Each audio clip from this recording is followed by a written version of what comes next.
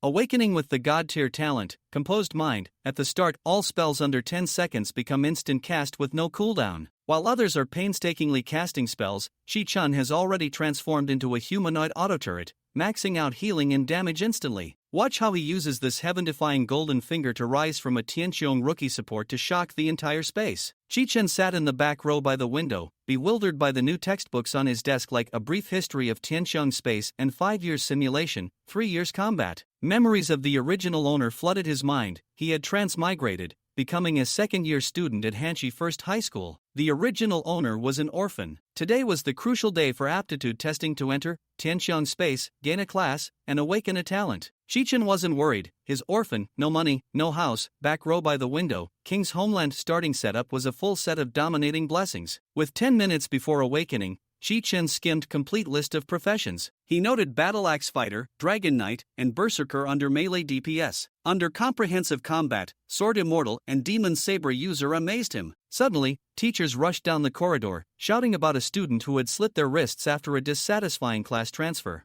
Chi-Chen was shocked. Was class transfer that competitive? Homeroom teacher Yumuching, high ponytail, white t-shirt, tight jeans, buxom figure, refreshing and capable, entered, wiping her hands with a blood-stained gauze, and sternly warned students not to despair over their transfer results. She then led them to the sports field. A huge teleportation array pulsed with violet light. First-year students watched enviously. The Dean of Studies announced the rules: enter the space, confirm class and talent, then immediately return. Lingering would result in cancellation of Tianqiong subsidies. Students entered the array one by one. Chi-Chen followed, teleporting with a thought. Vital signs normal, initiating class transfer. Transfer successful. Awakening talent. Welcome, Tianqiong Ascender. Chi-Chen found himself on a plaza filled with bizarrely dressed ascenders. A holographic interface displayed his info. Name, Chi-Chen. Class, Priest. Talent, Composed Mind. All spells with a casting time below 10 seconds become instant cast and have no cooldown. Rating, unranked Tianqiong points, 0. Priest, Composed Mind? Not bad, a solid support.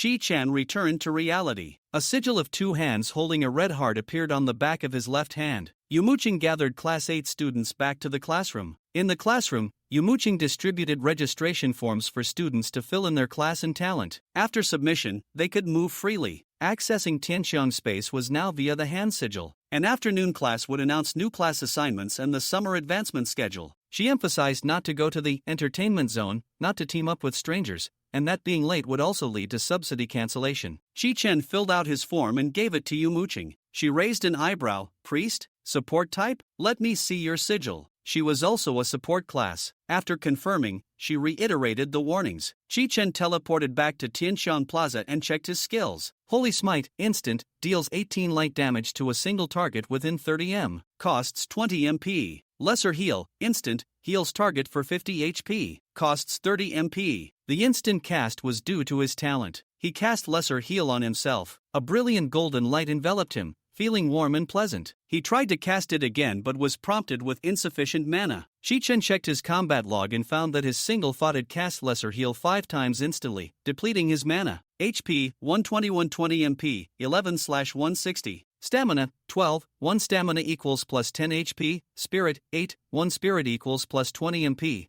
plus 2 spell DMG, plus 0, 5% per second MP Regen, plus 0, 1% cast speed. He was thrilled. This talent was incredible. Holy Smite dealt 18 base damage plus 16 from Spirit, totaling 34. At 20 MP per cast, he could fire 8 shots instantly, dealing 272 damage. If my spirit is high enough, I can kill a god in 1 second. This talent was like a Gatling gun. With proper stats and gear, he could solo dungeons. Calming down, he realized his talent description on the registration form, makes the next spell instant, was incorrect. But it didn't matter much. The pressing issue was his severe lack of mana. He'd be dry in 1 second of combat. He needed a highly sensitive trigger for his Gatling gun to allow for single shots or bursts. He practiced controlling his casts in Tianqiong Plaza, where mana regenerated quickly. While practicing, he explored Tianqiong Space's 6 main areas: Dungeon Zone, Public Entertainment Zone, Trade Zone, Arena Zone, Commission Zone, and Point Mall. At noon, as he was about to log out for lunch, an announcement: Public Entertainment Zone will randomly distribute 10 portions of insect rhino steak in 5 minutes. Consuming it permanently increases strength by 2, not counted in rating assessment. Ascenders swarmed to the public entertainment zone. Chi-Chen, unable to teleport due to his unranked status, ran there. The public area was packed, its size expanding to accommodate more people. A countdown appeared on his panel. 2 minutes later, a prompt, unfortunately, you did not obtain insect rhino steak. As he was about to leave, more announcements, this is Green Demon, buying insect rhino steak for 20,000 Tianxiong coins. Du Zhou, 30,000. Shaha Brahman, 50,000. Muhammad bin Hassan, 100,000. The price soared to 450,000. Tianxiong coins were linked to real currency. 1 TQC is almost equal to 12 renminbi. Chi-Chen was astounded by the wealth of these experts. Finally, Shaha Brahman bought it for 600,000, amidst cheers. Chi-Chen returned to reality. In the cafeteria, his roommate Xiao Bang, different class, close friend, was lamenting his chef class transfer and a plus 10% strength talent, worried his girlfriend Xiao Wan, already broke up, would dump him. Chi-Chen ate Xiao Bang's steamed bun and braised pork, comforting him that chef was good. Xiao Bang then misremembered his current girlfriend's name, cycling from Xiaolu to Bingbing. Chi-Chen, whose original body had a small appetite, was already 60% full. Xiao Bang split a chicken leg with him. Learning Chi-Chen was a priest with a decent talent, Xiao Bang was ecstatic, the big daddy of support classes. You finally changed your fate. Boss, take care of your little brother in the future. Chi-Chen affirmed, definitely. Xiao Bang bought more chicken legs and coke to celebrate. Chi-Chen recounted the food auction, suggesting chef had great potential. After lunch, Chi-Chen returned to the space to practice his trigger. He managed to reduce his instant heal casts from 5 to 4. 5 minutes before class, he returned. Yu Muqing, teary-eyed, announced class assignments. Students called left with their new class slips. Soon, only Chi-Chen remained. Yu Muqing's tears fell again. Of the top 50 students, none had become a combat class, a huge blow. 15 new students, all support classes, entered. Yu Muqing, disappointed, assigned them seats. She wrote coordinates on the blackboard, dungeon zone, first floor, 384, 15952, and told them to gather in Tianxiong space.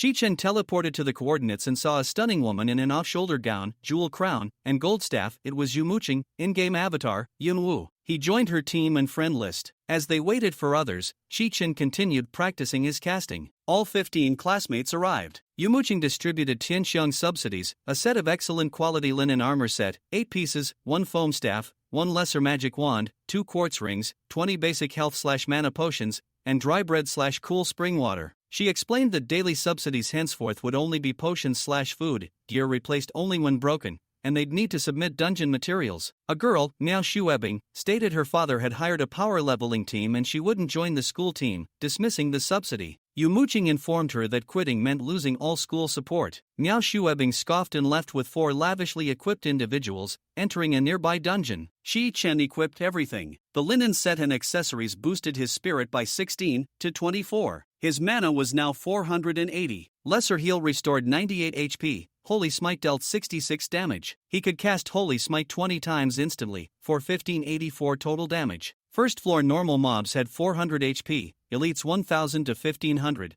bosses 4000 to 6000. Chi-Chen aimed to stack spirit infinitely. He could now consistently cast 8 to 12 heals per second, his best being 3. Other homeroom teachers brought their combat class students to merge. Only about 30% of the grade were combat types. Yu Muqing began forming teams, calling Chi-Chen out. I need to pair this student with a physical defense class and 3 physical DPS. A male teacher, Zhang Yi, carrying a double-bladed axe, joked, Emis, your calculations are obvious. All cloth armor for him, and my 4 students fight for the rest? Yu Muqing arrogantly replied, yes, you object? Zhang Yi conceded. He picked 4 male students. Yu Muqing then demanded 2 melee female students instead, claiming girls were calmer commanders. Zhang Yi reluctantly agreed, sarcastically calling her prudent. Chi-Chen's team was formed, his 4 new teammates, 2 male, 2 female, looking at him unhappily. Supports were quickly assigned, leaving over 30 combat students without a team. Zhang Yi sheepishly asked Yu Muqing if her support students could run another dungeon. Yu Muqing feigned indignation about her students' fatigue and the 100-point cost to reset a dungeon, then demanded extra subsidies for them. Zhang Yi caved.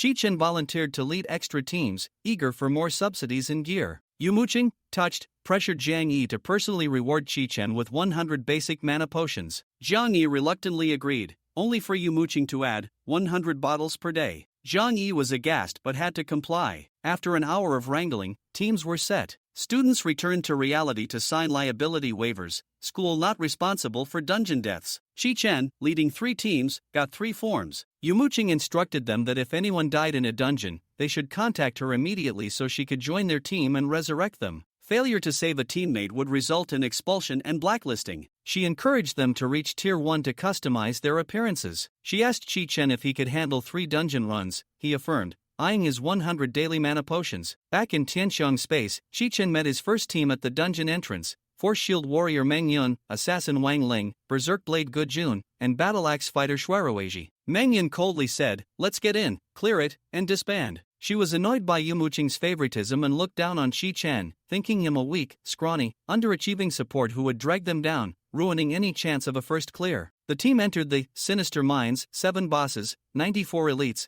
35 normal mobs, a mandatory school dungeon. Mission objective: eliminate Captain Cliff. Meng Yun declared herself leader. She charged a lone miner, HP 502. The 3 DPS followed, quickly killing it. Gained 0. 6 points flashed on their panels. The miner's death cry alerted 15 more. Meng Yun tanked, telling Chi-Chen to heal. The 4 easily killed the miners. Chi-Chen, seeing no one took damage, didn't heal. Meng Yun sneered, "Support is so easy, just follow and get points." Meng Yun's words were of no concern to Chi-Chen. At this moment he was focused on memorizing the layout of the dungeon, preparing for a solo run. The positioning of the monsters matched exactly with the locations marked in the textbook. The health estimates were also quite accurate. After collecting the items, Wang Ling kindly reminded Meng Yun there will be elite monsters in the next mine tunnel, so be careful. It's best to lure them to this spot before attacking. Of course I know. Let's go. Although Shuerueji and Gu Jun didn't speak, their eyes, like Meng Yun's, cast a disdainful glance at Chi-Chen.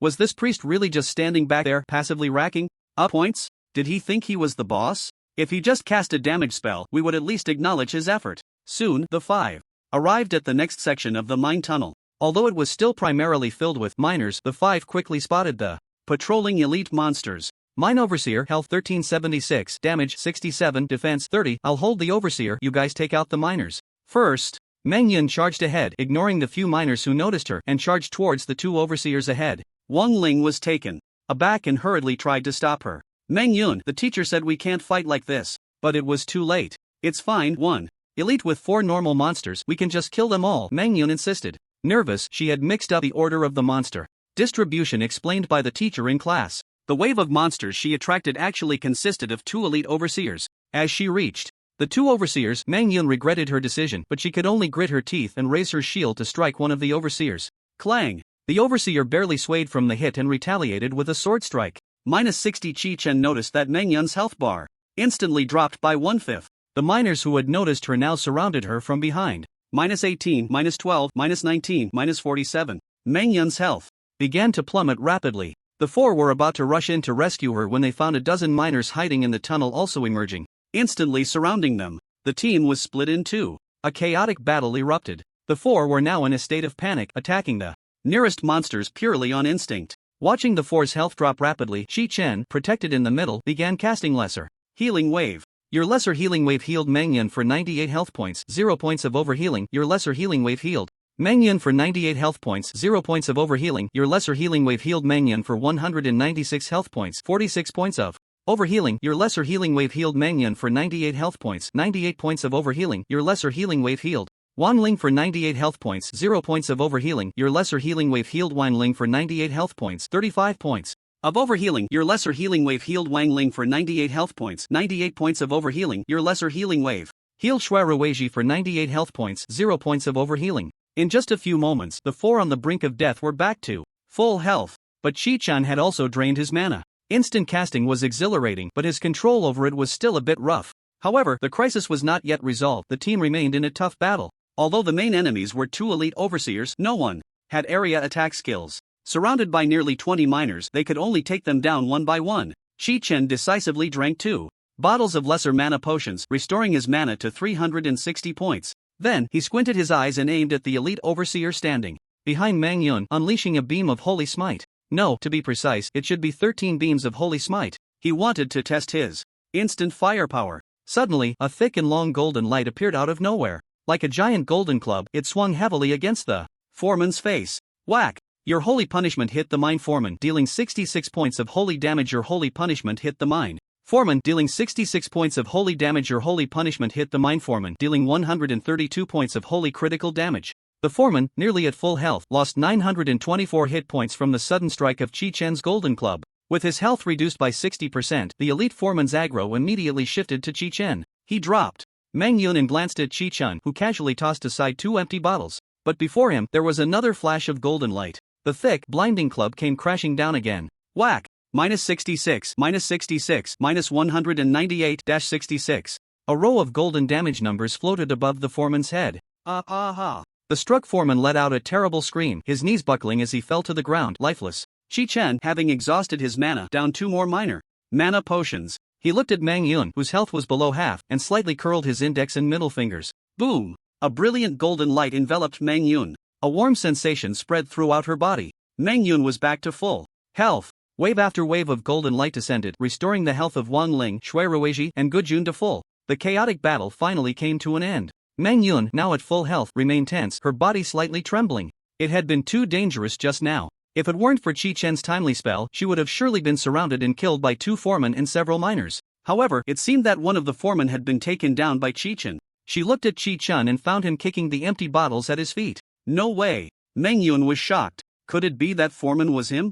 But just then, Wang Ling walked up to her, raised her hand, and landed a heavy punch on her arm, interrupting Meng Yun's thoughts. Meng Yun, do you have any idea that you almost got everyone killed just now? Do you know? Do you know? Meng Yun bit her lip, rubbing her arm in silence. I'm sorry, everyone. Humph. If you ever act on your own like that again, I'll report you to the homeroom teacher and get you kicked out of the team. We have plenty of guardian classes in our class. We don't need you. If it weren't for Chi-Chen staying calm, we could have ended up on the blacklist because of you. Meng Yun, pointed at by Wang Ling, could only nod repeatedly. She could clearly feel the anger of the 3. As for Chi-Chen at the back of the team, he was currently kicking the empty bottles, lost in thought. After scolding Meng Yun, Wang Ling felt refreshed and turned to Chi-Chen, saying, Chi-Chen, thank you. If it weren't for your selfless healing, we would have definitely been doomed. It's nothing, we're all new to this, it's better to be cautious. Once we get familiar, we can increase our efficiency, Chi-Chen replied with a smile, coming back to his senses. Then everyone wait for Chi-Chen to recover before following me.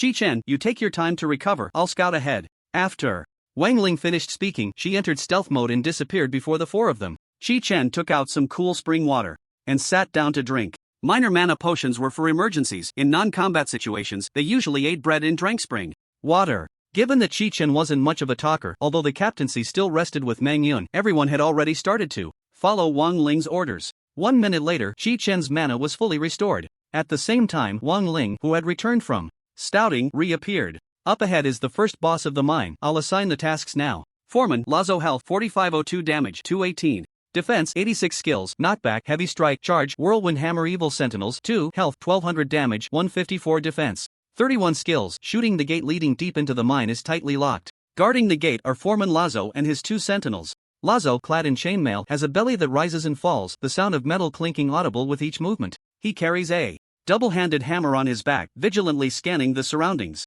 The 2 sentinels beside him are also elite monsters. They wear single-handed swords at their waists and hold a flintlock musket. The 5 people in the mine tunnel are listening to Wang Ling assign tasks. Meng Yun, keep an eye on Lazo, make sure to stay back and don't let his whirlwind hammer hit us. Okay. Shui Ruizhi will hold the left sentinel, while Gu Jun and I handle the right sentinel. Shui Ruizhi and Gu Jun nod, understood. Chi-Chen, maintain the farthest distance and heal us 4. Lazo will randomly charge at us during the fight, and we might get stunned for 1 second. Don't worry.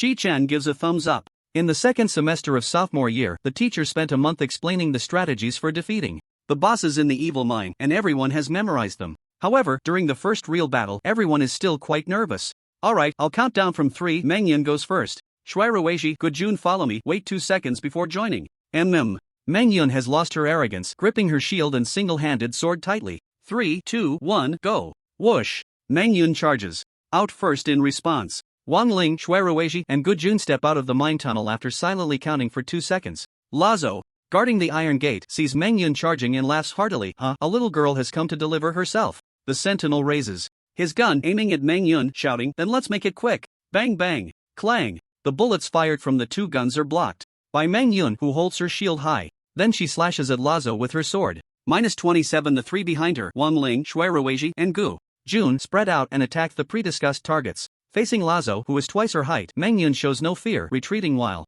attacking, pulling him away from the two sentinels. A bunch of bugs. Lazo roars, gripping his double-handed hammer tightly, and slams it down on Mangyun's raised shield. Unable to withstand the weight, Mangyun's knees slowly bend. At that moment, Lazo kicks out forcefully. Knockback. Bang. -135. Mangyun is sent flying backward. Chi-Chen steps out of the tunnel at this moment, looking at Mangyun, his fingers curling slightly. As Mangyun flies through the air, she is enveloped in light, a warm current filling her body. +98, 61 points of excess healing. Before Mangyun lands, feeling fully healed, a glint flashes in her eyes, and she charges directly. Whoosh! She moves like a long rainbow, rushing towards Lazo again. First, she strikes hard with her shield, then thrusts with her sword. Thrust. The short sword pierces Lazo's chainmail, embedding itself in his abdomen. -42. Chi-Chen stands far back against the wall, watching Wang Ling and the others. His fingers frequently curl, and beams of golden light descend from the sky, instantly enveloping the three. +98, excess 30, +98, excess 45, +98, excess 80. Chi-Chen suddenly realizes in the heat of battle that it seems like curling. His fingers while casting spells can enhance his control over the casting frequency. It's like really pulling a trigger, achieving different functions of single shots and rapid fire. Among the four, Shuiruiji and Mangyun have their health dropping quickly, so he needs to curl his fingers a few more times to satisfy both of them. As for Wang Ling and Gujun, they only need an occasional curl. Thus, Chi-Chen stands at the tunnel entrance, bored, one hand gripping his staff, while the other hand occasionally curls his fingers. Gently. Boredom, dullness, no pressure. Ah! Soon, the sentinel attacked by Wang Ling and Gujun fell to the ground with a scream. Evil sentinel has been killed, you gain 1 point. The two immediately went to help Shuiruiji. Under the three-person siege, another sentinel fell instantly. Evil sentinel has been killed, you gain 1 point. Thus, the three went to assist Mangyun, who was struggling against the rock wall. Die, bug! Sensing the danger, Lazo launched a fierce attack on Mangyun. Bang! -110. Struck, Mangyun leaned against her forehead and fell into a coma. Meanwhile, Lazo took the opportunity to charge at the nearest Wang Ling. Bang! -145. Wang Ling was hit by Lazo's charge, her health instantly reduced by 60%, her whole body paralyzed. But before she could recover from the paralysis, Lazo kicked out again. Just as she was about to be kicked by Lazo, a golden light enveloped Wang Ling. +98, excess 51. Knocked away. Bang! -176. +98, excess 30. Wang Ling, who was sent flying, was surrounded by golden light. She rolled on the ground twice and got up, realizing her health was full. If it weren't for Chi-Chen's timely healing, she would have definitely been killed by Lazo in a double strike. Gratefully glancing at the yawning Chi-Chen, Wang Ling gripped her dagger and charged at Lazo. At that moment, Mangyun was shouting as she charged at Lazo. Bang bang bang! The four surrounded Lazo and began to beat him fiercely. -42, -55, -75, -86, -33, -60. Ha ha! Let the pain come even stronger. Lazo laughed maniacally, gripping his war hammer tightly and transforming into a spinning top, starting to spin rapidly. Tornado! Hammer! Not good! Retreat! Spread out! Wang Ling shouted. Shuiruiji, Gujun, and Mangyun turned and ran. But the spinning Lazo began to move rapidly, colliding back and forth.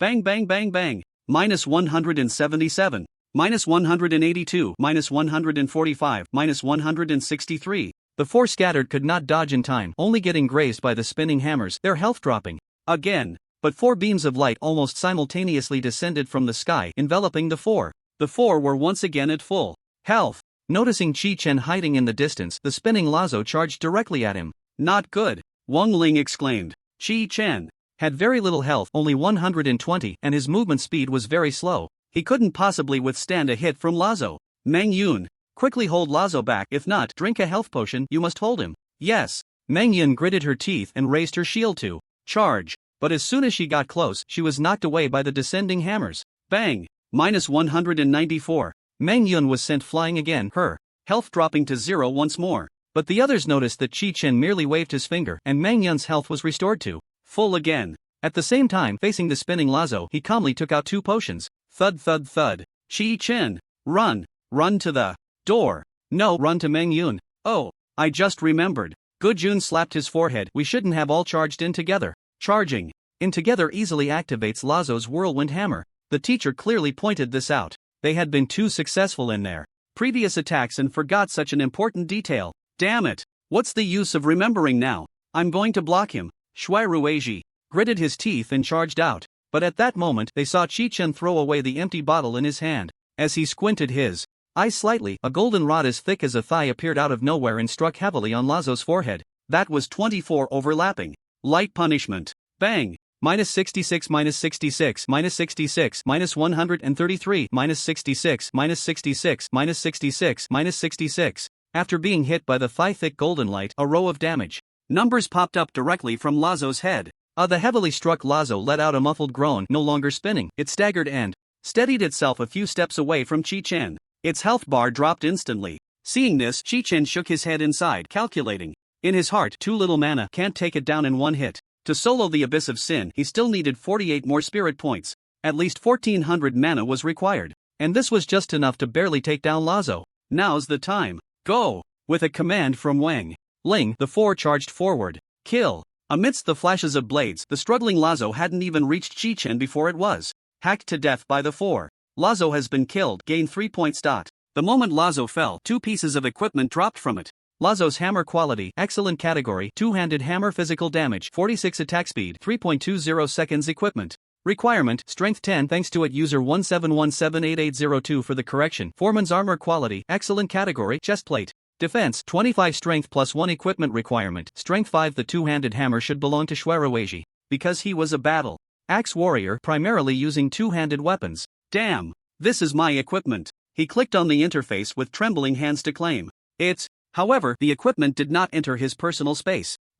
He was puzzled, not understanding why he couldn't pick it up. Soon, everyone noticed the oddity. Meng Yun bit her lip tightly, her eyes fixed on the two-handed hammer. She wanted it too. Meng Yun, you can use it, but it's clearly not suitable for you. You need a one-handed weapon and a shield, Wan Ling advised. I know. After a few seconds of hesitation, she chose to give up. Shuerueji let out a breath, immediately equipping the two-handed hammer into his backpack. When the two-handed hammer appeared on Shuerueji's back, Meng Yun snorted and turned her head away. The remaining item was the foreman's armor. Shuerueji, you took the two-handed hammer. This chest armor should go to Meng Yun first, Wang Ling said. I know. Shuerueji happily gave up the chest armor. But Meng Yun showed no gratitude, clicking to claim the equipment and immediately putting it on. After finding the key to open the iron door from Lazo, Wang Ling said to Chi-Chen, Chi-Chen, how did you? Just. Oh, I got lucky and landed a critical hit. The four of them. Critical hit? The four looked at Chi-Chen suspiciously. What? Critical hit could take away a large chunk of Lazo's health? No need to think, it must be a talent, maybe he really has a critical hit. Talent. But Chi-Chen didn't explain, and everyone felt awkward to ask more. Approaching the iron door, Wan Ling inserted the key. But she didn't rush to open it. Instead, she said to everyone, after the door opens, 3 elite monsters will rush in, be ready for battle. After seeing that the team members' health and Chi-Chen's mana were full, Wan Ling turned the key. Click. A crisp sound came from the lock, and then Wan Ling pushed hard. As the iron door slowly opened, the 3 elite monsters standing at the entrance exclaimed. In surprise, enemies are invading. Quickly report to Foreman Lazo. One miner obeyed the elite's command and ran deep into the mine. Chi-Chen, standing at the back, was far from the iron door. He was about to remind Wang Ling to chase the miner, but Wang Ling directly ordered to fight. Kill. Shuerueji, wielding Lazo's hammer, was like a war god, smashing away a quarter of an elite monster's health. With one blow. Ha, so satisfying. Meng Yun held off the other 2 elites. Now wearing a piece of chainmail, she could easily withstand 2 elites. Wang Ling and Gajun coordinated with Shuerueji, taking down one before moving on to the next. The 3 elite monsters were eliminated within seconds. Don't be fooled by the fact that all 4 are melee fighters without any area attack skills. But a pure physical damage team has its own merits. This configuration has a specific term, called a meat cleaver team. In terms of dungeon farming efficiency, a meat cleaver team is much more effective than a mixed team of physical and magical classes. They strike with deadly precision, not giving the monsters a moment to react, emphasizing sheer ruthlessness. After killing 3 elite monsters, the four noticed that Chi-Chen was still standing at the back yawning, so they confidently charged into the next section of the mine. Now, they would no longer complain about Chi-Chen daydreaming. The invisible big brother Chi-Chen was their source of reassurance. No wonder. Jiang Laoban, who usually boasted about his achievements with great pride, turned into a humble, obedient old dog upon seeing you mooching. Inside the mine, the screams of elite monsters echoed continuously. Meng Yun charged forward, the 3 drew their blades, and it was over. Meng Yun charged again, the 3 pounced, and it was over. The well-coordinated meat cleaver quartet could now point at any target, and that target would die. Upon seeing the door to the lumber workshop wide open, the 5 knew that the second mini-boss, Lumberjack Boss Nide, was inside. At that moment, it was already seated in the lumber machine. The returning Wang Ling, having concealed her form, said with a serious expression, "This is troublesome. The boss is sitting in the lumber machine. To kill it, we need to destroy the machine first. There are 9 elite monsters in the workshop and they are positioned very close together already, taking a defensive stance. So we should follow the strategy the teacher taught us and pull them out to quickly kill them before the boss drives the lumber machine over. I'll throw the throwing knives. Mangyun, you stand near the cave entrance and try to pull them all in. Don't let them throw axes randomly. Okay. Mangyun nodded vigorously. She now believed in Chi-Chen's methods and was sure nothing would go wrong. Wang Ling approached the cave entrance again and threw a dart at the nearest elite monster. Ah, the invaders are here. Boss Knight shouted, kill them all. Kill them. The 9 elite monsters raised their lumber axes and charged towards the cave entrance. Meanwhile, Boss Knight sat in the cockpit controlling the lumber machine. Clank, clank, clank. The lumber machine made a heavy noise as it slowly moved towards the mine. Mangyun gripped her shield and one-handed sword tightly, feeling extremely tense. This time, she had to hold off 9 elite monsters and the pressure was immense. They're coming out. Hearing Wang Ling's warning, Mangyun stepped out from behind the cave entrance. She smashed her shield into one elite monster with her left hand while slashing at another with her right hand. In an instant, she had aggroed 2 monsters. Then, she stepped forward again, slashing at a third monster with her sword and hitting a fourth with her shield. Even when the elite monsters behind her attacked, she paid them no mind. Go! Wang Ling was the first to charge out, heading towards the elite monster that Mangyun attacked first. Chi-Chen stood at a distance, continuously beckoning with his fingers at Mangyun, who was wielding a shield in one hand and a sword in the other. Fortunately, the 9 elite monsters did not all rush to Mangyun at the same time, so their attack frequency was not consistent. This allowed Chi-Chen, using his talent calm and collected, to ensure that Mangyun was always enveloped in golden light. Plus 98, plus 98, plus 98, plus 98, plus 98, excess 13. If it were any other talent, or if all 9 monsters attacked at once, it would be hard for Mangyun to last even a second. While surrounding the elite monsters, Wang Ling noticed Chi-Chen frantically consuming low-level mana potions and encouraged him loudly. Chi-Chen, please hold on a little longer. Don't stop. I'll be done soon. Don't worry. Chi-Chen kept pulling the trigger with one hand while continuously taking mana potions from his inventory with the other. It must be said that the tactics of this 5-person team were quite crude. Wang Ling seemed to be commanding the battle, but aside from shouting reminders in critical moments, she was of little use. Even without her shouting, the team members knew what to do. Throughout this journey, the 4 members of the team had not recalled a single key point from the teacher's lessons. If it weren't for Chi-Chen stepping up at a critical moment, the team might have perished at Lazo's place. Finally, after continuous fighting, all 9 elites fell to the ground. During this time, Chi-Chen even took advantage of the 4's inattention to secretly cast light punishment a few times. Otherwise, when Nide, operating the Lumberjack machine, joined the battle, the team would have been even more passive. Clang, clang, clang. The mechanical sounds from the Lumberjack machine grew closer. Wang Ling, still catching her breath, said, to everyone, prepare for battle, Nide is coming. Chi-Chen, can you keep going? No problem. Chi-Chen patted his chest, indicating he was fine. Wang Ling nodded appreciatively and said to Mangyun, when Nide arrives, you take it back to the Lumberjack machine. It's too cramped here. Got it. Mangyun replied, raising her sword and shield as she charged out. Then, Wang Ling and the other 3 followed. Chi-Chen downed 2 more mana potions and stepped forward slowly. Foreman Nide's Lumberjack machine health 3855 damage, 193 defense, 185 skills, chainsaw cut, sweep, heavy strike. Mangyun, rushing into the Lumberjack machine, saw that Nide was almost at the door. She was momentarily stunned, then gritted her teeth and charged forward, wildly slashing at the iron window of the driver's cabin. Clang, clang. The short sword struck the iron window grid, and apart from a few sparks, the damage was negligible. -5, -7, -3, -1, -1. No way, it's too hard, I can't hold on. Mangyun felt her palms go numb and kept retreating. Even if you can't hold on, you have to go. Wang Ling and the other 3 circled to the back of the Lumberjack machine and began their attack. -9, -11, -7, -13, -1, -1. They swung their weapons with all their might, but by the time Chi-Chen entered the Lumberjack machine, they had barely taken off a few hundred health points. Ha ha, a bunch of useless trash. I really don't know how Lazo could die at your hands. Go die. Nide twisted the control stick and then gripped the lever for the Lumberjack machine's chainsaw arm tightly. Whir.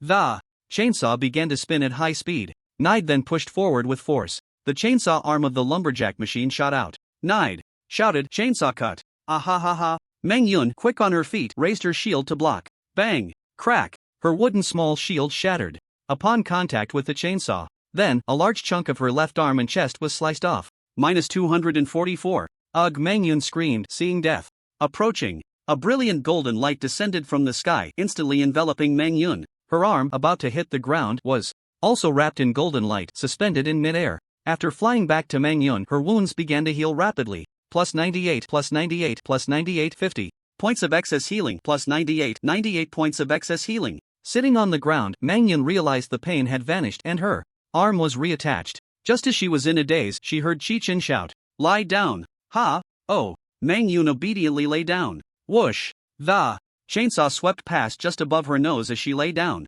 "Don't get up, roll over and pick up the shield." Chi-Chen kicked the broken shield at his feet. Obediently, Mangyun rolled on the ground, escaping the chainsaw's attack range, and crawled over to Chi-Chen, with her little bottom in the air. "Alright, go." Mangyun picked up the shield, drew her short sword, and turned to charge.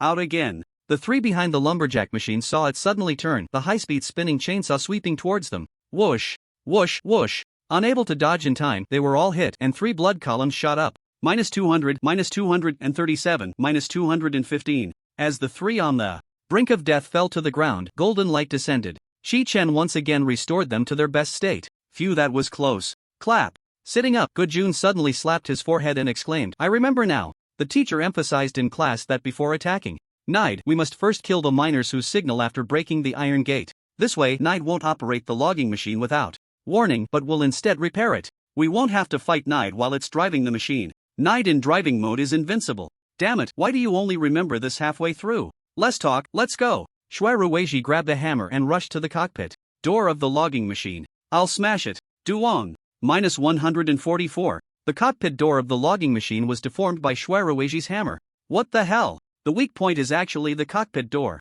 Wang Ling stood up, brushing off the dirt. "Then hurry up and smash it." "Gu. Jun, let's go help Mangyun." "Alright." Shui Ruweiji blew on his hands, tightened his grip on the hammer, and began to smash fiercely. Minus 80. Minus 80. The 4 people attacking from above surrounded the logging machine and started chopping again. This time they were smarter.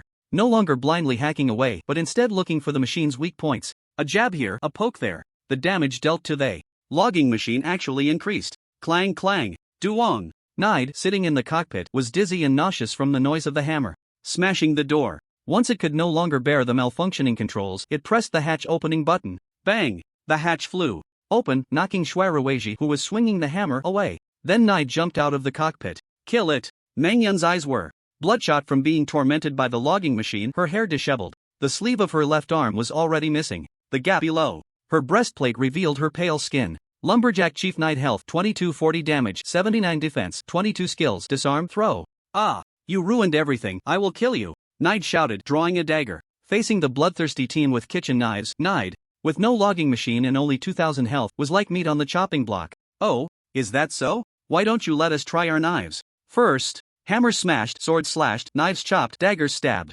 5 seconds later, Nide, full of holes, didn't even get to use a skill before turning into a meat sieve. "Nide has been killed, you being 3 points.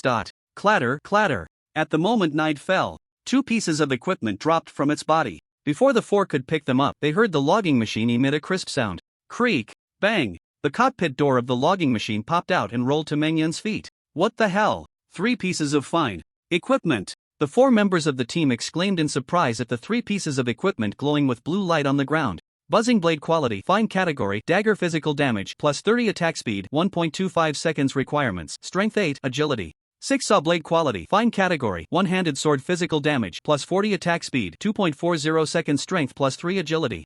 Plus 2 requirements, strength 10 fine iron hatch quality, fine category, shield defense, plus 92 stamina plus 7 agility plus 2 strength. Plus 2 requirements, strength 12. The 3 pieces of equipment shimmering with brilliant blue light made the 4 squint in pain. "Wow! A fine dagger." Wang Ling's voice was soft and sweet. "Damn, this one-handed sword has to be mine." Gu Jun panted. "My shield is broken. This shield must be mine." Clap, clap, clap. The 3 pieces of equipment disappeared in an instant. In the blink of an eye, Wang Ling equipped the dagger, Gu Jun brandished the saw blade, while Mangyun carried a miniature version of the logging machine's hatch. Shui Ruweiji pouted, glancing at Gu Jun's exquisite saw blade, then at his own excellent hammer, and instantly felt it was no longer appealing. The gap in quality was truly significant. After the excitement wore off, Wang Ling was the first to calm down. She walked over to Chi-Chen and comforted him. "Chi-Chen, don't worry, there are still bosses ahead, you'll definitely get your gear." "Right. Even if we don't get it today, we'll still be grinding tomorrow. We've been grinding this dungeon almost every day during the summer break. We'll all graduate sooner or later." Mangyun consoled with a gleeful look. In the distance, although Gu Jun was nodding, he was laughing wildly inside. Teacher, you calculated everything but didn't foresee that the boss wouldn't drop any gear. TSK. They all thought simultaneously. I know, let's hurry up and grind. I still have 2 more matches to play later. As soon as this was said, the 4 of them completely woke up. Right, Chi-Chen still had 2 matches to grind. He would definitely accumulate gear quickly. With this in mind, they headed towards the next pit tunnel. At this moment, the kitchen knife team, having changed into several pieces of exquisite gear, had their combat power significantly boosted. Especially Meng Yun, who wielded the hatch cover, was practically unbreakable.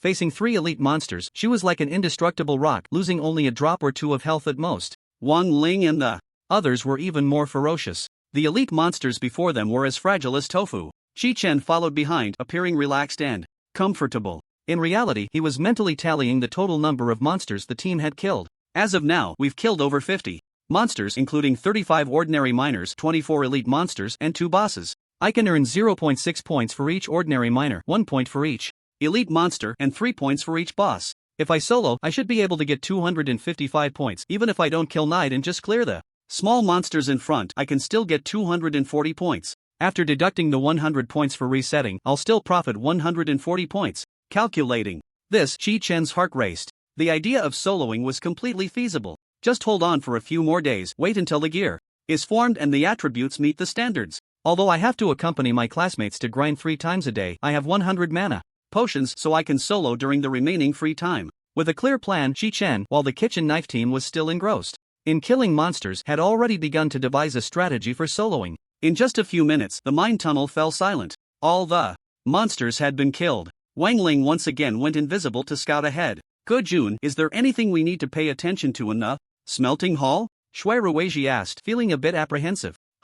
You're asking me? Of course, can't you just think of it with a slap to your forehead? Why are you asking me about what the teacher taught? Hurry up, is there anything? Let me think. After a brief silence, Gujun shook his head and said, nope, this smelter just follows the usual strategy, just be careful to interrupt its casting. Are you sure? Believe it or not. Fine. Do you not pay attention in class? I listen to my own things. He talks about his 2 different matters can't be mixed up. At this moment, Chi-Chen was also rummaging through his memories. Unfortunately, there was nothing. The things the teacher taught in class were as clean as the textbook on his desk, leaving not a single word behind. He truly embodied the saying of leaving a clear conscience in the world. Predecessor, did you only sleep in class besides working? Chi-Chen complained inwardly. He was very curious about how his predecessor passed the exams. Soon, Wang Ling returned the same way. She revealed herself and said, there are 15 elite monsters, all accompanied by mechanical puppets. The teacher mentioned in class that the puppets have very little health and can be eliminated with just a few hits.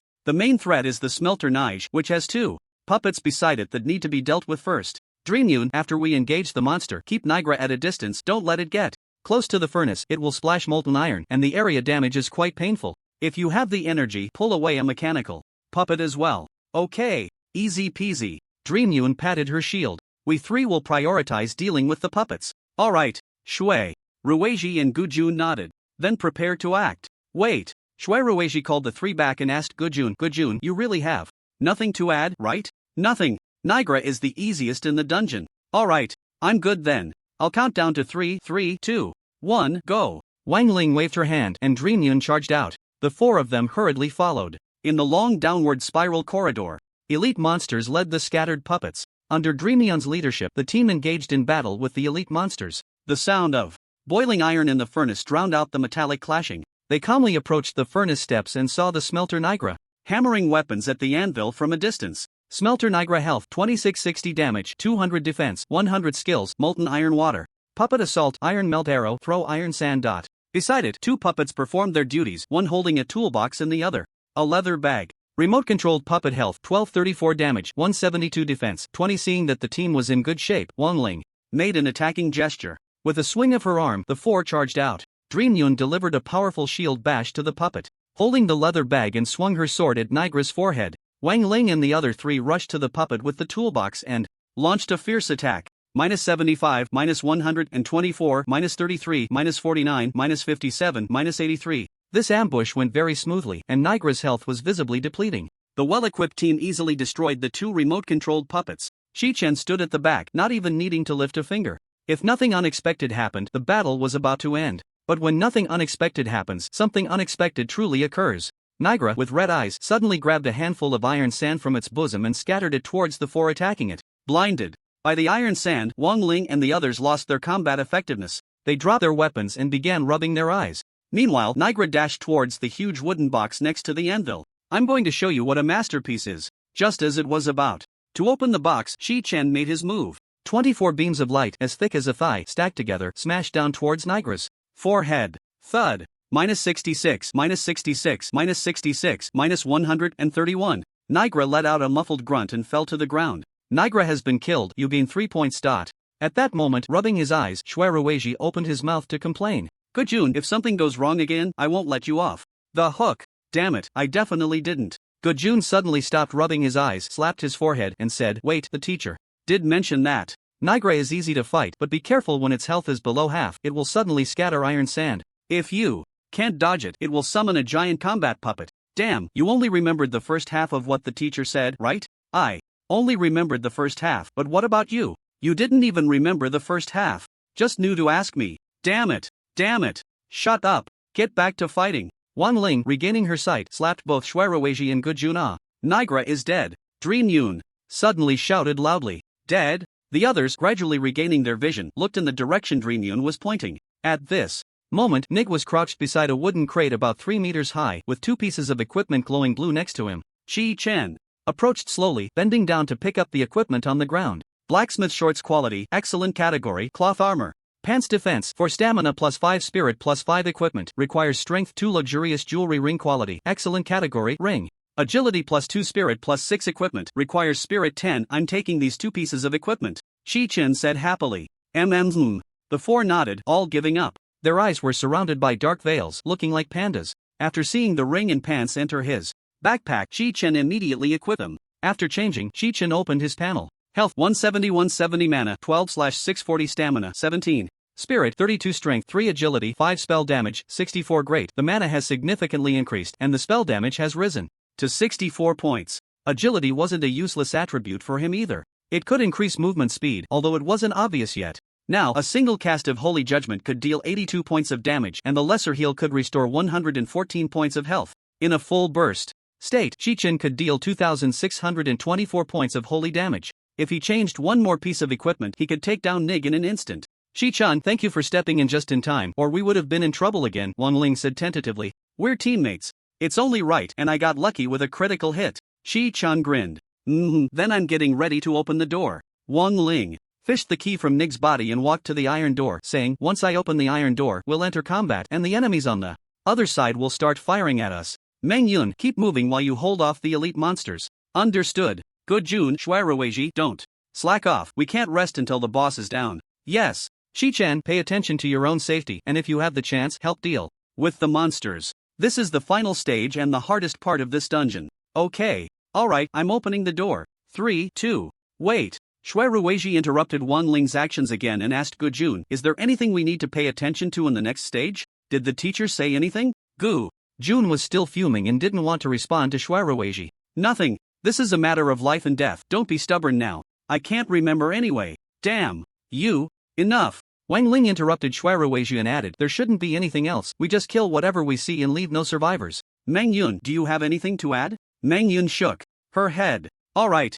Chi-Chen, do you have anything to add? Just adapt to the situation, Chi-Chen replied. Good. Then I'm opening the door. 3, 2, 1. Click. Wang Ling quickly turned the key and then pushed the door open with force. Bang. The moment the door swung open, 4 or 5 masked elite monsters turned to look. Intruders. Quick, gather. The 5 looked over, their mouths twitching. Although they were mentally prepared, they were still stunned by the scene before them. At the bottom of the mine, there was a hidden world. It connected to a cave leading to the sea. In the center of the cave, there was a giant pirate ship about 4 stories high. On the deck, there were a dozen cannons lined up in a row. Beside each cannon stood 2 elite gunners on guard. Kill all the intruders. Brothers, charge with me. Gunners, prepare. The first mate on the deck issued the order and then ran towards the boarding bridge. Slap. Gujun slapped his forehead and shouted, hurry, seizing the boarding bridge. If we let the ship's first mate take control, we won't be able to fend off so many elite monsters. That's what the teacher once said. You damn. Shuerueji panicked immediately. Wang Ling also panicked, staring at a large group of elite monsters running behind the first mate, frozen in place, unsure of what to do. What should we do? Should we escape? Meng Yun stomped her foot. Chi-Chen rolled his eyes in exasperation. Good grief, these 4 lively characters are really. But he wasn't in a much better position. The previous owner knew nothing, and the content the teacher taught in class left him with not a single memory. Anyway, he only knew the teacher mentioned it once. The difficulty of the Sinful Mind dungeon is the lowest in the Sky Dome space. If they couldn't get past this, stop dawdling, follow me to seize the bridge. Chi-Chen shouted sternly, stepping out first. He held a mana potion in his hand, leading the way. Damn! Let's do it, we have a big daddy with us. Shui Ruiji gritted his teeth and charged out after Chi-Chen. Right. We've come this far, we can't give up. Good Jun followed suit. Meng Yun, pull the monsters as Wang Ling said. Pull as many as you can, I'll protect you. Chi-Chen commanded. Oh, okay. Meng Yun raised her shield and charged out. Remember to dodge like a snake. Avoid the cannonballs, Chi-Chen added. Yes. Wang Ling, follow Shui Ruiji, prepare to focus fire on the elite monsters. Okay. Wang Ling snapped back to reality and immediately followed. As she rushed out beside Chi-Chen, she took a deep look at him. Shui Ruiji, Go Jun, and Wang Ling followed behind Meng Yun, charging towards the first elite monster that came rushing in. The battle began. In the distance, the first mate on the deck shouted orders to the gunners. Fire! Blow the invaders to bits. Yes! Bang bang bang! The gunners adjusted their trajectories, lit the fuses, and cannonballs flew towards Meng Yun and the others. Move! Keep moving! Don't stop! Meng Yun! No stopping! Chi-Chen commanded while healing the 4. In the face of killing monsters and healing, he prioritized ensuring his teammates stayed alive. Yes! Meng Yun responded, gritting her teeth as she charged at the next elite monster. Wang Ling and the others hurried to keep up. Boom! Boom! Boom! 3 bombs struck the spot where they had just been, creating a deep crater. The shockwave from the explosions nearly caused the 4 running to stumble several times. But Chi-Chen, still urging them on from behind, shouted, keep running, don't stop. Meng Yun, keep pulling the monsters forward. Pull them under the boarding bridge. Bang bang bang bang. 4 more cannonballs shot out. Under Chi-Chen's urging, the 4 narrowly dodged again. At this point, Meng Yun had already drawn the attention of 7 elite monsters. If she weren't holding the refined iron hatch, she wouldn't be able to withstand so many monsters at all. Meanwhile, Wang Ling and the others remained silent, fully focused on concentrating fire on the elite monsters, without the need to worry about commands. Wang Ling's dagger strikes became even sharper. Chi-Chen watched the gunners struggling to adjust their cannon barrels while motioning with his fingers. Move! Keep moving! Why have you stopped again? Ah, got it! Meng Yun, panting, replied. Bang! Meng Yun gritted her teeth and squeezed through a dozen elite monsters charging towards the boarding bridge. At this moment, although she had the refined iron hatch to bolster her, her health was decreasing noticeably faster, but the golden light always managed to cover her in time. As for the other 3, they only suffered occasional injuries, and Chi-Chen just needed to heal them now and then. Under Chi-Chen's constant urging, Meng Yun finally reached the bottom of the boarding bridge. Cease fire! Charge with me, the first mate shouted. The gunners obeyed the order and stopped drawing their sabers. Meng Yun, get on the bridge! Chi-Chen commanded. Ha? Meng Yun was confused. I said get on the bridge. What are you hesitating for? Oh. Meng Yun obediently dragged the elite monsters onto the boarding bridge. Sure enough, after she timely boarded the bridge, the elite monsters that were supposed to charge down were completely blocked on the bridge. Even the first mate was stuck in the middle, unable to advance or retreat. Due to the close distance, the cannons on the deck could not fire. At this moment, they finally entered close combat. Kill the invaders! The first mate raised his axe and commanded, but he could only shout. The boarding bridge was now filled with monsters. Everyone squeezed together and unable to move. Awesome! So exhilarating! Ha ha ha! Below the bridge, Shui Ruiji swung a large hammer, smashing with delight. Those monsters that were stuck couldn't even turn around, only able to let the 3 of them launch sneak attacks from behind. Pirate killed, you gain 1 point. Pirate killed, you gain 1 point. Pirate killed, you gain 1 point. As the elite monsters were killed one after another, the points gained appeared on the panel. Soon, the elite monsters near the bottom of the ship were wiped out by the 5. I can't hold on anymore. Meng Yun kicked against the railing of the boarding bridge, holding her shield with both hands, bracing against the elite monsters trying to charge down. Let them down. Hold the line and kill quickly. Okay. Meng Yun retracted her leg. Using the momentum of the elite monsters charged to leap backward, jumping off the boarding bridge. After landing, she charged again, returning to the entrance of the boarding bridge. The elite monsters blocked on the bridge could finally move down a bit, but before they reached the entrance of the boarding bridge, they were met with a flurry of blades and hammer winds. The kitchen knife team could continue attacking as long as they had health without needing to rest. Behind them, Chi-Chen ensured the health of several people while occasionally casting divine retribution to bring some elite monsters down to half health, easing the pressure on the 4. Pirate killed, you gain 1 point. Pirate killed, you gain 1 point. In just a short while, the group had gained nearly 50 points. Meanwhile, the number of elite monsters above the boarding bridge was rapidly decreasing. Damn invaders! Cannoneers, assemble! The first mate saw that the pirate minions were about to be wiped out and began ordering the cannoneers behind him. Alright, if we get through this, we will face the boss battle. Chi-Chen, do you have enough mana potions? Yeah, still over 50 bottles. Since entering the dungeon, Chi-Chen had unknowingly consumed nearly 70 bottles. That's enough. Teacher, you really has foresight. After we go out later, let's help Chi-Chen get some from the old class, otherwise the last 2 teams won't be enough. Stop chatting about other things, kill the monsters first. Chi-Chen, you're still in charge of the command at the back. After reminding, Wang Ling threw herself back into the battle. About 20 cannoneers split into 2 teams, standing on either side of the heavy punch, preparing to charge at the 5-man team. This first mate is really stupid. Isn't he just sending his minions to their deaths? Shui Ruiji scoffed. Come on, if he comes down too, we'll be. Ha! Why is he coming down? Good Jun exclaimed in surprise, you jinx. This time, the first mate actually took the lead, charging towards the boarding bridge with about 20 cannoneers. Pirate ship first mate heavy punch health 3320 damage 205 defense 85 skills armor break strike dual dance of soldiers smash trample Meng Yun hold the line. Yes. Meng Yun gritted her teeth and faced the first mate, who was more than twice her size. The heavy punch, wielding 2 axes, saw Meng Yun return to the boarding bridge and began to wildly swing both axes. The 2 axes spun like a high-speed windmill, slicing towards Meng Yun. Clang clang clang. -75, -60, -78, -79-81. A series of damage numbers popped up, causing Meng Yun's heart to race as her health plummeted. Fortunately, Chi-Chen behind her was reliable, quickly restoring her health to full. Now, Chi-Chen's secondary healing spell can restore over 200 health points for Meng Yun, easily keeping her alive. Meng Yun, take 2 steps back, we can't reach you. Okay, got it. Meng Yun stepped back slowly, allowing Heavy Fist to follow her to the edge of the boarding bridge. The 3 of them could finally make their move. Shui Ruiji looked at the rapidly depleting health of Heavy Fist and let out a sigh of relief. With so little health left, it's not even as much pressure as what Knight gave us. Gu Jun's eyelids twitched at his words and he hurriedly interrupted. Don't start that, or else later you'll be bang. Before Gu Jun could finish, Mr. Heavy Fist suddenly jumped off the boarding bridge. It leaped over Meng Yun's head and slammed down heavily onto the ground connected to the boarding bridge. Giant force tread wave. Bang! The 4 on the platform were instantly knocked away by the tread wave, scattering into the sea. Shui Ruiji, damn you. In midair, Gu Jun suddenly slapped his forehead and exclaimed, I remember now, the teacher said we should kill the artillerymen first. Splash! The group scattered and fell into the water.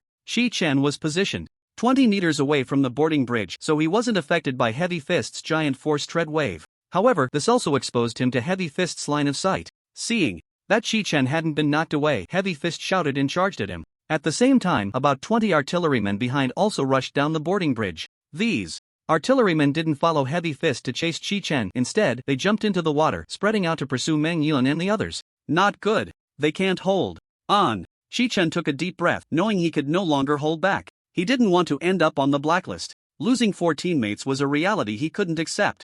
Thus, Chi-Chen decided to unleash all his firepower. First, he targeted the Heavy Fist in front. Chi-Chen took out 2 bottles of basic mana potions and downed them. Ton. Ah, refreshing. After tossing the bottles aside, he squinted and said lightly, you are already dead. A massive golden club appeared out of thin air in front of Heavy Fist's forehead. Based on calculations, with less than 50% health, Heavy Fist could only have around 1600 points at most. Could he take it down in 1 hit? Chi-Chen didn't even need to use all his strength. Sure enough, before Heavy Fist could get close to Chi-Chen, it was instantly killed by the light punishment. -82, -82, -82-164. A row of striking damage values appeared above its head, like blooming fireworks. Heavy Fist has been killed, gaining 3 points. The moment Heavy Fist fell, 2 pieces of fine equipment bounced out from its body. However, Chi-Chen didn't pick them up, as the crisis wasn't over yet. He circled around Heavy Fist and walked towards the nearest Shuiruiji. At the same time, he took out 2 more mana potions. Ton. Damn, Gurgle, what the hell, Gurgle, wait for me, Gurgle. I'll definitely beat Gurgle, that guy Gujun, Gurgle, to a pulp. Anyone who tries to, Gurgle, stop me. Won't work. Shuiruiji, floundering in the water, cursed while swimming. Because he was carrying a giant hammer, his swimming speed was extremely slow. When he saw 5 artillerymen charging towards him, he was so scared that his soul almost left his body. Splash splash. He used all his strength to swim towards the shore. When he spotted Chi-Chen's figure, Shuiruiji was so excited he almost cried. Out, Dad. You really are a big shot. He thought Chi-Chen would heal him, but Chi-Chen didn't. Chi-Chen kept moving, attacking the 5 artillerymen chasing Shuiruiji. 5 golden clubs appeared above their heads and then slammed down heavily. The artillerymen hit by the clubs were clearly stunned, no longer paying attention to Shuiruishi and instead swam towards the shore. But as they swam, they were struck again by the reappearing golden clubs, getting killed one by one, floating on the water's surface. Damn! What the hell? Shuiruishi was stunned, watching Chi-Chen in silence. These 5 elite monsters were just casually killed? No way! How did he do that? It can't keep critting like this. Gulu! Almost choking, Shuiruishi stopped his wild thoughts and struggled to swim towards the shore. Chi-Chen, who had already gone far, set his next target on Gujun. At this moment, Gujun was fighting against the 5 gunners who were chasing him. He held a basic healing potion in his mouth, fighting while retreating towards the shore. I need to find Chi-Chen quickly or I'm going to die. In just this short time, he had already drunk 12 of the 20 basic life potions Yu Biao had sent. Just then, in his blurred vision, he saw Chi-Chen holding a staff. Chi-Chen, I'm so glad you're okay. He held the blood bottle in his mouth, unable to speak, only able to shout in his heart. A golden light enveloped him, and Gujun was instantly at full health. Then, Gujun felt a bright golden light shining behind him. In less than 3 seconds, the 5 gunners who followed him stopped their movements, flipping over on the water's surface. Seeing that Gujun was out of danger, Chi-Chen continued to blow mana potions one by one. This time, he glanced at Meng Yun. At this moment, Meng Yun was swimming the slowest, but she was also the toughest. The 5 gunners were hitting her as if they were scraping her skin. 1 person and 6 monsters rolled in the water, exchanging blows. After seeing that she was still in decent shape, Chi-Chen raised his hand and cast a secondary healing spell, then headed towards the farthest Wenling. Wenling's situation was the most critical. Because she was light, she had been knocked the farthest by a heavy punch, and at this moment, she stood on a small island in the water, fighting against 5 gunners. She was throwing away healing potions one after another, running and fighting. Her only life-saving skill had been activated, and her potions were about to run out. Just as she was about to be cornered by the gunners, a beam of golden light descended from the sky, enveloping her and instantly restoring her health. Chi-Chen! She turned back in surprise, looking at Chi-Chen standing on the shore. Swim over. I'll protect you. Chi-Chen calmly smiled after downing a mana potion. Okay. Wenling ignored the gunners behind her and jumped into the water. Splash! A huge splash erupted. In the water, Wenling struggled to swim to the surface. But when she wiped the water off her face and looked at Chi-Chen, she found that all he left her was a receding figure. She hurriedly turned to look at the small island, her puzzled eyes instantly filled with shock. The 5 gunners, who had just been exceptionally fierce, were now all lying on the ground. They're all dead? How could this happen? Clang clang. Chi-Chen, who had returned the same way, saw Meng Yun, who had already come ashore, fighting alongside Shuiruishi and Gujun against the 5 pirates. Looking at Meng Yun, who was half health, Chi-Chen initially planned to heal her, but the glaring prompt made him abandon that idea. Insufficient mana. That's right, after drinking 120 basic mana potions, Chi-Chen was out. Just in that short time, a heavy punch from the first mate, along with 15 gunners, had exhausted his last 50 mana potions. Without unlimited firepower, Chi-Chen was just an ordinary little healer. Meng Yun, I have no mana potions left, you guys hang in there. Don't worry, we have potions. You just rest well. Shuiruishi replied first, holding a life potion. Pitter patter. A sound of footsteps came from behind. It was Wenling, drenched and rushing over. Thanks for earlier. Wenling blew him a kiss before diving back into the fight. Chi-Chen dodged the flying kiss and casually sat down on the ground, starting to drink cool spring water. He looked at the pirate ship, feeling a headache, and said, things are going to get troublesome from here on. With the basic mana potions exhausted, he couldn't remain as calm as before. The last 5 gunners, who had joined the battle with heavy punches, were soon killed by Wenling and the others. The continuous fighting left the 4 of them utterly exhausted. Uncontrollably, they either sat or lay down, gasping for breath. This dungeon's difficulty is way too high. I finally understand why we have to practice every day this semester, Gujun said, lying flat on the ground. Wang Ling was just about to lie down when she suddenly sat up. The equipment. We haven't picked up the equipment yet. The other 3 perked up at this. Right, how could we forget about that? Wang Ling walked a few steps along the path and saw the corpse of Heavy Fist, along with 2 pieces of exquisite equipment radiating a deep blue light. Heavy Fist hammer quality, exquisite category, 2-handed hammer physical. Damage plus 83 attack speed, 3.50 second strength plus 11 agility plus 4 equipment, requires strength 12 Heavy Fist axe quality, exquisite category, 1-handed axe physical damage plus 33. Attack speed, 1.70 second strength plus 4 agility plus 5 equipment, requires strength 9. Oh my god, what is this? Shuiruishi exclaimed as he saw the Heavy Fist hammer, his whole being soaring in place. After confirming, the hammer immediately entered his personal space. This time, Meng Yun didn't compete with him. Ever since she got the Shield of the Hatch, she no longer cared for 2-handed weapons. This made Shuiruishi feel grateful. However, the Heavy Fist axe sparked a dispute. Wang Ling, Gujun, and Meng Yun all wanted it. Meng Yun, this one-handed axe should go to me first, the faster. The weapon's attack speed, the better I can control more elite monsters. Good Jun, your main attribute should be stamina. This weapon is clearly my offhand weapon, it's mine. Wang Ling, I can use it too. Although the dagger's attack speed is fast, the damage is low, I need it to increase my damage. The three argued back and forth, unwilling to give in. After a few seconds of stalemate, Good Jun was the first to choose to back down. Alright, you two go first, I'll wait until tomorrow. He had already obtained a saw blade. Although he really wanted this one-handed axe, he didn't want to create conflict with his teammates, so he decisively gave it up. After all, the sinful mind would be refreshed every day, and they would be grinding it repeatedly for an entire summer, so there was no rush. However, Wang Ling and Meng Yun showed no signs of backing down. Their intentions were clear, and their arguments made sense.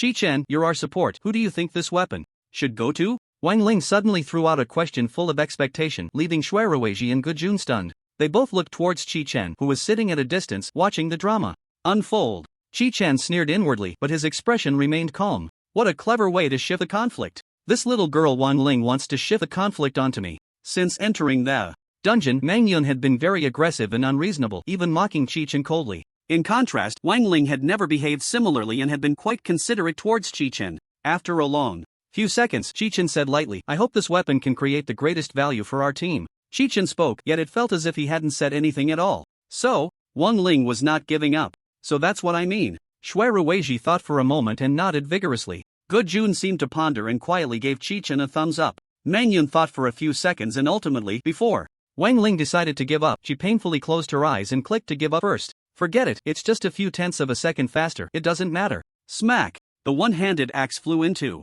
Wang Ling's backpack. Wang Ling looked at the one-handed axe in her backpack and broke into a sweet smile. Chi-Chen's expression remained unchanged, but he said to the four, I've already finished all 120 of my basic mana potions, so I hope everyone can be a bit steadier from now on. Wang Ling hurriedly said, everyone quickly check your spaces to see if you picked up any basic mana potions. After searching, the four shook their heads. Since there aren't any, let's take it slow, Wang Ling said worriedly. The four had come to deeply understand the importance of Chi-Chen. Without Chi-Chen, they would never have made it this far. I'll go ahead to scout the way, you all continue to rest and wait for my return, Wang Ling said before becoming invisible and stepping onto the gangway. Good Jun, who was looking up from below the bridge, was suddenly slapped on the forehead. Smack! What the hell? Why did you hit me? Good Jun asked, covering his forehead. I was just trying to wake you up. Have you thought of any key points? No. Looks like I didn't hit hard enough. If you dare to hit me again, I'll quit the team. Good Jun shouted angrily at Shuiruiji, who was raising his hand again. Seeing Good Jun genuinely angry, Shuiruiji chuckled and lowered his hand. Soon, Wang Ling reappeared in front of everyone. The elite monsters are gone, now there's just the chef in the cabin and the bodyguard team leader outside the captain's room, along with 3 elite monsters. Once we take down these 3 bosses, we're done. Hiss. The 3 frowned at this news. This was not good news. The chef is on the 2nd floor, he should be easy to deal with. But the captain will act together with the bodyguard team leader, which means we have to face 2 bosses plus 3 elite monsters at the same time. It will be a tough battle. Let's take out the chef first. If the captain and the bodyguard team leader are too difficult to handle, we'll just run. Wang Ling thought for a moment, and then looked at Chi-Chen. Chi-Chen, you don't need to worry about us 3, just keep your eyes on Meng Yun. We'll drink life potions. If we can't win, the 4 of us will cover for you to escape. First, Chi-Chen nodded in agreement and asked, do you still have life potions? I have 1 bottle left. Wang Ling was actually out of potions but forced herself to say that. I'll give you 10 bottles. I haven't drunk any. But those are life-saving items if you give them to me. Exactly because they are life-saving that they should go to the ones who need them most. Take them. Chi-Chen initiated a trade request and gave Wang Ling 10 bottles of basic life potions. Thank you. Wang Ling said gratefully. No need, just return me 12 bottles of basic mana potions tomorrow. Wang Ling was taken aback. What? You want me to give them to you for free? For our team, I finished all 100 bottles the teacher you gave me, okay? I didn't even ask you for a subsidy. Actually, I initially wanted to say 15 bottles. Chi-Chen said sternly. No, you misunderstood, that's not what I meant. Wang Ling couldn't hide her disappointment. Get ready to fight, I still have 2 more dungeons to rush through, Chi-Chen urged. Okay. The 4, having rested well, followed Meng Yun onto the big ship. With Wang Ling leading the way, the team quietly entered the cabin. Upon reaching the 2nd floor, the 5 saw the chef, Cookie, cooking alone. Chef Cookie health 44-43 damage, 200 defense, 52 skills, dessert cooking, smoking, stomach acid spray. Shuiruiji gently nudged Gu Jun with his elbow and whispered, Good Jun, you get lost. Good Jun glared angrily. Oh. Shuiruiji shrank back and stopped talking. Meng Yun, pull the chef out to kill. Don't let the captain and bodyguard on the 4th floor hear us. 3, 2, 1, go. Whoosh. Meng Yun entered the cabin and charged at Cookie. With a shield in one hand and a sword in the other, she struck Cookie hard before turning and running towards the deck. Ah, damn invaders, you've ruined my pot of soup. Cookie shouted with red eyes, raising a stirring stick and a blowtorch to chase after her. When it chased Meng Yun to the deck, it saw the other 4 waiting there. Wang Ling and the others immediately pounced, using their exquisite blue weapons to give Cookie a warm welcome. Sword, hammer, dagger, and shield clashed, and Cookie screamed as its health rapidly decreased. Damn it, its power is not low. Each strike can take away 10% of Meng Yun's health.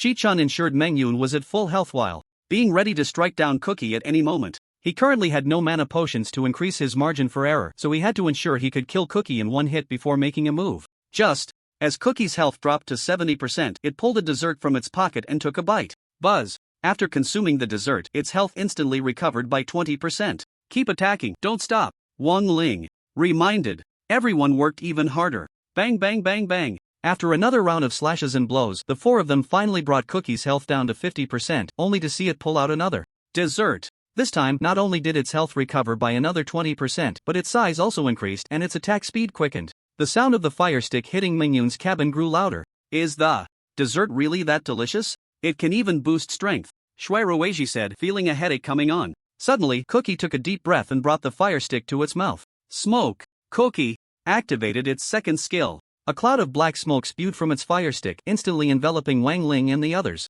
Cough cough. Intense coughing and the sound of sticks hitting came from within the black smoke. Seeing that healing was impossible, Chi-Chen immediately shouted, "Everyone, quickly retreat." The first to rush out was Gujun, who was already below half health. A prominent hammer mark was visible on his chest. I can't see who is who inside, we can only hit randomly. Chi-Chen immediately cast a secondary healing spell to fill him up. Then, he cast another spell for the panicked Wang Ling as she stumbled out. But Gujun and Meng Yun had not yet emerged. Suddenly, there was a loud bang, and the nearly dead Meng Yun flew out from the black smoke. Chi-Chen immediately healed her and clearly saw several hammer marks on her body. At that moment, there was another muffled sound. The severely injured Shui Ruiji flew out face first. Chi-Chen quickly healed him as well. You invaders! Today I will chop you into pieces and make you into soup. Cookie, chewing on the dessert, emerged from above a cloud of black smoke. Its body had swollen to the point where the black smoke could no longer conceal it. It looked like a turtle encased in black smoke. Its arms had turned a bronze color, and the fire stick and stirring stick it held looked no bigger than toothpicks.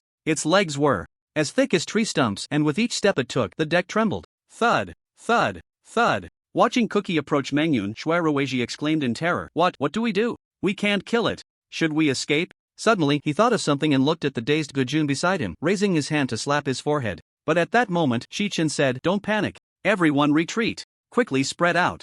Meng Yun, run towards me." Okay. Meng Yun's pretty face was devoid of color, having been frightened pale by Cookie. She obediently ran towards Chi-Chen. Chi-Chen observed the slow-moving Cookie and realized something. Cookie had become stronger, but it had also become bulky and very clumsy. Wang Ling, sneak attack it, hit once and run. Okay. Following Chi-Chen's command, Wang Ling dashed out and stabbed at Cookie's thigh, then turned to run. Gujun, go. Okay. Gujun rubbed his forehead and charged out from the other side, delivering 2 sword strikes to Cookie's rear. Cookie stopped in pain and turned to chase Gujun. Shui Ruiji, go. Woof, got it. Shui Ruiji circled around to Cookie's back and swung a hammer at its leg pit. Bang! Cookie's right knee buckled, crashing heavily to the ground. Meng Yun, run back and hit it. After hitting, retreat. I'm already running. At this moment, Wang Ling felt a bit weak in the legs. She had just escaped from a near-death situation and had not fully shaken off the shadow of it. She had just run halfway when she heard Chi-Chen's words and turned around to charge again. With a shield and a sword, she struck the Cookie and then turned to run. The 4 of them had developed a tacit understanding as they fought, so there was no need for Chi-Chen to repeat commands. They could coordinate well on their own. However, the sturdy Cookie had become quite resilient. Their attacks felt like mere scraping. Chi-Chen hit at a distance, using this time to wait for his mana to slowly recover. The Cookie, annoyed by the constant harassment, pulled out a dessert again. It wanted to grow bigger and stronger. The entire team watched as the Cookie stuffed the dessert into its mouth, their hearts tightening instantly. I will trample you into meat paste, the Cookie chewed loudly, its words unclear. But the next second, it froze, its neck stiffening. Its face turned bright red in an instant. Suddenly, it opened its mouth wide. A wave of foul-smelling sour liquid sprayed from its mouth. The dessert mixed with stomach acid shot out forcefully with a swaying head. Puddles of thick green stomach acid were sprayed everywhere by the Cookie. The 5 members of the team pinched their noses and dodged back and forth, seeing the cookie's size gradually shrinking and its face turning pale. Chi-Chen knew the opportunity had come. At the same time, Gujun slapped his forehead hard and said, I remember now, the teacher said that after the cookie overeats, it will enter a weakened state and the damage it takes will increase by 300%. Could you have thought of that earlier? Stop talking, go, Wang Ling urged. So the 4 of them rushed forward. Hurry up and hit. The weakened state only lasts 15 seconds. After 15 seconds, it will recover, Gujun added, to avoid any more accidents. Hearing this, Chi-Chen squinted his eyes. A thick, long, golden stick appeared in front of the cookie's forehead. Smack! Minus 328, minus 328, minus 328, minus 656, minus 328, minus 328, minus 328. Chi-Chen emptied his mana and instantly dealt over 5,000 damage, directly killing the cookie. Ugh, this time, the cookie merely let out a muffled groan, not even a scream, and fell to the ground, dropping its equipment. Cookie killed, 5 points gained. Watching the cookie being killed. Instantly, the 4 who had prepared to fight desperately stood there in shock. Shui Ruiji looked on in disbelief. Did it just crit again? That's definitely not a crit. Chi-Chen's talent must be more terrifying than a crit. Chi-Chen, what exactly is your talent? Can you tell us? Wang Ling asked, her face full of shock, something she had been too shy to bring up before. Don't worry, Chi-Chen, we absolutely won't spread it around. Mangyun looked at Chi-Chen eagerly. Gujun nodded vigorously, already too shocked to say a word. A priest killed the cookie? Although the cookie's damage taken increased by 300% in its weakened state, it shouldn't have been killed so easily. After all, it had over 4,000 health points. Is that even possible? Looking at the pairs of watery eyes, Chi-Chen knew he couldn't fool them anymore. He sighed helplessly and said, My talent is calm and collected, which allows spells to be cast instantly. Silence. It was surprisingly quiet at that moment. Besides the sound of water lapping against the shore, there was no other noise. There's actually such a talent? Wang Ling gasped in surprise.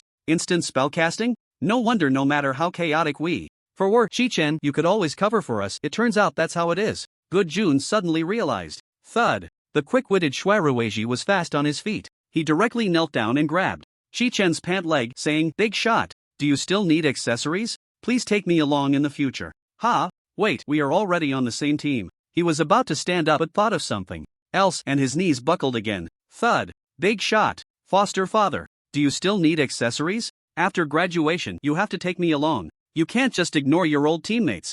Chi-Chen's mouth twitched as he looked at the sobbing Shui Ruiji, unable to say a word. Chi-Chen, it's all my fault for being stupid and mismanaging the command, causing the entire dungeon run to be a hassle for you. You had to use up your mana potions to save us, and thinking about this makes me feel so guilty. I'm sorry, Wang Ling said softly, her face flushed. Ha! Chi-Chen took a small step back in shock. The life potion you just gave me, I won't drink a single bottle. I want to keep it well, it's our memory. What? Chi-Chen's mouth twitched. Mangyun saw Wang Ling trying to gain favor and anxiously stomped her feet. She mustered her courage and stepped in front of Chi-Chen. Chi-Chen, I'm sorry for saying something unpleasant when we entered the dungeon today. I'm not as eloquent as Wang Ling. If you ever need my help in the future, just let me know, and I'll be there. Faced with the heartfelt confessions of his 4 teammates, Chi-Chen could only force himself to change the subject. Can we take a look at the equipment that Cookie dropped first? Sure. Wang Ling turned and ran towards Cookie. Oops. She accidentally stepped on some stomach acid on the ground, slipped, and nearly fell. But with a graceful spin, she steadied herself next to Cookie. She arrived at Cookie's side before the other 3 and picked up the equipment. She looked at Chi-Chen, her eyes filled with tears, and said, I twisted my ankle, it hurts so much. Cookie's fire stick quality, excellent category, one-handed hammer physical damage, plus 49 attack speed, 2.80 seconds stamina plus 5 strength. Plus 4 equip, requires strength 9 Cookie's stirring stick quality, excellent category, 1 spell damage, plus 39 casting speed, 1.70 seconds stamina plus 3 spirit plus 5 equip, requires strength 3 good stuff. Chi-Chen ignored Wang Ling's gaze and was instead drawn to Cookie's stirring stick. He immediately clicked on the need button. The moment he pressed it, the wand entered his personal space. Clap, clap, clap. Wang Ling and the others applauded, saying, Congratulations, congratulations. This is a good item. It adds agility, stamina, and spell damage. The big shot is getting stronger again. After Chi-Chen equipped the wand at his waist, he lightly coughed and reminded, Ahem, can everyone act normal? If you keep this up, I might ask the old class to switch teams. Don't.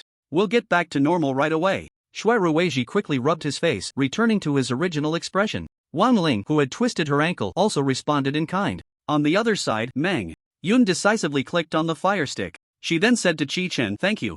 Chi-Chen rolled his eyes and ignored her. Wait, there's more. Wang Ling squatted down and rummaged through Cookie's corpse. and surprisingly found a box of desserts. A box of desserts, consuming it restores 20% of health and 20% of mana immediately, can be consumed up to 6 times. Good things shouldn't be overindulged in, or you'll have digestive issues.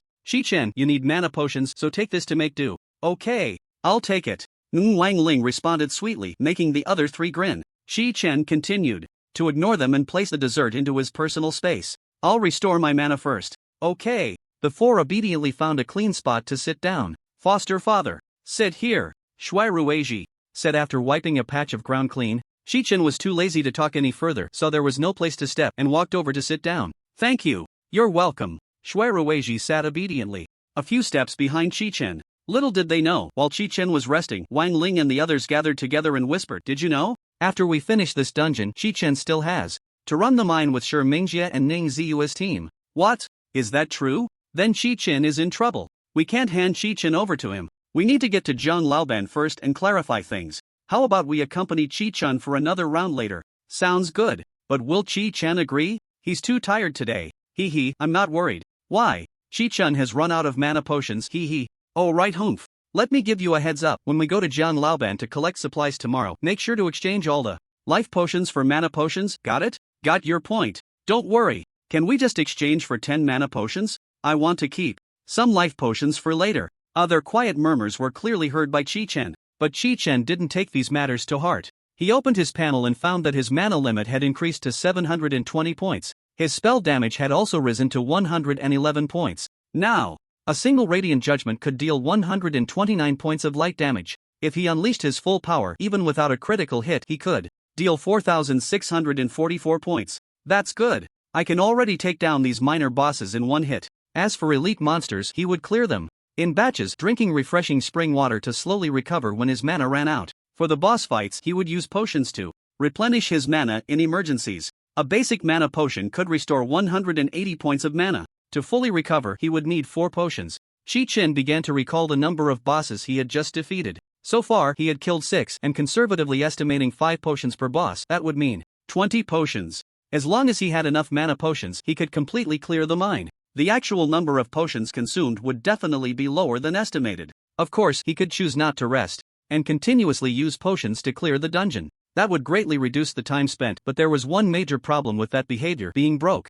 Chi-Chen was currently very broke. Let's see the strength of the boss first, if possible. With that thought, Chi-Chen's gaze became resolute. Even if the captain couldn't be defeated, they could retreat after dealing with the cookies. They had already earned enough points. 1 minute later, Chi-Chen, who had been drinking the refreshing spring water, stood up, his mana fully restored. Let's go. Okay. Although the 4 were eager, they wished Chi-Chen could rest for another 2 minutes, because there was still an hour until school was over. Perhaps Shi Mingjie couldn't wait and would find other support for help? Wouldn't that mean one less team competing for their beloved Chi-Chen? In the eyes of the 4, Chi-Chen was a treasure they didn't want to share. Thud thud thud. Following the steps down, the 5 arrived at the upper hall where the captain's room was located. Here, in a state of invisibility, Wang Ling saw the bodyguard captain patrolling back and forth with 3 elite monsters, as well as Captain Cliff sitting in the captain's room. Bodyguard captain, health 3,745, damage 205, defense 52, skills / focus fire charge. Captain Cliff, health 4,138, damage 210.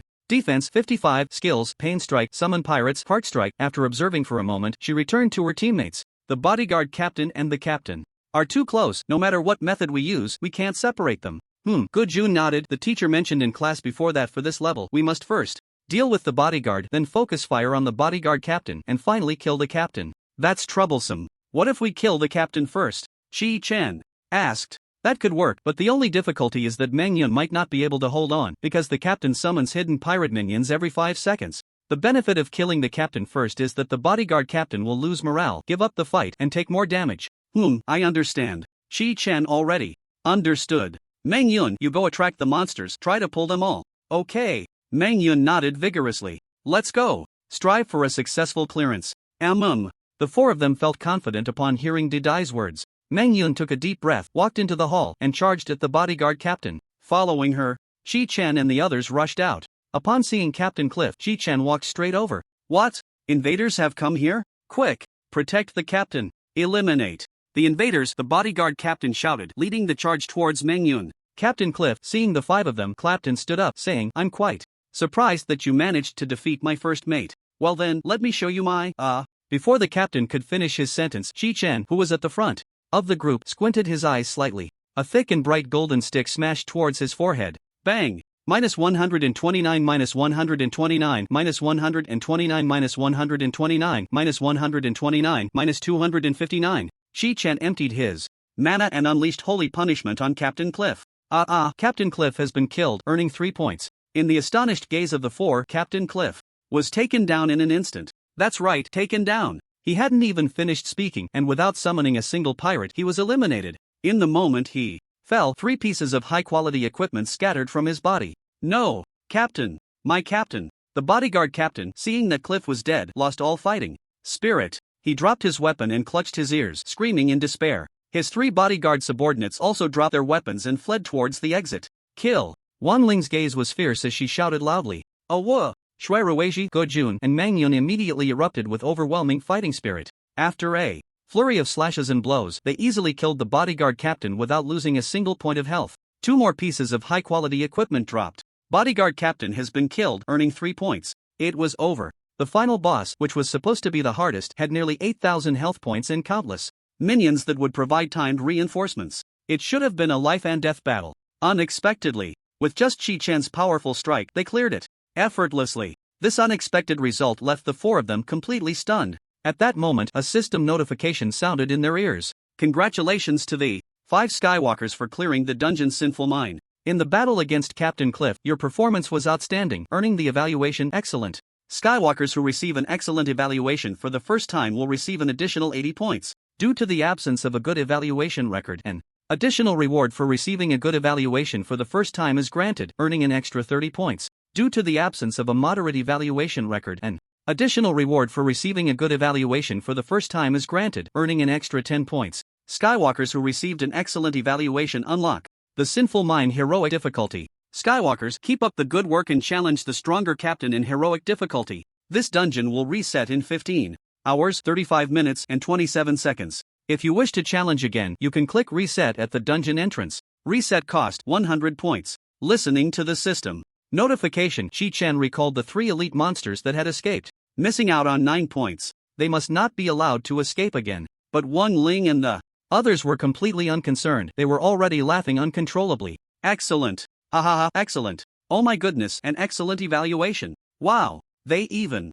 added our good and moderate evaluations. We hit the jackpot this time. 80 plus 30 plus 10. 120 points. My goodness. This is enough to brag about for a year. What to do? My face is cramping from laughing. Oh, it hurts so much. Heroic difficulty. Oh my, is there really heroic difficulty? I'm so curious. Don't be curious.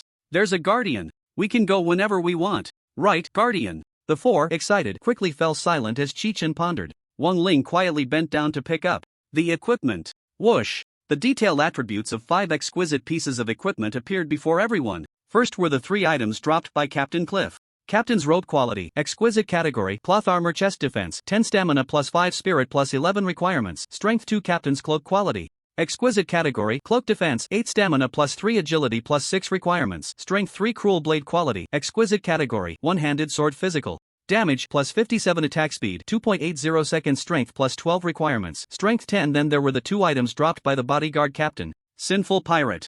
Belt quality, exquisite category, leather armor waist defense, 12 strength plus 5 requirements, strength 2 pirate set, 0/5 firestone staff quality. Exquisite category, 2-handed staff physical damage plus 33 spell damage plus 71 attack speed, 3.80 seconds stamina plus 5 spirit plus 13 requirements, strength 3. Wang Ling and the others held their breath again. They all looked at Chi-Chen in unison. Let the thigh pick first. Chi-Chen looked at the equipment, equally surprised. I need the staff and the robe. You can divide the other 3. After saying that, he clicked to demand the staff and the robe. Whoosh! The 2 pieces of equipment transformed into blue light and flew into his personal space. Chi-Chen immediately changed his equipment and then opened his personal attribute panel. The panel will only update detailed data, which I will put in the author's notes. After reviewing the detailed panel, Chi-Chen looked at his points thoughtfully. After deducting the 120 points from the evaluation reward, he had gained a total of 136 points this time, including the 3 monsters he escaped from that made 145 points. He would also need to reset, costing 100 points. So expensive. Chi-Chen scratched his head, feeling heartache. Forget it. First, I need to change into a set of exquisite equipment. He also needed to gather some mana potions for grinding. Later, he would go out to turn in supplies and conveniently collect the 20 basic mana potions for tomorrow. As for the next two teams, Chi-Chen sneered inwardly. He absolutely did not want to reveal his talent. Showing off in front of others was exhilarating, but it consumed potions. It was better to grind slowly and just act as an alarm. Prioritize self-preservation in danger and call you mooching if needed. After coming to this conclusion, Chi-Chen looked back, only to find Wang Ling and the others arguing over the equipment. Wang Ling, I commanded the whole time, it was so hard. Can't I have the cloak? Gujun, the sword should be mine. You've already taken the fire stick, you can't take more. Meng Yun, Wang Ling, this belt is part of a set. You can take it, but the cloak is more important to me. Shuerueji, I also want that belt. Seeing this, Chi-Chen shook his head helplessly, glanced at the time, and interrupted everyone. It's not like we won't grind again in the future. Is it necessary to be so calculative? Hurry up and divide it. The weight of Chi-Chen's words was fully reflected at this moment. Chi-Chen, could you please divide it? Yeah. Alright. Chi-Chen was not polite this time. Meng Yun takes the cloak. Wang Ling, you take the belt. Gujun, you take the sword. Meng Yun, yay. Gujun, Lord is wise. Wang Ling, okay, I'll listen to you. Shuerueji, Guardian. You can't. Seeing Chi-Chen's change in expression, Shuerueji immediately shut up. Hurry up and finish this dungeon. We've been fighting for too long. Chi-Chen opened the panel and was about to click on return to dungeon entrance when Wang Ling suddenly called out to him. Chi-Chen, wait a moment. Chi-Chen, there's something I want to tell you. Seeing the serious expressions on Wang Ling and the others, Chi-Chen already guessed what they wanted to discuss. After killing the cookie monster, the four of them had sat together and deliberated for a long time. Is it about my talent? Yes. Wang Ling nodded vigorously. Go ahead, what is it specifically? Wang Ling fiddled with her fingers, took a deep breath, and said earnestly, well, when you team up with the second and third teams to farm the evil mine later, please do not reveal your talent, okay? Oh, why is that? Chi-Chen was somewhat intrigued. Wang Ling and the others shared his concerns. He indeed did not want to expose it, mainly because he couldn't afford mana potions. However, he wanted to know the specific reason, and listening wouldn't hurt. Mainly because of Sure Mingjie, he and Ning Ziyue are a couple. Once you join the group, you'll understand. Ning Ziyue is fine, but Sure Mingjie has a terrible personality. His family is very wealthy. I've heard he's the son of the president of the largest guild in our city. Since his dad is a fourth-tier Skywalker, he usually acts arrogantly, loves to stir up trouble, and enjoys comparing himself to others. Most importantly, he's very petty. If they find out about your talent, they'll definitely spread it everywhere. Didn't the teacher say before? Talent, especially powerful talent, is best not to talk about casually as it could lead to deadly trouble. Ah, but you can trust us. We won't say anything. We're all good students. Gujun, Shuerueji, and Meng Yun nodded vigorously. Seeing Chi-Chen's doubtful gaze, Wang Ling hurriedly explained, really, we're not lying to you. Look, you were the first one that teacher you recommended to form a team, and the four of us were also among the first. Selected by old class Jiang because our grades are the best in the class and our character is excellent, which is why we were prioritized for team arrangements. As for Sure Mingjie and Ning Ziyue, they weren't arranged in the end, right? The school doesn't allow early relationships, but because Sure Mingjie's dad is so powerful, the principal turns a blind eye and teacher Wang doesn't dare to intervene. If you hadn't stepped up, their team definitely wouldn't have found a support player. Oh, don't look at me like that, I'm speaking the truth. Okay, I know what to do now. Thank you for your advice. And we've also discussed it. Tomorrow, we'll talk to old class about our subsidies and try to exchange them for mana potions, so you'll have an extra 60 mana potions, making it easier for us to farm the mine. 60 potions? Wasn't it agreed that? Shut up. Oh, thank you for your kindness. You're welcome. If it weren't for your help, we definitely wouldn't have received an excellent rating, nor would we have been so successful. Is there anything else to say? No. In any case, you must believe us. Wang Ling said sincerely, afraid Chi-Chen might misunderstand. Right. We would never reveal the secret of your talent, even if it cost us our lives. Time will prove everything. Meng Yun quickly added. Exactly. We know how to distinguish between important and trivial matters, Gujun said, patting his chest. Shuerueji nodded vigorously beside him. Okay, I'll think about it seriously. Let's go out now. Good. Just in time, I need to get a good sleep, I'm really exhausted. Chi-Chen completely disregarded the assurances from Meng Yun and the others. What is a secret? If a second person knows about it, it is no longer a secret. Chi-Chen understood this principle very well. The reason he dared to say it was, first, to establish his position in the team. Strength equates to status. People only admire the strong. Second, in a critical moment, he couldn't possibly hold back. Although Yumuching could have called in the four to be revived, what if all four of them died? If he survived, how would he explain it to Yumuching later? To take a step back, given Chi-Chen's personality, he wouldn't be able to just stand by and watch them die. Seeing his teammates In crisis, he instinctively wanted to intervene at that critical moment. According to Wang Ling, the four had actually suspected it for a long time, but they suppressed their curiosity and didn't ask. Even if they didn't ask, they would eventually guess it in the future, so it was better to be straightforward. Thirdly, when filling out personal information earlier, Yumuching already knew that the school leaders would find out sooner or later, unless he had hidden it from the start and just focused on developing quietly. But he personally didn't have the financial means, he was simply too poor. The initial accumulation was as difficult as climbing to the sky for him. It was better to appropriately showcase his strength, prove his value, and gain the protection of the strong in the early stages. As long as he diligently farmed dungeons, he would eventually become strong enough one day. Because they needed to submit the materials obtained at the dungeon entrance, Chi-Chen and the others chose not to leave the sky dome space using the imprint. Whoosh, whoosh, whoosh. After pressing the Return to Dungeon Entrance button on the interface, the five of them transformed into golden light and flew towards the dungeon gate. At this moment, outside the Sin Mine dungeon, the atmosphere was tense, desolate, and lifeless. Many students sat on the ground, heads down, covering their faces and crying. To the left of the main entrance of the dungeon, Yumuching stood with her arms crossed, her face pale as she looked at the few auxiliary students standing in punishment beside her. Since she was not in the same team as Zhang Yi, she couldn't hear what he was saying, even though he was speaking with a flushed face. At this moment, Zhang Yi was loudly reprimanding the students in the team. Before the fight, each of you patted your chest and guaranteed, each of you raised your hands saying you remembered everything. Don't worry, teacher, we can definitely finish. We remembered all the key points. Let's see who gets through the fastest. I think you're just talking nonsense. Utter nonsense. Is it a competition to see who dies the fastest in the dungeon? Did you really remember? Ha! You just entered the dungeon and within 5 minutes, you ran out crying. You don't care about your teammates, do you? You can't even remember the skills, can't keep track of the process. How did you get your scores in class? Did you cheat? Where's Lazo? You couldn't even defeat such a simple mini-boss. And you got 3 of you killed in one breath.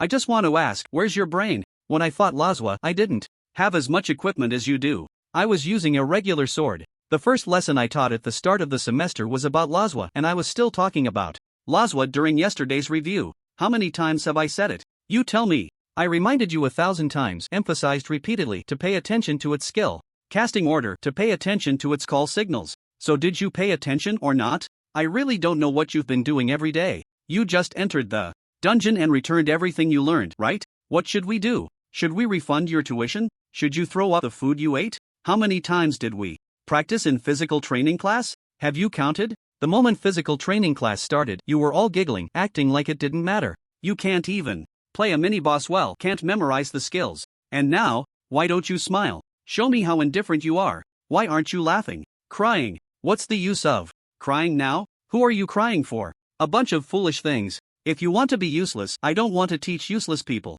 What? Do you want me to make a Sky Dome strategy guide for you and stuff it into your personal space? Even if there really was such a guide, would you read it? Every day you come to school with your heads held high, but what's inside? How many points has teacher you spent to save you? Have you calculated? Resetting a dungeon costs 100 points. In just 2 hours, over 3,000 points are gone. Do you know how hard it is to farm points? I ask you, what do you have left to repay? Ha? Do you have the ability to repay? Should I be the one to repay everything? This dungeon is still the easiest one. If you were to go to the Nightmare Cave, Dead Twilight Mountain, or Thousand Rock Ridge, you would definitely get lost or fall off a cliff and die in there. A bunch of idiots wasting so many potions. Wasting this whole set of equipment. It would be better to sell it for materials. Get lost. Those who have made progress, get back to the classroom and copy the mining chapter 10 times. You must memorize it tonight. I will check each one of you tomorrow. If anyone still can't memorize it, your qualification to enter the dungeon will be revoked. Subsidies cancelled.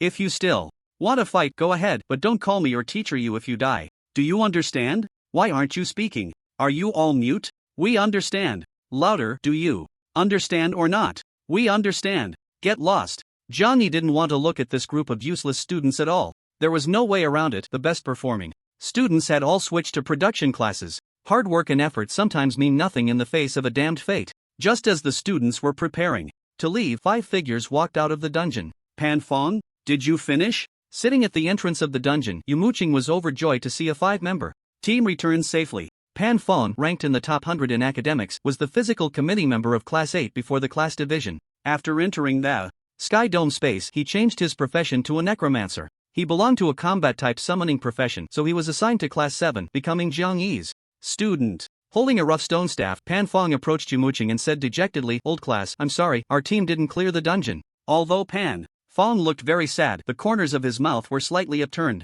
That's right, he was suppressing his excitement, trying to appear a bit more upset. When Jiang he saw the 5 members of Pan Fong's team at the dungeon entrance, he also walked over and asked gently, "Didn't clear it? What difficulties did you encounter?" Seeing the current and former teachers so concerned about them, Pan Fong said sadly, "After our team finished off the Nige, we found that we had run out of potions. But we were reluctant to quit, so we tried to fight the heavy punch. However, the heavy punch was too powerful, we couldn't withstand the bombardment and had to exit the dungeon. I'm sorry, we disappointed both teachers." As he spoke, his eyes turned red, and the 4 other students beside him also looked dejected. Out of potions? That indeed makes it hard to fight. Yeah, heavy punch is all about attrition. It's great that you returned safely. Pan Fong slightly raised his head and glanced at the classmates present. After noticing the envy and admiration in their eyes, he felt even prouder. "Teacher Jiang, we were able to return safely thanks to Pan Fong's help." Yeah, the 3 skeleton minions he painstakingly summoned all died to block the pursuing elite monsters. "It's nothing, they can be summoned again."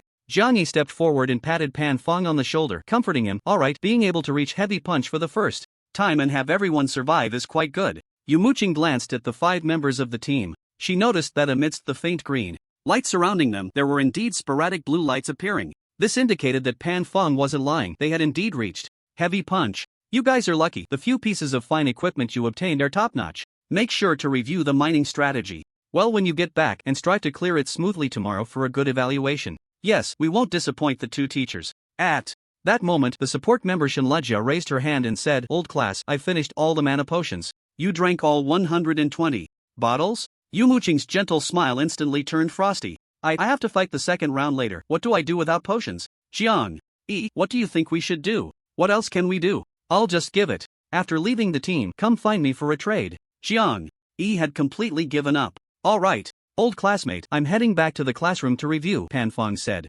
"Okay, come find me for the supplies you get in exchange for tomorrow's subsidy." Pan Fong disbanded the team as instructed and joined Yumuching's team, handing over the supplies he obtained from the dungeon. In fact, Pan Fong was quite satisfied with today's results. He had an older brother in his school who was in his 3rd year of high school and had just finished the college entrance examination at the beginning of the month, so he learned some insider information from his brother. Every new awakened sophomore in their school, after ascending to the Sky Dome space to complete their job change, would be arranged by the school to fight in the Abyss of Sin. The Abyss of Sin was actually one of the 5 most difficult dungeons in the first layer of the Sky Dome dungeon area. The school arranged this to give these young newcomers a little shock from the Sky Dome. They wanted them to experience the feeling of being beaten up by dungeon monsters to temper their sharpness so they wouldn't make irreparable mistakes in future battles. However, the results of this year's students had shattered the lowest expectations of the 2 teachers. The school's good intentions were not wrong, but some students who knew the inside story used it to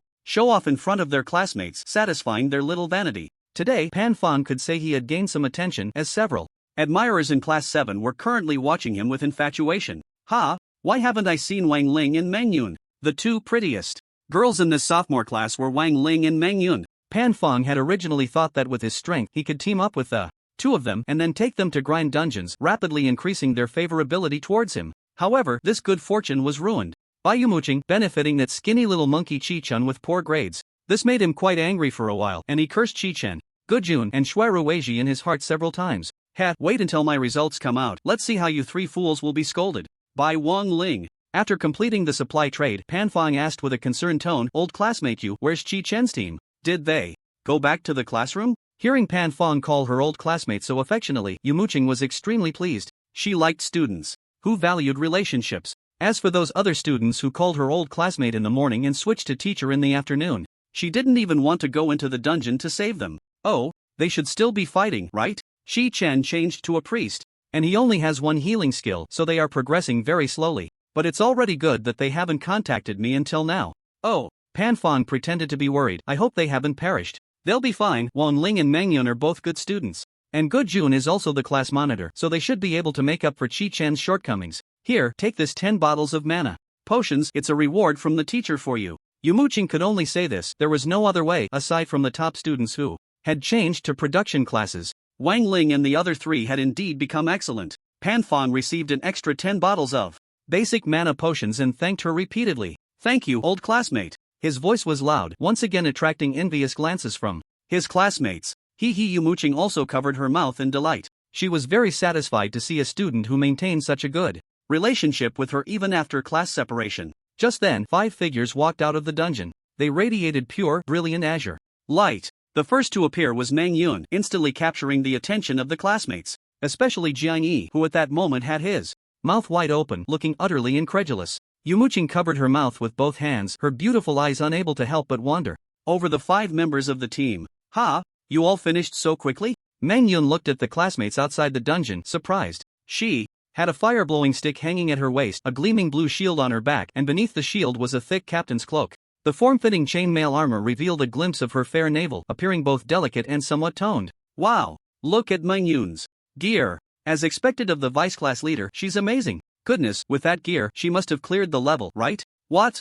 At that moment, Wang Ling's voice rang out from behind Mang Yun. She stepped aside, looking at the classmates in the arena, equally astonished. No way? Are we the slowest group? The daggers and short swords at her waist glinted ominously in the blue light. The skull belt buckle further testified to the quality of her belt. Hiss, Wang Ling's gear is just as good? Oh my, that shouldn't be possible. I timed the whole thing. We should at least be in the top 10 in school history, if not first. Good Jun, carrying dual blue light swords, scratched his head, especially his cruel blade. The skull on the hilt occasionally flashed with a blood-red light. You must be mistaken. You hit your forehead a few times today. Maybe you miscounted the time. Shut up. Shui Ruizhi had the least gear, but the heavy fist hammer he carried was particularly eye-catching, reaching down to his waist. Hurry up and hand in the supplies. I still have to fight the second match. Time is tight. At the back, Chi-Chen appeared like a block of ice exuding a blue aura, slowly making his entrance. What the hell? Is that Chi-Chen? Look at his gear, a fine staff, a fine coat, and a fine wand at his waist. On his hand, he even has a fine ring on his finger. They really cleared the level. So strong. How could this team possibly clear it? They only have Chi-Chen as a magic type. The rest are all physical melee. And they cleared it. Incredible. Is this the power of the kitchen knife team? Just chopping away and they clear the level? Chi-Chen, surrounded by a brilliant blue light, stood before the students. Especially the firestone staff he held, topped with a ruby the size of a fist, was particularly striking. Tap, tap, tap. Chi-Chen approached Yumuching, who was still in a daze, and quietly said, "Old class, I'm here to hand in the supplies." "Ah, oh, okay." Opening the trading window, Chi-Chen laid out the silver coins, copper coins, wool, linen, copper ore, and rough stones he had obtained. Only after seeing the quantity of supplies did Yumuching ask, "Silver coins and copper coins, let's keep them as mementos, they're useless." Useless? Chi-Chen looked at the pile of silver and copper coins in his backpack, scratching his head. "Forget it, they don't take up space, so I'll just keep them." "You really cleared the level?" "Yeah." Wang Ling answered eagerly, "We got an excellent rating." "Ah." Yumuching was stunned. Meanwhile, Jiang Yi, who was standing nearby, with his mouth agape, shivered even more at the news. What rating did you get?" "Excellent?" "Yep. Each of us received an extra 80 points and unlocked the hero difficulty." 80 points? The students present were all wide-eyed in astonishment. Not just 80 points. The sky also added rewards for our medium and good ratings, totaling 140 points. What? Additional rating rewards totaling 140 points? The students were completely stunned. Little did they know, the words excellent rating hero difficulty stirred up a storm in the hearts of the 2 teachers. 5 students decked out in excellent quality gear actually cleared the sinful mine and received an excellent rating? They unlocked the hero difficulty in one go? This was simply outrageous. Yumuching and Jiang Yi were well aware of this difficulty. When they first tackled the sinful mine years ago, they certainly did not clear it. To achieve excellent evaluations and unlock the hero difficulty, the team that holds the best record in the school only managed to do so after completing a special training session over the summer. Most teams might not unlock it even by graduation. Logically speaking, these 5 students, did they really do it in just one day? Or was it a single clear run? Wait. As Yumuching and Jiang Yi's gazes swept over the 5 members of Chi-Chen's team again, they simultaneously landed on Mang Yun's back. Refined iron shield. Chi-Chen's team actually has a refined iron shield. Did they defeat the Lumberjack controlled Nide? That's a hidden level difficulty mode. For a team with little equipment, it's an impossible task, because 70% of the students who didn't clear the level are all stuck at Nide. Most of them let the miners escape, activating Nide's control of the Lumberjack, leading to a deadlock. Therefore, the teachers repeatedly emphasized that students should kill the miners first to avoid any alerts. But most students seem to have forgotten this point. And the refined iron shield is truly a divine artifact for early defense. It only drops from the Lumberjack in difficulty mode. With this shield, the damage taken by the holder can be greatly reduced. If they have the shield as long As the team plays steadily, clearing the level is indeed possible. But Mangyun will have to work extra hard. She needs to stay on high alert and maintain intense focus throughout. These 5 students are remarkable, in shabby yet excellent gear, defeating the difficult mode. Nide? When they return to school, they must be closely observed for their talents, and this matter should be reported to the principal. They should be nurtured with priority. Perhaps they could be admitted early to a national-level academy, just as the 2 teachers were. Lost in thought, Wang Ling asked sweetly, "Old class, what is hero difficulty? Is it hard to beat?" She stared with her big, sparkling eyes, her fingertip resting on her lower lip, showing a curious expression. Her obedient and charming demeanor made many male classmates wish they could hold her in their palms. "That hero difficulty, you guys, cough cough, let me take a moment, cough cough cough." Zhang Yi turned aside and began to cough forcefully. Chi-Chen noticed the expressions of the 2 teachers and saw the looks from his classmates, especially the jealousy in Pan Fang's eyes, and instantly understood their results must be the best. However, he couldn't hold back the drama queen Wang Ling. With a helpless sigh, he said to Yumuching, "Old class, I've run out of my 120 bottles of basic mana potions. What should I do for the second round?" You've run out too. I'll have Zhang Yi get you another 100 bottles. Zhang Yi, come here. Is 100 bottles enough? Can I get another 100 bottles? That's enough. Chi-Chen's smile instantly widened. Wow, they get 100 bottles for one dungeon run? Then soloing would be secured. After finishing the last 2 rounds and having dinner, he must return to the space to solo. 100 bottles would definitely be enough for him. No, it's 200 bottles. Zhang Yi cleared his throat and walked in front of Chi-Chen. Looking at his equipment, he clicked his tongue in admiration. Good. The year-end bonus is back, and you want another 100 bottles, right? Yeah, the monsters inside are too hard to beat. I don't have enough mana, so I can only keep drinking mana potions. You did the right thing. You must never skimp on potions at critical moments. As long as you can achieve victory, all the effort is worth it. Here, take your 100 bottles, and I'll personally reward you with another 100 bottles. 200 bottles. Wow, the 2 teachers are really generous. Chi-Chen was already over the moon. He just wanted to apply to leave the team in solo. Chi-Chen, I'll also send you a personal subsidy. Yumuching also sent a trade request, giving Chi-Chen 100 bottles of basic mana potions. Whoa, Chi-Chen was stunned. In just a moment, he received 320 bottles of basic mana potions. This was no ordinary potion, this was ammunition. It seemed that the task of breaking through the evil mind had given teachers Yumuching and Zhang Yi a strong boost of confidence. Chi-Chen, you need to take the second team to the evil mine later. Remember to remind them often and share your battle experiences, Yumuching instructed. As long as everyone works together harmoniously, it will be easy. Chi-Chen sneered inwardly. There was no need for any battle experience, just charge in recklessly. You're right. I'll go call Mingxie and the others over and give them a few words of advice. Zhang Yi turned to leave. Upon hearing this, Yumuching frowned and said to Chi-Chen, "Chi-Chen, after you finish the dungeon with Mingxie, don't stoop to his level. Speak less, just finish the mission and retreat. If you have any grievances, discuss them after the dungeon, understood?" Oh, got it. Chi-Chen was somewhat surprised. He didn't expect this classmate named Mingxie to have such influence. Even Yumuching seemed cautious around him. At that moment, Mingxie was with Ning Ziyue, approaching Meng Yun and Wang Ling, who were surrounded by girls. The 2 girls in the center wore proud smiles. "Meng Yun, your shield is so beautiful. Which boss dropped it?" "The Lumberjack from Nide." Meng Yun replied proudly. "Did you have the miners send a message? That's impressive. Is the Lumberjack hard to beat?" "Of course, we easily." Before Meng Yun could finish, Wang Ling elbowed her sharply in the waist. When Meng Yun noticed Mingxie had arrived, her expression immediately turned cold. "It was very hard to beat. We almost wiped. Xiao Yun, don't take such dangerous risks in the future. It's just a broken shield, right? If you want, I can give you a better one." Mingxie tossed his hair back, his tone extremely gentle. "No thanks, I prefer the shield I earned myself." Meng Yun felt a chill run down her spine from Mingxie's greedy and unabashed gaze, making her feel nauseous. "Xiaoling, let's head back to class." "Okay." The 2 girls didn't even glance at Mingxie as they pressed their hand marks to return to the real world. Ning Ziyue held Mingxie's hand and said sweetly, "Mingxie, Teacher Jiang wants us to gather. Let's go." In front of their classmates, Mingxie wrapped his arm around Ning Ziyue's shoulders and walked toward the dungeon entrance. Outside the dungeon entrance, it was eerily quiet, with students who had completed their tasks gradually returning to the surface. Chi-Chen noticed that among the 4 approaching, there was a male student fully decked out in fine gear. According to what Wang Ling and the others had said in the dungeon, this person should be Mingxie. The girl on his right arm was Ning Ziyue. Although she was somewhat pretty, she paled in comparison to Wang Ling and Meng Yun. Mingxie had one hand in his pocket, dressed in fine equipment, and carried a quality bow on his back. The necklace around his neck emitted a purple glow, clearly an epic quality item. Hee, teacher you, the support you introduced me to is so skinny, can he heal enough? If not, why don't you join me in the dungeon? I feel more at ease with you healing me, he said. But, ha ha ha. His classmates quickly chimed in with laughter, but upon noticing Yumuching's icy glare, they quickly fell silent.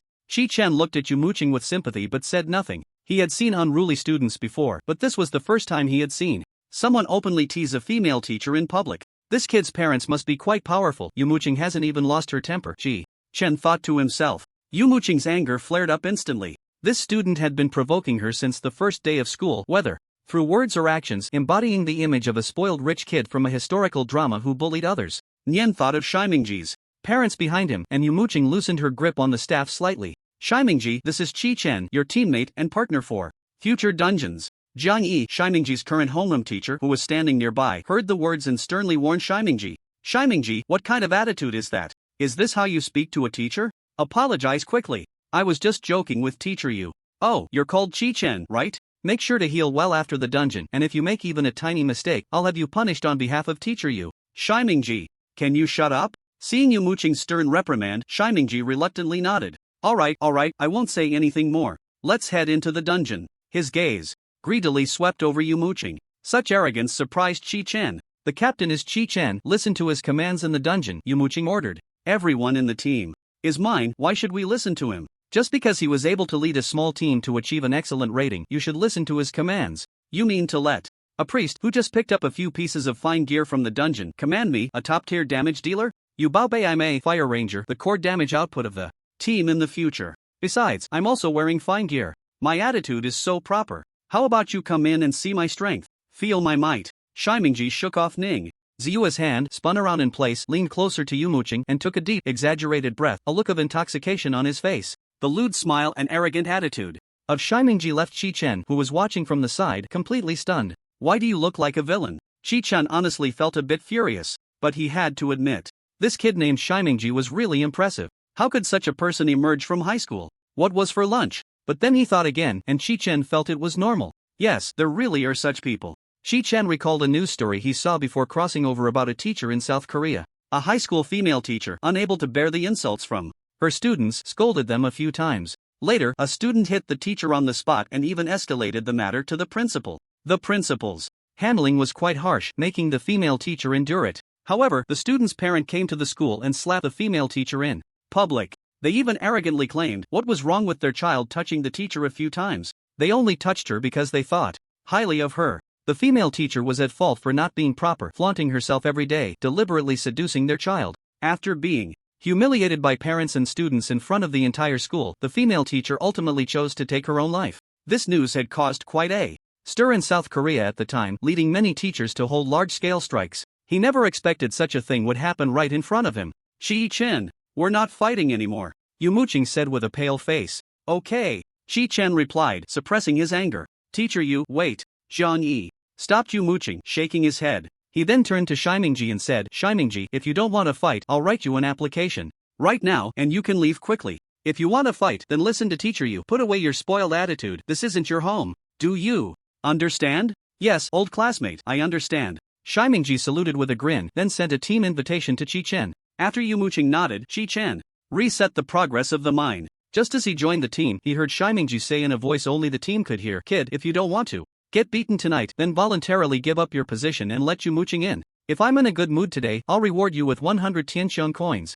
After school tonight, Chi-Chen has exited the team. Chi-Chen, already feeling angry, directly left the team. Teacher, I don't want to fight anymore. Go! Return 100 bottles of potions to Teacher Jiang. Although Yumuching couldn't hear what Mingxia had just said, she could tell from his lip movements that he was definitely not holding back. Chi-Chen approached Jiang Yi and proposed a trade, but Jiang Yi shook his head in refusal. Chi-Chen, you think I'm giving you face, huh? Seeing Mingxia's expression gradually turn menacing, Chi-Chen scoffed dismissively. With a smile on his face, he walked up to Mingxia. Slap! The crisp sound of a slap echoed loudly in the noisy square. You little brat, I'll teach you a lesson. This sudden slap left both Yumuching and Jiang Yi stunned. Even the students who had gathered to watch were all frozen in shock. I'm sorry, old class, I really couldn't hold back, Chi-Chen said with a shrug and a smile. Mingxia looked incredulous. He turned around and pointed at Chi-Chen, shouting angrily, I'm going to kill you. Sure, come on, let's have a good chat. I'll make you understand what it means to respect your Teachers and the way. Chi-Chen wore a similarly fierce smile, beckoning Shi Mingjie with his fingers. Dealing with this kid meant making Yu Muqing revive him, then killing him again. Let him experience what a harsh reality feels like. Yo, you're so tough, ha. Shi Mingjie glared at Chi-Chen. You think you're so great? Let's see who's the real loser. I'm going to turn you into a sieve. Do you have that much ammo? Save some for yourself, will you? Chi-Chen provoked. Damn it. Shi Mingjie directly left his team and sent an invitation to Chi-Chen. Invitation failed. Another. Skywalker has already sent an invitation. Please try again later. Little brat? Aren't you tough? Why are you backing down? Chi-Chen wasn't backing down. He was just continuously rejecting the 2 team invitations that kept popping up in front of him. Yunwoo invites you to join the team. You have rejected Yunwoo's invitation. Chaos Blade invites you to join the team. Rejecting. Chi-Chen. Shi Mingjie. Both of you stop talking. Jiang Yi shouted angrily. No way. I have to kill him. Shi Mingjie was furious after losing so much face in front of his underlings, girlfriend, and many classmates. Shi Mingjie, if you keep being so arrogant, I'll contact your dad right now and have him come pick you up, Yu Muqing said, standing in front of her student. She knew Chi-Chen was angry because of her. Upon hearing this, Shi Mingjie stopped talking. His eyes were still glaring at Chi-Chen, and he made a slicing motion across his throat with his thumb. You will die. After saying that, he dragged Ning Ziyue away. Once he left, Yu Muqing looked at Chi-Chen. Her eyes held 3 parts worry, 3 parts relief, and 4 parts gratitude. Chi-Chen. You were too impulsive just now. Thinking back to Chi-Chen's slap, she felt a rush of satisfaction, but I couldn't stand him. Sigh. This is going to be troublesome. Jiang Yi rubbed his forehead, sighing repeatedly. Old class, Teacher Jiang, you don't need to worry about me. It's just a fight. It's nothing. A fight? I think you should come with me tonight and stay at my place for a few days, Yu Muqing said to Chi-Chen. Chi-Chen sensed something was off. Who exactly was Shi Mingjie? Even Yu Muqing was scared of him? Had he really messed with someone he shouldn't have? But in his memory, there was no character like Shi Mingjie. If he had known Shi Mingjie's background, Chi-Chen would have thought twice about that. Slap. Thank you, old class, but it's not appropriate to go to your house. Please rest assured, I will stay vigilant. If he really dares to act up, I will immediately teleport to the sky space. It's safer there. Chi-Chen's home was in another city, and going back to hide wasn't realistic. Even if he could hide during the summer vacation, there was still the entire senior year to deal with. How would he hide then? Would he just drop out? If you really step on a dog's tail, hiding is ultimately not a solution. Then I'll stay in the school dormitory for the next few days, and we'll talk once Shi Mingjie's craziness passes. Jiang Yi looked in the direction Shi Mingjie had left, his face always dark. Teacher Jiang, I've caused you trouble. I'm not troubled, you are the one in trouble. I mean, come on, when things happen, just say a few less words. If you can't retreat from the team, then just leave. Sigh. But I understand your actions, after all, I've been your age too. You need to control your temper in the future. Don't be like him. Got it, haha. You're still laughing. Hurry back to class. I see that Shi Mingjie kid will eventually bring about his own downfall. So the third team isn't going to play anymore? Chi-Chen asked, looking at the few players lingering at the entrance of the dungeon. I've assigned the support from the third team to our classes Shanliang. They finished early and went back to the classroom. Oh. Chi-Chen let out a sigh of relief, finally free from accompanying the newcomers in the dungeon. Let's go back to class for a meeting. You can share your insights on getting an excellent evaluation with your classmates. In class 8 of the second year, inside the classroom, Chi-Chen stood on the podium facing the map. On the blackboard, sharing his battle insights with the 15 classmates below. During the sharing, he glanced several times at a classmate named Shan Liang. Shan Liang should be the one Yu Muqing mentioned in the morning, the student who didn't show up during class division. At this moment, Shan Liang sat with his arms crossed, listening intently to Chi-Chen's insights, his left wrist wrapped in noticeable bandages. The empty seat next to him belonged to Miao Shuebing, who had her own personal training team and had withdrawn from the summer training camp. So, the unexpected situations I encountered in the dungeon can be summarized as we didn't formulate a comprehensive strategy before starting, and our considerations weren't thorough enough. In fact, the problems have all been discussed by the teacher in class. Ultimately, being able to receive an excellent evaluation has a lot to do with luck. That's my insight. Amidst the applause from his classmates, Chi-Chen stepped down from the podium and returned to his seat. Yu Muqing also applauded, her gaze towards Chi-Chen filled with admiration. Everyone has fought personally today, let's not discuss the results for now.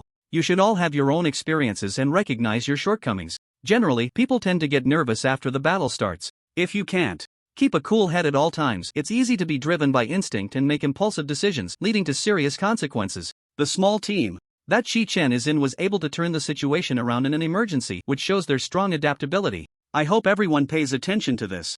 As a support, no matter how critical the situation is, you must remain calm. Do you understand? Teacher, speak. How can we stay calm during battle? Fight more, engage more, treat battles like drinking water. Besides that, I don't have any good methods. Oh, does anyone else have questions? The students shook their heads. Then let me ask you a question. After you gather 500 points, what should you do first? Simple. Exchange.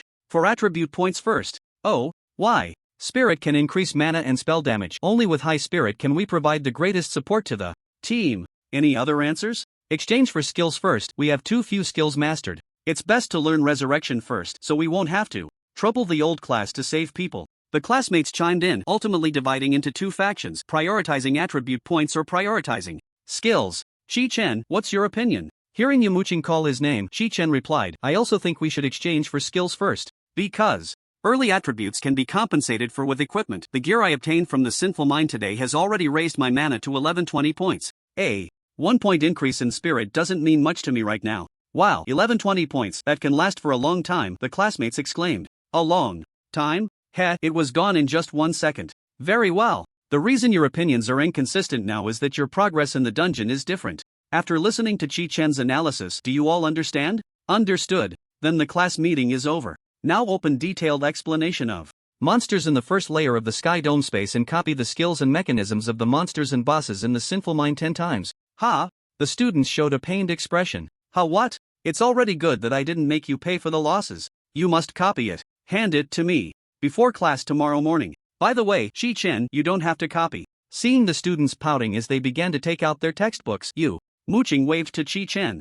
Chi-Chen followed her outside the classroom. In a corner of the corridor outside the classroom, Muching said with a heavy expression, this is the alarm device given by the principal, you must keep it safe. If you encounter a dangerous situation, press the alarm and I will come as soon as possible. If that doesn't stop Lumberjack, you can teleport to the Sky Dome space to hide. Hiss. Chi-Chen took the alarm, his mouth twitching as he said, Lumberjack is so arrogant? Is there no law? Is there no justice? Muching looked at Chi-Chen in confusion, surprised. Haven't you heard about him in the past 2 years? Chi-Chen shook his head. Mingjia's father is the president of the strongest guild in our city. One Book Martial Arts, which has 13 third-tier Sky Domers. Don't laugh. They can be promoted to 4th tier within a year or two. Moreover, President Shi and Principal Li were once comrades, and One Book Martial Arts is also our off-campus cooperative guild. Many graduated students who want to continue developing in the Sky Dome will intern at President Shi's guild, training in certain positions. The president is generous and usually offers good treatment. So, his father must be a decent person. Yes, so we don't understand either. He might just be too busy to discipline him. Oh, I see. If that's the case, I'll just avoid him in the future. Now, Chi-Chen understood what kind of trouble he had gotten himself into. This previous self really is something, just so keen on ignoring everything outside and only wanting to do odd jobs? Chi-Chen couldn't help but regret his impulsiveness. He had stepped into a pile of dog poop that could have been avoided at the wrong time. If he had known Mingjia was such a formidable presence, he would have served him well. Once he leveled up, he would quietly take him down, instead of being so passive now. I'm sorry, old classmate, I've caused you trouble. No, it's the teacher who has caused you trouble. What you need to consider is how to become stronger as soon as possible. As for potions, I will give you more privately, Muching said, looking up the corridor to confirm no one was around before leaning down to whisper, to be honest, that slap you gave him just now? I felt great. Actually, I've wanted to hit him for a long time, but it was inconvenient due to my position. So, I support you. Well done. Smelling the aroma of chives wafting in, Chi-Chen held his breath and nodded. They must have had chive-filled dumplings for lunch. Anyway, you need to be more careful. If Mingjia really goes on a rampage, he can do anything. Make sure to call me in time, understood? He would really dare to kill me? Chi-Chen was a bit surprised. This guy cannot be left alive. With us around, he wouldn't dare to act recklessly. But you should avoid him. Don't suffer unnecessary pain, as injuries will affect your growth progress. Mainly, President Shi is currently leading a team to attack the Dragon God Temple, so he can't be contacted for now. Once he's done, Principal G will personally inform him about this matter. By then, it might just blow over. Thank you, teacher, for your concern. Not at all. You need to quickly improve your personal strength and aim to level up within a week. Chi-Chen was very touched. Given that Muching had said so much, if he didn't understand by now, it would really be unreasonable. Moreover, Muching had even stayed in the dormitory to look after him. This kindness from a teacher must be repaid. Alright, I saw the talent you wrote on the registration form today. It's excellent and very suitable for your profession. Work hard to improve. Your strength and strive to achieve good results in the college entrance examination to receive an admission notice from Baidu Academy. Definitely. Okay, go have dinner now. Rest well tonight and take the opportunity to preview the new dungeon. We will discuss the Nightmare Cave dungeon tomorrow morning. Thank you, teacher. Chi-Chen put away the alarm and returned to the classroom. Under the envious gazes of his classmates, he left the classroom holding the Dungeon Compendium, detailed explanation of first-layer dungeon monsters and first-layer dungeon terrain map, heading to the cafeteria. After a hearty meal in the cafeteria, Chi-Chen returned to the dormitory. In the corridor of the dormitory he saw Shan Liang, who was sucking on a lollipop, leaning over the railing and flipping through a book.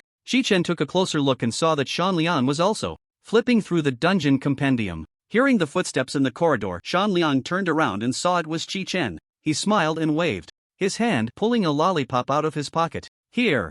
Chi-Chen reached out to catch the thrown lollipop. Thank you. He searched his memory for anything about Shan Liang, but found very little. He only knew that Shan Liang's background was almost as tragic as his own, no, perhaps even worse. Shan Liang had lost both parents at a young age and was an orphan, growing up in a welfare home. He could only go to school thanks to the city's financial subsidies, so he had nowhere else to go and could only live on campus. Chi-Chen unwrapped the lollipop and came to Shan Liang's side, leaning over the railing to ask, "Why did you try to cut your wrists?" Shan Liang was taken aback, looked at his wrist for a moment and then smiled, saying, "Who the hell knows what was going through my mind when I wanted to cut my wrists? Anyway, I won't do it again. Better to live than to die, right?" "Right." The two exchanged smiles. "Are you also a support class? What profession did you change to?" Chi-Chen asked curiously. Don't mention it. It's some damn five spirits priest. I thought it was cool at first, but after flipping through the profession compendium, oh, what a stupid profession. No wonder I was the only one who thought about cutting my wrists. Five spirits priest? Chi-Chen pondered for a moment before nodding. Sounds impressive. Yeah, but it only has two skills, can you believe it? One is lightning arrow and the other is a pathetic low-level healing wave with a casting speed of 2.5 seconds. My goodness, today I went into a dungeon with 4 little brats and I couldn't even heal them in time. I got scolded so badly, and before I even finished half of it, I had to call teacher you for help. Ha. Shan Liang adjusted his pants, chewed on the lollipop, and spat out, continuing, "I can't stand this kind of humiliation. I have to fight back. I refuse to believe that I can't even do something as simple as healing." Looking at Shan Liang's bold demeanor, Chi-Chen found it hard to believe he was the kind of person who would think about suicide. "By the way, what profession are you?" "Priest." "Priest? Is that impressive?" "It's just okay. Just okay, and you can still clear dungeons? I feel like you're being modest." "Modest?" Chi-Chen's heart trembled and he looked at Shan Liang differently. Shan Liang also noticed he had said something inappropriate and quickly corrected himself. It's normal if you don't understand, that's my hometown dialect. It means.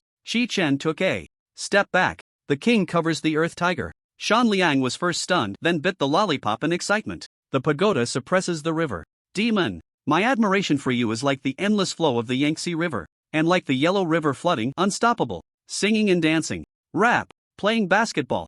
Chi-Chen and Shan Liang. GNI is too beautiful. Shan Liang and Chi-Chen simultaneously started dancing Iron Mountain Lean. Soon after, the two began to cry loudly. The cries echoed loudly, drawing strange glances from the nearby students who had not yet left school. The sun was setting and the sky quickly darkened. In the garden's grass, the sounds of insects filled the air. Chi-Chen and Shan Liang sat on the corridor, legs crossed, discussing their feelings from the day. "It seems we crossed over around the same time. Do you think there will be others? If there are, there are. We'll deal with it when we meet. Damn, I suddenly don't feel lonely anymore."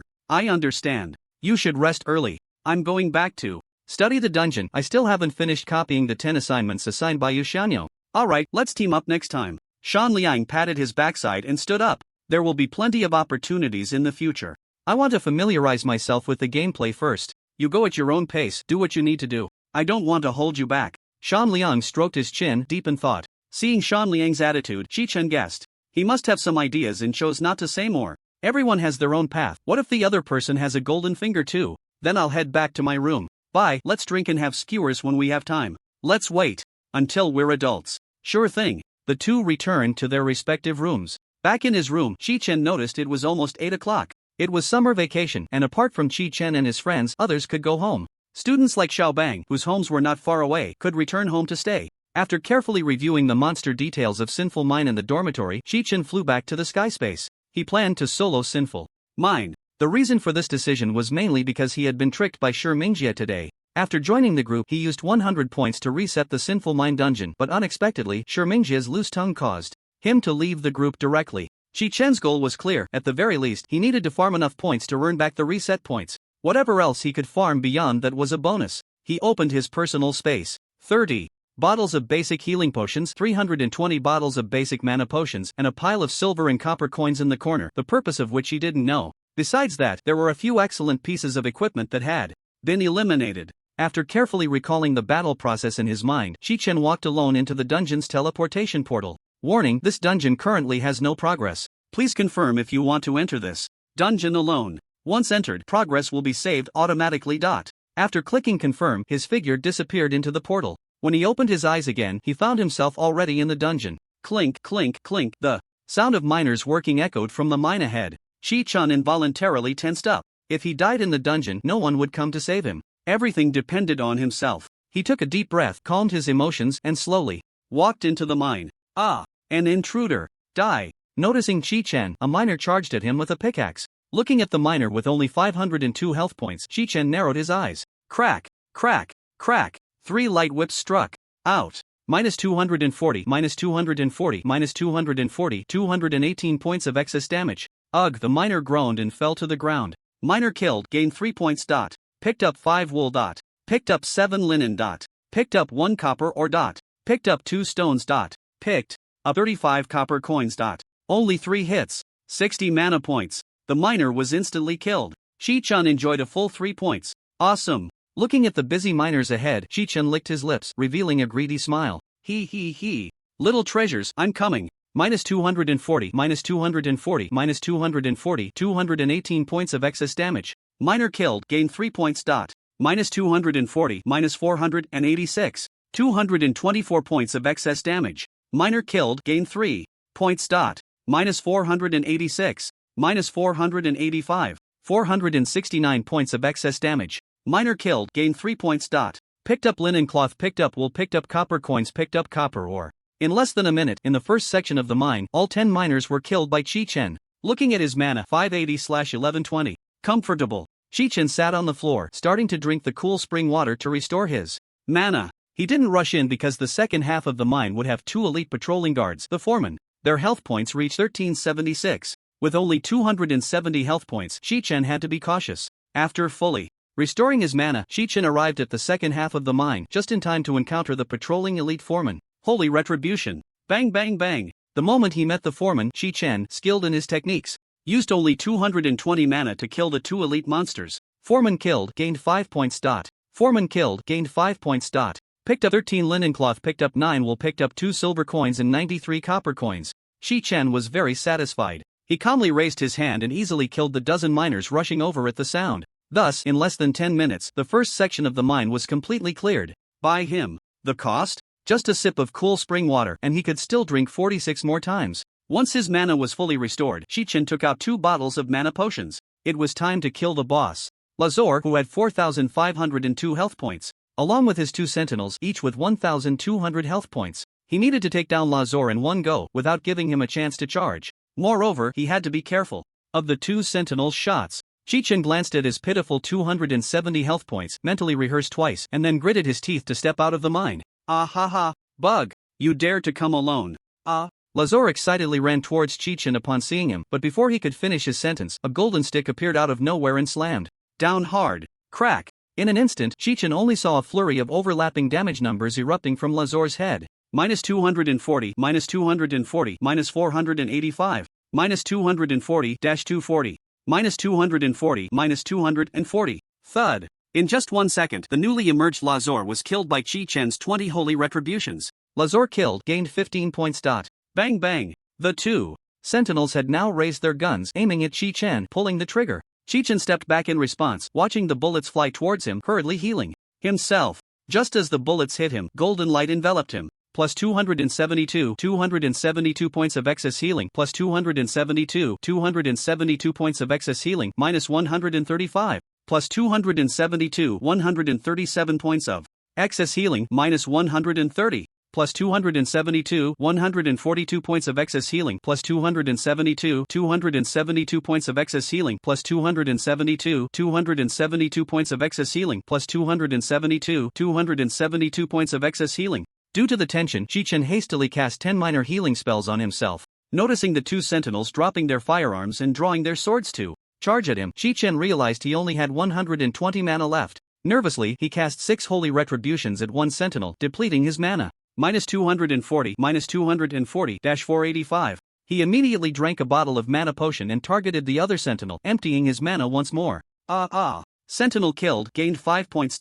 Sentinel killed, gained 5 points. The two sentinels fell. The first boss battle finally came to an end. Chi-Chen gasped for breath, wiped the sweat from his forehead, and sat down on the ground, starting to drink the cool spring water. In fact, the battle time was very short, not even 30 seconds in total. But for him, those 30 seconds felt exceptionally long. I'm too nervous, I've wasted quite a bit of mana, I actually didn't need to drink the potion. Once his mana was fully restored, Chi-Chen stood up and walked in front of Lazo to pick up the equipment. Pick up Foreman's shoulder pads, pick up 3 linen, pick up 7 wool, pick up 5 silver coins and 27 copper coins. Foreman's shoulder pads quality, excellent category, chainmail shoulders defense, 15 strength plus 1 required strength, 8. What a piece of junk. Chi-Chen disdainfully closed his personal space and went to pick up the items from two sentinels. After pulling out cloth and silver coins, Chi-Chen took the key and approached the iron door, but he didn't rush to open it. He hesitated over whether to kill the miner. If he killed the miner, Nide wouldn't operate the lumberjack machine. If he didn't kill him, Nide would be ready to drive the lumberjack machine. Then he would face 9 elite carpenters wielding flying axes. According to the Monster Compendium, the elite carpenters had health points between 1239 and 1359, and it took an average of 6 holy judgments to kill one. If I kill them all without any critical hits, I would need 1080 mana points. Feasible. His mana potions were sufficient, and dealing with Nide, who had over 6,000 health points, would be easy. After considering it carefully, Chi-Chen turned the key. Click. Creak. As the door slowly opened, the 3 elite monsters standing at the entrance turned their heads simultaneously. An enemy has invaded. Quickly, go inform the foreman. Did you hear that? Hurry up, hurry.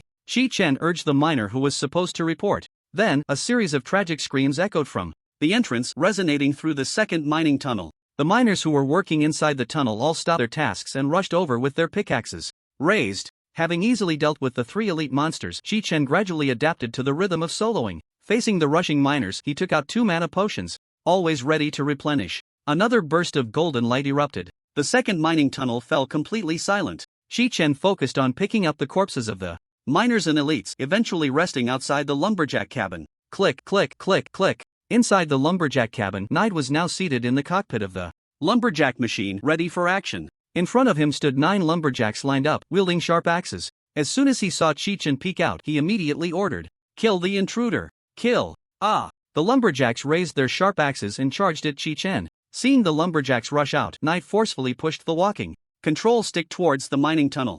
Chi-Chen, peeking out, saw the lumberjacks enter range and immediately pulled the trigger with his index finger. His gaze swept across, and beams of golden light appeared above the heads of the 9 lumberjacks. Whoosh, whoosh, whoosh. The dazzling holy judgment illuminated the entire lumberjack cabin. Ugh, ugh, ugh. Of the lumberjacks charging with their axes found every step extremely difficult, to the point where even Nide, operating the lumberjack machine, was catching up. Damage numbers, like splashes of water, filled Chi-Chen's view. Lumberjack killed, gained 5 points. Lumberjack killed, gained 5 points. Lumberjack killed, gained 5 points. Finally, as Chi-Chen's mana was exhausted, all 9 lumberjacks lay dead. Awesome! Chi-Chen shouted, directly downing 6 basic mana potions. Thud, thud, thud. His mana instantly restored to 1080 points. He wiped his mouth and summoned a thick golden stick towards the approaching Nide. Smack! -240. -240. -240. Another row of exaggerated damage numbers floated out from Nide's lumberjack machine. Although the lumberjack machine could greatly reduce physical damage taken, it couldn't lessen light damage. Sitting in the cockpit, Nide pushed the walking control stick with all his might, but the lumberjack machine's speed was slowing down. With a grunt and a crack, the lumberjack finally collapsed under 17 radiant punishment attacks. Watch how I deal with you myself. An angry Nide pushed open the hatch. The small figure of Nide leaped out, but before his feet could touch the ground, a brilliant golden light erupted before him. Nide defeated, 15 points. Gain. With 2240 health points, Nide was indeed a bit lacking for Chi-Chen at this moment. It only took 180 mana points to unleash 9 radiant punishments to take him down directly. From the moment Chi-Chen peeked out to the moment Nide was killed, he had only consumed 3 bottles of basic mana potions. After Nide was slain, the lumberjack beside him was completely reduced to a pile of parts. Chi-Chen bent down and collected 3 pieces of fine gear and a heap of materials into his personal space. Not bad. Dropped a usable glove. Golden spotted gloves quality. Fine category. Cloth gloves defense. 6 stamina plus 4 spirit plus 4 equip. Requires strength 2 kitchen. Immediately put them on and then looked at the other 2 weapons. One was the buzzing blade he had dropped last time, and the other was a 2-handed axe. Foreman's. Battle axe quality. Fine category. 2-handed axe physical damage plus 74 attack speed. 2.70 second strength plus 8 agility plus 8 equip. Requires strength 13 if. Shui Rueji saw this. I wonder what he would call me. Of course, that was just talk. Chi-Chen had already decided where these items would go. They would be sold in the trade zone for sky coins. He was currently broke and desperately needed sky coins to improve his life. Plus, there was the dog-like Shimingji chasing him from behind. As long as he had money, who couldn't avoid trouble? Chi-Chen drank the cool spring water and sat down to rest. The dungeon progress was already halfway through, and next up was the Smelter Nige. After defeating Nige, he would have to face the cannon attacks from the first mate in the siege of dozens of elite monsters. Should I let Nige activate the giant puppet or not? Chi-Chen felt like a gambler sitting at a table, currently on a winning streak, wanting to go big. Based on his deductions, since the Lumberjack Nige was in hard mode, he would drop an extra piece of equipment. So, if Nige activated the puppet, perhaps defeating it would also yield an additional piece of gear. Faced with the prospect of profit, Chi-Chen didn't think for too long. He decided he wanted it all. Just as Chi-Chen was contemplating what kind of death to choose for Nige, Shan Liang, who was diligently copying textbooks in his dorm, heard a commotion outside the door. Bang bang bang. The knocking was very loud, clearly. The person knocking was quite forceful. Shan Liang put down his pen and opened the door, only to find a group of unruly students outside, surrounding a brightly dressed teenager in the middle. He was shouldering a metal baseball bat, sizing up Shan Liang from head to toe. Is Chi-Chen here? Chi-Chen? Although Shan Liang didn't understand the reason, he could tell that this group of students was not to be trifled with. Yeah, the skinny idiot who looks like a monkey. Seeing that these people looked like they were ready to fight, Shan Liang began to think of an excuse to get rid of them. At that moment, a student barged into Shan Liang's dorm, looked at the 2 beds, and noticed there was no name for Chi-Chen on the headboard. Brother Jia, Chi-Chen isn't in this room. Go check the next room. All right. Bang bang bang. Little brother knocked on the door next door, and Shan Liang's heart instantly jumped to his throat. If these little brats dare to make a move, I swear I'll just push this brother Jia down the stairs. With that thought, Shan Liang crossed his arms and leaned against the doorframe to watch the commotion. No one is responding inside. Break the door. Hearing Shimingji say this, Shan Liang's gaze hardened as he prepared to act, but he saw a little brother kick the door open and shout loudly, "Head! There's no one here. Chi-Chen isn't around." The room was empty. Shi Mingjie walked into the deserted dormitory and found the bed with Chi-Chen's name on. After circling the room, he angrily slammed a baseball bat down on the table and cursed, "Damn it, that little brat must have hidden in the sky space." His voice roared through the room, but it made Shan Liang, who was watching the commotion, breathe a sigh of relief. Shan Liang learned that when in danger, one should escape to the sky space. Brilliant! Just when he thought Shi Mingjie was about to leave with his little brothers, he saw Shi Mingjie sitting on Chi-Chen's bed, deep in thought. Good. I'll give you a little shock today. He laughed as he stood up and began to unbuckle his belt. Since we're here, shouldn't we relieve ourselves in the bathroom? With that, Shi Mingjie started to urinate on Chi-Chen's bed. Ha ha ha. A group of little brothers who followed him burst into laughter. You guys come too. Give him a little more water. Sure thing. The group of little brothers came to the bedside, unbuckled their belts, and began to urinate. Smelling the stench of urine wafting through the room, Shan Liang clenched his fists but slowly relaxed them a few seconds later. He wasn't stupid. Being so unruly in school meant he was no ordinary thug. He had backing. So he retreated into the room and quietly closed the door. Boss, there's something here. One little brother, having finished urinating, noticed the wardrobe at the foot of Chi-Chen's bed. Opening it, he found another set of school uniform and clean underwear. This junk should be thrown in the toilet as rags. Who's going to do the dirty work and toss it into the cesspit? Another little brother, hearing this, rubbed his nose and said, Boss, won't that be too harsh on him? I'll smash your head. Voice cracking, Shi Mingjie directly raised the baseball bat and swung it at this little brother.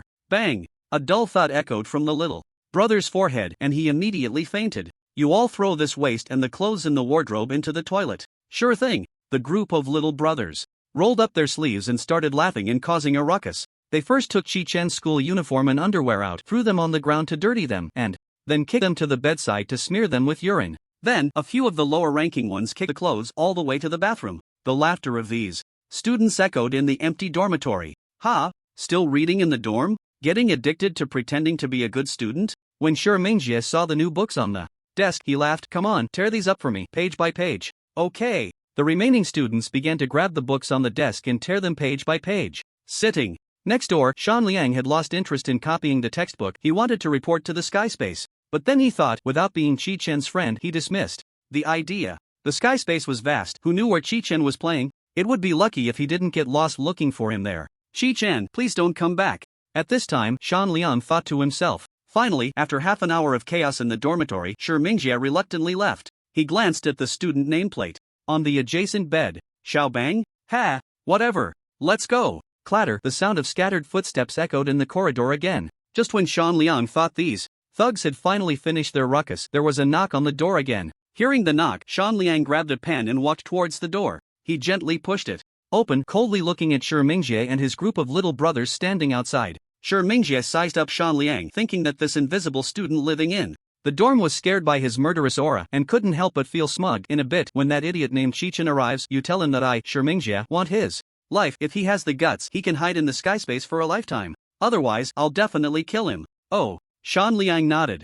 Not bad, you're quite obedient. I like that. Shi Mingjie looked up and down at Dan Liang and asked, what's your name? Dan Liang. Kindness? Good name. I tell you, Dan Liang, I'm a person who distinguishes clearly between gratitude and resentment. I take care of those who don't provoke me. I find you quite pleasing to the eye. How about becoming my little brother? Your task is simple. Just tell me when he comes back and I'll cover your meals for a semester. Dan Liang wanted to laugh upon hearing this but could only hold it in. He revealed his wrist and said, sorry, I have a psychological disorder. When I get nervous, I can't control my emotions and always want to self-harm. Seeing the wound on Dan Liang's wrist, Shi Mingjie felt a sudden itch on his face. Damn, you're the one who cut your wrist this morning? Hey, what a damn unlucky day. What kind of psychological disorder is that? I think you're just a lunatic. Get lost. From now on, you all stay away from this guy. It would be disgusting if he splatters blood all over you. Got it. The thugs quickly followed Shi Mingjie out. It seemed they didn't want to stay there for even a second longer.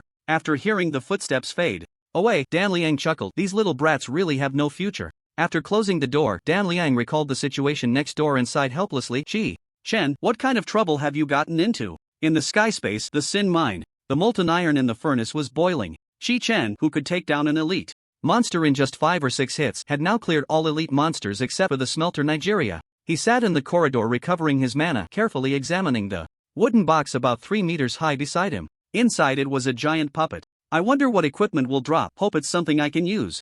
Chi-Chen stood up, walked towards Nig, and casually cast 5 light punishments. Nig, who was just about to aim his crossbow at Chi-Chen and unleash the iron melt arrow skill, suddenly entered the second phase. He had no choice but to put down the crossbow, his eyes turning red in fierce as he said, I'm going to show you what a masterpiece is. Nig walked to the side of the box and took out a hammer to smash it.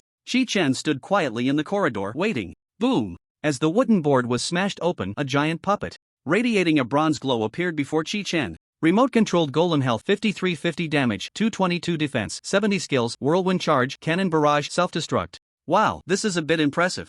Chi-Chen watched as Nig climbed into the golem's body and activated it before starting to attack. Since it was his first battle with a golem, Chi-Chen was unsure of its strength. Thus, Chi-Chen decided to go all out. He squinted his eyes and a golden rod as wide as the golem's arm and head appeared. In an instant, the entire furnace room was completely dyed gold. Smash! 59 light punishments gathered together and smashed towards the golem. The accumulated damage of 14,514 points from the light punishments directly shattered the golem. Crack, crack. Starting from the head, a visible crack extended towards the control cabin. Nig, sitting in the cockpit, hadn't even grasped the golem's control stick when he saw the various gauge needles on the dashboard start spinning wildly. At the same time, he heard the sound of glass shattering. Ah, my masterpiece. Driven mad, Nig pressed the self-destruct button of the golem, intending to perish together with Chi-Chen. Smash, smash, smash. But a strange scene occurred. No matter how Nig pressed the self-destruct button, the golem showed no reaction. Instead, Chi-Chen,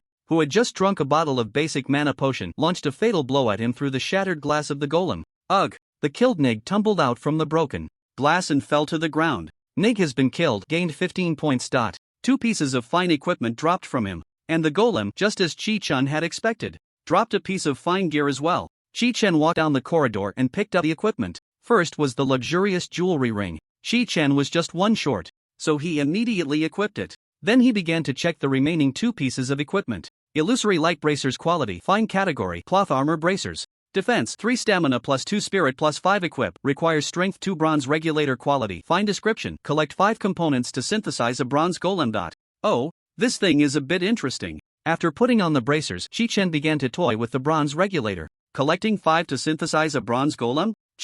Chen looked at the damaged remote golem and couldn't help but feel a bit excited. After finishing the dungeon, he would check the trade area to see if it was valuable. If it was valuable, it would mean it was definitely a good item. He could keep it for now and sell it once he got duplicates. Once he was ready, Chi-Chen took the key and arrived at the door. Next would be the most dangerous stretch of road, so he needed to devise a strategy. Alone, Chi-Chen couldn't block the boarding bridge. Therefore, this route was not feasible. He needed to quickly eliminate the elite monsters, and the annoying turrets also needed to be dealt with swiftly. Holding the key, Chi-Chen began to sketch out the kill order on the iron door. After thinking for a few seconds, an idea gradually took shape. Combining his experience from the previous battle, Chi-Chen decided to first take out the heavy fist and the gunner. Since entering the dungeon, Chi-Chen had completely adapted to the rhythm of solo play. Without the heavy fist gathering in the gunner's interference, he could calmly pick off each elite monster. Without critical hits, an elite monster could be eliminated with a maximum of 6 holy judgments, which meant 120 mana points. After equipping the ring and bracers, Chi-Chen's mana had increased to 1340 points. Clearing his mana would allow him to take down 11 elite monsters in one go. The number of elite monsters on the long slope under the boarding bridge was 13. The pressure was not great. 8 bottles of basic mana potions would suffice. After simulating the kill order in his mind twice, Chi-Chen turned the key and opened the iron door. With a click, the moment the iron door swung open, Chi-Chen unleashed all his firepower. He killed all the elite monsters outside the door. Then, he quickly ran towards the pirate ship. The first mate Heavy Fist, who was patrolling the pirate ship, pointed at Chi-Chen and shouted, "Kill the intruders. Brothers, charge with me." Gunner, ready, Before he could finish his sentence, a golden light illuminated the entire pirate ship. Immediately after, the first mate Heavy Fist fell headfirst from the deck into the sea. Splash! A huge splash erupted, reaching 5 or 6 meters high. Watching the elite monsters in disarray, Chi-Chen knew he had made the right bet. These elite monsters were all under the command of the first mate. But the panicked elite monsters quickly regained their composure and charged at Chi-Chen like mad. Chi-Chen did not engage. Instead, he chose to retreat. He was waiting. Bang bang! 2 cannonballs shot out, crashing into the spot where Chi-Chen had just stood. The 5 elite monsters that were about to catch up to Chi-Chen were knocked back by the cannonballs. Their health bars dropped by half. Hiss! Chi-Chen instinctively grinned at the sight. Wow! 1 cannonball's damage is over 700? If a cannonball hit him, wouldn't it just take him out in one shot? Chi-Chen kept moving and cast Holy Judgment on the flying elite pirates. Bang bang bang! The falling pirates surrendered their points before they even hit the ground under the impact of 3 Holy Judgments. The gunners on the deck showed no signs of stopping. They kept loading cannonballs and adjusting their trajectories, locking onto Chi-Chen as he moved back and forth. Fire! Kill! Kill the intruder! With the first mate's death, they had already entered a frenzied state. They all lit their fuses with bloodshot eyes. Bang bang bang! A barrage of cannon fire erupted. The sound was deafening. The stones in the cave trembled incessantly. The gunners didn't care whether the shells could hit Chi-Chen, as long as the cannons fired, that was enough. In an instant, screams mingled with the pirates' cries, golden light accompanied by bodies. Chi-Chen infused the sky full of elite monsters with a soul like gold. Pirate killed, gained 5 points. Pirate killed, gained 5 points. Pirate killed, gained 5 points. Pirate killed, gained 5 points. Points began to flood the panel, and in a moment, 60 or 70 elite monsters were successively killed by Chi-Chen. Of the dozens of mana potions he had prepared, he had only used 20 so far. That's right, just 20. One reason was that after updating 2 pieces of equipment, his magic damage had increased again, with each cast of Holy Retribution dealing 262 points of damage. The other reason was the gunner's assistance, which greatly reduced his consumption. Finally, the cannons fell silent at this moment. The shells had all been used up by the gunners. They all drew their sabers and charged at Chi-Chen. Watching the 20 gunners rushing to their deaths, Chi-Chen narrowed his eyes slightly. Golden clubs appeared above the gunners' heads. Gunner killed, gained 5 points. Gunner killed, gained 5 points. Gunner killed, gained 5 points. After consuming 11 mana potions, all these gunners fell a few meters in front of Chi-Chen. After completing the kills, Chi-Chen sat down on the ground. Soloing was indeed exhausting, but likewise, the points were plentiful. Chi-Chen opened his personal panel, Sky Points, 776. He gained 256 points from the first dungeon run. Resetting cost 100 points. In other words, after finishing the heavy punch, he had already earned 620 points. After this, I'll go to the points shop and learn a new skill. Bending down to pick up loot, Chi-Chen took 2 minutes to search through all the scattered monsters. From these pirates and gunners, Chi-Chen obtained a large amount of raw materials, linen, and some unknown silver and copper coins. Swimming over to Heavy Punch, he stored the 2 pieces of equipment in his personal space and took a look. Wow, not bad. One piece was a phantom belt that Chi-Chen could use, and the other was a heavy punch axe. Phantom belt quality, fine category. Cloth armor belt defense for stamina +3 spirit +5 equip requires strength 2 now. Apart from his head, shoulders, and shoes, all the equipment Chi-Chen wore was of fine quality. After restoring his mana, Chi-Chen boarded the quiet pirate ship. On the deck, every step Chi-Chen took echoed with a dull thud. Thud thud. Soon, he walked into the cabin and saw Cookie, who was whistling while stirring a pot. Cookie turned around and, upon seeing Chi-Chen at the door, was instantly killed. Before he could even attack, Cookie killed, gained 15 points. Chi-Chen opened the panel and saw he had only consumed 340 points of mana. That was too easy. Seeing that Cookie dropped the same equipment as last time, Chi-Chen disappointedly stored it away. 15 seconds later, with his mana fully restored, Chi-Chen climbed the stairs to the captain's quarters. When he appeared outside the captain's room, he first saw his captain Cliff, who was about to applaud. Suddenly, a golden light came crashing toward him. Really? Cliff killed, gained 15 points. It only took 16 casts of Holy Retribution to kill the captain, consuming just 320 points of mana. Chi-Chen couldn't help but marvel that this captain was even less pressure than Heavy Punch had given him. No, Captain, Before the bodyguard captain's weapon even hit the ground, he was killed by Chi-Chen. Seeing that the captain was dead, the 3 bodyguards decided to flee. But this time, Chi-Chen didn't give them a chance. Bodyguard who killed the captain gained 5 points. Bodyguard who killed the captain gained 5 points. Bodyguard who killed the captain gained 5 points. Killing the captain consumed 280 points of mana. The 3 elite bodyguards each, with 1,400 health points, used up 320 points of Chi-Chen's mana. Remarkably, by the end of the battle, Chi-Chen's mana was still not exhausted. Is this it? Too easy, right? Chi-Chen never expected that the final boss battle would be so effortless. At the same time, a series of messages popped up on the panel. Congratulations, Skywarder, you have cleared the dungeon's sinful mind. In the battle against Captain Cliff, your performance was outstanding, earning you the rating Excellent. Since this is not your first time receiving an excellent rating, you will receive an additional reward of 10 points. Heroic difficulty has been unlocked. Looking forward to your challenge. This dungeon will reset in 12 hours 40 minutes and 19 seconds. If you wish to challenge again, you can click reset at the dungeon entrance. Reset cost 100 points. Stingy, only 10 points as a reward. Can't solo runs get extra rewards? With that, Chi-Chen finally completed the Sinful Mine. Looking at the time on the panel, he was surprised to find that he had unknowingly played for over an hour. After collecting all the dropped equipment into his personal space, Chi-Chen checked it and couldn't help but sigh and shake his head. Although the 2 bosses dropped new equipment, not a single piece was useful for him. Forget it, I'll sell it in the trade area. Just as he was about to leave, his gaze fell on another entrance next to the captain's room, leading downwards. I remember that's where Cliff summons minions. With a curious mind, Chi-Chen walked in. Descending the wooden steps, he arrived at the cabin below the captain's room. The sight here made his scalp tingle. This layer of the cabin was filled with obsidian statues. The statues resembled the elite pirate monsters. They were neatly arranged, intricately carved, and lifelike. Chi-Chen took a quick glance and counted the number. There were actually 200. This reminded him of the terracotta army pit. So that's how it is. A thought emerged in his mind. He planned to come back tomorrow after the dungeon update with his 4 teammates to give it a try. Reaching the end of the cabin and confirming there was no passage to the lower level, Chi-Chen summoned the panel. Then, he transformed into a golden light and flew out of the pirate ship, returning to the dungeon entrance. Although the time displayed on the panel was midnight, the Skyward Plaza was still bustling. Chi-Chen couldn't teleport due to lack of permissions, so he could only run towards the nearby Points Mall. The items sold in the Points Mall could only be purchased with points. The categories here were detailed and complex, with everything one could imagine. However, since Chi-Chen's current rating was unranked, he only had the right to browse the skill mall. Under the skill mall, there were only 2 subzones. One was the public skills zone, where public skills that any profession could learn were sold. The other was the professional skills zone, where skills that the priest profession could study were sold. As an unranked player, Chi-Chen could only view the professional skills zone, and the skills he had the right to purchase were Resurrection, 10 seconds casting time, consumes 50% of mana, resurrects a dead Skywarder who will have 100 health points upon resurrection. Note, if a priest needs to resurrect an ally Skywarder during battle, their mana must not be below 80%, and after casting this spell, regardless of whether the casting is successful, all mana will be consumed. Instant cast consumes 30 mana points, restores 9 health points every 3 seconds for 15 seconds. This spell benefits from spell damage bonuses.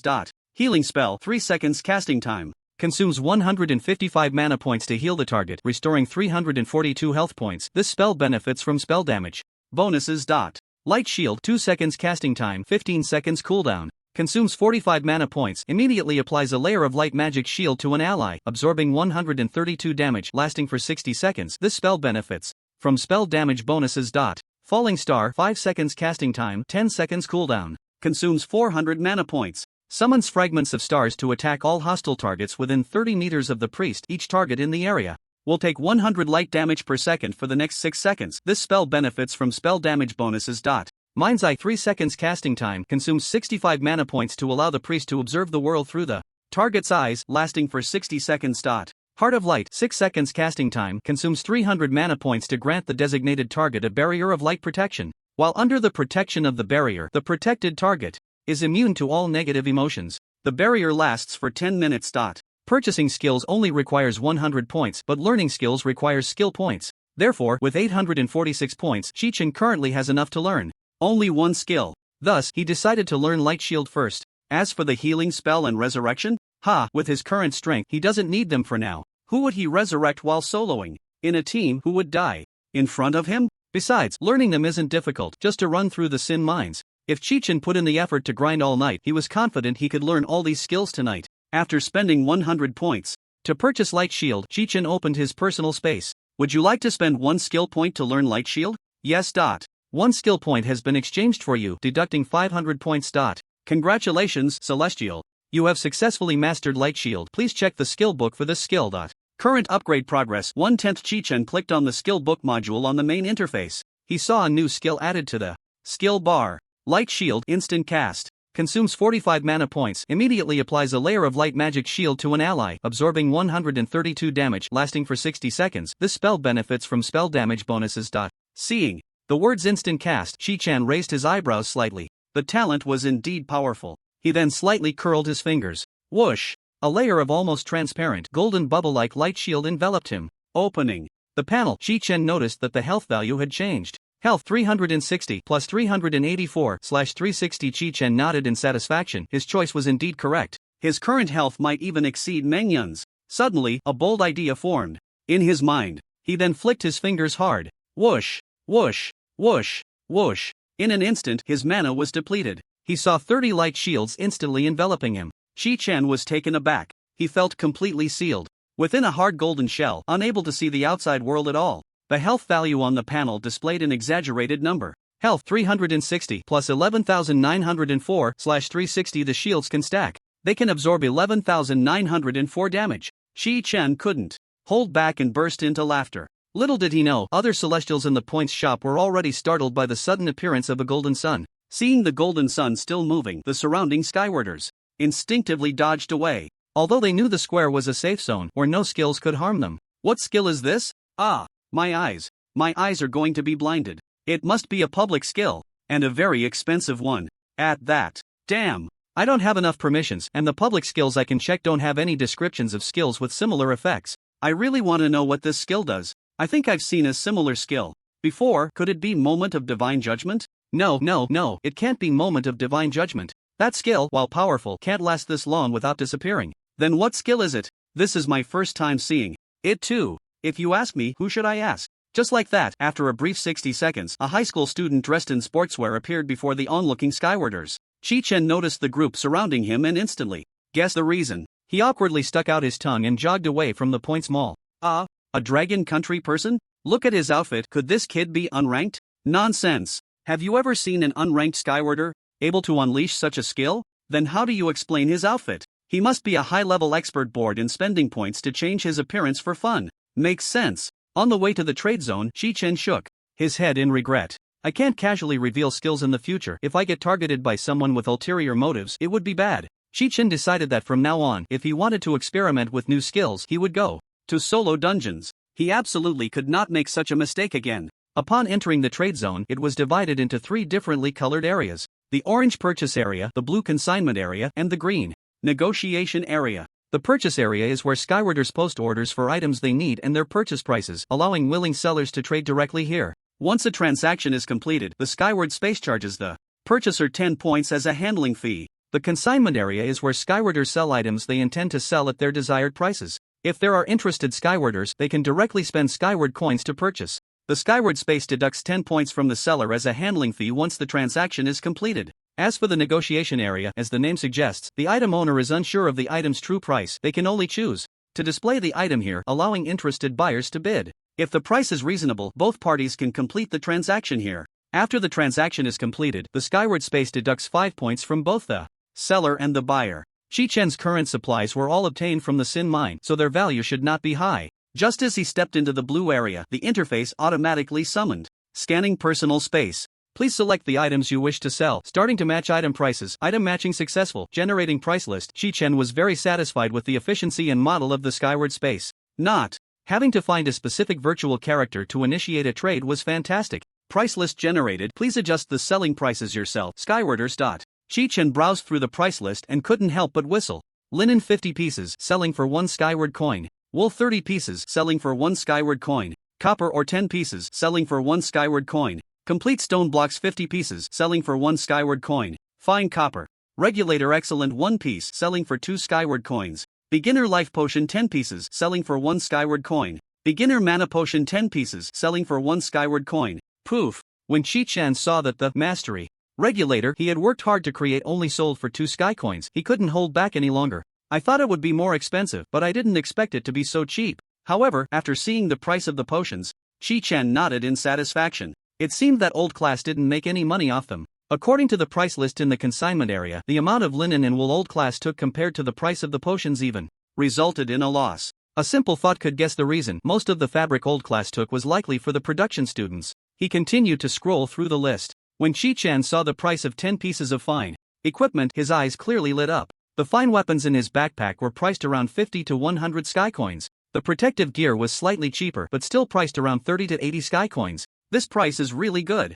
Chi-Chen roughly calculated that if he could sell all this equipment, he would earn 500 sky coins from 1 dungeon run, not counting the income from materials. If he calculated according to the exchange rate, 6,000 yuan? That would directly lift him out of poverty. Moreover, the equipment for the captain, the bodyguard captain, and the heavy fist was obviously more expensive, with the heavy fist axe priced at 60 sky coins, the firestone staff at 75 sky coins, and the cruel hook at 80 sky coins. Of course, the prices displayed on the list indicated they were the lowest prices and still had not been taken. After browsing through, Chi-Chen closed the list. He had a rough understanding of the value of items and equipment in the space. Leaving the consignment area, he arrived at the purchase area. Sure enough, the panel began scanning the items in his backpack again. Soon, a series of purchase prices appeared. Seeing the purchase prices, Chi-Chen pouted in dissatisfaction. These buyers were just dreaming. The prices published in the purchase area were clearly much cheaper than those in the consignment area. For example, 100 pieces of linen had a purchase price of 1 sky coin. As for the purchase prices of the other items, they were all very cheap. Chi-Chen disdainfully scrolled down. He quickly reached the purchase prices for fine equipment. While better than expected, indeed, the prices quoted in the purchase area were mostly about 15 sky coins cheaper than those in the consignment area. Among them, the purchase price for the cruel hook was the highest, at 75 sky coins. 900 yuan for a cruel hook? Are there really that many rich people these days? In fact, it was easy to think that there were certainly many peers awakening globally every year. Some people would definitely want to gear up first to increase their chances of survival. Just like Shi Mingjie, whom he had seen before, fully equipped in fine gear. So, this price should be the stable supply and demand price after market fluctuations. Chi-Chen clicked to sell directly. Order transaction successful. 75 sky coins have been deposited into your sky account. 10 points deducted. Chi-Chen didn't even frown at the deducted points. Just 2 elite monsters, no big deal. Just as he was about to continue selling fine equipment, a prompt suddenly appeared in the center of the interface. To avoid any issues with cash redemption, it is recommended that you bind your personal bank account to your sky account. Would you like to bind? Chi-Chen's personal account was so poor it only had a few yuan. Would he be afraid that the sky space would keep an eye on him? So he chose to bind without hesitation. After the binding was successful, Chi-Chen began browsing the purchase list. However, after browsing, the only purchase price that satisfied him was the recently completed cruel hook. No need to rush to sell. Let's try listing a few in the consignment area. After all, 75 sky coins was enough for him to play around for now. So Chi-Chen returned to the consignment area and listed the remaining fine equipment at a price 5 sky coins lower than the current selling price for each piece. After handling these, Chi-Chen looked at the time. It was almost 1 a.m. Go back and rest. We have class tomorrow morning. He touched the imprint and returned to the present world. In the pitch-black dormitory, Chi-Chen appeared out of nowhere. The overwhelming smell of urine left him utterly confused. What's going on? Did Xiaobang wet the bed? Chi-Chen stumbled to the dormitory door and turned on the light. The scene that met his eyes left him completely stunned. The room was in utter disarray. Several textbooks had been torn to shreds, soaked in urine and turned into pulp. The bed was even worse. Not only was the bed frame smashed, but the pillow and thin blanket were also soaked through with yellow urine. The pitiful state of the bed resembled a swamp. The cabinet door was wide open, completely empty, with all the clothes gone. Although Shoban's bedside cabinet was far away, it had also been affected. The urine flowed across the floor, already reaching the foot of Xiaobang's bed. The slippers and sneakers he had placed under the bed were now soaked in urine. Hee ha ha ha ha, Chi-Chen laughed. In anger, gritting his teeth and shaking his head. Sure Mingjia, you really know how to court disaster. Chi-Chen stepped outside, taking deep breaths. No rush, just a small scene, he would find a chance to deal with it later. Once his mood calmed down, he walked towards the restroom at the end of the corridor. The hygiene still needed to be cleaned, it couldn't be left unattended or Xiaobang would be the one to suffer. Chi-Chen had no intention of telling Yu Mooching about this. For her to say something to protect him was already a significant favor he absolutely couldn't add to her troubles. This matter Chi-Chen intended to resolve in his own way. Arriving at the restroom, he turned on the light and was once again infuriated and amused by the sight before him. His school uniform, casual clothes, and underwear were all soaking in the toilet filled with excrement. No wonder they were missing. Turns out they were thrown in here. Very good. Well done. Chi-Chen could only grit his teeth and, from outside the restroom, use a pair of tongs to fish out the clothes and toss them into the trash can outside. He then pulled the flush handle, sending the waste down. Carrying a bucket and mop, Chi-Chen returned to the dormitory, starting to feel a bit better. Swish, swish. The sound of mopping echoed loudly in the quiet night. Soon, the lights in the neighboring dormitory turned on. Wearing slippers and his school uniform, Dan Liang walked outside and looked at Chi-Chen, who was diligently mopping the floor with his back turned. You've really stirred up trouble. Yeah, I know who it is. He even wants to recruit me as his little brother and have me report to him. You should agree, it would be a perfect opportunity to be an insider. Forget it, I'm not interested. Chi-Chen stopped mopping and turned to look at Dan Liang. He didn't make things difficult for you, did he? No. Dan Liang smiled, showing the bandage on his wrist. I told him I have a mental illness. I cut my wrists when I get nervous. Ha. Excellent. Chi-Chen laughed and shook his head. Sorry for the trouble. No worries. It's a good thing you weren't in the dorm at the time, otherwise I would have definitely pushed him off the building. Don't do that. Chi-Chen quickly stopped him. Don't provoke him, he's not easy to deal with. Then are you brave enough to provoke him? I didn't know beforehand. If I had known this guy was so lawless, I would have definitely put a couple of hats on him. After they finished laughing, Dan Liang said with a serious face, people like him we should find a chance to deal with. Aren't you afraid of getting caught? In the lawful society before the crossover, I definitely wouldn't dare, but this is a high martial arts world. Daring to bully us crossers, he's breaking the heavenly rules. There are plenty of ways to deal with him. Yeah, waiting for the right moment. Do you have a plan? No. For now, I can only endure and develop a bit. My body is too weak, and he has many little brothers, can't go in hard. If you need help, just say so. The two of us brothers need to give him a reincarnation.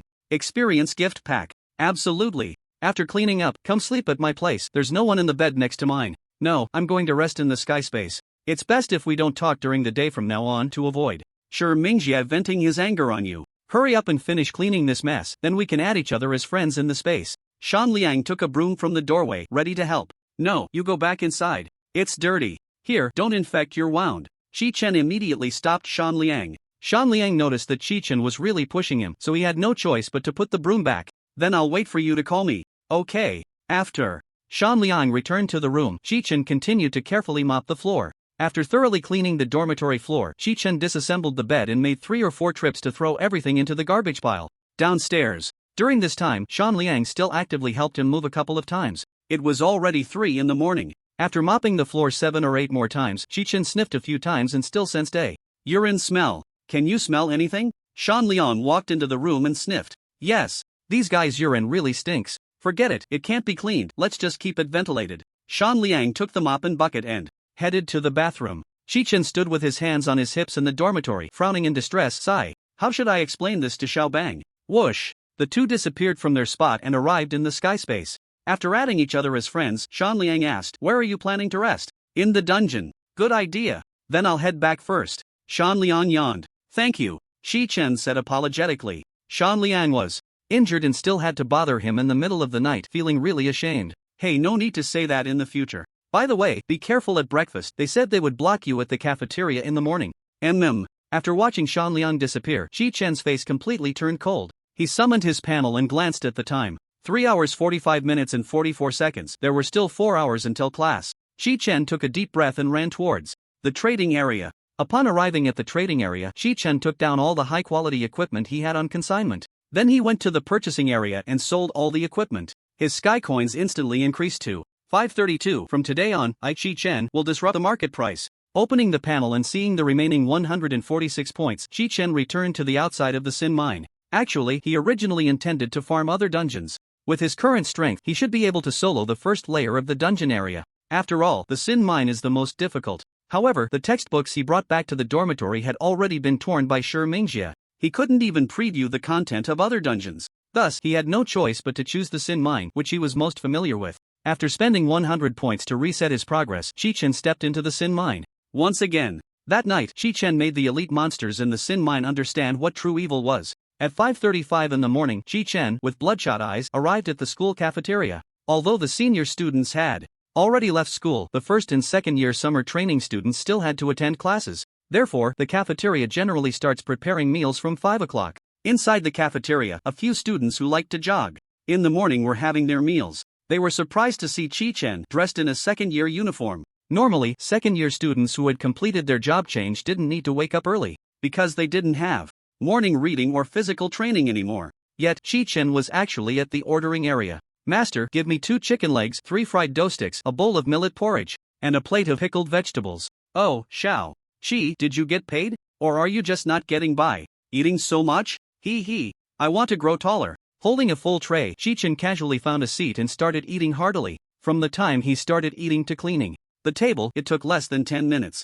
Under the astonished gazes of the first-year students, Chi-Chen quickly left the cafeteria. He arrived outside the classroom and pressed the imprint to return to the sky space. Returning to the space, Chi-Chen spent 100 points to reset and dove back into the sinful mine. Inside the dungeon, Chi-Chen ran straight towards the iron gate guarded by Lazo. The miners and elite monsters saw him and immediately gave chase. However, Chi-Chen paid them no mind. Just as the monsters were about to catch up, he instantly cast 30 light shields. Transforming into a golden sun, he stood before Lazo. "Ha, invasion, Before Lazo could finish his sentence, he was instantly killed by Chi-Chen. Afterwards, Chi-Chen stood still, allowing the miners and elite monsters to attack his shields. Once all the monsters had gathered, Chi-Chen activated his second skill, Falling Star of Light. Falling Star of Light instant cast consumes 400 mana points. Summons fragments of stars to attack all hostile targets within 30 meters of the priest. Each target within range will take 100 points of light damage per second for the next 6 seconds, and this spell benefits from spell damage bonuses.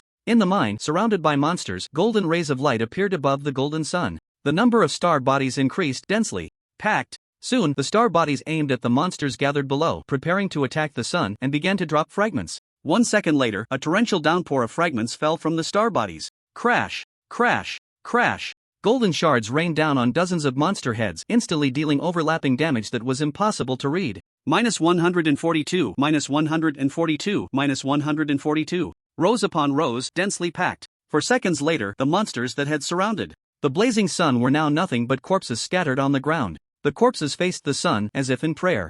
The shields gradually thinned, revealing Chi-Chen hidden within. He didn't rest, immediately downing 5 bottles of basic mana potions, restoring his mana to 60%, and began to loot the bodies. After collecting the items without a glance, he used the key to unlock the door. Then, amidst the cries of the elite monsters, he transformed into the sun again and followed the signaling miner into Nide's Lumberyard. In an instant, the golden star bodies surrounding the flames reappeared. The falling fragments sounded like a torrential downpour. 20 seconds later, all the monsters were dead. Nide lay in the cockpit of the lumber machine, eyes wide open in death. After several rounds of battle, Chi-Chen discovered a new strategy. That was to enter the lumberyard with the miner and kill the miner in front of Nide. Nide would angrily activate the lumber machine. If Chi-Chen killed him just before Nide entered the cockpit and closed the door, the lumber machine would operate like a running car, allowing Chi-Chen's star fragments to rain down. 20 seconds later, the lumberyard fell silent again. Chi-Chen drank mana potions while looting. After finishing, he transformed into the sun again, dragging the monsters in the mine and charging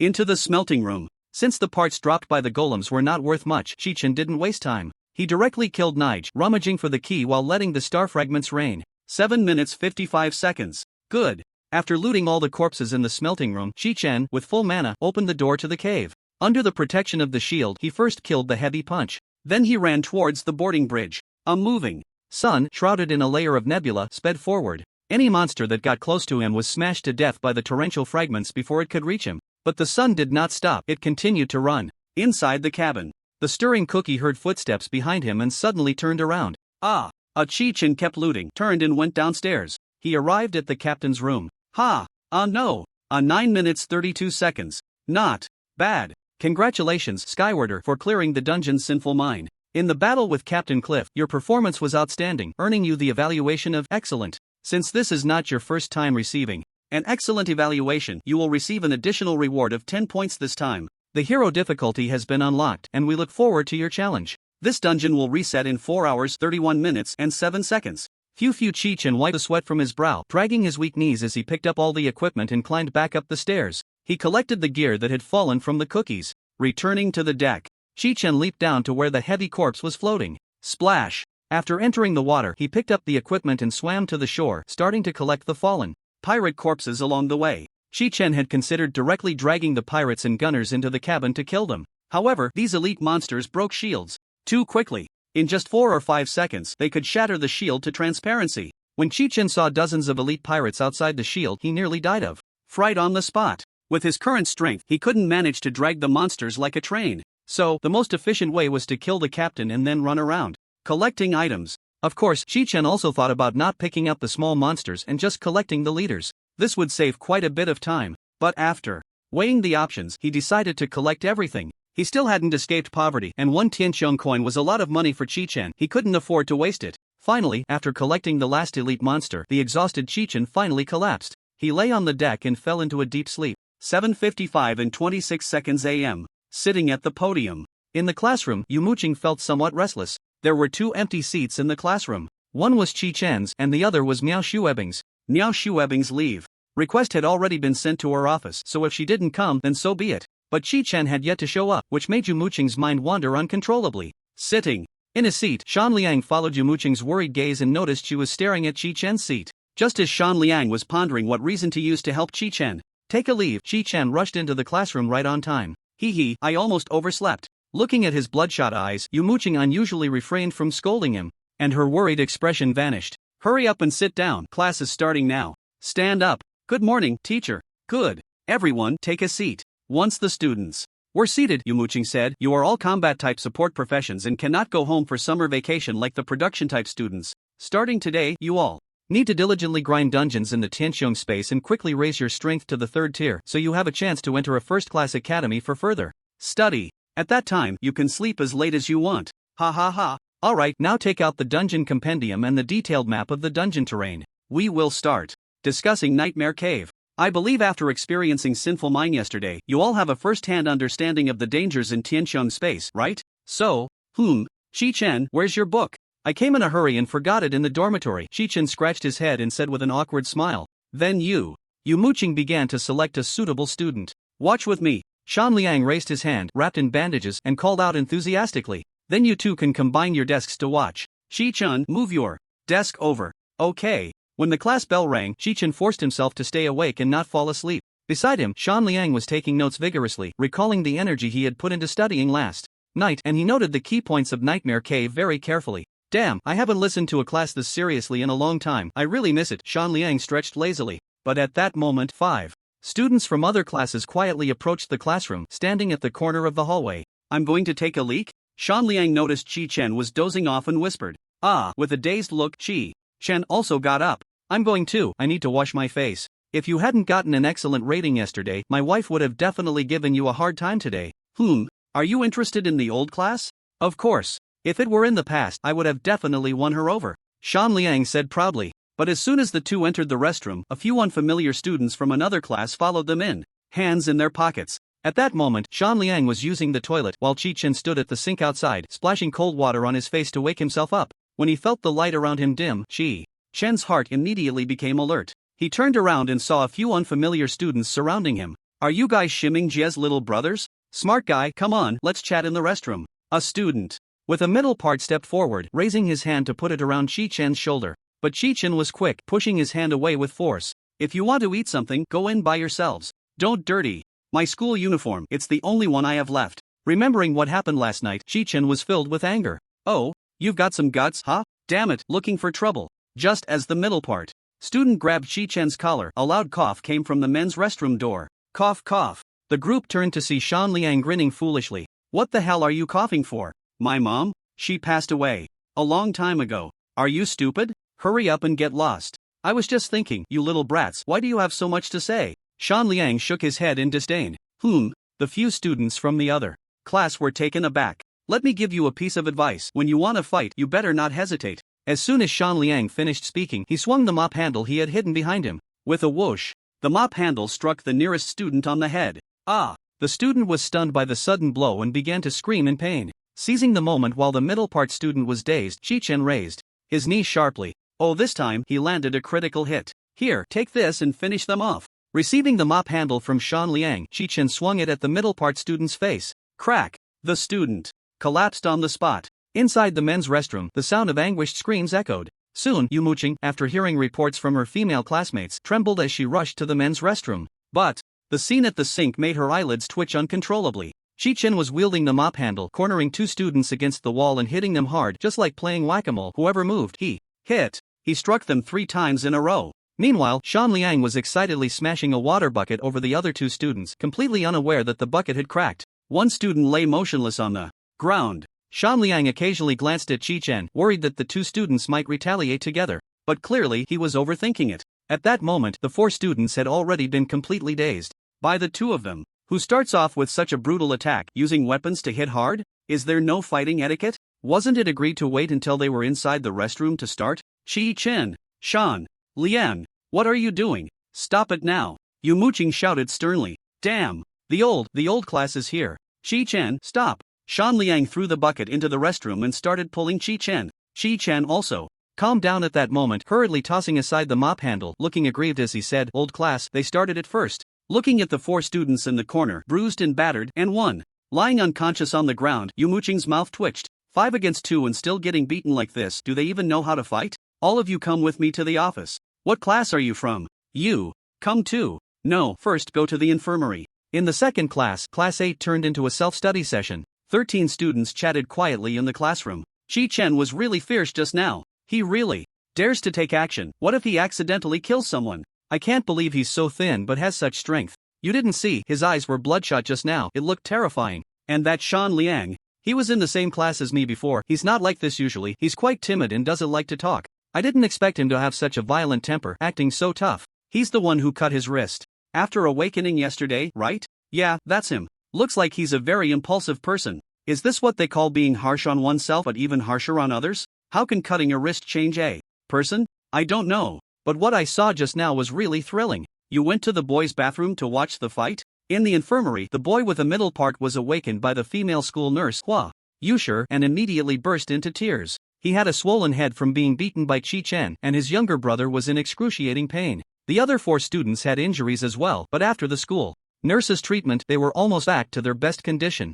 Chi-Chen and Shan Liang stood to the side, staring at the ceiling. Their positions should have been occupied by the 5 students from other classes. According to Shi Mingjia's imagined scenario, why did you fight? Yumuching sat on the school nurse's desk, looking serious. Ask them, they came up and grabbed my collar. Yumuching looked at the 5 students from other classes. Which class are you from? Yumuching was also curious, these students looked unfamiliar to her. Logically, she should have some impression of students from the same grade. We are. Teacher, they are all my middle school classmates, they came to visit me during the summer break. Ha! Which school are you from, and why are you wearing our school uniform? I bought it for them. Sure, Mingjie? Do you really think you can do whatever you want? No, I just came to admit my mistake. Yumuching was about to get angry but was stopped by Nurse Hua beside her. Get your classmates to leave the school quickly. The principal will be back soon. Oh, thank you, teacher. Hua, you guys, come with me. Okay. The 5 students walked towards the door, looking disheveled. Wait a minute. Yumuching called them back again. What does teacher you want? Make them take off the uniforms. All right, you all take off your uniforms. The 5 students complied and hurriedly took off their uniforms. Before leaving, Shi Mingjie gave Chi-Chen and Shan Liang a deep look, his anger clearly about to explode. As they exited the infirmary, curses could be heard. Useless. Don't hang out with me anymore, get lost. After Shi Mingjie walked away, Yumuching rubbed her forehead helplessly and said, this is so annoying. Can't the principal think of a way to expel him? What good would expelling him do? His dad will just beat him up and keep him grounded for a few days. What if he comes back to cause trouble then? Sigh.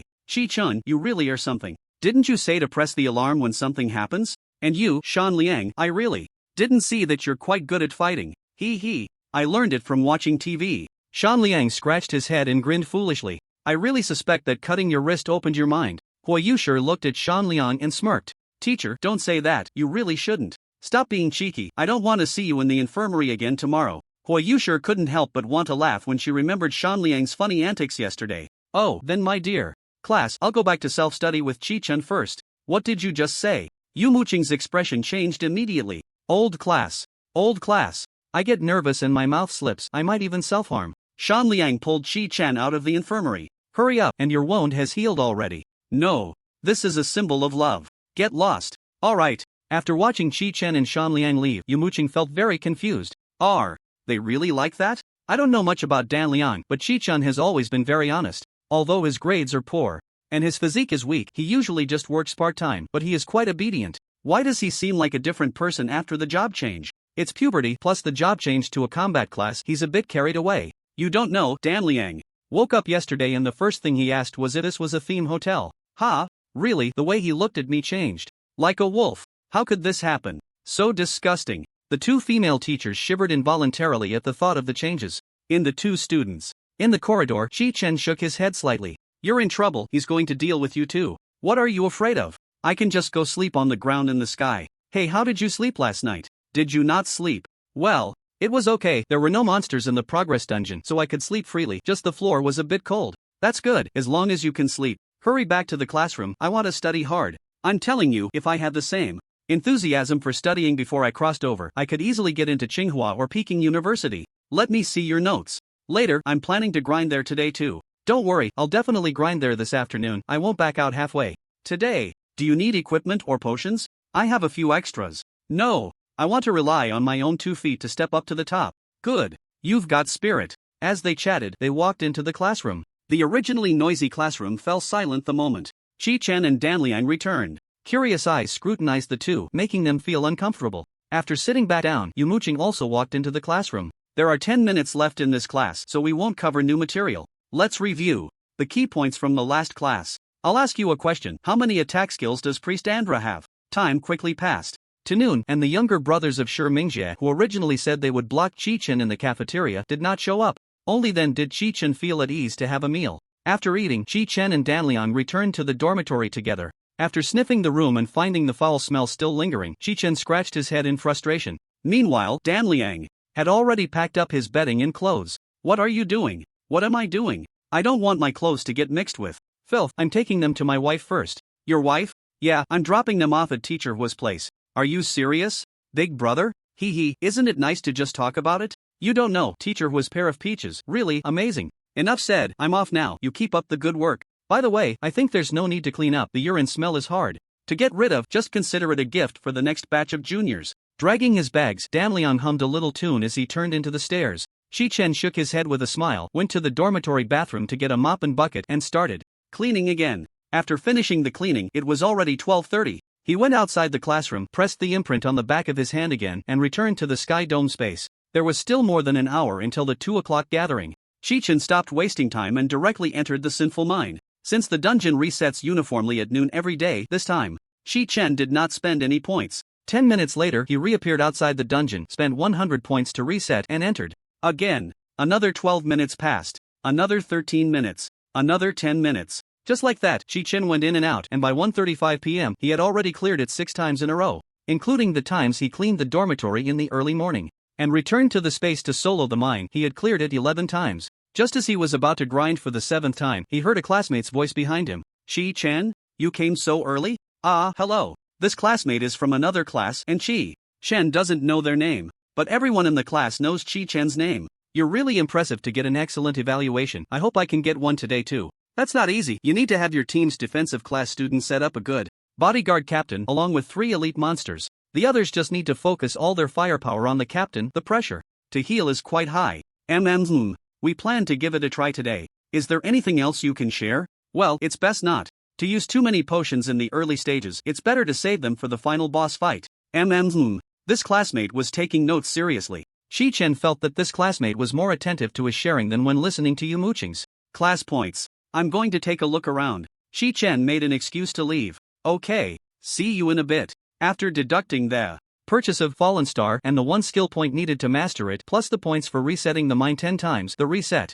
At noon doesn't count, Chi-Chen had now accumulated 6,136 points. He could level up to the first tier anytime he wanted. However, he planned to wait until after soloing tonight before doing so. Promoting to the first tier in the afternoon would be risky. If it exposed him, without needing to think too hard, Chi-Chen could guess the consequences. A student who hadn't leveled up yet managed to raise their strength to the first tier in just one day. If this got out, wouldn't the school be in an uproar? It might even reach higher levels and be seen as a key talent to cultivate. The current living conditions would surely improve significantly, and the troubles he faced now would definitely be easily resolved. What a load of nonsense from Mingxia. That guy would surely hide like a dog with its tail between its legs. To achieve a better quality of life, one must demonstrate their value. As for hiding in the crowd and quietly developing into a god, sorry, Chi-Chen wasn't interested. After completing the solo run of Sinful Mine, he planned to do just that, as playing house with Wang Ling and the others really wasted his development time. However, Mingxia had crossed the line too much, severely testing his limits. If he didn't personally send this kid to his next life, Chi-Chen feared he wouldn't be able to think straight. Killing him is for the good of the people, Chi-Chen thought as he arrived at the trade area. After grinding since dawn, the equipment and supplies he had picked up from dozens of dungeons had filled his personal space to the brim. Arriving at the purchase area, Chi-Chen wasted no time and directly disposed of over 100 pieces of fine equipment from his backpack. He didn't care whether the purchase price was reasonable. As long as there was demand, he sold it directly. After disposing of 112 pieces of fine equipment, Chi-Chen earned 4,192 sky coins. That's over 50,000 bucks? Seeing the 4724 sky coins in his account, Chi-Chen was thrilled. However, he didn't let this wealth cloud his judgment. He needed to replenish his mana potions. Since he no longer had to serve as the support for the second and third teams, he couldn't take Zhongyi's 100 bottles of basic mana potions, and the 320 mana potions had long been exhausted during his solo runs. Arriving at the consignment area, Chi-Chen opened the sales list. Soon, the sky space listed all types of mana potions according to his thoughts. Basic mana potion restores 180 mana points, 10 pieces priced at 1 sky coin. Intermediate mana potion restores 360 mana points, 10 pieces priced at 2 sky coins. Mana potion restores 720 mana points, 10 pieces priced at 4 sky coins. Strong mana potion restores 1440 mana points, 10 pieces priced at 8 sky coins. Chi-Chen's current mana value is only 1420 points, so he temporarily doesn't need higher level mana potions. Therefore, he spent 140 Tianqian coins to purchase 100 bottles of strong mana potion and 300 bottles of lesser mana potion. With the subsidy from Yumuching, it should last him for a while. You have a message from a friend. Just as Chi-Chen was about to leave, he saw the notification on the panel and opened the contacts. It was a voice message from Yumuching. Yunwu, stop playing around, come to the dungeon gathering quickly. Chi-Chen checked the time and realized he had unknowingly lingered in the trade area for 20 minutes. He jogged back to the scene before Yumuching got angry. Outside the dungeon, Chi-Chen saw the 4 members of the Wang Ling team who had been waiting for a long time, and the 4 members of Mingxia. However, behind Mingxia stood a blonde girl in a pink princess dress holding a pink heart-shaped staff. Judging by her age, she should be about the same as Yumuching. When Mingxia saw Chi-Chen, a murderous intent flashed in his eyes. Clearly, the fact that his little brother had been beaten up today had added fuel to the fire. Chi-Chen sneered disdainfully and walked towards Wan Ling's team. As he passed through the crowd, he noticed Shan Liang squatting on the ground. At that moment, Shan Liang was frowning, listening to his team leader explain the dungeon. Chi-Chen didn't disturb him but instead went to Wang Ling's side. Chi-Chen, let's trade. Okay. Opening the trade, Chi-Chen saw 100 bottles of mana potions displayed. So many? Aren't you guys going to play? Hee, this is a private reward from our old class. Starting today, our quota standard has been raised to 30 bottles. I accept your kindness. I'll give you a surprise today. What surprise? Meng Yun immediately leaned over upon hearing Chi-Chen's words. Looking at the 2 girls with sparkling eyes, Chi-Chen pretended to be mysterious and said, "You'll know once we start fighting." Humph. Wang Ling pouted. "If you don't want to, then forget it." "No. We want it, the 2 girls said in unison. In the distance, Mingxia looked at Wang Ling and Meng Yun, who were chatting and laughing with Chi-Chen, feeling even more jealous. Since Wang Ling and the others were using team voice chat, outsiders could only see their actions but couldn't hear what they were saying. Isn't it just getting an excellent rating? What are you even worth? He fiercely pinched the peach beside him, Ning Ziyue. Ning Ziyue bit her lip and clenched her fist, daring to be angry but not saying a word. However, her gaze towards Chi-Chen was filled with hatred. Listen up, everyone. Today's task is to try to complete the evil mine before 5 p.m. Any student who can finish early will receive an additional reward of 20 potions when submitting materials. If you can finish before 4 p.m., I will add another 20 potions as a reward. Oh, the students cheered. Don't rush to cheer yet. I believe everyone has listened to the teacher explain the key points of the Nightmare Cave today, right? Any team that can complete both the Evil Mine and Nightmare Cave before 6 p.m. will receive a fine quality medal for each team member as an additional reward. After Yumuching finished speaking, he raised the medal he was holding high in his right hand. A medal? The student's eyes widened. That's right, this medal is an accessory that increases 100 points of health and 120 points of mana. The quantity is limited, first come, first served. Wow, what a great item. The students couldn't help but get excited. Not to mention them, even Chi-Chen was thrilled, because he had run the dungeon over a dozen times and had never seen a single accessory. Such equipment would definitely be hard to obtain at his current level. However, you must remember one thing. Safety first. You absolutely cannot overlook the difficulty of the dungeon just because you want the accessory. You cannot take reckless risks. I really don't want to keep going into the dungeon to save you over and over again. Yumuching pouted, feeling wronged. He. The students all started to laugh along. Sure, Mingjie looked at Chi-Chen and said to the woman behind him, Wanjie, do you think we can take first place? Of course, it's a piece of cake. With your gear, Xiaojie, I feel like we can clear the mine in less than half an hour. As for the Nightmare Cave, that's even easier. Aside from a bit of a detour, the monsters are quite scattered, so there's no difficulty. It should take about half an hour too. Great. If we can get first place, I'll give Wanjie a big red envelope. Then thank you. In advance, Xiaojie. Ningziyu, hiding to the side, secretly rolled her eyes that Wanjie was too disgusting. When talking to Xiaojie, her eyes were full of flirtation. Alright, everyone check your supplies. If there are no issues, let's head into the dungeon. Clap clap clap. A round of crisp applause rang out, stopping the students who were about to enter the dungeon. A woman dressed in a white shirt, a form-fitting short skirt, and black stockings led dozens of students. Over. Yu Laoshi is really stingy. Only one medal for clearing 2 dungeons, and it's limited? Is this the strength of Hanchi Zhong? Oh, it's teacher Zhangman.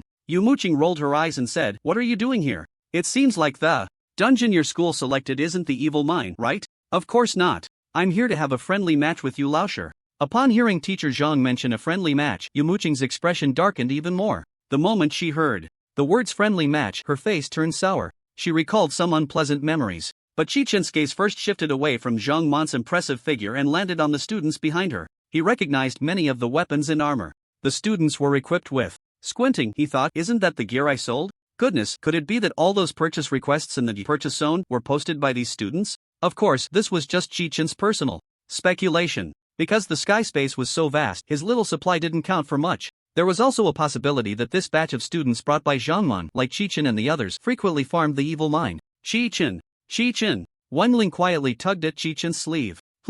Let's hurry into the dungeon. I feel like we can get a medal. Seeing the anxious expressions of Gejuan and the others, Chi-Chen nodded. Let's go. Just as Chi-Chen's team stepped into the dungeon, Zhangman said, so, how about a little competition? Sorry, I'm not interested. Maybe another day. Is it that you're not interested, or that you lack confidence? Zhangman, you don't need to use such boring words to provoke me. I won't treat my students as mere pawns for amusement. What do you mean by that? I'm just trying to inspire the students' fighting spirit and establish a good sense of competition. They're not pawns at all. Well, you're doing great.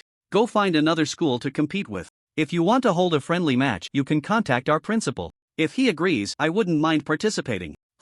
Small-minded. Zhangman scoffed and turned to leave with her students. But at that moment, Shi Mingjie blocked Zhangman. Teacher, I would like to sign up for the friendly match. What are the prizes? His eyes shamelessly roamed up and down Zhangman. He almost wanted to dive into her open neckline. You? Zhangman glanced at Shi Mingjie's excellent gear and the Wanjie standing beside him, then disdainfully laughed. Second-generation kids who rely on their family and elders don't deserve to participate. What did you say? Shi Mingjie's face immediately fell. Seeing that Zhangman ignored him and left with her students, he retorted directly, flirtatious bitch, dress like that, I thought you were out to sell yourself. I was even thinking of spending some money. Zhangman stopped in her tracks, glancing at Shi Mingjie out of the corner of her eye before covering her mouth and coldly laughing at Yumuching. Teacher, you have a wonderful student. It's clear you must have cared for him quite a bit in private, right?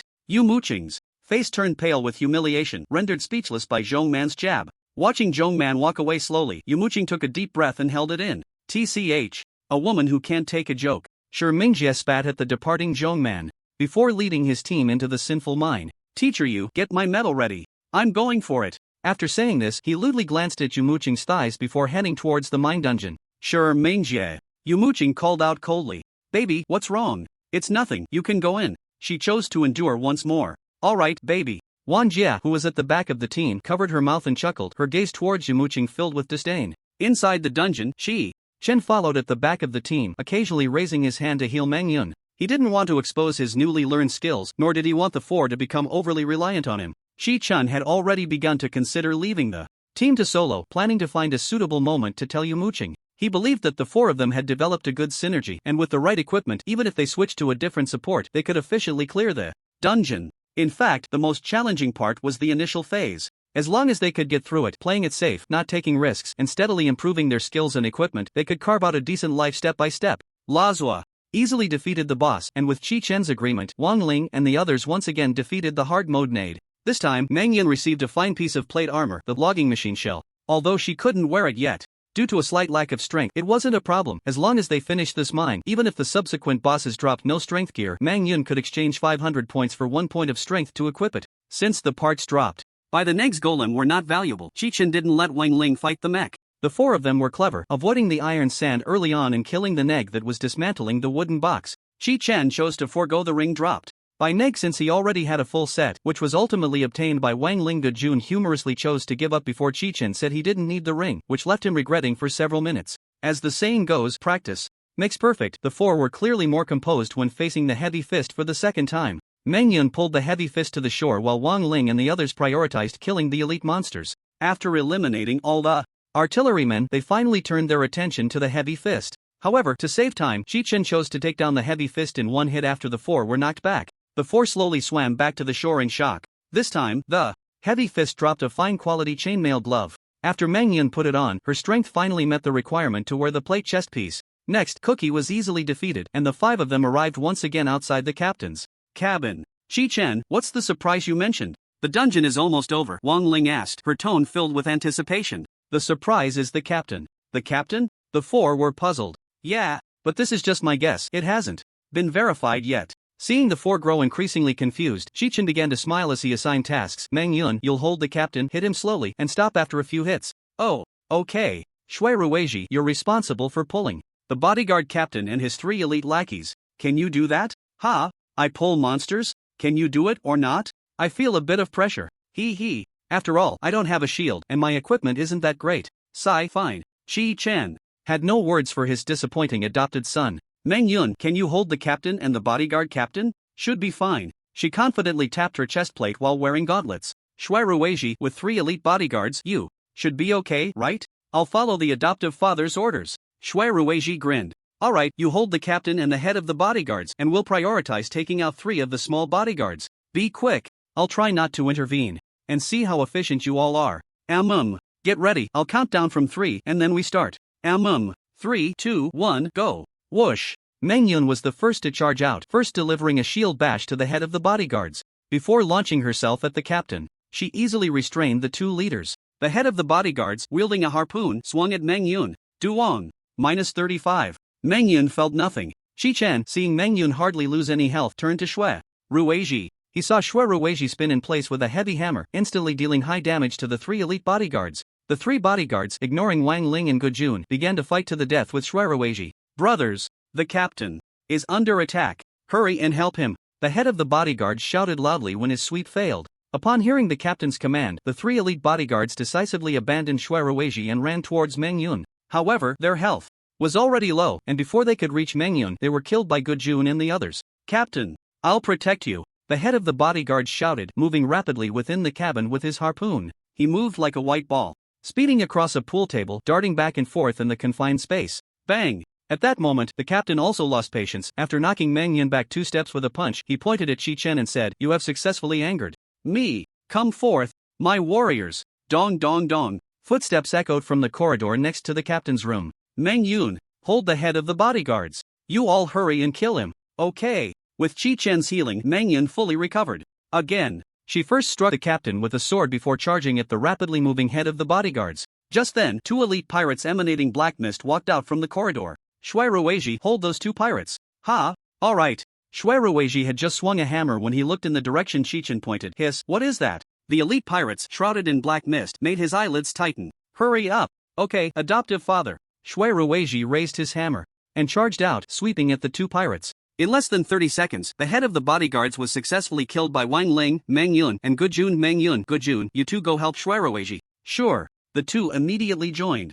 the fight, assisting Shuiruiji, who had been beaten for a while. But before the three could kill a single black mist pirate, they heard the captain deliver a punch to Meng Yun and call out again, "Come forth, my warriors!" Dong dong dong. Footsteps echoed again from the corridor. Hurry, quick, okay. Wang Ling and the others quickened their pace, the sustained combat ability of the vegetable knife team showing at this moment. Meng Yun, you stop for a moment and go help those three. Okay. Meng Yun dodged the captain's attack and turned to fight the black mist pirates. Soon, one pirate was killed by them. Kill the corrupted pirate, gain 2 points. Ha, wow, 2 points. The four instantly noticed the prompt on the panel. Don't celebrate too early, new pirates are coming. Hurry, okay. Wang Ling and the others understood what surprised Chi-Chen was talking about. They became even more motivated, as if they had been injected with adrenaline. Just before the two new pirates charged in, 3 of the pirates in the cabin had already been killed. Kill the corrupted pirate, gain 2 points. Kill the corrupted pirate, gain 2 points. Kill the corrupted pirate, gain 2 points. Wang Ling and the others couldn't hide their excitement, having long forgotten their fatigue. Chi-Chen also became increasingly relaxed, as he only needed to occasionally cast a secondary healing spell on Meng Yun. The rest of the time, he just had to keep an eye on Shuiruiji. Come on, come on. The pirates are back. You have killed a corrupted pirate, earning 2 points. You have killed a corrupted pirate, earning 2 points. Thus, under Captain Cliff's repeated calls, the pirates in the lower deck of the passage were all awakened. By the end, the 4 of them had smiles that had turned stiff. Finally, the captain, tormented to the point of wishing for death, stopped summoning. Wang Ling, go take a look in the passage to see if there are any more pirates. If not, kill the captain. Okay. Wang Ling bounced into the passage. Soon, her crisp voice came from inside. There are no pirates. Great, take care of him. After a collective oath from Gujun and Shuiruiji, they began to attack the captain. Without the corrupted pirates, Cliff was just a punching bag. In less than a minute, he was killed by the 4. Congratulations to the 5 Skywarders for clearing the dungeon's sinful mine. In the battle against Captain Cliff, your performance was outstanding, earning you the rating Excellent. Since this is not your first time receiving an excellent rating, you will receive an additional reward of 10 points.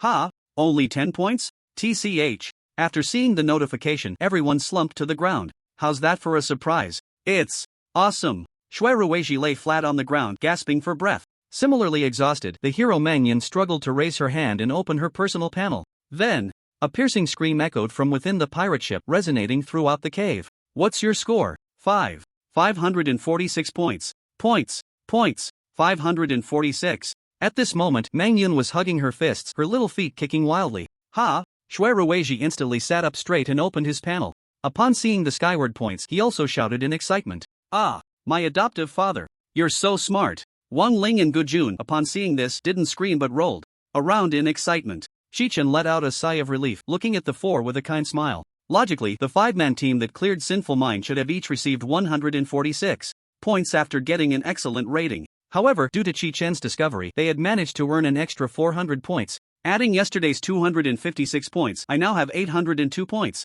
Oh my god. Wow, that's so many points I don't even know how to spend them. Chi-Chen, how are you so smart? Don't you know this makes us look stupid? Isn't being stupid good? Who needs brains when following an adoptive father? It's so much fun to let go. I want to learn a new skill. I want to learn whirlwind / Tomorrow, I want to clash passionately with Lazo. Seeing everyone so happy, Chi-Chen felt too shy to interrupt him. Soon, after they finished celebrating, Chi-Chen urged, alright, let's head to the new dungeon. We've wasted too much time. I hope we can still earn a medal. Ah, right. The medal. I don't want to go there. I want to run the mine again. Adoptive father, let's grind the mine all night. Come on, don't make Lao Ban and teacher you worry. Let's go. With Chi-Chen here, we'll definitely get the medal. Okay, enough chit-chat. I'll go ahead.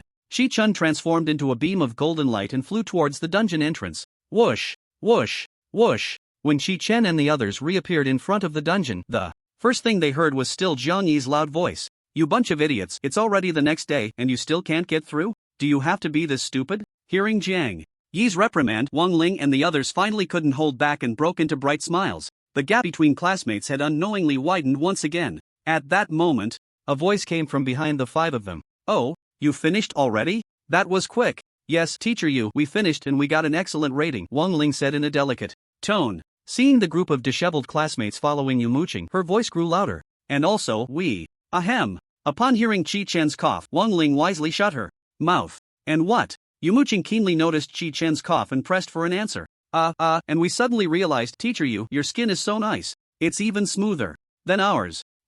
Really? Yumuching feigned surprise. Seeing Mangyun nodding vigorously like a chick pecking at rice, Yumuching's earlier bad mood about saving students vanished completely. Alright, I'll take your little mouths at their word. Come on, let's exchange supplies for potions. The teacher is very happy, so I'll reward you with an extra 10 bottles. And since you finished quickly, each of you gets an additional 40 bottles. Yay! Since they still had to tackle the nightmare cave, they left all the resource exchange to Yumuching. The teacher they had previously disliked, Yumuching, now seemed beautiful in their eyes. If it weren't for Yumuching's words back then, she and Mangyun would never have become teammates with Chi-Chen. Not bad, not bad. You guys are really great. Just look at the equipment and the amount of supplies, it's clear you weren't lying.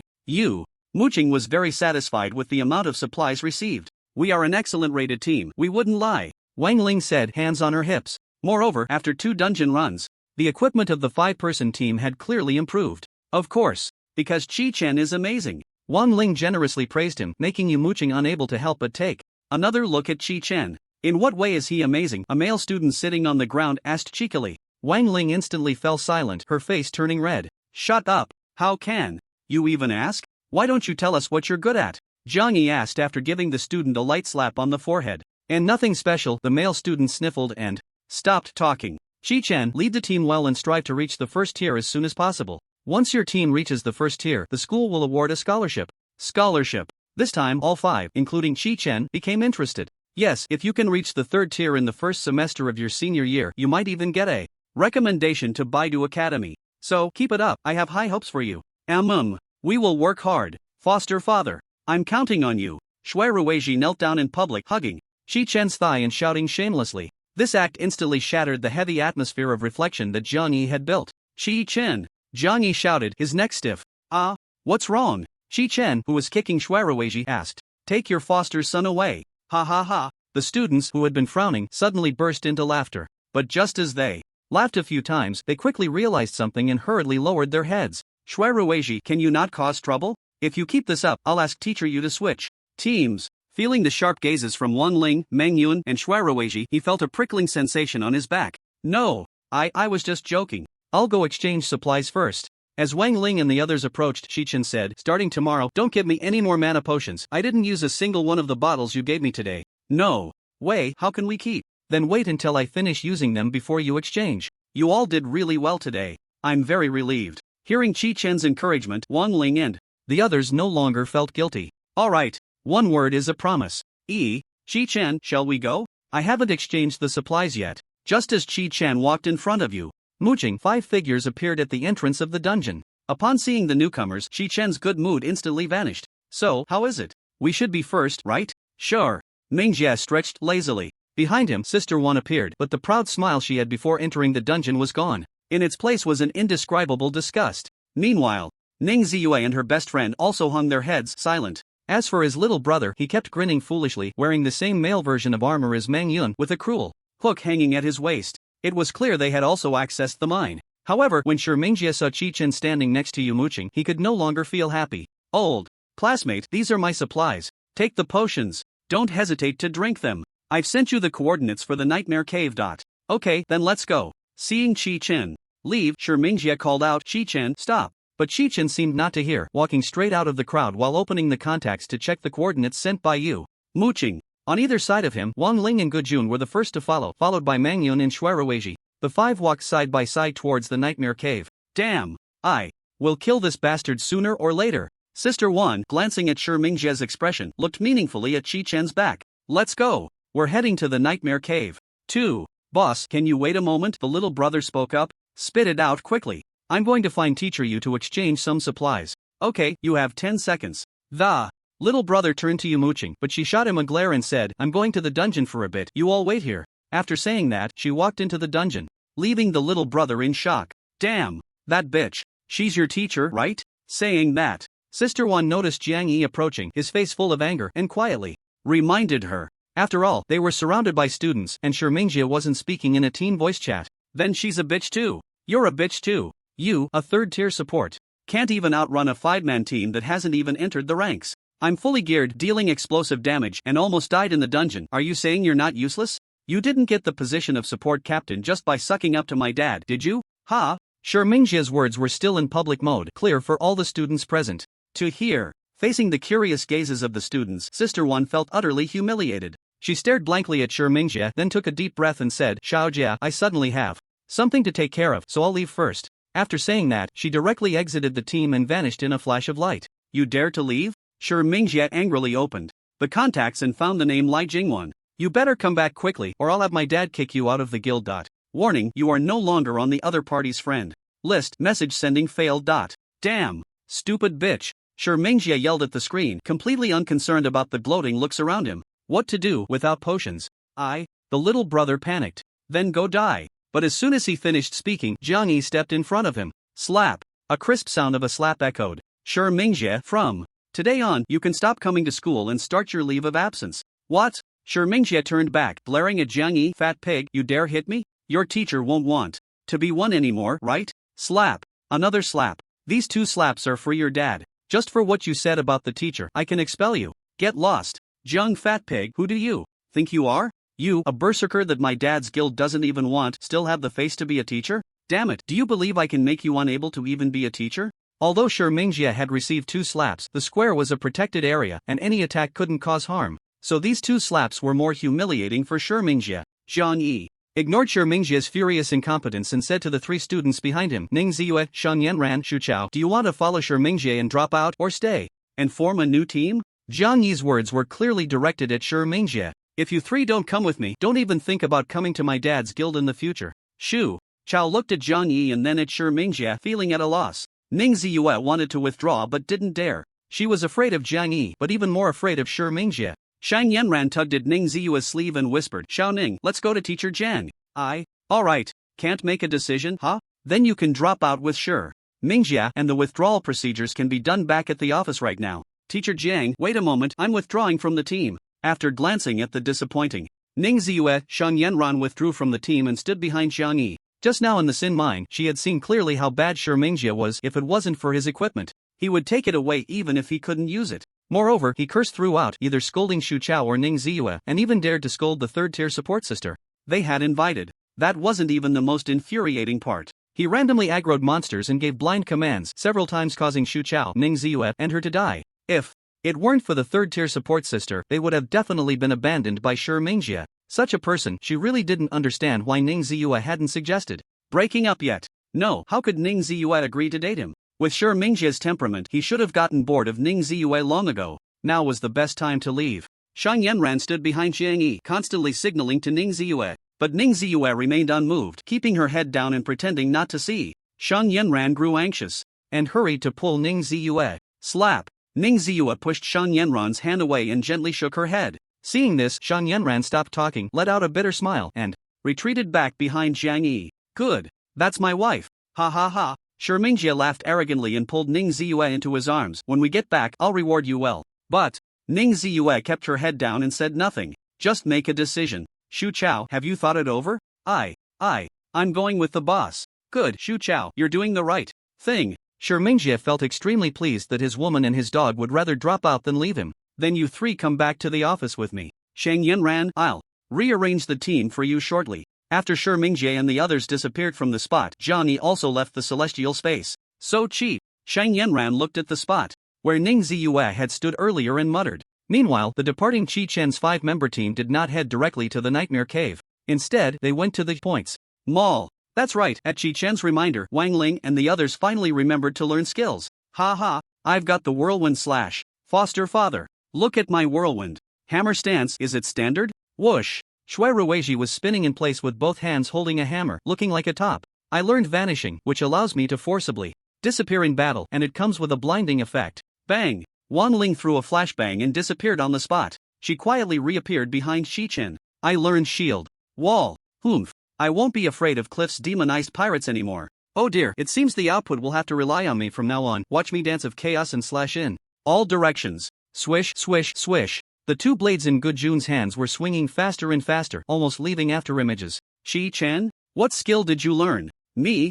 Chi-Chen smiled and lightly curled his finger. A layer of golden halo quickly merged into Meng Yun's body. What skill is this? Heart of Light. It can protect you from 1 negative status. Chi-Chen chose this precisely because he had heard Yu Muqing's signal of knocking on the blackboard when he was feeling drowsy in the morning. This was the signal to highlight. Key points. The Nightmare Cave is a very low difficulty dungeon. But the first thing you must remember is that all the bosses inside, I mean all of them, will cast sleep type. Negative control skills. So when you notice the bosses starting to chant spells, you must use all means to dispel this skill, including but not limited to running away, interrupting.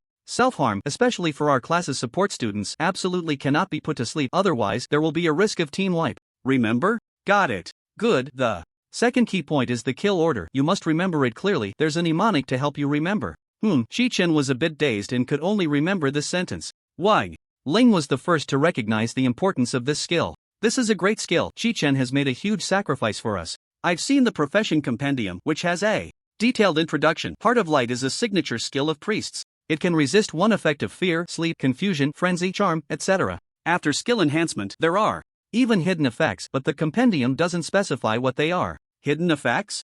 Chi-Chen hadn't thought that much when he bought it. He just wanted to make the dungeon run smoother. Since he was here, he might as well buy 2 more skills. Heart of Light was just one of them. The other was Mind's Eye. He was looking forward to the effects of the mind world. As for healing and recovery and resurrection, first of all, he couldn't let Wang Ling and the others who were with him die. So, resurrection was useless. Secondly, if he died while soloing, he wouldn't be able to use resurrection either. So, resurrection was still useless. And the mana cost for healing was too high, so it wasn't needed yet. Having light shield and minor healing was enough. Recovery? For someone with instant cast skills like him, it was even more useless. Let's go, let's try to finish the Nightmare Cave before school ends, Chi-Chen urged. At this point, Chi-Chen's upgrade progress had already risen to 4 out of 10. Okay. The 5-member team quickly positioned themselves and arrived at the entrance of the Nightmare Cave dungeon. Looking at the deep blue inverted vortex, Chi-Chen entered first. Drip, drip. The 5 who appeared at the cave entrance heard the sound of water droplets falling from the stalactites. Each person's interface popped up again. Mission objective: eliminate the corrupted nightmare. The damp and hot cave was deep and seemed endless. I have claustrophobia, Shuiruiji said, his teeth chattering. You're just a coward. People with claustrophobia aren't like you. Gujun rolled his eyes at him. Alright, let me explain the general strategy for this dungeon, Class Representative Wang Ling said crisply. The nightmare we need to deal with for the mission cannot be directly killed. It wanders inside the cave, omnipresent. To make it manifest and complete the mission, we need to break the formation guarded by 4 bosses, and the formations are scattered throughout the cave. There is 1 formation in the western part of the cave, 1 in the middle, and 2 in the eastern part. Wang Ling squatted down, picked up a stone, and started drawing on the ground. After a moment of high-speed processing, Chi-Chen matched the data he had memorized in his mind with her abstract drawing. Well, my suggestion is to attack from west to east, as it will improve efficiency. Do you have any objections? Nan, Gujun, do you have any precautions? It seems not, right? Meng Ling, the teacher, said that the order of kills should be from east to west, right? He said we can't kill the Ryan on the west first. What are you afraid of? Killing the ones on the west is on our way. Going to the east would require a detour, which is troublesome. Then let's start from the west. Meng Yun, go pull the monsters. Okay. Meng Yun stood up and walked ahead, heading deeper into the cave. The rocky ground of the cave was slippery, and the humid warm vapor grew denser as everyone moved further in. When they passed through the dimness and entered the cave's interior, their vision suddenly opened up. It was a vast underground labyrinth. Only faint light filtered through the cracks in the cave's ceiling. With just that little light, they could hardly see the way ahead. Fortunately, Chi-Chen's firestone staff served as a source of illumination at this moment. It seemed to sense the surrounding darkness as the red gem at the top of the firestone staff became even brighter. The light from the firestone staff was not harsh. In the pitch-black cave, it appeared very soft and was not blinding. Moreover, the staff's glow seemed to effectively counter the darkness within the cave. With every step the 5-person team took, the darkness receded a little. Wow, so the staff can be used like this. Chi-Chen suddenly raised his eyebrows. No wonder the acquisition price of the firestone staff was not cheap. It could serve as a lighting tool. Chi-Chen, let's discuss something. Tomorrow when we farm the sinful mine, can we each get one of these staffs? Sure. Chi-Chen raised the staff high, illuminating the interior of the cave. Soon, several glowing green slime monsters approached the light of the firestone. Slime monster health 1273 damage, 180 defense, 22 quick. Retreat. This slime monster is poisonous. Gujun hurriedly stepped back a few paces. It's simple, its attributes are very weak. Watch me take it on one-on-one, Shuiruiji said, dismissively, raising his hammer and stepping forward. He swung the hammer down, directly unleashing a whirlwind strike. Bang, bang, bang. Minus 277, minus 400, minus 386, minus 372. 172 points of excess damage. With just a skill combined with a few normal attacks, he quickly killed the slime monster. It really is simple. Haha, ah. Before Shuiruiji could laugh a few times, the slime monster exploded with a bang. The splattered slime covered him all over. Ah, it's poisonous, poisonous. His rotting skin hurt and Shuiruiji shouted. His cries echoed in the cave, quickly attracting the elite bipedal dragon wandering nearby. Idiot, don't shout. Shoo, shoo. It wasn't that Shuiruiji was timid, the poison from the slime monster was extremely painful. Just getting splashed on him caused his health to rapidly decrease. -62, -62, -62. Seeing this, Chi-Chen hurriedly cast a stimulating healing spell on him. It's still continuously losing health? After seeing the skin that had just grown back rot again, Chi-Chen noticed the prompt above Shuiruiji's head. Rotting poison reduces health by 15% per second, lasting for 20 seconds. This poison is a bit strong, I need to keep healing. Swish, swish, swish. Chi-Chen had no choice but to keep healing Shuiruiji. He now realized that learning the recovery skill was indeed necessary. Otherwise, it would be quite exhausting to keep watching. Not good, more slime monsters are coming. Just that brief pause, and he saw 7 or 8 slime monsters slowly moving towards the team nearby. Retreat back into the passage. What should we do? We're all melee fighters. Slime monsters are our natural enemies. Now, the drawbacks of the team's configuration had emerged. Because Wang Ling and the others were all melee fighters, the self-detonation of the soft slime monster upon death would inevitably affect them. I'll handle it. Chi-Chen positioned himself in front of the 4, raising his hand to cast Holy Retribution. -270, -270. It took a full 5 shots to kill a single soft slime monster. Boom! The soft slime monster exploded into goo 5 meters away. Since the distance was far enough, not a single drop splattered onto Chi-Chen. At that moment, Chi-Chen noticed that the glow of his staff seemed to dim due to the consumption of his mana. He then said to the 4 behind him, Wang Ling, once you 4 bring the soft slime monster down to low health, step back. I'll come in for the finishing blow. I can't keep attacking the soft slime monster. The Firestone staff needs mana to maintain its glow, or it will go dark. Got it. Wang Ling and the others responded, stepping forward to actively engage the soft slime monster. Shuiruiji, now at half health, had put away his earlier disdain. To them, the difficulty of the Nightmare Cave was, in some aspects, much harder than the Sinful Mine. The reason it felt easy was that they had equipped new gear and learned new skills. However, when facing some elite monsters with special ranks, they still couldn't afford to underestimate them. The Sky Dome space had no easy dungeons. Bang, bang, bang. After a brief period of adjustment, the 5 were able to easily deal with the soft slime monsters. They split into 2 groups, simultaneously attacking 2 soft slime monsters, and once they were low on health, they would retreat, allowing Chi-Chen to step in for the kill. This way, no one would get hurt. After dealing with the slime monsters, Mangyun led the 4 along the gently flowing stream deeper into the western cave, as they had discussed. Along the way, there were quite a few wild cave monsters, which were slain by Wang Ling before they could even launch an attack. The difficulty was indeed low. The elite monsters they encountered were either wandering aimlessly or lying on the ground in a daze. Upon seeing the 5-man team, they showed no fighting spirit at all. This gave the 5 a false impression, as if they were the ones looking for trouble. Fortunately, when the teacher had explained the route in class, Wang Ling and Mangyun had paid close attention, so the team quickly found a boss guarding a sealing spell. Lord of the Serpents Ryan health 3270 damage 212 defense 35 skills Serpent Entanglement Transform into Serpent Venom Spray Sleep Soul Symbiosis. This boss will turn into a snake during the fight and will spray poison. The teacher said that when it chants words with the sound Wu Tong, it will activate the sleep skill. Those who fall asleep will take 100% more damage. Of course, we don't need to be afraid with Chi-Chen's Heart of Light, but we can't be careless either. Let's go quick and decisive. I'll step in at the right moment. Chi-Chen's words calmed everyone's hearts. After they gratefully glanced at him, they turned to engage in battle. Whirlwind. Slash. Dance of Chaos. Be careful, it's about to chant. The Lord of the Serpents Ryan, surrounded by Wang Ling and the others, began to chant the sleep spell. Swish. Swish. Swish. 5 halos instantly enveloped the 5. As the chant concluded, a flash of golden light appeared in Gujun and Mangyun's hearts. The drowsiness that had just begun to settle instantly vanished. Heart of Light has dispelled the sleep effect. Heart of Light has dispelled the sleep effect. Wow, this skill is so powerful. It really can resist the sleep effect. Yeah.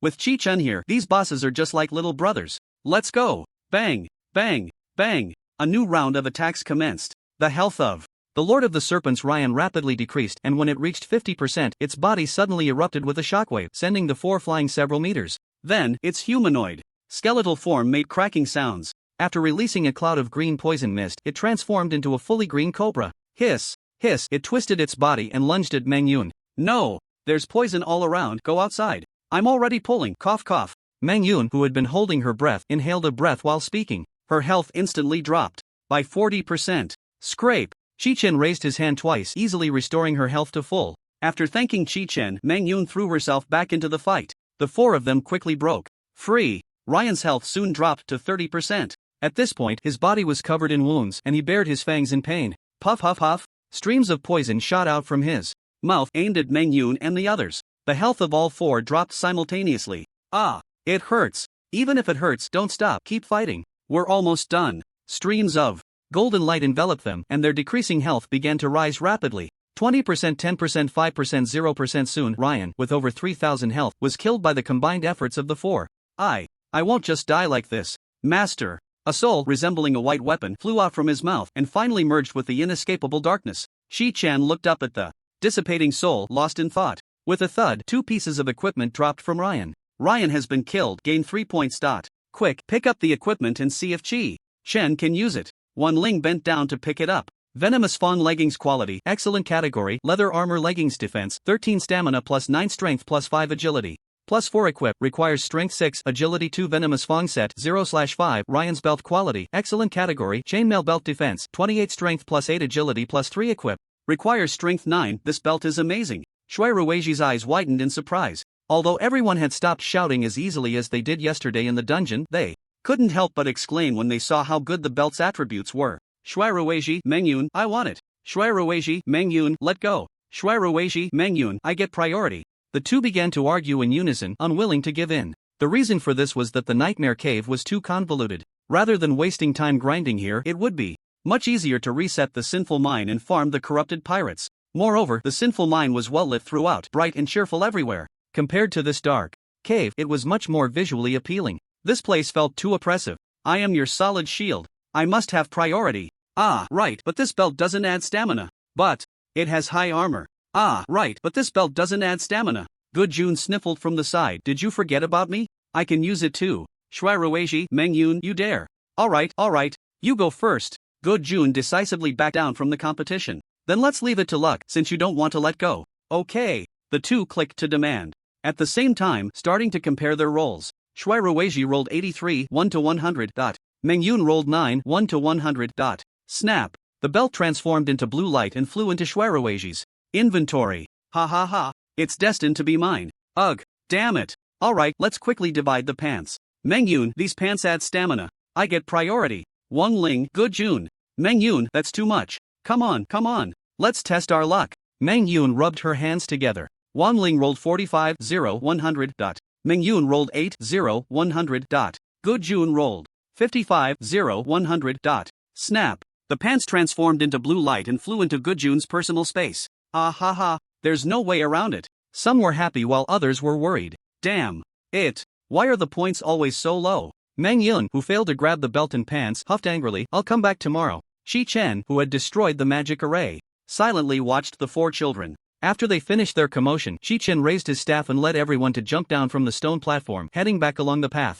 During the earlier battle with Ryan, Chi-Chen had not participated in the kills, he had only been healing from the sidelines. The four, including Wang Ling, had no objections to this. They all understood Chi-Chen's current strength very well. If Chi-Chen had chosen to engage, with his equipment and the talent of remaining calm under pressure, he could have easily taken down Ryan. At most, he would have just drained his mana. But Chi-Chen did not do that. Instead, he stood back and observed, only providing healing. This was not laziness, but rather a way to take care of them. For Wang Ling and the others, what they lacked most at the moment was not points, but practical combat experience. While quickly gaining points was important, combat experience was even more crucial. Only through real battles could they improve their reflexes and adaptability, avoiding situations where they would be flustered and make mistakes. Once they graduated from high school, the team would inevitably disband, and everyone would go to different academies. It was impossible to be teammates with Chi-Chen for a lifetime. Even if they wanted to, reality would not allow it.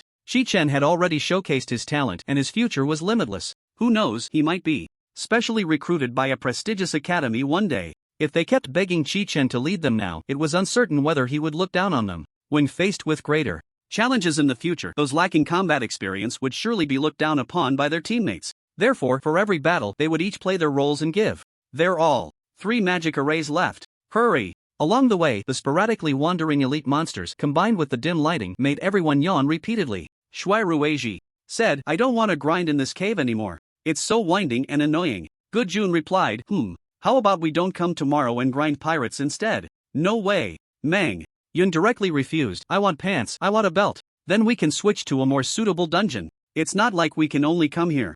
Chi-Chen, what do you think? Our goal today is to obtain the medal, Chi-Chen said, holding his staff and walking at the front, his tone calm. Indeed, he didn't want to fight here either. Mainly, holding the staff was tiring. Not long after, they saw the second boss. You have disturbed the master's dream. The voice of the priest Andra was crisp, with a hint of a deep and hoarse masculinity, reminiscent of a duet. Clap. The familiar sound of a forehead slap echoed. Oh no, we shouldn't have attacked Ryan first. Ah, how did I forget again? Gujun lamented. I'll take the lead. You explained slowly. Mengyun had already charged out with her shield as soon as she heard Andra speak. She was now an experienced defensive warrior, always ready to charge forward and protect her teammates. So, as Andra began to gather lightning in his hands, she had already rushed out. Forget about it, just explain while fighting. You all go. Help Mengyun, Chi-Chen urged. Yes, but in those brief seconds, Andra threw out 2 gathered bolts of lightning. What? 2 bolts? Mengyun watched as the lightning arrows seemed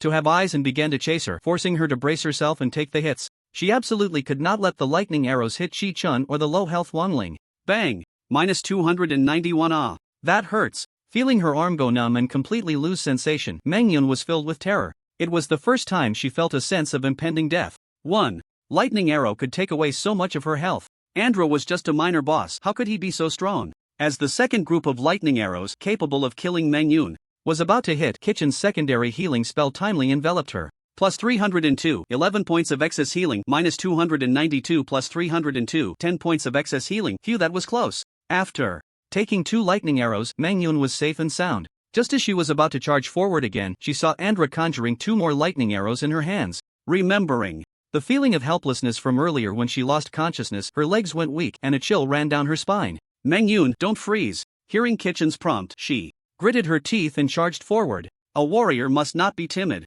Trust your teammates. Fortunately, this time, the other 3 members of the team also rushed to Andra's side in time and began to attack. However, after a few hits, Mengyun, Wanling, and Shuerueji sensed something was off. Andra seemed a bit tough. The damage dealt by their skills was noticeably lower than against Ryan. Moreover, its health bar was decreasing very slowly. Especially for Mengyun, the feeling was too obvious. Just as the 3 were puzzled, Gujun spoke up with his answer. The only point to note in the Nightmare Cave is that you can't kill the venomous Snake Lord Ryan first because he has a skill called Soul Symbiosis. Once he is killed first, he will transfer his abilities and skills to the other 3 bosses, and the 3 bosses will inherit his skills. Shuerueji, Wanling, and Mengyun. Why didn't you say this earlier? You didn't ask me.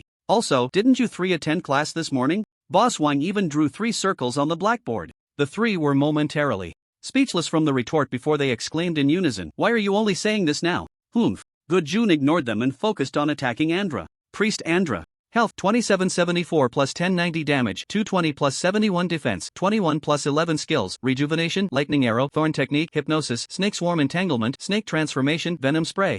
Sleep, soul symbiosis through the will of nightmares. It had already seen Chi-Chen's team during its prayer. So, when Chi-Chen appeared holding his staff, it took the initiative to attack. Bang bang bang. Swish swish swish. With Chi-Chen's secondary healing spell as backup, the 4 fought with full concentration. But Andra was too tough. It actually endured the damage dealt by the 4 and cast rejuvenation on itself. The health bar, which had finally been reduced to below 75%, stopped decreasing due to the healing from rejuvenation. The pressure on the 4 began to mount as they continuously activated their skills. Fortunately, they were a melee team with no mana restrictions, allowing them to fight freely. This enabled them to launch skill attacks every few seconds. But just then, Andra began to cast Ryan's skill, Sleep. 1 second later, a flash of golden light flickered in front of Shuerueji, and Gujun's sleep was resisted by Heart of Light. That was close. But Andra did not stop and began to cast its skill, Hypnosis. This time, the unlucky ones were Shuerueji and Wanling. Fortunately, Chi-Chen's Heart of Light could be cast instantly, timely providing support to Shuerueji and Gujun, successfully resisting it. Having dodged 2 hypnosis skills, Shuerueji's expression was now serious. He could no longer smile. Whirlwind slash. Dance of chaos. Bang bang bang. The new round of bursts finally reduced Andra's health to 45%. Good. Let's burst one more time and take it down. Just as the forethought victory was in sight, Andra's bones emitted a cracking sound. Boom. A shockwave erupted and it transformed into a venomous snake. What the hell? But the 4 surrounding it were not knocked back. Instead, they all fell backward, sitting down on the ground. Unbeknownst to them, thorny thorns had tightly entangled their feet. Thorn technique? When did it cast that? The four began to kick their legs, only to find the thorns tightening around them. The snake-like Andra hissed, making a hiss-hiss sound. From the darkness, overlapping hiss sounds responded to it. Not good, it's a snake swarm. Quickly, cut these thorns. Wang Ling exclaimed in terror, continuously slashing at the thorns entangling her feet with her weapon. Damn, I almost hit myself. Shui Ruizhi panicked as, well, if only I could learn fire magic. Yeah. The four struggled free from the thorns and were about to take action when they felt a golden light flash like lightning in a downpour above their heads, then suddenly disappear. They all looked up to find that the snake-like Andra was already dead. Chi-Chen had finally made his move. Hiss hiss the snake. Swarm that had just poked its head out of the darkness turned into wisps of black smoke and vanished. Chi-Chen looked at the white misty soul flying out from Andra's corpse and frowned, saying, this damn place, once I get the metal, I won't be coming back. With that time, he could clear the mine at least 5 times. Okay, the four responded in unison. Mangyun eagerly ran to Andra's side and picked up the equipment on the ground. Venomous Fang Belt quality, excellent category, leather armor belt defense, 9 stamina plus 5. Agility plus 2 equip, requires strength 4 Venomous Fang set 0/5, glowing cloak quality, excellent category, cloak defense, 14 spirit plus 3 agility plus 6 equip, requires strength 4 note, even when life is filled with darkness, my yearning for light will not fade. To my beloved, Andra Shaberlina. Wow, the Venomous Fang Belt, I have to take it. A cloak with spirit attributes. It must belong to Chi-Chen. The agility is also a good match, it can increase movement speed. The 5 knew well that just by looking at the attributes, this cloak should be for melee use. But no matter how useless agility was for Chi-Chen, Shueruizhi only needed to see the word spirit to find a reason for his adoptive father. Alright, I'll take the cloak. We can wait for the captain's cloak, Wang Ling said cheerfully. Chi-Chen decisively made his request. Whoosh! The cloak transformed into blue light and flew into his personal space. Chi-Chen currently had only 3 points of strength, needing 1 more point to wear the cloak. But when he thought about needing more strength to wield better weapons in the future, he stopped worrying. Selling off excellent gear casually could consume 1100 points, and this 500 points was just a round of the mine. Points could be farmed freely, and strength would need to be increased sooner or later, so it wasn't a waste. After exchanging 500 points for 1 attribute point, Chi-Chen allocated it to strength. Current level up progress 5/10 after increasing his strength to 4 points. Chi-Chen hurriedly put on the cloak. A blinding incandescent light suddenly emitted from his back, driving the surrounding darkness away for over 10 meters. The place where the 5-man team stood instantly lit up like daylight. Wow, what is this light? So bright. It's Chi-Chen's equipped cloak. Goodness, so this cloak can also be used as a light bulb. I can't look directly. My eyes are going to be blinded. Adoptive father, so dazzling. Shueruizhi started again. Great, after they finished the dungeon, classmates would know at a glance that Chi-Chen had greedily taken the melee fighter's cloak. On the other side, the now smarter 4 teammates no longer held back. Wang Ling, you already have a belt, isn't it inappropriate to take this? Shueruizhi said maliciously. Ah, right, then I'll give it up. Wang Ling said shyly, decisively giving up. Shueruizhi, you also have a belt, is it necessary to take this? Gu Jun reminded. Indeed. Then I'll give it up too. I just wanted to join in for fun. Shueruizhi chuckled, scratching his head, and clicked to give up. Dream Yun, the beautiful lady, I already have pants, just right to wear it as a 2-piece set. No way. I've already lost to you once, this time I must win. Then bring it on. Dream Yun rolls a 12, 1 to 100. Gu Jun rolls a 22, 1 to 100. Why? Why is this happening? Dream Yun is confused. Heaven has eyes, ha ha ha. Gu Jun calmly accepts. My belt, my pants. Other resources are available too, why get hung up on this? Miss, with. This time, we could have farmed the mine several times. Don't worry about the early gear. The group shakes off the thorns and branches by their legs, wipes off the magic circle, and follows Chi-Chen towards the east of the cave. Since Chi-Chen put on the cloak, he no longer needs to hold up the staff. At this moment, he is like a walking light bulb. If we could have 5 cloaks, this place wouldn't be impossible to tackle. But then we could only do it once a day at most. The points given are too few, we haven't even gotten 50 points so far. Yeah, this dungeon hardly has any small monsters, it's easy to get lost, and it's hard to navigate, really a waste of time. Have you noticed if we hadn't fought Ryan first, these bosses would be really weak? That's because we've all gotten stronger. The lightning arrow hurts, it hit me for almost 300. So much? Looks like we need to increase our resistance. Yeah, we really can't be careless. This dungeon is very unfriendly to melee fighters. Exactly. Now I find the mine so pleasing to the eye. You're looking at the demonized pirates, right? Hee hee. The 4 of them exchanged glances at Chi-Chen, who was walking in front. If it weren't for his earlier intervention, they might have had to fight Andra for quite a while. Good talent, the support is truly immense, the 4 sighed inwardly. After killing a few elite monsters along the way, the team discovered a magic circle made of 5 giant stones around the corner ahead of the cave. In the center of the magic circle, a boss was kneeling in prayer. The boss had already noticed Chi-Chen and the others. It stopped its prayer, drawing out 2 snake-headed hammers from its waist. Priest P's health 2409 plus 1635 plus 1387 damage, 224 plus 106 plus 110 defense, 12 plus 18 plus 11 skills, healing wave, lightning arrow, thunder trample, hypnosis, snake swarm entangle, snake transformation, venom spray, sleep, soul symbiosis, thorn technique, rejuvenation, go. Dreamyun charged out first, leading the way. She planned to take the initiative before Pieces could strike. She didn't want to experience that tingling sensation of the lightning arrow repeatedly.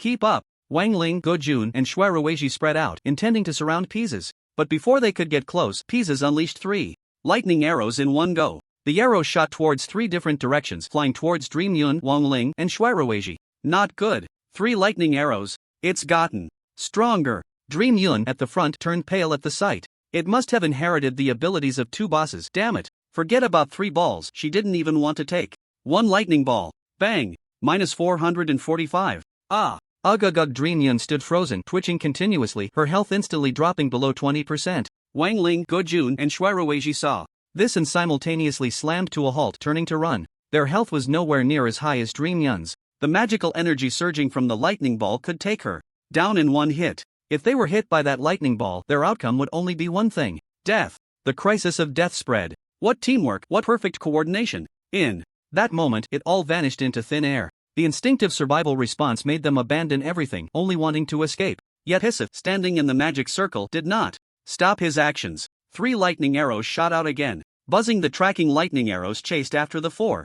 Dreamyun, who was closest to them, had already collapsed to the ground due to convulsions. Chi-Chen, sensing the drastic change behind him, realized he could no longer afford to slack off under the pretense of training his 4 teammates. They were now on the brink of annihilation. He pointed his index finger at the 4 of them repeatedly. Lesser healing spell. Shield of light. Shield of light. Shield of light. Dreamyun, closest to Pisith, suddenly felt time slow down as she watched the incoming lightning arrows. Her heart raced and fragments of her brief life began to replay before her eyes. I haven't even experienced a passionate romance yet. How can I die here? At this moment, only one person filled her mind. Chi-Chen. Whoosh. As if in response, a warm sensation instantly enveloped her cold body.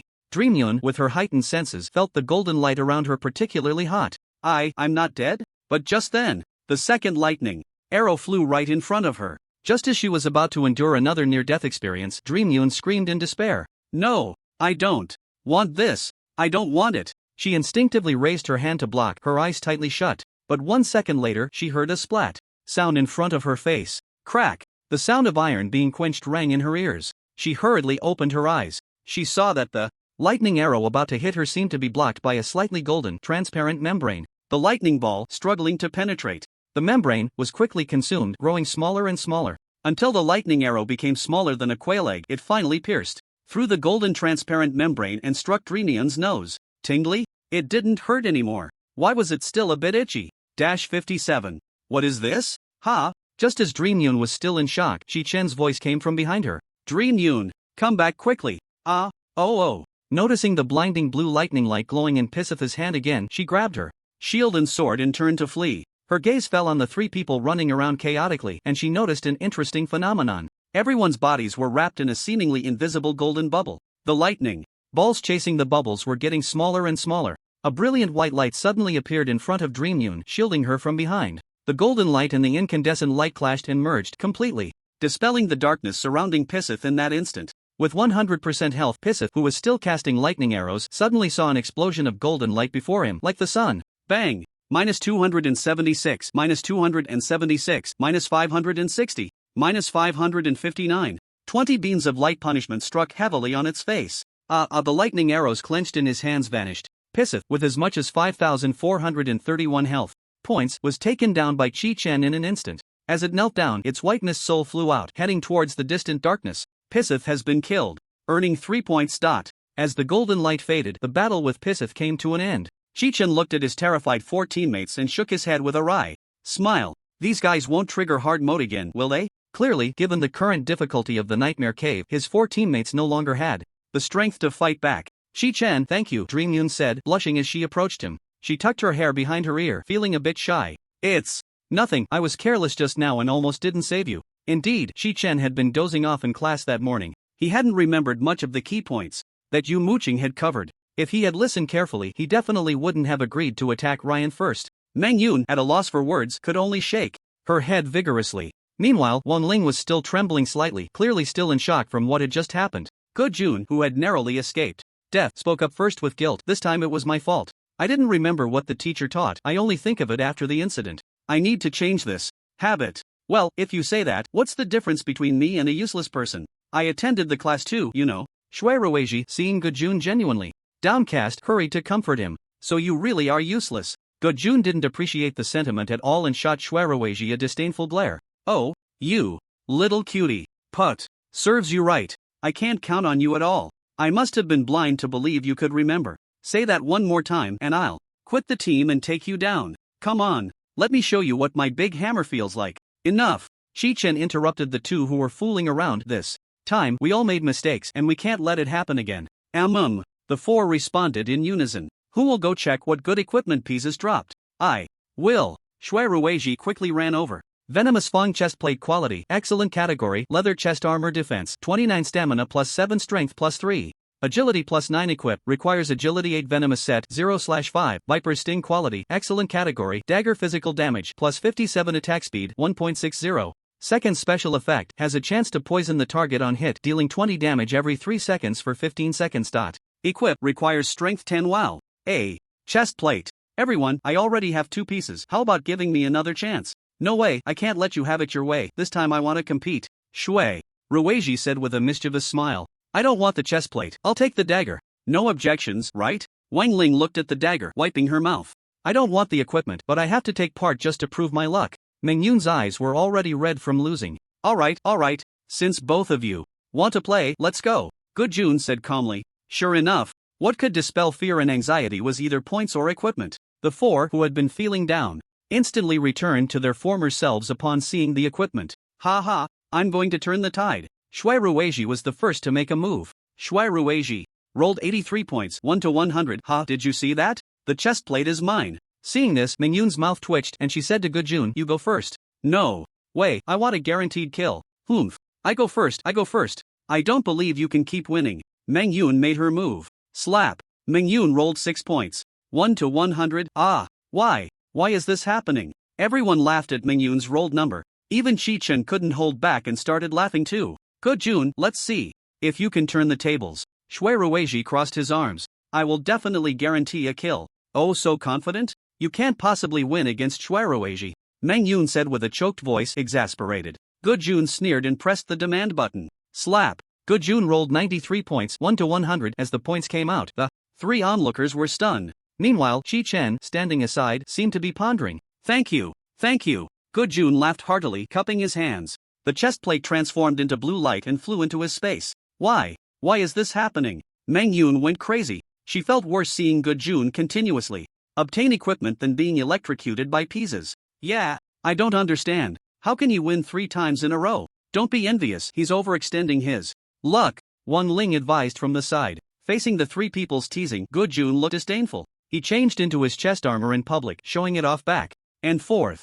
Chi-Chen slid through the interface, observing the points Ge Jun had thrown, stroking his chin in thought. Suddenly, a guess formed in his mind. Ge Jun, is your talent related to the points? Ha! Shui Ruizhi, Wang Ling, and Meng Yun were taken aback and looked at Ge Jun simultaneously. Like someone whose scam had been exposed in public, Ge Jun stammered and couldn't get a word out in response to Chi-Chen's question. Yeah, when we were chatting, you never mentioned what your talent was, keeping it all mysterious. We thought your talent was really strong, but it doesn't shine in battle. He. Ge Jun just scratched his head and laughed foolishly without answering. Chi-Chen, how did you figure out that something was off with Ge Jun? Wang Ling seized the opportunity to ask. I looked through the equipment demand records because the points he won 3 times were all 10 points more than the second place. When there was no demand, he chose to give up instead of rolling points like Shui Ruizhi and Meng Yun. Logically, for tradable equipment, it shouldn't matter if you win by points, right? Oh, right, exactly. Wow, you're so observant. Meng Yun's eyes sparkled. She didn't know why, but whenever she heard Chi-Chen's voice, her heart would race and her face would flush. Just being close to Chi-Chen made her feel the heat radiating from him. Woo in the face of Chi-Chen's guess.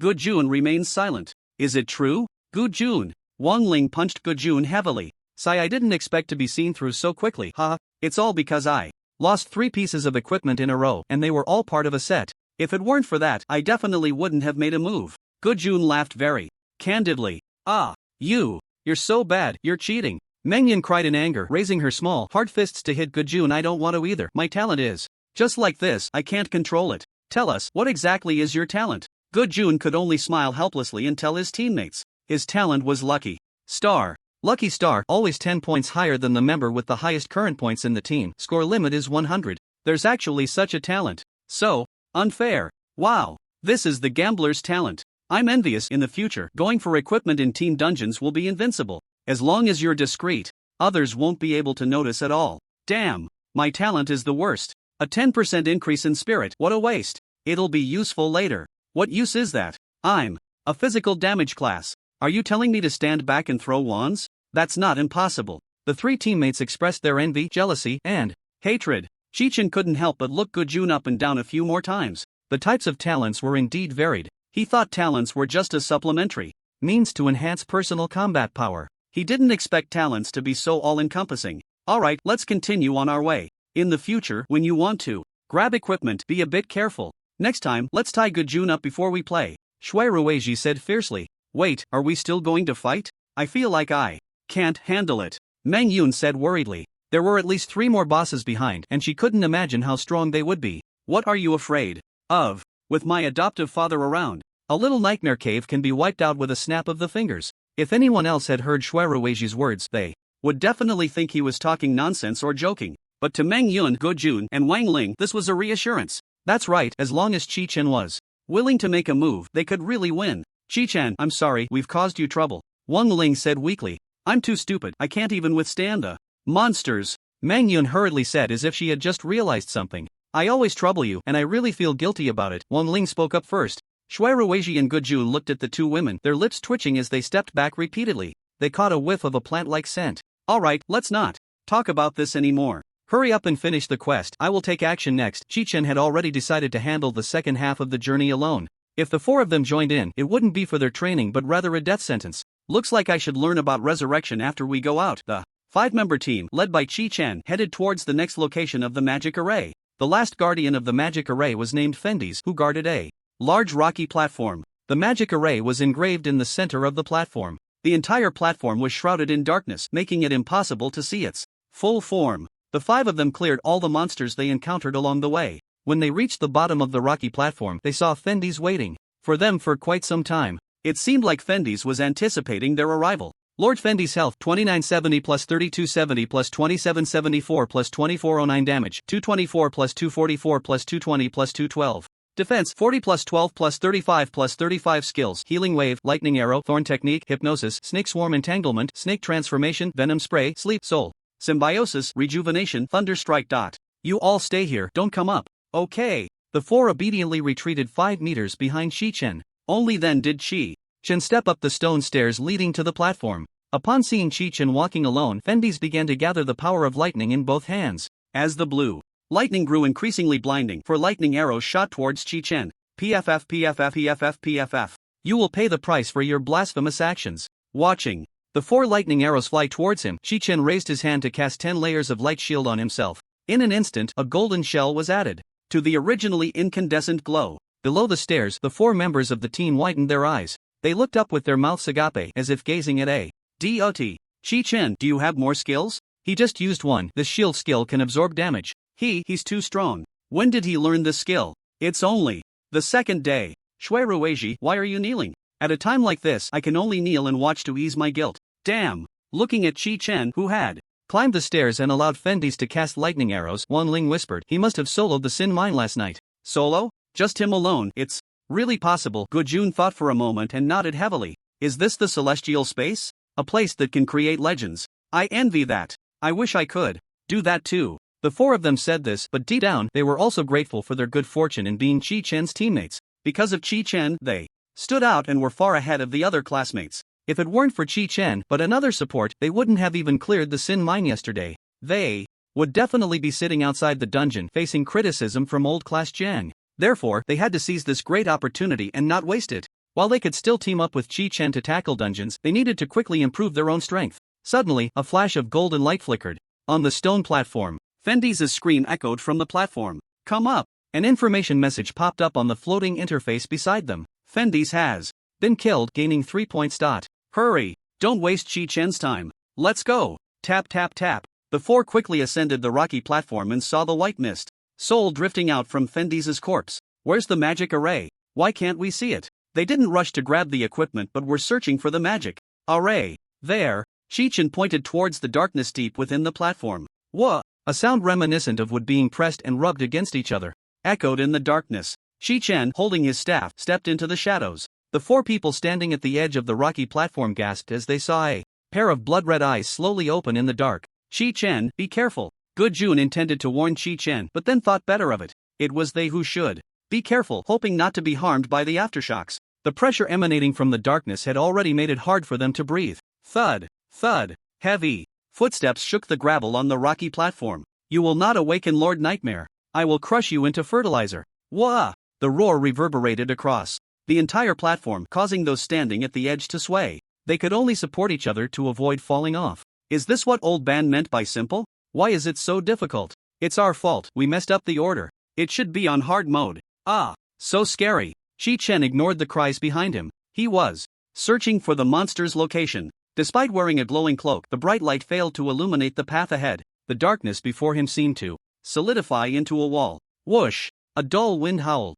Suddenly, a massive tree trunk came crashing down towards Chi-Chen. Realizing he couldn't dodge in time, he immediately activated the light shield. Swish, swish, swish. In an instant, he transformed into a golden sun. To be safe, 32 shields quickly surrounded him, forming a hard shell. Bang! The tree trunk, about 3 meters in diameter, slammed heavily onto Chi-Chen. The compressed air created visible waves of dust on the platform. The heavy strike from Vorden has been negated by the light shield. The heavy strike from Vorden has been negated by the light shield. The heavy strike from Vorden has been negated by the light shield. The heavy strike from Vorden has been negated by the light shield. The heavy strike from Vorden has been negated by the light shield. The golden light shield dimmed and dissipated at the moment of impact, leaving only a thin, barely visible membrane. Gulp. Chi-Chen watched as the thick tree trunk slowly retracted beyond the membrane. His heart trembled and his pupils constricted. It was the first time he truly felt a crisis of life and death. Just one strike and 30 layers of the 32-layer light shield were shattered? A boss in a dungeon could deal over 10,000 damage? You all retreat to the steps below. It's very strong, Chi-Chen shouted without turning back. At the same time, he took out 8 bottles of basic mana potions. Thud, thud, thud. His mana was instantly replenished. Hurry, retreat. The four, hearing his voice, helped each other down the steps. If Chi-Chen said it was strong, then it must be very strong, definitely not something they could handle. They needed to leave. Staying here would only trouble Chi-Chen, right? They had just seen how Chi-Chen's sturdy shield had vanished. Meng Yun, trembling, said, "Should we call the teacher?" Wait for Chi-Chen's command. Okay. At this moment, only Chi-Chen remained on the rocky platform, and looming over him was the giant Treyant monster, Eternal Vorden. Eternal Vorden, health 4167 plus 2970 plus 3270 plus 2774 plus 2409. Damage 324 plus 224 plus 244 plus 220 plus 212. Defense 112 plus 40 plus 12 plus 35 plus 35. Skills: Heavy Strike, Healing Wave, Lightning Arrow, Thorn Spell, Hypnosis, Snake Swarm, Entangle. Transform into Snake, Venom Spray, Sleep, Soul Symbiosis, Rejuvenation, Thunderstrike. Vorden was a tree that grew on the rocky platform, its roots deeply embedded in the stone. Beneath the exposed roots of the platform, there lay a massive magic circle, currently glowing with a blood-red light. Kill you. You deserve to die. The master will be angry. The branches of the tree, which forked out, were adorned with the severed heads of the 4 leaders killed by the Chi-Chen team. Their eyes were clouded, continuously cursing Chi-Chen. A wave of drowsiness washed over Chi-Chen. The effect of the Heart of Light was triggered. Seeing this, Chi-Chen immediately began to apply the Heart of Light repeatedly. In an instant, his entire body seemed to be coated in a layer of gold paint. It turned out that these 4 leaders had mixed a hypnotic spell into their curses. Unfortunately, after they finished casting, not a single corner of Chi-Chen's golden coating had peeled off. Thud, thud, thud. Chi-Chen drank down 8 bottles of basic mana potions once more. Why aren't you making a move yet? If you still need to prepare, then I can strike.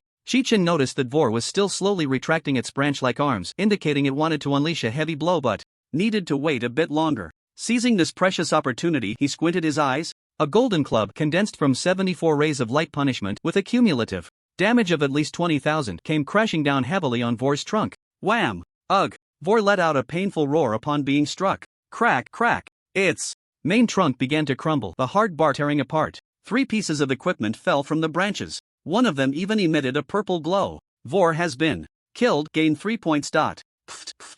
A gush of tree sap, resembling blood, erupted from the torn trunk. Like a crimson spring, it instantly covered the entire rocky platform. Yet, the blood-like sap seemed endless, spreading downwards from the platform. Whoosh, whoosh, whoosh. The blood-red waterfall cascaded down the stone platform. Below the platform, the 4 people who received the notification felt a surge of joy. They were just about to return to the platform when they were blocked by the rushing blood water, forced to press against the rock wall to hide. Is this all? Ha! Chi-Chen scoffed, wading through the blood spring-like tree sap, approaching the edge of the trunk. Plop, plop. Just as he was about to bend down to pick up the equipment, those fruits resembling the leaders' heads began to fall from the tree sap, splattering the crimson liquid everywhere.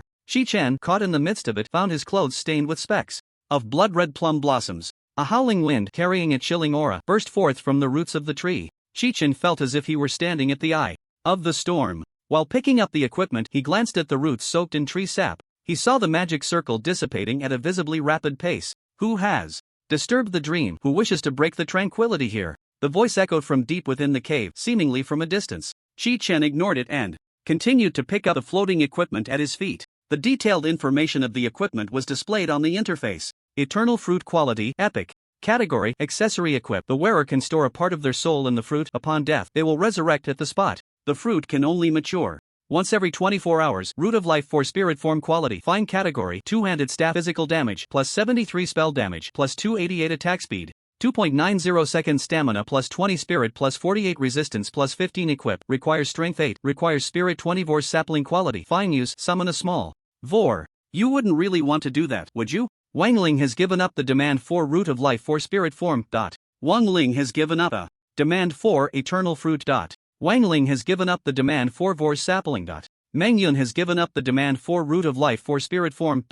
Swish, swish, swish. The information about abandoning equipment requirements flooded the screen in an instant. Seeing the 4 of them so understanding, Chi-Chen smiled with relief. Drip, drip. The blood-red tree sap finally ran dry. The cave was filled with a sweet fruity scent. This reminded Chi-Chen of the pomegranate seeds he once ate. Tap, tap, tap. A sound of footsteps came from behind. It was Chi-Chen's 4-leg hairs. Wow, what a huge boss. Why only 3 points? I feel like 30 points would be more appropriate. What do you mean? You think 3 points for free is too little? How can you think like that? Am I someone who cares about these 3 points? I'm heartbroken for my adoptive father. He worked so hard just to get a measly 3 points. It's so unfair.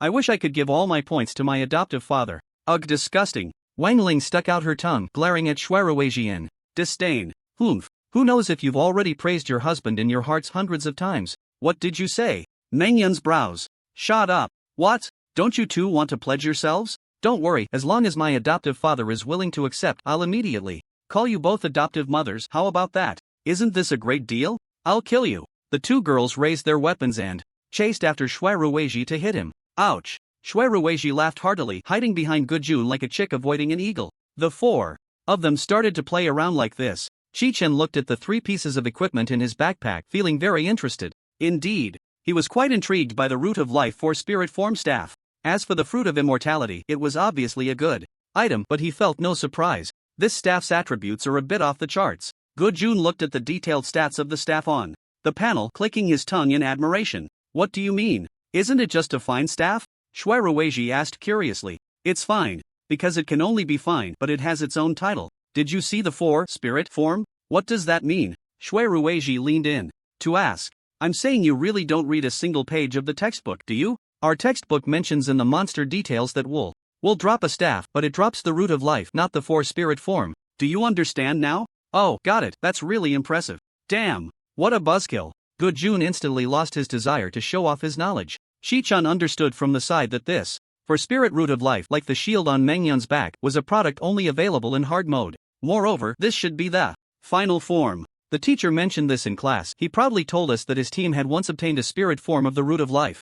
Oh, I understand now. Shuiruiji clapped his hands. So it means we first killed Ryan, which inadvertently activated the hardest mode of wool, right? So what my adoptive father is holding is the final form of the root of life. Exactly. No wonder it's so strong. Because the strength of these bosses has long exceeded our imagination. This is why old John repeatedly emphasized in class that we should fight in order. Otherwise, if we only fight halfway, we can only choose to exit. I must pay attention in class and take notes from now on. I almost died in this simple dungeon today. Yeah, looking at the difficulty of this dungeon now, it's much greater than the sin. Mine. I can only say that our team's Chi-Chen is too strong. Hearing the four of them praise him, Chi-Chen waved his hand. Alright.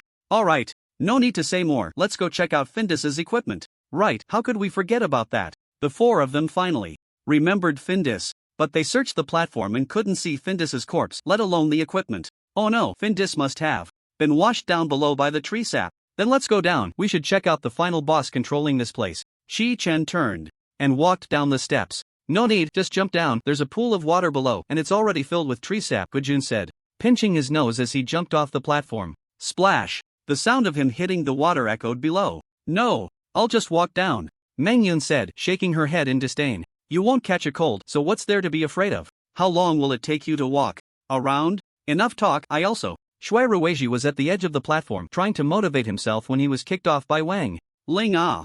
Splash. His splash was particularly loud, sending water splattering onto the platform. Before long, Shui Ruiji's curses could be heard from below. Wang Ling, I hope your future husband has a smaller, you know what, than Ding Ding. Of course, if your husband is my adoptive father, then this curse is void. How about that? You get a free son, happy, right? You're asking for it. Wang Ling, embarrassed and furious, jumped down directly. Meng Yun, jump. After Chi-Chen finished speaking, he jumped down. Okay. Meng Yun, no longer hesitating, followed Chi-Chen down. Splash splash. The five who swam out of the tree sap pool were now covered in blood. However, their spirits were high. Wow, there's this effect too. How interesting. No wonder I feel like I have endless strength. Wang Ling exclaimed, looking at the buff magic on the panel. Eternal blessing, your health increases by 300%, mana increases by 300%, physical and magical damage increases by 300%, and the effects of all recovery potions increase by 500%. This effect disappears after leaving the nightmare cave.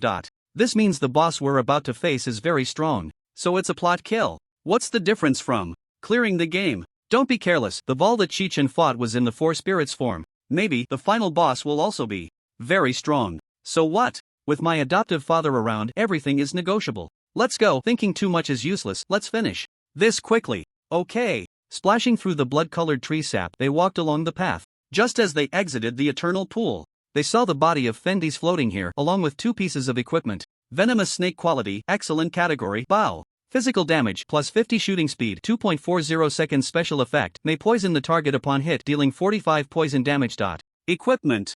Requires strength 8, agility 8, venomous fong boots quality, excellent category, leather armor shoes defense, 16 stamina. Plus 6 strength plus 3 agility plus 6 equipment, requires strength 6, agility 6, venomous fong set, 0/5, damn. Good Jun licked his lips and said, what I want is here. Today we will determine our strengths and decide our fates. I'm definitely taking the shoes. Shui Ruiji, Wang Ling, and Meng Yun. We agreed, you want the shoes, we want the bow. Did I say I didn't want the bow? You guy, how can you do this? Seeing the three getting anxious, Gujun chuckled, just messing with you, go ahead, this bow doesn't add any attributes. Just adds 50 damage, what's there to fight over? After saying that, he gave up on competing for the venomous snake. Instead, he eagerly pressed the demand button for the shoes. Gujun rolled 55 points, 1 to 100, thank you, hee. Just as his laughter faded, he realized the long-awaited blue light did not appear. The shoes still lay quietly on the ground. What's going on? Suddenly, the corner of his mouth twitched as he seemed to realize something and hurriedly looked at Shui Ruiji, Wang Ling, and Meng Yun, who were all wearing mischievous smiles. Come on, let's determine our strengths and decide our fates, Shui Ruiji said generously. Hey, what are you? What do you want? Stop, Gujun panicked. He finally realized the seriousness of the situation. I'll go first. Hey, Shui Ruiji, with a greedy smile, pressed the demand button. Shui Ruiji rolled a 66, 1 to 100, no. Gujun grabbed his hair and fell to his knees, howling loudly. Wang Ling rubbed her hands together and said, wow, 66. Great. Now it's my turn. Hey. Wang Ling rolled a 24. 1 to 100, oh no, my luck is terrible. He. Shui Ruiji, I won't let this go. What do you mean? It's not just me competing with you. Are you trying to be sexist? Meng Yun, come on. Finish him. Alright. This time, I will make sure you die with no regrets. Meng Yun was full of confidence. As the saying goes, after the worst comes the best. According to the objective laws of development, it should be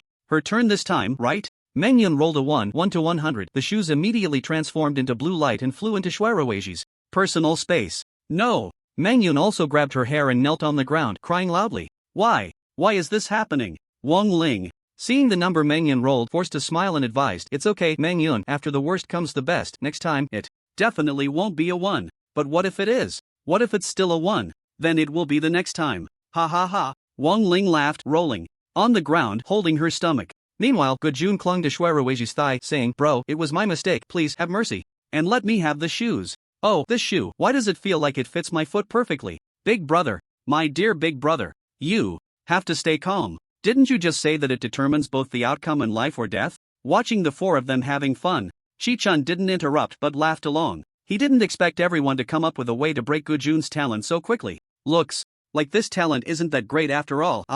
Shueruiji laughed proudly, hands on his hips. "Kid, let's see if you dare to play tricks again." I won't dare." After the commotion, Gujun swore and finally got the shoes. The 5 of them, having had enough fun, continued on their way. Darkness once again enveloped them like a fog, completely wrapping the cave. As Chi-Chen walked within, he noticed the brightness of his cloak's incandescent light was also dimming. "Oh no, I'm starting to feel a bit anxious." "Me too, Foster. Father, please don't hold back later, just kill it, please." Shueruiji felt his hand reach into the surrounding darkness and his heart tightened unconsciously. Chi-Chen's calm voice reassured the 4 of them. Suddenly, he stopped and said lightly, "It's coming." Thud, thud, thud. The 4 behind him immediately drew their weapons, vigilantly scanning their surroundings, especially Meng Yun, who pressed tightly against Chi-Chen's back, momentarily making the others think she was protecting him. Everyone held their breath, focusing on their surroundings. Sure enough, a sound of footsteps echoed. Thud, thud, thud, and it was getting faster. "It's here!" Swish, swish, swish, swish.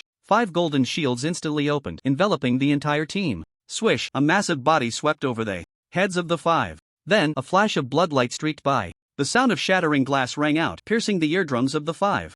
Then, another flash of red light appeared, and the protective shield for the 5 was instantly broken. The life of the 5 decreased by 75%. Hiss, so strong. What do we do? I don't know, the teacher never mentioned this kind of situation in class. It really is hard mode.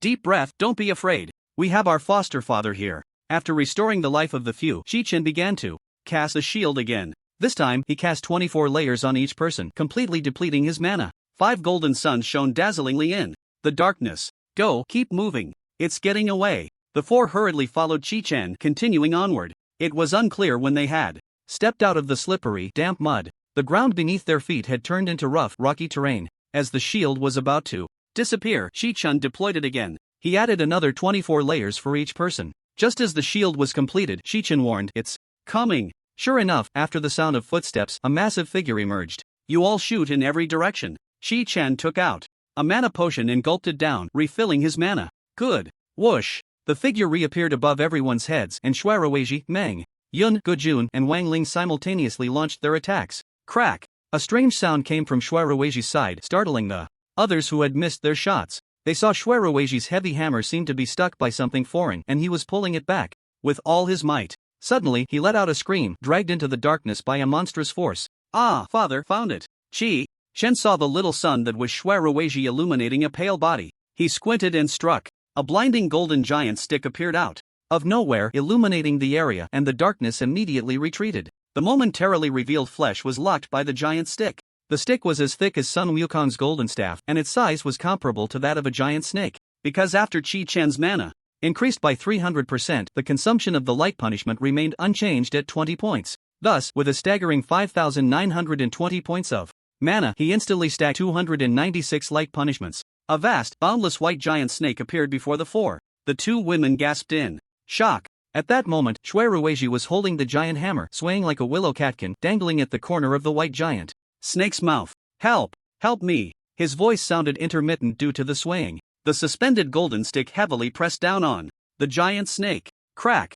In an instant, golden light dazzled. The 296 light punishments dealt nearly 330,000 plus damage in an instant. Hiss ha! The white giant snake struck hard, let out a roar, twisting its body and rolling around chaotically. Its scales opened, turning sharp as knives, slicing toward the 4. "Ha! Interesting, it's not dead yet." Chi-Chen took out a strong mana potion. He gulped it down. At this moment, there was no time for a small potion. After finishing the strong mana potion with full mana, Chi-Chen cast Light Shield again, emptying his mana. Then he took out another strong mana potion, continued to cast Light Shield, and emptied his mana again. Boom! The giant snake, with its scales raised, repeatedly crushed down on the heads of the 4. The 4 golden little suns alternated between dim and bright. In the distance, Shuerueji, hanging at the corner of the snake's mouth, felt the world spinning. He felt like a piece of tape stuck to a fan, dizzy to the point of nausea. Ugh. Using strong mana potion, Gujun received the protection of the light shield. Gujun received the protection of the light shield.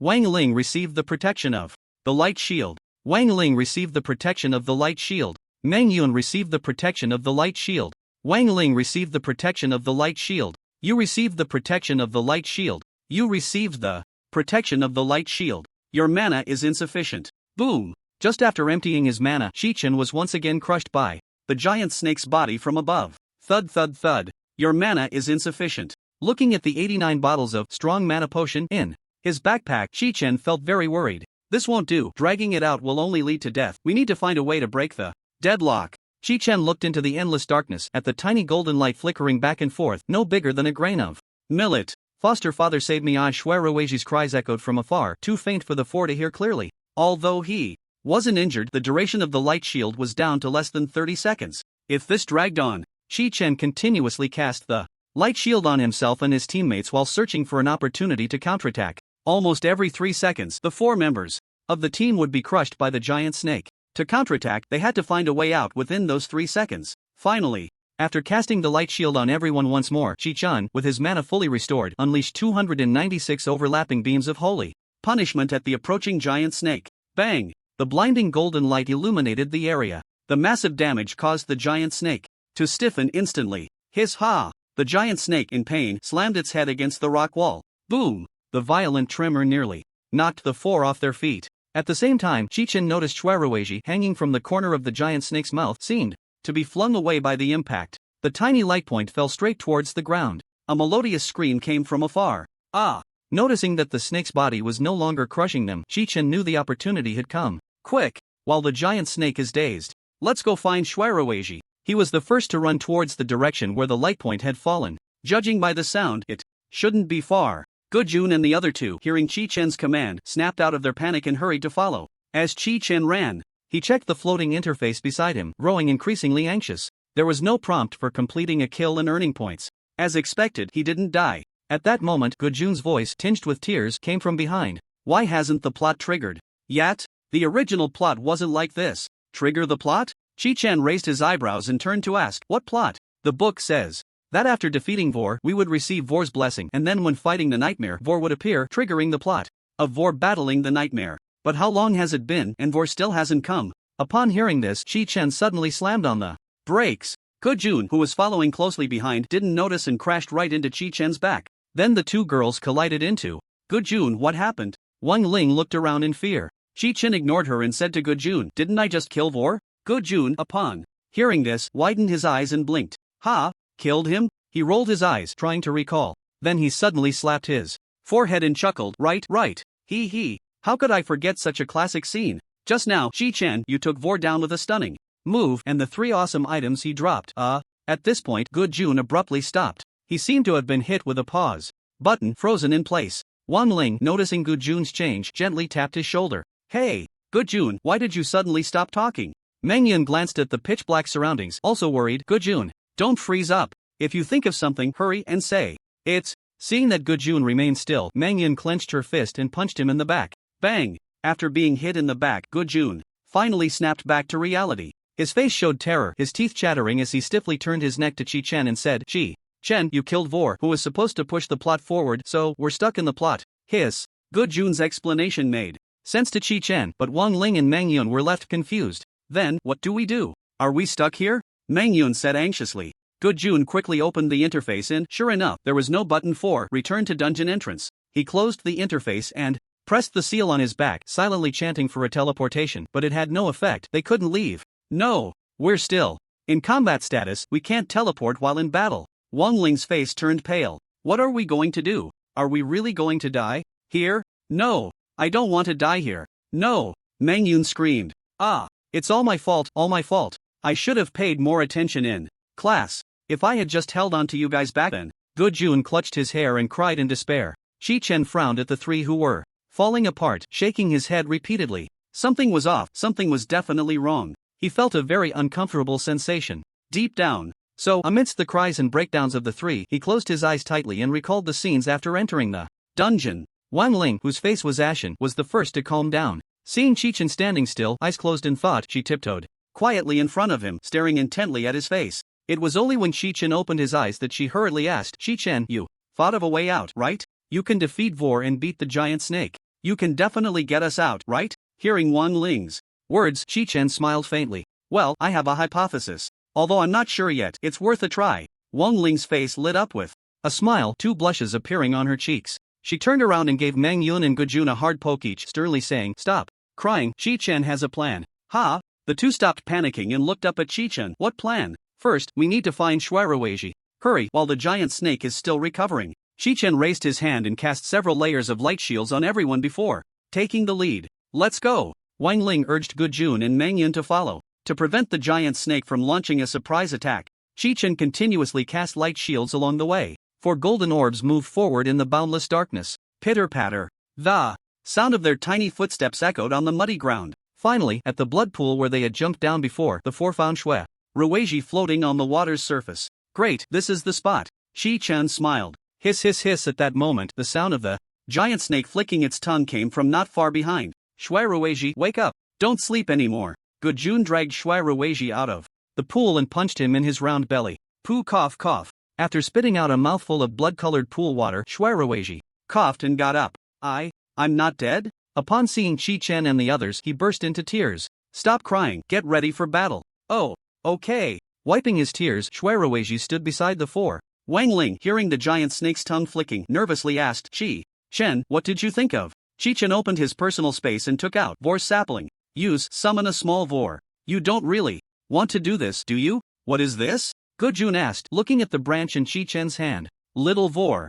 Chi-Chen silently chanted in his heart, use. Warning. Once Vor sapling is used, it will bind to you and cannot be traded. Please confirm. Confirm. Binding successful. After seeing the prompt, Chi-Chen directly threw the branch into the blood pool. The branch, floating on the water's surface, emitted a flash of red light before sinking to the bottom. A few seconds later, Chi-Chen saw bubbles rising from where the branch had sunk. After a few more seconds, a red glowing sprout poked its head out of the pool. At the same time, the water level in the blood pool began to drop rapidly. A red-leaf tree started to grow at a visible speed. Just then, Chi-Chen heard the sound of the giant snake moving behind him, scraping against the ground. Splash, splash. It seemed to sense Wall's presence. The giant snake moved faster and faster. Not good. The giant snake is awake. Then let's knock it out again. After Chi-Chen finished speaking, he raised his hand and placed a 52-layer light shield on Shuiruoji. The golden light, as bright as the sun, instantly illuminated the area. Shuiruoji, go! Ha! Why me? I'm clearly injured. Stop talking nonsense, hurry up. Gujun urged. Damn! Shuiruoji gave Gujun the middle finger and charged out. Sure enough, he had barely walked a few meters when he saw the enormous snake head flicking its tongue. Foster! Father! Shuiruoji's voice cracked in fear. With a loud clap, a golden stick fell from the sky, striking the giant snake heavily. Hiss! The giant snake, in pain, burrowed back into the darkness. That was close, I almost got scared. A thud. Shuiruoji collapsed to the ground, his eyes rolling back. Shuiruoji, what are you? Gujun, who had rushed out to save Shuiruoji, also fell to the ground, his eyes rolling back. What's happening to them? Meng Yun asked in confusion. They've been hit by a sleep spell.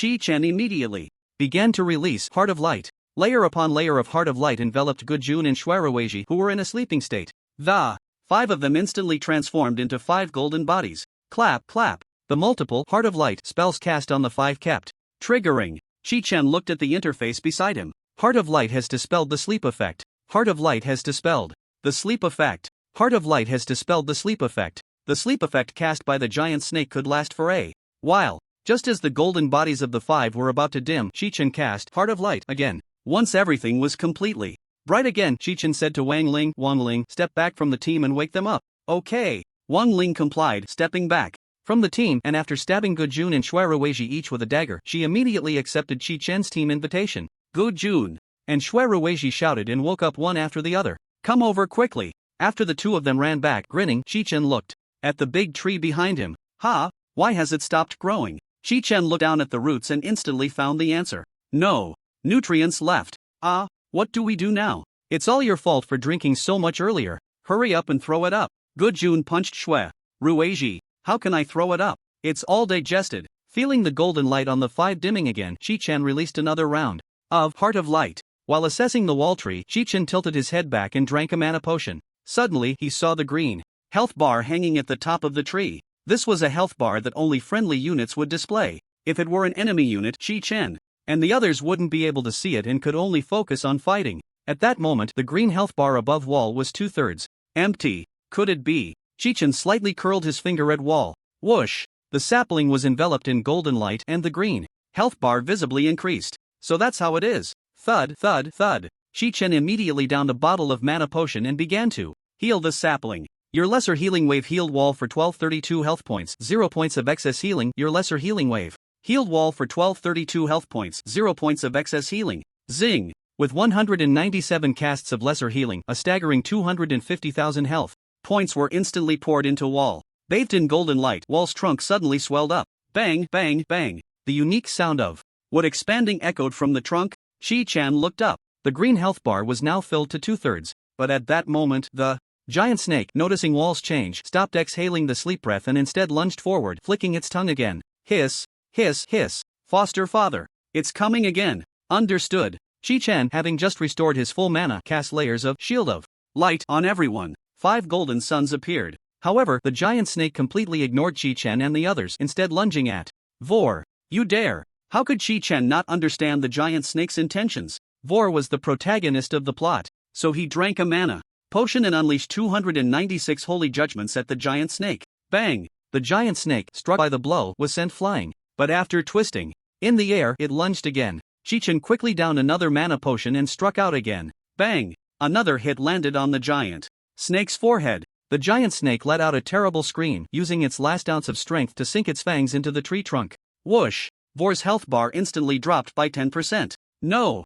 Meng Yun and Wang Ling exclaimed in unison, but Chi-Chen just laughed. He noticed that after the giant snake bit into the trunk, it didn't let go but instead wrapped its body tightly around Vor. Crunch, crunch! The snake's body tightened more and more, causing the bar to slightly curl. Is that all? Watching Vor continuously lose health, Chi-Chen took out a mana potion. Thud, thud, thud. Golden light descended from the sky, enveloping Vor. Lesser healing, X197. Plus 243,115. 47%. Thud, thud, thud. Lesser healing, X197. Plus 243,115. 75%. Thud, thud, thud. Plus 243,115. 37,566 points of excess healing, 100%. After receiving the benefits of the lesser healing, Vor ignored the tightly coiled giant snake, and the trunk began to visibly thicken. Finally, after fully recovering, a pair of eyes suddenly opened in the center of the trunk. But this time, the light in the eyes was not red, but golden. The rustling blood-red leaves also outlined a layer of golden edges. Whoosh, whoosh, whoosh. Countless sturdy branches transformed into sharp spears, stabbing at the giant snake wrapped around the trunk. Vor is so strong. Go-Jun was stunned into silence upon seeing Vor release numerous spear-like branches piercing into the snake's body. Restored to its strongest state, Vor now shimmered with golden light, towering and lush. The giant snake wrapped around the trunk had long since lost its breath. From head to tail, it was covered in dense branches, resembling a caterpillar covered in spikes. To the 5 people under the tree, it looked like a white scarf tied around the trunk. Taking down the giant snake in one move, that's indeed impressive. Without my adoptive father, it's just a little sapling. Shui Ruizhi immediately put on a smile and praised Chi-Chen. It's a privilege to witness such an exciting plot. Thanks to my adoptive father's great power. Chi-Chen shook his head, still maintaining a battle-ready posture. Don't celebrate too early, it's not over yet. I haven't received any notification either. Wang Ling also looked at the interface, her expression serious. Sure enough, as soon as she finished speaking, the giant snake exploded with a bang. Countless small white snakes surged out from its skin. The small white snakes that didn't cling to the trunk fell like white mud from the branches. The 5 quickly retreated, fearing that these little snakes would land on them. The pools of small white snakes that fell to the ground still ignored the 5 and began to climb back up the trunk. Faced with so many small white snakes, Vor, who had just gained the upper hand, once again used the branch spears to stab at them. But there were too many small white snakes and the branch spears couldn't reach them. Leaves fell, turning into flying darts that shot towards the trunk. Yet this still couldn't stop the small white snakes from climbing. Soon, the trunk was covered in white snakes as if draped in a layer of fur. Wang Ling and Meng Yun screamed incessantly. They felt their skin crawling, goosebumps rising layer upon layer. Go-Jun bit his thumbnail, deep in thought for a solution. What the hell? This is possible? So underhanded. Shui Ruizhi exclaimed in frustration. Don't forget, it's a nightmare, Chi-Chen said as he walked towards Vor. The other three immediately showed expressions of joy. Chi-Chen has a way. As Chi-Chen approached Vor step by step under their expectant gazes, tiny, golden celestial bodies appeared above his head. The celestial bodies flickered with golden light, increasing in number, density, and brightness. A massive golden celestial disk, about 30 meters wide, spun above Chi-Chen, appearing before the four. It looked like a star map composed of countless celestial bodies, resembling a slowly rotating galaxy. Shui Ruizhi pointed at the nebula, his lips trembling, as he asked, "What skill is this? Ha? Why do I have to say again? I don't know, but I feel like it's about to end." Just as Gu Jun finished speaking, he saw the golden celestial disk above Chi-Chen instantly rise above Vor. Then, golden starlight began to fall from the disk. Like a scene of fireworks, it instantly enveloped Vor's tree. Whoosh! The small white snakes on the trunk fell one after another, struck by the star rain. Wow! So beautiful! Wang Ling and Mangyan clasped their hands together, gazing at the stunning golden starfire. This breathtaking scene was like a grand fireworks display, something they had never seen before. Gu Jun and Shui Ruizhi were also staring. The two instinctively reached for their pockets, wanting to take out their phones to record this moment. Under the tree, Chi-Chen took out another bottle of mana potion. Thud thud thud. Another nebula flew to the top of the tree. On the trunk, the dense small white snakes quickly disappeared. Soon, Vor's tree returned to its original appearance. At that moment, the swirling darkness converged towards Vor, absorbed entirely by the rustling leaves. A few seconds later, the darkness that enveloped the cave was completely absorbed by Vor. A beam of light illuminated the area. Everywhere was lush vegetation. So this is a valley. Mangyan inhaled deeply, her face filled with ecstasy as she said, "The air is fresh, sweet." Pat pat. Two pieces of equipment radiating a deep blue light slowly fell from the trunk. Then, Vor transformed into a beam of purple light. In the astonished gazes of Shui Ruizhi, Wang Ling, Mangyun, and Gu Jun, the purple light swept past them and flew into Chi-Chen's personal space. "You have killed the devouring snake and earned 3 points. So it's called the devouring snake." Chi-Chen hurriedly opened his personal space. In one corner of the space, there was a small sapling rooted within, growing 2 golden-tipped tender shoots. Vor's sapling, quality, epic, growing. Shui Ruizhi was the first to come back to his senses. Seeing the 2 pieces of equipment on the ground, he dashed over excitedly. "It's equipment. I'm going to pick it up." Meanwhile, Gu Jun, Wang Ling, and Mangyan let out long sighs. Their anxious hearts finally relaxed. It's over. Bang, bang, bang. At that moment, the interface for the 5 appeared. Congratulations to the 5 Skywarders for clearing the dungeon nightmare cave. In the battle against the nightmare devouring snake, your performance was outstanding, earning a rating of excellent. Skywarders who receive an excellent rating for the first time will receive an additional 80 points. Due to the absence of a good rating record, an additional reward for receiving a good rating for the first time is granted, with an extra 30 points. Due to the absence of a moderate rating record, an additional reward for receiving a good rating for the first time is granted, with an extra 10 points.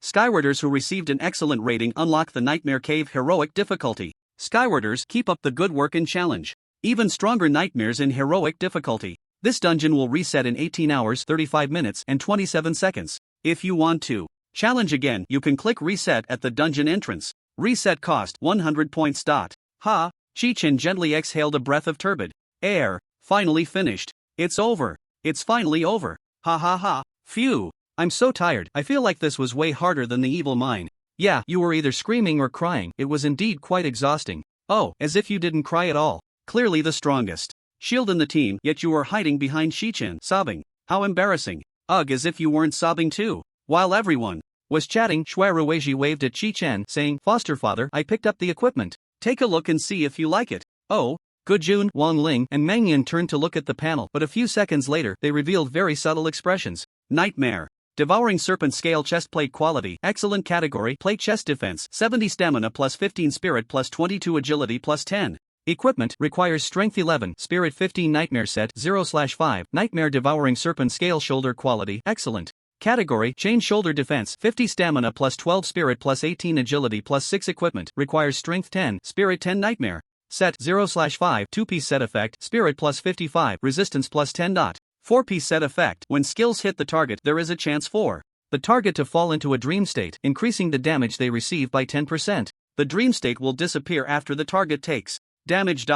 5-piece set effect, after being hit, there is a certain chance to trigger the Devouring Serpent's blade scales, reflecting 125% of the highest damage taken back to the attacker.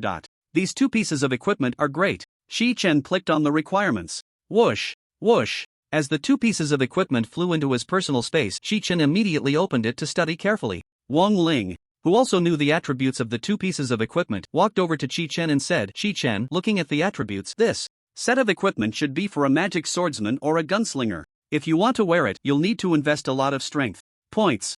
That's not difficult. Just a matter of running a few rounds in the evil mine. Wang Ling looked at Chi-Chen with burning eyes and mustered the courage to ask, Chi-Chen, do you already have the ability to solo dungeons? Like the evil mine? Chi-Chen closed his personal space and readily admitted, that's right, I can solo now. As expected, Shui Ruiji and the others said in unison. Yeah, if you hadn't soloed before, how could you have so many skills? Good Jun wiped the sweat from his forehead. I didn't want to say it, but before Chi-Chen could finish, Wang Ling interrupted, but we are too weak and always cause trouble. Gee. He. The four members of the team immediately laughed, but this smile was very forced. Envy, jealousy, admiration, frustration, and unwillingness, a mix of complex emotions swirled together at this moment, coalescing into a strained smile. No, I can only say I'm lucky. Luck is also a part of strength. Chi-Chen, since you can solo now, you should go ask the homeroom teacher for permission to act alone. Good Jun said seriously. Yeah, with your strength, if you tell the teacher, they will definitely approve your solo action. The four of us are just holding you back. Exactly, your solo efficiency is high, and earning points is easy. If you focus all your energy on soloing, you might quickly level up to Tier 1. No, Tier 2 won't be a problem. By then, you might even get accepted into Baidu Academy before the school year starts. I'm so envious of you, but why do I feel so sad? Meng Yun said with tears in her eyes. Foster father, although my desire to cling to your thigh comes from the bottom of my heart, I know I can't waste your time, so after you go back, please submit an application to the teacher. I understand. What do you all think? Wang Ling, Good Jun, and Meng Yun nodded. Be honest, we really don't want you to leave the team. Following you, we can play easily and earn a lot of points, but if this continues, we really feel bad. Mainly, it feels like I'm useless, although Shui Ruiji is really useless. Good Jun said dejectedly. That's right. You bastard. Chi-Chen looked at the four with their determined expressions, knowing their thoughts were sincere at that moment, and smiled, thank you. But as soon as he finished speaking, he felt his pant leg tighten. He saw Shui Ruiji suddenly kneel down, hugging his pant leg and saying, no, foster father. I was just joking. You can't leave. How can I live without you? Ha. For a moment, the valley was filled with a joyful atmosphere. Soon after everyone's emotions stabilized, Chi-Chen was the first to speak. I had a great time playing with everyone these past 2 days. If you need my help in the future, just contact me. No need to be polite. They are too shy to speak, I'll do it. Shui Ruiji patted his chest and promised. Good Jun scratched his nose and smiled shyly. I will definitely study the dungeons well in the future, figure out the difficult strategies, and then invite you to help us watch the show. Of course, the premise is that you have time. Okay. Chi-Chen nodded in agreement. Then it's settled. It's a deal. The four of them finally stopped feeling dejected. But if I leave the team, won't you be short one support? There aren't enough supports right now. It's okay. The teacher will find a way. That's right. Even without a support, with the level of cooperation among the four of us, we should be able to manage slowly. It's just a matter of drinking a few more health potions. I have a shield and plate armor. As long as we don't challenge the hard difficulty, it will be easy. Then shall we four give it a try tomorrow? Good Jun looked expectantly. Try and die. Who's afraid of who? Meng Yun put her hands on her hips and puffed out her chest. I have to say, Meng Yun's development is really impressive. Shui Ruiji stared wide-eyed. The child won't go hungry. Good Jun agreed wholeheartedly. You two, so annoying. The three started to playfully tussle again. Alright, let's hurry back, it's already 6 o'clock. Wang Ling glanced at the time and urged anxiously. Let's go. School's out. Whoosh, whoosh, whoosh. 5 beams of light flew towards the dungeon entrance. Outside the Nightmare Cave dungeon, Jiang Yi was anxiously waiting. The time was now 6:15, and the other students in the class had long returned to the classroom. Why haven't Wang Ling and the others come out yet? What's going on? Did they encounter some problem? Inside? They wouldn't have activated hard mode and then refused to give up, stubbornly fighting it out inside, would they? Good students sometimes tend to get stuck in their own heads. Stubborn. So stubborn. Just like a gambler, they won't leave the table until they reach their goal. If I had known, I wouldn't have let them play the new dungeon, a bit too hasty. Just as he was lost in thought, the figures of the 5 appeared one after another at the dungeon entrance. Seeing the relaxed expressions of the 5 students, Jiang Yi finally felt relieved. Old class, what are you doing here? Wang Ling bounced over. Aren't I worried about you guys? Look at the time. What time is it? It's pitch black in the dungeon. What's so fun about it? Oh, we just watched a great show of the War of the Nightmares. It was thrilling. Oh, did you clear it? What rating did you get? Excellent? Zhang Yi was overjoyed. This team is impressive. Of course. With Chi-Chen here, we definitely. Wang Ling said up to this point, her smile froze and she lowered her head, no longer speaking. Teacher Jiang, I'm heading back to class now. See you all later. Bye. Take care, adoptive father. Whoosh. After Chi-Chen left the team, he vanished on the spot. Once Chi-Chen was gone, the smiles on Gujun, Mangyun, and Shueruiji's faces also disappeared in an instant, replaced by expressions of dejection. Ha! What's wrong with you guys? Why do you look like this? Did Chi-Chen criticize your gear? Did you have a conflict? No. Wang Ling shook her head repeatedly, tears streaming down her face. Then what's wrong? I thought your relationship was pretty good. Zhang Yi was puzzled. It's because we held Chi-Chen back, sigh. It's so frustrating.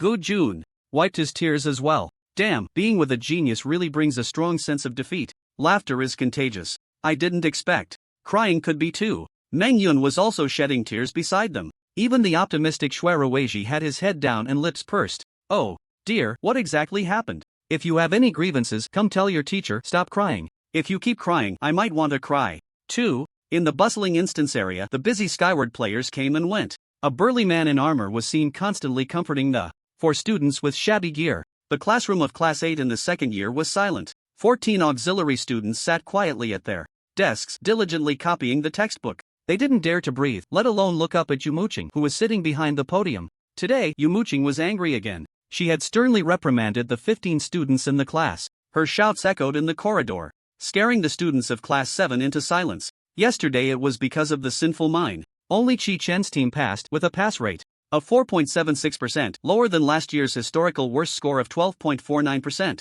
A new record was set. There was no way around it. The top ranking students had all moved their desks and chairs to the first 6 classes of the production department. If Gu Cheng, La Haidong, MOU, and Wan Hongxue were in the combat department, the pass rate wouldn't be this low. She increasingly felt the unfairness of the skyward space. Today it was because of the Nightmare Cave.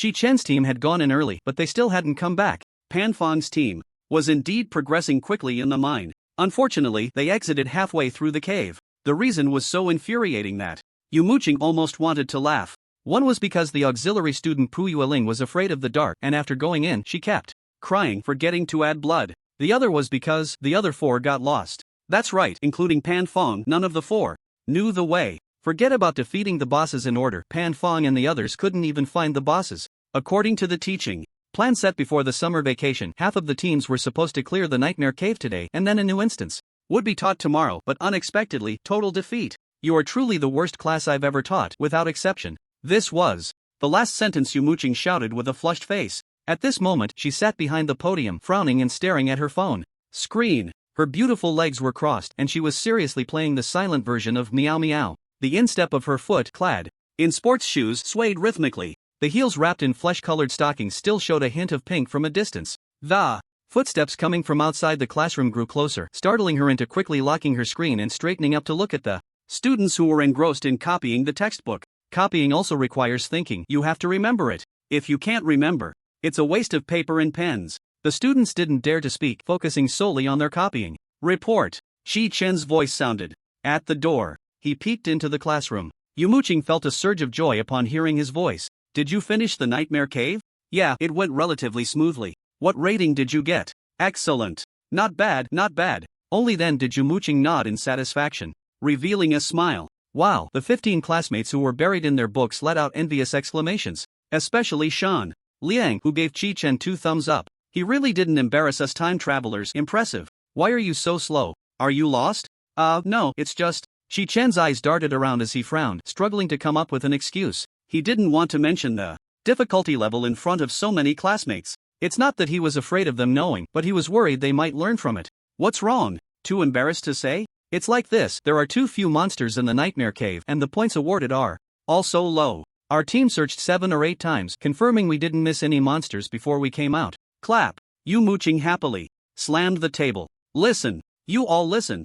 What is the gap? What is the attitude? Do you understand what it means to cherish? Especially you, Pu Yueling. Clearly, you have Pan Fong leading, yet you couldn't even heal properly because you were afraid of the dark. Why are you so useless? Whoa, cry. Look at Chi-Chen's attitude towards the dungeon. Even in the simple Nightmare Cave, he finds every monster. No wonder he can get an excellent rating. You deserve not to get it. No, you won't even finish. Simple? Chi-Chen's mouth twitched. If it weren't for my reverse talent backing me up, I would definitely have struggled in there today. Chi-Chen, you've already completed the mine twice and the cave once. Why not share your insights with everyone here? Oh, Chi-Chen scratched his nose and stood by the podium. Is this the treatment a good student gets? Isn't it a bit too nice? He had planned to ask Yu Mooching for permission to act alone, but seeing Yu Mooching in a fit of anger, he decided to wait until after class. Just as Chi-Chen began to answer questions, hurried footsteps sounded from outside the door. Zhang Yi stood at the entrance, looking tense. Teacher Yu, I have something very important to discuss with you privately. Oh, Chi-Chen is here? Well, you performed very well today, so please stay in class for now. Seeing Zhang Yi's expression, Chi-Chen knew that Wang Ling and the others had already told him everything. After Yu Mooching walked out of the classroom in confusion, Zhang Yi pulled him aside. Inside the class, Pu Yueling rested her head on her hands and asked foolishly, Chi-Chen, why are you so amazing? Aren't you afraid of the dark? Dark? It's okay, the darker it gets, the harder it is to see. By the time you finish with Fendi's, you won't be able to see your hand in front of your face. Pu Yueling immediately covered her ears. Ah, don't say that.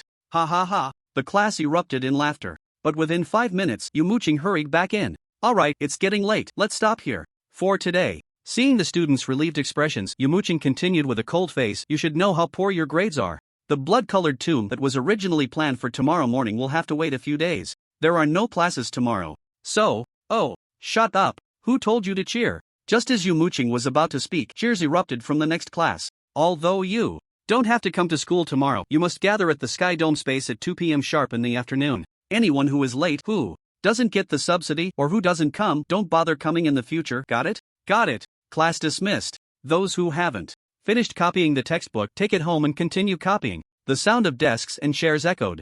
Chi-Chen, stay for a moment. Don't go back to the dorm. Shan Liang nodded at Chi-Chen while holding the dungeon compendium and then left the classroom. Chi-Chen, gather at the entrance of the mine. After Yu Mooching finished speaking, he disappeared on the spot.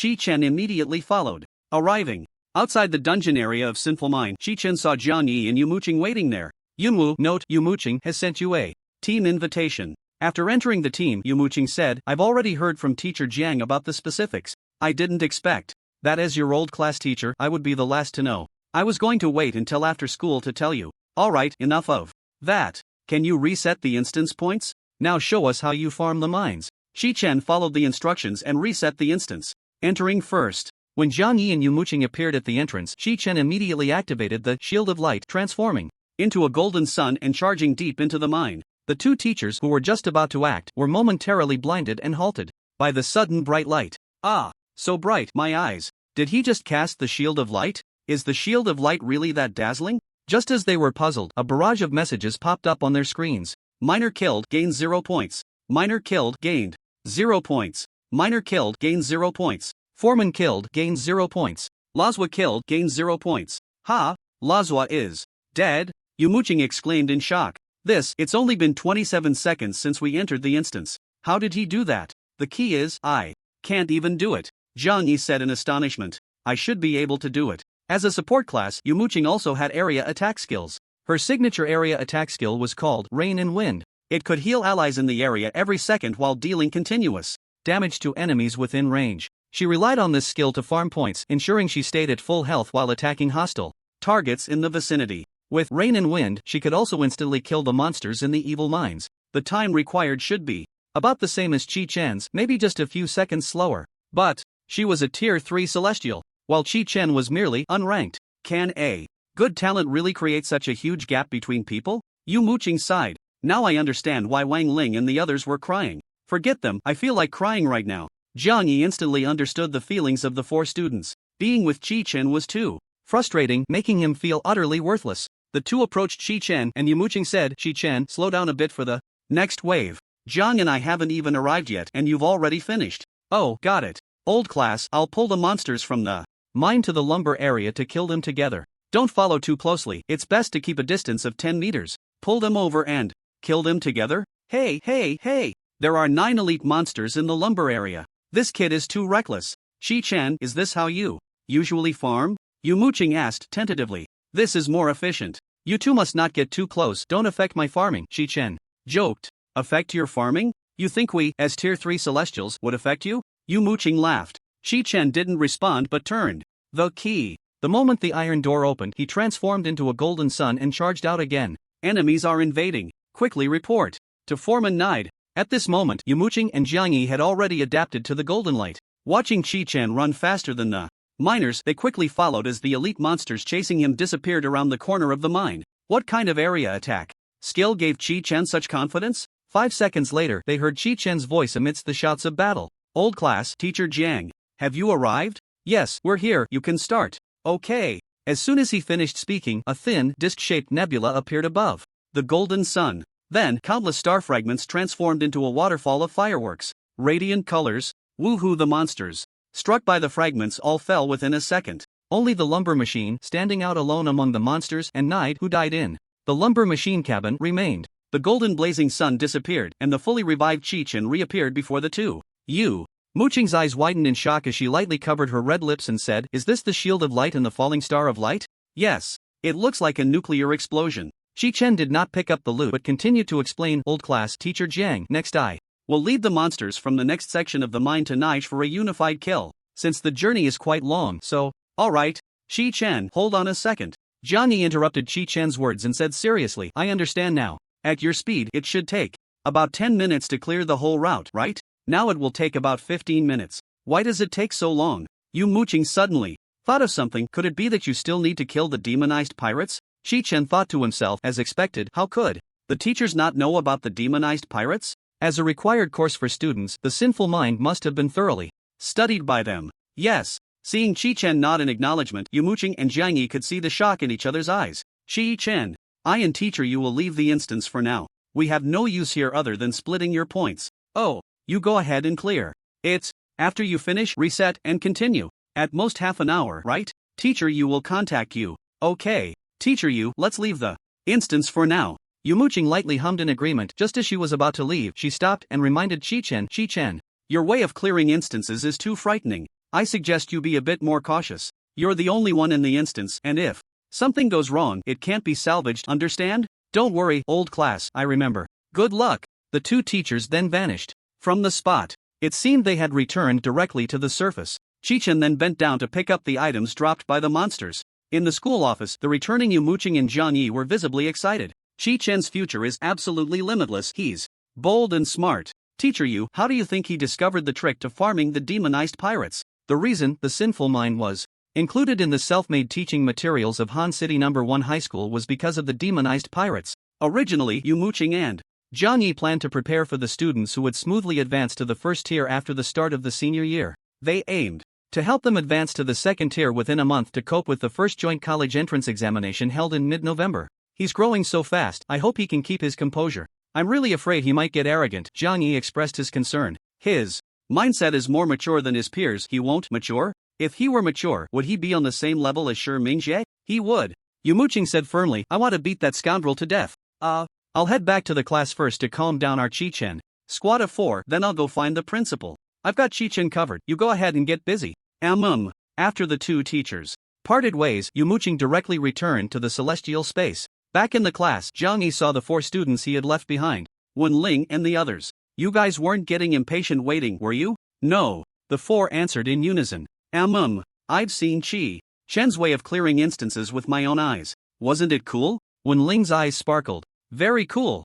Now I want to ask you all something. Have you told anyone about Chi-Chen's talent? Parents, friends, or other classmates? Gujun, no. We wouldn't talk about such things. Talent shouldn't be casually shared with others, that's the rule. Wenling, Chi-Chen didn't say anything at first. I had to ask him shamelessly. I swear I haven't told anyone. Shui Ruizhi said earnestly. Manga nodded vigorously. Good. As expected of my most favored student. You all did very well. Jiangyi took out 4 copies of the confidentiality agreement from his file bag. First, please sign the confidentiality agreement. After you sign, I will tell you about the special allowances for the 4 of you in the future. Special allowances. The 4 of them lit up at the mention. They snatched the confidentiality agreement, signed their names without even looking, and pressed their fingerprints. Teacher, what are our special allowances? Seeing Jiangyi seal the document bag, Shui Ruizhi couldn't wait to ask.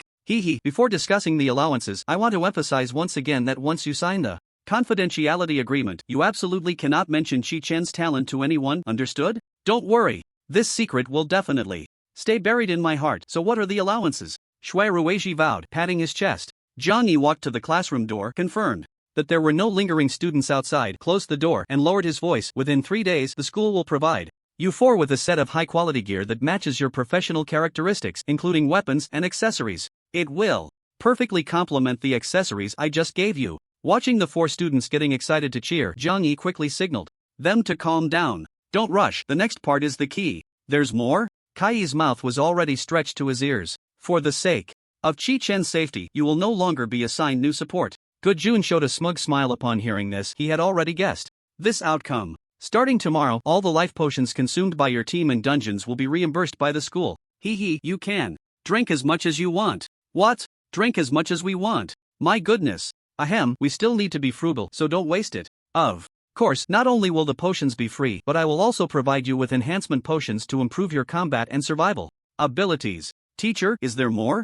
Of course. Zhang Yi nodded proudly with his arms crossed. Please just tell us everything at once. In the future, when you go to new dungeons, either I or teacher you will accompany you to guide you through successfully. At the very least, we will ensure you receive a good evaluation. And, Shuirueiji, sit tight, didn't you ask me to say it all at once? Ahem, also, every Saturday night, you 4 can join our school's teacher team to farm points in the 3rd level of the dungeon area, the Thunderstorm Ruins, led by the principal himself. Of course, this is voluntary. We want to go. We want to go. Wang Ling nodded vigorously. What? Did you think this was the end? Zhang Yi feigned mystery. Gojun, Shuirueiji, Wang Ling, and Mengyun, there's more? There's one last point. If you can raise your skyward rank to the 3rd level before graduating from high school, the school will give you priority for employment if you wish to return to teach after graduating from university. How do you feel about the special allowances? That's amazing. Mengyun's eyes sparkled. Gojun also nodded repeatedly. This meant their futures were secured. Father, thank you for your ancestors' 8 generations. Shuirueiji was moved to tears. So, tomorrow at noon, you still need to act as if you are on the same team as Chi-Chen in front of your classmates, understood? Understood. The 4 answered in unison. Then go home after school. Don't be late tomorrow afternoon. Got it. Goodbye, teacher. Goodbye, teacher. Remember, once you step out of this door, you are not allowed to chat about any topics related to this matter, otherwise, allowance is cancelled. I understand. Shuirueiji saluted and rushed out with his bag. After watching the 4 leave, Zhang Yi took the document bag and went to the principal's office on the top floor of the teaching building. Knock knock knock. Come in. At this moment, Chi-Chen was using a calculator to tally the expenses for the month. Upon seeing Zhang Yi, he snorted coldly and continued to look at the documents. You come to find me after school, is there something urgent? Are you planning to make someone drop out again? Zhang Yi pulled out a confidentiality agreement and handed it to Chi-Chen. What do you mean? Principal, I can only speak after you sign. Spit it out quickly. Sign it, I've already signed. Do you know how much effort it takes to apply for a confidentiality agreement? If it's a trivial matter, you can apply next time. Chi-Chen took it and swiftly signed his name. Go ahead. A top-tier talent has awakened in Yu Muqing's class. This is his registration form. After Chi-Chen read the registration form, Yu Muqing student? Support system? What makes his talent so special that it can be considered top-tier? Skills trigger instantly with no cooldown time and can stack infinitely. He hasn't advanced yet, but he can solo the Sin Mine in just 15 minutes. After hearing Zhang Yi's description, Chi-Chen was stunned for a full 15 seconds. That's right. Zhang Yi looked at the clock on the wall, counting down the seconds. Are you sure? I saw it with my own eyes. It's been verified. There's absolutely no exaggeration. Oh, by the way, this 15 minutes includes the 200 demonized pirates summoned by Captain Cliff. Hiss. After hearing this, Chi-Chen felt his blood pressure rising and quickly took out a blood pressure pill to hold in his mouth. He glanced at the registration form and continued to ask, where is Chi-Chen now? He's currently farming the Sin Mine. In the sky space under teacher Yu's supervision. Take me to see him. Yes. Wait a moment. Chi-Chen pointed at the confidentiality agreement. Is there any missing signature? No, all signed. Let's go. Swish. The 2 disappeared from the office. Outside the instance area of the Sin Mine in the sky space, Yu Muqing sat bored on a nearby rock. Suddenly, 2 figures appeared outside the instance. It was Chi-Chen and Zhang Yi. Teacher Yu, is Chi-Chen inside the instance? Contact him and have him pause for a moment. Okay. Yu Muqing contacted Chi-Chen through the contact list. Seeing that Chi-Chen didn't respond, Yu Muqing respectfully replied to Chi-Chen. Principal, he hasn't responded, he should be finishing up soon. Let's wait a moment. Before he finished speaking, Chi-Chen appeared at the entrance of the instance. Teacher Yu, did you call me? Chi-Chen turned at the sound, his gaze fixed intensely on Chi-Chen. Yumuching hurriedly introduced Chi-Chen. This is Principal G. Hello, Principal. Chi-Chen smiled kindly and said to Chi-Chen, how about you take me for a run-through? Sure, I'll reset it right now. Chi-Chen reset and sent an invitation to Chi-Chen. Lone Fishing Under the Moon Tier 4 has accepted your party invitation. Tier 4. Chi-Chen was surprised. Let's go in. Chi-Chen quickly followed Chi-Chen into the instance. Once inside, Chi-Chen transformed into a palm-sized blue transparent butterfly. You farm at your own pace, I'll follow you. Okay. Chi-Chen then transformed into a golden sun and ran deep into the mine. Ah, my eyes. 13 minutes later, Chi-Chen and Chi-Chen appeared together at the entrance of the instance. Chi-Chen was as usual, but Chi-Chen had a serious expression. Chi-Chen, are you tired? Do you want to go to the cafeteria for a meal first? Chi-Chen asked. With concern. I'm not hungry, I want to farm a few more rounds. Alright, just be careful, that farming method is too scary. Thank you for your concern, Principal. After Chi-Chen disappeared into the instance, Chi-Chen invited Yumuching and Jiang Yi to join the party. Principal? Can Chi-Chen be directly admitted to Baidu Academy? Chi-Chen took a deep breath and said in a slightly trembling voice. Baidu Academy is nothing. Yumuching and Jiang Yi were both taken aback. If he isn't directly admitted to the Dragon Kingdom's National Defense Corps, I won't carry the surname Ji. Outside the Sin Mine, Chi-Chen was listening intently as Yumuching and Jiang Yi talked about Chi-Chen's situation. I will look into Chi-Chen's family situation. As for the matter of Shi Mingjie, Jiang Yi, you handled it well. It was right to send that little bastard home. Regarding the conflict with Chi-Chen, I will personally contact his father to deal with it, so you don't need to worry about it. Yes. The urgent task now is to formulate a suitable promotion plan for Chi-Chen. Submit it to me by tomorrow morning. Yes. Teacher you, from today onwards, I'll trouble you. During Chi-Chen's dungeon runs, maintain a team status with him to prevent any accidents in the instance. I will add your compensation to your personal subsidy. Yes. Alright, if there's nothing else, I'll head back. Don't get too excited, let Chi-Chen eat and rest early, and take it step by step. Yumuching, Jiang Yi, okay, Principal. After watching Chi-Chen disappear, Yumuching jumped up excitedly, waves of emotion surging. Sigh, it's hard to come across an outstanding student, yet I can't show off everywhere, it's really frustrating. The Dragon Kingdom's National Defense Corps. That's our country's top combat power. Yeah, the colorful flag nation has been so arrogant lately, suppressing us everywhere. Once Chi-Chen grows up, he'll definitely make them pay. By the way, do you think the principal will go back and directly expel Shi Mingjie? If that really happens, I'll thank heaven and earth. I don't want to see that living hell king for even a moment. His father's education is a total failure. Just then, Chi-Chen's figure appeared again at the dungeon entrance. It seemed he had just finished another round. Chi-Chen, don't run the dungeon for now. Is there anything you want to eat? The teacher treats you. Although Chi-Chen wasn't short on money now, a free feast was still the most delicious. After a hearty meal, he and Yumuching took Jiang Yi's car back to school. The teacher and student were in perfect sync. During their time outside the school, they didn't say a word about talent. Rest well after returning to the dormitory, and contact me if you need anything. Alright, you still don't have a phone, I'll bring you an old one to use for now, and the school will issue you a new one in a couple of days. No need, teacher. If you want to reach me, just contact me in the Sky Dome space. Yumuching immediately rejected this and said slowly, don't casually go to the Sky Dome space. Ha! I know you're very eager, but from now on, you can only run dungeons when I'm in the team, and only during class hours, understand? You are very important to the country right now, there can't be any mistakes. Ah! Seeing Chi-Chen's unwilling expression, Yumuching knew her student would definitely sneak off to run dungeons. Sigh. If you want to go, I can't stop you, but there's one thing you must remember, don't team up with strangers, and don't go to dungeons that haven't been discussed.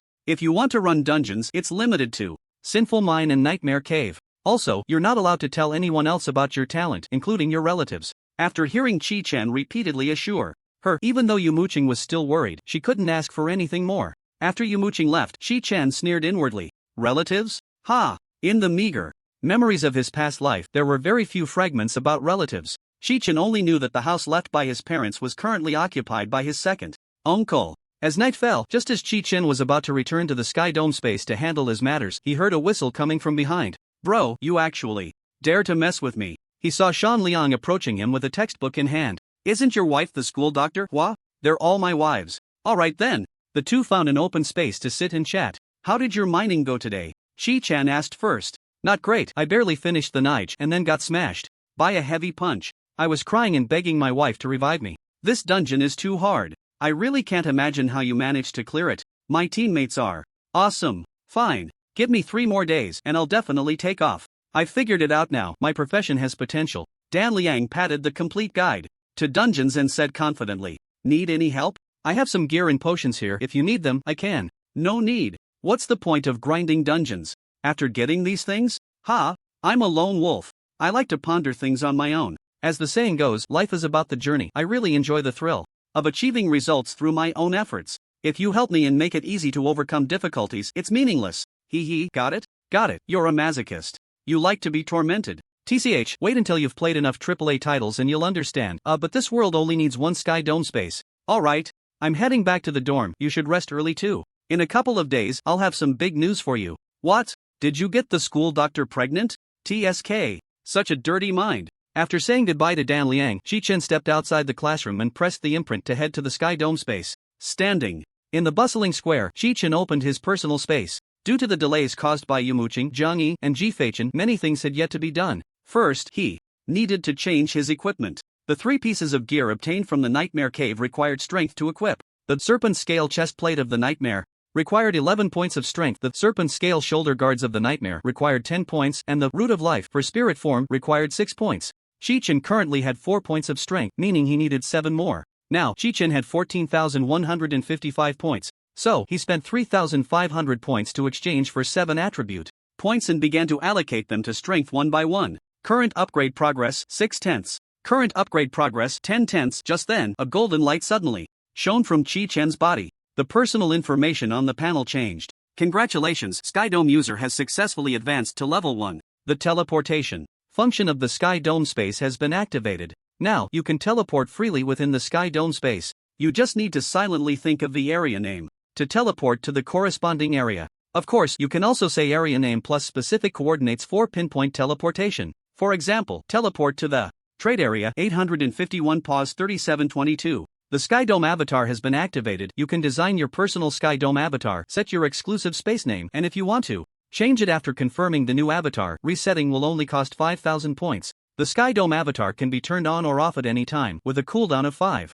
minutes. Due to the influence of your talent, switching avatars has no cooldown time. The level 1 bonus for Sky Dome users has taken effect. When you return to the real world, you will receive the blessings of the Sky Dome space, gaining a 100% boost to your 4 personal attributes. A 100% boost to all 4 attributes? Chi-Chen hurriedly allocated the last 2 attribute points to strength and immediately teleported back to the classroom. On the 3rd floor of the teaching building, outside class 8 of the 2nd year, a flash of golden light disappeared. Back in reality, Chi-Chen immediately felt a faint connection between himself and the Sky Dome space. As a priest majoring in spirit, his spirit value had reached 74 due to the equipment boost. The first noticeable change he experienced was the complete disappearance of the drowsiness and fatigue caused by lack of sleep. Moreover, Yumuching had also mentioned that spirit can enhance memory. He walked into the classroom and turned on the lights, eager to verify this claim. Since detailed explanation of monsters in Layer 1 dungeons had been torn up by Shi Mingzhe, Chi-Chen could only see if any classmates had left their textbooks at school. After scanning over a dozen seats, Chi-Chen finally spotted the book on a seat near the door. Rustle. The sound of flipping pages echoed again. After a few seconds, Chi-Chen closed the book and closed his eyes to recall the contents within. In the blood-colored underground palace, there are a total of 10 leaders, among them the blood mage Sarnos, who is proficient in shadow and fire magic. His signature skill, Flame Spike, can deal 270 points of fire damage to the skyward and inflict a burning effect for the next 9 seconds. He opened the book again. Clear, accurate, word for word, photographic memory. So this is the effect of mental enhancement? No wonder old you can remember the names of so many students in his 8 classes so clearly. Chi-Chen eagerly flipped through detailed map of the first layer dungeons and dungeon compendium. 2 minutes later, he had memorized all the content from both books. Awesome! Now he had a thorough understanding of the 980 dungeons in the first layer. From now on, he could run any dungeon he wanted. He turned off the light and left the classroom. Standing in the corridor, Chi-Chen continued to feel the changes that the skyward space enhancement brought to his body. Thanks to the equipment boost, his current stamina was 24 points and agility reached 11 points. Strength, enhanced through attribute points, had also risen to 11 points. Crack, crack, crack. His joints made crisp sounds from the exertion. The effect is so obvious. In the skyward space, Chi-Chen felt no change at all. But back in the real world, he clearly felt his body becoming lighter. It was like carrying a bag of rice up 5 flights of stairs and feeling the relief.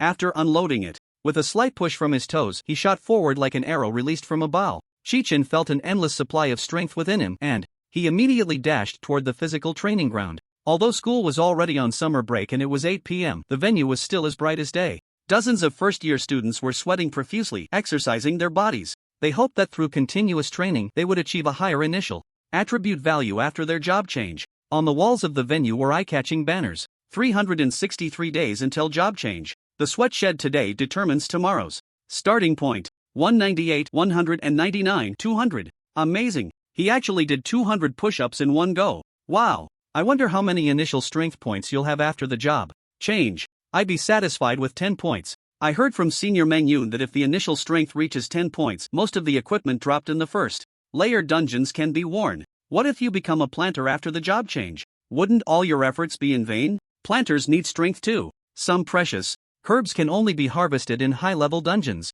Professor Long from the National Agricultural Institute is a 5th-tier planter, right? The reason our dragon country's grain production has increased significantly is that he gained insights while studying plants in high-level dungeons, helping the people escape hunger. Sigh. How many planters are there in the country? And only one Professor Long appears. The odds are too low. Someone has to be responsible for promotion, right? You have a point there. Alright, let's rest for another minute and start the next round of physical training. So competitive. I need to work hard too. Just as the students were preparing to start a new round of exercises, Chi-Chen, who was not even out of breath, ran into the training ground. Under the gaze of dozens of eyes, he walked over to the weighted equipment platform. Ha! Is that a senior from the 2nd year? What is he doing here so late? Didn't they say you don't need to train after the job change? Whoa, look, he's already shouldering a 60-kilogram tire? But he looks so thin. Not like someone who trains regularly. Oh my god, he's going to run laps with the tire. That's 1 lap, 2 laps, 3 laps.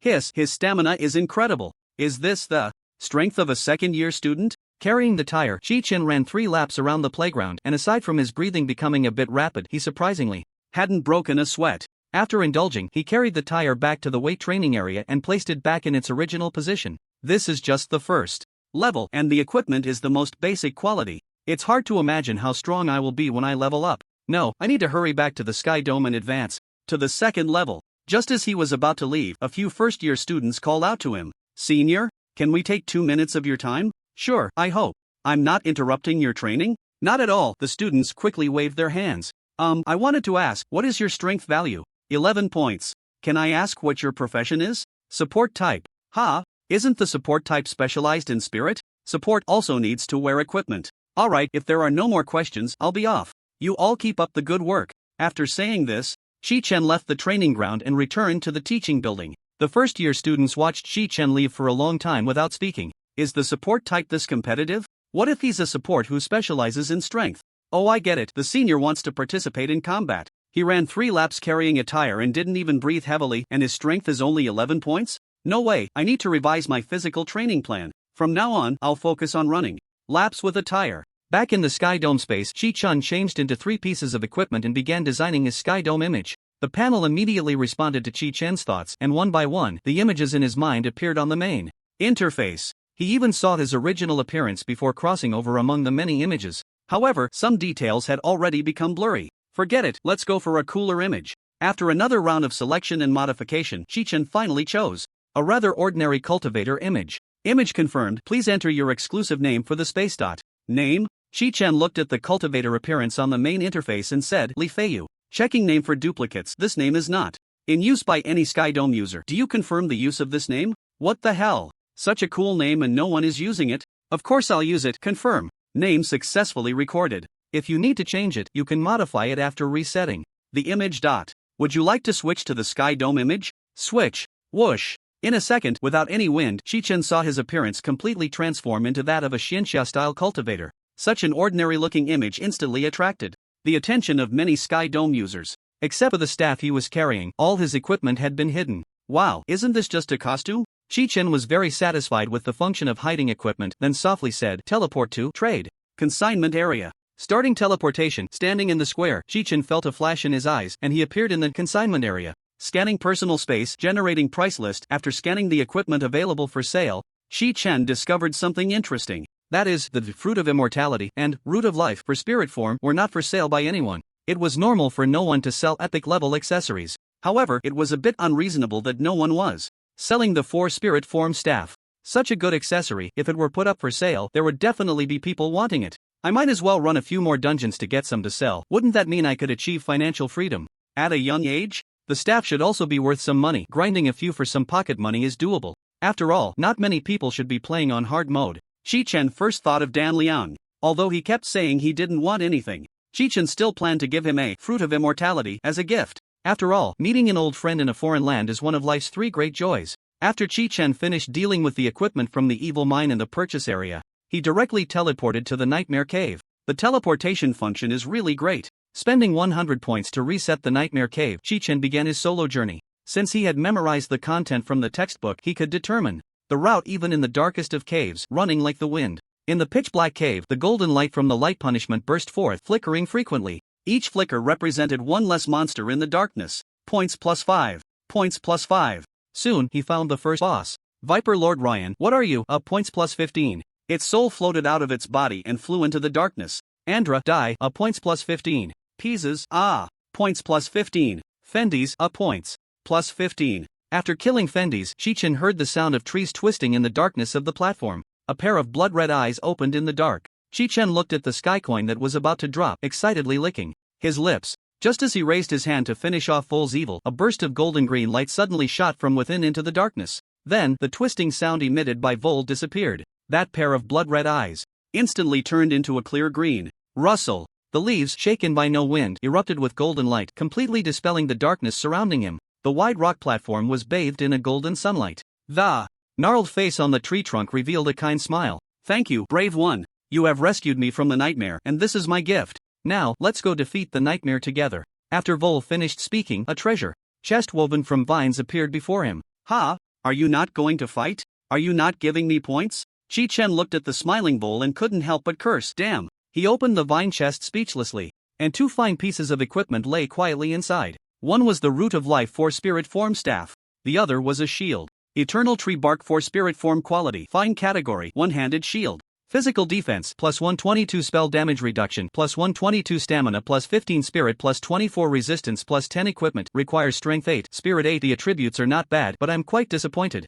After giving Vol a disdainful glare, Chi-Chen stored the 2 pieces of equipment in his backpack. He turned and ran towards the edge of the platform, planning to jump into the pool. But just as he reached the edge, he suddenly slammed on the brakes. If Vol was not dead, there would be no pool below. Wouldn't jumping down mean he would fall to his death? Moreover, Vol, where is my eternal blessing? Are you asking me to headbutt the nightmare? The buff spell, Eternal Blessing, that should have been in the storyline was also missing. In response to Chi-Chen's questioning, Vol's smile grew even brighter. What a passionate brave one. With your help, we will surely defeat the nightmare. A large, sturdy branch sprouted from above its head, reaching down to Chi-Chen's feet. Once Chi-Chen steadied himself, Vol lifted him up. The thick roots wriggled beneath the hard rock platform, breaking through the soil. Crack, crack, crack. The trunk slowly moved towards the storyline point on the hard ground. The sound of the roots turning the soil echoed throughout the cave. Ahead, the snake eater quickly approached, flicking its tongue at the sound. Snake eater, you will not pollute the land of eternity. Vol first lifted Chi-Chen above its head for protection. Feeling a surge of vitality flowing into his body, Chi-Chen knew he had obtained the eternal blessing, and his mana increased from 3840 to 15360. The lush branches that had grown from Vor's body became extremely flexible at this moment. They intertwined and hung down on either side of the trunk, resembling 2 strong arms. Hiss-ha! The devouring serpent burst forth from the darkness like a sharp arrow, aiming to bite Vor. But waiting for it was the 768 points of radiant judgment cast by Chi-Chen. A massive golden staff, capable of crushing the devouring serpent, came crashing down directly on its head. Crack! The crisp sound echoed through the cave. The devouring serpent's health points plummeted instantly. As the golden light faded, 2 thick branch-like arms shot out, binding the devouring serpent into a twisted shape and forcefully smashing it against the rock wall. Bang! Bang! The devouring serpent was struck by Vor, spewing blood from its mouth. Hiss-ha! After letting out a wretched scream, the devouring serpent transformed into 2 pieces of fine equipment. Points +15. Thank you, brave one. After the devouring serpent's death, Vor also vanished simultaneously. The dark valley transformed into a vibrant scene teeming with life. The information about clearing the dungeon appeared on the interface. Congratulations, Skywarder, for clearing the dungeon Nightmare Cave. In the battle against the Nightmare Devouring Serpent, your performance was outstanding, receiving a rating of excellent. Since this is not your first time receiving an excellent rating, you will receive an additional reward of 10 points. Heroic difficulty has been unlocked. Looking forward to your challenge. Looking at the increased 250 points, Chi-Chen wore a face of disdain. Since he couldn't farm the fruit of immortality, grinding here was a waste of time. From now on, I'll just focus on farming the mines. After picking up the 2 pieces of equipment, Chi-Chen left the dungeon and teleported directly outside the mine. With the helmet on, I'm just missing shoes. No rush, at worst I can grind the cave once a day, I'll definitely get them. Before entering the dungeon, Chi-Chen equipped the newly acquired Nightmare Devouring Serpent Scale Helmet. Nightmare Devouring Serpent Scale Helmet Quality Fine Category Chainmail Helmet Defense 80 Stamina plus 15 Spirit plus 20 Agility plus 10 Equip Requires Strength 10 Spirit 8 Nightmare Set 0/5. This is one of the 2 pieces of equipment dropped by the Devouring Serpent. Wearing this, Chi-Chen's health points increased to 880, mana to 4220, and magic damage to 749. Now, when he casts a Radiant Judgment, he can deal 767 points of light damage. The other piece is a dagger used by magic damage classes Devouring Serpent's Fang. Devouring Serpent's Fang Quality Fine Category Dagger Physical Damage plus 57 Magic Damage plus 248 Attack Speed 1.60 seconds. Special effect: after hitting the target with a skill, there is a chance to inflict dream poison on the target, weakening them, reducing attack speed by 5% and movement speed by 5%, lasting 15 seconds, with a maximum of 5 stacks. Equip requires strength 10. Although the dagger does not add attributes, its magic damage and special effects are particularly excellent. The dagger and shield can be perfectly paired, and Chi-Chen plans to keep it for now. In case he encounters a special environment, he can also use it as a weapon instead of a staff. After finishing these tasks, Chi-Chen plunged into the sinful mine. He was ready to farm the mine explosively. Including the 250 points gained from clearing the Nightmare Cave, his total points had now reached 10805. The current upgrade progress was 12 of 100. He only needed to farm 88 more attribute points to advance to the second tier. According to the exchange rate of 500 points for 1 attribute point, Chi-Chen only needed to farm an additional 33,195 points. For him, that was just a little over 3 hours. Before 1 AM, I must reach tier 2. Just as Chi-Chen was frantically farming points in the skyward space. In the quiet campus, Yumuching arrived at the boys' dormitory with an outdated old phone, humming a little tune. She planned to give the phone to Chi-Chen for the time being. Chi-Chen came from a poor family and couldn't afford a phone, so he usually relied on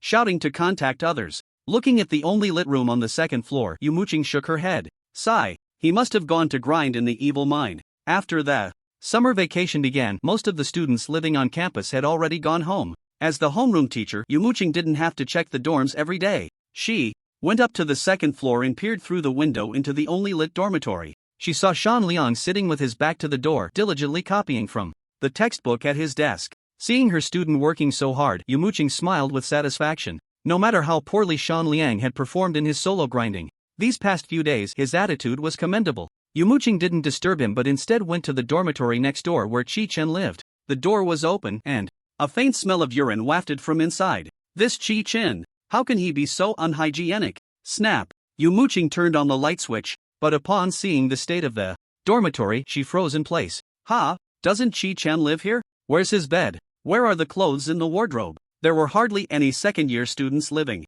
on campus. Yumuching couldn't possibly have remembered the room number wrong. But what was going on with this empty bed? Filled with confusion, she stepped outside Shan Liang's dormitory and gently knocked on the door. Knock knock knock. Shan Liang heard the sound and hurriedly opened the door. Lao, cough cough. Teacher? Shan Liang, does Chi-Chen live next door? Ah yes. Seeing Yumuching suddenly appear in the middle of the night, Shan Liang quickly retracted the smile he had just formed. Cough cough, he really didn't mean anything inappropriate. Do you know where he lives now? Where's his bed? This is school property, and if it's damaged, he has to pay for it. Shan Liang immediately put on a wronged expression. Teacher, Chi-Chen is really unfortunate. Ha? What happened? Explain it clearly. Well, teacher, please come in, let me explain slowly. No time. Cut to the chase. Oh, cough cough. It happened last night when the moon was dark and the wind was high. I told you to cut to the chase. Just as Yumuching listened to Shan Liang embellishing the events of last night, Chi-Chen had already been transported to the sky vault space.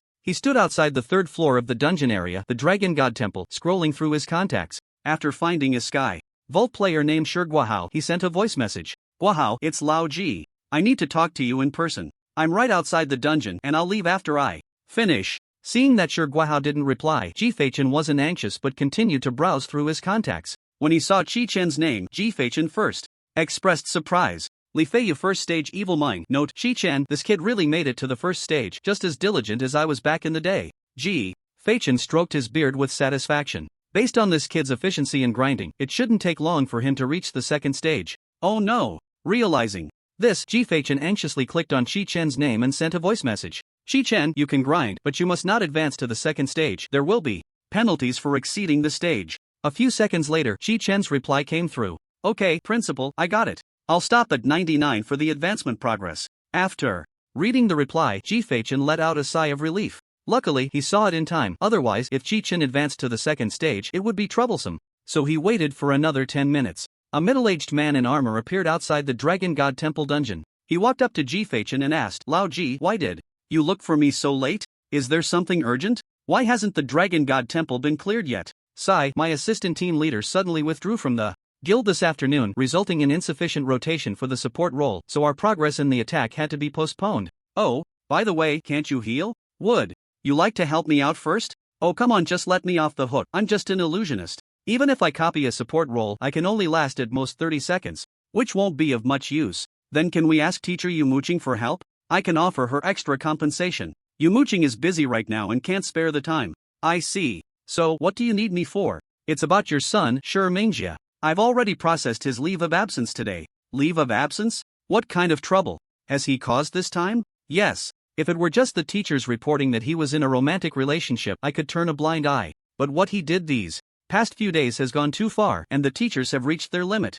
Chi-Chen recounted how Mingxia had humiliated the teacher Zhongman, teased you, Muching, insulted Jiang Yi, and bullied the student Chi-Chen, while Guahao listened intently. As Chi-Chen spoke, Guahao's expression grew increasingly grim. Especially when he heard that Mingxia was preparing to take Chi-Chen's life, he shouted angrily, He's gone too far. Old Ji, did that little brat really only do these things? You're not hiding anything, are you? Guahao's face was ashen. No, given our relationship, I wouldn't say so much if it weren't true. You need to manage your child well, otherwise, he will definitely suffer a great loss in the future. I understand. Thank you. Then I'll head back first. Don't rush with the team matters. If it doesn't work out, let the members level up for a few days before coming back to raid. After Guahao said his goodbyes, Chi-Chen returned to the office. But before the tea was even ready, he heard a loud knock on the door from Yu Muching. Come in, principal. I need to tell you something. Yu Muching's face was flushed and she was seething with anger. What now? Mingxia last night? Yu Muching recounted the upgraded 3.0 version of Mingxia's raid on Chi-Chen's dormitory, detailing it just as Chi-Chen had. This kid is really asking for trouble. I think we should expel him. Who knows what kind of big trouble he might cause if we keep him around. Sai, I'll consider it. Principal, you can't condone his behavior just because of your relationship with President Shi. What if he does something outrageous again tomorrow? What will we do then? Alright, you go back and rest. I'll talk to his dad. How many times do I have to say it? Is it useful? Sure. Mingxia is beyond saving. After Chi-Chen tried to persuade her gently, he finally managed to send Yu Muching away. He sat back in his office chair, feeling a headache coming on. He let the tea boil over, ignoring it. It was now 11:30 p.m. Guahao disbanded the team and returned home. From the guild's assistant vice-captain, he learned that Lai Gingwan had withdrawn from the guild only after accompanying Mingxia to finish a dungeon this afternoon. Guahao picked up the phone and dialed Lai Jingwan's number. Sorry, the number you dialed is temporarily unavailable. The number had been blocked. It seemed Lai Gingwan was very angry. What on earth did this kid do? At that moment, his wife Fang Yisen walked out of the bathroom in her bathrobe. Why are you back so late? Have you eaten dinner? If not, the food in the kitchen is still warm. You can have a bite. After she finished speaking, she returned to the bedroom. Guahao put down the phone and looked towards Mingxia's room. Remembering Chi-Chen's words, he felt his anger boiling. So he got up and went to Mingxia's door, raising his foot forcefully. Bang! Mingxia, who was playing on his phone in bed, was startled awake by the sound of the door shattering into pieces. Fang Yisen, who had just entered the bedroom, also heard the noise and hurriedly ran out while applying a face mask. Seeing the kicked-in door, she stood outside shaking her head in anger. This father and son, why do they act like enemies every time they meet? Mingxia did not dare to look directly into Guahao's eyes, shrinking his neck and remaining silent. I heard from Principal Ji that you've been suspended? Upon hearing this, Mingxia could only timidly reply, I don't want to play with the school team, it's boring. So, you dragged 2 classmates into suspension? Cursed your homeroom teacher? Harassed Yu Muching? Even insulted the female teachers in Lin City? You even planned to take your classmate's life? That kid provoked me first. He, a useless support, dared to insult me. Shut up. What's the deal with Lai Gingwan? Who told you to contact Lai Gingwan? Do you know how important she is to the guild? Who knows what's wrong with her? I just asked her to help me with a sinful mind, and she left early. Alright, I see you want to drive me crazy. Shi Guohao's eyes widened in anger as he reached out towards Shi Mingjie. A bloody claw appeared at Shi Mingjie's neck, pulling him forward. As Shi Mingjie struggled in terror, Shi Guohao slapped him. Shi Mingjie's head spun a few times and flew off his body, crashing against the wall with a piece of spine. Bang! His head exploded instantly, painting the entire wall pink. Everything happened so quickly that Fang Yixin, standing outside the door, took several seconds to react. She screamed loudly and rushed into the room. Ah! Are you crazy? He's your son. He's just a thing looking for death. If he doesn't die by my hand today, he'll die outside tomorrow. Humph. After throwing Shi Mingjie's body onto the bed, Shi Guohao turned back to the bedroom to find clothes. Fang Yixin couldn't care less and hurried to Shi Mingjie's lifeless body. She held his still warm hand, praying with a trembling voice. Heavenly God above, may all spirits protect. Please show your divine power and resurrect my child. Buzz! A bright green light descended from the sky, enveloping Shi Mingjie's room. Then, Shi Mingjie shattered into pieces, his head splattering brain matter all over the walls and floor, with eyeballs stuck to the bed's edge, dried and congealed blood, and a body gushing blood. Guided by the green light, the pieces floated into the air and began to rapidly coalesce. The spine reinserted into the neck, the shattered head, brain matter, and blood, like a reversed image, flew back into Shi Mingjie's body. 10 seconds later, bathed in green light, Shi Mingjie slowly opened his eyes and cried out loudly. Mom! Did Dad just kill me? Son, don't cry. With Mom here, you won't die. After calming Shi Mingjie, Fang Yixin angrily walked out of the bedroom, seeing Shi Guohao, now dressed in new clothes, standing at the door. Where are you going so late? To find Lai Jingwan, asking her to return to the guild. The guild can't be without her. You. Fine. It's that Lai Jingwan, right? You dare to harm your son for her. Shi Guohao. This family is over. If it's over, then it's over. I don't have this useless son. And you, today you were so distracted that you almost got the three-man team killed. Several times. If you can't handle it, then don't participate in the guild's team actions anymore. Stay home and discipline your son. I'm leaving. Shi Guohao left, without looking back, slamming the door behind him. Shi Guohao, if you have the guts, never come back. Fang Yixin cursed, pointing at the door. At that moment, Shi Mingjie, pale-faced, walked out of the room. He had just been resurrected and was extremely weak. Although Fang Yixin's healing magic was present, it couldn't fully restore him in a short time. Mom, why has Dad become like this? He doesn't deserve to be your dad. Be good, hurry back to your room and rest. You'll be fine by tomorrow morning. In them, after lying back down on the bed, Shi Mingjie still trembled uncontrollably. He recalled Shi Guohao's words, his face contorting with rage as he gritted his teeth and said, Chi-Chen, this all started because of you. You must die. Must die. After Fang Yixin returned to her room, he picked up his phone and dialed Xu Chao's number. Hello, Xu Chao, go to Rupu Street and find a few reliable second-tier thugs. Big brother, Rupu Street is very chaotic. I don't dare to go. Useless. I told you to find someone to do the job. What are you afraid of? Yes. Also, boss, they charge a lot. Money is not an issue. We need to get the job done. Alright, big brother, who do you want them to deal with? Chi-Chen? Yes. Ask the unranked Skywalker how much a life is worth. After hanging up, Mingjie called, and Xu Chao rubbed his sleepy eyes. Looking at the time, it was 12:15 a.m. He had planned to continue sleeping, but the drowsiness had vanished. Various stories about Rupu Street unconsciously echoed in his mind. At 1:12 a.m., Xu Chao, gathering his courage, hung his shoes around his neck. He quietly climbed out of the window and rode his bicycle towards Rupu Street. Rupu Street at night was bustling with activity. Young men and women were seen hugging and cuddling everywhere. They gathered in small groups, bursting into carefree laughter. Those stories were indeed true. I want to grow up quickly. I want to become stronger. He lowered his head and quickened his pace. Hey, you little brat. What are you doing here? Get lost. Seeing two fierce-looking men with cigarettes blocking his way, Xu Chao mustered his courage and said, I want to see your boss. One of the men kicked Xu Chao's bicycle away and pointed at him. Get lost, do you hear me? Seeing the man about to hit him, Xu Chao hurriedly shouted, I want to ask your boss to kill someone. We will pay. His words instantly silenced the noisy Rupu Street.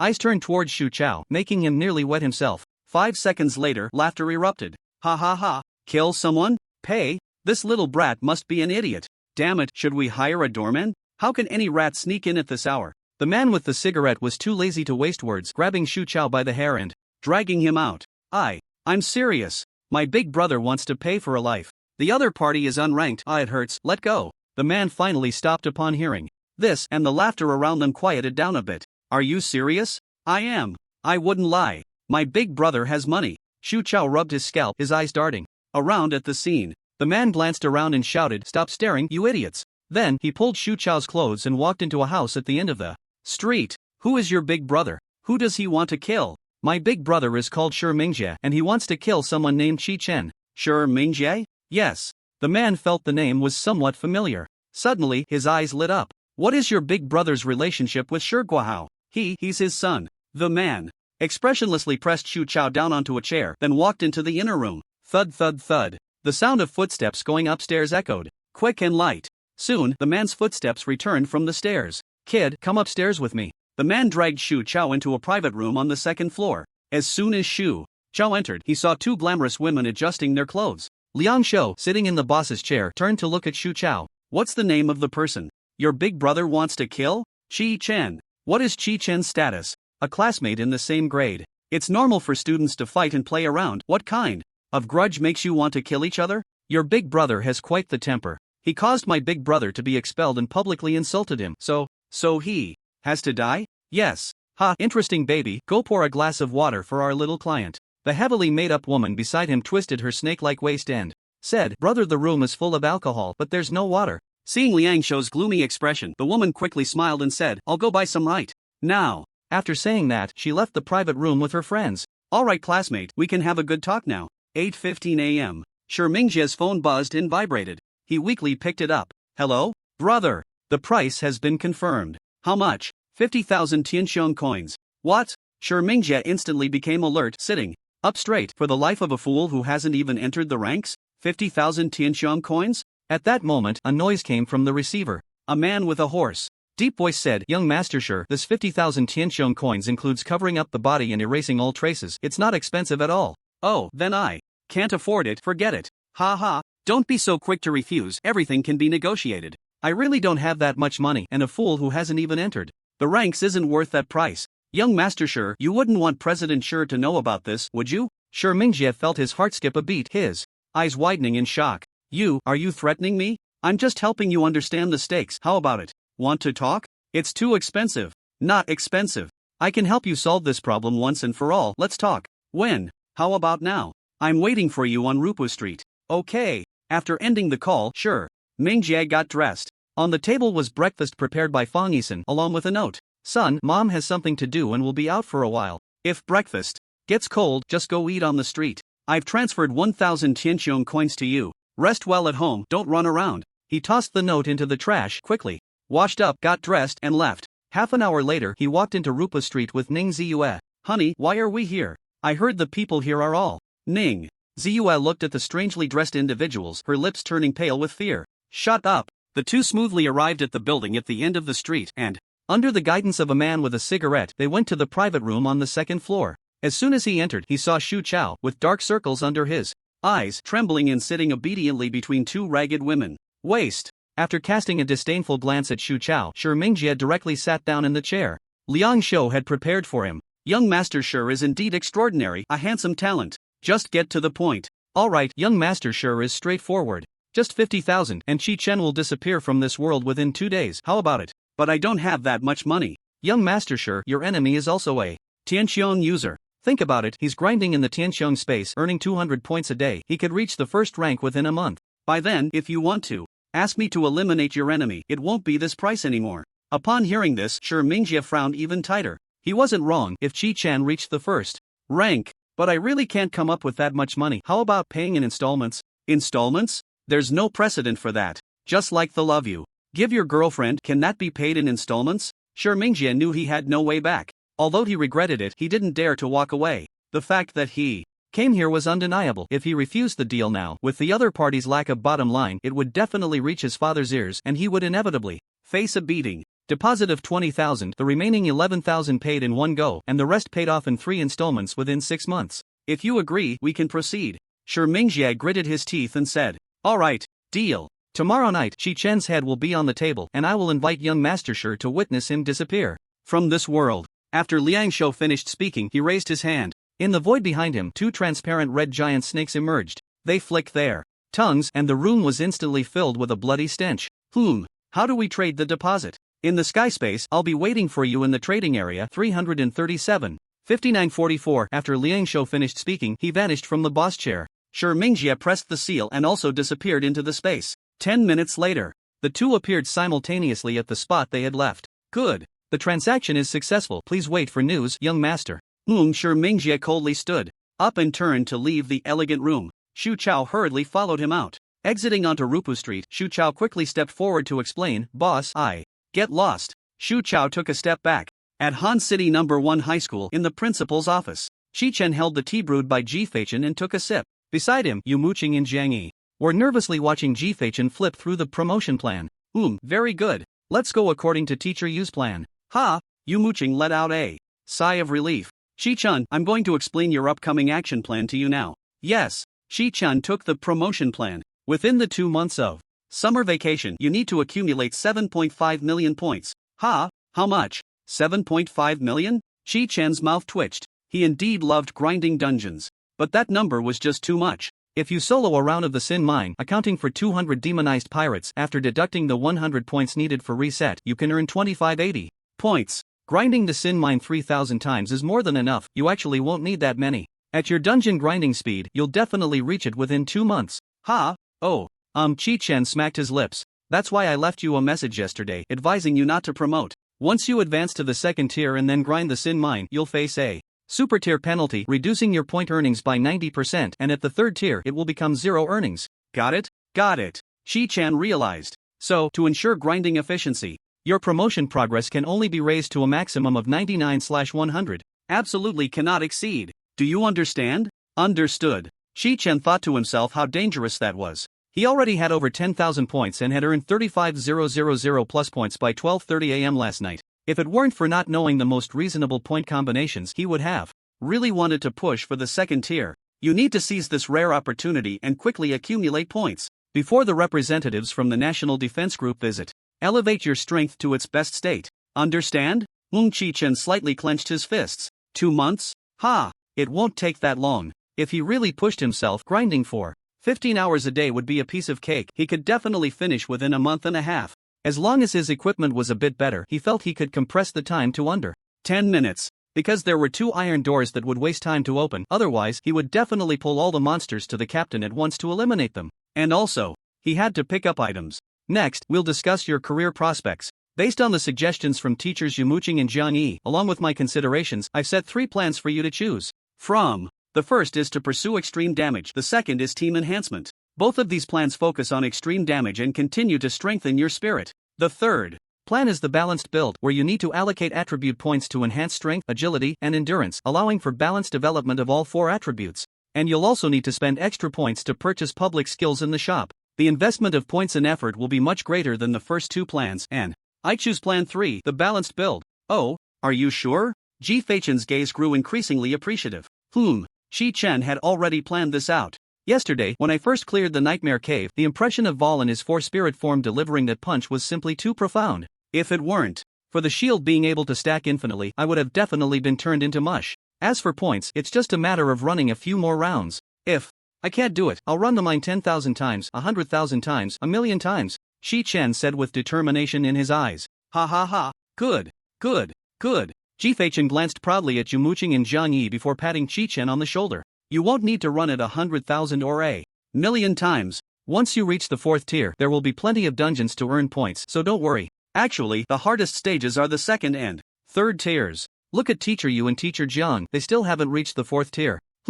Since you've chosen plan 3, you must remember these 3 books. By the way, you're already a 1st tier Skywalker, so I'll give you 10 minutes. Chi-Chen walked to the table and saw the 3 books laid out. 10 Strategies for Defensive Classes in Combat, Analysis of Combat Priorities for Comprehensive Classes, Analysis of Public Skills in the Points Mall by Ji-Fei-chen. 10 Strategies for Defensive Classes in Combat, Complements Theory of Close Combat. Both are aimed at improving close combat response capabilities.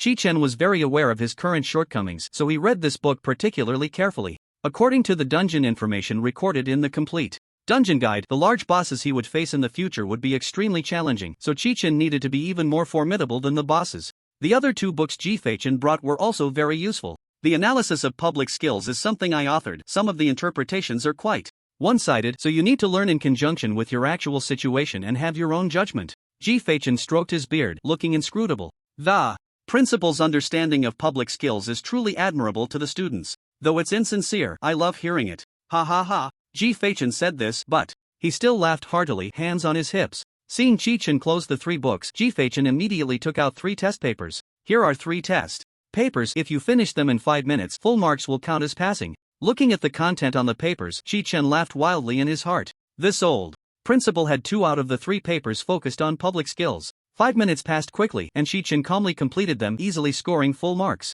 Chi-Chen set down the papers with satisfaction and said to Jiang, Teacher Jiang, you and Chi-Chen go to the rooftop and spar a few rounds to help him solidify the 10 strategies for combat. Okay. Jiang clenched his fist, signaling Chi-Chen to follow. On the rooftop, the sounds of combat between teacher and student could be heard. Chi-Chen and Jiang had a 2-tier strength difference, so Jiang held back. Under the guidance of combat theory, Chi-Chen quickly adapted to Jiang's attack rhythm. They fought for a full half hour, and only when Chi-Chen was panting did Jiang stop. Not bad, Chi-Chen has made significant progress after advancing to the first tier. It seems his equipment bonuses are quite substantial. Chi-Chen, come with me to the sky space, I'll give you a new set of equipment. After Chi-Chen finished speaking, he disappeared on the spot. Chi-Chen, catching his breath, hurriedly pressed his handprint. Jiang left on the rooftop, said enviously, Chi-Chen is really lucky to receive equipment from the principal. The principal is worried about Chi-Chen's safety. He definitely can't have any issues before he is taken by a group. Inside the sky space, Chi-Chen assessed Chi-Chen's Skywalker form. Chi-Chen, after class. This afternoon, you still need to revert to your original form. Don't raise any suspicions among your classmates. Now, accept the trade. The trade opened, and Chi-Chen took out 8 pieces of equipment and a staff that had been prepared in his personal space. Chi-Chen felt a surge of joy upon seeing them. An epic set. Principal G is indeed generous. However, as for the weapon, Chi-Chen felt it was lacking. Principal, I won't be needing the staff. Oh, what weapon are you using? The root of life. That thing, it drops from nightmares. It's not as good as mine. Mine is. Chi-Chen scoffed. In the 4 spirits form. What? Let me see. After Chi-Chen joined the team, Chi-Chen quickly opened Chi-Chen's equipment information to check. This staff, it really is the root of life, but why are the attributes so exaggerated? It's comparable to low-tier epic equipment. First, the spell damage increases by 288, which is much better than the epic staff he just gave. Moreover, the staff also comes with 48 spirit points. Although it doesn't have the balanced attributes of Chi-Chen's epic staff, that's equivalent to an additional 96 points of spell damage. Suddenly, Chi-Chen's heart trembled and distant painful memories resurfaced. Chi-Chen was the first boss you killed in the Nightmare Cave yesterday, Ryan? Yeah, hiss. Chi-Chen involuntarily gasped. That makes sense. Wait. Did Chi-Chen fight in hard mode yesterday? When Chi-Chen was younger, he had also challenged the 4 spirits form of Vor with his team. But the 4 spirits form of Vor could turn the team member responsible for holding it back into mush with just 1 punch. His team of 5 was all at level 99. At the time, scared, Chi-Chen's team fled right after reviving their teammates, and they never returned to the Nightmare Cave again. He never expected that Chi-Chen, with 4 unranked players, actually succeeded in the challenge. Just as Chi-Chen's thoughts were in disarray, a dazzling epic accessory, the Fruit of Immortality, caught his eye. This accessory's special effect is just too overpowered. It revives you immediately upon death. No, wait, that's not a point. Why would the Nightmare Cave, a first-level dungeon, drop such a godly accessory? If this accessory were put in the auction area, it could easily sell for a sky-high price. I don't know how many celestial seekers would want to own such an accessory. Chi-Chen, did you also get the Fruit of Immortality from Vor's vine chest? This? I accidentally killed it and it dropped, haha. Chi-Chen scratched his head, smiling awkwardly. Oh dear, the 4 spirits form of Vor is just too strong. After I killed it, it caused quite a bit of trouble for our team. While fighting the nightmare, we almost got stuck in the dungeon's storyline and couldn't get out. The situation back then. Recalling the thrilling scene, Chi-Chen felt a wave of fear. But to Chi-Chen, these words sounded like thunder. At this moment, his mind was filled with question marks. Chi-Chen killed Vor? Vor can be killed? Isn't Vor supposed to awaken from its berserk state when its health drops below 20%? Next comes fighting the nightmare and watching the storyline. Chi-Chen didn't understand Chi-Chen's words, but he was greatly shocked. Right, Chi-Chen's talent allows him to deliver a powerful strike. Could it be that he directly took down the berserk Vor? No way. Chi-Chen, say again what happened after you defeated Vor. After Chi-Chen finished speaking, Chi-Chen asked a few more questions, nodding appreciatively. Good. Your discovery is very valuable. You can use that weapon of yours. I'll give you this staff as well. After the trade was completed, Chi-Chen sighed. I originally wanted to keep this set of equipment for my granddaughter, but unfortunately, she switched to a production class. You must cherish this set of equipment and maximize its value. I understand. Thank you, Principal. That's good, but don't show off in front of other students this afternoon. Wait until you enter the dungeon to wear it. I hope you can gather 7.5 million soon. Well, I'll go to the cafeteria at noon and change my appearance and equipment back to the original I'm heading back now. You need to rest, remember to eat on time at noon. After Chi-Chen finished speaking, he hurriedly left the sky space under Chi-Chen's gaze. After the principal left, Chi-Chen quickly opened his personal space to check the Thunder Fury 8-piece set. Damn! This set is so strong. The Thunder Fury 8-piece plate armor set is an epic set that balances physical and magical enhancements. Each piece significantly boosts Chi-Chen's 3 attributes. However, the wearing requirements are also high, requiring all 3 attributes to meet the standards. The specific attribute requirements are Strength 45, Agility 40, Spirit 40. Chi-Chen glanced over the 8 pieces of equipment and his gaze lingered on the set effects. 2-piece set plus 20 spell resistance. 4-piece set. After hitting a hostile target with a skill, your spell damage increases by up to 195 points for 10 seconds. 6-piece set. After hitting a hostile target with a skill, there is a chance to cause an overcharge effect, stunning the target for 5 seconds. 8-piece set. In combat, there is a chance to transform into a Thunder Walker, increasing your movement speed by 55%, evasion by 15%, and attack and casting speed by 15% for 5 seconds. Without hesitation, Chi-Chen immediately began to exchange points. Since the staff he equipped had an inherent 48 points of spirit, along with the cloak and 2 jewelry rings adding 10 points of agility, and the 8 points of strength he had already exchanged, plus the initial base values. His current 4 base attributes were Stamina 32 points, Spirit 75 points, Strength 11 points, Agility 13 points. Therefore, to wear the Thunder Fury set, he actually only needed to exchange for 61 more attribute points. You have exchanged 61 skill points, deducting 30,500 points. Remaining sky points 13,845. Current upgrade progress 13 out of 100. Current upgrade progress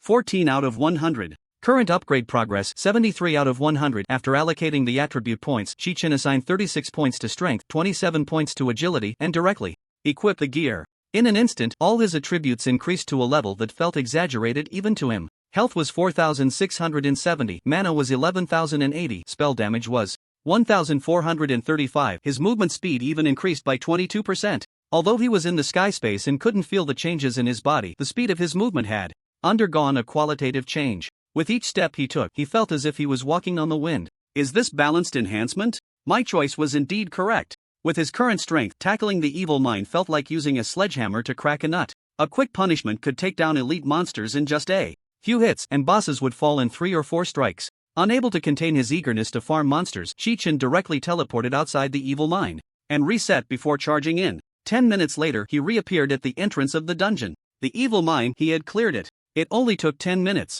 His eyes were wide with shock, a smile of reminiscence on his lips. This speed was simply too fast. Upon entering the dungeon, he activated the light shield and charged directly in front of Lazo, instantly killing him. After picking up the key, he opened the iron gate under the assault of 2 sentinels and miners, and before the miner could report, he slashed down the dazed Nide. Then, he swiftly killed Nide. After opening the second iron gate, while Heavy Fist was still ordering to fire, he had already rushed up the boarding bridge first. The rapidly moving Golden Sun, after swiftly eliminating Heavy Fist and Cookie, dove into the captain's cabin. Only then did he wait for the captain to summon the demonic pirates while keeping an eye on the monsters left at the dungeon entrance. The reason Chi-Chen didn't use Light Starfall was mainly because he didn't want to be idle. After all, it took the captain 5 minutes to summon the demonic pirates. Why not let these monsters add some fun for him? Just like that. After putting on the Thunder Fury set, Chi-Chen successfully compressed his mining speed to under 10 minutes. If I maintain a moderate dungeon farming intensity for 12 hours a day, I only need 40 days.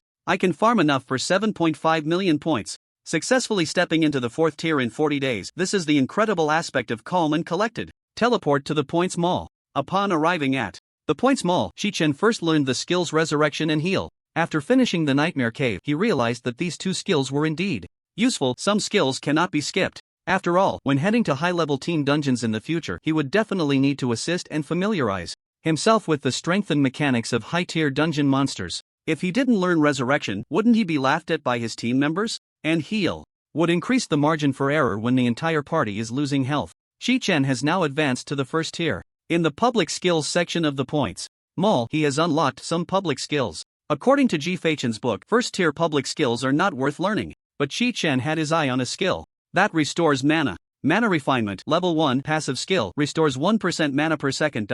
That's right, public skills can be upgraded with points and do not occupy tier advancement progress. However, purchasing Mana Refinement requires 50,000 points, and upgrading to level 2 requires another 100,000. As for the subsequent levels, it will only get more expensive. For Chi-Chen, learning this skill is somewhat extravagant. He needs to save points to prioritize purchasing. The public skills unlocked at the second tier. Opening the professional skills section of the points mall, Chi-Chen saw 3 newly unlocked priest skills. Mana burn, 3 seconds casting time, consumes 95 mana to burn 204 mana from the target, dealing 0.5 health damage for every 1 mana burned. This spell benefits from spell damage bonuses.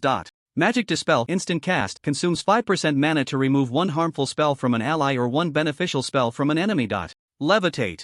Instant cast, consumes 100 mana to allow the caster to float above the ground and walk on the surface of water. Any damage will interrupt the levitation effect. Lasts for 2 minutes. Oh, there are only 3 new skills at the first tier. I really didn't expect that. After reading the descriptions of the 3 skills, Chi-Chen decisively chose to purchase them. Including the previously bought Resurrection and Heal, he learned a total of 5 skills in one go. After purchasing 5 skill points and learning all the skills, just as Chi-Chen was about to continue farming in the mine, he received a message from Yumuching. The cafeteria is open, come down for a meal.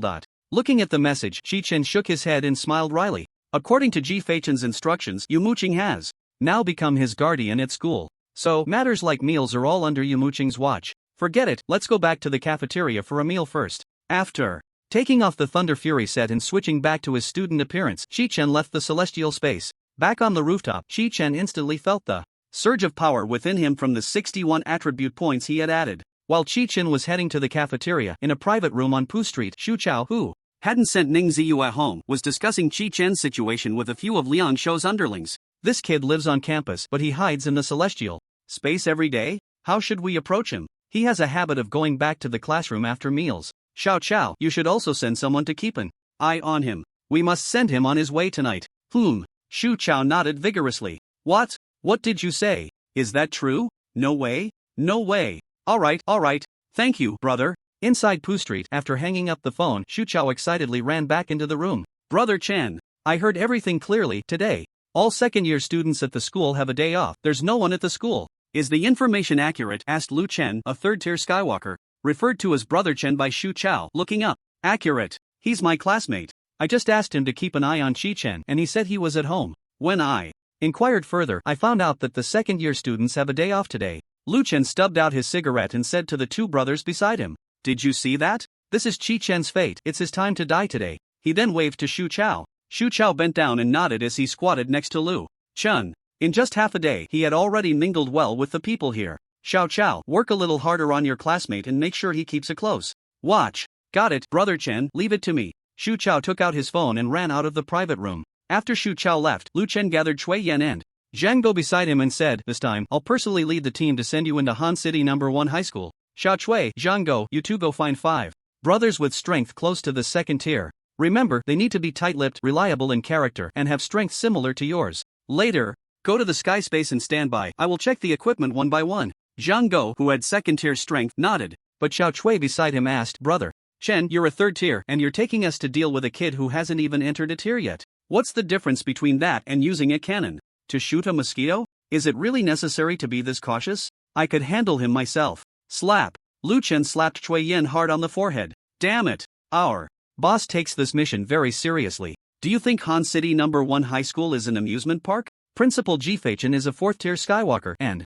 the teachers in the 2nd and 3rd years are also 3rd tier. Even the gatekeeper is a damn 2nd tier. Although it's summer vacation now, can you guarantee they're all not at school? It's not easy to take a living person right under their noses. I'm arranging this to ensure success. Do you understand? Oh, so, is our boss getting paid too little this time? Is there enough money for the brothers to share?" Slap. Lu Chen slapped Xiao Cui again, angrily saying, "If you talk nonsense one more time, I'll kill you right now. Do you believe it?" "Oh." Xiao Cui touched his cheek and stopped talking. "Alright, let me explain the process. First, we can confirm Chi-Chen's habit of logging off at the entrance of Class 8. This afternoon, I will use the stealth veil to send you into the teaching building of No. 1 High School. At that time, we need to hide in Class 8 within 1 minute. When Chi-Chen appears, I will directly activate the hidden kill formation to trap him. You all need to exert your full strength and not give him a chance to escape to the sky space. Eliminate Chi-Chen within 5 seconds. And then I'll use my skills to take you and his body away within 30 seconds. Did you hear that clearly?"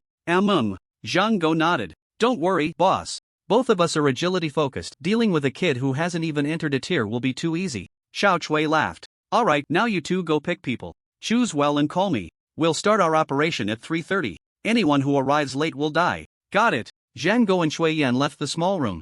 Outside, Shuchao was also speaking fiercely into the phone. I don't care where you are, go to the school right now and keep a close watch on Chi-Chen. If you don't do well, I'll kill you. After hanging up, he said to Lu Chen inside the room, Brother Chen, everything is arranged. Good, you're doing well, haha. In the cafeteria of Han City No. 1 High School, Yumuching looked at the prepared meals, sighing in frustration. In the morning, Chi-Chen, who returned from the sky space, had pulled her and Jiang Yi to sign 3 confidentiality agreements. After signing, he finally told them about the eternal fruit. Then, the 3 of them flew to the sky space to tackle the Nightmare Cave. A 3-person team composed of 2 third-tier and 1 fourth-tier Skywalker found tackling the Nightmare Cave on hard mode no different from stepping on ants. After the 4-spirit form of Wool was awakened, Chi-Chen asked Jiang Yi and Yumuching to unleash their full power in a single strike. Under the full force of the 3, Vor was taken down before he could even make a move. However, the scene that Chi-Chen had been looking forward to did not occur. According to the rules of the super tier punishment, Vor did not drop the eternal fruit but only the 4 spirit staff and some tree bark, not to mention the saplings. After 10 minutes of battling the nightmare, Chi-Chen's team, seeing that they could not trigger the plot, made a hasty escape from the dungeon. But Chi-Chen was not discouraged. He took Yumuching and Jiang Yi to run through the hero mode of the nightmare cave again. Unfortunately, the super tier punishment once again forced them to retreat in embarrassment. Sigh. It seems this hidden reward is only available to tier 1 and unranked skywarders. But how many people can actually kill Vor? This condition is too harsh, Jiang Yi said with a bitter smile. So, from this, we can see Chi-Chen's potential and limits. Yumuching, take good care of Chi-Chen. I understand. Reflecting on the scenes from the morning, Yumuching sighed repeatedly. At that moment, Chi-Chen ran into the cafeteria and sat down opposite Yumuching. Wow, teacher, are you treating us? Hurry up and eat, Yumuching said with a smile as she saw Chi-Chen start to dig into his food. The bed got smashed. Are you used to sleeping in the skyward space? You already know, teacher? Yes, Dan Leon told me. You need to talk to your teacher when you encounter something, otherwise, the alarm won't help you. I carry it with me, don't worry. Chi-Chen took out the alarm from his pocket and smiled. The captain's bed is so soft, and the cabin is very quiet. I slept really well. Yumuching took out her phone from her bag and handed it to Chi-Chen. You can use this for now, it's convenient. For contact. How can I use the teacher's stuff? I'll finish eating and go buy one. Bye. Do you have skyward coins? I have about 40 to 50,000. What? 40 to 50,000? Where did you get the skyward coins? Yumuching was stunned. Her salary was only a few thousand skyward coins a month. I sold equipment from the mine. The prices for the equipment orders have already collapsed because of me. I plan to hold off on selling for a while. If that doesn't work, I'll just throw it in the consignment area and sell it slowly. This amount of skyward coins will last me a long time, Chi-Chen said with a shrewd expression. Yumuching thought about it too. Given Chi-Chen's efficiency in farming dungeons, he must have a lot of equipment. She also had a pile of equipment in her space, but it was too messy to sort out. If she sold it, it would also be a considerable amount of skyward coins. You are not allowed to leave school. I can buy the phone for you. Which model do you want? The latest Dragon Charm 60. That's very expensive. I have money. It's a small matter. Then let's order it online. It will arrive tomorrow. What color do you want? Yumuching picked up her phone and started placing the order. Any color is fine. I'll transfer you the money later.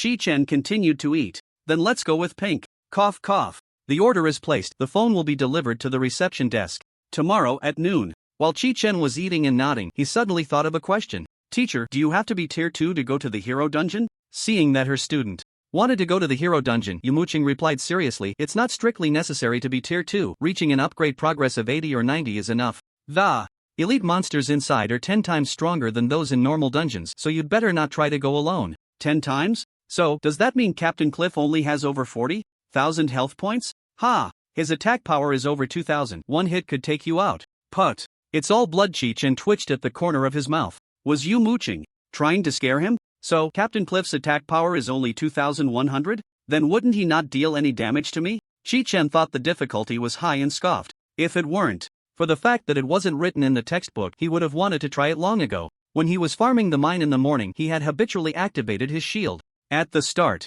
Then, when he ran in front of Lazo, the shield hadn't even broken. He bumped his head against the iron gate. After checking the battle records, he finally understood. Goodness, including Lazo, these monsters dealt 0 damage to the shield. That's right, all zeros. No breach at all. What? No breach? How much defense do you have? 2296. Chi-Chen replied proudly. Cough cough. Yumuching wiped the egg flour soup from the corner of his mouth, glanced around to confirm that there were no other students in the cafeteria, except for the chef, and then quietly asked, what's the name of the set of equipment the principal gave you? Thunderstorm set.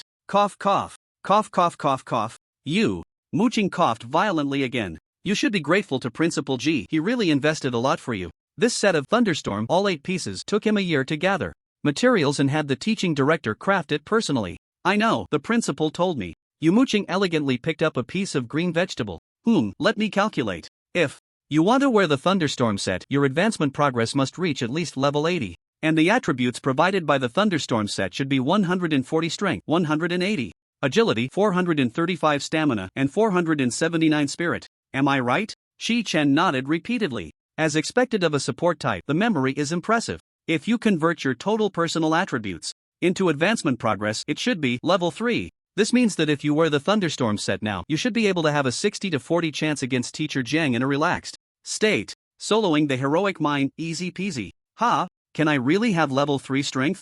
Chi-Chen thought about wearing the Thunderstorm set to take a stroll in the real world. That's right, you are currently a level 3 Skywalker who cannot use skills. Yumuching swallowed a mouthful of rice and continued to explain. To advance from level 2 to level 3, you need an advancement progress of 1000, and from level 3 to level 4, you need 10,000. That's why the principal wants you to grind for 7.5 million points. Wearing the Thunderstorm set, grinding through heroic mode every day is also good. The points in heroic mode are double those in normal mode. But you can't grind alone after school. You must wait for me to join the group before you can run a lap. Okay, I understand. Ding dong, you have a new message. Yu Mooching's phone rang. I have to go to a meeting first. Take your time. Eating. Why another meeting? Isn't it because of you? Chi-Chen finished his meal alone, patting his belly as he returned to the teaching building. He thought to himself, this afternoon after school, I'll grind through a heroic dungeon and see over 5,000 points. New equipment, Skywalker coins. Ha ha. Passing by class 7, he saw a classmate standing at the door, looking around. When the classmate saw him, he hurriedly ducked into the classroom. Ha, didn't they say we have a break today? Why are you here? I didn't finish my homework, came to get the textbooks, hehe. The classmate scratched his head and smiled sheepishly. Well, good luck. Chi-Chen didn't think much of it and walked into Class 8, touching the imprint to teleport back to the Skywalker space. The student stood at the door of Class 7 for a few seconds, confirming there was no movement before running to the outside of Class 8. After seeing Chi-Chen leave, he immediately dialed Shu Chao's number. He teleported out of the classroom. Yes, I'm at Class 8. After hanging up, the student clasped his hands together at the spot where Chi-Chen had left and said, Chi-Chen, don't blame me, I can't afford to mess with him. Time quickly passed to 2 o'clock in the afternoon. Chi-Chen pretended to follow the Wang Ling team, waiting for the teacher to call the roll. After the roll call, Ji-Fei-chen suddenly appeared in front of the student formation. The school received a notice from the Education Bureau that this year's summer training has been cancelled. You no longer need to come to school. Every day, once all team members are gathered, just come outside the dungeon to find the teacher to sign in and receive your subsidy. Yay! The students cheered at the news. Under the angry reprimands of the 2 homeroom teachers, everyone quickly quieted down. Chi-Chen understood in his heart that this was Ji-Fei-chen looking out for him. Classmates, except for Saturday and Sunday, you need to put in more effort during the other 5 days. Grinding is for your own future, so don't be lazy. If anyone skips, I'll bring your homeroom teacher to visit your home. Did you hear that clearly? Heard it clearly. After Ji-Fei-chen left, the students gradually entered the sinful mine. Chi-Chen, entering the mine alone, immediately changed into the Thunderstorm set and continued his solo grinding journey in the Sky Dome form. At 4 in the afternoon, in the corner of the wall of Han City No. 1 High School, Lu Chen, using the stealth veil, led Cui Yen, Zhang Go, and 5 selected second-tier brothers over the wall into the campus. Stealth veil envelopes the squad and team members within a 30-meter range in a shadow cloak, keeping them in an invisible state.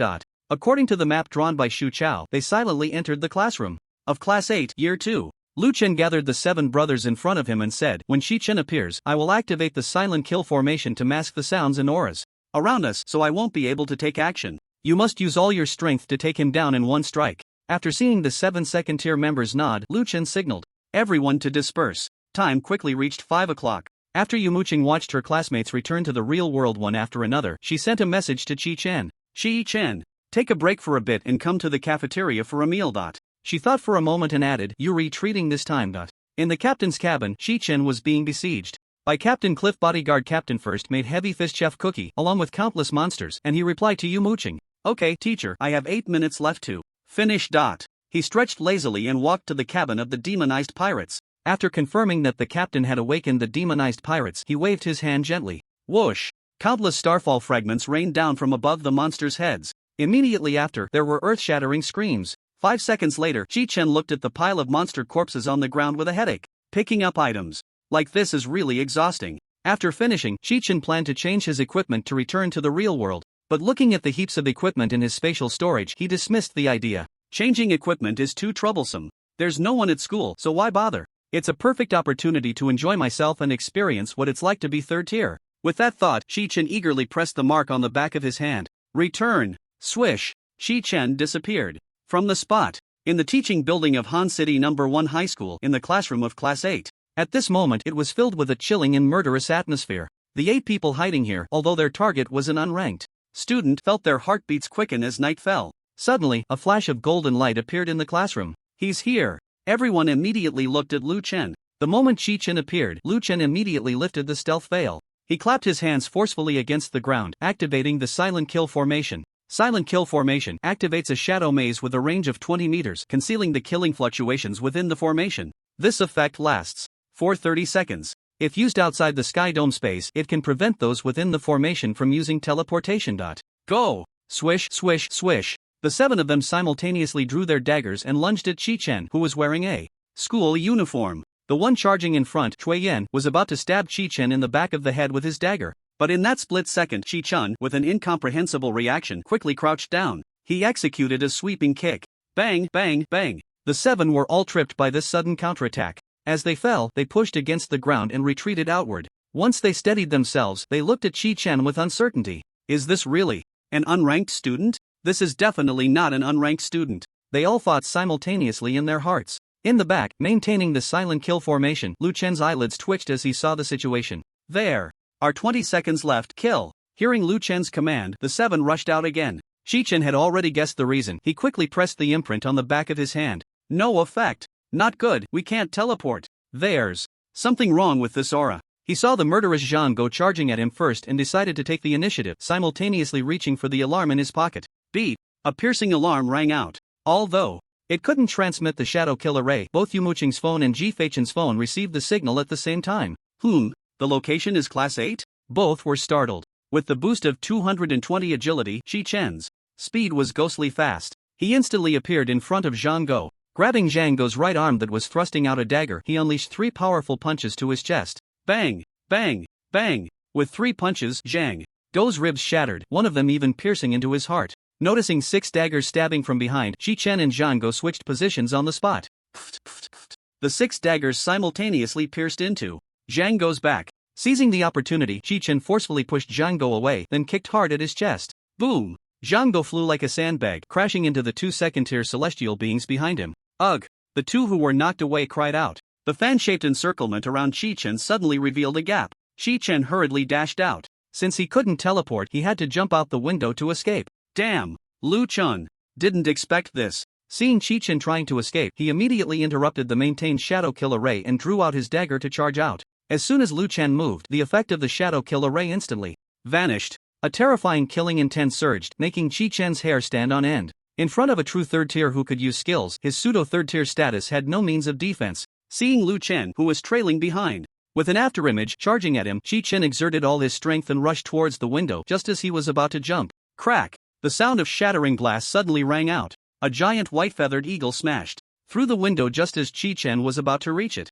Its size was too massive, directly shattering the entire wall. The broken bricks flew like cannonballs, crashing into the 6 second-tier beings inside the classroom. Bang! Bang! Bang! The 6 second-tier beings pushed away the debris and looked at the giant eagle that was gradually transforming back into human form. Lu Chen recognized Ji-Feichen at a glance and knew the mission had failed. Retreat! Teleport to the celestial space. After he finished speaking, he threw down a flashbang. Ha! Want to leave? Ji-Feichen grabbed Chi-Chen and pulled him in front of him, lightly stepping down with his right foot.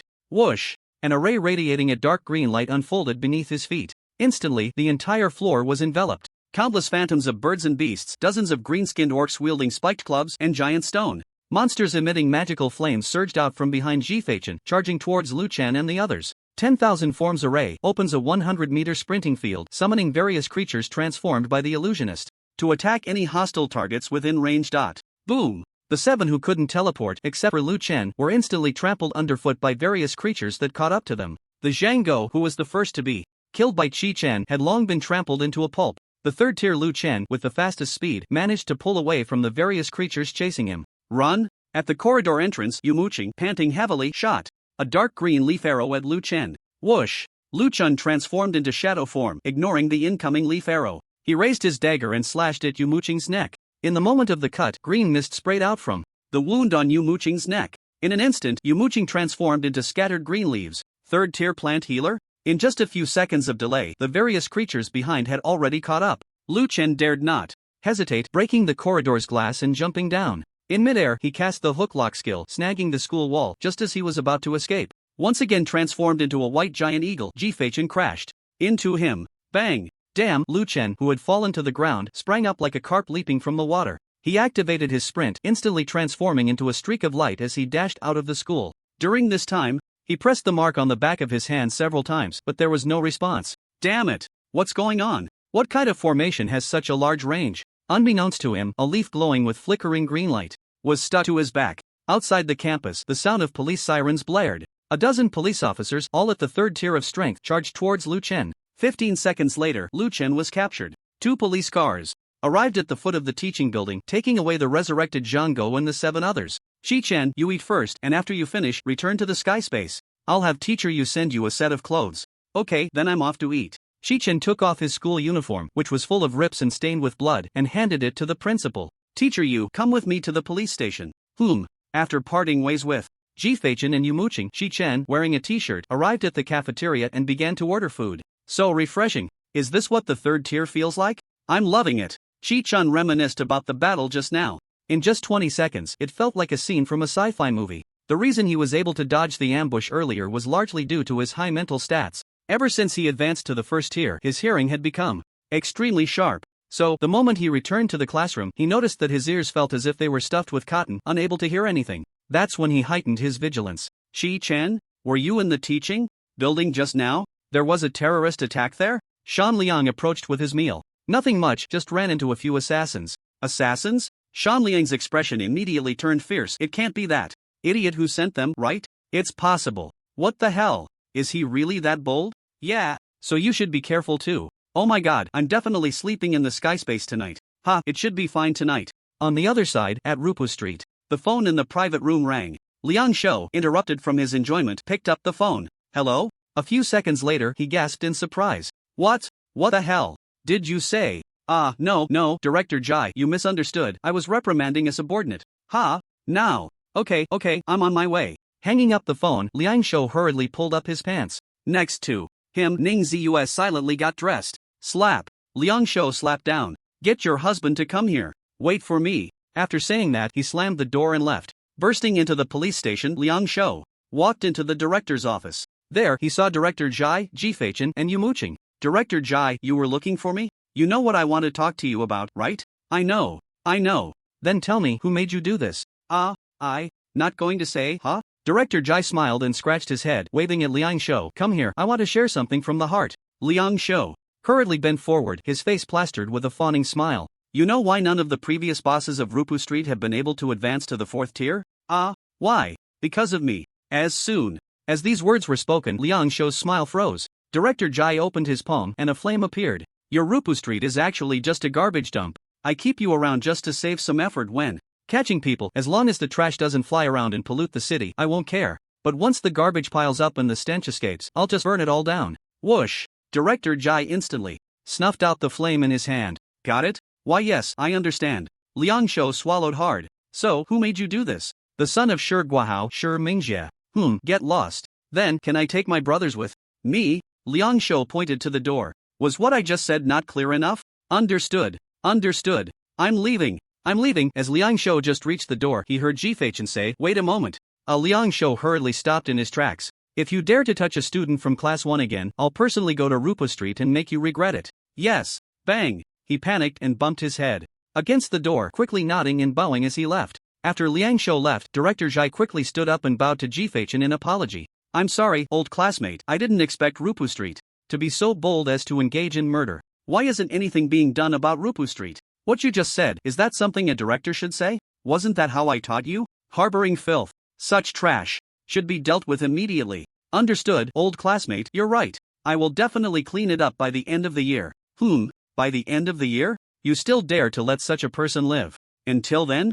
Chi-Chen's expression turned even uglier. Old classmate, please don't be angry. I have my own performance to consider. Think about the students. Moreover, if we catch him directly today and it causes hundreds of people on Rupu Street to run amok, it would be even more troublesome to catch them later. Let's keep him for now to stabilize the situation over there, and by the end of the year, I will definitely catch them all in one go. We will wipe Rupu Street off the map of Han City. Humph. Useless thing. I'm leaving. Chi-Chen huffed as he left with Yu mooching. Take care, old classmate, teacher. You, take care. The time was 9 o'clock in the evening. Shi Mingjie and Shu Chao arrived at the private room on time. As soon as he entered, he saw Ning Ziyue standing next to Liang Shou with a swollen face. What are you doing here? I brought her here, Liang Shou said, extinguishing his cigarette and taking a puff. Where's the head? Shi Mingjie, you little brat, you're not being careful. Why didn't you mention that Chi-Chen has the principal protecting him? Personal protection? Principal? Chi-Chen? Shi Mingjie's heart instantly jumped to his throat. Why you failed the assassination? Failed? Damn it. I almost got killed because of you. Forget it, I'll let this go, but don't come around anymore. Meeting you is like a lifetime of bad luck for me. What? You say it's over just like that? What about my Tianxiong coins? And her? You just let her go like that? Upon hearing this, Liang Shou slammed the table and a red snake suddenly emerged from the void behind him, wrapping tightly around Shi Mingjie. You little brat, I lost 8 people because of you. If it weren't for your dad, I would have chopped you into pieces and eaten you. You still dare to bring up anything else? If you have any sense, get lost within 5 counts. Gulp. Shi Mingjie swallowed hard and nodded. Alright, I'm leaving. No, it's get lost. Say it again. I get lost after the red snake dissipated. Shi Mingjie took a deep breath and turned to leave. Wait. Ning Ziyue suddenly called out to Shi Mingjie. Shi Mingjie, if you don't take me with you, I will tell your dad everything you've done to me. Oh ha ha ha. Awesome. Good. Good. Liang Shou clapped and laughed. Little sister, I like you. Don't leave. Come with me from now on. I promise I won't hit you again. He reached out to pull Ning Ziyue, but she dodged away. Will you agree? If you don't, I'll die right here. I've already left a diary at home. As long as I don't go back, everyone will know about your business sooner or later. Faced with Ning Ziyue's threat, Shi Mingjie gritted his teeth and said to Liang Shou, I'll take her away. You name your price. 100,000. No way. Then there's nothing to discuss. Then I can only go find my dad. Shi Mingjie shrugged nonchalantly. Liang Shou was taken aback. Anyway, it's all self-destructing. If I confess voluntarily, I might die a few less times. After all, I'm my dad's only son. Although dying isn't pleasant, my mom will bring me back to life. But whether anyone will bring you back after you die, I don't know. Upon hearing this, Liang Shou's eyelids twitched violently. The reason he dared to threaten Shi Mingjie was that Shi Mingjie was afraid of Shi Guahao. Unexpectedly, this kid turned a handle into a weapon. He. Good. Very good. Today, I, Liang Shou, admit defeat. Sister, you can go. If he treats you poorly in the future, come. Find me, you can consider yourself my woman. Liang Shou waved his hand, signaling the 3 of them to leave. Ning Ziyue's tightly clenched hands slowly relaxed as she dashed out of the private room. Sure. Mingjie and Shu Chao, who had been standing by, turned to leave as well. On Rupu Street, Shi Mingjie was lost in thought. He couldn't understand why it was so difficult to kill a Chi-Chen who hadn't even entered the ranks yet. In all his life, he had never encountered a problem he couldn't solve. It wasn't until he walked out of Rupu Street that he turned to look back at Ning Ziyue and Shu Chao. I understand now. Some things can only be accomplished by oneself. If you leave it to others, problems are bound to arise. Shu Chao and Ning Ziyue remained silent. Shi Mingjie stepped in front of Ning Ziyue and said, Ziyue, since I acknowledge you as a friend, I will keep my word and definitely help you advance 3 ranks. This incident has caused you harm and made you suffer. Ning Ziyue scoffed and rolled her eyes. Shi Mingjie didn't respond but waved to Shu Chao. Shu Chao, surprised, came over. Wasn't it rare for Shi Mingjie to not get angry at Ning Ziyue's reaction? Was this still the Shi Mingjie who was the best of the best? Shu Chao, you've worked hard these past few days. I acknowledge you as my brother. Boss. Shu Chao pursed his lips. Alright, you two go home and take a good shower. We'll meet at the Tianxiong space at 10 p.m. I'm going to find 2 third-rank fighters to help us grind points and clear the first layer of the dungeon. Okay. Shu Chao clapped enthusiastically, but Ning Ziyue remained silent. After giving each of them a few bills, Shi Mingjie took a taxi home. When he got home, he saw Fang Yixin sulking. Mom, I'm back. Where did you go to play this time? I met up with 2 friends to prepare for a dungeon run. Good. Do you need Mom's help? No need. Shi Mingjie quickly shook his head. He didn't want Ning Ziyue and Shu Chao to see Fang Yixin. If she accidentally let something slip, it would be over. Is everyone here? Yeah. Then hurry up. Do you have enough potions? Enough food? All good. I have plenty of Tianxiong coins, can't use them all. That's great. Hurry up. Okay. Mom, you should rest. I'm going to take a shower. Shi Mingjie took off his coat and walked into the bathroom. Fan Yisen looked at her son, whose eyes were red. Her son was starting to care about her. He was growing up. At 9 p.m. inside the Tianqiong space, Ning Ziyue and Xu Chao had been waiting outside the sinful mine for a long time. When they saw Shi Mingjie, their disappointment faded. Xu Chao, Ning Ziyue, this is my dad's guild's third-rank ice mage, Chiu, Brother Chiu. Hello, Brother Chiu. Xu Chao quickly greeted him. No need to be polite, we'll all be brothers in the same guild in the future, so consider this an early introduction. Ziyue, you should say hello too. Brother Chiu. Hello. Xiaowen responded and then said to Shi Mingjie, sorry, Xiaojia, my support friend can't make it tonight due to something. How about we just run the normal mode of the first layer dungeon tonight and do the hero mode tomorrow morning? Sure, I'll follow Brother Chiu's lead. Hee, great, let's go. Just follow along and pick up items later. But just then, a Tianqiong practitioner appeared at the dungeon entrance, rummaging through his spatial pouch. The third-ranked Xiaowen instantly saw the Tianqiong practitioner's information. Tianqiong name, Li Feiyu profession, priest rank, first rank, a first-rank priest? Hey, the young master is really lucky, isn't this person just enough? Seeking an update, seeking a good review, don't give it in installments, it's too painful to watch. Li Feiyu, from the name, it should be someone from the Dragon Kingdom. Although the image of the sky is very handsome, the exquisite staff he carries reveals his strength. His strength shouldn't be strong. If I can recruit him as a member of the young master's future team, it should count as a great achievement for me. Xiaowen looked up and down at Chi-Chen, making deductions in his heart. Seeing Chi-Chen preparing to enter the dungeon, he quickly called out, Li Feiyu, please wait a moment. Li Feiyu? Who dares to call that name? Oh, it's me, then it's fine. This is the first time Chi-Chen has been called this and he feels a bit unaccustomed. He stopped in his tracks and looked at the approaching Xiaowen. Are you calling me? Suddenly, Shi Mingjie, who was behind Xiaowen, stepped into Chi-Chen's line of sight first. Shi Mingjie, what is he doing here? Chi-Chen's eyes narrowed slightly, filled with killing intent, his heart racing quietly. He never expected to encounter such a good opportunity while counting the thousands of silver and copper coins in his bag. But soon, he calmed down and shifted his gaze back to Xiaowen. Of course, may I ask if you are alone? Yes, the team just disbanded and I was planning to go home and sleep. Do you need something? Xiaowen's heart leaped with joy upon hearing this and he quickly smiled. Isn't it a coincidence? Our team is currently lacking a support to tackle the hero difficulty of the evil mine. I wonder if you still have progress? Hero difficulty? I'm just a first-tier Skywalker, how could I have any progress? Chi-Chen's heart raced faster, responding with a smile. Opportunity. He saw a chance for revenge. Fate, it's truly wonderful. Even first tier can do it. Let me introduce myself first. I am a third-tier ice mage and my strength is quite good among the same tier, easily handling the hero difficulty of the mine. But my team has 3 members who haven't entered a tier yet, so we need a support to deal with any unexpected situations that may arise. If you're willing to join, you just need to help me restore health at critical moments. But I've never tackled a hero difficulty mine, and I've heard that the bosses at hero difficulty are 10 times stronger. Just watch me perform later, how about it? Do you want to join? This Chi-Chen pretended to hesitate. Brother, the monster points in. Hero dungeons are twice that of normal mode. A full run gives 272 points, which is quite a good yield, plus various enhanced equipment. And the mine will automatically reset its progress tomorrow at noon. If we don't run it, wouldn't that be a waste of a chance to improve our strength? If you're willing to fight, I can give you a big surprise. Chi-Chen curiously smiled. A surprise? Senior, you're persuasive. Skills are so strong, you've already convinced me. Because I'm speaking the truth. Xiaowen thought to himself. If it weren't for his friend being unavailable, he wouldn't be saying these things to a first-tier little priest. Then can you wait for me a moment? I need to go sell some equipment in the trading area. Equipment? You can sell it to me. How much? Shi Mingjie made a dazzling entrance.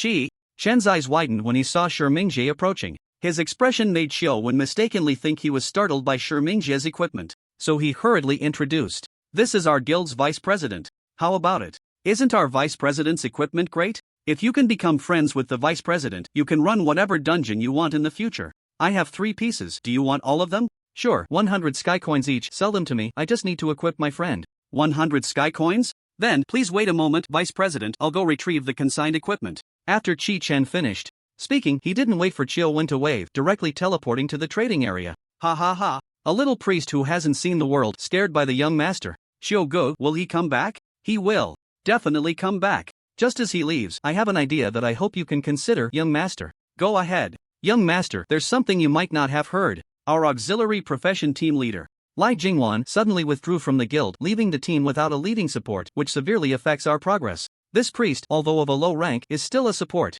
If you become friends With him, you could bring him into the guild for your own team in the future. Moreover, support professions usually have fixed teams, and based on his rank, his teammates should be of similar levels. If we can recruit them as well, they could serve as reserve members for you. If they perform well, you can promote them. If they don't, you can simply let them go. It's beneficial for you either way. Cho Wen's words resonated deeply with Shi Mingjie. Brother Cho's idea is great, but is he reliable? Who is ever truly reliable? Xiao Wen chuckled. Look at how flustered he was just now. He definitely knows that meeting us is his chance to rise. The reason he pretends to be reserved and hesitant is just to raise his value. He must be eager inside. This kind of support, who is so full of small-town mentality, clearly hasn't seen much of the world. Support profession skywarders are already scarce and very important to any team, but precisely because they are important, both strong and weak guilds will go to great lengths to recruit them, often deceiving them into developing together. Many promising supports have been tricked by sweet words and empty promises, joining weak guilds. In the end, they fall behind due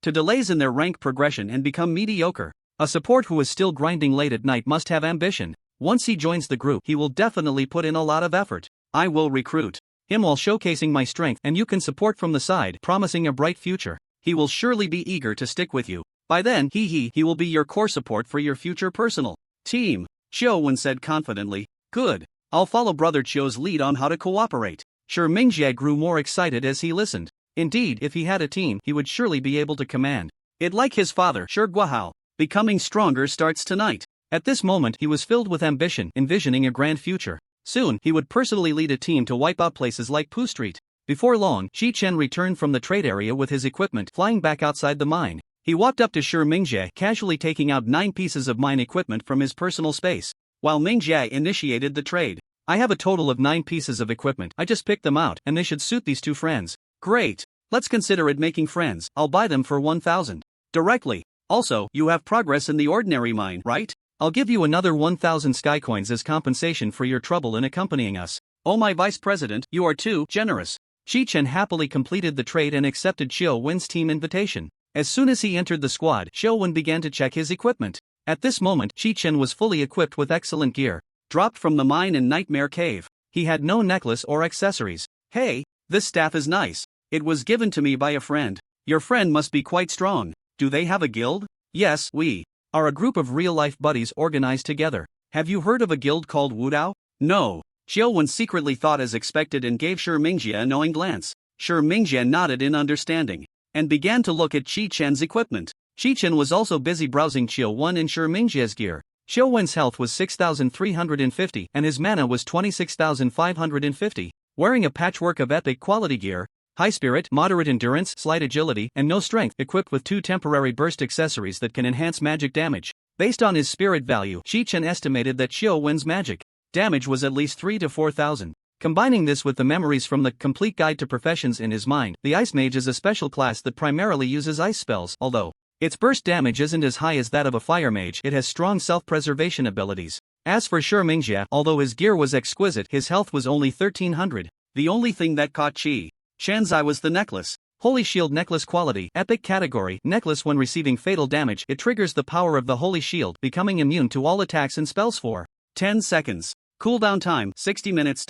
Noticing Chi-Chen's gaze, Shi Mingjie became even prouder. Alright, brotherly Feiyu, have you reset the dungeon? Let's get started quickly. After entering the sinful mine, Chi-Chen stood at the back of the team. It was too close to the entrance here, not suitable for action. Xiao Wen's strength and skills were unknown, so he needed to observe first. If something went wrong, and Xiao Wen escaped, it would be impossible to encounter such an opportunity again, and it might even bring trouble. He had to find a suitable place to act. Xiao Wen moved to the front of the team and activated Ice Shield. Ice Shield instantly grants the caster an ice shield that can absorb 1,438 points of damage, lasting for 60 seconds. As long as the shield exists, the protected caster's spells will not be interrupted.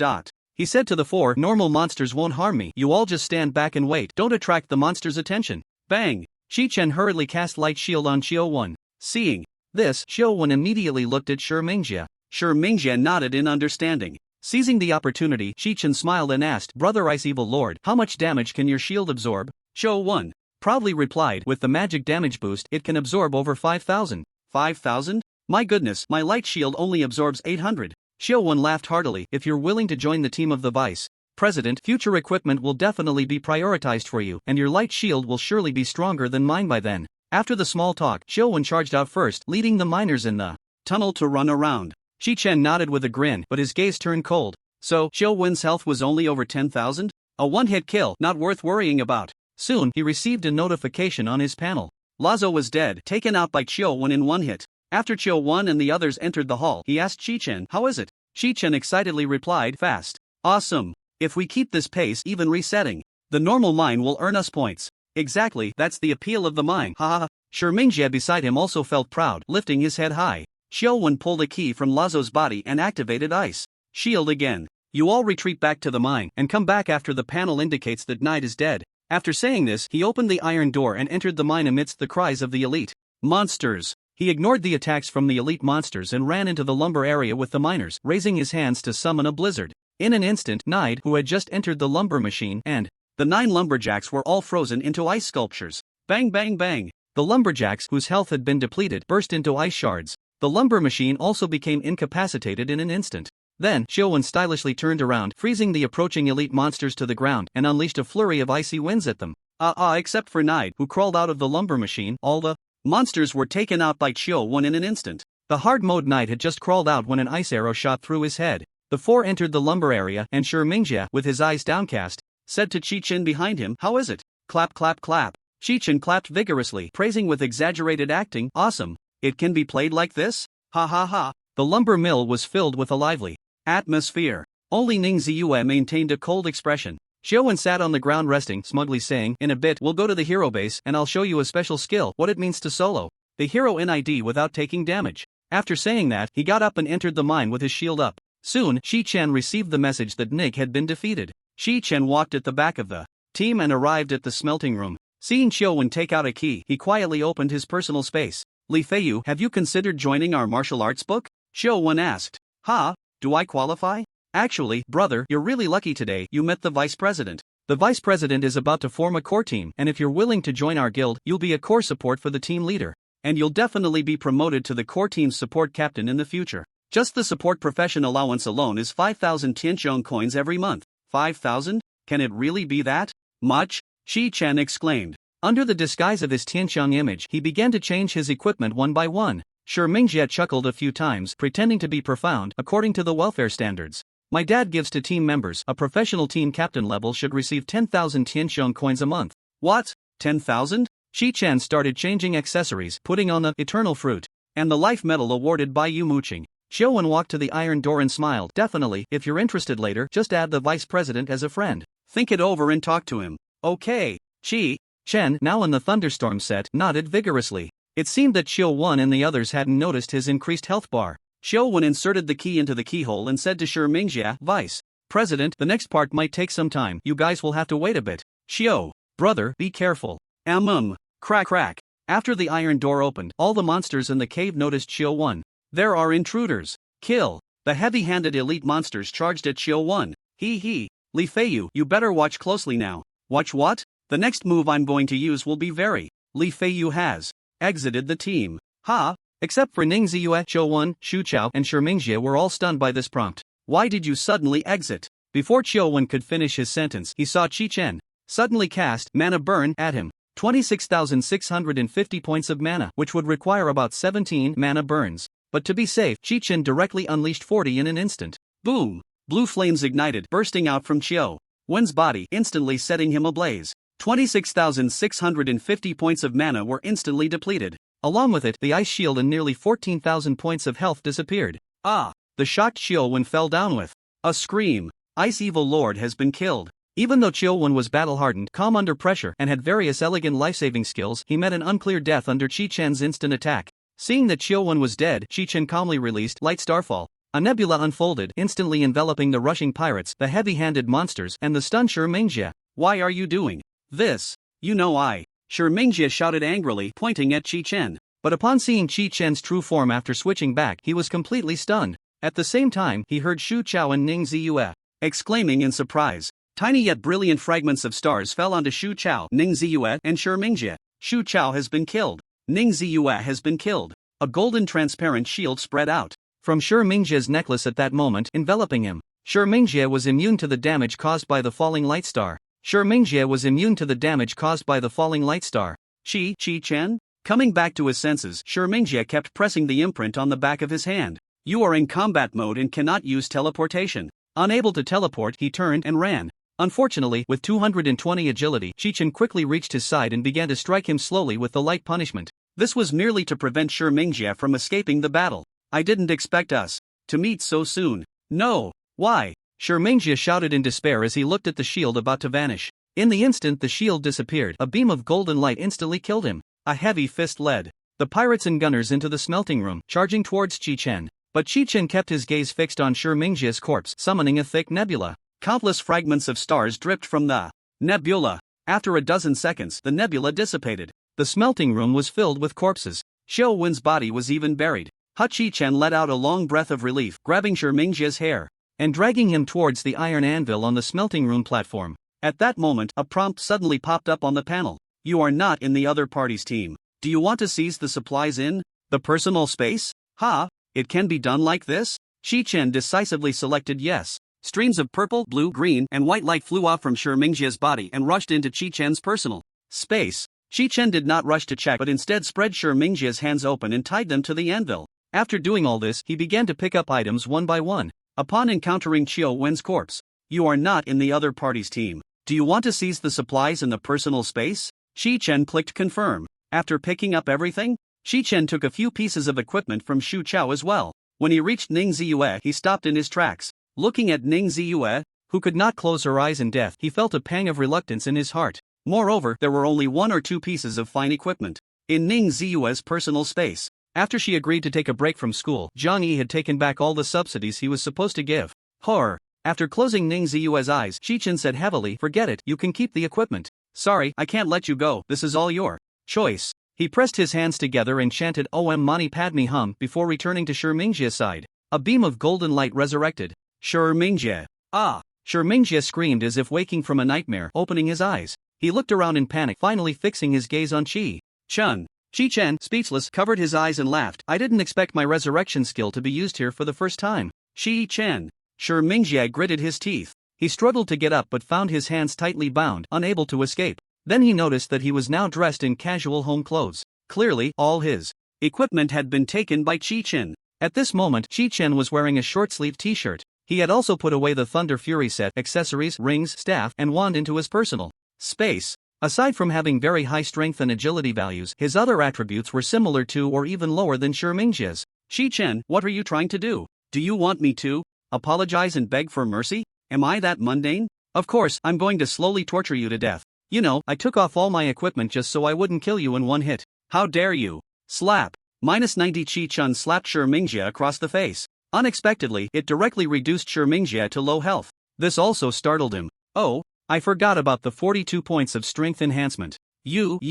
Mingxie breathed heavily, unsure of how to respond. However, it was this slap that instantly awakened him, who had just been resurrected. Out of the corner of his eye, he saw 3 corpses lying side by side behind Chi-Chen. Chi-Chen squatted down and made a pinky gesture at Mingxie, saying, originally, what happened between us was just a trivial matter of student conflict. But you had to escalate it into a life and death situation. Breaking beds, urinating in the dormitory, stuffing my clothes in the toilet, hiring thugs to beat me up, even hiring someone to kill me. How do you have such skills? What do you think I should do? Since you want to kill me, I will definitely play this to the end with you. I just didn't expect that karma would come around so quickly, and this game would end so soon. Kid, you really know how to seek death. You sneaked up on me, what kind of thing is that? Wow, you can actually say such things? Chi-Chen slapped him again.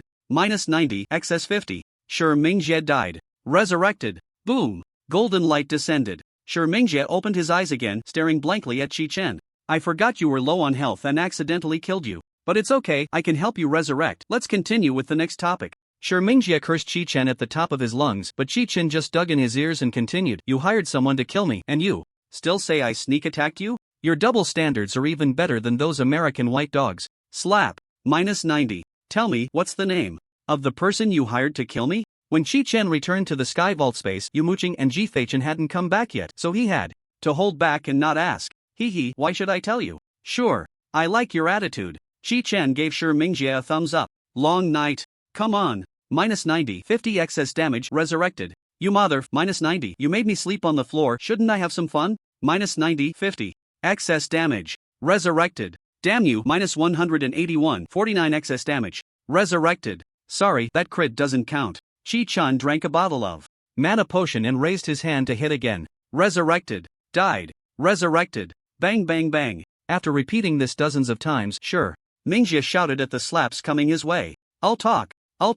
You're giving in this quickly? That's too fast, it's only been half an hour. I hired someone from Rupu Street. The boss is named Liang Shou. Did they ask for money? To buy your life, 50,000 Sky Vault coins. What? Only 50,000? Is my life only worth 50,000? Is that the price he offered, or did you just lowball him? Slap slap. Resurrected. Slap. Resurrected. Slap slap. Resurrected. Stop. Sure, Mingxia gasped for breath. I was wrong. Can I ask you one thing? Ask me? The vice president of a martial arts association asking me? Alright, let's hear it. Revive Ning Ziyue. She's innocent, she's really unlucky. What about this mage? Isn't he unlucky? Chi-Chen pointed at Xiao1. Unlucky, but I know you can't revive him, he's too much of a threat. But Ning Ziyue isn't a threat. Do you think I'm an idiot? No, she hates me, I've hurt her too deeply. I'm sorry for her. Oh, thank you. Thank for what? I haven't agreed. I said, I'm not an idiot. She might not say anything for a day or two, but that doesn't mean she won't say anything forever. Since she chose to be with you, she's prepared to be a sacrifice. I have to fulfill that for her. You two are true love. Chi-Chen paused and added, as for your little couple's matters, I won't get involved. You should go to the underworld and apologize to her properly. But I just performed a rite for her, so you two might not meet. Chi-Chen stood up and stretched. Chi-Chen, are you really that heartless? She's innocent. Innocent? Go ahead and kill me, but don't involve her. I beg you. I'm sorry, brother, grandpa. It's my fault for being blind and provoking you. Sure, Mingxia's eyes were bloodshot as he struggled desperately. What the hell? The way you're talking makes me feel very passive. Why do I feel like I'm the villain here? Seeing Sure Mingxia's righteous demeanor, Chi-Chen's good mood instantly evaporated. Forget it, our matter ends here. I'm tired of fighting, so I'll let you go. However, in the spirit of humanitarianism, I'll ask one more question. Sure Mingxia, do you have anything else to say? This time, I won't revive you. After a brief silence, Sure Mingxia burst into tears. I'm sorry to my mom, I regret it. If I die, what will she do? I'm sorry to my dad. I'm sorry to Ning Ziyue, she really treated me well. Why am I only realizing this now? Goodness, Shu Chao and this third tier mage, you didn't mention a word about them. Fine. Chi-Chen sighed as he put on his gear piece by piece, switching back to his celestial image.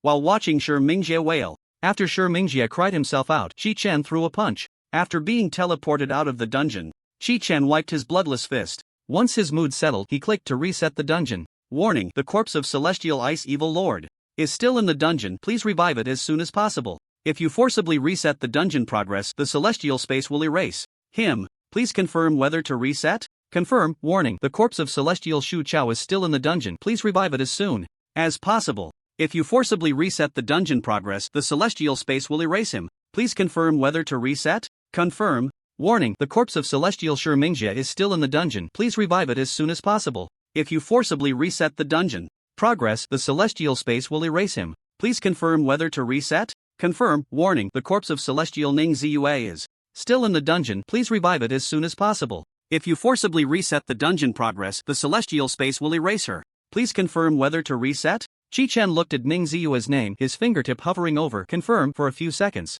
Confirm. Dungeon reset successful, 100 points deducted. 8:35 a.m. After preparing breakfast, Fang Yisen arrived outside Sure Mingxia's room. Knock knock. Knock. Son, are you up? Time for breakfast. Fang Yisen had learned about Sure Mingxia's leave of absence yesterday. She wasn't angry at the school's reason for the leave, in fact, she was quite happy. The only value of that broken Han City No. 1 high school was that it had a celestial teleportation array that could awaken eligible students in the city. If it weren't for the government's strict requirements, she wouldn't want her son mingling with commoners. After setting the breakfast on the dining table, Fang Yisen still didn't see Sure Mingxia come out. What time did this kid stay up until last night? Really, just like his father. Last night, she had a nightmare where Sure Mingxia kept crying out for her, waking up just as dawn broke. Just thinking about the nightmare made her feel uneasy, so she went back to Sure Mingxia's door and knocked hard. Son, get up and eat. But it was still quiet behind the door, not even a hint of Sure Mingxia's impatient shout. Could he have gone to the celestial space? Fang Yisen then opened the door. She saw that the bed in the room was tidy, just as she had arranged it yesterday. This kid actually stayed up until now, doesn't he know how to rest? Fang Yisen felt both relieved and angry. Relieved that her child was working hard, angry that he still made her worry. so she pressed her imprint and teleported to the celestial space. Teleporting to the celestial square, Fangisen opened her contact list. She saw a dense array of unread messages filling her interface. The functions of the celestial interface are really outdated. Can't they add a pinning feature? Really? She flipped through the list in the address book, searching for Shi Mingjie's name. A minute later, Fangisen, having turned to the last page of the address book, was quite puzzled. Where had Shi Mingjie's name gone? Why was it missing? So she began to flip back. The second time. The third time. With each flip, her expression grew darker. Her confusion turned into panic and finally morphed into a grim fear. Shi Mingjie's name was gone. No, it's impossible. Absolutely impossible. I must have not slept well last night. My eyes are playing tricks on me. This time, she flipped through more carefully, pointing at each name with her finger, counting them one by one. As she turned the pages, her anxiety intensified and she began to tremble violently. Xiaojie, son, where are you? Don't scare mom. Transfer to the points mall. Arriving at the points mall, Fangisen exchanged all her points for space broadcast stationery. Autumn's intensity. Shi Mingjie, son, come home for dinner. Buzz buzz buzz. Fangisen's anxious cries began to echo throughout the entire sky space. Repeated words, again and again. The sky dwellers lingering in the space could not bear it, either leaving or diving into instances. Lonely. Poison world. Bored. Always shouting. Isn't it annoying? Your son is clearly dead. Don't you have a clue? Lonely. Poison world. Bored. Always shouting. Isn't it annoying? Your son is clearly dead. Don't you have a clue? Autumn's intensity. Lonely. Poison world. Are you looking for death? Why are you cursing my son? Lonely. Poison world. Is this kind of thing rare? Every few days someone comes looking for someone. Haven't you heard? I know you're anxious, but don't rush, because you know in your heart this is useless. Autumn's intensity. Lonely. Poison world. You won't have a good death. Lonely. Poison world. Shrew. Buzz buzz buzz. The sky space erupted into a verbal battle. This directly led to a further decrease in the number of sky dwellers within the space. A few sky dwellers who knew Fangisen hurriedly contacted her privately, expressing their concern, but Fangisen didn't respond to them at all. Chi-Chen, who had just emerged from an instance, frowned upon hearing the verbal battle in the sky space. Why are these people so boring? After resetting the instance, he dove back in. Exhausted from the shouting, Fangisen finally remembered Shi Guahao. She quickly opened the address book, searching for Shi Guahao's name. Guahao, our son is in trouble. Seeing that Shi Guahao didn't reply, she hurriedly left the sky space. Sure enough, as soon as she returned home, she saw Shi Guahao sitting in the dining room having breakfast. How dare you eat the breakfast I prepared for Xiaojie? You beast! What's wrong with you so early in the morning? Your son is in trouble. What? Did he get into trouble again? Time quickly moved to 11 in the morning. After brushing the mind, Chi-Chen sat on the ground covering his mouth. This 7.5 million points are indeed hard to grind. I overestimated my endurance. Now, just thinking of Lazo's face made him want to vomit. His personal space was filled with resources and equipment produced from the mine. Even those useless silver and copper coins had piled up into 2 small mountains. The plan devised by Chi-Chen was indeed a bit inhumane. Nearly 3,000 runs of the mine. I need to switch to another instance to grind. Chi-Chen opened the address book and clicked on Yu Muqing's name. Old classmate, when are you coming to help me grind the hero instance? There's less than an hour until reset. I don't want to waste progress. As soon as he sent it, he saw Yu Muqing appear outside the mine instance.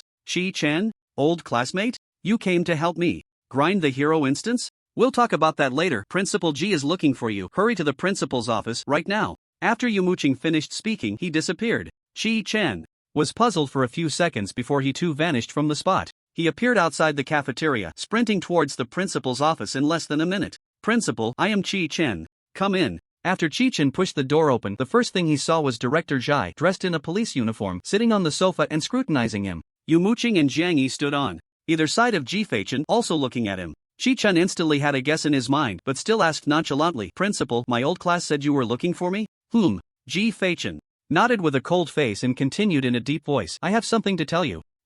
What is it? Shi Mingjie is dead. Silence. A few seconds later, Chi-Chen's eyes widened slightly. Suddenly, he couldn't contain his excitement and burst into laughter, exclaiming, What the hell? What the hell? He's dead? What the hell? Ha ha ha. The heavens have. When he noticed the serious expressions of the principal, the 2 teachers, and the uniformed police officer, he quickly changed to a suppressed smile, trembling as he pressed down the corners of his mouth, saying, I express my deep regret. You no longer have to worry about him finding someone to beat you up. You also don't have to hide in the sky space to sleep at night. As for the dormitory, you can sleep in your roommate's bed for now. Oh, okay.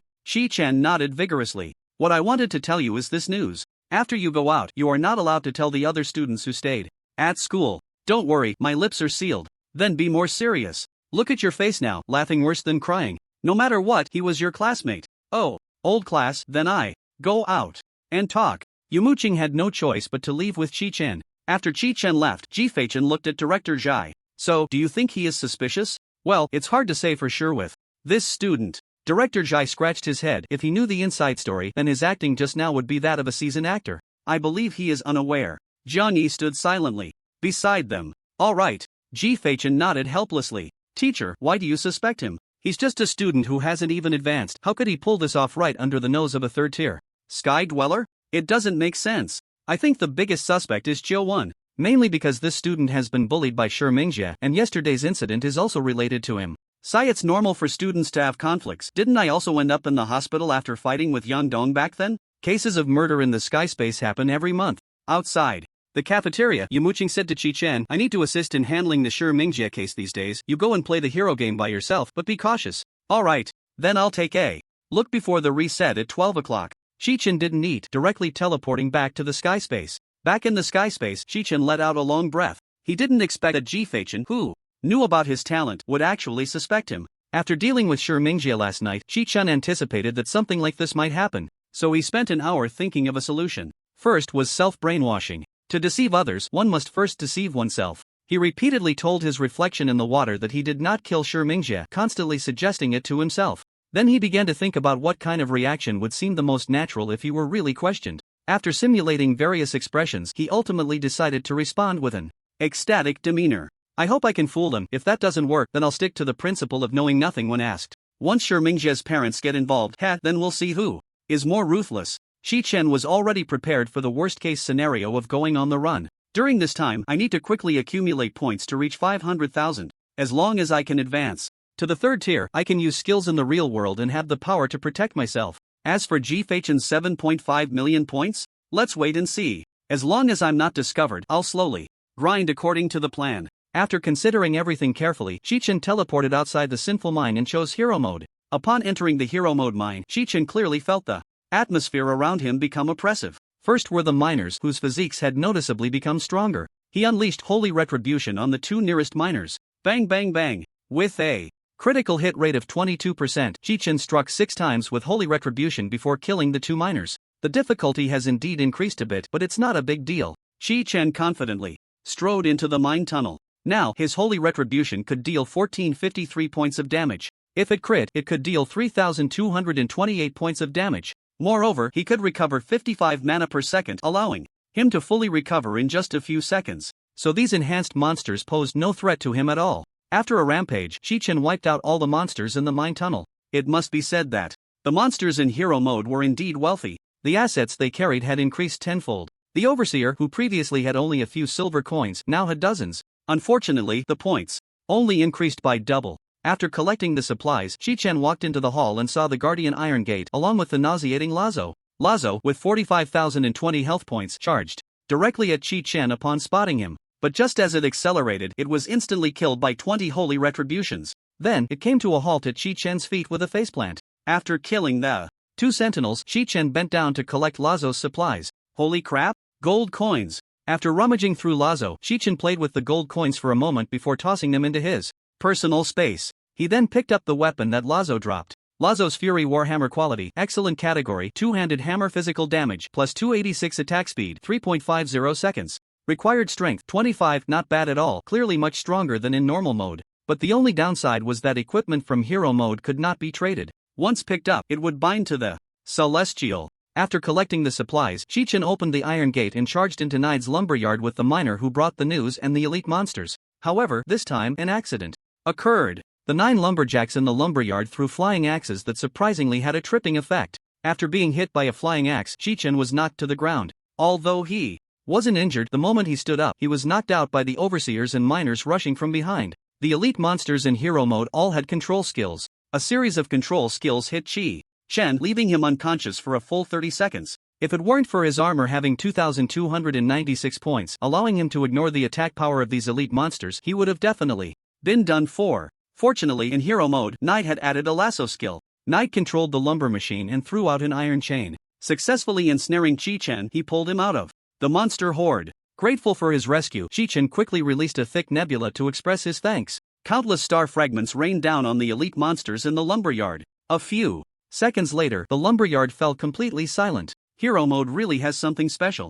Chi-Chen looked at night at his feet and involuntarily shivered. After scavenging the equipment and supplies, he cautiously walked into the next section of the mine tunnel. In the subsequent battles, Chi-Chen did not encounter any more unexpected situations. He adopted the same attitude he had during his first solo run of the mine, killing the elite monsters that appeared in his line of sight one by one. 5 minutes later, Cliff's roar echoed in the captain's cabin. Insect, you have successfully angered me. Come out, my warriors. Thud thud thud, for demonized pirates shrouded in black mist charged into the cabin. At this moment, Chi-Chen was enveloped in a shield of light. He ignored Captain Cliff's attacks, focusing instead on eliminating the fierce, corrupted pirates. After killing the last corrupted pirate, a brilliant golden giant staff appeared above Cliff's head.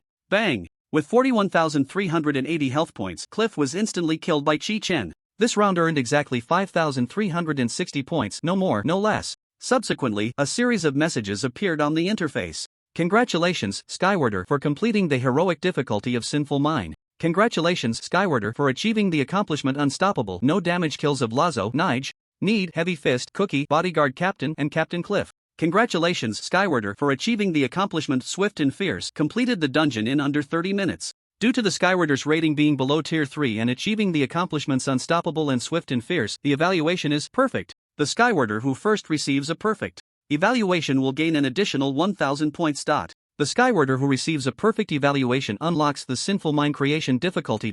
What the hell? There's a new difficulty? Is this ever going to end? Even if I don't get sick of it, the readers will. Just as Chi-Chen finished his complaint, a wormhole opened above Cliff's corpse. Creation difficulty has been activated. Your progress in the heroic difficulty of Sinful Mine will be permanently locked and cannot be reset. Teleportation will commence shortly. Hey, I haven't picked up the loot yet. Ah, no. Chi-Chen had no time to analyze the information and hurriedly bent down to collect items. But just as he finished picking up Cliff and the bodyguard captain's loot, he transformed into a light orb and flew into the wormhole. On the boundless sea, Chi-Chen appeared out of nowhere, falling freely. Just as he was about to plunge into the ocean, he quickly cast levitation. His descent slowed, becoming as light as a feather. At a height of 1 meter above the sea surface, he stood firmly. Loading. The common language of man's continent, language loaded successfully. You can now communicate normally with the residents of this realm. Chi-Chen swayed gently with the sea's undulations, gazing at the distant continent. Man's continent? He looked up at the sky. There was no skyward space. He pressed the imprint on the back of his hand and silently chanted the teleportation.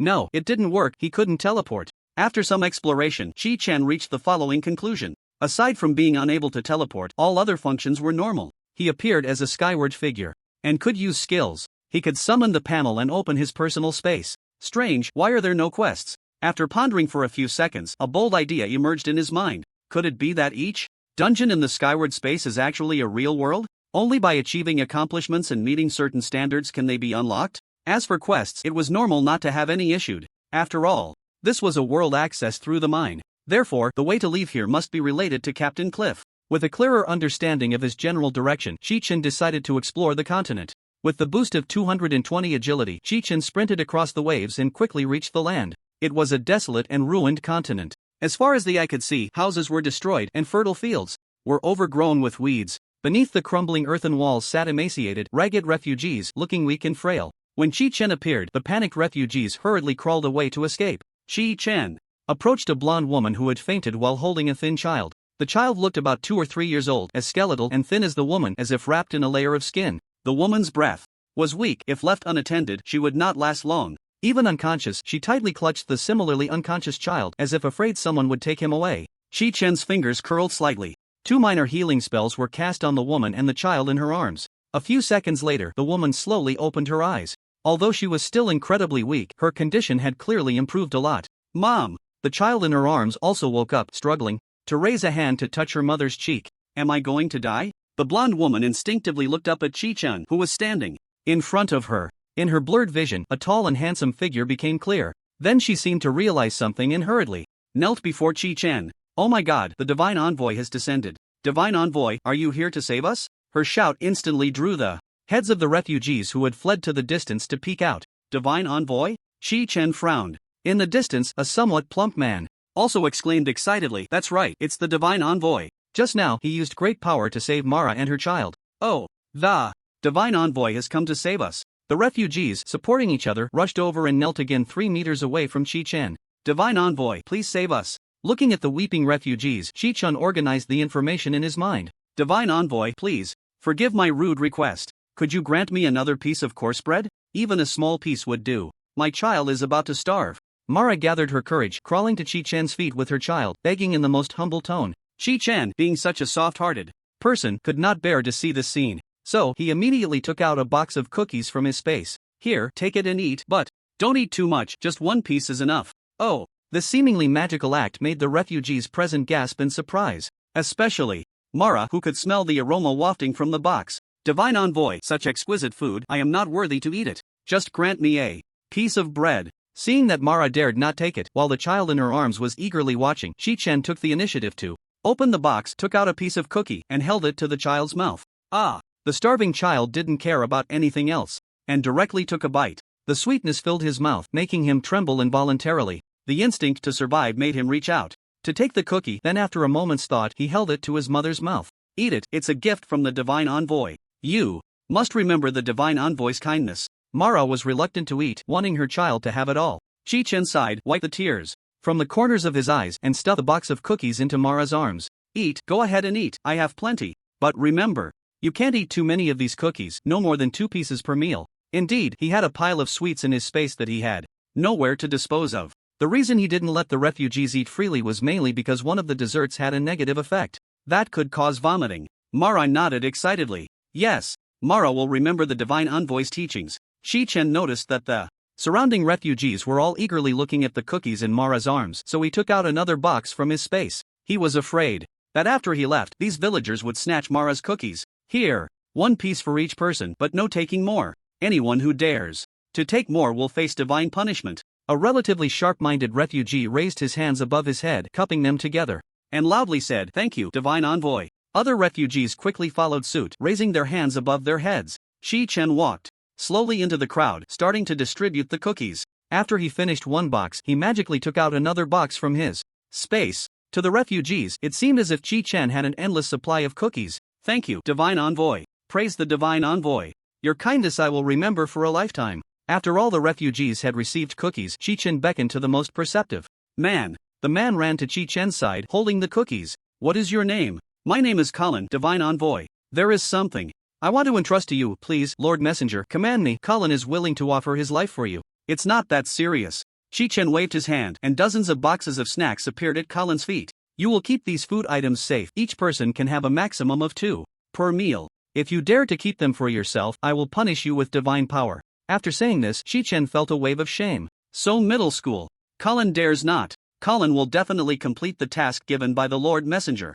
Chi-Chen pretended to nod sagely, but just as he took a step forward, he was surrounded by the refugees. Lord Messenger, can you take us with you? We are willing to dedicate our lives to you. Yes, Lord Messenger. We hope you can guide us to a path of survival. A path of survival? Chi-Chen pointed to a large expanse of land and said, Can't these lands be farmed? If you lack seeds, I can help you with that. After thinking for a moment, Chi-Chen raised his hand and took out a few copper coins from his space. He didn't dare take more. If snacks could drive the refugees crazy, copper coins were even more so. How many copper coins do you need to buy seeds and bread? Just then, the sound of hooves approached from ahead. A soldier in chainmail was riding a horse towards them. On the horse's back, there was a sack of potatoes. Upon seeing the refugees kneeling on the ground and Chi-Chen surrounded in the middle, the soldier immediately became alert. What are you doing? And who are you? This is the Lord Messenger. Colin stepped forward. Lord Messenger? The soldier jumped off his horse, eyeing the refugees suspiciously, his hand subtly resting on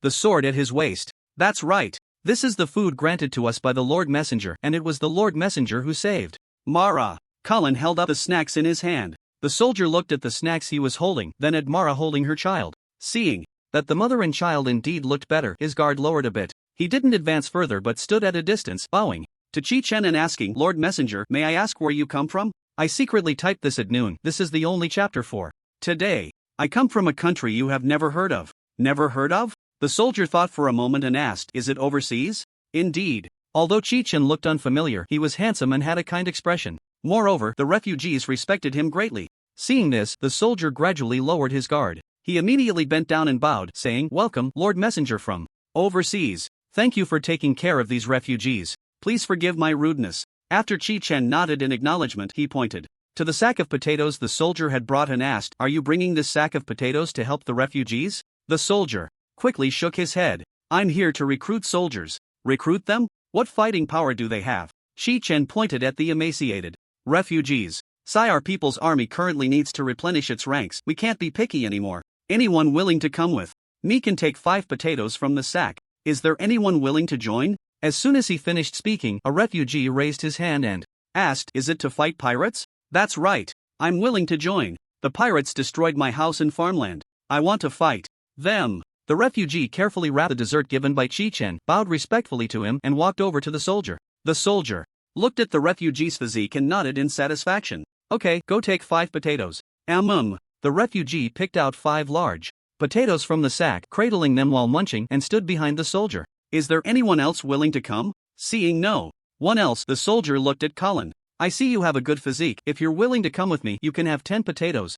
"No." Colin shook his head in refusal. "Why? Is it too little? The Lord of the Divine Envoy has assigned me a new mission, and I will not leave here until I complete my previous task." The guard noticed a stack of boxes beside Colin and the snacks in the hands of the refugees. "All right. Once you distribute the food, head south along the road, and you will find me at a watchtower." "Okay. Is there anyone else?" The guard looked around, waiting for a moment. Seeing that no one was willing to step forward, he sealed a bag of potatoes and placed it back on the horse. Just as the guard was about to leave, "Wait." Chi-Chen called out to him. "The pirate leader you are dealing with is named Cliff?" At this, all the refugees froze. Their eyes turned to Chi-Chen, filled with fear. The guard cautiously grasped the hilt of his sword and replied coldly, "Yes." "Does the Lord of the Divine Envoy know him?" "I've heard of him."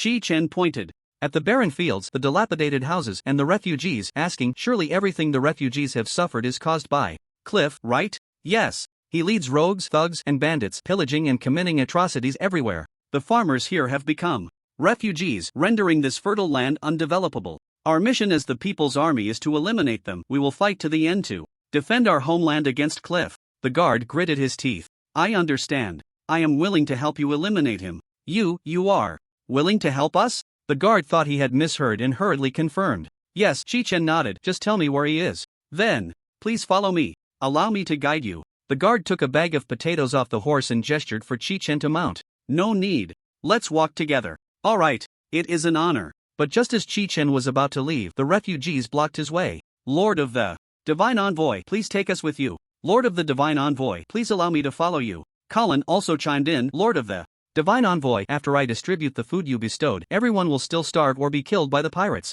I beg you to take us with you." Looking at these refugees and then at Mara, who had stood up holding a child, Chi-Chen sighed and asked, "Can they come along?" "They can, but..." The guard hesitated. "We do not have enough food to share with them." "I have it. I will take care of their food." At Chi-Chen's words, the refugees beside him were moved to tears. "Whoa, thank you, Lord of the Divine Envoy. I will follow you for the rest of my life and sing your praises." Hearing the cries of the refugees, the guard felt uneasy. "All right, although we have no food, our People's Army camp can provide them with shelter. Colin, hold on to those snacks." "Yes, Lord of the Divine Envoy." Unknowingly, Colin had become Chi-Chen's devoted follower.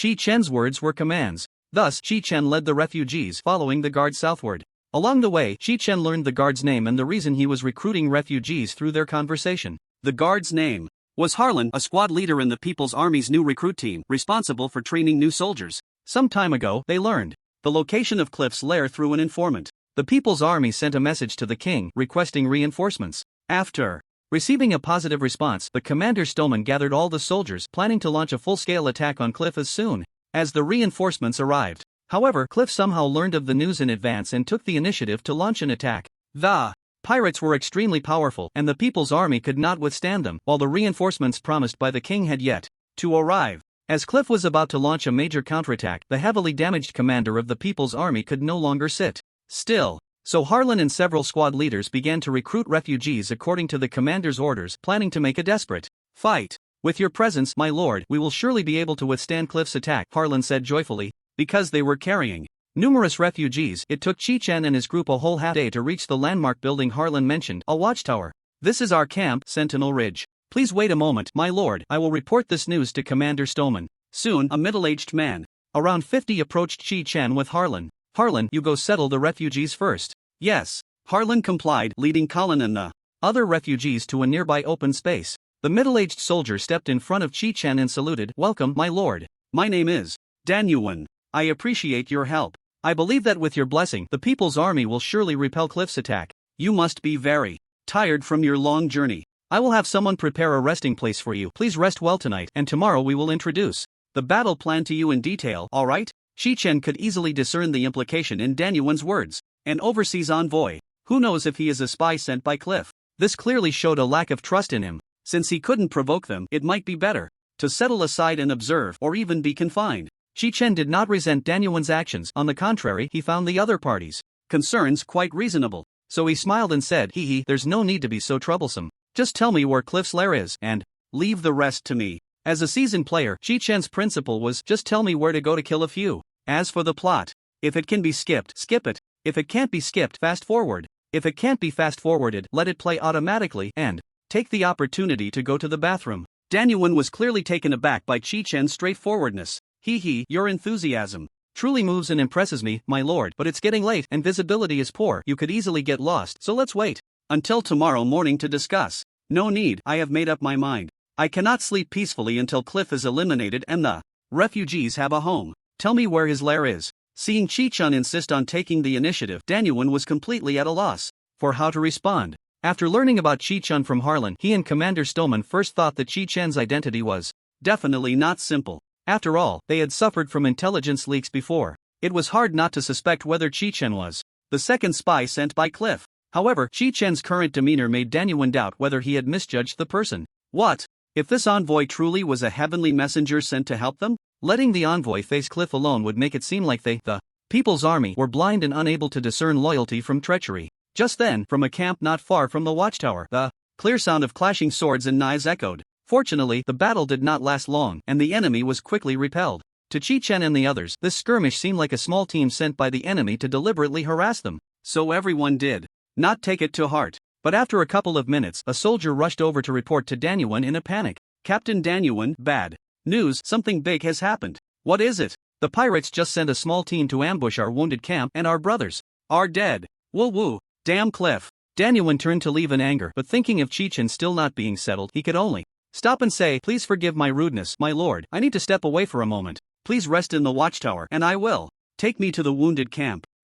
Now, immediately, right away. Oh, alright, please follow me. Danyuan suddenly remembered that Chi-Chen was a divine envoy and hurriedly led him to the wounded soldiers' camp. At this moment, Stoneman was looking grimly at the dead soldiers. He had just heard the sounds of battle and rushed over with his troops, but he didn't expect to be one step too late. The bandits had a clear objective: to kill the wounded soldiers and the military doctor before leaving. Such efficiency could only mean one thing. There was a traitor within the People's Army who understood the troop distribution in the camp. Arrest all the soldiers on duty tonight. I want to interrogate them one by one. Yes. The angry guards turned to capture the suspects, but just then Chi-Chen arrived and stopped the guards. Wait. Stoneman was very surprised by Chi-Chen's appearance. Upon seeing him, he quickly saluted. Divine Envoy, please forgive me for not welcoming you personally. He then cast an unhappy glance at Danyuan behind Chi-Chen. It's alright, you are all very busy, I understand. However, capturing the sentries right now might fall into Cliff's trap. Oh, let me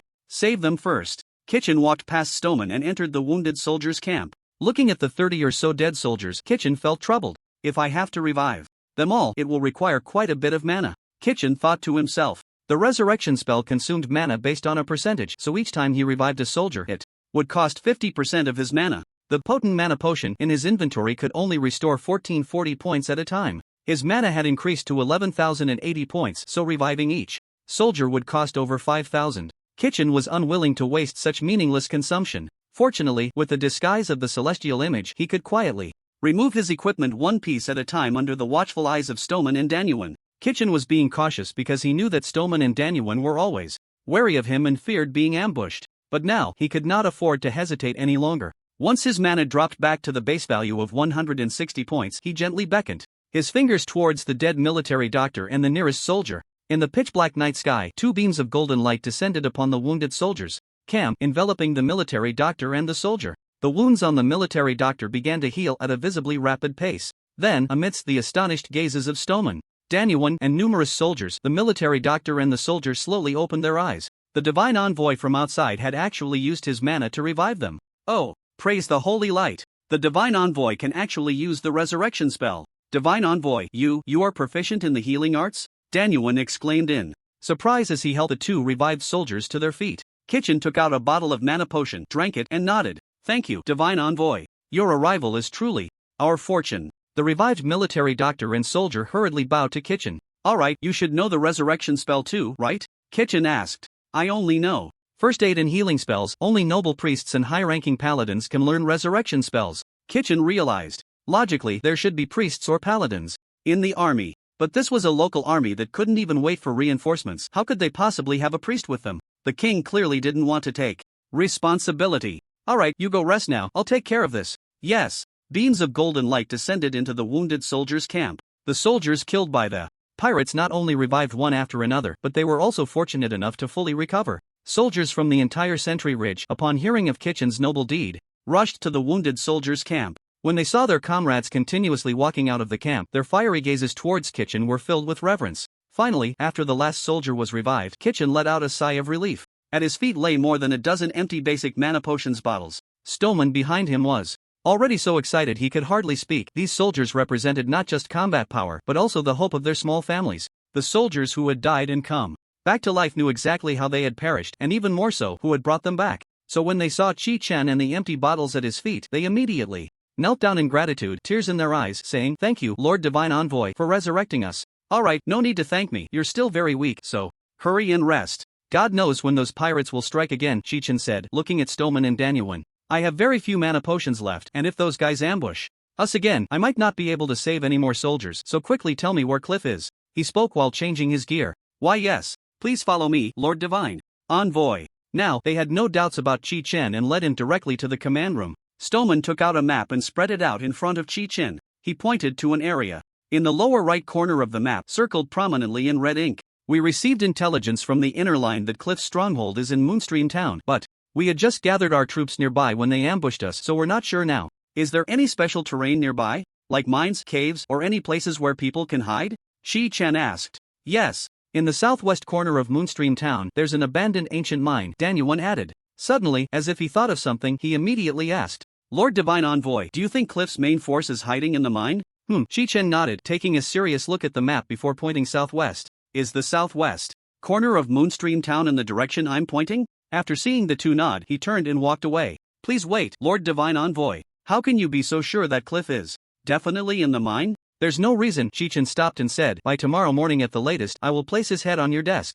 Chi-Chen walked out of the command room and disappeared into the vast night in just a few steps. Stoneman looked into the dark night and said, is the Lord Divine Envoy planning to eliminate Cliff alone? Thanks to Let's Play Cards 28 times a month, Invincible, and Blade Brother for pointing out my mistakes, and thanks to everyone who took the trouble to leave comments. Of course, I know there are many readers who saw this but forgave me, haha. I don't know if it was because of a cold or lack of sleep, but my mind felt a bit dull while writing these 2 chapters yesterday. That part of the plot was indeed quite dumbed down, so I revised this chapter and uploaded it again. If the comments get buried, I hope the 3 of you can understand. Quickly gather the troops, we can't let the Lord Divine Envoy fight alone. This is our battle. Stoneman looked at the vast night and immediately gave the order. Yes. Danyuan hurried to summon the soldiers. The news of Chi-Chen going to eliminate Cliff alone quickly spread through Sentinel Ridge. The soldiers he had resurrected became even more anxious upon hearing the news. They picked up their weapons, disregarding their captain's advice, and insisted on joining the fight. The Lord Divine Envoy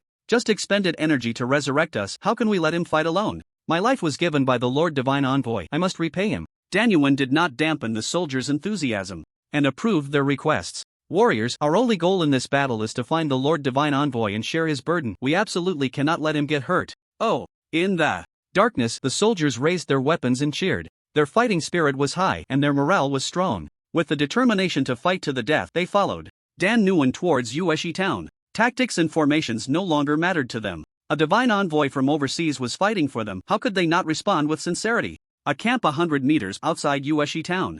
Chi-Chen, rushing here, saw the bandits resting around a campfire. Their laughter sounded particularly loud in the night. Clearly, these bandits believed the People's Army had been defeated and could not launch a night attack, so they had grown complacent. The radiant light from the glowing cloak was very conspicuous in the darkness. It wasn't until Chi-Chen entered the camp that the bandits noticed him. Enemy attack. Ah, these People's Army are really annoying. Swish, swish, swish. The bandits quickly grabbed their weapons, warily looking towards the moving incandescent light. But before they could figure out how many attackers there were, brilliant golden lights appeared out of nowhere, hovering above the heads of every bandit in the camp. Bang! As the golden light dissipated, the bandits all fell to the ground without a sound. The camp fell silent in an instant, except for the occasional crackling of the firewood. So weak. I thought they would be like the elite monsters on hero difficulty, needing 4 or 5 hits to die. Chi-Chen walked over to a bandit's corpse and bent down to search for items. However, after rummaging for a long time, he only found 2 copper coins. As for linen, wool, and other supplies, there were none at all. So poor. Chi-Chen shook his head in disdain and got up to run towards the brightly lit Yueshi town. Before long, screams began to echo through Yueshi town. The patrolling bandits on guard had no idea what was happening before Chi-Chen rushed into the town and killed them all. More bandits happily died peacefully in their sleep. At the same time, Chi-Chen found many female refugees locked behind iron bars in 2 large barns. Most of them were scantily clad, and upon seeing Chi-Chen, they huddled together and screamed in terror. Chi-Chen did not let them out but turned to leave. It was safer to keep them locked up than to let them run around. He would call the people's army to handle these matters tomorrow. By a water pool, Chi-Chen saved a male refugee who had not yet been executed. "Are you here to save us, divine envoy?" This refugee had just witnessed Chi-Chen's divine power firsthand. Hundreds of bandit bullies were swept away like fallen leaves, without even a hint of resistance. After casting a recovery spell on the weak refugee, Chi-Chen asked, "Do you know where Cliff and his pirates are?" I know. I'll lead you there right away." The refugee felt warmth spreading through his body and pointed to a house built against the mountain, saying, "It's in that house, there's a mine underground. Please follow me, divine envoy." Thanks to the glowing cloak providing light, the refugee didn't even need to light an oil lamp as he led the way. "You seem very familiar with this place." "Yes, my lord, I was captured to mine, so I know this place well. My friends and I planned to escape, but our plan was exposed, and that's how I got caught." But they hadn't gone far when they heard hurried footsteps echoing from the mine like rain. "Hurry, hurry! The People's Army has already entered Yueshi Town.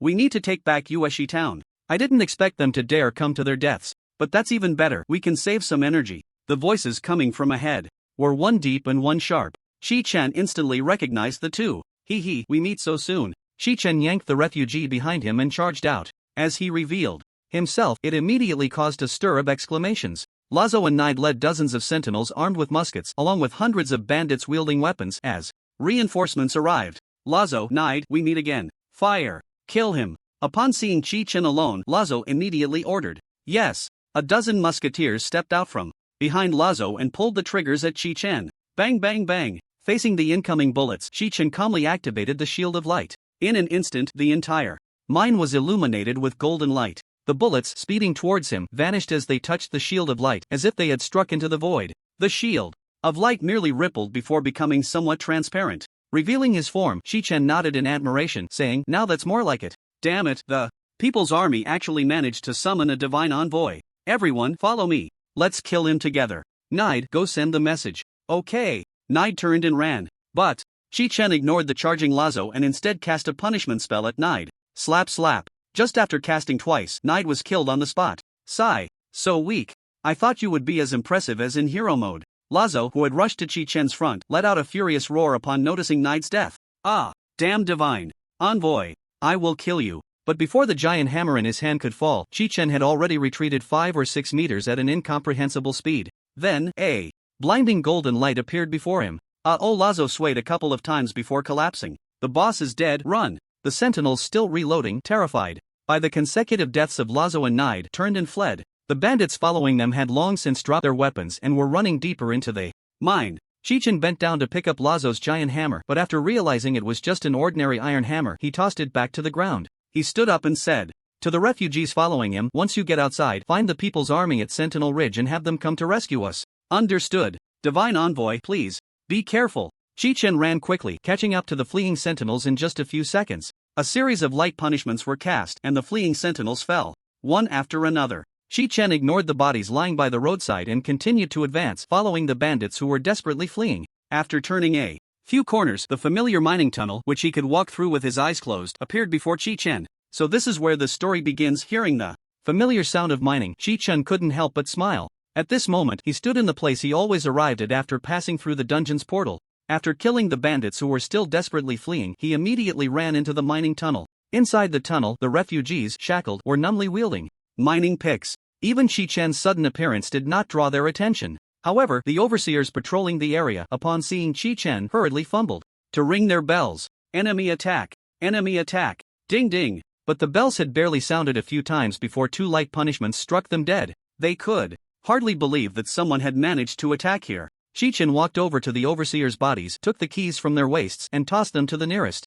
refugee. Unlock your shackles and escape. The refugee who picked up the keys quickly reacted and hurriedly crouched down to unlock them. Seeing this, Chi-Chen continued forward. When he entered the hall that was supposed to be guarded by Lazo, hurried footsteps sounded again ahead. Dozens of pirates and overseers armed with machetes and muskets rushed out, but before they could raise their guns, they were struck down by Chi-Chen's light punishments. In an instant, golden light descended, and screams filled the mining tunnel. Chi-Chen walked into the lumber area and found that the logging machine operated by night had not yet been assembled. The lumberjacks who would have thrown axes at him had now become refugees in shackles. When they saw Chi-Chen, they all dropped their axes and raised their hands high. Stay here and don't wander off. The People's Army will come to rescue you. After Chi-Chen left, one refugee picked up an axe and began to chop at the chains binding his feet. Clang! The rusty chains broke with a loud sound. Everyone, someone is here to save us. It's time to avenge our fallen brothers. Those who are not afraid of death, come with me. We can't let our hero fight alone, shouted a refugee, raising his axe.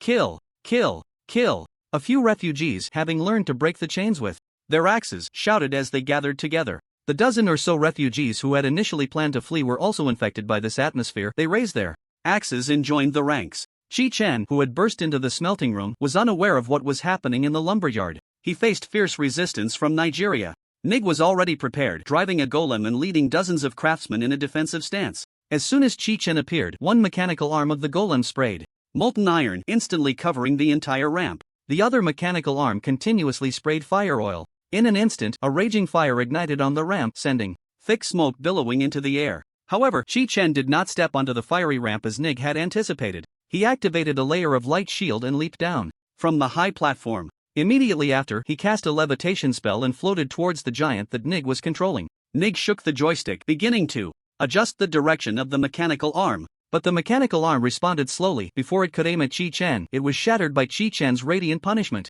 After Chi-Chen landed on the ground, the craftsman remotely controlled the puppets to attack him. Chi-Chen raised his hand to summon a dense nebula, instantly enveloping the entire smelting room. Under the bombardment of star fragments, screams filled the air. Just then, the iron door of the smelting room opened from the outside. A thick black mist surged in, leading hundreds of similarly mist-covered pirates. Charge! The pirates, shrouded in black mist, glared with blood-red eyes, resembling demons. They ignored the impact of the star fragments and swung their knives at Chi-Chen. The blade struck the light shield, instantly breaking through the protective barrier. Just as the blade was about to hit his body, the light shield expanded again, deflecting the descending blade. At the same time, Chi-Chen unleashed beams of radiant punishment. In an instant, brilliant golden light erupted above the heads of the corrupted pirates, illuminating the entire smelting room in gold. Following that, golden rods came crashing down. The black mist erupted from the bodies of the corrupted pirates. As it mingled with the black smoke on the ramp, it drifted along the mine tunnel. The pirates, stripped of their black mist, fell to the ground one after another. Cough! Cough! The refugees who had come to help in the passage were choking and coughing incessantly. Chi-Chen looked up at the sound of coughing and immediately scolded. Who told you to come? Get out! It's dangerous. Here! The refugees, seeing Chi-Chen unharmed and the bodies of the pirates, obediently left. Noticing the iron fist wrapped in black mist, Chi-Chen took the opportunity to rescue Nig and smiled instead of getting angry. They're all corrupted, huh? Hee hee, now this is getting interesting. Indeed, since stepping into Yueshi town, Chi-Chen had been astonished by this so-called creation difficulty. It was simply too weak. Those bandits, bullies, and even Lazo and Knight felt less threatening than the normal difficulty of Sinful Mind. Just as Chi-Chen was about to pursue, he was distracted by the blueprints on a table beside the smelting room. He picked up the blueprints and discovered they were the structural diagrams of the golem. The heart of the golem was a purple-painted sphere. In the annotations on both sides of the blueprints, there was a term that Chi-Chen read softly. Fine copper regulator? That was precisely the useless item he had tossed into a corner of his personal space. Could it be that there is an epic item in the heart of this golem? He glanced at the corpses of the pirates, then at the golem, and thought of Neg, who had been rescued by the heavy punch after being demonized. He hurriedly took the blueprint and climbed into the golem's cockpit. Inside the cockpit, Chi-Chen dismantled the dashboard according to the blueprint and indeed saw a rotating purple spherical object. After taking it out and summoning the panel, Chi-Chen found that there were no prompts. Never mind, I'll take it first. Chi-Chen tossed the blueprint and the purple spherical object into his personal space. Just as he jumped down from the golem, he stopped again. Can this be stored in the space? The moment he touched the golem again, a prompt popped up on the panel. Your permissions are insufficient to carry this item. Insufficient permissions? Chi-Chen's heart suddenly leaped with joy. Insufficient permissions, in other words, means it can be taken. The blueprint can be taken, that purple spherical object can be taken, and the golem can definitely be taken. I'll figure out this permission issue after dealing with Cliff. Chi-Chen no longer hesitated and rushed out through the iron door. After saving Neg, the heavy punch immediately ordered the demonized gunners to open fire. Upon seeing Chi-Chen rush out, unfortunately, as the first cannonball was fired, Chi-Chen had already boarded the deck via the gangway. He unleashed hundreds of beams of radiant punishment at the demonized pirates and gunners in his line of sight. Thick black smoke billowed up again, but it was all absorbed by the heavy punch. Standing at the back. Ugh! Intruder, die! Seeing the heavy punch charging at him, Chi-Chen was about to act when he suddenly felt the ground shake beneath his feet. He saw the oars on both sides of the warship begin to move. At that moment, Cliff's laughter echoed from the cabin. Very good. Today, I will use your blood to sacrifice for the ship's launching ceremony. Hundreds of demonized pirates rushed out of the cabin following the heavy punch to attack Chi-Chen. The warship moved slowly. The heavy punch led the demonized pirates rushing out of the cabin to launch an assault on Chi-Chen. The captain has ordered, use the blood of this divine envoy to sacrifice. Brothers, let's chop him into meat paste together. He raised his axe high, leading the charge. With the enhancement of the black mist, he ran extremely fast. Among the team behind him, the bodyguard captain holding a harpoon and also surrounded by black mist, along with the demonized Neg, mixed in with the demonized pirates, always ready to launch a sneak attack. Chi-Chen drank a strong mana potion to restore his mana while estimating the number of demonized pirates rushing in like a tide. He couldn't help but sigh in his heart. Who says villains are all fools, only sending their minions one by one? Cliff did not do that. Even if the enemy was just Chi-Chen, he did not underestimate him but sent out all his elite forces. With his mana fully restored, Chi-Chen discarded the mana potion. He quickly retreated to create distance from the pirates and summoned 27 nebulae in one breath. To deal with so many monsters, only the area attack skill, Starfall, could handle it. Whoosh, whoosh, whoosh. On the deck shrouded in black mist, shards of stars fell like rain, striking every demonized pirate. However, these demonized pirates had extremely high health points. Even if Chi-Chen emptied his mana to cast Starfall, he could not kill them immediately. Especially the heavy punch among the pirates, Neg, and the bodyguard captain. They continuously replenished their strength by absorbing the black mist emitted by the surrounding demonized pirates. While running on the deck, Chi-Chen took out a mana potion to replenish his mana.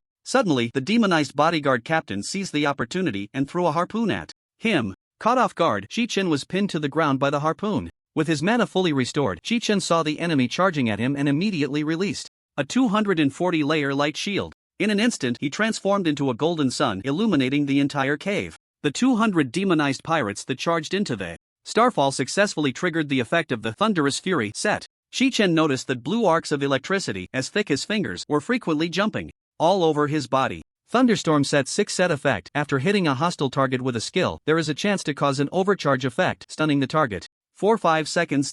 Each time these arcs jumped, the star fragments falling from the nebula would erupt with dazzling arcs of light. Nearly 100 demonized pirates, struck by the star fragments infused with arcs, fell into a stupor. Even Nige and the bodyguard captain stopped in their tracks, standing still. Those demonized pirates and heavy hitters who were not struck down by the star fragments, although they successfully surrounded Chi-Chen, could not break through the 240 layers of the light shield with their fierce attacks. Chi-Chen hid within the shield and took out mana potions to drink continuously. The last time he drank mana potions so desperately was when he was repeatedly crushed by nightmares. The nebula covering the deck of the warship quickly dissipated and then rapidly expanded again. Soon, half of the demonized pirates could not withstand the attacks of the falling star and collapsed to the ground dead. After their death, the black mist they emitted was absorbed by the dying pirates nearby. These weakened pirates, having received the replenishment of the black mist, became fierce once more, continuing their violent assault on the golden blazing sun. Just as the shield dissipated, revealing Chi-Chen's form, Nige and the bodyguard captain gasped in surprise. Zila! He transformed into a bolt of lightning, bursting out from the tightly packed circle of demonized pirates standing far away at the other end of the deck. Thunderstorm set 8 set effect. In battle, there is a chance to transform into a Thunderwalker, increasing movement speed by 55%, evasion by 15%, and attack and casting speed by 15%, lasting for 5 seconds. At this moment, Chi-Chen no longer resembled a cultivator at all. He was completely an elemental being condensed from arcs of electricity. Beneath his fierce, incandescent eyes was a gaping maw spewing arcs. Ha ha ha! The effect of the Thunderwalker is really impressive. 5 seconds passed quickly. Once he returned to his original form, Chi-Chen equipped the dagger fang of the serpent in the shield eternal tree bark for spirit form. The dissipated nebula reappeared above the deck, smashing down star fragments infused with arcs at the approaching monsters. At the same time, hundreds of white snake phantoms shot out from the dagger in his hand, biting towards the 3 small leaders and hundreds of demonized pirates. Fang of the serpent effect. After hitting a target with a skill, there is a chance to apply dream poison to the target, weakening them, reducing attack speed by 5% and movement speed by 5%, lasting 15 seconds, with a maximum of 5 layers. The white snake phantoms surged forth from the dagger like ripples, nullifying the speed advantage of the demonized army. The already sluggish demonized pirates fell into a stupor one after another. Seeing this, Chi-Chen immediately unleashed dozens of light punishments on Heavy Fist, Nige, and the bodyguard captain. The 3 small leaders, already low on health and slow-moving, were instantly killed by Chi-Chen. Zillalala! The arc suddenly erupted from Chi-Chen's body. Once again transforming into a Thunderwalker, he rapidly retreated while picking off the demonized pirates who were stopping to absorb the black mist. In less than a minute, all the demonized pirates on the deck were killed by Chi-Chen. The gathered black mist floated towards the cabin. Chi-Chen let out a sigh of relief and looked towards the cabin entrance, saying, "Cliff, are you still unwilling to show yourself? Then I'll go into the cabin to find you." A few seconds later, loud applause echoed from within the cabin. There stood Cliff, surrounded by swirling black mist, finally stepping onto the deck. Behind him followed the demonized Cookie. I didn't expect that this group of vermin from the People's Army could even summon a divine envoy. It truly exceeded my expectations. But this is merely a dying struggle. Now, let me personally send you off. Before he could even say the words set off, he saw a beam of radiant punishment, wider than the deck itself, heading straight for his forehead. The unscrupulous Chi-Chen directly emptied his mana, intending to take out this verbose villain in one blow. Snap! Ah! The black mist spewing out of Cliff dissipated like a punctured balloon. No! My captain! Cookie screamed in despair. Your acting is really poor. Seeing that there was no prompt on the interface, Chi-Chen knew Cliff wasn't dead. He then raised his hand to take out a box of cookies, ate 5 in quick succession, restoring his mana to 100%, and immediately activated the 220-layer light shield. How do you have the snacks I carefully prepared for the captain? Just as Cookie questioned him, a cloud of black smoke reshaped behind Chi-Chen. There stood Cliff, wielding 2 daggers, fiercely stabbing down towards the golden sun. The golden light of the sun dimmed instantly. I knew you would sneak attack from behind. Chi-Chen emptied his mana again towards Cliff behind him. Snap! Ah! Damn it! Cliff was hit by 506 beams of radiant punishment and once again turned into black mist. But at that moment, Cookie charged in with a burning stick. Rude human, answer my question. You are from Noisy. Chi-Chen tossed aside the mana potion in his hand and emptied his mana at Cookie. Snap! Cookie was instantly killed. A wisp of black mist floated out from Cookie's body, swirling on the deck. Chi-Chen hurriedly took out a mana potion and gulped it down. You shouldn't have killed him. The swirling black mist seemed to have found its destination, drifting towards the deck 10 meters away from Chi-Chen. A few seconds later, Cliff's form reassembled. No time to listen to your nonsense. Hurry up and die. As Chi-Chen discarded the empty bottle, he unleashed radiant punishment at the captain. Seeing the sudden burst of golden light, Cliff had already anticipated it and immediately transformed into black mist, dissipating on the spot. But Chi-Chen had also predicted Cliff's prediction, so this time he only unleashed 1 beam of radiant punishment. Ah! Despicable divine envoy! I will kill you! Cliff's furious roar echoed in the void. This time, Cliff was truly enraged. He reached out from the mast, aiming to stab Chi-Chen in the back. Chi-Chen had been waiting for this moment, so he was always alert to the movements behind him. The moment Cliff appeared, he activated a 10-layer light shield while striking at the black mist figure on the mast. This was the maximum number of shields that could be activated without obstructing his view. But just as the black mist was dispersed, before it could evaporate, another Cliff coalesced behind Chi-Chen. The dagger in his hand stabbed down forcefully. Thud! Chi-Chen's shield was pierced and blood gushed from his back. Damn! Chi-Chen was shocked. The damage from the demonized Cliff was so high that even a 10-layer shield plus 2,296 points of armor couldn't withstand it. He hurriedly cast 4 minor healing spells on himself and turned to empty the little mana he had left against Cliff. Snap! The Cliff that had turned into black mist from the punishment immediately dissipated. Taking the opportunity, Chi-Chen pulled out a mana potion. But before he could bring the potion to his lips, a chill came from behind again. Thud! Chi-Chen felt a coldness in his back and blood sprayed out once more. What? Chi-Chen, who had no mana, was alarmed and quickly turned around. Upon seeing Cliff's sinister grin, another chill ran down his spine. Another Cliff appeared behind him, stabbing fiercely with a dagger. To force me to use my ultimate move, deadly combo, you can be proud. Die, divine, Just as Cliff stabbed the dagger into Chi-Chen's back, Chi-Chen stood still, the surprise on his face replaced by a playful smile. A transparent golden shield appeared around him. After calmly drinking the mana potion in hand, Chi-Chen cast a light punishment at the three appearing cliffs simultaneously. Crack, crack, crack. Ah, the three cliffs shouted in unison before dissipating once more. Holy shield. Why do you have holy shield? Because I'm afraid of dying. Indeed, the necklace he took from Shi Mingjie was what protected Chi-Chen from a fatal blow. Holy Shield Amulet. When receiving fatal damage, it triggers the power of the Holy Shield, making one immune to all physical and magical damage for 10 seconds. 10 seconds is short, but enough for Chi-Chen to recover his mana and strike Cliff twice. It must be said that the Cliff in creation mode is truly powerful, far exceeding Chi-Chen's expectations. This time, Cliff did not solidify his form but transformed into wisps of black gas and fled into the cabin. It seems that the ultimate move he just used consumed quite a bit of energy. Chi-Chen hurriedly followed and cast light punishment at the wisps of black gas. Crack, crack. The screams of Cliff echoed in the void. Chi-Chen unleashed a barrage of attacks on the black gas, directly dispersing it. Noticing the wisps of black gas slipping through the gaps in the deck, Chi-Chen descended layer by layer down the stairs. Finally, upon entering the bottom layer of the ship, he saw 40 demonized sailors rowing the oars. These demonized sailors had stopped their movements, allowing the black gas to be absorbed by the captain. There, at the end of the bottom layer, Cliff's true form opened his eyes. Chi-Chen snorted coldly and instantly killed the 40 sailors. While drinking the mana potion, he charged towards Cliff. Seeing this, Cliff also transformed into black gas and charged out. Chi-Chen directly activated the 224-layer light shield, and the golden sun instantly illuminated the cabin. Then, he drank another strong mana potion, filling his mana to the brim. The 25-layer nebula unfolded, instantly shrouding the entire cabin. However, hidden within the light shield, Chi-Chen, who had refilled his mana, did not hear any movement. Cliff did not launch an attack against him. The nebula rolled, but there was no sound of fragments falling. This indicated that Cliff had not revealed himself. It's indeed more interesting to fight like this. Continuously battling dummies in the dungeon will make one dull. Chi-Chen instantly guessed Cliff's thoughts, knowing that Cliff was waiting for the right moment. The moment the light shield disappeared, he would strike. In his black gas state, Cliff could ensure he wouldn't be attacked by the star fragments. A few seconds later, the nebula dissipated. Chi-Chen activated a 10-layer shield 5 seconds before the light shield disappeared, ensuring he could still see outside after the 224-layer light shield vanished. Sure enough, the moment the shield disappeared, Cliff launched an attack against him. The brilliant light punishment instantly illuminated the entire cabin. Ignoring the light punishment cast by Chi-Chen, Cliff, after being dispersed by the punishment, transformed into an afterimage, raising the long knife formed from black gas and slashing at Chi-Chen's neck. Bang! Cliff's afterimage completely dissipated after passing through Chi-Chen's body. But at the same time, the 10-layer light shield that had absorbed the damage also vanished, causing Chi-Chen to be decapitated. Put! A fountain of blood sprayed from his neck, painting the wooden ceiling of the bottom cabin red. Thud!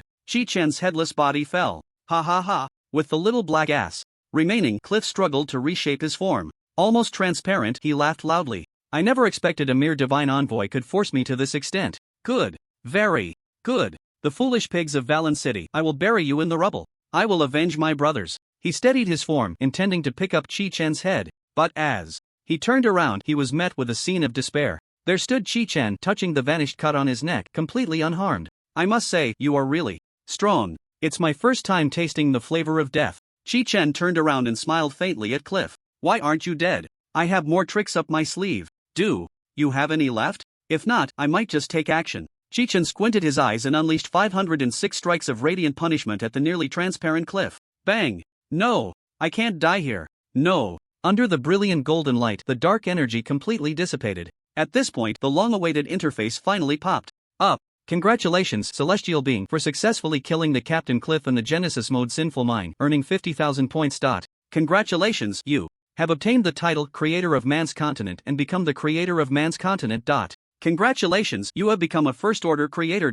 Promotion. Progress 1/2. You can choose to activate or hide this title in the Character Attribute panel.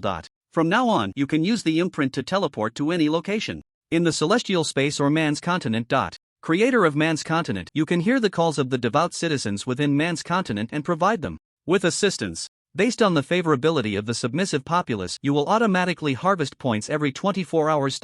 When your citizens' favorability is friendly green, you will earn 1 point, respectful pink earns 2 points, reverent red earns 3 points, worshipful gold earns 5 points. Note, there is no upper limit to the number of citizens. You have learned the exclusive passive skill Darkness Rising of Man's Continent. Darkness Rising passive skill level 1. After hitting a target with a skill, the creator will be shrouded in negative energy, dealing 1% of maximum mana as magic damage to non-friendly targets within a 3-meter radius every second and providing the creator with 1% movement speed. The effect lasts for 5 seconds and refreshes the duration upon hitting a target. Note: upgrading. This skill requires skill points and will not occupy promotion progress. The Sinful Mind dungeon has been sealed. Seal release condition: the creator is erased by the celestial space. Starting to synchronize the time flow between the two realms. Creator, citizens, passive skill, seal. What have I done? Chi-Chen looked at the overwhelming amount of information, momentarily unable to digest it. Unbeknownst to him, the celestial beings in the celestial space were also dumbfounded at this moment. Hello, dear readers, thank you for following along until now. First, I kneel in gratitude for the gifts from the big shots. I never expected this book with a rating of 5.6 to receive so many gifts. I am a very clumsy web writer. I don't dare to call myself an author. I don't have many hobbies, just enjoy reading web novels or playing games in my spare time. But my writing skills are limited and the stories I come up with have too many flaws, leading to various criticisms of my writing. So, when I saw bubble tea, urging symbols, likes, love letters, and flowers among the rewards, I was overwhelmed and felt immense pressure. This useless person truly doesn't deserve these gifts. I write this just for fun. I'm not being hypocritical, these are my honest feelings. Just having readers and comments makes me very happy, especially encouragement and praise. If you feel that my writing is decent, just give me a free power-up. If you find plot holes or moments of stupidity, please criticize and point them out. If I can fix them, I will do so as soon as possible. If I can't, I'll just let it be. There's really no need for insults. If you don't like it, just block me or delete the book. Alright, I won't waste more words. Good night, everyone. I need to hurry and sleep. The weather is getting cooler, so everyone take care to keep warm. At the moment Chi-Chen killed Cliff, two celestial beings who were arguing in the space were drowned out by the sudden announcement from the celestial space. The first floor of the dungeon's Sinful Mine has been successfully sealed. Please proceed to other dungeons for challenges. Conditions for unsealing Sinful Mine: the creator must be erased. Just 2 short sentences plunged the entire sky space into a prolonged silence. Teleport to the instance area Sinful Mine, a skydweller said softly. Instance Sinful Mine not found. Please confirm the teleportation location first. What? Can't even teleport? Then, teleport to the instance area Dark Abyss, the skydweller said anxiously. Whoosh! As soon as he finished speaking, he vanished from his spot. Dark Abyss is the first layer of the instance area, the closest instance to Sinful Mine. When he reappeared, he found himself standing at the entrance of the first layer instance. He was still 700 or 800 meters away from Dark Abyss. It turned out that the entire first layer of the instance area was already crowded with skydwellers who had arrived earlier to check the situation. Among them were quite a few high-level skydwellers. They were struggling step by step through the crowded group towards Sinful Mine. Outside Sinful Mine, hundreds of low-level skydwellers who had been spat out by the mine were standing around. Is Sinful Mine undergoing an upgrade? What happened? We were just halfway through and we got kicked out? Has anyone encountered this situation? Our team just killed Cliff. We haven't even picked up the gear yet. So frustrating, I want to cry even more. I finally hired a second-tier Gigi, and I've already paid in sky coins. Damn! What the hell happened in this cursed mine? A hot-tempered first-tier skydweller angrily charged at Sinful Mine. Just as he was about to crash into the void vortex portal of the instance, he was knocked back by a transparent barrier. Then, a golden light descended from the dome, enveloping Sinful Mine. To the skydwellers, it looked like an artifact displayed under glass in a museum. It could be observed but not touched. Soon, 5 high-level skydwellers finally squeezed to the front of the mine. One of them, a blonde white man in a suit, directly teleported away after seeing the changes in the mine. Shortly after, his voice echoed in the sky space. I am John Wick from the United States, inviting the creator to meet at Trade Zone 655-3728. Interesting. Could this mysterious creator not be one of your people from the United States? Of course, I hope the creator comes from my country so he can enjoy the best treatment in the world. The best treatment? Are you talking about the suicide method of being shot in the back 8 times? The United Arab Emirates, Hassan, sincerely invites the creator to meet. But no matter how lively the sky space was, Chi-Chen, as the creator, did not hear it. At this moment, he was studying the changes in the interface. The most noticeable change on the main interface was the current time displayed in the middle at the top, which had changed from 1 line to 2 lines. The first line was current time in sky space, and the second line was current time in Man's Continent. The Man's Continent, originally at midnight, had synchronized with the sky space and changed to 12:37 p.m. This change surprised Chi-Chen slightly, but he quickly understood. No wonder old Yen hasn't called me for dinner in so long. It turns out that only an hour has passed in the sky space. This different flow of time is truly fascinating. However, what interested him more was the newly added creator module in his personal information. After hiding the title of creator, Chi-Chen saw the tier of the creator. First tier creator 1/2 2. Level up, I need to clear another instance? Chi-Chen knew he wouldn't come up with any ideas in a short time, so he began to carefully read the detailed description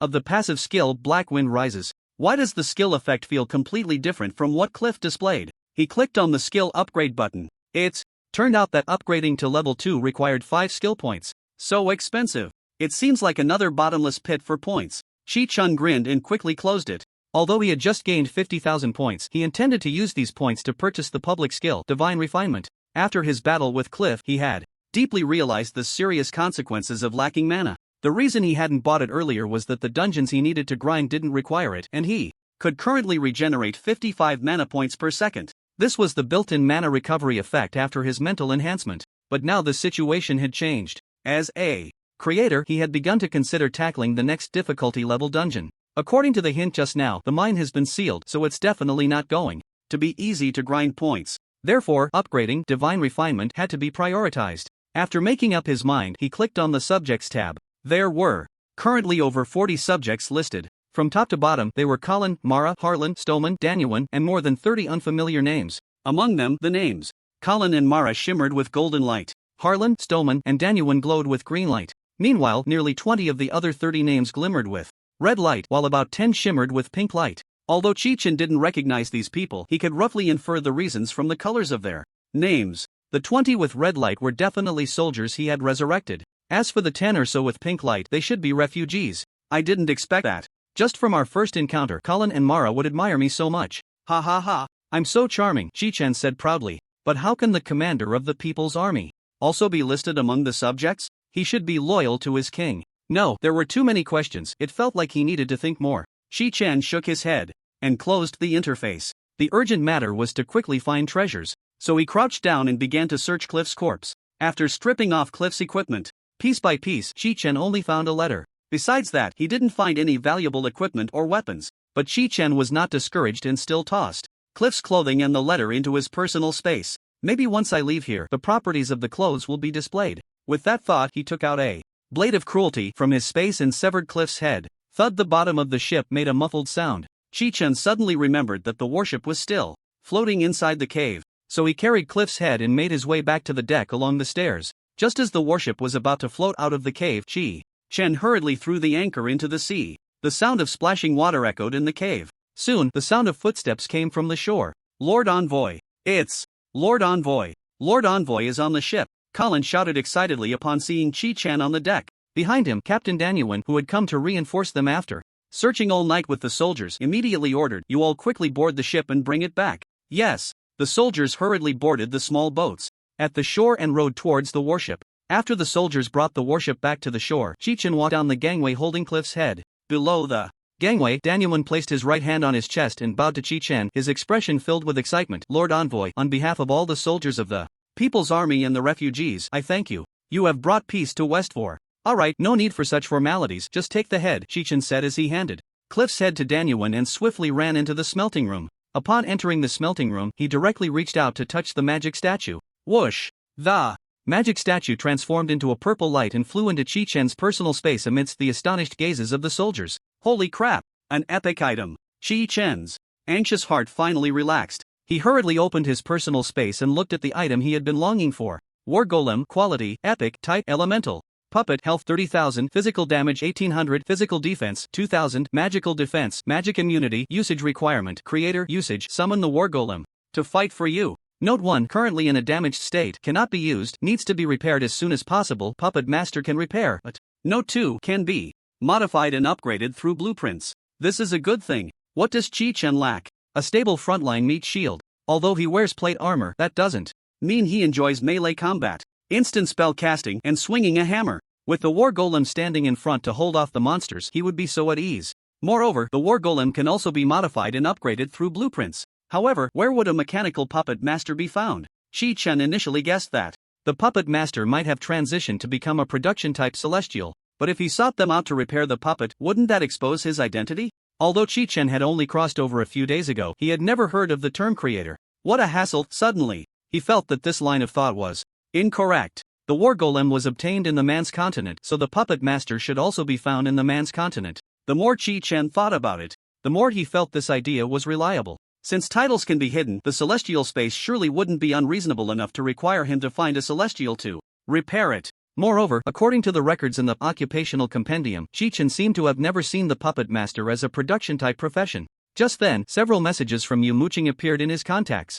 Chi-Chen, where are you now? Hurry to the principal's office. Why can't I invite you to join the team? You aren't teaming up with strangers, are you? Hurry and exit. Don't team up with strangers. Where are you right now? Tell me your coordinates, I'll come find you. Seeing these messages, Chi-Chen's hair stood on end. Oh no, he had lingered in the man's continent for too long. He needed to leave quickly. But leaving in front of the people's army and soldiers like this wasn't very appropriate. So, he found Danyuan on the deck of the warship directing soldiers to move the pirate corpses. Your Excellency, do you have any instructions for me? Danyuan had already wrapped up Cliff's head and respectfully bowed to Chi-Chen. Danyuan, I fought all night and am very tired. I want to go to the captain's cabin to rest for a while. Yes, I will send someone to clean the captain's cabin for you right away. No need, I can tidy it up myself, just keep the noise down. Understood. Colin, who was moving the corpses, immediately walked over to Chi-Chen. Your Excellency, please allow me to guard you. I promise I won't let them disturb your rest. That would be fine. Colin's favorability towards Chi-Chen had reached a level of admiration. With him guarding, Chi-Chen felt very at ease. So, Chi-Chen took out a box of cookies and said, I will be sleeping for a long time. If you get hungry during this time, you can have some snacks. No need, my lord, I have potatoes. Alright, then I will go rest for a bit now. After nodding to Danyuan, Chi-Chen quickly walked into the cabin. Just at that moment, Yu Muqing sent over a dozen more messages. After closing the door to the captain's cabin, Chi-Chen placed the necklace into his personal space and then touched the seal to return to the celestial space. When his vision returned, he was stunned by the scene before him. The first floor of the instance was filled with celestials. Suddenly, Yu Muqing's invitation to team up flooded the entire main interface.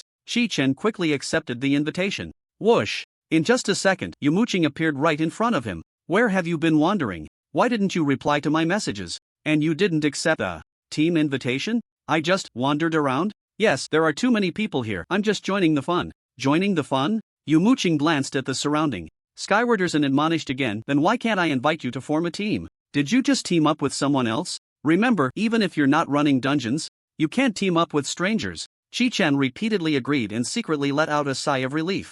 At the same time, he caught two key pieces of information from Yu Muqing's words. First, when she was in the skyward space on man's continent, Yu Muqing couldn't initiate a team invitation. Second, Yu Muqing couldn't see his location through the contacts. The format for friends in the contacts is skyward name, nickname, plus rank plus current location. Since Yu Muqing never mentioned the mine, it meant that the location she saw for Chi-Chen in the contacts must be the skyward space. Hurry back to the principal's office with me. The principal has been waiting for you for half a day. Okay. The two figures disappeared from the skyward space. After returning to the real world, Chi-Chen jogged to Chi-Chen's office. At that moment, only Yu Muqing and Chi-Chen were in the office. Chi-Chen, were you running the mine this morning? Yes, after finishing the heroic difficulty, I was going to the trade area to sell equipment. But the equipment from heroic difficulty can't be sold. The equipment dropped from heroic difficulty is soulbound.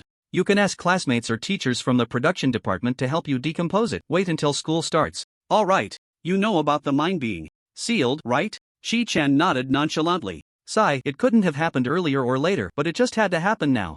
Chi-Chen rubbed his forehead and continued, so I called you here to modify your promotion plan. How many points do you have now? Over 140,000, including the 50,000 points from the creation mode. Reward, Chi-Chen actually had 192,625 points, but since he had already used those 50,000 points, he deducted them directly. Sigh. Chi-Chen sighed again. Chi-Chen's efforts made this old man feel pained. Chi-Chen, exchange your attribute points to promote to the second rank. Tonight, I'll personally take you to familiarize yourself with the second floor of the dungeon area. Chi-Chen was very decisive. Shortly after the mine sealing incident occurred, he had already devised a response plan. This decision even surprised Yu Muqing, who was beside him. Promoting to the second rank?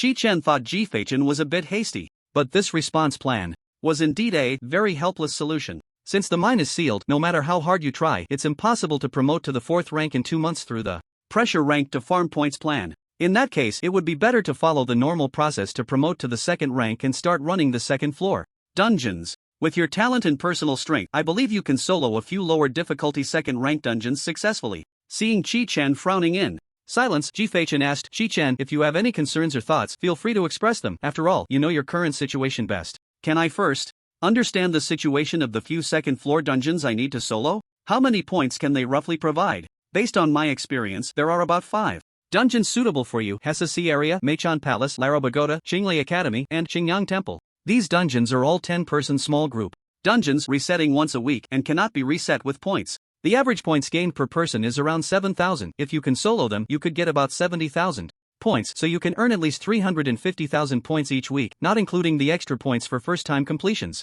However, these dungeons generally require at least a day to clear, and some inefficient 10-person teams might not finish in 2 days. If you solo, you might need even more time in the early stages. Hearing Chi-Chen's explanation, Chi-Chen fell into deep thought again. To be honest, earning 350,000 points in a week is indeed a bit too little. That's right, if he were to solo the Sin mine, he could easily gather enough points in 2 days without overexerting himself. However, the mine has been sealed by the firmament, making such comparisons meaningless now. Principal, how many days are left until the reset of the second-level team dungeon? It resets every Tuesday at noon, so it just reset yesterday. There are still 6 days left. Then, does the second-level dungeon have a team mode with hero difficulty? The second-level dungeon does not, but the third-level dungeon does. You don't need to worry about that right now. Oh, Chi-Chen suddenly had a bold idea, one that had already taken root before he left the man's continent. Principal, can I clear all the normal modes of the first-level dungeons before leveling up to the second tier? As soon as he said this, both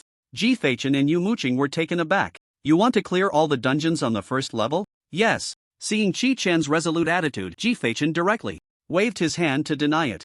Chi-Chen, do you know how many dungeons there are on the first level? 980. Oh no, wait, there are still 979 left, and if we subtract the Nightmare Cave, there are 978 left. Correct. There are still 978 left. Assuming it takes 10 minutes to clear one dungeon, of course, some dungeons are very simple, and you might not even take 5 minutes, but let's estimate it at 8 minutes per dungeon. For 978 dungeons, if you don't eat, drink, or sleep, you would need to continuously grind for 130 hours to finish. That's 5 days. Moreover, the points from these dungeons aren't much, more than half of them would only yield around 60 points when cleared, including the bosses. Even if you solo them, you would only get about 300 points. In total, that's not even 300,000 points. As Chi-Chen spoke, he repeatedly drew circles in his notebook. That's right. He had already calculated this number before Chi-Chen came to his office. That's why he decided to let Chi-Chen level up to the second tier and grind in the second level dungeons. Continuing to have Chi-Chen circle around the first level dungeons would indeed be a waste of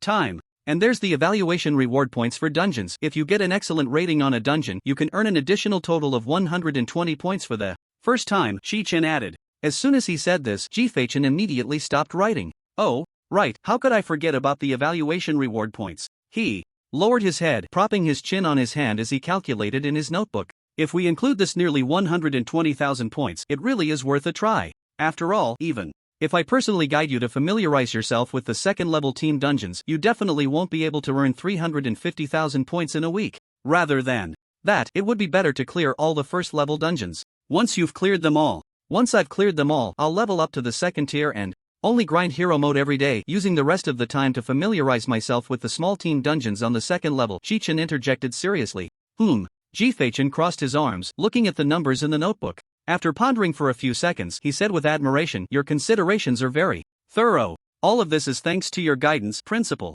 Ha, you little rascal.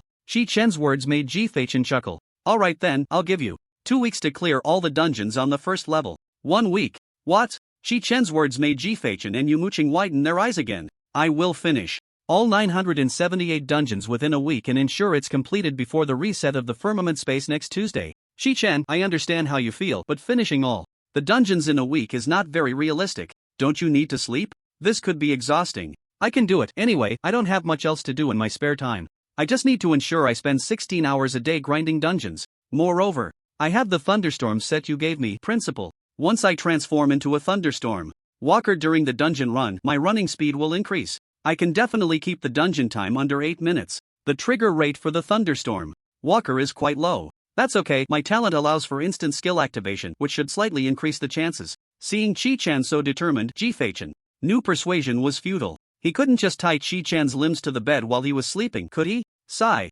After a long sigh, Chi-Chen admired and felt sorry for him, saying, it's great that you have such ambition, but you still need to pay attention to your rest, your life is your own. You are important too. Longhua. Don't worry, principal, I know. The reason Chi-Chen was doing this was that he had his own plans. Was he tempted by the points from the 980 ordinary dungeon evaluations? Yes, but that wasn't all. What Chi-Chen craved were the worlds behind the 980 creation difficulty levels. That's right. Chi-Chen's ambition was enormous, so big that he wanted to conquer all the exclusive skills of the 980 worlds on the first level. He chose to take them all. What about others? You say other. Skywalkers can't improve without dungeons? Sorry, Chi-Chen never considered anyone else. As for Dan Liang, if he doesn't make a name for himself, he can just offer some resources in the future. Chi-Chen was willing to bear the hardships of the sky space alone. The sky space, where corpses could vanish in an instant, was far too dangerous. Wouldn't it be better for others to return to the real world, spend more time with their families, and enjoy 100 years of life? Thinking of this, Chi-Chen felt his image grow even taller. His selfless dedication and fearless spirit truly deserved to be praised by the world, who says only those standing in the light are heroes. Seeing Chi-Chen's mind made up, Chi-Chen no longer insisted. Alright, you can run the dungeons at your own pace, I have a lot to deal with this week. As well. Chi-Chen felt a headache coming on when he thought about the matter concerning Mingxia. It's already this late. Teacher, you and Chi-Chen should hurry and eat. Alright, in the afternoon, you need to inform your class's students to come to school tomorrow. There's a meeting for all second-year teachers. At 3:30, don't forget. Don't worry, principal, I'll notify everyone. After Chi-Chen and Yumuching left, Chi-Chen slumped in his chair. Why does everything have to be crammed together? After leaving the principal's office, Yumuching had Chi-Chen go to the delivery room to pick up the Dragon Nation phone. When Chi-Chen happily arrived at the cafeteria with the phone, he saw Yumuching devouring her food, eating in a wild manner, completely lacking any ladylike image. Hurry up and eat, cough. After finishing 3 bites of rice and 2 sips of seaweed soup, Yumuching rubbed her belly and said, You can eat slowly, I have things to do. Oh, remember, absolutely do not team up with strangers. Next time I contact you, you must reply immediately. Don't worry, old class. Hand over the phone first, let me note down your number. Chi-Chen quickly handed over the phone. Yumuching took the phone, rubbed it a few times, and exclaimed, This new phone is amazing. If you like it, feel free to use it. I can just buy another one. Humph. Yumuching smiled appreciatively. After a flurry of finger movements, she saved her contact information in Chi-Chen's phone and then stood up, saying, After you finish eating, take a break before going to the sky space. Don't tire yourself out. Okay. After watching Yumuching leave, Chi-Chen unlocked his phone and opened the contacts. He saw that the name Yumuching saved was the most beautiful teacher at Han City No. 1 High School. Wow. Chi-Chen closed the contacts, opened the phone browser, and downloaded the Dragon Nation Skywalker Information Data Center application. Eating alone is boring anyway, so it's just right to look at my phone to pass the time. After the installation was complete, Chi-Chen opened the program and began to register his personal information. Since the Skywarders Information Data Center is connected to the national database, only registered Skywarders can log in. He pulled out his ID card from a worn-out card holder, entered his personal information according to the prompts, and selected Submit. Personal information not found. Registration failed. Registration failed? Chi-Chen thought he had entered the wrong number, so he tried twice more, but the result was still the same. Could it be that my personal information hasn't been uploaded by the school yet? Chi-Chen felt this was very likely. After all, he had just changed jobs a few days ago, and with so many job changers nationwide, it was quite normal for his information not to be recorded by the state. So he opened the Dragon Country Skywarders Club, a communication platform spontaneously established by civilian Skywarders. In fact, this communication platform has 2 versions, one international and one domestic. Chi-Chen could download the domestic version. If he wanted to download the international version, he would need to use third-party software. But Chi-Chen felt the domestic version was sufficient. All he wanted to find was the dungeon information of the Skyward space. Although the Dragon Country Skywarders Elite Community claims to be an elite community, the registration process is extremely simple, allowing anyone to view it. You only need to create a username and password without even needing a phone number. This has led to a plethora of false information flooding the community. Skywarders need to rely on their personal experience to judge whether the information is true and accurate. After completing the registration, Chi-Chen intended to enter the dungeon area column but was instantly captivated by the current hot topics. What is a creator? How do creators appear? What I want to know most right now is, what is the true nationality of the creator? I hope they are from the Dragon Country.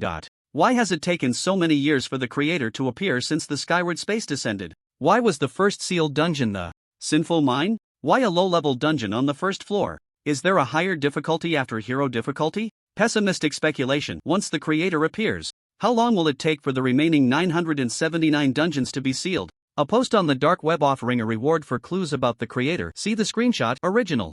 Link attached. Let's gossip together. Who is the first to worry about the appearance of the creator? The creator should announce the method to activate the creator mode for the benefit of all Skywarders. Friends who support this view, please push this post to the Hot Topics. Chi-Chen flipped through more than 10 pages of Hot Topics with great interest. As expected, all the trending words were about the creator. With such a big impact, I definitely can't expose myself. You want me to share? Share with your mother. Chi-Chen exited the current Hot Topics and clicked on the dungeon area column to find fast farming strategies. Right now, he just wanted to quickly conquer the 980 creator worlds on the first floor of the dungeon area. When the number of subjects reaches 1 million, he can just lie back and earn points. At that moment, Chi-Chen noticed a student walking towards him. He put away his phone and turned to look, discovering it was Shan Liang. You came to eat so late? Shan Liang sat down across from Chi-Chen with a tray. Yeah, why are you just eating? Farming dungeons, Shan Liang said while eating. Have you heard about the mine being sealed? Yeah, we can't rely on the mine to farm points anymore.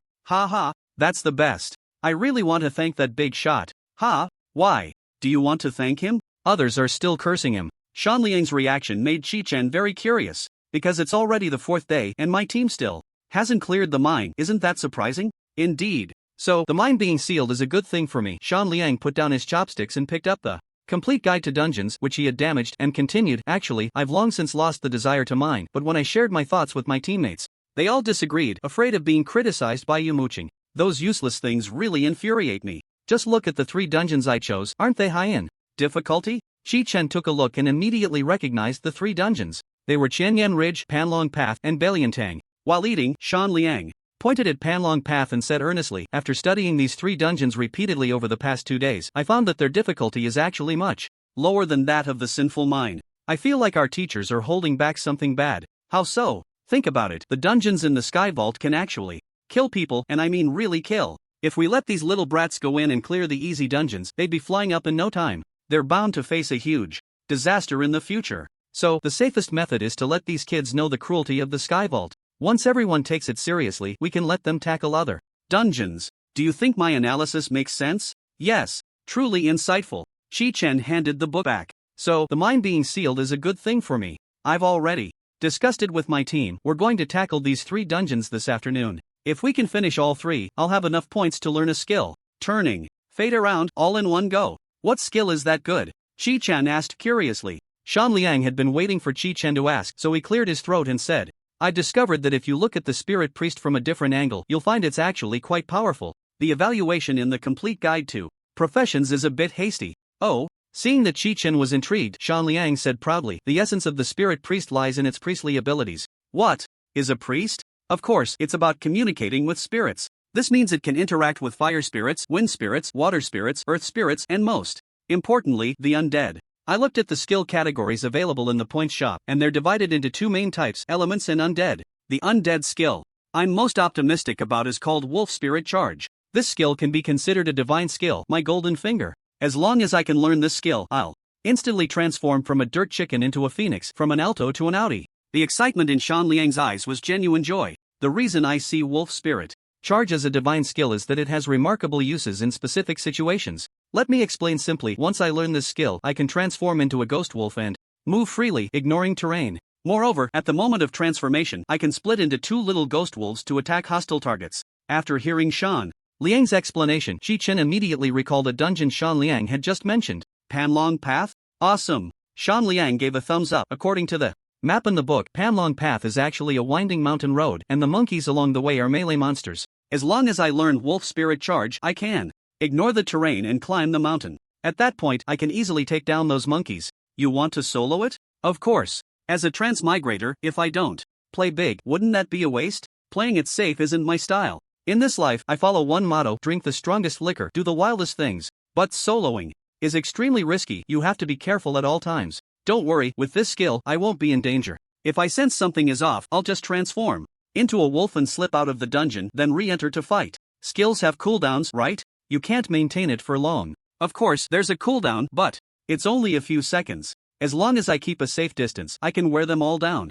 Do you have enough mana potions? Should I give you some? I have enough for now. I've quietly saved up over 50 bottles. Keep it for now, I'll let you know if I really need it. Actually, being a pastor isn't easy either, so it's good to have some backup. Once I take off, I'll take you to grind the Panlong Road. I swear I'll be grinding that for 10,000 years. Even the Buddha wouldn't be able to. Help! Seeing that Shan Liang had finally found a way, Chi-Chen felt happy for him. He pondered for a moment and made a decision in his heart. He would postpone the creation difficulty of the Panlong Road for a while, allowing Shan Liang to develop to the second tier first. There are 980 dungeons on the first level. Even if he did one creation difficulty a day, it would take a long time to finish. I told you before, right? I enjoy the process of going from 0 to 1, it's very fulfilling. Noticing Chi-Chen frowning and not speaking, Shan Liang mistakenly thought he had said something wrong, so he hurriedly explained, don't misunderstand. What I mean is that I like the process of struggling from having nothing to having everything. I just like to challenge myself, not. Hearing Shan Liang's explanation, Chi-Chen's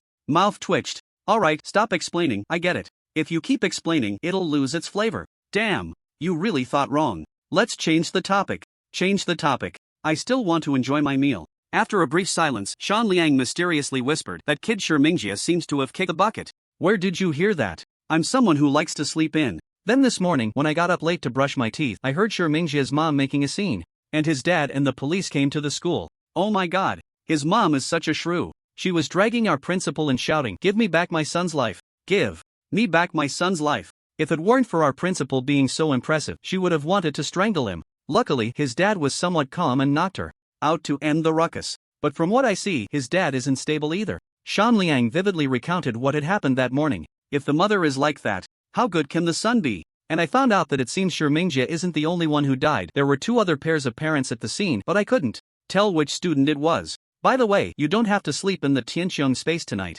I still prefer to sleep on the floor in the Tianqiong space. Why? No mosquitoes, no cockroaches. Damn, that's brilliant. After finishing their meal, Chi-Chen decided to return to the Tianqiong space to start clearing the 978 dungeons on the first level. Standing in the square, he recalled what Shan Liang had just said and secretly felt relieved that he had cleaned up everything back.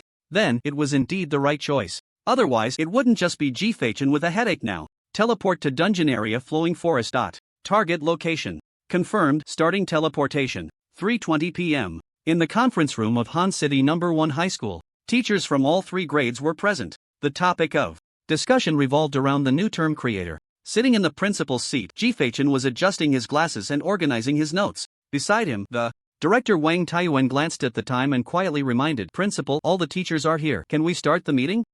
Let's begin." Good. Wang Taiyuan pressed the microphone power button and a harsh buzzing sound filled the conference room. The reason for calling all the teachers here today is that a serious incident has occurred in the Tianqiong space that significantly affects our teaching work at No. 1 High School. I'm sure you've all heard about it, right? Seeing the teachers nodding one after another, he continued, so today's meeting will focus on the teaching tasks moving forward. Now, I'd like to invite Principal Ji to speak. Wang Taiyuan pushed the microphone in front of Chi-Chen. Due to the urgency of the situation, I'll get straight to the point. The main reason for gathering all of you today is to address the issues arising from the sealing of Sinful Mind. Teacher Mo Chunlan, how much material do you currently have in reserve and how long will it last for the newly transferred production system students in the second year? Mo Chunlan is the homeroom teacher of Class 1 in the second year of high school, and she is also the head of the production department for the second year students. All the materials needed for the students in the production department to advance their ranks are kept by her, including the materials received yesterday from teachers Yumuching and Jiangyi. If we divide them according to the number of students in the second year production department, the current stock is barely enough for them to advance to the first rank. Is it only enough for the first rank? Chi-Chen pondered for a moment and said to the head of the third year production department, Teacher Tang Chi, how many materials suitable for second year students' rank advancement do you have? I remember that there aren't many students in this graduating class who have transitioned to the production department. I handed over these materials to Teacher Mo before graduation. Chi-Chen fell silent. It was clear that the worst-case scenario had already occurred. Teacher Mo, go to the Sky Vault space now and seize all the consigned materials in the trade area, no matter the cost. I will have Director Wang send you the Sky Vault coins.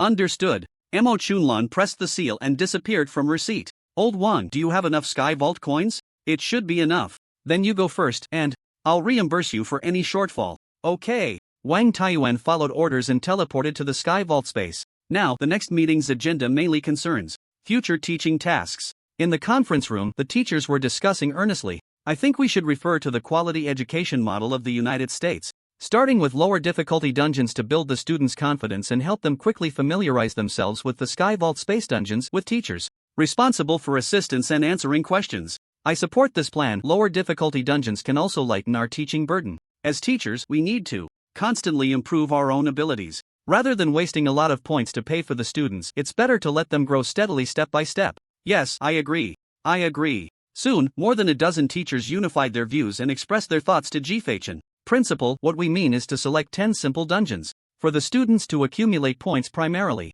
This way, it can help the students build their confidence and adapt quickly to the Sky Vault space environment. Although the materials drawn from simple dungeons may be significantly less, we can increase the number of runs to make up for it. Chi-Chen quietly listened to the representative's speech, silently recording these teachers' thoughts in a memo. Once the teacher representatives were seated, Chi-Chen put down his pen and said seriously, since you mentioned the United States, let me tell you a truth. Do you know which dungeon is most frequently run by private colleges in the United States? Many teachers shook their heads. It's also Sinful Mine. As soon as this was said, it instantly caused a stir among the teachers. You don't believe it? The reason you haven't seen it is mainly due to the time difference, which is why you don't see teachers from the United States leading teams in the dungeons. Let me add, they are even harsher on students. The teams formed by students do not receive any novice subsidies. What? No subsidies? Isn't that sending the kids to their deaths? How cruel. One teacher adjusted their glasses and said, I can prove that what the principal said is true. It's not alarmist. A relative's child is in the United States, so I've heard about it. They implement elite education there. Students who can attend private colleges are all exceptionally gifted. As for those so-called public school students, they are just a rabble. Even if they don't go to the Sky Vault space after completing their transition, their teachers won't care. Emphasizing happiness. What's the difference from raising pets? You're right, they are just raising pets. Any outstanding talent that can emerge from public schools will have dedicated teachers for training, and the intensity of their training will not be inferior to that of private colleges. After the discussions among the teachers quieted down, Chi-Chen added, moreover, these students also have to train in the second level of the dungeon area with their teachers every week. They are not just spectators, they must participate in battles. After a day of fighting, they might die a dozen or 20 times. Therefore, it is only natural that their national team was the first to achieve a first kill in the 4th level of the dungeon area, and that 5 teams are advancing to the 5th level. Those kids are all strong-willed and fierce elite fighters. So do not be deceived by the propaganda of the United States. Seeing that the teachers had stopped talking, Chi-Chen concluded, it is unrealistic to expect everyone to come up with a plan through this meeting today, so I will propose a few key points. First, the intensity must be online. Second, the combat mechanisms must be rich, and we must always be prepared psychologically for these dungeons to be sealed. Therefore, we need to prepare multiple plans. Teachers, the environment in the sky space will only become more and more difficult and harsh in the future, so everyone must be mentally prepared for the possibility that the first level of the dungeon will be completely sealed. Completely sealed? That seems a bit exaggerated, doesn't it? One teacher questioned. Not exaggerated. According to statistics released by the United Nations, the global population has already surpassed 8 billion, right? Among them, the population under 25 accounts for about 18%, which is around 1.4 billion. If we calculate the number of people who have completed their job transition at 800 million, with combat professions accounting for 35%, that's about 300 million. Are the 980 dungeons in the first level of the dungeon area a lot in front of 300 million people? The questioning teacher fell silent. Dear teachers, from the moment the creator appeared, the sky space will enter a new era, and you and I are witnesses. A new situation has arrived, and I hope everyone can adjust their mindset and bravely face the various difficulties and challenges that will arise. Alright, tomorrow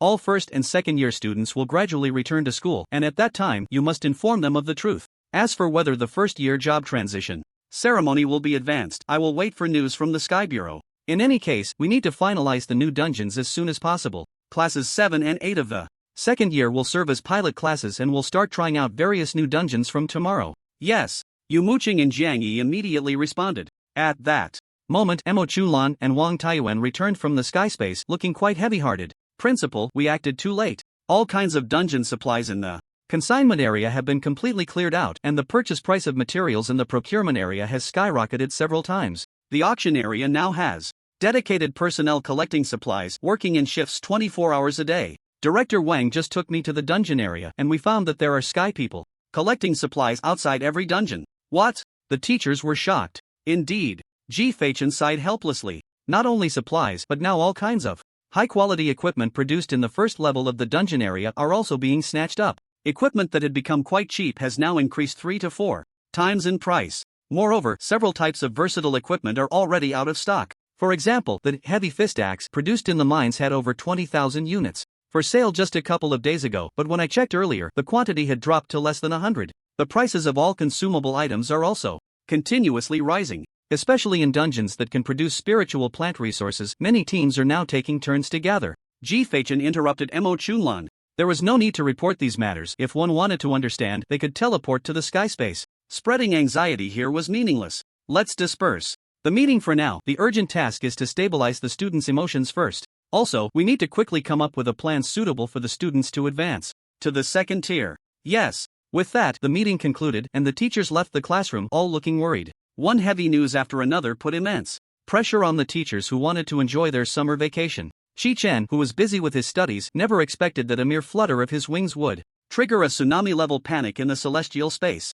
At 7:15 p.m., after receiving a message from Yamuching, Chi-Chen returned from the celestial space to the real world and arrived at the cafeteria. This afternoon, he had unlocked 67 hero-level dungeons, and with the evaluation rewards, he had earned a total of 14,390 points. It's about time. After dinner, I'll head to Man's continent to gather more subjects. Then I'll grind dungeons for 3 hours, Chi-Chen planned in his mind. Upon entering the cafeteria, Chi-Chen saw Yamuching discussing teaching matters with Jiang Yi, so he quietly sat down at a table with his meal. As he ate, he recalled the scenes from the celestial space that afternoon. Ever since he obtained the identity of the creator at noon, the atmosphere in the celestial space had become tense and oppressive. First, the number of celestials entering and exiting various dungeons had increased, including many high-ranking celestials with luxurious weapons. It was clear that their purpose was to find clues about obtaining the creator identity. Secondly, the high-quality equipment that had been hanging in the consignment area, which had gone unnoticed, was sold out by the end of the afternoon. Chi-Chen, not lacking in celestial coins, had set a relatively high price.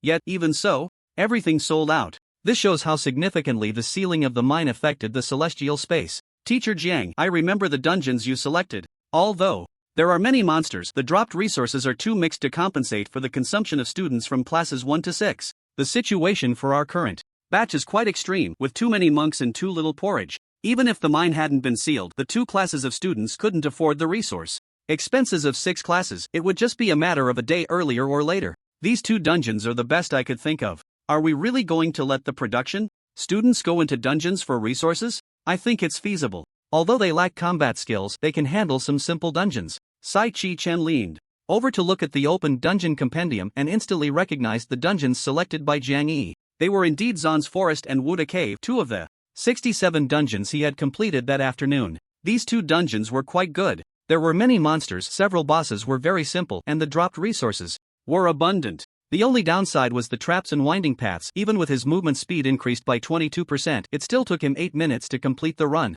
Then let's go with these 2 dungeons. Tomorrow, we'll see how the students perform, Yamuching said irritably as she closed the book. Noticing Chi-Chen eating quietly, she asked with concern, Chi-Chen, how many dungeons did you clear this afternoon? 67, oh that's fast. Yeah, I'll clear another 40 tonight. No way. Get some rest early tonight. You have classes tomorrow morning, you can't be late. Don't worry, teacher, I won't be late. Chi-Chen put down his bowl and chopsticks and continued, teacher, you don't have to buy me meals every day anymore. I have money now. Then you have to promise me to eat on time. Okay. I'll transfer you the meal money for the past 2 days first. After saying that, Chi-Chen took out his phone and transferred money to Yamuching. He thought for a moment and transferred 50 celestial coins. Yamuching had been providing him with meat and chicken legs for every meal over the past 2 days, which was clearly not cheap. No need. No need. But before Yamuching could stop him, Chi-Chen's money had already been transferred to her account. When Yamuching saw the extra 50 celestial coins in her account, her eyes lit up. Hey, right. How could I forget about this? Chi-Chen, how many resources do you have from the mines? Hearing Yamuching's question, Jiang Yi beside her also became curious. Chi-Chen recalled. So far, the mine had been cleared less than 90 times. Raw materials 13755, linen 15570, copper or 3457, tin or 2209. Wow, that's a lot. Jiang Yi's mouth twitched. Is this the efficiency of solo farming? Chi-Chen's output alone was equivalent to what 2 classes would gather in a week. After hearing this, Yamuching excitedly asked, Chi-Chen, would you be willing to sell these materials to the school? The school is willing to purchase them at the current market price. Do you need these materials from the mine, old class? Yes, the school needs these materials to help students in classes 1 to 6 improve their skills. However, the materials in the Sky Vault space have already been sold out, Yamuching explained. Well, just take them. No need for any purchase or anything. Just help me clear out my personal space. That won't do. You earned these through your own efforts, so you should receive compensation. How can The school take your things for free? It's fine, the school has taken such good care of me and even gave me equipment, so I definitely have to repay the school. Besides, these materials are of no use to me. The school takes care of you because you are worth cultivating, and that's different from purchasing materials. You've already done enough by being willing to sell the materials you earn through your own efforts to the school. Moreover, we don't have to spend our own money. Seeing that Yumuching had said this much, Chi-Chen no longer declined. Looking back now, it was worth the effort to gather those items. Without wasting time. By the way, Chi-Chen, you should have quite a few pieces of equipment from the mine, right? Jiang Yi asked from the side. Yes, does the school need them? No need for that, these pieces of equipment are currently priced very high. You can take this opportunity to sell them all off and wait for the market to stabilize in a couple of days as the prices will drop. Okay, thanks for the advice, teacher. Thanks to the batch of materials Chi-Chen suddenly brought, the previously heavy atmosphere during dinner instantly became relaxed. After dinner, Yumuching and Chi-Chen went to the sky vault space to take all the materials away. This included the materials Chi-Chen obtained from 67 dungeons. I've memorized everything. Once the funds are approved, I will transfer them to you immediately. Haha, you're too kind, old class. Sigh, you've made such a great contribution to the school, you deserve recognition, but no need. This is what I should do, Chi-Chen said with righteous determination. Yumuching felt quite emotional. Over the years of leading classes, she had seen many students who had turned their lives around due to job changes. Many of them had become arrogant and self-important. It was rare to find someone as consistent as Chi-Chen. She had to admit that Chi-Chen was one of the students she had misjudged. Don't farm too late tonight, there's a class meeting tomorrow morning. You don't want your classmates to discover your sky vault image in your equipment. As Yumuching said this, she cast a deep glance at Chi-Chen's accessory, the eternal fruit. Okay, old class, I'm off to farm now. After watching Yumuching leave, Chi-Chen directly teleported to the trading area. Here, there were sky vaulters everywhere buying low-tier equipment. Buying low-tier refined equipment, priority for mine equipment. I have plenty of sky vault coins, if you have goods, come to me. No bargaining. Buying weapons from the first floor of the dungeon area, prices that will entice you, mine equipment priced separately. Chi-Chen didn't rush to sell but first browsed the purchase prices posted in the purchase area. After consulting with some sky vaulters who were buying equipment, he already had a good idea in his mind. After half a day of settling, the purchase prices had stabilized. The prices for other dungeons hadn't increased much. However, the limited edition equipment from the mine had all risen to 200 Skyvault coins, and weapons had even reached 300 Skyvault coins. Chi-Chen had nearly 1,700 pieces of refined equipment on him, over 1,200 of which were from the mine. If we concentrate on a mass sale, it will definitely attract unnecessary attention. Of course, putting all the equipment on the consignment area is not realistic, as each item deducts 10 points. He couldn't bear to spend 20,000 points to sell the equipment. So, Chi-Chen spent a full hour moving back and forth between the dungeon area and the trade area, successfully digesting the equipment in batches. Looking at the nearly 400,000 Skyvault coins in his backpack, Chi-Chen was so happy he could blow bubbles from his nose. He took a deep breath, calmed his emotions, and whispered, "Teleport to man's continent." Teleportation has begun. Chi-Chen silently appeared in the captain's cabin. Creaked the door open gently from the inside. "Lord Envoy, you are awake?" The diligent Colin hurriedly got up at the sound, rubbing his eyes. Seeing this, Chi-Chen smiled slightly.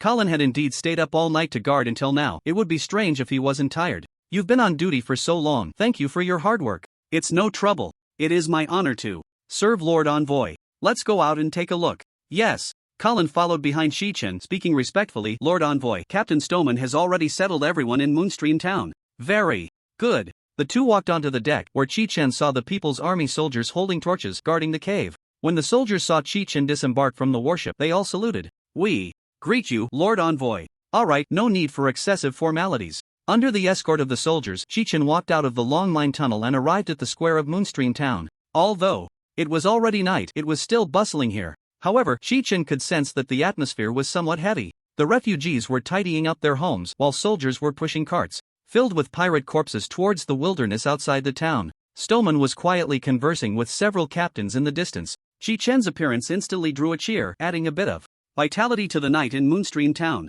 "Lord Envoy, you have come. Lord Envoy, can you stay? Please don't leave us." A thin female refugee clasped her hands in front of her chest, pleading.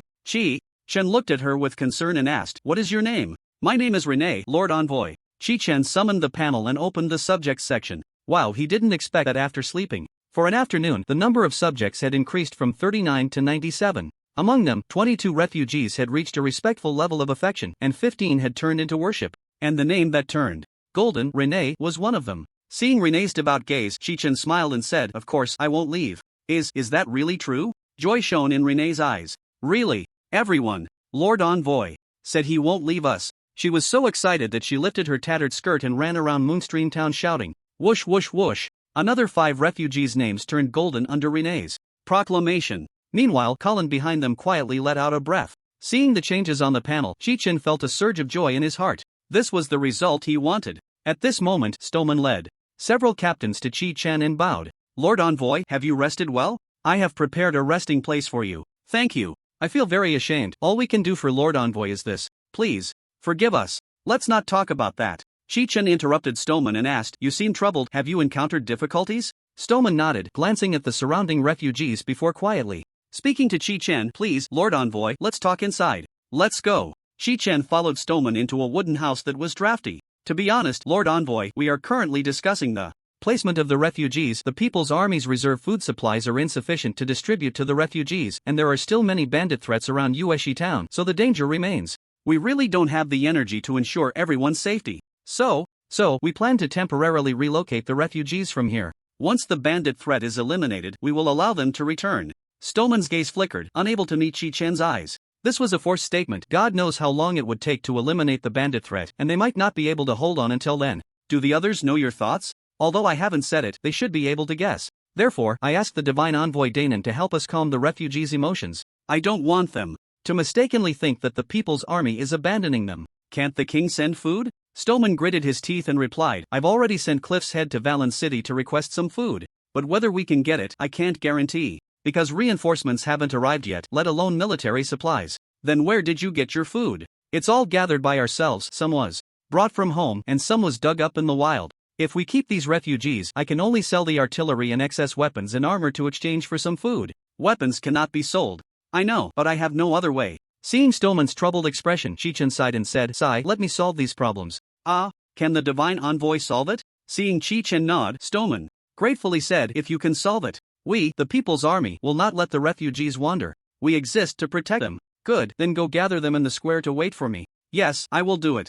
Right away. Stolman immediately sent soldiers to gather people. In less than half an hour, all the People's Army and refugees had gathered in the square of Yueshi town. They looked at their savior, Chi-Chen, with fiery eyes.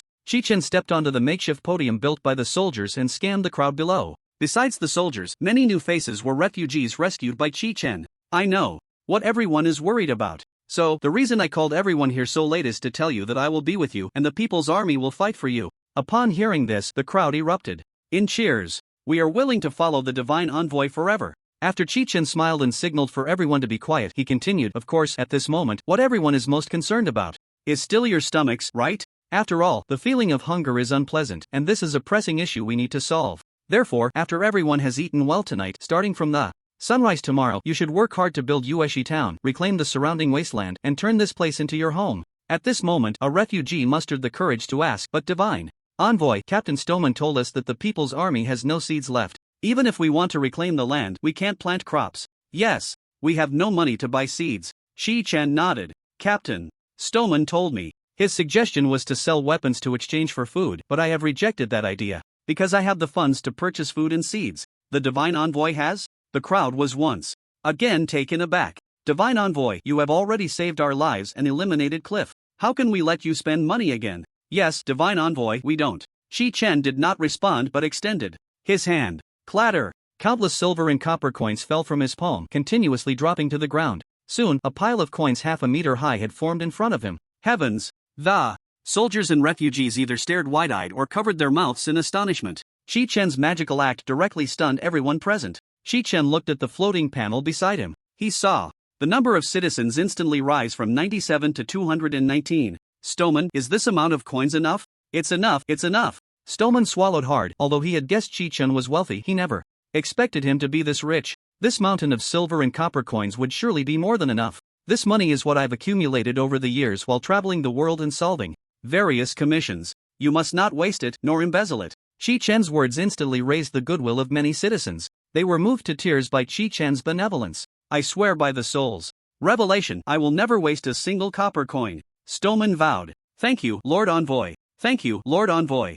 Whoa. Many emotional ones immediately burst into tears. Please rest assured, Lord Envoy, I will fight for Yueshi town until death, and I will never betray your kindness. The Lord Envoy won't let us die in vain. He can resurrect us, a soldier shouted loudly. Oh, the square erupted in enthusiastic cheers. In the square of Ueshi town, the citizens cheered loudly, venting the repression in their hearts. In the quiet night, the cheers seemed to penetrate the dark night, spreading throughout the Westwood wilderness. Even the fact that this act might attract nearby bandits could not stop them, because Chi-Chen had given them a home. Chi-Chen stood smiling on the podium, watching the constantly changing numbers on the panel. After tonight's speech, the goodwill of the 219 citizens present showed a significant change. Among them, 69 had feelings of respect, 113 had feelings of admiration, and 37 had feelings of worship. Once it passed midnight, Chi-Chen would gain 662 points. He was very satisfied with this result. After all, everyone has a different personality. Some are slow to warm up and need a little more time to be gradually influenced. To be able to raise the existing citizens' goodwill through a single speech was already quite good. Chi-Chen believed that, over time, all of these citizens would surely turn to worship him. Stoneman. I'm here, Lord Envoy. At this moment, the negative emotions surrounding Stoneman vanished. With newfound wealth, his demeanor changed dramatically, filled with confidence. Tomorrow, go out and buy more meat for everyone to replenish. How can we have the strength to cultivate if we don't eat enough? Rest assured, my lord, I will send a small team to hunt beasts nearby, and of course, I will also go to the neighboring town to buy some ham. That's a good idea. While hunting beasts, remember to bring back the refugees wandering outside. Yes, I will definitely do it. Stoneman immediately called over several captains beside him to assign them tasks. Watching the citizens dancing around the bonfire, Chi-Chen thought of something else and asked Stoneman beside him, Stoneman, do you know any puppeteers? Puppeteer? I'm sorry, my lord, I don't know any puppeteers. Are you looking to buy a puppet? No, I want to repair a puppet. Repair a puppet? Stoneman thought for a moment and his eyes suddenly lit up. I do know a highly skilled craftsman. I've heard he has repaired puppets before. Craftsman? Do you know his name? Chi-Chen thought it wouldn't hurt to try. Well, he lives in Valin City and his name is Huhou. He enjoys tinkering with various devices and puppets and he's considered a well-known master craftsman in the city. Huhou? Chi-Chen noted the name. Thank you for the information. It is my honor to serve you, my lord. It's getting late. Do you need to rest? I can take you to the prepared accommodation. No need, you all should rest early. I want to go meet Huhou. Stoneman and the others were taken aback. Meet Huhou? Now, it's the middle of the night. Alright then, I'll prepare the horses for you. Please just wait a moment. No need to trouble yourself, I'll be back shortly. After saying this, Chi-Chen pressed down on the seal and softly chanted, teleport to the residence of Huhou. Location found, beginning teleportation. Whoosh! As soon as the words left his mouth, he vanished right before Stoneman and the refugees present. This action left everyone stunned once again. Disappeared? The divine envoy only had to mention a location to teleport? What kind of magic is this? This isn't magic, this is the divine envoy's divine power. He is a god. Everyone exclaimed in awe. In the artisan district of Valin City, inside a house filled with the scent of rusted metal, Huhou, who was bent over studying parts, completely failed to notice Chi-Chen suddenly appearing in the room. At that moment, he was fiddling with a model on the table while modifying a drawn concept. Knock, knock, knock. A knock sounded at the door. Huhou stopped writing, impatiently got up and opened the door. Hello, may I ask if this is Master Huhou? I apologize for disturbing you so late. Seeing Chi-Chen dressed in unusual attire, Huhou replied curtly, it's fine, but it's not business hours right now. Please come back tomorrow if you have something. As Huhou was about to close the door, Chi-Chen immediately said, I have a golem and I was wondering if you could repair it? Repair a golem? Huhou opened the door wider, noticing that there was no carriage or similar vehicle behind Chi-Chen. Where is your golem? In my personal space. Personal space? Are you a magician? One could say that. My golem is quite large and taking it out might cause some trouble. Seeing that Chi-Chen, despite his unusual attire, had a handsome appearance that didn't seem villainous, Huhou opened the door and stepped aside. Come in, my backyard is quite spacious. Thank you. Chi-Chen followed Huhou into the room and saw various mechanical parts piled around.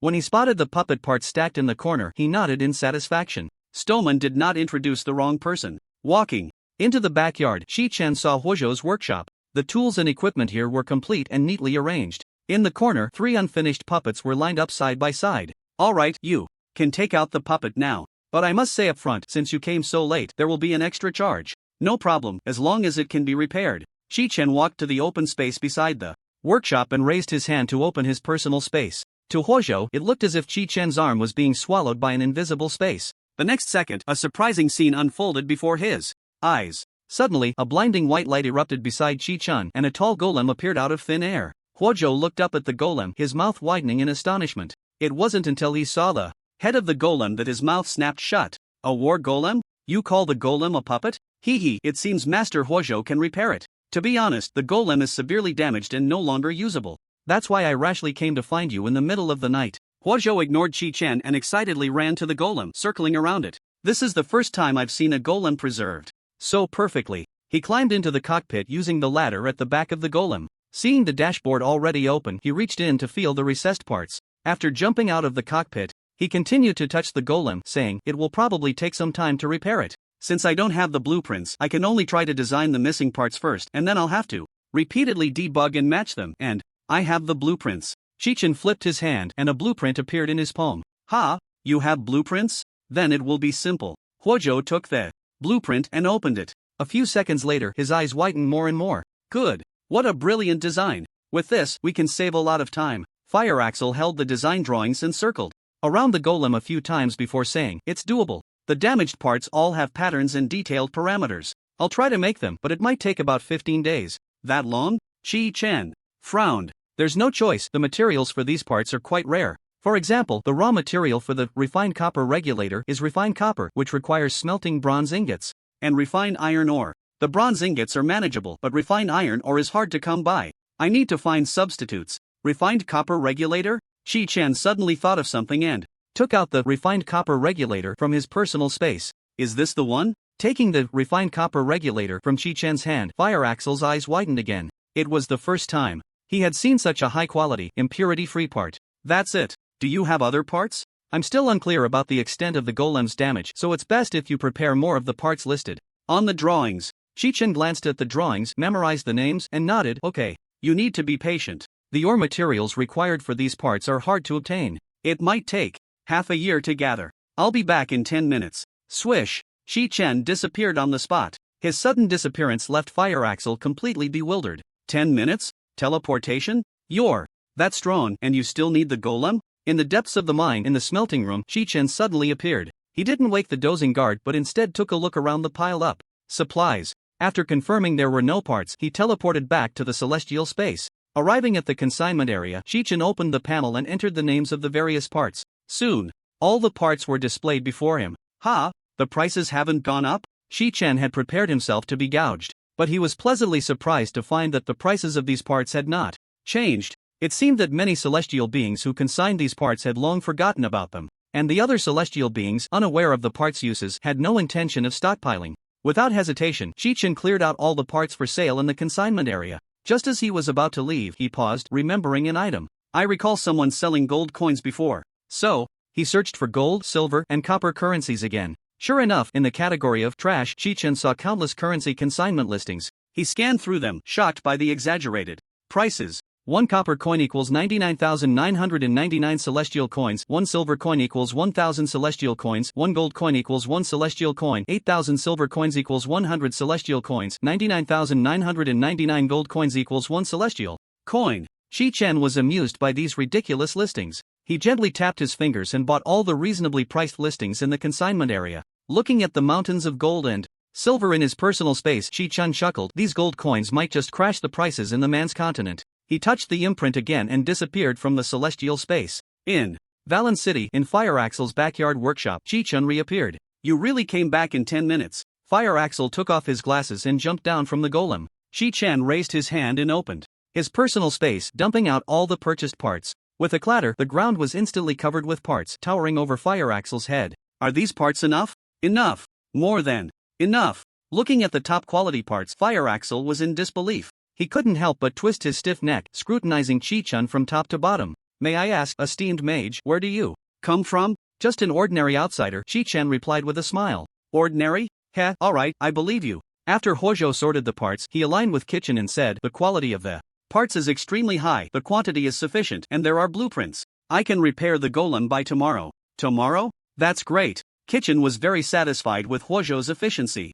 His eternal fruit had a cooldown time of 24 hours, and he wouldn't be able to attempt the second creation dungeon until tomorrow noon at the earliest. The battle with Cliff had made him realize the difficulty of creation. He would absolutely not attempt the second creation difficulty without being fully prepared. "How much will it cost to repair the golem?" "I don't want any money." Huouzhou looked at the war golem with reverence, waving his hand in refusal. Being able to repair the golem is already a great honor for me. Such a rare experience cannot be measured in money. Alright, then. I'll come to pick up the golem tomorrow evening. Chi-Chen nodded in gratitude and turned to leave. Please wait a moment. I have an excessive request. Huozhou gathered his courage and suddenly called out to Chi-Chen. Please, go ahead. May I incorporate some of my own ideas into the modifications while repairing the golem? This idea had formed in Huozhou's mind after Chi-Chen left. Seeing the pure look in Huozhou's eyes, Chi-Chen readily agreed. Of course, since I'm willing to entrust the golem to you, it's naturally up to you. Thank you. I will do my best. Huozhou tightened his grip on the blueprints, his gaze resolute. At that moment, the interface suddenly popped up. Lillian Huozhou's green name appeared in the subjects section. I'll take my leave now. Chi-Chen nodded slightly and vanished from the spot. Huozhou had already gotten used to seeing this scene for the second time. He unfolded the blueprints and began to study them earnestly, although it was already late. At night, he felt no fatigue. Clang, clang. The crisp sound of metal striking was particularly loud in the quiet night. Upon returning to Moonstream Town, Chi-Chen found that the bonfire had already been extinguished. The dancing crowd had dispersed, each returning to the accommodations arranged by Stoneman to rest. Around Moonstream Town, the sentinels were on guard, holding torches. Under the makeshift podium, Chi-Chen noticed a curled-up, frail figure. Renee? Why are you sleeping here? He walked over to Renee and asked softly. Renee opened her eyes at the sound and hurriedly stood up. Lord Envoy, you're back. But having curled up for too long, her legs felt a bit numb and she sat back down on the ground. The noise attracted the patrolling guards. When they saw it was Chi-Chen, they quickly saluted. Chi-Chen gestured for them not to speak loudly and to continue their patrol. Did Stoneman not arrange a place for you to stay? The captain said you would return at any time, so I stayed here to wait for you, Renee replied softly. Ha ha, do you have something to tell me? Sister Mara has already prepared your accommodation, it's in the church. Please follow me. Chi-Chen nodded slightly and followed Renee to the church. In the church hall, on the wooden beds on both sides, were women rescued from the barn, sleeping. Chi-Chen quietly passed through and arrived at the room behind the church. On the single wooden bed, a brand new beige cloth covered a thick layer of hay. Given the conditions, finding such complete and new fabric, Chi-Chen could imagine that Stoneman and the others had put in a lot of effort. Lord Envoy, are you satisfied? Satisfied. Then you should rest early. Colin has already instructed me. I won't let anyone disturb you. Renee exited the room and closed the door. Chi-Chen sat on the hay bed and said, I'll sleep here for a night after completing the dungeon task. He smiled and pressed the back of his hand to the imprint, teleporting back to the celestial space. Although it was past midnight, Chi-Chen still planned to finish the 40 dungeons he had scheduled. At 6:50 a.m., Chi-Chen slowly opened his eyes, stretched, and sat up. That was a comfortable sleep. Perhaps it was due to his high mental attribute value. Even though he had only slept for a little over 3 hours, he did not feel the slightest bit of fatigue. In the church foyer next to the brick wall, the sounds of women tidying up beds and cleaning could be heard. Renee and Mara kept signaling everyone to be gentle so as not to disturb the resting Divine Envoy. Be quiet, keep it down, the Divine Envoy is still resting. The women nodded with pursed lips, their movements becoming increasingly cautious. Creak. Chi-Chen opened the door and the women hurriedly stopped what they were doing. Seeing this, Renee shot a dissatisfied glare at everyone before running up to Chi-Chen. Divine Envoy, please forgive us. Hee, you didn't disturb me, I slept very well. Chi-Chen replied, looking at Mara. Mara, the bed is very comfortable, thank you. It's an honor to serve you. Do you want breakfast, Divine Envoy? Renee asked. I have something to attend to. You all go ahead and eat, Chi-Chen said, and after finishing his sentence, he vanished right before the eyes of the women. One of the women who had tidied up the bed said emotionally, the Divine Envoy left in such a hurry, he must be off to fulfill a commission. Yeah, he even took out all the coins he earned yesterday to help us. How rude. How can you speculate on the Divine Envoy's thoughts? Renee scolded. It was clear that she had taken on the role of Chi-Chen's attendant. Yes, please forgive us, Divine Envoy. The few women discussing Chi-Chen hurriedly prayed and repented. After returning from the celestial space, Chi-Chen arrived at the cafeteria and found it bustling with students everywhere. He ordered a large plate of sumptuous breakfast and casually found a spot to sit. After taking a photo to send to Yumuching, he began eating his steamed bun while listening to the discussions of nearby classmates. Why are we so unlucky? Just after changing jobs, the creator shows up. Sigh, all the recent news is about him, making my parents worry about me every day, urging me to quickly level up in the celestial space. We're fine, the most anxious ones are the first-year students. I heard they might have to change jobs early. Ha? Change jobs early? Won't their initial attribute values be very low then? There's no choice. If they don't change early, the first layer of the dungeon area might be completely sealed by the creator. Who exactly is this creator? He's too powerful, right? It's been so many years in the celestial space, and this is the first time something like this has happened. Because of him, I even lost my summer vacation. You can't deny it, this creator really knows how to keep his cool. Now the United States is announcing to the world that they want to meet him, broadcasting every day in the celestial space, and I heard the conditions are quite good. Does the creator care about that treatment? Whatever he wants, he can have. Exactly. Chi-Chen buried his head in his steamed bun, silently listening. Just then, Xiaobang suddenly appeared and plopped down across from Chi-Chen. He looked at Chi-Chen's breakfast and clicked his tongue, unceremoniously snatching a piece of fried meat from Chi-Chen's plate and munching on it. Eating such a lavish breakfast? Are you living it up? Did you not have breakfast? Hee, I woke up late. Then let me go get you a portion. Chi-Chen put down his utensils and was about to get up when Xiaobang stopped him. No, just eat yours. I actually already had breakfast, but I was tempted by the meat on your plate. Xiaobang came from a well-off family, so Chi-Chen no longer insisted. He pushed the plate to the center, making it easier for Xiaobang to pick at the meat. The creator is really impressive. My parents discuss this guy every day. Looks like everyone has grievances. They hate that they're not celestial beings. That's pretty normal, Xiaobang said nonchalantly. Suddenly, he thought of something and looked at Chi-Chen with a mischievous grin. By the way, I went to the dorm this morning to pack my things and saw your bed was gone, and I smelled a strong odor of urine. Come on, did you wet a bed? At that time, it was Mingjie who brought his little brothers. Chi-Chen recounted what had happened between him and Shi Mingjie to Xiaobang. Wow, you're quite impressive. You even dared to provoke him. But why didn't you call me? Oh right, you don't have a phone, so never mind. What good would it do to tell you? Just to let him beat you up again? He wouldn't dare. Xiaobang flicked his hair and said, although my relationship with him isn't great, my dad and his dad are friends, so he wouldn't dare mess with me. So you're also from a wealthy family. Chi-Chen disdainfully shifted the topic. By the way, where's your girlfriend Bing Bing? We're not suited for each other, we broke up. Broke up? Yeah, she heard I switched careers to become a chef, and that night she broke up with me. She said she would eventually become an assistant in the National Defense Corps and wouldn't date a chef. Assistant? Is it Miao Shuebing? Exactly, the one from your class. Impressive. Chi-Chen recalled how Miao Shuebing looked when she left the group.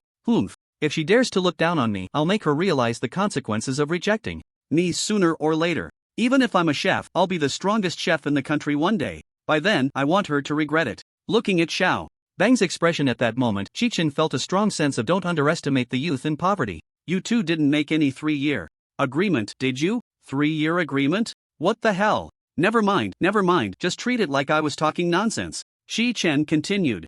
Eating, just wait a bit, I'll definitely get you some more cooking ingredients. You're a good brother, but you don't need to worry too much about this. My family, the Xiao family, has a bit of influence in Han City. Being a high-level chef is a piece of cake, right? And not to mention, my dad is quite pleased with me becoming a chef. Can you guess why? Why? Xiaobang glanced around at the other students and leaned in to whisper. Because that guy who provoked you is dead. He gestured around his neck. You already knew? Not just knew. Let me tell you the truth, my dad said Shi Mingjie's dad has suspended guild activities and is currently searching for clues about who killed his son. His mom is acting like a mad dog, wanting to bite anyone she sees. If they keep messing around like this, the martial arts guild will eventually disband. So after I switched to the production system, focusing on safety, my dad was thrilled. After hearing this, Chi-Chen sneered inwardly. Searching for clues? It would be a miracle if they found anything. Seeing Xiaobang's gloating expression, Chi-Chen curiously asked, but is it appropriate for your dad to be so happy? We're just business partners. As long as the martial arts guild disbands, many people will definitely turn to my dad. Having one less competitor is truly a cause for celebration. Double happiness. Damn, you've been hiding this deep? I always thought your family was just an ordinary, wealthy family. Of course, I wanted to interact with you as an ordinary person. Just wait a couple more days, and I'll show you what it means to level up to the 2nd tier in a day. Young Master Xiao is terrifying. You're my brother, so I'll let you in on a secret. If you want to come back to Han City to develop after you graduate, just come find me, and I'll definitely arrange for you to join our guild. Alright, big pot for crispy meat. You're perceptive. The two laughed heartily. After parting ways with Xiaobang, Chi-Chen returned to the classroom. Once all the classmates had arrived, Yumuching began explaining the key points of the 2 new dungeons. At 9 a.m., after Chi-Chen pretended to enter the dungeon with the Wang Ling team, he continued to grind the dungeon alone. By 8 p.m., he had accumulated 38,830 points, bringing his total score to 246,508. After dinner, Chi-Chen directly teleported to the workshop in the backyard of Huhou. At that moment, Huhou was focused on polishing parts. The sudden appearance of Chi-Chen startled him, almost causing him to ruin the part he was working on. Master Huhou, is the golem repaired? Chi-Chen asked eagerly, looking at the brand new golem. Of course. It's perfect. Huhou proudly showcased his masterpiece. After His repairs, the golem's arms were completely restored. Fortunately, the damaged parts weren't serious, I just needed to replace a few components. Plus, I've modified the joints of the golem. Once it's operational, it will definitely be more agile. Looking at Huozhou's 2 dark circles, Chi-Chen knew he must not have rested since last night. But there's one more issue I need to consult you about first, Huozhou said seriously. Go ahead. The war golem can't be activated right now because there's no energy source in the control panel. The energy source slot is quite small, and I can't fit the prepared golden energy core in it. So, I was waiting for you to ask if you have a suitable energy source for the golem. If not, I will need to modify the energy slot to make it larger. Chi-Chen glanced at the golden energy core on the console and instantly thought of the purple spherical object he had taken off earlier. He retrieved it from his space and showed it to Huozhou. No need for modifications, I have the energy source the golem needs, the kryptonite energy core.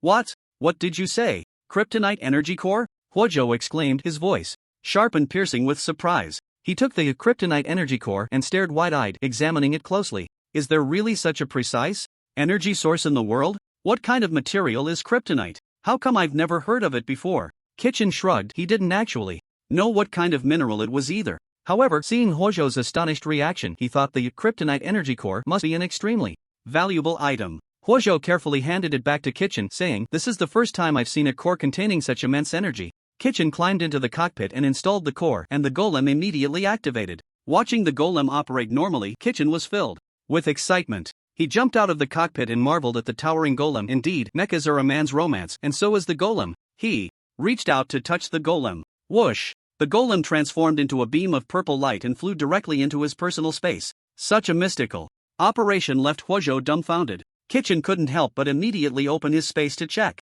War Golem Level 1 Quality Epic Type Elemental Puppet Health Points 60,000 Physical Damage 3,600 Physical Defense 4,000 Magical Defense Magic Immunity Usage Requirement Creator Usage Summon the War Golem to fight for you. Note 1 can be upgraded through blueprints. Chi-Chen looked at the golem's description, utterly delighted. The attributes of the golem had doubled after being upgraded to level 1, with 60,000 health points, 4,000 physical defense, and magic immunity. Its strength had likely surpassed level 4. Thank you, Master Huozhou. I'm very satisfied with the results of the modifications. If I have time, I might trouble you again, Chi-Chen said, unable to hide his excitement. You're always welcome. I look forward to your next visit. Oh, by the way, the unused parts are over there. I've sorted them out. Huozhou pointed to several boxes of organized parts. If you don't mind, just leave them here for now. I don't mind, not at all. Huozhou beamed at the response. He had actually been considering buying a few parts from Chi-Chen, but hadn't had the chance to mention it. He didn't expect Chi-Chen to let him keep them. Alright then, I have other matters to attend to,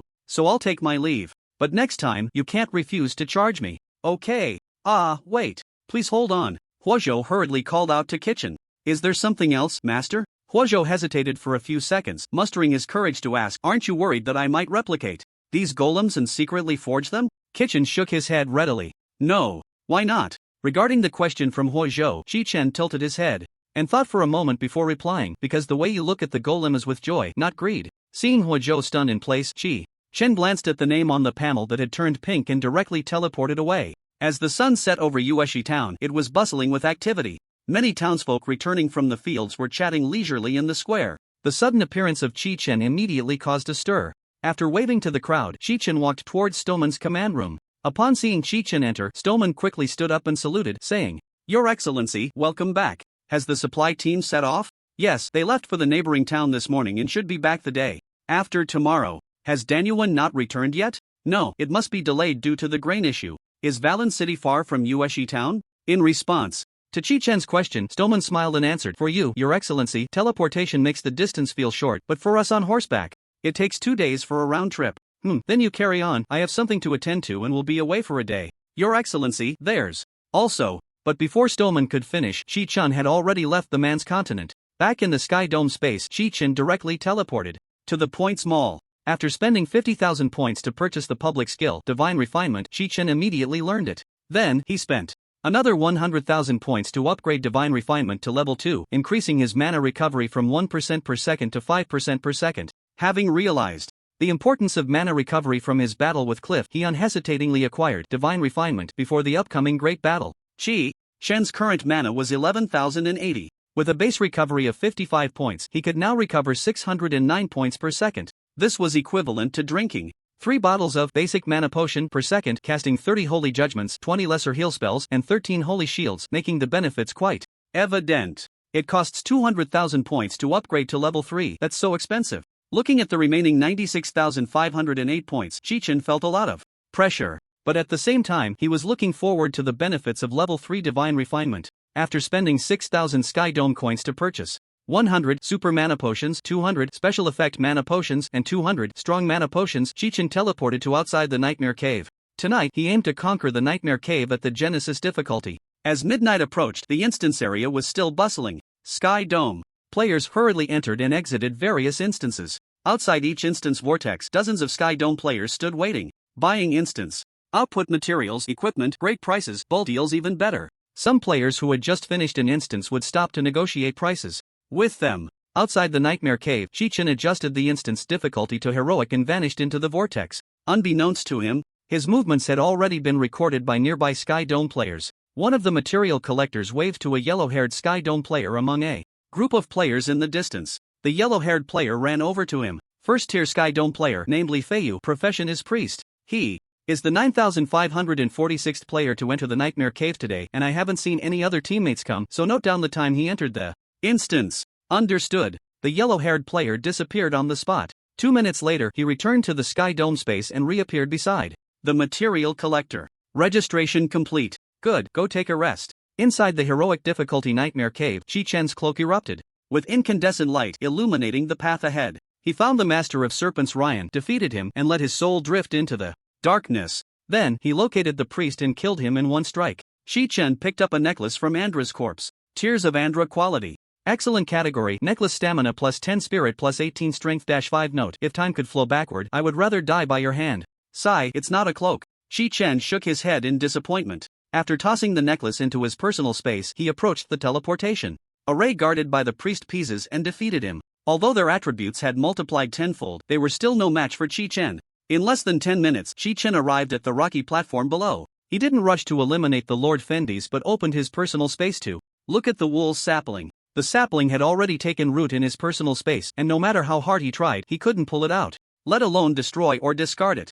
Chi-Chen had once tried to discard soulbound equipment, and a confirmation prompt would pop up on the interface. Remembering his last experience soloing the cave, he muttered with some concern, "The sapling won't trigger the plot again, will it? If it triggered the plot again, wouldn't that mean losing another exquisite accessory? Forget it, if it's gone, it's gone. Once I successfully seal the dungeon, this accessory will become a limited edition." Chi-Chen no longer hesitated and climbed the steps leading to the rocky platform. With the fall of Lord Fendis, the immortal wool indeed awakened as Chi-Chen had anticipated. From the vine treasure chest, 2 pieces of equipment glowing with purple light dropped out. One piece was a staff in the form of the 4 spirits, and the other was a shield in the form of the 4 spirits. Root of life 4 spirits form bound quality, epic category, 2-handed staff physical damage, plus 573 spell damage, plus 1088 attack speed, 2.90 seconds stamina plus 40 spirit plus 100 resistance plus 30 equipment, requires strength 20. After seeing the staff's attributes, Chi-Chen happily whistled and immediately equipped it. It must be said that the attributes of the epic staff were higher than those of a single piece of thunderstorm equipment. So good. After putting the shield, which also doubled the attribute bonuses, into his personal space, Chi-Chen easily defeated the Nightmare Devourer. According to the plot, a series of messages appeared on the interface. Congratulations, Skywalker, for clearing the heroic difficulty of the Nightmare Cave. Congratulations, Skywalker, for achieving the achievement Unstoppable, no damage kill of Ryan, Andra, Pieces, and Fendis in symbiotic state. Congratulations, Skywalker, for achieving the hidden achievement Tree of Union, defeated Nightmare, together with Wool in best condition. Congratulations, Skywalker, for achieving the achievement Swift as the Wind, total time spent in the dungeon, less than 20 minutes. Due to the Skywalker's rating being below Tier 3 and achieving the achievements Unstoppable, Tree of Union, and Swift as the Wind, the evaluation is perfect. The Skywalker who first received a perfect evaluation will receive an additional 1,000 points. The Skywalker who received a perfect evaluation unlocks the Nightmare Cave creation difficulty. Creation difficulty has been opened, and your progress in the Nightmare Cave heroic difficulty will be permanently locked and cannot be reset. Teleportation is about to begin. This time, Chi-Chen picked up the 2 pieces of equipment from the Devourer early. He stood calmly with his hands behind his back, watching the wormhole rising from the Devourer. Inside the wormhole was a reflection of a lush rainforest. Then, he transformed into a light orb and flew into the wormhole.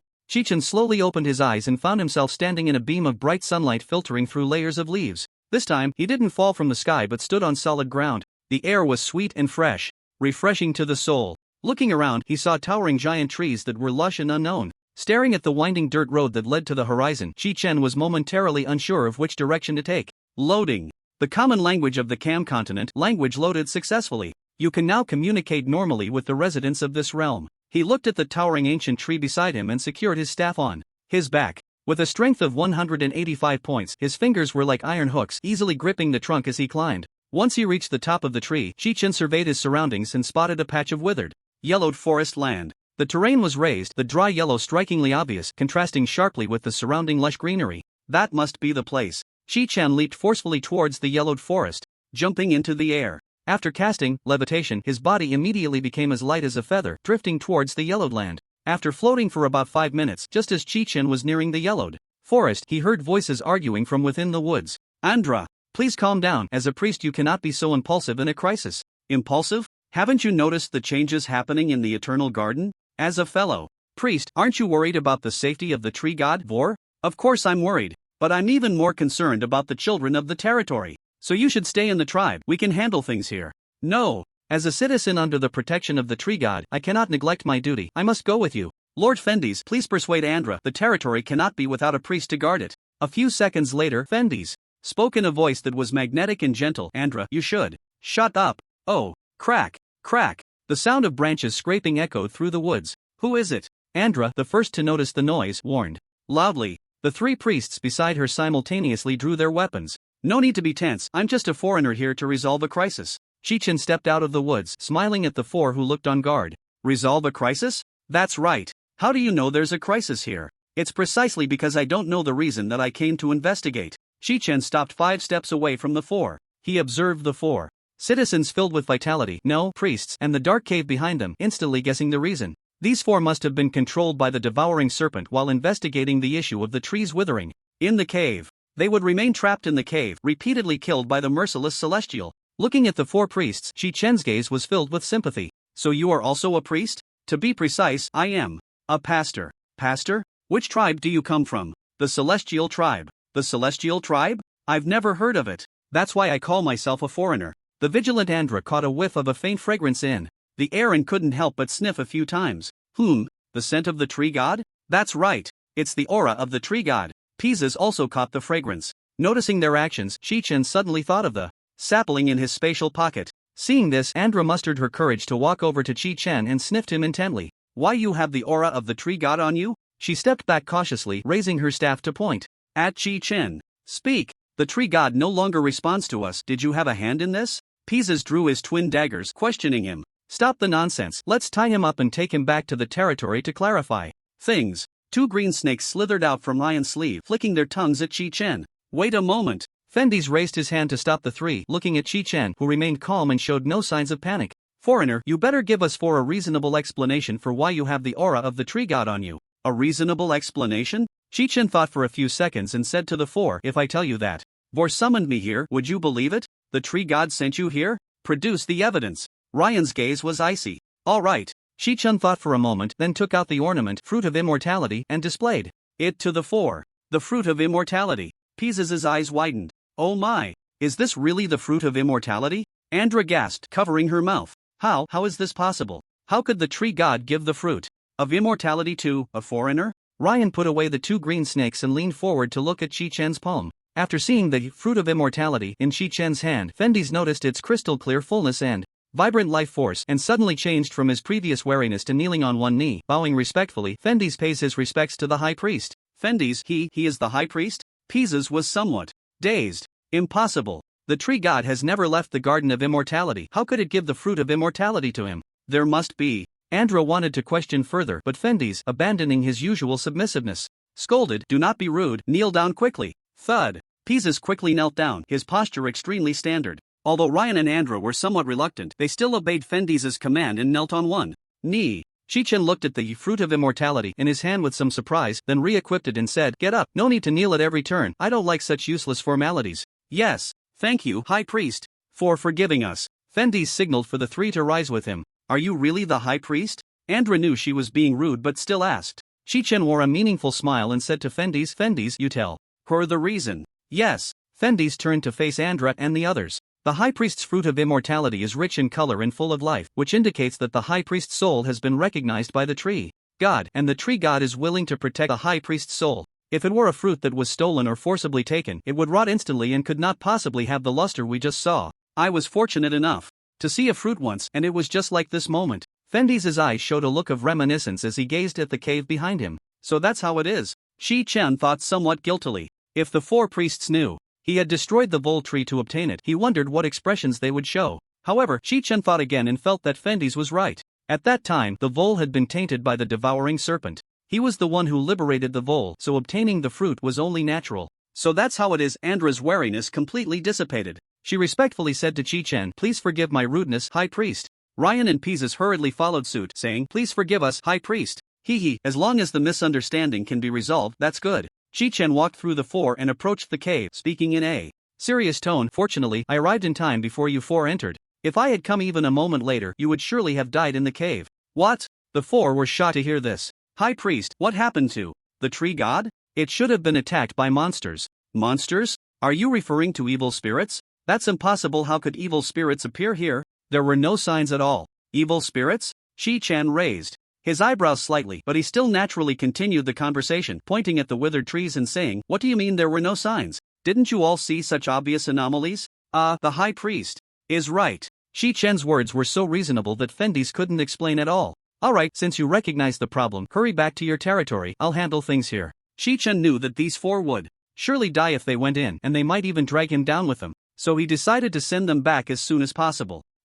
Fendi's didn't expect Chi-Chen to plan to solve the problem alone. Just as he decided to obey Chi-Chen's command, Ryan said seriously beside him, no. As one of the priests of the guardian tree god, how can I let you, the High Priest, solve the problem alone? He knelt on one knee, his tone resolute. Ryan vows to follow the High Priest to the death. There's no need to make it so complicated, I can handle it alone. Yes, failing to protect the tree god is my dereliction of duty. Andra also vows to follow the High Priest to the death. After Andra finished speaking, she also knelt on one knee. Get up quickly, you need to listen. Kneel. Andra scolded with a fierce look. Oh, thud. Fendi's also knelt down again. My lord priest, there is a magic circle we drew to awaken the tree god in the eternal garden. If you go in alone, you won't be able to break the seal. So please allow us to fight alongside you. Seeing the four key characters in the plot still insisting, Chi-Chen knew that refusing was useless. Perhaps as soon as he stepped in, the four would quietly follow. Rather than being busy putting out fires for them later, it was better to keep them close.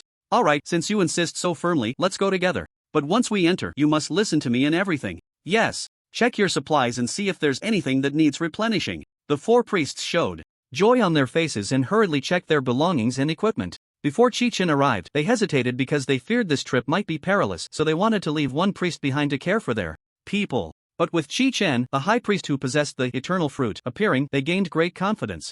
Chi-Chen looked at the dark cave, knowing that a fierce battle awaited them inside. So he took this opportunity to open his personal space and change into two pieces of epic equipment dropped by the Serpent Devourer in hero difficulty. Eye of the Serpent, quality, epic, category, ring, stamina plus 15, mentality plus 25. Special effect, restores 5 mana points per second. Equipment, requires mentality 15, skin of the devouring nightmare, quality, epic, category, cloak, defense, 60, stamina plus 45, mentality plus 60, agility plus 5, special effect, in a dark environment, movement speed increases by 10%, evasion increases by 2%. Equipment, requires mentality 20. Seeing this, Chi-Chen immediately equipped him. Although the glowing cloak had special functions and could serve as a light source, it still couldn't compare to the epic quality. Moreover, Chi-Chen found that the illumination effect produced by applying 10 layers of the light shield was not inferior to that of the cloak at all. With the passive enhancement of Divine Refinement, Chi-Chen's current mana recovery speed could fully ensure that he could continuously release enough 10 layers of light shield for illumination while at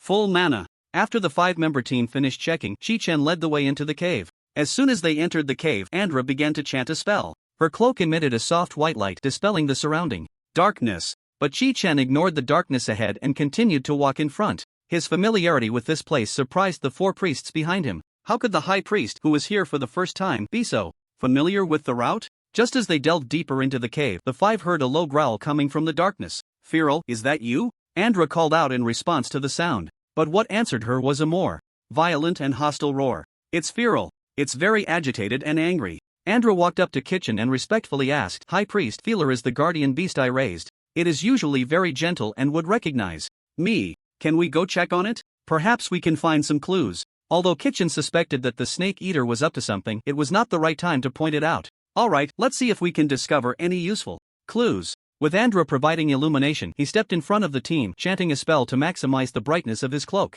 The blinding white light instantly dispelled the darkness. However, they had barely taken a dozen steps when a shadow suddenly lunged out, biting towards Andra. Under the white light, the shadow revealed itself to be a leopard with white fur and black stripes. Faced with the leopard's sudden attack, Andra had no choice but to dodge awkwardly. Feeler, sit. But Feeler ignored Andra's command and lunged again with ferocity. Just as the leopard's gaping maw was about to bite Andra, Chi-Chen raised his hand to release 2 layers of light shields. Buzz! Feeler's attack was blocked outside the light shields. Kill it! Yes! Just as Fendi's was about to take action, Ryan behind him quickly unleashed 2 green pythons, wrapping tightly around Feeler, who was still attacking Andra. Crack! A sudden sound of shattering bones erupted from within Feeler. Then, the 2 green pythons vanished. Chi-Chen turned to look at Ryan behind him. Ryan hurriedly bowed respectfully to Chi-Chen. Seeing this, Chi-Chen merely nodded and said nothing. He walked over to Andra and asked, Do you need me to revive it? No need. Andra stroked Feeler's fur, shaking his head as he continued, Let's talk about it after we resolve this incident. Reviving it now would only add unnecessary suffering. Then let's hurry. Chi-Chen strode forward, leading the way deeper into the cave. Andra and the others quickly followed.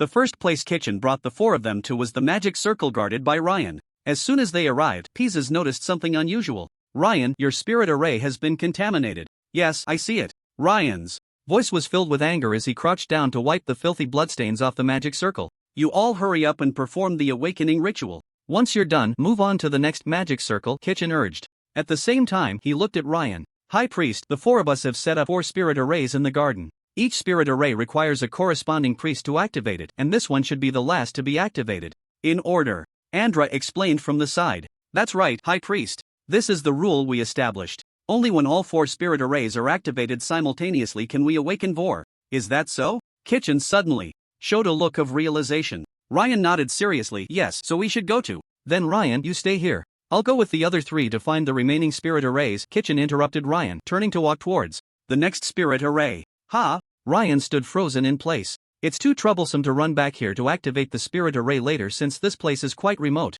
It's better to wait for the signal here. Fendi's, Andra, and Pizzas felt that Chi-Chen's reasoning made sense and nodded in agreement. Ryan wanted to argue further, but before he could speak, he caught Chi-Chen's cold gaze. What? Are you questioning my decision? I wouldn't dare. Ryan quickly lowered his head, mustering the courage to explain, but I think we should act together first. After all, Feeler just went berserk, so, Ryan, you'll have to come alone later. Does staying a moment longer mean it will go berserk? Chi-Chen questioned. And no, that's not it. I will guard the spirit array well. Ryan hurriedly lowered his head, but his gaze turned dark. Let's go, don't waste time. Yes, Fendi's. And the others followed Chi-Chen out of Ryan's spirit array. After Chi-Chen and the others disappeared into the darkness, dozens of blue pythons surged out from behind Ryan, silently vanishing into the shadows.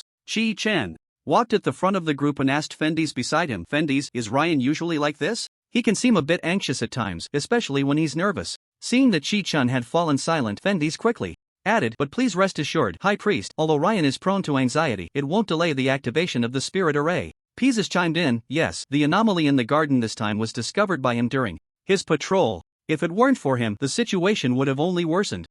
I understand. The doubts that had arisen in Chi-Chen's mind earlier were now solidified. Ryan was skilled at controlling pythons, and these pythons bore a striking resemblance to nightmares. Previously, while playing the 2 difficulty levels of Nightmare Cave, Chi-Chen had easily defeated Ryan, so he hadn't paid much attention to the appearance of the pythons. It was only after seeing them clearly today that Chi-Chen's suspicions were aroused. The activation sequence of the 4 spirit arrays was clearly related to the kill order of the normal difficulty. But that didn't mean Ryan had to act alongside everyone else. Moreover, since Ryan was the first to discover the anomaly in the garden, it was hard not to make Chi-Chen suspect that Ryan must have some connection to the nightmares. However, now was not the time to reveal Ryan's identity, more evidence was needed. Upon arriving at the second spirit array, Andra stopped. High Priest, this is the spirit array I am responsible for. According to the order, I am the first priest to activate the spirit array, so after I clean it, I will begin the activation ceremony and maintain its active state. Good, be extra careful. Thank you for your concern, High Priest. I will. Fendi's walked over to Andra and said, if you notice anything unusual, be sure to call me. You go ahead. Andra's tone was rarely gentle. After watching Fendi's leave, she squatted down to start cleaning the dirt off the spirit array. Unbeknownst to her, 2 green pythons in the darkness behind her were staring at her, continuously flicking their tongues. Chi-Chen led the remaining 2 for another 5 minutes until they reached the spirit array that Pieces was responsible for. High Priest, this is the spirit array I am in charge of. Good. After parting ways with Pieces, Chi-Chen and Fendi's walked for another 10 minutes before reaching the rocky platform. Here, he saw the sleeping bull. High Priest, once I activate the spirit array, the tree god will awaken. You can ask it anything directly. Good. Chi-Chen raised his hand and cast 10 layers of Heart of Light on Fendi's. Feeling the tranquility within him, Fendi showed a puzzled expression. This is a spell for focusing and calming the mind, allowing you to concentrate on maintaining the spirit array. Thank you for your concern, High Priest. Fendi's took out 4 gemstones of different colors from his bag. 2 of them were already emitting green and red light. He handed them to Chi-Chen and said, once all 4 gemstones are lit, the tree god will awaken. Alright, you just focus on maintaining it. Chi-Chen held the 4 gemstones in his palm. Fendi's then stepped into the spirit array at Vol's feet and began to chant the incantation. His spirit array slowly radiated a blue light. At the same time, the 3rd gemstone in Chi-Chen's hand also burst forth with blue light. After another 10 seconds, the 4th gemstone finally emitted an orange glow. Rustling sounds of leaves began to rise, and Chi-Chen looked up at Vol, taking off the staff he had on his back to stand beside Fendi's. Suddenly, a burst of purple light erupted from the spirit array, engulfing Fendi's, who was responsible for maintaining it. Fendi's eyes instantly turned blood red.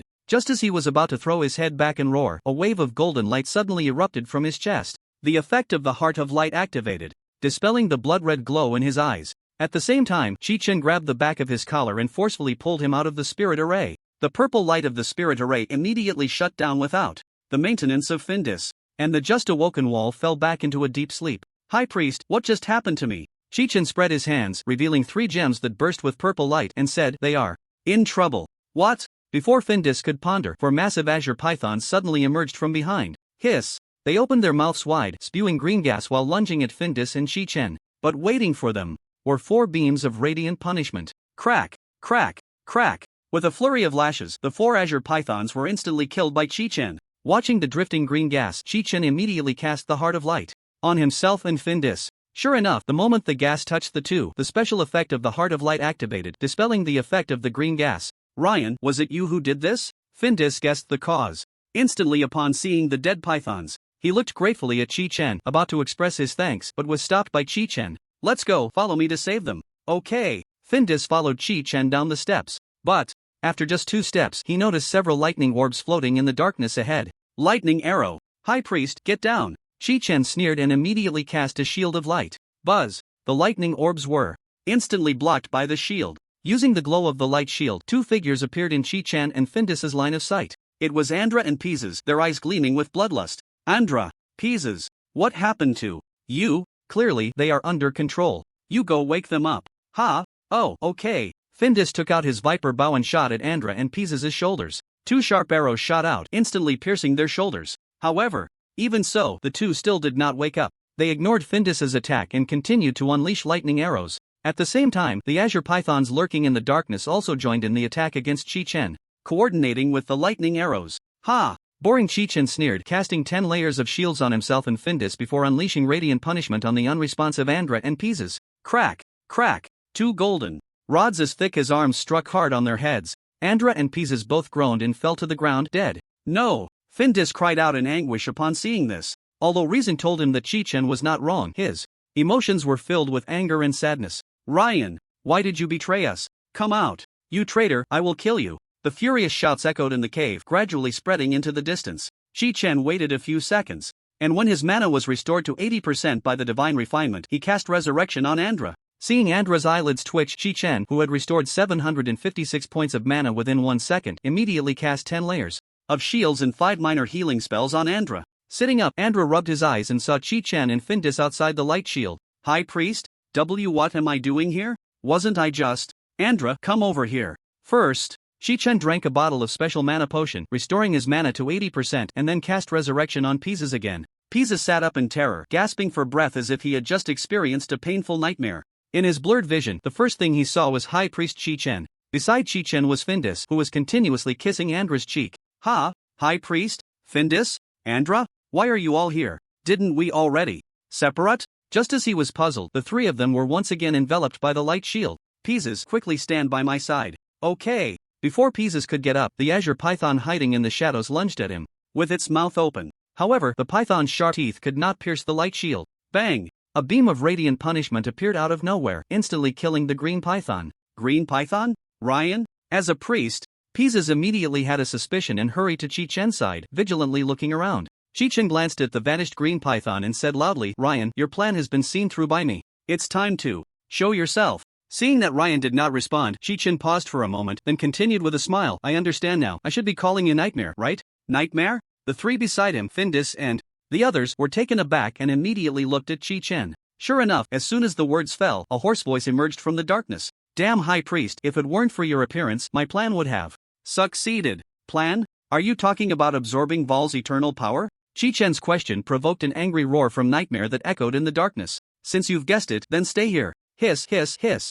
Countless blood-red eyes lit up in the darkness, densely surrounding Chi-Chen and the others. Findus was shocked by this scene and held Andra even tighter. However, the expressions of the two were filled with anger. "Let's fight." Pieces drew his twin blades, ready to fight to the death. But unlike the three priests, Chi-Chen wore a smile, because Nightmare, transformed from Ryan, still refused to show itself. For Chi-Chen, who had once been crushed by the white serpent's body, this abnormality could only mean one thing. That is, Nightmare did not dare to attack until it successfully absorbed Vol's eternal power. It could only use the illusion of the green python to intimidate Chi-Chen and the others. Unfortunately, Chi-Chen already knew Nightmare's complete form. He had plenty of ways to deal with this second form that had turned into a small snake. "Nightmare, if you're going to make a move, do it quickly, or I might strike first." Chi-Chen looked around and said to Findus beside him, "You three, be careful. Rest assured, High Priest, we will not disgrace the name of the priest." "Good. Then you three stay as far away from me as possible, the farther the better." Before Findus could react, he saw Chi-Chen charge directly into the darkness without even activating his shield. All they could hear were the snakes hiding in the darkness, with their blood-red eyes hissing as they chased after Chi-Chen. Then Findus and the others saw Chi-Chen protected by a radiant shield in the darkness where a waterfall of starlight appeared above him. Countless small white snakes perished under the attack of the starlight. How could Ryan possibly control so many snakes? He is no longer Ryan, he is Nightmare. The High Priest is amazing. Pieces looked at Chi-Chen, who shone like a beacon of hope in the pitch-black surroundings, with fervent admiration. However, the three of them still had their hearts in their throats as pairs of blood-red eyes quickly approached from the surrounding darkness. "Damn! How are there still more here? Kill!" Findus and Andra began firing lightning arrows at the pairs of blood-red eyes. Meanwhile, Pieces wielded his twin blades, guarding the two and slashing at the snakes that charged out. After fighting for more than 10 minutes, Chi-Chen realized that the snake horde in the darkness seemed endless. He simply couldn't kill them all. Although Nightmare had not yet obtained Vol's eternal power and could not transform into a true devourer, Chi-Chen also had no way to deal with it hiding in the shadows. This stalemate was not a solution. The key to eliminating the devourer still lay with volume. Chi-Chen immediately retreated to the Tree of Life, seeing Findus and the others who were battered and struggling in battle. It seemed that Nightmare did not want to kill the three of them. "Come over here." The three, healed by Chi-Chen's restoration spell, hurriedly ran to his side, accompanied by countless green pythons. Chi-Chen added 10 layers of shields to each of the three, isolating them from the green python's attacks, and then asked, "Is there any other way to awaken Vor besides activating the spirit array?" "No, to awaken Vor, the spirit array must be activated." Fendi shook his head firmly. "Is that so? Then we can only go hard on it." Chi-Chen looked at Vor, making up his mind as he said, "Nightmare, don't you crave Vor's eternal life power? I will fulfill your wish." Immediately, he emptied his mana and unleashed 663 rays of radiant punishment directly at Vor. In an instant, the darkness was dispelled by the blinding golden light. In the astonished gaze of Fendis and the others, Vor was directly obliterated by Chi-Chen. Splash! The eternal life sap, hidden within the tree trunk, gushed out instantly.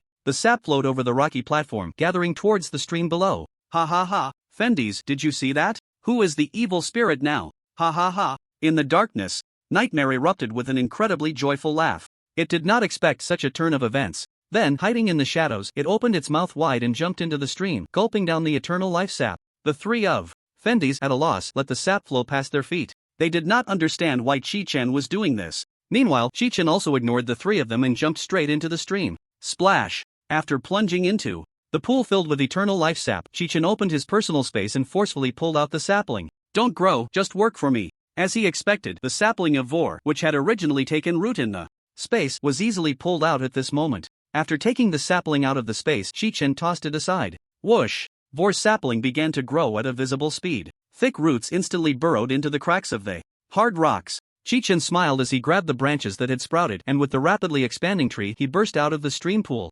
Indeed, this was the hidden plot that occurred after Chi-Chen accidentally killed Vor when he first arrived at the Nightmare Cave. At the bottom of the pool, the devouring snake, which was gulping down the eternal life sap, began to swell rapidly, but soon it realized that the amount of eternal life sap was decreasing rapidly. Opening its eyes to look up at the surface of the water, it saw thick roots densely packed, trapping it at the bottom of the pool like a cage. Why is the tree god growing here? It struggled to wriggle out from the layers of roots, but just as it surfaced and had not yet seen the situation clearly, it heard Chi-Chen's voice laughing. Have you finally had enough to drink, Nightmare? Nightmare saw a golden stick much wider than its body come crashing down. After being struck by over 600 rays of radiant punishment, Nightmare felt the world spinning. It curled its body in pain, expelling all the eternal life sap it had inhaled but not yet absorbed. Splash! The expelled sap was quickly absorbed by the roots of the sapling. Looking at Nightmare's malnourished snake body, Chi-Chen did not give it a moment to breathe. 37 rays of radiant punishment struck heavily on Nightmare's head.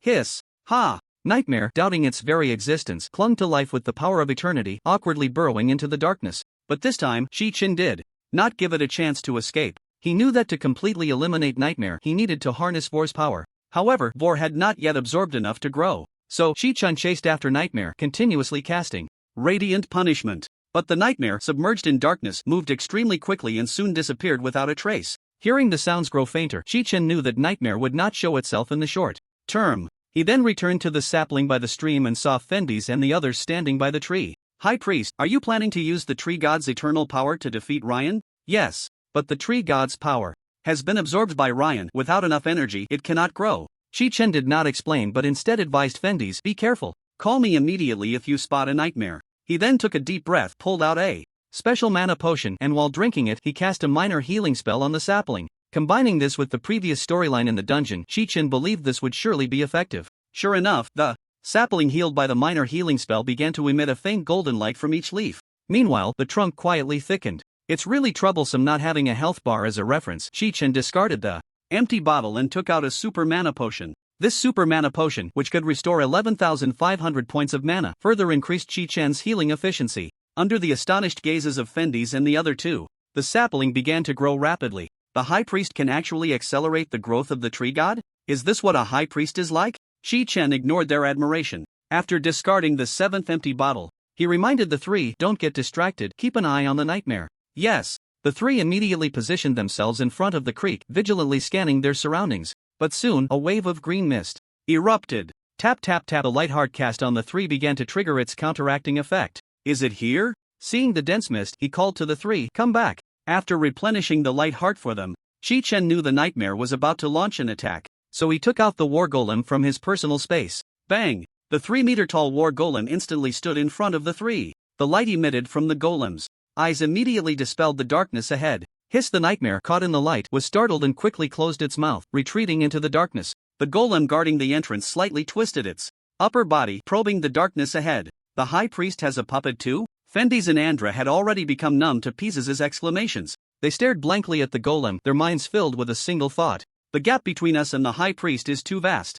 Chi-Chen felt a surge of joy at the golem's reaction. He hadn't expected the golem to act without needing to be controlled. His original plan was to use the golem as a target, blocking the creek entrance to prevent the Nightmare's invasion. But now it seemed the golem, as a tool, could execute his commands without control. Is this the authority of the creator? Chi-Chen thought to himself while healing the sapling. As the first creator of the celestial space, he could only explore the abilities that came with the creator identity on his own. The green mist of slumber wafted in again. The light heart on the bodies of the four, including Chi-Chen, continued to take effect. Chi-Chen took another sip of the mana potion. Just then, the Nightmare emerged from the darkness, opening its gaping maw to bite at the golem. Chi-Chen's mind stirred. Ignoring the slumber mist, the war golem simultaneously received Chi-Chen's will. It immediately reacted, raising its right arm to strike at the biting Nightmare. Bang! The metallic right arm struck the Nightmare's head, while the left arm simultaneously grabbed it, tightly clamping around the Nightmare's neck. The left palm sprayed black oil, while the right palm spewed flames. Boom! The ignited Nightmare screamed loudly, thrashing its serpentine body in a desperate struggle. But no matter how hard it tried, it could not escape the golem's metallic grip. Although Chi-Chen remained vigilant, he secretly breathed a sigh of relief. In less than 30 seconds, the Nightmare's serpentine tail drooped to the ground, no longer struggling, appearing like a burning oil rope. Meanwhile, after Chi-Chen's continuous healing, the sapling finally matured, and The human-like face of Volna appeared on the trunk. Amidst the gasps of the three priests, it opened its golden eyes and looked at Chi-Chen. A gentle light connected Chi-Chen and the sapling. Resonance. The high priest and the tree god have resonated. Andra, seeing this, hurriedly signaled Fendis and Pieces to join her in praying to the tree god. Chi-Chen, who had stopped, pointed at the nightmare behind him and said, "Eliminate it." Whoosh! Sharp branches extended from the trunk, piercing the charred nightmare. The golem released its pincers, allowing Vol to drag the nightmare back to the trunk. The branches that pierced the serpent's body absorbed the energy within. Under the gaze of the four, the nightmare shrank smaller and smaller, eventually transforming back into Ryan's form. At that moment, Ryan resembled an old man on the verge of death, his hair and beard white, his bones gaunt, and his eyes hollow and lifeless. "Ryan, why did you betray the tree god? Why did you betray us?" Ryan, hanging from the branch, let out a weak laugh. "Betrayal? I merely failed." He struggled to turn his head to Chi-Chen and said, "High priest, how many eternal gardens can you save? Once you witness the power of the evil god, you'll realize how insignificant you truly are." After Ryan finished speaking, he heavily lowered his head, falling silent. The branches began to withdraw one by one from his corpse. When the last branch was pulled out, Ryan fell like a withered leaf from the branch, crashing heavily to the bottom of the dried-up pool. Ryan. Fendis looked at the body of his friend, who had fought alongside him for many years, and closed his eyes in despair. Pieces, beside him, let out a furious sound and turned his head away, refusing to look any longer. Congratulations to the Skywarder for successfully killing the Nightmare Serpent in the Genesis mode of the Nightmare Cave, earning 50,000 points. Congratulations, you have obtained the title of Creator of the Cam Continent and have become the Creator of the Cam Continent. Ascension progress points +1. Congratulations, you have become a second-tier creator. Ascension progress 2/10. Congratulations, you have become a second-tier creator. Ascension progress 2/10. You have gained a new buff, Blessing of World Creation, level 1, Blessing of Man's Continent, level 1 increases spell damage by 1%. Blessing of Cam Continent, level 1 increases maximum health by 1%. You have learned the exclusive passive skill, Life Devour, for the Cam Continent. Life Devour, passive skill, level 1. After a skill hits a target, the creator will gain a buff effect that plunders 1% of the target's total attribute value. The plundered target will receive the fatigue effect, reducing attack speed, movement speed, casting speed, evasion, and parry rate by 1%. This effect lasts for 5 seconds and can stack up to 5 layers, refreshing the duration after the skill hits the target. Note, upgrading this skill requires skill points and will not occupy Ascension progress. The Nightmare Cave Dungeon has been sealed. Seal release condition. The creator is erased by the skyward space. Attention! The number of worlds you dominate has reached the limit, 2 halves. Please increase your rank to increase the number of worlds you can dominate. Starting to synchronize the time flow between the two realms, the surrounding darkness dissipated, and in the eternal garden of the deep night, the sound of insects chirping emerged from the grass. Once the time was synchronized, it was already deep into the night. "I didn't expect it to be night already," Andra exclaimed. "Yeah, time flies too fast. I thought only an hour had passed." Pieces scratched his head. Fendis was about to express his gratitude to Chi-Chen, but seeing the high priest's serious expression, he quickly closed his mouth. At that moment, Chi-Chen was completely unaware of the approaching Fendis. Staring at the messages displayed on the interface, he was stunned into place. Although his face remained as calm as water, his emotions were surging like a roller coaster. The good news was that the new exclusive passive skill for world creation, Life Devour, was an extraordinary skill. The bad news was that the number of worlds he could enter had reached its limit, and he could not enter new worlds for the time being. First, let's talk about Devour Life. This skill can steal 1% of the target's attributes when hit, stacking up to 5 layers and lasting for 5 seconds. A noble percentage. What does 5% of attributes represent? If faced with an enemy from a higher tier, take Principal Chi-Chen as an example, Chi-Chen could steal 5% of Chi-Chen's attributes. And this is just at level 1, it can be upgraded. Not only will the target's attribute value be reduced by 5%, but it will also inflict a fatigue effect. Let's level it up first. Chi-Chen ignored the 3 behind him, directly operating the interface. He had originally planned to save his points to upgrade his divine refinement. But now, it seemed that Devour Life was much more useful. Upgrading requires 10 skill points. Would you like to redeem immediately? 10 skill points, which is 5,000 points. This is simply like a gift. Chi-Chen decisively clicked yes. Devour Life successfully upgraded to level 2. 5000 points deducted. Chi-Chen hurriedly opened the interface, his eyes widening instantly. The attribute value stolen from the target increased from 1% to 2%, and the stacking layers increased from 5 to 6. Similarly, the negative effect on the stolen attributes also increased from 1% to 2%. Upgrading requires 20 skill points. Would you like to redeem immediately? Yes. Devour Life successfully upgraded to level 3. 10000 points deducted. Upgrading requires 40 skill points. Would you like to redeem immediately? Yes. Devour life successfully. Upgraded to level 4. 20000 points deducted. Upgrading requires 80 skill points. Would you like to redeem immediately? Yes. Devour life successfully upgraded to level 5. 40000 points deducted. Adding in the recently acquired 50,000 points reward. With a total of 148,108 points, Chi-Chen unhesitatingly spent 75,000 to upgrade Devour Life. If he hadn't had only 73,108 points left, he would definitely have continued upgrading Devour Life. Chi-Chen took a deep breath and opened the skill description. Devour Life passive skill level 5. After hitting the target, the creator will gain a buff effect that steals 5% of the target's total attribute value.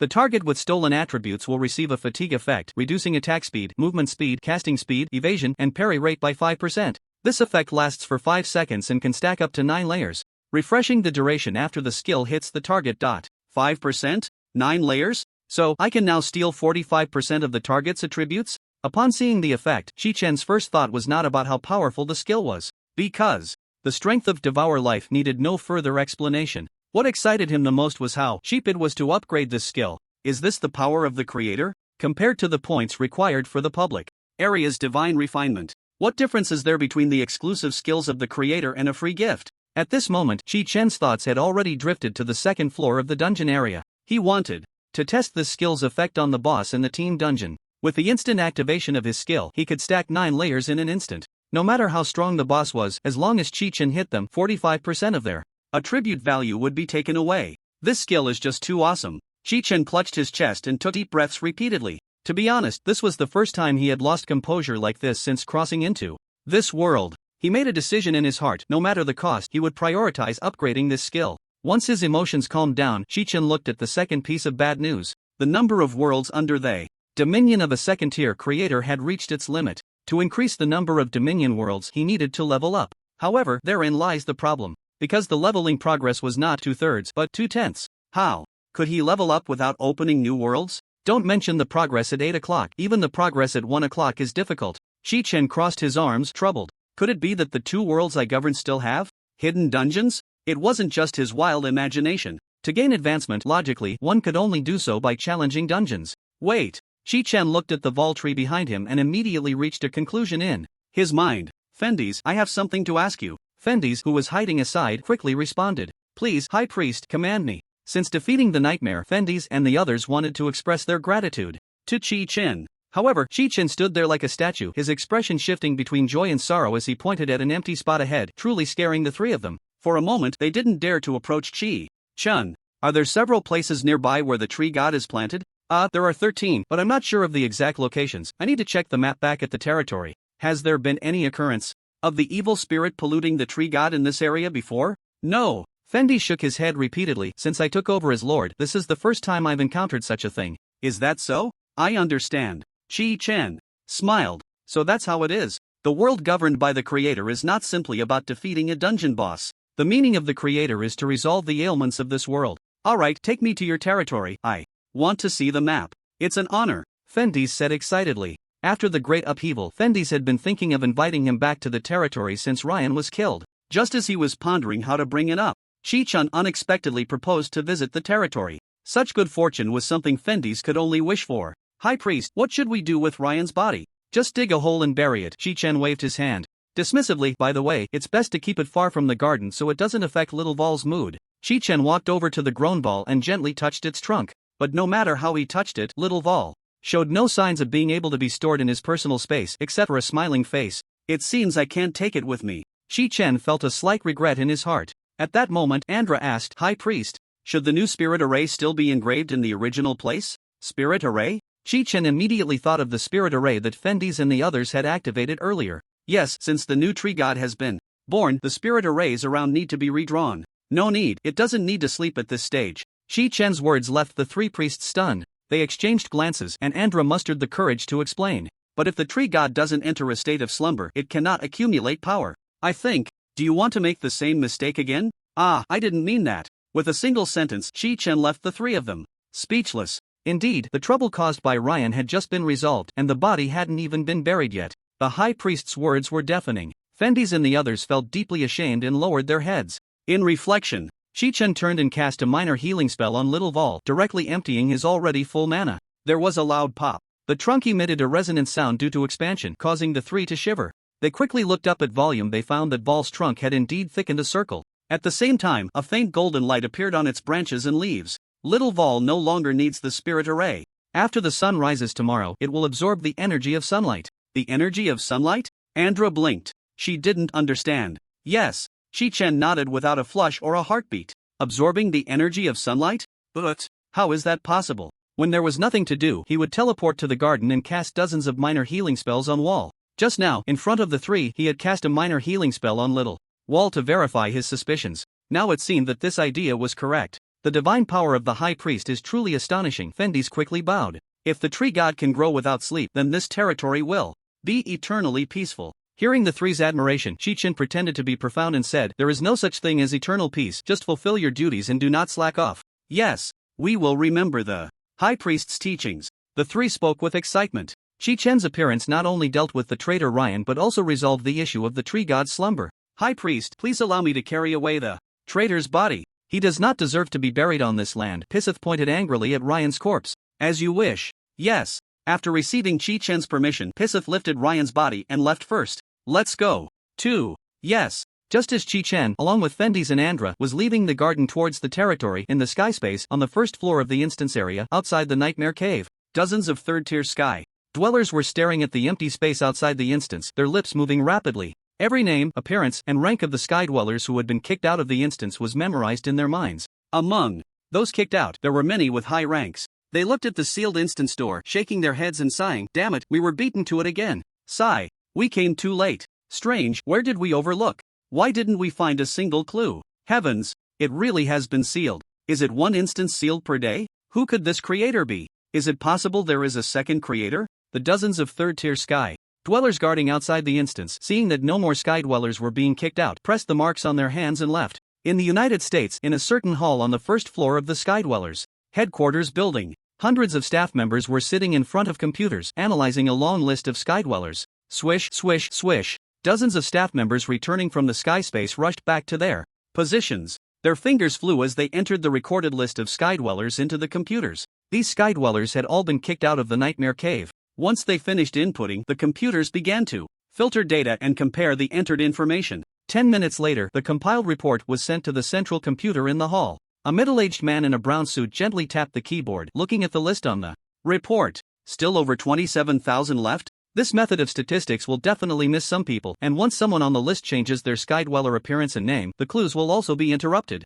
said the young man standing behind him. "Oh, so you have a better method?" The middle-aged man turned to look behind him. The young man quickly lowered his head. "No. Verify all the information of the sky dwellers on the list and send people to check one by one." "Yes." In Long Country, Han City, the already asleep Chi-Chen was awakened by the ringing of his phone. He picked up the phone and put it to his ear. "Hello? Principal, the Nightmare Cave has been sealed." Yu Muqing's voice came through the receiver. Chi-Chen sat up immediately, fully awake. "Sealed again?" "Yes. Let's go join the fun." "Yes. I'll wait for you in the trading area." "Okay." After hanging up the phone, Chi-Chen pressed the mark while still in his pajamas. In the sky space outside the trading area, Yu Muqing and Chi-Chen appeared simultaneously and formed a team. They did not head to the first floor of the instance area but blended into the crowd and started chatting. "Confirm whether the communication mode is set to team." As Chi-Chen spoke, he switched the communication mode to team status. "Confirmed," Yu Muqing replied after completing the switch.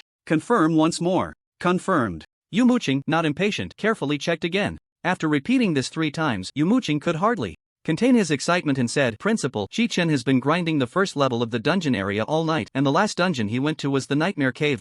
He, ha ha ha ha. Good news. Teacher you've worked hard today. It's what I should do. But can we be sure that Chi-Chen is the creator based on this alone? Who else could it be? What if he doesn't admit it? If it were you, would you admit it?" Yu Muqing thought for a moment and shook his head. "Exactly, you know you can't admit it, so how could he? Just listen to how lively the Sky Dome space is. How many people want to find him? As long as the Sky Dome broadcasts continuously, it means Chi-Chen's identity hasn't been exposed." Chi-Chen paused and smiled with satisfaction. "Even if it's not him, he is still the prime suspect. As long as he is a suspect, that's enough.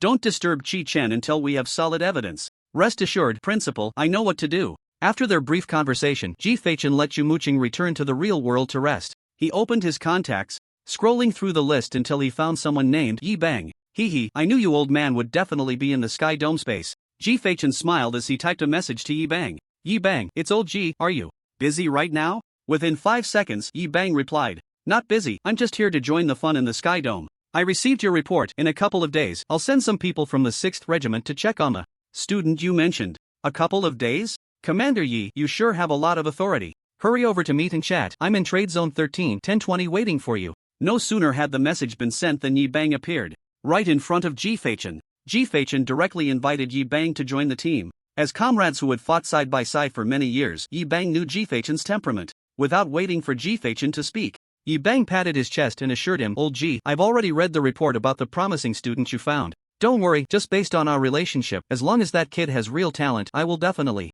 arrange for him to join the National Defense Regiment. It's been years, why are you still not at 6th rank? Chi-Chen changed the subject and asked, 6th rank? You think it's easy to accumulate 100,000 points? You don't even have 5th rank. Yi Bang shot Chi-Chen a glance. Can you come to Han City tomorrow? Tomorrow? What are you up to, you old man? I can only tell you if you come. Being all mysterious, just spill. It's tomorrow. The 1st Regiment is preparing to continue raiding the 5th level dungeon. Find someone to replace you as commander. Anyway, I'll wait for you tomorrow afternoon and we can discuss in detail then. Oh, by the way, can you also pick up some confidentiality agreements from headquarters for me? Remember to sign your name. Confidentiality agreements? Old G, what are you? Before Yi Bang could finish, Chi-Chen left the Sky Dome space directly. Alright, let's see what surprise you can bring me tomorrow. For the request of an old friend, Yi Bang still had to give him face. He shook his head helplessly and left the Sky Dome space.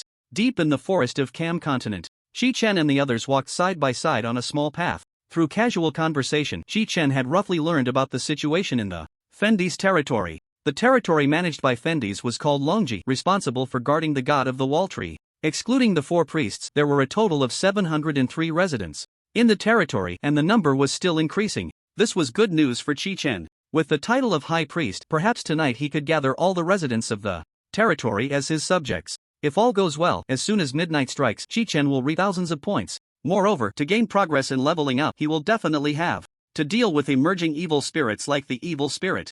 Chi-Chen plans to maximize the value of the evil spirit. By eliminating the evil spirit at the most appropriate time, he can turn the residents of various territories into his followers. Just like the 3 with Fendi's now. In less than an hour, under Fendi's lead, Chi-Chen arrived at the Longji territory, in the southwest of the garden. At this moment, the residents of the territory were not resting. Adults, holding green lanterns, anxiously waited at the territory's gate with their children. They knew in their hearts that it must be due to some incident in the Eternal Life Garden that the 4 priests had gone to handle it together. When the sentinel shouted the news of Fendi's return, the residents finally breathed a sigh of relief. As the territory gates slowly opened, the residents saw Chi-Chen surrounded by the 3 of Fendi's residents. Come and welcome our High Priest. High Priest. The crowd looked surprised and doubtful, but since Fendi's requested it, they all bowed to Chi-Chen. Swish, swish, swish.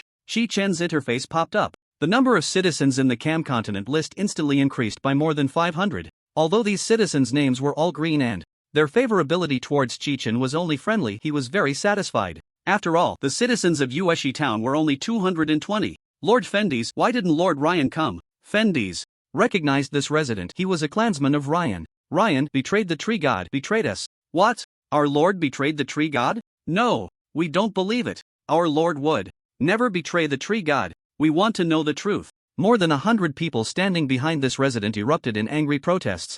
Chi-Chen squinted at these people. They were not as close as Fendi's claimed, but he was very satisfied because the more chaos, the more beneficial it was for his manifestation. Please be quiet. Andra stood beside Fendi's, signaling the clansman to calm down. I understand your feelings. After witnessing Ryan's betrayal with my own eyes, I too was reluctant to believe this fact. But please trust that Fendi's has no reason to deceive you. You're lying. Lord Ryan is the most devout priest. Yes, you are Fendi's wife, you will definitely speak for him. Seeing this, Pieces hurriedly stepped forward to calm the emotions of Ryan's clansmen. I can prove that Ryan really betrayed the tree god. Who doesn't know your close relationship with Fendi's? Right.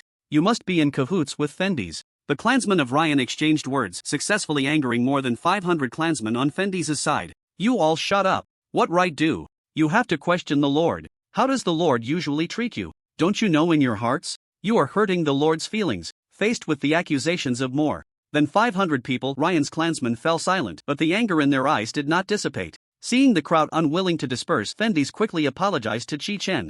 Please forgive me, High Priest. It's okay, let me say a few words. Chi-Chen gently patted Fendi's shoulder twice and walked in front of Ryan's clansmen, saying, if you don't believe Fendi's, you can go to the Eternal Life Garden and see for yourselves whether the withered trees have been reborn. Whether Ryan really betrayed, the tree god will give you the answer. As soon as these words were spoken, Ryan's clansmen fell silent. Although their gazes towards Chi-Chen were unfriendly, they did not dare to question him. After all, the High Priest, like the tree god, was a supreme existence they did not dare to doubt. I understand your feelings for Lord Ryan, but have you considered that Fendi's is also your lord? How does he usually treat you? Chi-Chen looked at Fendi's beside him and said, Fendi's, don't close the territory gate, let them seek the truth. Yes. The anger of Ryan's clansmen dissipated significantly upon seeing Fendi's show such a respectful attitude. Chi-Chen couldn't help but sneer coldly in his heart at this scene. Fendi's, since they haven't refused, organize a group to take them to see the tree god tomorrow. The tree god isn't asleep and should be able to respond to them. Yes. Fendi's quickly agreed, gratefully looking at Chi-Chen. Could it be that the High Priest anticipated that Ryan's clansmen would cause trouble, which is why he didn't let the tree god fall asleep? He thought to himself. The tree god needed to remain awake to dispel the doubts of Ryan's clansmen. Perhaps because he was used to the tree god's sleeping state, combined with the impact of Ryan's clansmen causing a ruckus, Fendi surprisingly didn't immediately think of the tree god. Fortunately, Chi-Chen's reminder helped him avert a major crisis. High Priest, Lord, please let me take them, Pisith said angrily, stepping in front of the leading Ryan clansman. Whoever doesn't believe, I can take you to see the tree god. The Ryan clansmen looked at the open territory gate and all fell silent. Although the wilderness was relatively safe, they knew very well in their hearts that stepping out of the territory meant leaving the protection of the Lord. The deceased Ryan and the living Fendis could still distinguish between what was important and what was not. Seeing no one speak, Chi-Chen addressed Ryan's clansmen. Those who want to go, gather here tomorrow morning and let Priest Pisith take you. If you don't want to go, then don't bring it up again in the future. Remember, you are Ryan's clansmen and also residents of Longji territory. Swish, swish, swish. Chi-Chen looked at the interface floating beside him and found that Fendi's name had turned golden. At the same time, the number of citizens had increased by more than 100 green names. Fendi's, let them all go back and rest. Andra, Pisith, you two stay here to calm the crowd. I'll take the High Priest to the hall. Okay. The two began persuading the crowd to go home. After arriving at the hall with Fendi's, Chi-Chen obtained the garden distribution map. High Priest, please look at the map first. I'll check the residents' emotions. Go ahead.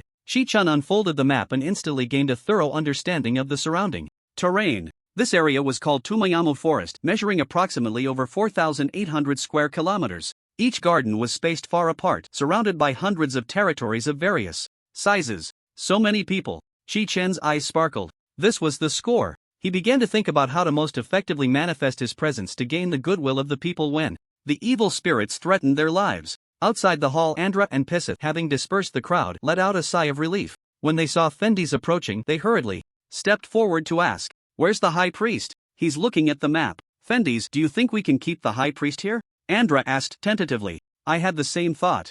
But I lack confidence. Fendi sighed helplessly. Then I'll go ask tomorrow, Pisith volunteered. Sigh, let's hope for the best. Andra, you go prepare a clean place for the High Priest to stay. Okay. Andra immediately began to act. When Fendi's and Pisith returned to the hall, they found Chi-Chen had already put down the map and was flipping through the parchment scrolls displayed in the hall. Have the people gone home? Thank you for your concern, High Priest, they have all returned. Chi-Chen closed the book and said to the two, I have something to attend to, so I'll leave first. You two should rest early. High Priest, it's already so late, you might as well stay in the territory to rest. Yes. Andra has already gone to prepare a place for you to stay. No need to trouble yourself, I'll be back in a couple of days. After Chi-Chen finished speaking, he vanished from the spot. This divine skill left Fendi's and Pisa's stunned. The High Priest can teleport? Pisa's was utterly shocked. Fendi's, pretending to be calm, coughed lightly and said, The High Priest can accelerate the growth of the tree god, surely teleportation is within his abilities. But the High Priest looks so young. Young? A High Priest who can resonate with the tree god can control his appearance and age at will. So that's how it is, I understand now. Pisa's gaze towards the spot where Chi-Chen had left became increasingly reverent. In the Eternal Garden, Chi-Chen was beside the small wall in the stream, continuously casting lesser healing. Wall was bathed in the lesser healing and its trunk was rapidly thickening by a finger's width every second. Therefore, Chi-Chen had no idea when he would next come to the Cam continent. He planned to cast lesser healing on the small wall for a while longer before leaving to speed up its growth. Just then, the citizens section on the panel changed again. Pisa's name changed from pink to gold. Ha! Is this worship? Did something happen in the territory? After about 10 minutes of casting, Chi-Chen looked at the vibrant small wall and returned to the real world with satisfaction. He walked through the student dormitory building and arrived at the teacher's apartment building. Chi-Chen took out his phone and found the message sent by Yu Muching. After entering the password at the entrance, the apartment door opened with a sound. Arriving at the apartment door at the end of the third-floor corridor, Chi-Chen entered the password again. This was the single apartment that Chi-Chen had prepared for him. Although the matter with Shi Mingjia had concluded, Chi-Chen still specially approved an apartment for Chi-Chen. Entering the clean apartment room, Chi-Chen picked up 2 sets of clean clothes from the bed and walked into the washroom. Today, he could finally get a good sleep in the real world. The next morning at 5:30 a.m., Chi-Chen left the apartment early. After having breakfast in the cafeteria, he went directly to the first floor of the dungeon area. Now that he no longer had to worry about the Genesis difficulty, Chi-Chen naturally prioritized tackling the dungeons that had opened at hero difficulty. Sure enough, after completing the hero difficulty of Mosu's Forest, he triggered the corresponding achievement and received a 1,000-point reward. However, the wormhole that floated up from the boss's corpse did not summon him inside. Due to the number of worlds you dominate reaching its limit, this teleportation has failed. Please upgrade your creator rank as soon as possible. This dungeon will reset in 5 hours, 47 minutes, and 12 seconds. Not locked, it can reset. Chi-Chen's worries instantly dissipated. He was very afraid that the difficulty of the hero dungeon would be forcibly locked due to the opening of the Genesis difficulty. It seems as long as the number of worlds I dominate doesn't increase, the dungeon can reset. He left the dungeon with satisfaction and began to tackle the 221 dungeons that had opened at hero difficulty over the past 2 days. Close to 8 o'clock, Chi-Chen left the Sky Dome space and returned to the classroom. None of the students from Class 6 production department came to school today. The school must have continued to give them a break. In the class, the eagerly waiting Dan Liang finally saw Chi-Chen. He moved over with a table, beaming with joy. You didn't really solo clear it, did you? Chi-Chen deliberately asked before Dan Liang could speak. Damn, can't you let me show off a bit? Dan Liang really did solo clear it. Although his casting was interrupted by Chi-Chen, he still took the brief time before class to boast to his friend. Dan Liang lowered his voice, afraid of being overheard by other classmates. But Chi-Chen could still see the excitement in Dan Liang's brilliant eyes. After school yesterday, Dan Liang exited the team, submitted the supplies, and returned to the cafeteria for a meal. Then, after writing his will in the dormitory, he immediately teleported to the Sky Dome space and began attempting to solo clear Panlong Dao. With the determination that failure would lead to martyrdom, Shan Liang spent a full 5 hours successfully grinding down all the monsters in Panlong Path. Then he reset the game after finishing the book and spent another 3.5 hours completing the second solo run. I fought a boss for 15 minutes, going back and forth from the bottom of the mountain to the top 4 times. Shan Liang raised his eyebrows proudly, and I also discovered that several steep slopes at the turns in Panlong Path are particularly advantageous for the ghost form to pass through. As long as I repeatedly jump sideways a few times, I can gather the monkeys running back and forth together, maximizing the explosive damage of the ghost wolf pack. After listening to Shan Liang's explanation of the strategy, Chi-Chen made a final summary of the operation. I understand, you wore them out. You could say that. No matter how the process went, I can consider it a successful solo run. Damn, 5 times the points, what a profit. Just watch. I'll definitely reach the first tier in 5 days. As long as that creator shows mercy and doesn't seal off Panlong Path. Shan Liang clasped his hands in prayer. Don't worry, I believe Brother Liang has turned his luck around. Nothing will happen. Brother, you're on the right path. Ha ha ha. Once I level up, I'll compress the time to within half an hour and take you flying. Alright, but Brother Liang, be careful, that ravine is still very dangerous. You wouldn't believe it, I almost fell in yesterday. After Yu Muching entered the classroom, the two stopped chatting and began to listen attentively to the lecture. Although Chi-Chen pretended to pay attention, his thoughts had already flown to the sky space. By the time class started, he had already cleared over 30 hero difficulty dungeons, accumulating nearly 50,000 points. Since he no longer had to worry about the creator difficulty, Chi-Chen played the dungeons very liberally. Each dungeon took no more than 10 minutes. The points for hero dungeons were doubled, not to mention the additional 1,000 points reward for first-time clearing on creator difficulty. This was extremely profitable for Chi-Chen. On average, each dungeon could provide around 1,500 points. Chi-Chen had originally had 76,277 points left, so in the morning he only needed to clear a few hero difficulty dungeons to gather enough points to reach 80,000, successfully leveling up Devour to level 6. Unfortunately, the bosses in the hero difficulty dungeons only had 30,000 to 40,000 health points, and Chi-Chen killed them in just a couple of hits, completely unable to utilize the effects of Devour. To verify the skill effects, it seems I can only go to the second floor of the dungeon area. After class, Chi-Chen arrived at the sky space and pretended to enter the dungeon with Wang Ling and the others. Time quickly passed to noon, and after lunch, Chi-Chen did not continue grinding dungeons but instead teleported to Man's continent.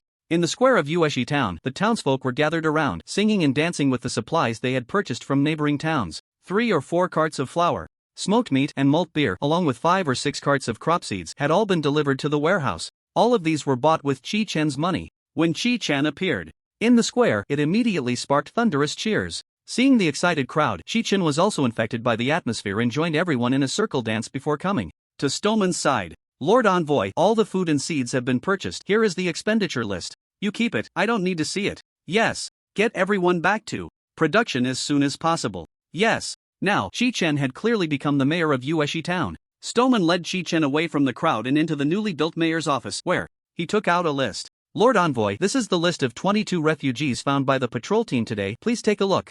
Chi-Chen took the list and said with satisfaction, let me meet them. Yes. Before long, the 22 refugees arrived outside the mayor's office, led by the guards. Stoneman walked out with Chi-Chen and said to the 22 refugees, quickly come and thank the esteemed divine envoy. If it weren't for his benevolence urging us to search for you, you might have starved to death in the wilderness. Thank you, esteemed divine envoy, for giving us a new life. The 22 refugees bowed in unison to Chi-Chen, expressing their gratitude. Chi-Chen nodded with a smile and looked at the interface beside him. But soon, the smile on his face faded, because the interface only displayed the names of 21 refugees. One was missing. This indicated that this person did not feel grateful to him. Chi-Chen compared the list and quickly found the refugee named Josen. He approached Josen with curiosity, sizing him up from head to toe. Under Chi-Chen's scrutiny, Josen dared not raise his head. Stoneman, seeing this, hurriedly stepped forward and said, you should quickly introduce yourself to the esteemed divine envoy. Yes.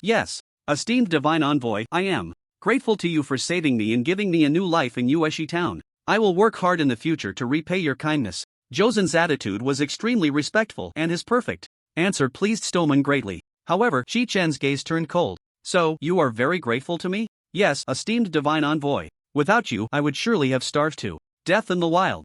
Chi-Chen looked at the list again, and after confirming, he said to Josen, but I do not feel your enthusiasm and gratitude. What? Josen was taken aback, looking at Chi-Chen in confusion. But under Chi-Chen's gaze, he shyly avoided eye contact. Stoneman, the commander of the People's Army, instantly saw through Josen's problem. Someone take Josen down. Yes. 3 guards rushed forward and quickly bound Josen. Esteemed divine envoy, what do you mean by this? I have already made myself very clear. Stoneman, interrogate him properly. As you command. You 3, take him to the prison in the mine. Stoneman ordered the guards. Yes. Upon learning he was to be imprisoned in the mine, Josen immediately shouted, why are you interrogating me? What crime have I committed? You can't treat me like this. His voice was loud, echoing throughout Yueshi town. The townspeople, who were singing and dancing, all gathered upon hearing the commotion. Seeing this, Josen felt a surge of hope and immediately shouted, friends, I am innocent. I was arrested without committing any crime. I am innocent.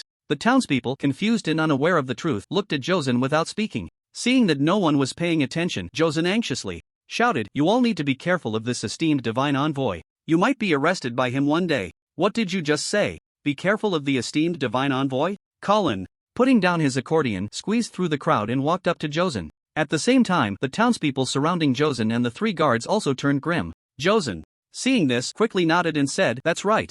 I was just saved by the People's Army today, and for no reason, I was arrested by the esteemed divine envoy. Everyone, I am innocent. I have not committed a crime. I slap. Colin raised his hand and slapped Josen directly across the face, daring to question the esteemed divine envoy. You are guilty. You are guilty. The townspeople, who initially felt sympathy for Josen and doubted whether the esteemed divine envoy had made a mistake, were about to speak up for him when they heard Josen's slander against the divine envoy. Slandering the esteemed divine envoy. He must be sentenced to hanging. Guilty. Guilty. The townspeople were enraged, waving their arms and shouting. Some young children even picked up stones from the ground to throw at Josen. Josen looked at the angry crowd, instantly dumbfounded. He had thought he could incite the people to help him escape suspicion, but he never expected this outcome. Enduring the pain of being battered by stones, Josen dared not argue. Why were these people so fervent about a strangely dressed outsider? He must be Cliff's lackey, a bandit. Kill him. Kill. Stoneman approached Josen. If you don't want to die, it's best to tell the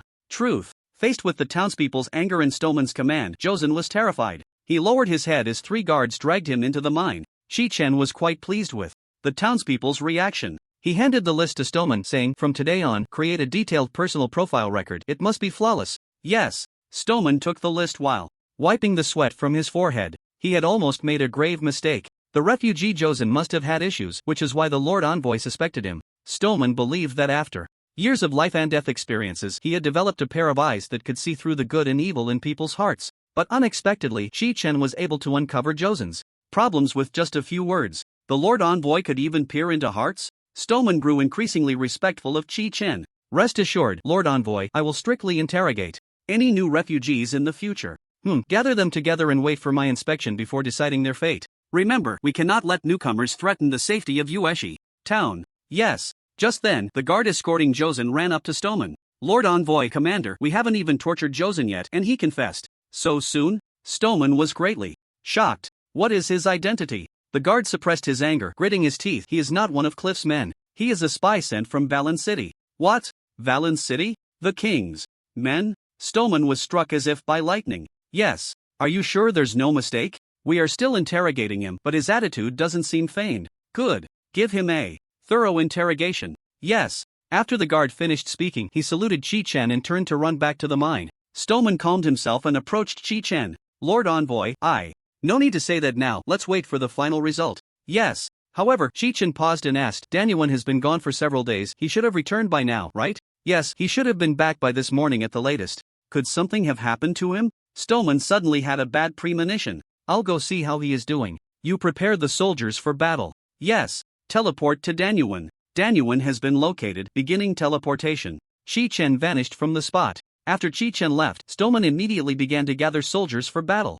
In the dim, damp dungeon, a strong stench filled the air. Danyuan lay in a corner full of excrement, his eyes as lifeless as stagnant water, shackled with handcuffs and leg chains.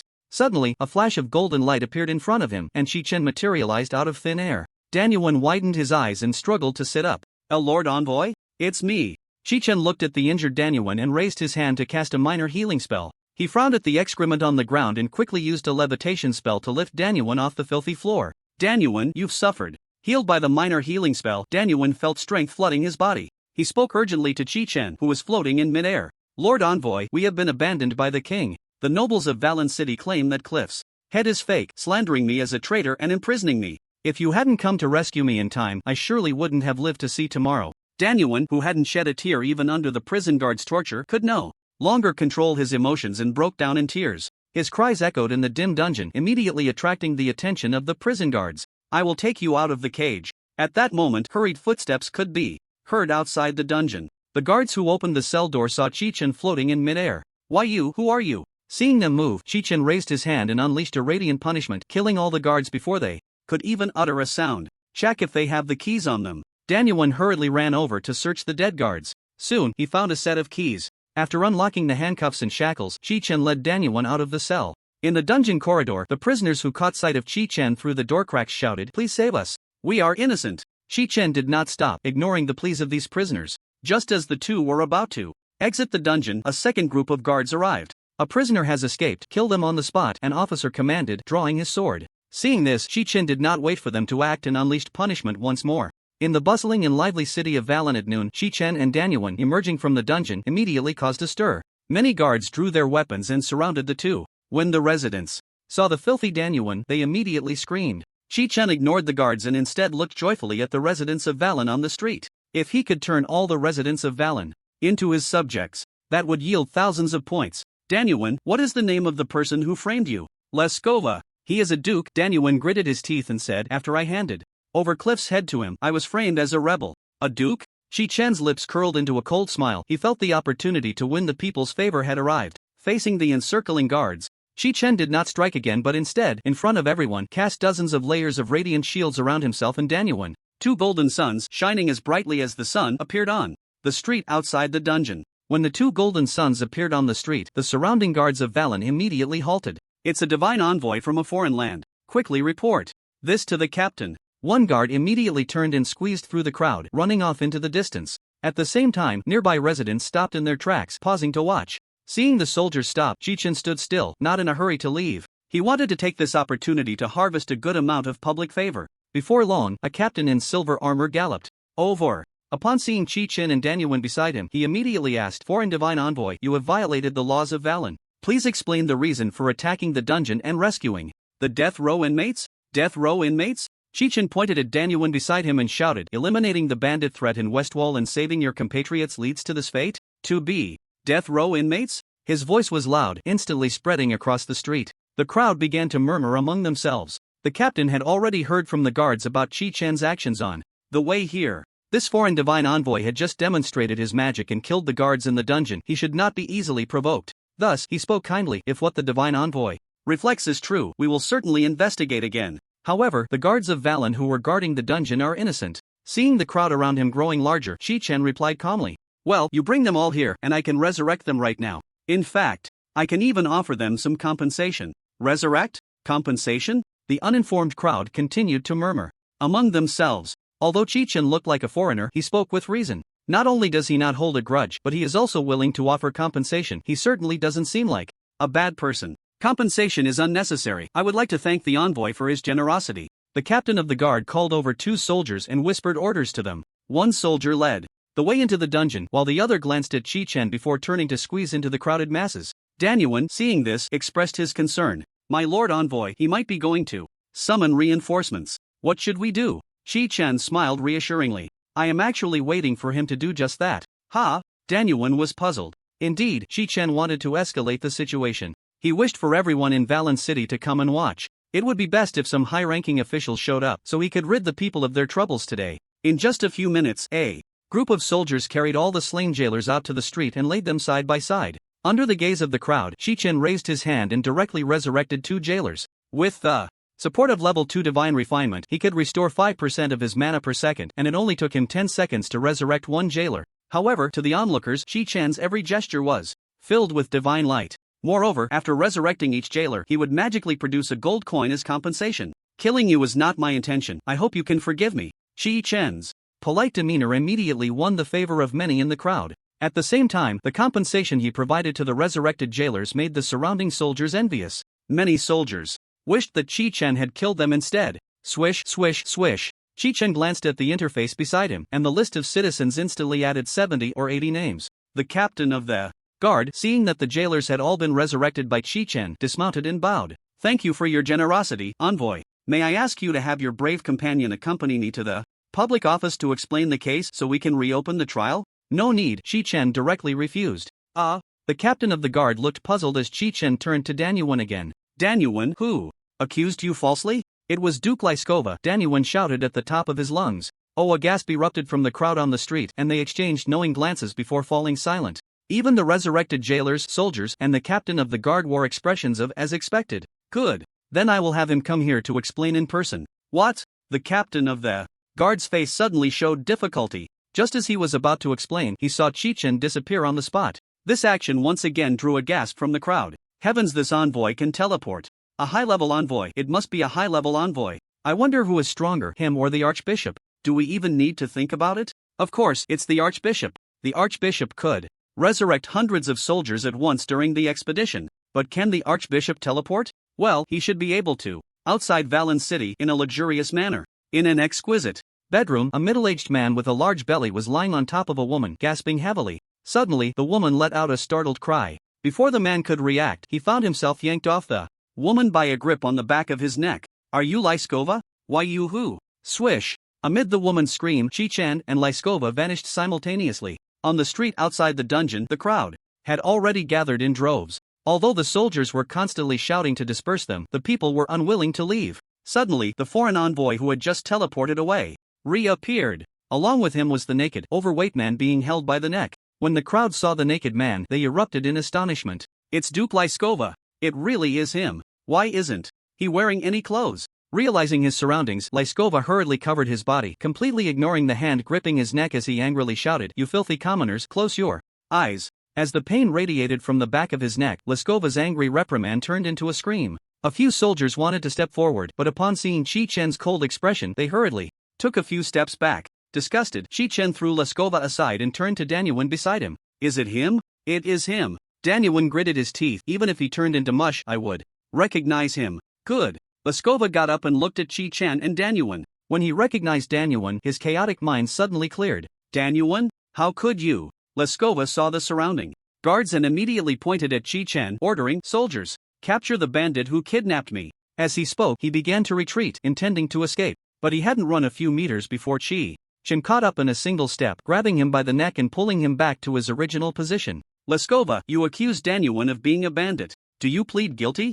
"I am innocent." "He is the bandit. You are a bandit too. Help!" Leskova, disregarding his shame, struggled and shouted. But none of the soldiers around dared to act. "Since you do not plead guilty, you will be punished."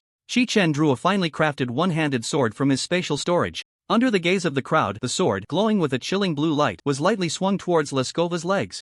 "Ah!" Leskova let out a heart-wrenching scream. The captain of the guard shouted, "Outsider, you cannot do this." Chi-Chen released his grip, allowing Leskova to fall to the ground, ignoring his struggles. After wiping the blood off the sword and casually tossing it into his spatial storage, he asked indifferently, "Cannot do this? Then what should I do?" "He should undergo interrogation and be convicted before execution." "Conviction? Ha!" Chi-Chen sneered. "Do you see the blood on this warrior? Did he not suffer torture before the interrogation?" Hearing the mockery in Chi-Chen's words, the captain of the guard hurriedly explained, "There must be a misunderstanding." "Misunderstanding? Am I not clarifying the misunderstanding right now?" Chi-Chen gestured for Danyuan to pull the writhing Leskova back. "Leskova, do you know your crime? Despicable outsider. You will pay for your actions today." Cut off 2 of his fingers. Chi-Chen took out the sword again from his storage and tossed it to Danyuan. "Yes." Upon hearing this, Leskova's arrogance instantly vanished. When Danyuan really picked up the sword, he immediately begged for mercy. I am guilty. I am guilty. I should not have accused the warrior Danyuan." "Why did you accuse him?" Seeing the captain's obstruction was futile, the soldiers still did not step forward. Lying in a pool of blood, drenched in sweat, Leskova's mind raced. Under the watchful eyes of the crowd on both sides of the street, he stammered for a long time but couldn't utter a word. "Chop!" "Yes." Danyuan swung down hard towards Leskova's hand. "Ah!" A scream erupted as Leskova's left hand lost 2.5 fingers. The captain of the guard, seeing this, anxiously looked around. Noticing that reinforcements had not yet arrived, his expression grew increasingly anxious. If the Baron were to be executed in the street, he, as the captain of the guard, would surely lose his position and might even end up in prison. "Speak! Why did you accuse me?" Because the Duke ordered that whoever kills Cliff can be promoted to Baron. After we learned of Cliff's death, we secretly discussed that we couldn't let an outsider become a Baron, so we planned to suppress this matter. "So you accused Danyuan of being a bandit?" "Yes. But I only came to deliver good news. What use is it to accuse me of being a bandit?" Seeing Leskova stammering, Danyuan's sword fell again. Another scream echoed as Leskova's left hand lost 2 more fingers. He shouted and rolled on the ground, but was once again dragged back in front of Chi-Chen by Danyuan, who had a firm grip on his hair. Many soldiers and civilians around the street witnessed this scene, feeling a sense of satisfaction, their gazes towards Chi-Chen filled with gratitude. Chi-Chen, noticing the rapidly increasing numbers on the panel, naturally guessed the thoughts of the crowd. Indeed, no matter the world, wherever there are people, there will be tyrants and bullies. Speak quickly. Otherwise, I'll chop off your right-hand fingers right now. I'll talk.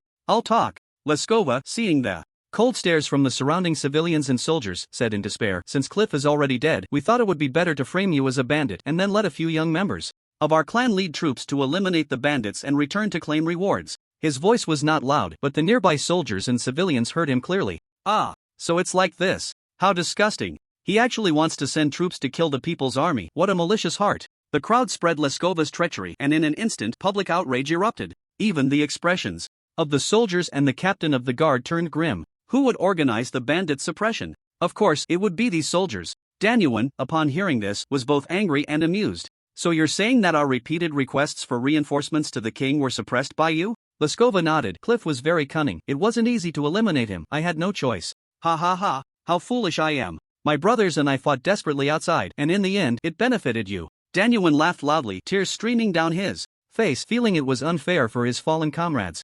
Chi-Chen listened to these words and coldly asked, "Did you just say you?" "Yes, I discussed this matter with 2 others. "What are their names?" "Lord Jeffrey and Lord Barnett." Thud. Leskova, whether from excessive blood loss or a shattered heart, fainted after finishing his words. Oh, as soon as this was said, another wave of gasps erupted from the crowd. Even the captain of the guard and the soldiers felt their legs tremble. Indeed, these 2 notorious and wicked names were known to almost every resident of Valen City. Jeffrey and Barnett?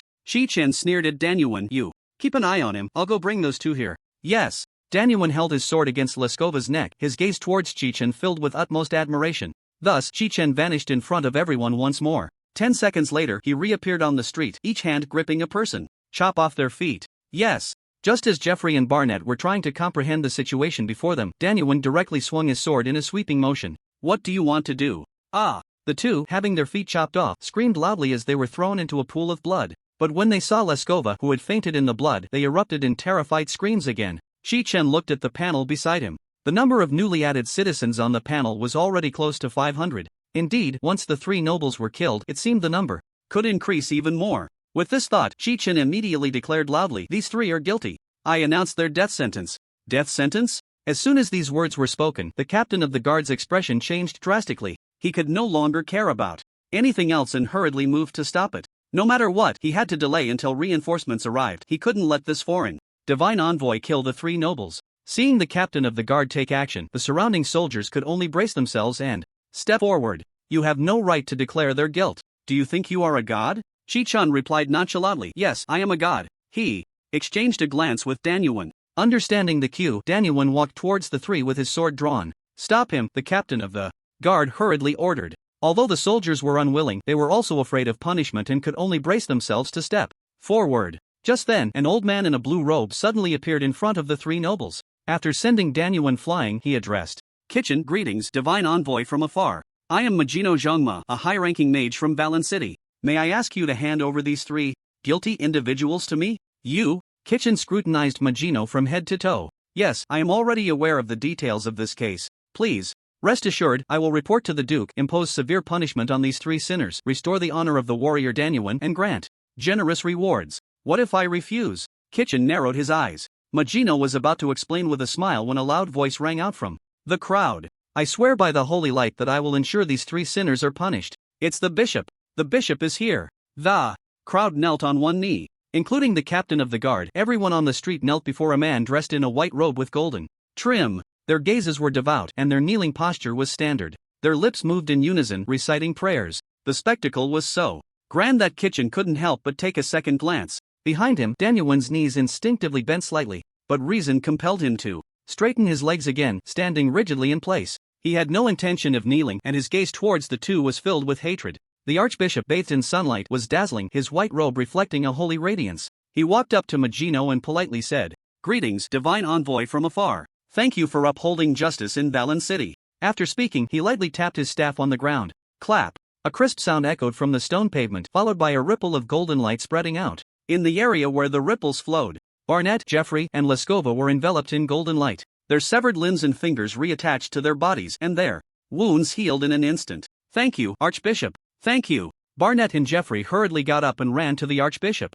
They bowed like dogs, repeatedly kissing the Archbishop's left hand. The Archbishop withdrew his hand, gestured for the captain of the guard to take the two and the unconscious Leskova into custody, and then spoke to Chi-Chen as fellow clergy. "Our shared faith is the holy light. I have already sworn an oath, so please rest assured, these three will definitely not escape the law's punishment." "What is the punishment?" "Death. Penalty?" "That will be announced after the trial and conviction." "Conviction?" Chi-Chen smiled slightly, pointing at the unconscious Leskova. "Didn't he just confess?" "Yes, I can attest that he has confessed, but according to procedure, a public trial is still required before sentencing." "What sentence? Death penalty?" "This, I cannot guarantee." The Archbishop shook his head. Upon hearing this, Chi-Chen revealed a smile. "Cannot guarantee? Then it means you two intend to shield these three sinners?" Although Chi-Chen's voice was not loud, it sounded particularly resonant on the street where everyone was holding their breath in prayer. Especially the word sinners at the end made many in the crowd open their eyes wide. Feeling the gaze of the crowd, the Archbishop realized the seriousness of the situation.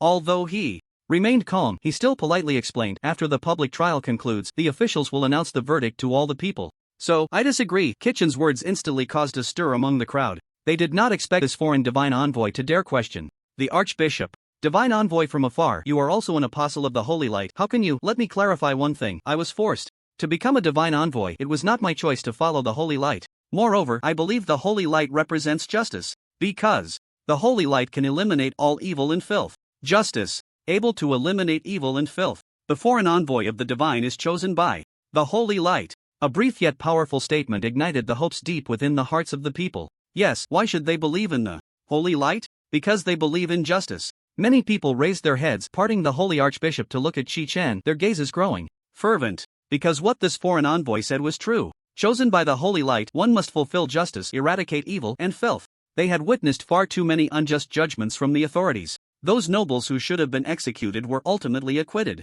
Still sitting high above, the wicked, damned nobles could continue to roam free, harming these commoners. This is unfair. The judgments of the authorities are evil. They wanted to see the foreign representative of the Holy Light enact sanctions. The archbishop was momentarily choked by Chi-Chen's words, unsure how to retort. He also keenly sensed the silent anger emanating from the crowd. He had come here intending to quell the unrest, but unexpectedly, through the mouth of the foreign envoy, he had become a protector of evil. So, sir, do you disagree with handing over the three of them? Magino asked coldly. He had lost the politeness he had earlier, because Chi-Chen was currently inciting public sentiment which displeased him greatly. That's right. I disagree with you taking them away. They should be punished here. Today. Ha ha. Magino couldn't help but laugh. You are a foreigner, yet you wish to carry out executions in Valen City? Isn't that a bit arrogant? Magino was somewhat angered by Chi-Chen's provocative words. This is Valen City. How could they allow a foreigner to act recklessly? Magino, stop talking. The archbishop hurriedly intervened to prevent the situation from worsening. He took a deep breath, intending to change the subject, and said to Chi-Chen, as a foreign envoy, are you willing to bear the responsibility for breaking into the dungeon? How could I be guilty? I entered to rescue the innocent hero Danyuan. Of course, I did harm some guards, but I compensated each of them with a gold coin and received their forgiveness. What? The archbishop looked at the guards. The guards quickly displayed the gold coins in their hands. 1 gold coin each? That was enough for a guard's family to live happily for an entire year. I seriously question the fairness of the Valen City authorities. Therefore, in the name of the Holy Light, I will personally enact sanctions against evil and demonstrate justice. With this statement, Chi-Chen's image was once again elevated. Indeed, the reason he was willing to engage in a slow conversation with the two was to attract more people and expand his notoriety. Debating with the archbishop while standing on the high ground of justice was simply exhilarating. Having seen the current state of Valen City, he had gained some understanding of this world. The commoners spoken of by the three dukes knew nothing of the law. The commoners only hoped to see the blade swing towards someone, and Chi-Chen had only one goal: to stand on the side of the people, wield the blade, and gain favor. That's right, the longer this drags on, the more advantageous it becomes. Let more people come. Chi-Chen thought eagerly. Foreign envoy, you have no right to execute judgment in Valen City. Magino was enraged. He ignored the archbishop's obstruction and continued pointing at Chi-Chen. The archbishop and I have already given you enough respect, but you remain so arrogant. Don't blame us for being rude. In response to Magino's threat, Chi-Chen let out a cold laugh. Respect? The respect I have is for the Holy Light, for justice. As for the politeness you show in defending 3 criminals, I disdain to accept it. Standing on the moral high ground, Chi-Chen continued to point and criticize. This feeling was simply exhilarating. Oh, the crowd and soldiers felt the magical fluctuations emanating from Magino and gasped, retreating. Nidus, stop wasting words with this foreigner, he is insulting us. Sigh. Is battle still unavoidable? Archbishop Nidus shook his head inside. Get ready. After Magino spoke, he swiftly retreated 5 meters. He conjured flames and frost elements in his hands, merging them to launch a frost rocket at Chi-Chen. At the same time, Nidus raised his staff and cast a shadow shackle spell at Chi-Chen. However, in the instant they made their move, Chi-Chen instantly stacked 303 layers of light shield. The blinding golden light caused Magino and Nidus to instinctively close their eyes. Although Nidus's silence spell successfully prevented Chi-Chen from casting spells, the frost rocket, combining frost and fire, struck the light shield like a meteor thrown into the blazing sun, causing not a single ripple. What? Magino couldn't believe his frost rocket had failed to break the shield. Magino.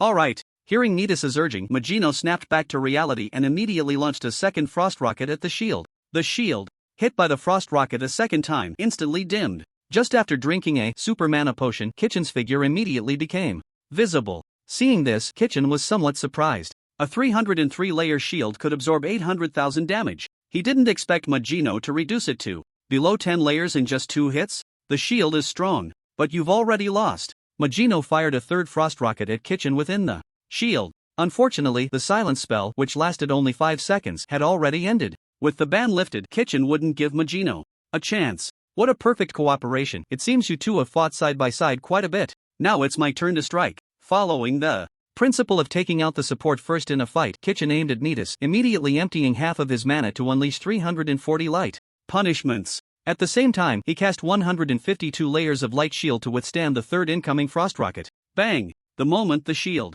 absorbed the third frost rocket, a beam of light punishment wider than the street smashed toward Nidus. What? Is this light punishment? Nidus hurriedly cast a light shield, trying to withstand the blow. But he suddenly felt a wave of weakness within him, as if his life force was being drained away. Crack the light punishment, dealing a staggering 853,740 points of damage, completely engulfed Nidus. The shield, as thin as a bubble, shattered at the slightest touch. Ah! Nidus, submerged in golden light, let out a scream. At the moment his body disintegrated. A pair of soul wings unfolded from the golden light. The soul form of Nidus appeared before everyone. Oh, the crowd, guards, and the two dukes gasped in unison. Me? Am I dead? Nidus looked at his soul angel state, his mind blank. His soul's duration was down to just 20 seconds. Nidus! No! Magino roared, immediately pouring mana toward Chi-Chen. The 4th, 5th, and 6th frost rockets were launched in quick succession. However, facing the incoming frost rockets, Chi-Chen sneered, because his level 6 passive skill, Life Devour, had activated.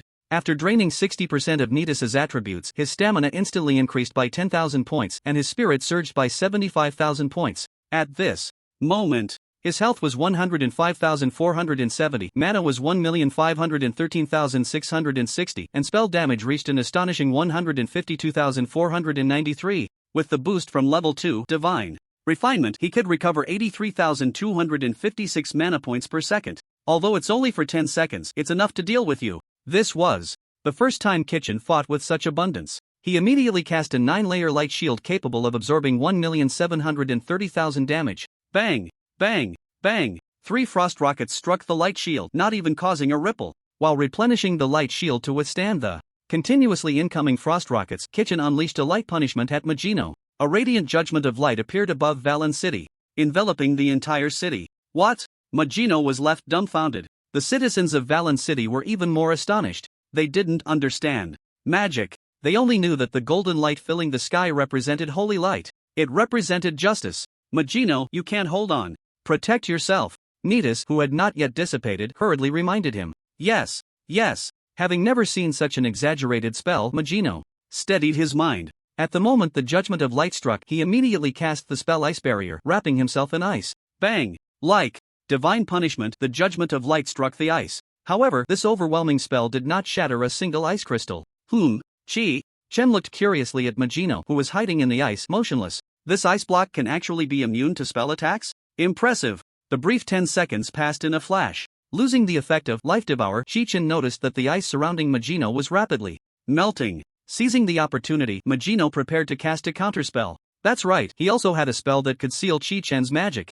As long as he sealed Chi-Chen, he could still win. But the instant casting Chi-Chen, at the moment Magino was about to act, unleashed 340 judgments of light. The judgment of light descended once more. Although Magino cast spell counter, he was also struck by the judgment of light. No, submerged in the judgment of light, Magino lost more than half of his vitality. Feeling as if he had aged several decades, Magino slowly closed his eyes. Magino! No! The Archbishop Nidus, maintaining his soul state, shouted in despair. But then he suddenly thought of something and shouted to the captain of the guard. Quick, call Duberwald. Countess Katerina. Hurry! Yes! The captain of the guard turned and mounted his horse. But the streets were already filled with kneeling citizens, leaving no way to retreat. Everyone, move aside! Move aside! He cracked his whip, striking the kneeling citizens. You won't get away with this. Unexpectedly, the citizens, inspired by Chi-Chen's actions, surged forward, pushing the captain and his horse to the ground. Faced with the citizens' resistance, the fallen captain was stunned. Citizens, please move aside. Quickly! Before Nidus, in his soul state, could finish his sentence, his spirit completely dissipated. Seeing this, Chi-Chen raised his hand in satisfaction. Whoosh! Whoosh! 2 beams of golden light descended from the sky, enveloping the bodies of Magino and Nidus. Just after dying, the two let out a loud cry and sat up, looking at Chi-Chen in unison. Chi-Chen disdainfully glanced at the two of them before pointing at the 3 dukes and loudly addressing the citizens. Citizens, do these 3 have any crimes?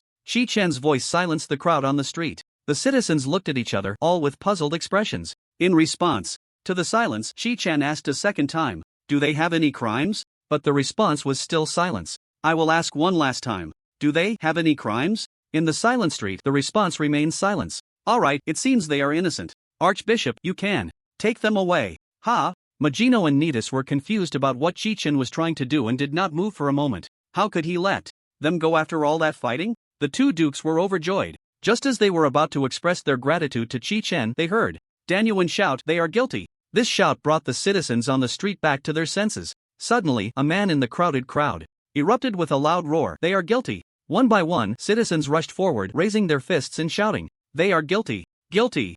In an instant, the roar of thousands echoed throughout Valen City. Seeing this, Chi-Chen finally looked satisfied at Archbishop Nidus.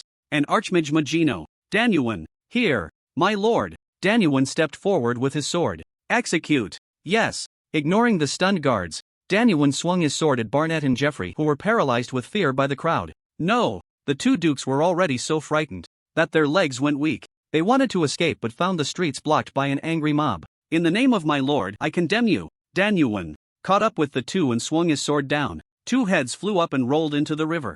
Then, Danyuan turned to approach Laskova, who was lying on the ground pretending to be dead. Laskova, lying on the ground, cautiously squinted one eye to look ahead. He saw Danyuan walking towards him with a long sword in hand. Upon seeing the raised sword, Laskova hurriedly got up to flee. Don't kill me, please.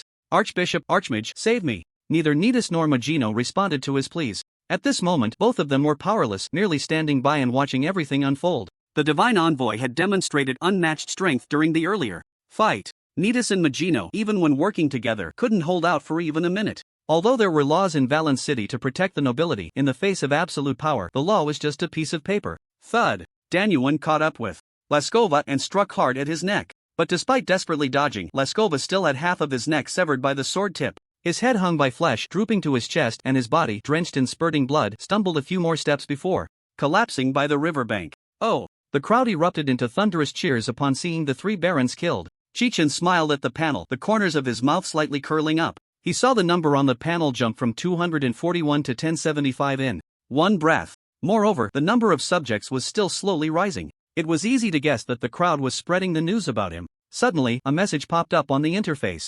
Promotion progress +1, current promotion progress 3/10. Killing 3 dukes grants a bit of promotion progress? So that's how it is. Chi-Chen instantly found a way. As long as he resolved major events, he could gain promotion points for the man's continent. Coupled with eliminating evil spirits on the continent, it wouldn't be long before he could reach the 3rd tier. As for the plan to monopolize 980 world-creating opportunities, it seemed it would have to be developed slowly. Chi-Chen just hoped no other Celestials would get ahead of him. Divine Envoy. Danyuan, with tears in his eyes, returned to Chi-Chen, who was deep in thought, holding his long sword. Thank you for saving me. Chi-Chen stored the sword in his personal space and patted Danyuan on the shoulder, saying, You've suffered these past few days. It's my honor to serve the Divine Envoy, even if it costs me my life. Oh, do you think I can resurrect you infinitely? Danyuan scratched his head and laughed. The feeling of death is truly painful.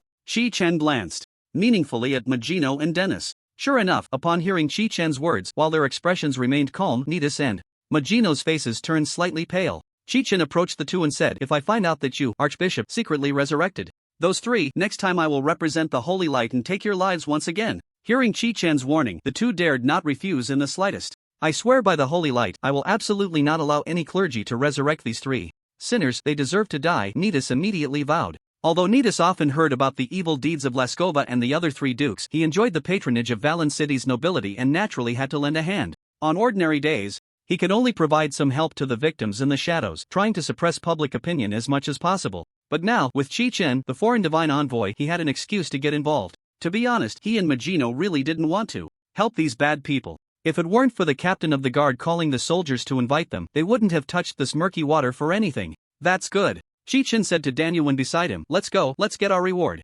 Yes. Danyuan led the way. The crowd watching parted immediately as Chi-Chen approached, their eyes filled with fervent reverence and admiration. Chi-Chen smiled in response to the people on both sides of the street and glanced at the number of subjects displayed on the interface. Sure enough, his subjects had increased to 1,275, and the number was still rising. After Chi-Chen and Danyuan left, the Archbishop said to the captain of the guard, Take the bodies of the 3 dukes to the church square and notify their families. Yes. The captain of the guard respectfully accepted the order and signaled the nearby soldiers to start collecting the bodies. Archbishop, I will return to the Mage Tower to continue my studies in magic. All right. Magino, whose face was written with defeat, bowed to Nidus to say goodbye. After reciting a long teleportation spell, he vanished before the eyes of the crowd and soldiers. I didn't expect the great mage Magino's teleportation skill still required chanting. Yeah, it can't compare to that divine envoy. He can not only teleport instantly but also capture people. Moreover, the divine envoy is proficient in healing spells, able to resurrect the dead and heal the injured. His strength far surpasses that of the Archbishop. Heavens, has the path of magic from foreign lands become this powerful? Regarding the public's discussions, Nidus could only pretend not to hear. He could clearly feel the reverence the people had for Chi-Chen. Unfortunately, he couldn't stop this. because the spells Chi-Chen used were genuine holy light spells exactly like the ones he studied. To question Chi-Chen would be to question himself, and he didn't have the courage to do that. Thinking of this, Nidhas could only choose to swallow the humiliation of the day and leave in disgrace. As he walked into the crowd, the people who would have knelt to welcome him now stood on either side, watching him. The archbishop could only bitterly smile in his heart. His prestige had already diminished greatly. He didn't know how many years it would take to restore his reputation. Just as Chi-Chen and Danyuan stepped out of the crowd, they saw a luxurious carriage approaching. The royal guards in heavy armor walked up to Chi-Chen and saluted. "Welcome, foreign divine envoy. Countess Presto invites you to the fortress for a discussion. Please get in the carriage." "Countess Presto?" Danyuan exclaimed in shock and hurriedly ran to Chi-Chen's side to explain. In a low voice, "Divine envoy, Countess Presto is Prince Anjuan's mentor. Since the king is away, she is now one of the administrators of Valen City." Chi-Chen recalled what Dennis had said when he turned into a spirit, and he already had an idea. "All right, just in time. I also want to see if the carriage is comfortable." After Chi-Chen boarded the carriage, he waved to Danyuan, saying, "Come on. There's plenty of room inside." "No, divine envoy, I don't have the qualifications to ride. I'll just follow." Danyuan kept shaking his head. As a commoner covered in filth and exuding a foul odor, he felt he had no right to ride. Seeing the royal guards about to close the door, Chi-Chen stopped them, saying, "I said get in, so get in. No more nonsense. Hurry up." After seeing Chi-Chen's mischievous smile, Danyuan climbed into the carriage under the astonished gaze of the royal guards. He sat awkwardly in a corner of the carriage. "Get used to it, there will be plenty of opportunities to ride in the future." Yes. The carriage drove along the riverside street paved with large stones. It wasn't long before Chi-Chen arrived outside the fortress of Valen City. "Your Excellency, the fortress is here. The Countess is waiting for you in the hall." "Good." Chi-Chen and Danyuan got down from the carriage. However, as he entered the fortress, the royal guard stopped Danyuan. "Commoners are not allowed inside." Seeing Chi-Chen's change in expression, the royal guard hurriedly explained. "His attire is inappropriate. I hope your Excellency can understand." Chi-Chen also felt it was unreasonable to make a fuss. He didn't want to leave the people of Valen City with an image of lawlessness. He tossed a gold coin, tracing a beautiful arc in the air before landing in Danyuan's hand. "Go buy yourself some new clothes and take a good bath." "Yes." Danyuan didn't hesitate and left with the coin. Inside the hall, Chi-Chen, under the protection of the royal guards, walked through the corridor and arrived at the main hall. Sitting on the throne was a child of about 10 years old. According to Danyuan's information, this child should be Prince Anjuan. Flanking the prince were a man and a woman who were naturally Countess Presto and Duke Burwal. After being guided by the attendants to take a seat, the Countess said, "Welcome, foreign envoy. I am fully aware of what you have done for Valen City, and I would like to express my gratitude. I hope you and the Duke can forgive my reckless act of executing the 3 dukes." Chi-Chen nodded in thanks. "You should be thanking me for that. How could I hold you accountable? The reason for inviting you to the fortress today is that you resolved the hidden dangers of Valen City. May I ask how to address you?" "Chi-Chen." "Welcome, Mr. Chi-Chen." The Countess clapped her hands and an attendant brought forth a tray. On the tray lay a bag of gold coins, a sealed parchment, and a ring. "Here are 100 gold coins, a baronial decree, and an identity ring. I hope you find these rewards satisfactory." "Baronial decree?" "When we issued the bounty for Cliff's Head, these were the rewards. Although you are a foreigner, your strength is remarkable, and I believe you are fully qualified to become a noble of Valen City."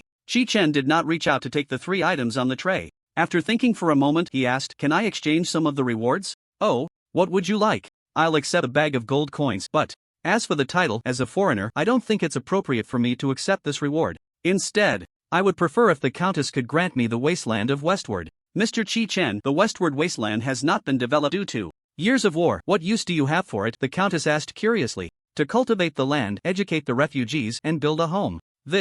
Is it difficult?" "Not at all. Your nobility has deeply moved me. However, giving that wasteland as a reward would make Valen City seem too stingy. Then just send more food and supplies. I can assure you and the Duke that that piece of land will forever belong to Valen City. You need not worry about that. I have no doubt about your enthusiasm." The Countess nodded in thanks. "Everything will be done as you wish." Chi-Chen glanced at Duke Burwal, who had been smiling quietly beside them. He hadn't said a word since they met, just watching from the side. Although his demeanor was somewhat peculiar, Chi-Chen found nothing unusual and didn't think much of it. After chatting with the Countess about some foreign experiences, Chi-Chen stood up to take his leave. "On behalf of the refugees of Westward, I thank you for your generosity. The construction there will be entrusted to you. If you need anything, feel free to come see me. I am very happy to have met you today." Chi-Chen put away the deed to Westward and turned to leave the hall. After he left, Countess Presto smiled with satisfaction. From today onward, Valen City will become even more interesting. When Chi-Chen arrived outside the Great Hall, Danyuan, who had been waiting there, quickly ran to his side. "My lord, have you received your reward?" Yes, here are the land deed and a bag of gold coins. You take them back to Stoneman first. I plan to take a look around Valen City. After handing the items to Danyuan, Chi-Chen said, the land deed. Danyuan held the deed tightly, his eyes wide as he asked, isn't there a baron title among the rewards? Is being a baron that high? It seems not very high, but you can rise step by step. That's boring. I have no intention of following the royal summons, Chi-Chen said nonchalantly in front of the royal guards. On either side. The priority now is to quickly develop West 2 Wild, understand? Understood. Danyuan was deeply moved. He had grown up in West and had a strong emotional connection to the land. Now that he could meet Chi-Chen, he felt it was a blessing in his life. Alright, you go back first. I'll return after I've wandered around the city enough. Yes. Danyuan turned to leave but suddenly stopped and said, I almost forgot, there's one more thing to report to you. What is it? Mr. Barons from the Valen City Stoneworkers Association wants to see you. It's about Cliff. Him? Yes. Just now, when Danyuan was looking for a place to wash up, he happened to run into Barons who, during their casual chat about Chi-Chen, expressed a desire to meet. Barons? Chi-Chen felt the name was somewhat familiar but couldn't quite place it. After pondering the name for a moment, he suddenly had a flash of realization. Is it him? Chi-Chen raised his hand and took out a letter from his personal space. He saw a line written in the address section. Barons Alexton, Valen City Stoneworkers Association, City Hall, Church Square. This letter was something Chi-Chen had found on Cliff. He had kept it in his personal space without paying much attention to it. However, after just gaining a progression point, Chi-Chen had some new thoughts. Perhaps this letter will lead to some major event. After all, Cliff clearly seems like a person with a story. With this in mind, Chi-Chen said to Danyuan, I'll go meet him shortly. Do you want me to guide you? Danyuan said, then slapped his forehead and laughed. My lord, you don't need a guide. Alright, hurry back, Captain Stoneman is very worried about you. Yes. By the way, you can use this bag of gold coins as you wish. If you feel that Moonstream Town is lacking something, bring some back, make sure to build a good home. Yes. After bowing to Chi-Chen, Danyuan ran towards the trade district of Valen City. Just as Chi-Chen was about to go meet Barons, a message from Chi-Chen suddenly popped up in his contacts. Chi-Chen, come to the second floor of the Sky Dome Space Instance area, I'll introduce you to the future team leader. After reading the message, Chi-Chen pressed the seal and disappeared on the spot. At the entrance of the second floor of the Sky Dome Space Instance area, Yibang and Chi-Chen appeared simultaneously. What secret does this kid have that made me sign 3 confidentiality agreements? Outside the entrance of the second floor of the Sky Dome Space Instance area. When Chi-Chen appeared, he immediately saw 2 smiling Sky Dome members. One of them was Chi-Chen, the principal of the Sky Dome. The other Sky Dome member beside Chi-Chen was carrying 2 giant axes on his back. The ends of the axe handles were 2 little dragon heads that were constantly spewing fire. After joining the team, Chi-Chen introduced Chi-Chen. This is the commander of the National Defense Corps, Yibang. Hello, Commander Yi.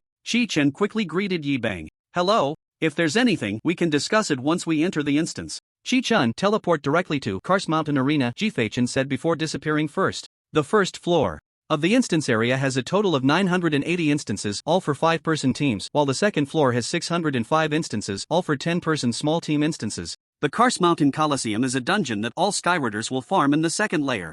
Therefore, when Chi-Chen was teleported outside the dungeon, the first thing he saw was the Skywarders guarding the entrance. Coliseum speedrun, 2 supports needed to start, 8 is equal to 2. Supports can prioritize selecting equipment dropped by the boss, and can take away 2 additional items throughout the run. The Xinjiang team is recruiting new members. Interested Skywarders can add me as a friend first. The entry fee for those who meet the criteria is 500 Skyward coins. I am responsible for handling the fast track for immigration to the Garden Nation. Those interested in immigrating to the Garden Nation, please join the team for details. The Garden Nation is permanently neutral. There are no grudges, no hatred, just pure freedom.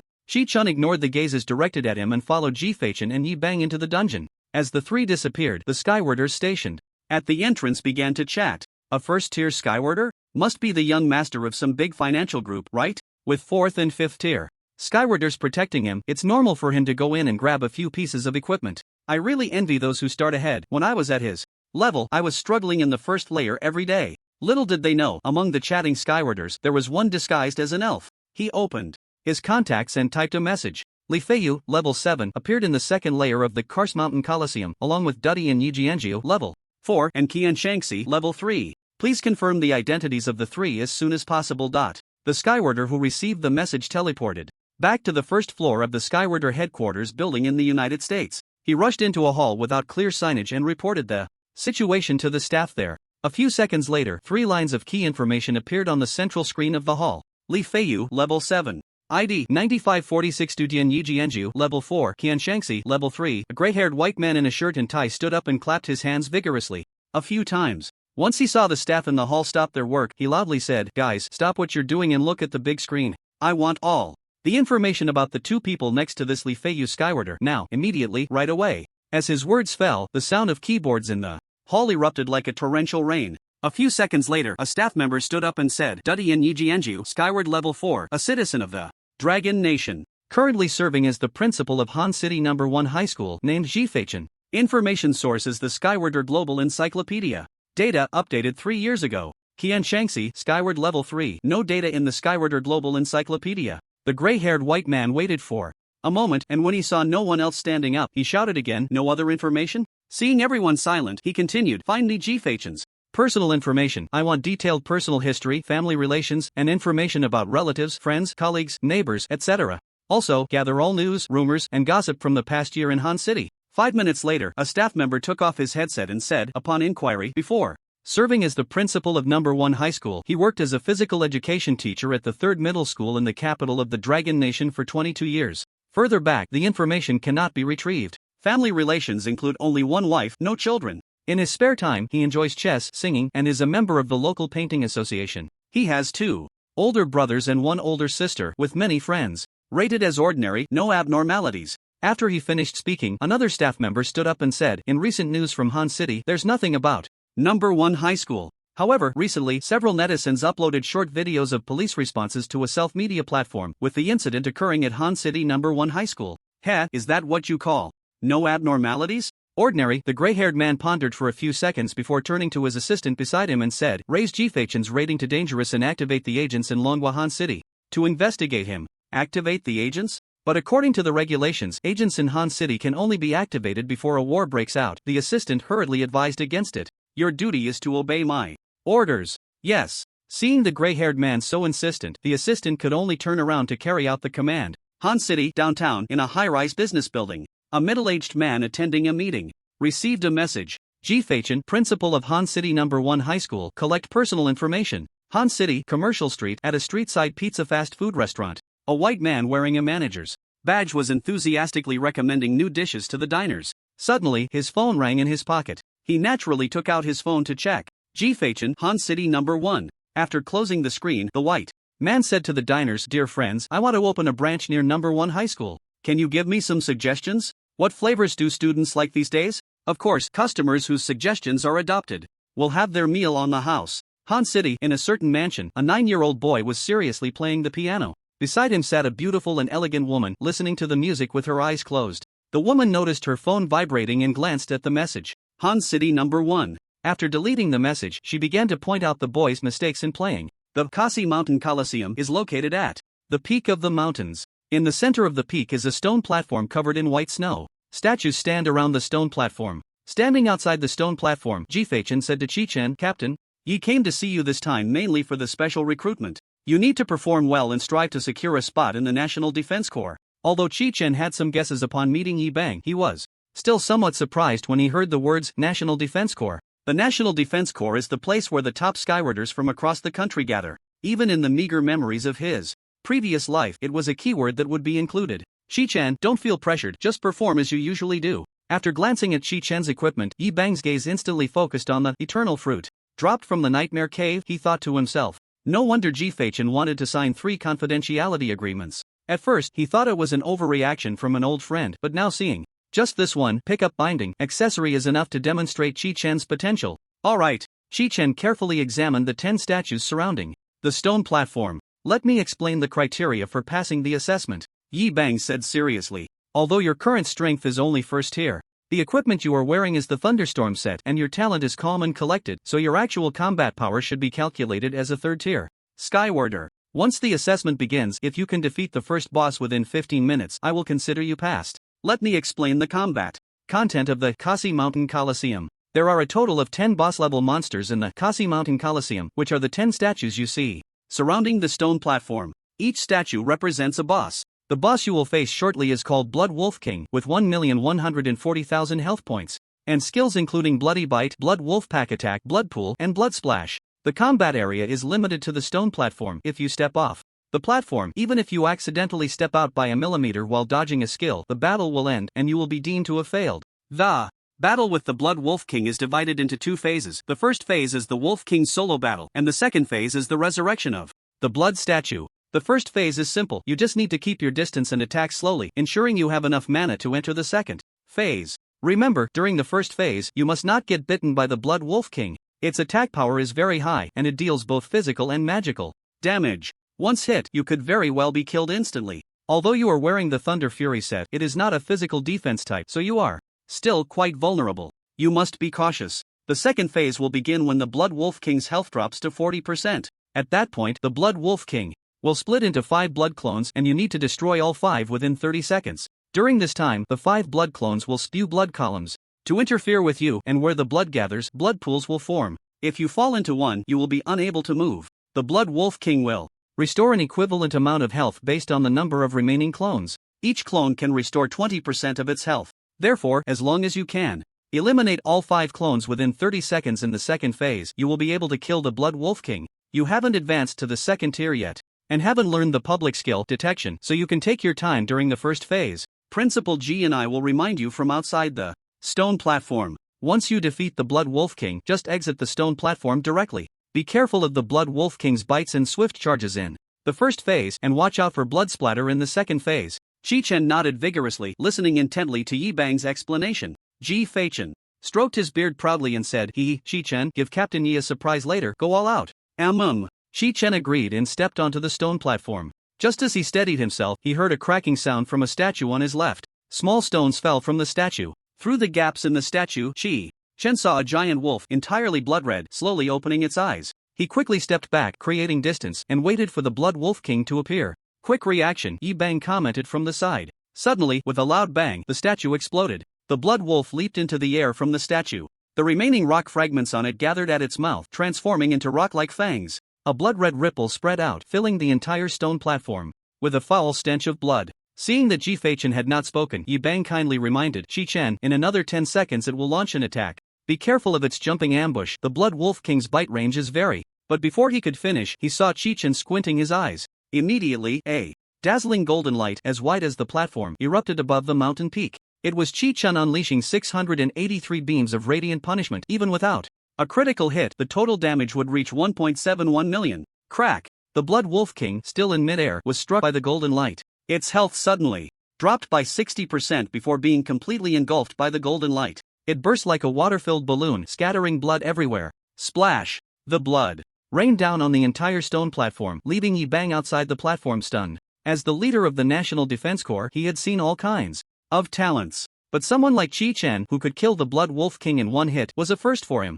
Chi-Chen looked at Yi Bang's astonished expression and chuckled. I told you before, Chi-Chen is very strong. A gust of mountain wind blew, instantly dispersing the heavy stench of blood. The blood that had splattered across the stone platform was absorbed by it. Rumbling. The sound of stones grinding came from the center of the stone platform. A stone treasure chest rose from the ground. Chi-Chen pointed at the treasure chest and asked, Principal, Captain Yi, can I go open the treasure chest? Go ahead. Chi-Chen waved his hand. We haven't entered combat, so you can take whatever is inside the treasure chest. Then, Chi-Chen gave Yi Bang a mischievous smile. Yi Bang, how about we make a bet on whether Chi-Chen can solo the Kars Mountain Coliseum? What did you say? Solo this place? Yi Bang blinked. Of course. Do you want to bet on whether he can succeed in the solo run, or do you want to bet on how long it will take him? Looking at Chi-Chen's confident smile, Yi Bang recalled the contents of the confidentiality agreement and couldn't help but swallow hard. He stared in shock at Chi-Chen in the center of the stone platform. Could he really be the creator? Yi Bang said to Chi-Chen in a hushed tone. It's just a suspicion, there's no evidence yet. But even if he's not the creator, what does it matter? His strength is enough for your team, right? Enough. He's even stronger than Ling Yao from your team. No, Ling Yao can't defeat him. But he quickly adjusted his emotions, maintaining a calm expression as he said, Chi-Chen, the second boss is the Fire Dragon Lizard. Don't wander around the stone platform, just wait for 1 minute. Okay. Chi-Chen looked at the weapon and armor molds he obtained from the treasure chest. The equipment molds couldn't be worn directly, they needed to be crafted by a Skywalker from the production system first. Principal, isn't there any epic equipment that can be worn directly starting from the second floor?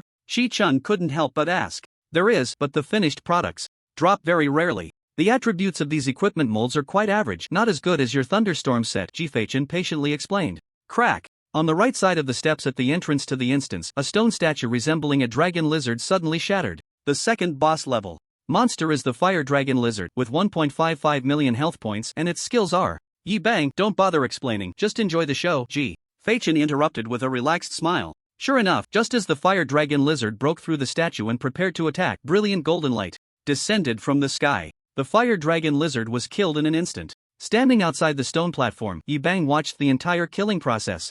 Clearly, the fire dragon lizard that had just broken free used its short limbs to push off with all its might. But before it could jump off the stone platform, it was instantly killed by Chi-Chen's punishment. Slap! The dead fire dragon lizard fell headfirst onto the stone platform. In less than 10 seconds, its body began to rapidly expand like an inflated balloon. Then came a loud bang. The fire dragon lizard's body exploded into a pulp. Flesh and bones scattered across the stone platform and seeped into the ground through the cracks. To onlookers, it seemed as if the stone platform was devouring the corpse.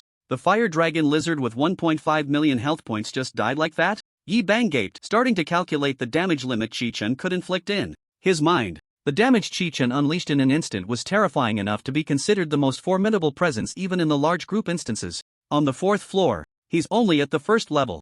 Chi-Chen, seeing Yi Bang's dazed expression, couldn't help but feel even prouder. I told you to just enjoy the show. With Chi-Chen's abilities, he could solo Kars Mountain in half an hour. Fortunately, he had witnessed Chi-Chen's skills and was mentally prepared. Otherwise, just based on Chi-Chen's earlier instant kill of the fire dragon lizard, this old man might have lost his composure even more than Yi Bang. Hearing Chi-Chen's words, Yi Bang finally came to his senses. He took a deep breath, calming his shocked emotions. Those 3 confidentiality agreements were worth it. At first, Yi Bang thought Chi-Chen was just trying to hype up Chi-Chen's value, using a few exaggerated terms. But now, it seemed, his old friend was being somewhat conservative. The Kars Mountain Coliseum instance is considered one of the easier ones on the 2nd floor. Moreover, the combat power patterns of the 10 boss monsters are diverse. It's very suitable as an assessment instance for new members.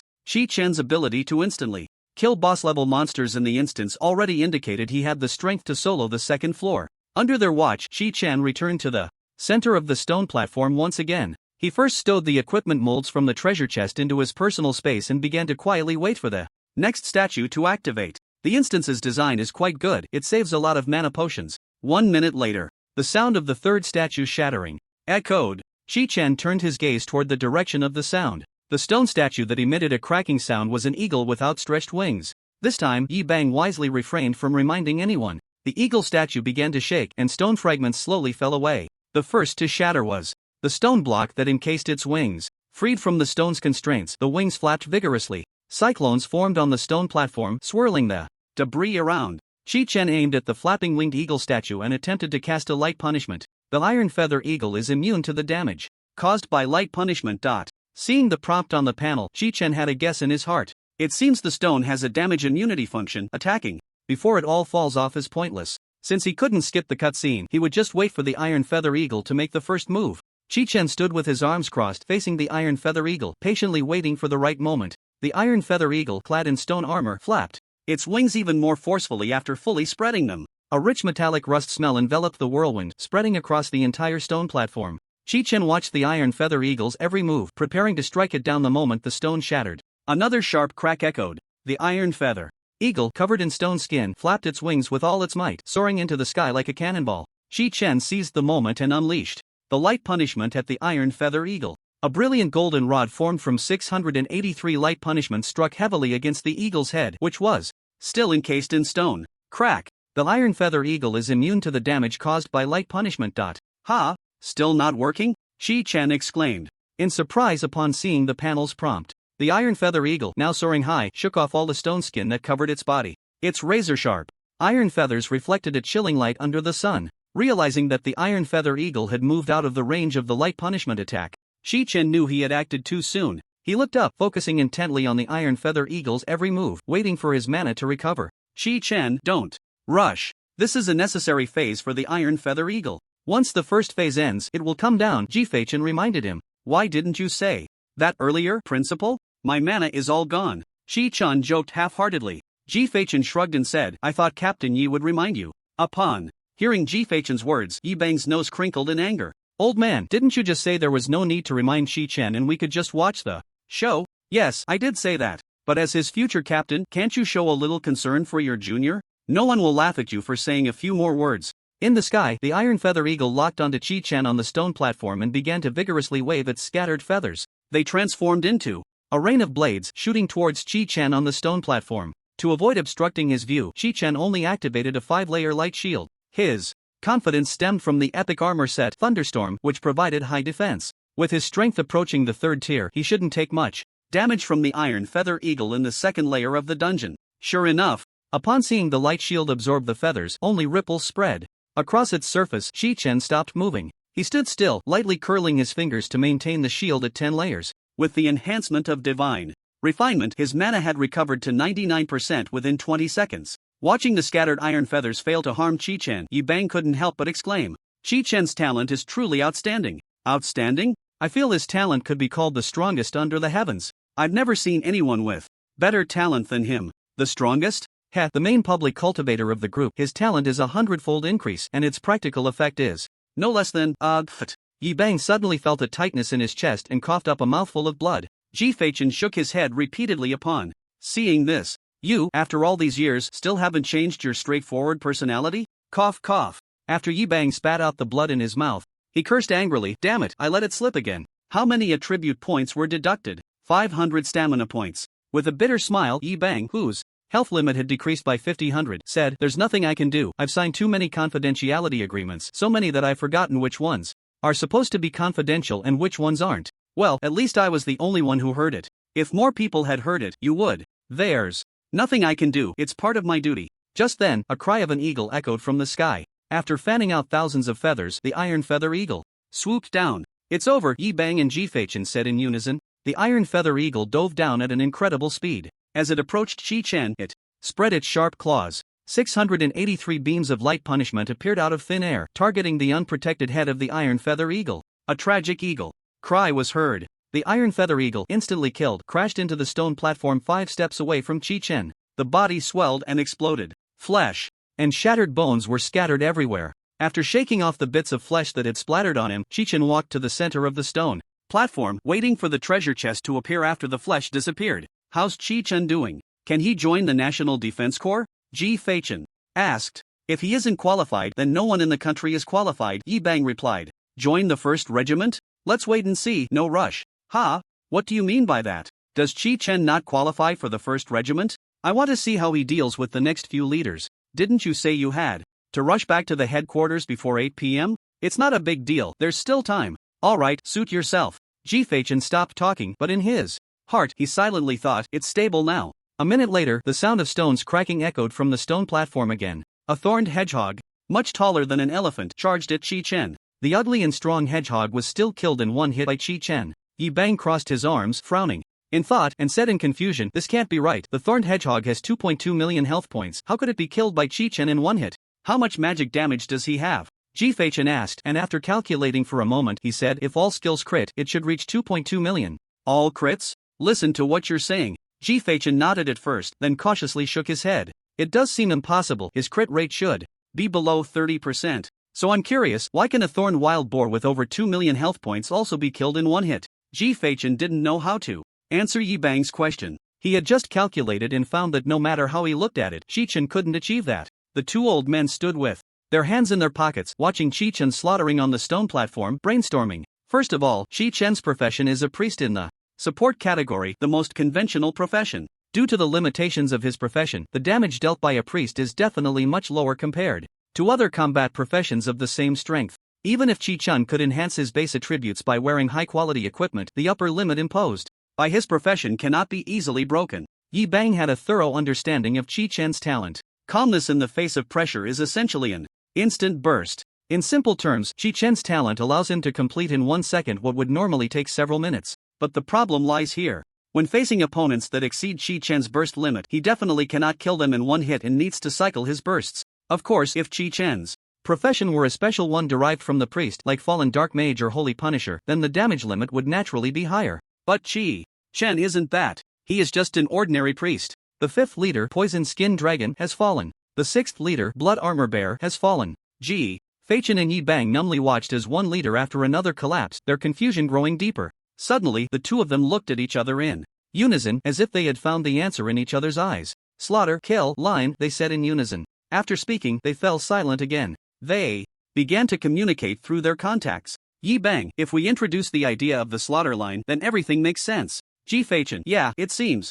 Chi-Chen has learned other skills as well. Moreover, his mana recovery is very fast, most likely because he learned the public skill Divine Refinement. Yi Bang, could it be that he really is the creator? Chi-Chen, I think he is. Should we ask him? Yi Bang, forget it, if we ask, we'll have to sign an agreement. If I cough up a few more mouthfuls of blood, I'll have to retire. I'd rather pretend I don't know. Chi-Chen, alright. Then let's pretend we don't know. In any case, you must ensure he safely advances to the 3rd tier. Yi Bang, don't worry, I'll take him away tonight. Chi-Chen, which group do you want to assign him to? Yi Bang, Group 0. That's the only place suitable for him. Looking at the information on the interface, their eyes clearly lit up. Chi-Chen, Group 0 has been established? Yi Bang, once you sign the agreement after we get out, I'll tell you. Forget it, I don't want to cough up blood. Chi-Chen satisfactorily closed the contacts. Group 0. If Chi-Chen could enter Group 0, it would be the most silent glory for Han City No. 1 High School. As for other information, the less known, the better. In the midst of their chatter, the 7th leader, Blood Bat Monkey, was once again killed by Chi-Chen. Since Chi-Chen could kill the highest HP leader among the 10 Thorn Hedgehog, then there would be no leader in the Yi-Cas Mountain Coliseum instance that could stop Chi-Chen. Following that, the 8th leader, Abyss Tiger, the 9th leader, Giant Magma Beetle, and the 10th leader, Rage Hammer Orc, were all killed by Chi-Chen. After the flesh and bones of the Rage Hammer Orc were absorbed by the stone platform, the originally shattered 10-liter stone statues restored to their former state. Chi-Chen, pick up the equipment and let's talk in the office. Okay. Chi-Chen walked to the rising treasure chest, just about to open it. Boom! A violent tremor suddenly erupted on the Cass Mountain platform. The sudden change startled both Chi-Chen and Yi Bang. An earthquake? Does Cass Mountain shake after the battle? Chi-Chen steadied himself and asked. Does it? I don't remember it happening. Aren't you using Cass Mountain as a test site? Test? Which kid can fight against orcs? Usually, they can only get to the 3rd leader. At most. Before Yi Bang could finish his sentence, the flat stone platform suddenly shattered. Beneath it was an unfathomably deep circular pit. Not good. Seeing Chi-Chen fall into the pit, Chi-Chen immediately shouted, Chi-Chen, hurry and teleport out. With his feet suddenly empty, Chi-Chen immediately cast the levitation spell. He floated in mid-air, pressing the mark on the back of his hand. No, the panel is telling me I'm in combat. In combat? Upon hearing this, Chi-Chen immediately transformed into a giant white eagle, flapping his wings forcefully like an arrow shooting towards the giant pit. But just as he reached the edge of the pit, he crashed into an invisible barrier. Duong! Dazed, Chi-Chen stumbled and fell to the ground. Barrier? Yi Bang ran to the edge of the pit, feeling the invisible barrier with a look of astonishment. Has anything like this happened before?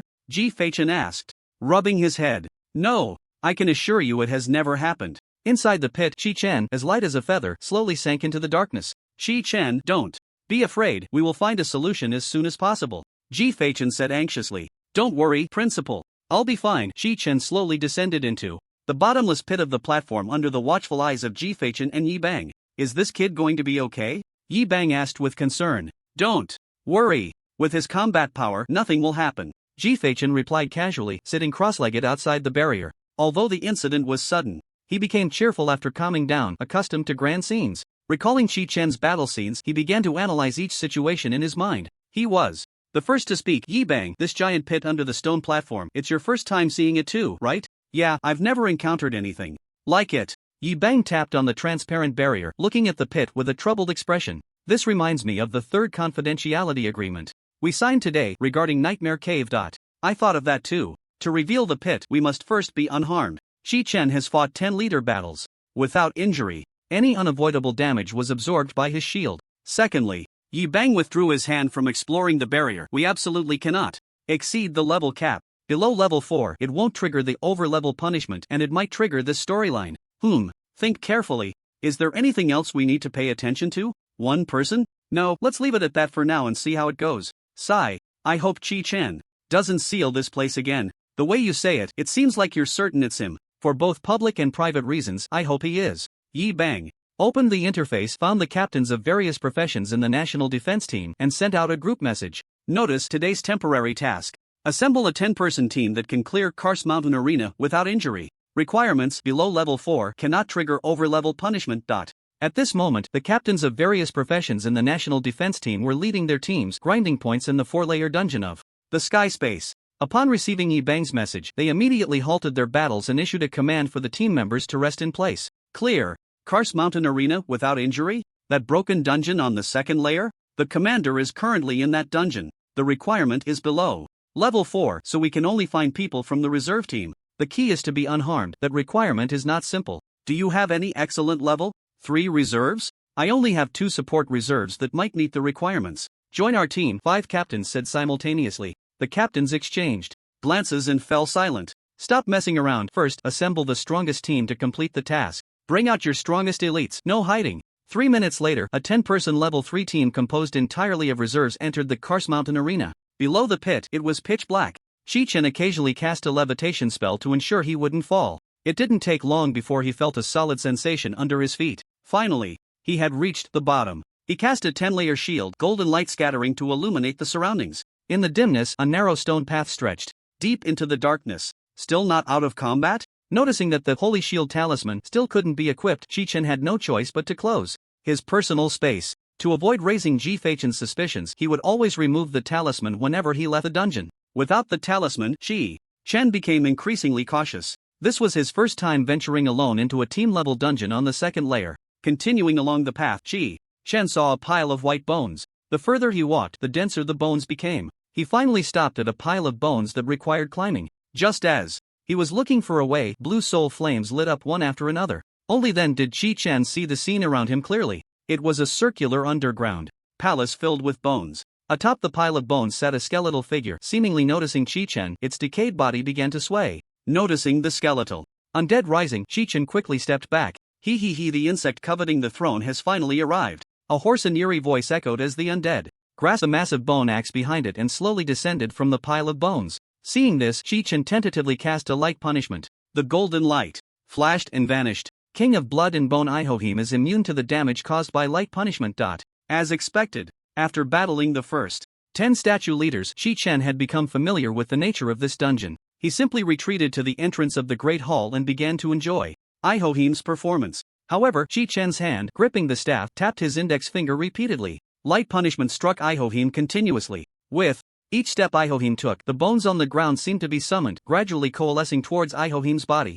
The riddled and decayed bones began to form a solid armor from the floating fragments. The ghostly flames ignited on the bone lanterns converged towards Ihohim's eyes, and in the darkened hall, the chilling ghostly flames gazed at Chi-Chen standing at the entrance. Brave one, have you come here to covet the throne of the undead? Or do you wish to obtain my power? Clad in bone armor, Ihohim hefted the giant axe and stepped down from the pile of bones. Your light punishment hit King of Blood and Bone Ihohim, dealing 2,511 points of light damage. Your light punishment hit King of Blood and Bone Ihohim, triggering the Life Devour effect, stealing 6% of King of Blood and Bone Ihohim's attributes. Your light punishment hit King of Blood and Bone Ihohim, causing the fatigue effect, reducing his attack speed, movement speed, casting speed, evasion, and parry rate by 6%. Chi-Chen smiled slightly at this. I just want to leave. He had no interest in chatting with monsters, and upon seeing that light punishment could deal damage, he decisively raised his hand to cast the punishment. In an instant, the darkness enveloping the dungeon was dispelled by brilliant golden light. The white bones scattered across the dungeon were all draped in golden attire. 683 light punishments struck heavily on Ihohim's head. Crack! The white crown he wore was shattered by the strike of the punishment. Ugh! Ihohim, still on the pile of bones, was forced to kneel by Chi-Chen's ruthless attack. The golden light dissipated, and darkness fell. Chi-Chen glanced at the panel, his eyelids twitching violently. He saw the health bar change directly to 5470/4805470. Did the Life Devourer steal 4.8 million health points?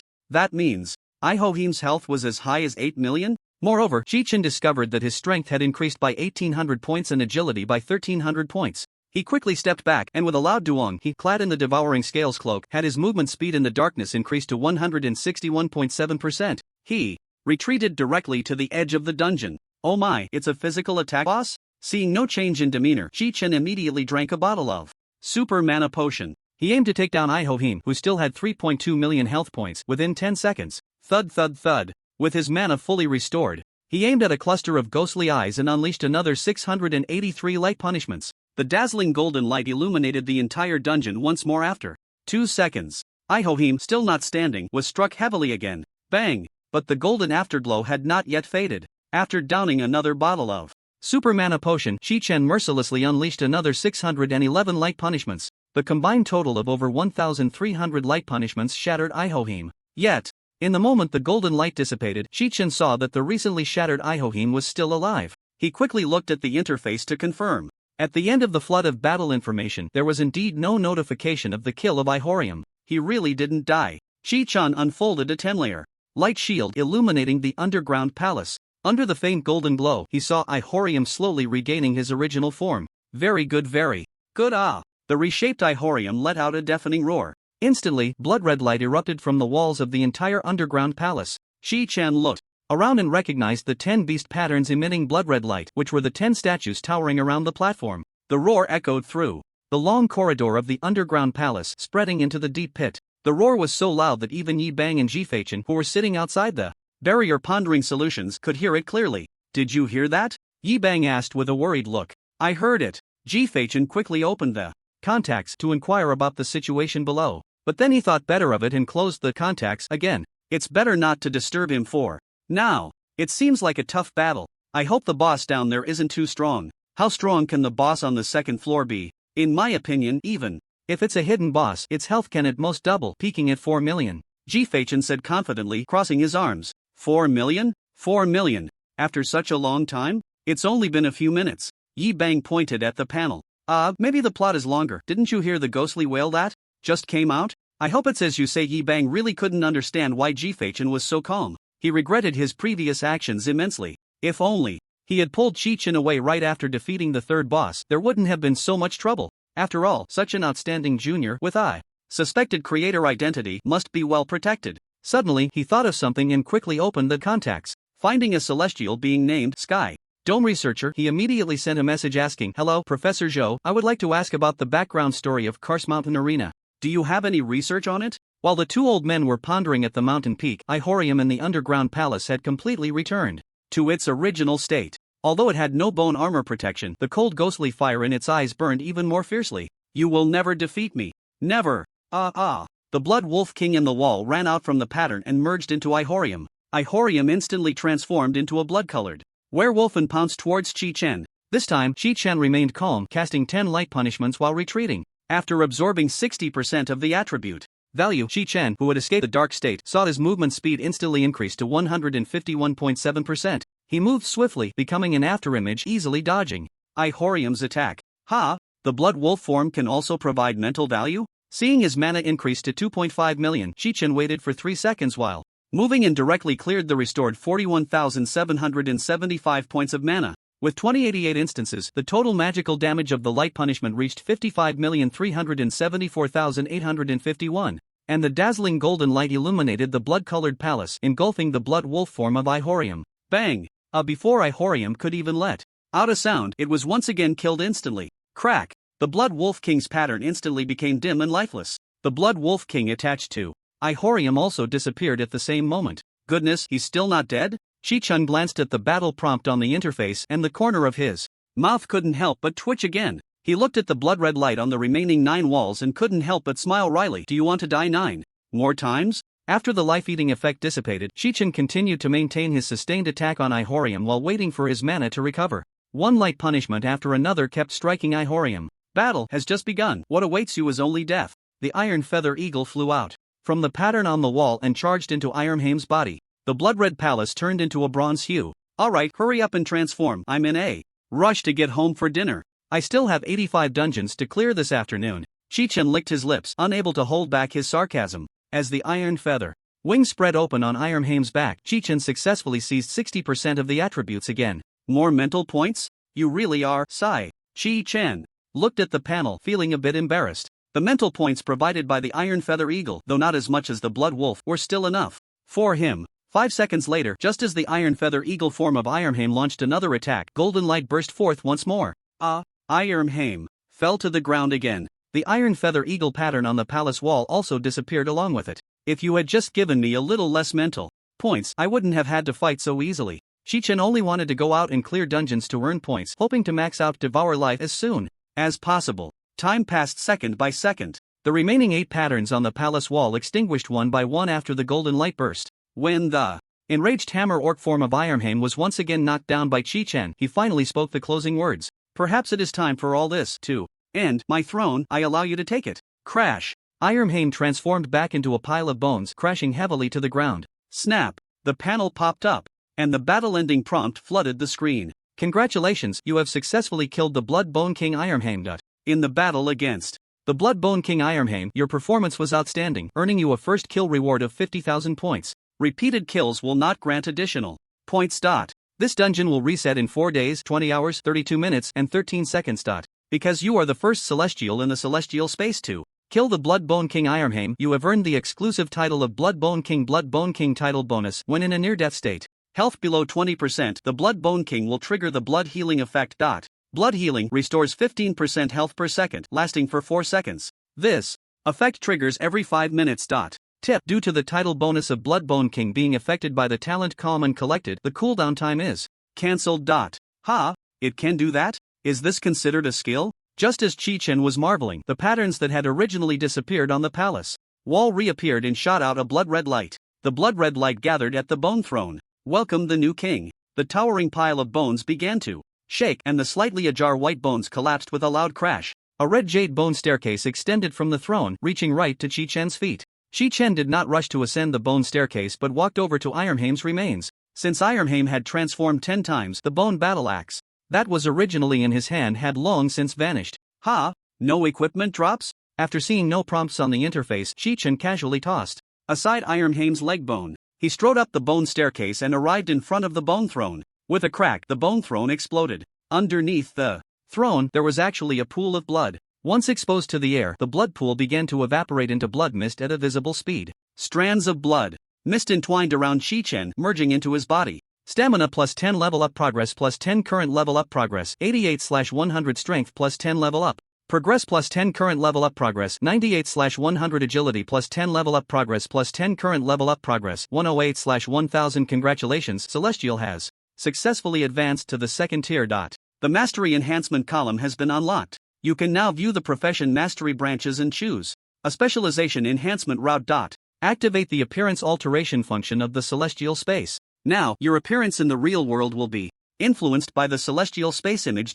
Note: disabling the Celestial space image will restore your original appearance.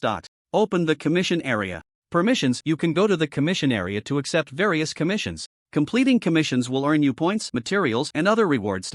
Seeing the panel, the 4 attribute values in the attribute bar began to rise continuously. Chi-Chen had no mood to pay attention to the 3 newly added ones. On the contrary, he was so scared that his face turned pale. Damn! Stop! No! He strongly resisted the increasing attribute values, raising his hand to disperse the incoming blood energy, because the increased attribute values occupied the promotion progress. But seeing that his resistance was futile, he could only despairingly give up. As the blood pool ran dry and the blood energy dissipated, a bone chest appeared. Chi-Chen did not rush to open the chest but first checked the changes in his personal attributes. The blood pool beneath the bone seat provided him with a total of 100 attribute points. Among them, 40 points in stamina, 30 points in strength, and 30 points in agility. Alright, that's equivalent to earning an extra 50,000 points. Although Chi-Chen was reluctant, he still accepted this result. 50,000 points were enough for him to grind for half a day in dungeons. The reason he was hesitant to advance to the second tier was precisely because he didn't want to waste the points from the 5-person dungeon on the first floor. But plans had changed. Since the normal difficulty of the 5-person dungeon in Area 1 had already introduced the super tier punishment, he could shift the focus of grinding points to the dungeons on the second floor. In fact, Chi-Chen was very clear in his heart that he could not monopolize the 980 dungeons on the first floor. To unlock the third world creation, he needed to elevate the tier of the creator, which required deepening the existing 2 world creations. This would require a significant investment of time and energy. The Celestial space is really interesting. He closed the attribute panel and bent down to open the chest in the blood pool. Inside the chest, 2 pieces of epic quality equipment and 100 bloodbone fragments appeared. Ihohim, Bloodbone Arbiter Quality, Epic Category, 2-handed axe physical damage, plus 1392 attack speed, 4.0 seconds stamina plus 100 strength plus 130 special. Effect: after attacking and hitting the target, 1% of the damage dealt can be converted into health, and it adds a blood boiling effect, ignoring the target's physical defense. Blood boiling: there is a chance to make the target agitated during the attack, increasing the damage dealt by 10% and the damage received by 15%, lasting for 3 seconds. Equipment: requires strength 230, agility 150, power of Ihohim quality, epic category, accessory stamina plus 100 special effect. After a skill hits the target, there is a chance To activate the power of Ihohim, summoning one of the 10 fierce beasts to fight alongside. Without a second thought, Chi-Chen decisively equipped the power of Ihohim. Tip: once equipped, power of Ihohim will bind to you and cannot be traded. Please confirm again if you want to equip this accessory? Yes. This accessory is a good item. Under the enhancement of the instant skill talent, what kind of combat effect it would unleash, Chi-Chen didn't dare to imagine. As for the axe, Chi-Chen would not equip it. It could only be swung once every 4 seconds and had no skill enhancement. Equipping this thing for dungeon runs would be a complete waste of time. Although the damage and attributes of the two-handed axe were explosive, especially the special effect, it was enough to drive all melee classes crazy. Ignoring physical defense and having a vulnerability effect, it was simply the perfect weapon for melee fighters. I'll keep it for now. After putting away Ihohim, Bloodbone Arbiter, into his personal space, Chi-Chen looked around, checking the blood pool. After carefully searching through the blood pool and the bone chest, confirming that nothing was overlooked, he finally stepped down from the pile of bones. The bone chest feels nice, but unfortunately, I can't take it with me. Chi-Chen sighed and opened the contacts. Seeing that Chi-Chen was still in the dungeon, he sent a message. Principal, the battle is over. Where should I wait for you? Just 2 seconds after pressing the send button, he received a reply from Chi-Chen. No need. Just wait for us below, Captain Yi. And I will be down shortly. Oh, you can come down? After replying with a received, Chi-Chen ran towards the entrance. As soon as he ran out of the palace gate, he saw Chi-Chen and Yi Bang walking together. The darkness outside the deep pit had dissipated. The light from outside illuminated the pit, revealing the terrain of the tunnel. Principal, Captain Yi, you came really quickly. Naturally, we hurried over as soon as we saw the barrier disappear. Chi-Chen stroked his beard and said, did the boss get killed? Chi-Chen's eyes turned, and he instantly understood the situation. He and Chi-Chen, along with Yi Bang, had entered the normal difficulty dungeon area on the 2nd floor, so the two who had made progress could enter after the barrier disappeared. This also meant that after the dungeon reset next week, he could come in again. Yes, I just defeated the last boss, Ihorium. Oh, how was the difficulty? Chi-Chen and Yi Bang instantly became interested. Very strong, Chi-Chen exclaimed, seeing the two old men looking eager to go in. Chi-Chen immediately understood and said to the two elders, please, Principal and Captain, come into the palace and I will explain the battle process. Let's go. After the three of them returned to the palace, Chi-Chen and Yi Bang were greatly surprised. They were high-level celestial seekers who had cleared the 4th and 5th floor dungeons, so their experience was naturally not trivial. They were surprised because they did not expect that there would be a hidden boss in the 10-person dungeon on the 2nd floor. The patterns on the walls are really beautiful, Chi-Chen exclaimed. Chi-Chen, is this the Ihorian you just defeated? Yi Bang picked up a piece of leg bone. Seeing the leg bone in Yi Bang's hand, Chi-Chen nodded and said, yes, tell us its detailed information. Sure. Chi-Chen detailed the battle process with Ihorium and his stats to Chi-Chen and Yi Bang. Especially the 10 transformations of Ihorium, Chi-Chen explained particularly thoroughly. Chi-Chen climbed onto the pile of bones, looking at the empty blood pool in silence.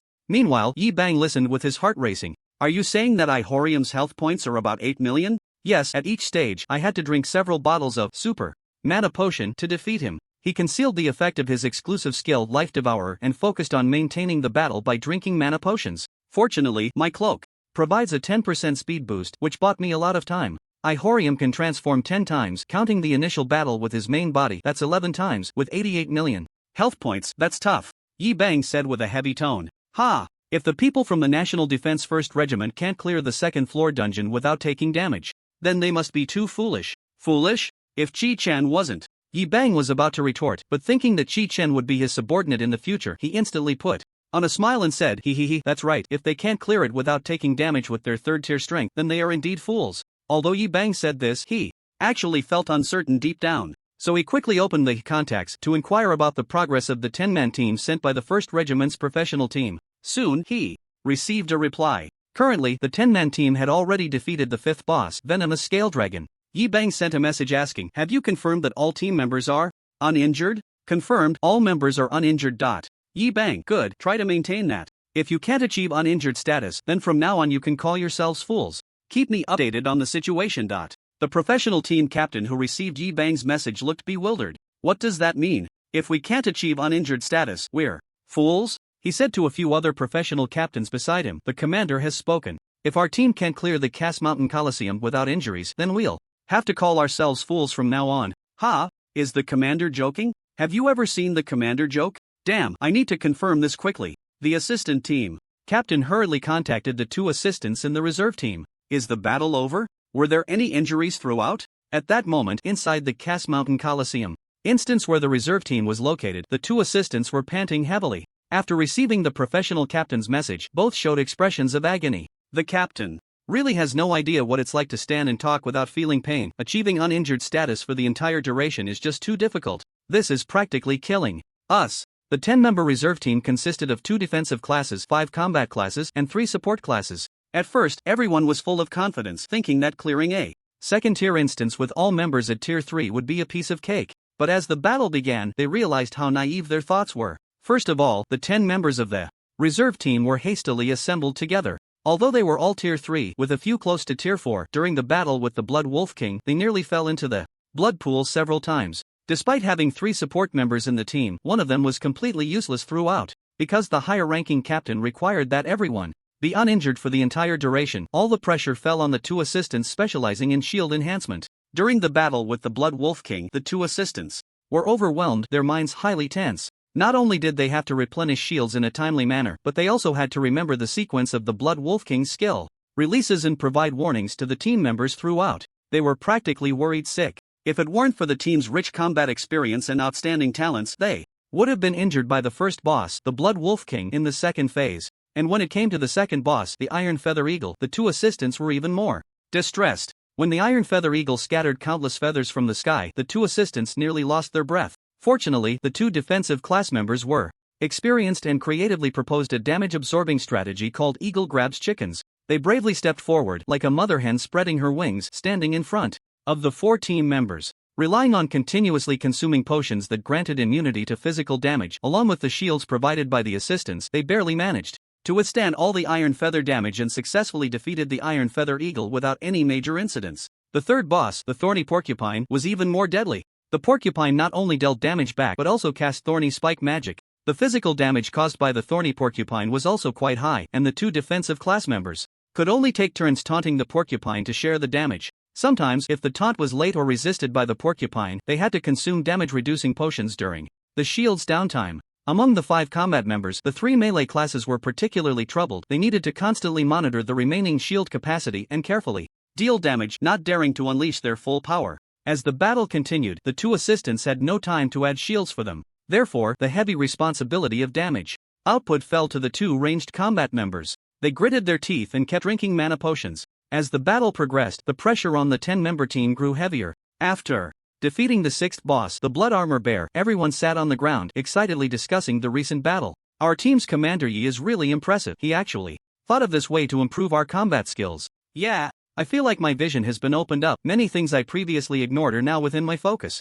I feel the same way. A support specializing in shields added. After the last few battles, I suddenly have a new understanding of the order of skill usage and mana distribution. In future prolonged battles, I will definitely be more composed. Do you have enough supplies? Check everything. We have 20 seconds until we fight the Bloodbat Monkey. Yes, we have plenty. The supplies distributed by the team are more than enough. I still have 75 bottles of damage reduction potions, no problem. Alright, the countdown to the Bloodbat Monkey battle is 5 seconds. 5, 4, 3, 2, 1. Prepare for battle. Swish, swish, swish. The 10 members of the recovery team stood up simultaneously and launched their attacks on the Bloodbat Monkey. However, to their surprise, the Bloodbat Monkey immediately unleashed its group skill, Bloodbat Bomb, 3 times in a row, breaking the record of 0 damage maintained by the 10. The message of the challenge failure was forwarded by the team leader to Yi Bang, who was in the underground palace. Failed. Yi Bang closed the contact list and informed Chi-Chen. Hearing the news of the recovery team's failure, Chi-Chen was not surprised.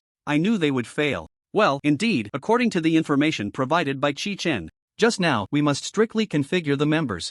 Chi-Chen agreed with Yi Bang's view. He looked at Chi-Chen and said, Chi-Chen, you performed very well today. Are you willing to join the national defense team? Not just well. Yi Bang said excitedly, Chi-Chen is the strongest among the students I have assessed. Chi-Chen, I hereby invite you to join the national defense team. Of course, I am willing. Chi-Chen's answer was straightforward and without a hint of hesitation. He had no reason to refuse. As a member of the larger environment, he naturally had to contribute while enjoying its benefits. Don't you want to know what benefits there are to joining the national defense team? Yi Bang asked curiously. No need, the national defense team will definitely not treat me poorly. Chi-Chen replied with a grin. Ha ha ha, good. I really like your personality. I hope you can achieve merit for the country in the future. Seeing Chi-Chen's proud expression, Yi Bang also laughed heartily. Chi-Chen, can you come back to Longdu with me today? Ah, so soon?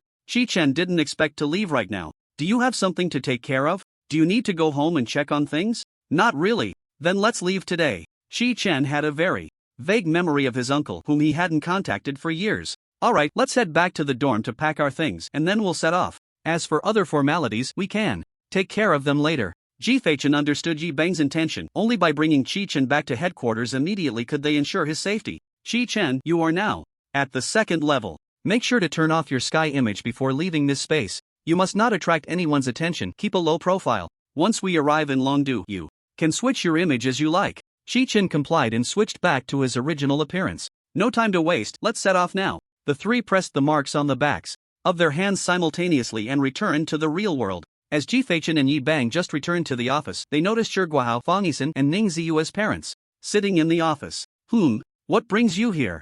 Although Chi-Chen's expression remained unchanged, he was startled inside. Old Ji, I want to see someone. Who? Chi-Chen. As soon as this was said, Yi Bang, who was beside him, narrowed his eyes and scrutinized Shi Guahao and the others. He first looked at Fang Yixin, and seeing her expression as calm as water, he then turned to the dejected parents of Ning Ziyu. What do you want to see him for? Chi-Chen asked, pretending not to know. Shi Guahao took out a diary from his hand. This is Ning Ziyu's diary. It contains the foolish things my deceased child did. After I finished reading, I felt very ashamed. So I wanted to personally apologize to Chi-Chen, who was hurt by Shi Mingjie, as a way to alleviate Shi Mingjie's sins. Alas, the hearts of parents are truly pitiful. Chi-Chen scratched his head and sat back down, speaking earnestly. I was an eyewitness to this matter. Since you want to meet, I will have his homeroom teacher contact him. Chi-Chen certainly knew where Chi-Chen was, but he still pretended to take out his phone and dialed Yu Muqing's number. Chi-Chen had returned from the Sky Dome space with him. How could he not know where Chi-Chen was? The reason for this was merely to put on a show for Shi Guahao. Although Chi-Chen was unclear about how Shi Guahao suspected Chi-Chen, it was certainly related to that diary. Seeing that Yu Muqing did not answer the phone, Chi-Chen said to Shi Guahao, Teacher Yu is in the Sky Dome space. I will go find her to bring Chi-Chen here. Thank you, Principal Ji, Shi Guahao replied politely. After Chi-Chen left, Fang Yixin nervously pressed her lips together and closed her eyes. Her attempt to stabilize her emotions did not escape Yi Bang's observation. Shi Guahao had never met Yi Bang, so he initiated a conversation. May I ask how to address you, sir? Just a passerby, an unnamed person, Yi Bang replied, eyes closed, casually, crossing his legs. Seeing that Yi Bang was not interested in chatting, Shi Guahao naturally kept quiet. Soon, Chi-Chen returned to the office. I've contacted Chi-Chen, he will be here shortly, just wait a moment. Okay. Meanwhile, Yu Muqing, returning from the Sky Dome space, dialed Chi-Chen's number and headed to his apartment.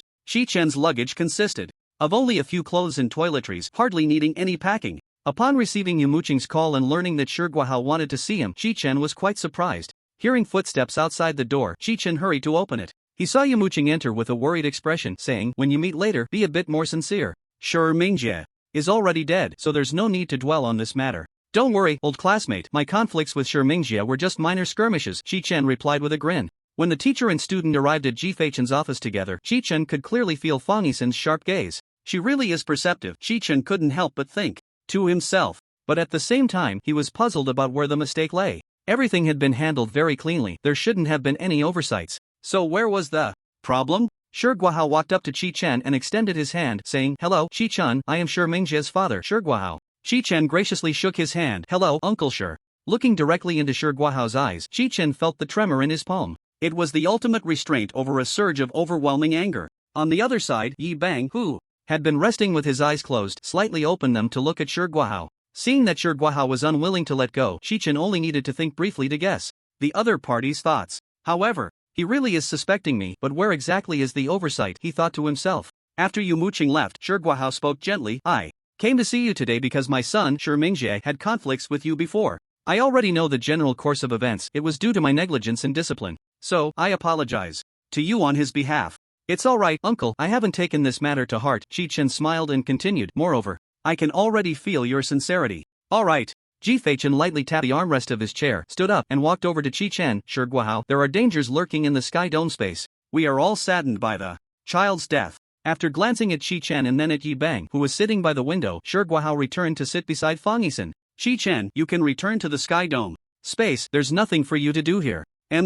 But just as Chi-Chen was about to leave the office, Fang Yixin suddenly stood up. A fragrant breeze wafted through, and the office instantly transformed into a garden. 10 colorful butterflies flew out from her palms, darting towards Chi-Chen at the door. All of this happened in the blink of an eye. How dare you? Chi-Chen exclaimed in shock, immediately transforming into a cheetah and charging at Chi-Chen with a furious roar. He never expected this couple would dare to act here. Old.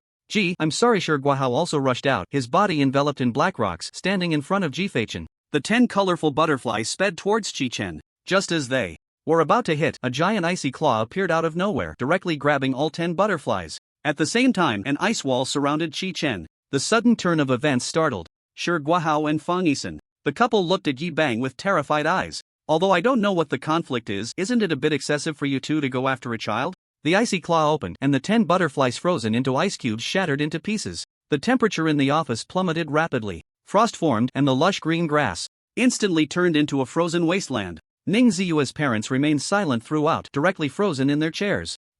Fifth stage? Guahao and Fang Yisen exclaimed. In unison, their legs were frozen to the ground by the rising ice, unable to move. I rarely have free time and came to visit Principal Ji. How did I end up encountering this? Principal Ji, do you have a conflict with this student's parents? Yi Bang asked with dissatisfaction, deliberately probing. Regarding Chi-Chen, Chi-Chen had already mentioned some details to Yi Bang in the Kasi Mountain Arena. At that time, Chi-Chen was fighting with Huhou, unaware of the situation. So when Guahao introduced himself, Yi Bang had already raised his guard in secret. Faced with a 5th stage celestial, Guahao and Fang Yisen knew the moment had passed. Guahao, have you gone mad? Chi-Chen scolded.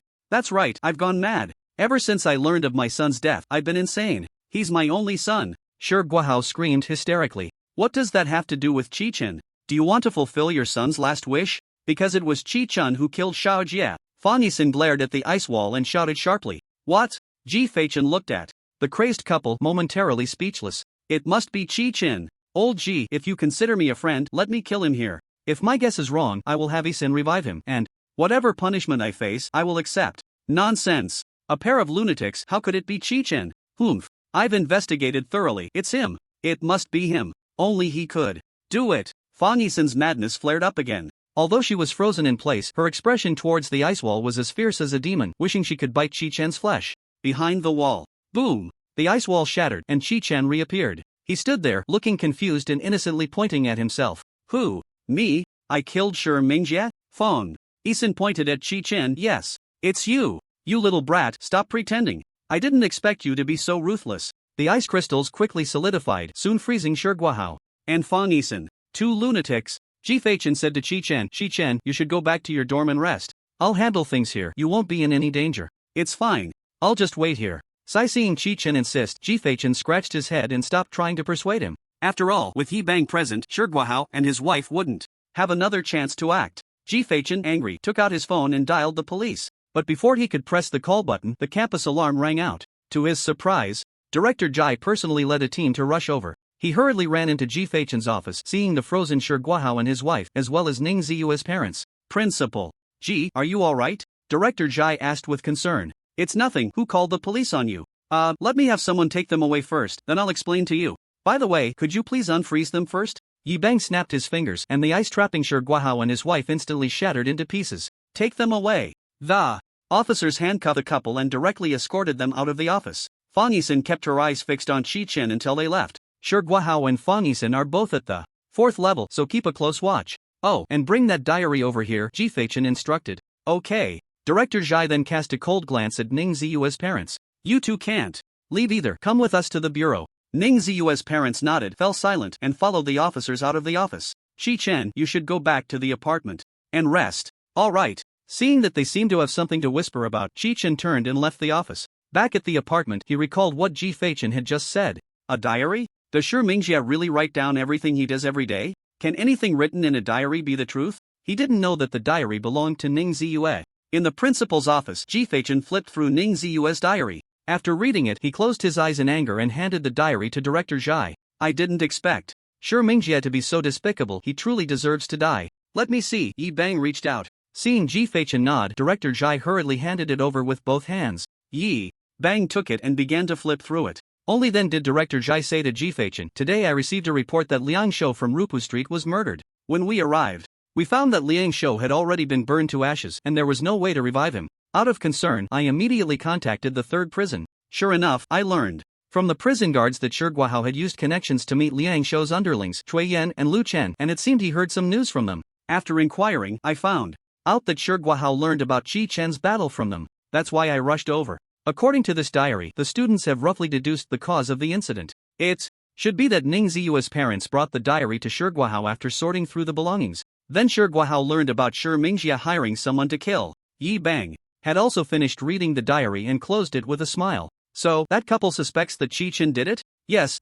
Director Zhai glanced at Chi-Chen and nodded. Then, do you also suspect that Chi-Chen was the one who acted? People die every day in the Sky Dome space and it's a lawless place. If someone really wanted to kill, there would be no way to investigate. Even if Chi-Chen did it, I have no evidence to arrest him. Director Zhai sighed helplessly. Yi Bang had now sorted out the sequence of events and said to Ji Fei-chen, old Ji, do you also think the murderer is Chi-Chen? I suspected it, but there's no evidence, and the kid doesn't admit it. If it were me, I wouldn't admit it either, Ji Fei-chen said nonchalantly. Alright, if it really was Chi-Chen, I would have to think more highly of this kid. Well, you all chat, I'll take my leave. Yi Bang set the diary down and left the office. Inside the office, only Ji Fei-chen and Director Zhai remained. Teacher, who was that gentleman who just left? He was a comrade of mine from the past. Yi Bang arrived outside Chi-Chen's apartment and gently knocked on the door. When Chi-Chen opened it, Yi Bang smiled and asked, Chi-Chen, did you really kill Mingjia? How could that be possible? Upon hearing this, Yi Bang burst into laughter. Good.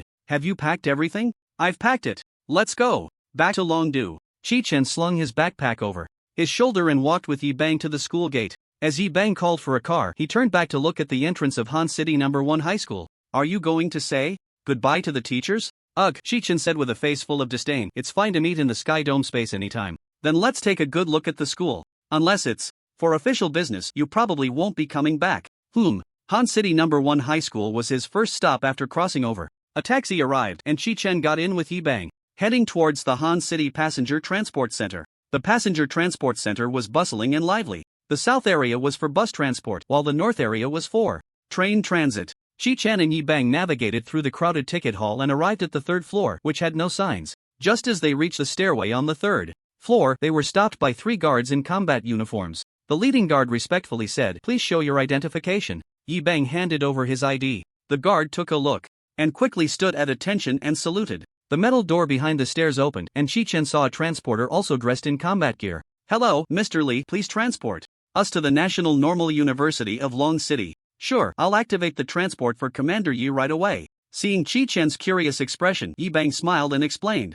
It's still early, so we can catch the enrollment procedures. This is your first time using a transport portal, right? Yes. Yi Bang introduced. This gentleman is a 4th-tier transporter, of which there are only 30 in the country. He has made great contributions to the nation. I'm just doing my small part. It's my honor to serve the country. Mr. Lee's hands glowed with orange light, and after about 20 seconds, a transport portal opened. After casting his skill, he gasped for breath and said, "Alright, the duration is only 1 minute, so you two should hurry in." Thank you, Mr. Lee. Let's have a drink sometime. It's a pleasure to meet you, Commander Yi.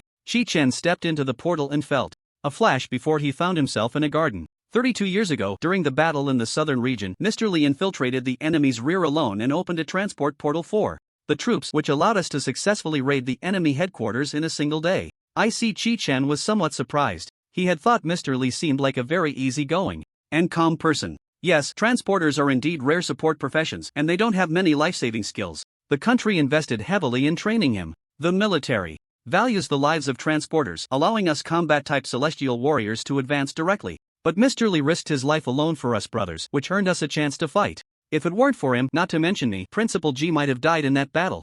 Chi-Chen didn't understand this part of history, but listening to Yi Bang's explanation, he could imagine the brutality of the battle at that time. Let's go, it's almost 5 o'clock. We need to handle the paperwork first, and we can chat slowly later. Okay, following Yi Bang out of the garden, Chi-Chen saw an unremarkable, somewhat aged office building. From the outside, it looked like an ordinary administrative building of a higher education institution. The interior of the building was unusually quiet, with no staff in sight. Upon reaching the second floor, Yi Bang pushed open the door to the administrative office. Commander Yi. 2 female clerks immediately stood up. Get a registration form. Yes. The clerk handed over a pre-prepared registration form to Yi Bang. At the same time, her keen eyes kept sizing up Chi-Chen. Yi Bang scribbled on the registration form and handed it to the clerk. The clerk took a look at the form and her eyes widened in shock. She looked at Chi-Chen again with an expression of utter astonishment. Hurry up, don't delay my clocking out, Yi Bang urged. Oh, yes. The clerk quickly returned to her seat and began entering the information. Soon, the information was entered and the clerk handed Chi-Chen a magnetic card and a student handbook. Seeing Chi-Chen take it, Yibang said, "This is your student information card. The back has your apartment number. If you need anything, just swipe the card and refer to the handbook for the corresponding locations. Return it to the clerk after you're done." Okay. Chi-Chen quickly flipped through the manual, scanning it a few times before closing it and handing it to the female clerk. "Let's go." After Yibang and Chi-Chen left, the two female clerks excitedly gathered together, looking at the registration form. "Look, that handsome guy just now is a Zero Group preparatory student. Oh, my god. Wow. I've been working for 5 years and it's my first time seeing a registration form filled with options. What a pity we can't know his name or his job change." "What? You want to get to know him?" After leaving the academic building, Yibang earnestly said to Chi-Chen, "From today on, you have only one task, which is to quickly elevate your personal rank. Being at the second tier is just too low. If I need anything, I'll find you directly in the Sky Dome space. If you need anything, just mention it. As long as we can meet your needs, we will definitely do it." "Okay. It's best not to tell anyone your identity. Also, you can switch back to your Sky Dome image now. It's better not to act in your real form from now on." There will be a competition once a month. You don't have to participate, but you need to attend as an observer. Alright, go back and rest for now. I hope you enjoy your university life from now on." After Yibang finished speaking, he left. Chi-Chen walked alone on campus, feeling somewhat unreal. Is the enrollment procedure really done just like that? He took out his student card and looked at the back. National Normal University, Sky Dome Research Academy Dormitory, Student Apartment. Building 1, Unit B, 3rd floor, Room 02. Wow, how hidden is this? Chi-Chen felt embarrassed. It looked too ordinary. However, Chi-Chen fully agreed with the country's arrangement. In the Kars Mountain Arena, Yibang and Ji-Fei-Chen had already explained it. The Zero Group is the most important team within the National Defense Corps. They never publicly recruit. Only the top Sky Dome practitioners who have gone through layers of selection are qualified to enter. The benefits enjoyed are national-level welfare, almost covering all aspects of the members' needs. Its importance, as Chi-Chen understood, was almost equivalent to nuclear weapons. First, I'll go to the library and find some information about the second tier. Chi-Chen recalled the map and the student manual and headed towards the academy library. The library was unattended and open 24 hours. Entering and exiting only required swiping the student card. Chi-Chen arrived here and quickly found the information cabinet for the Sky Dome instance area. After locating the detailed explanation of the second tier of the instance area, Chi-Chen opened it and began to browse.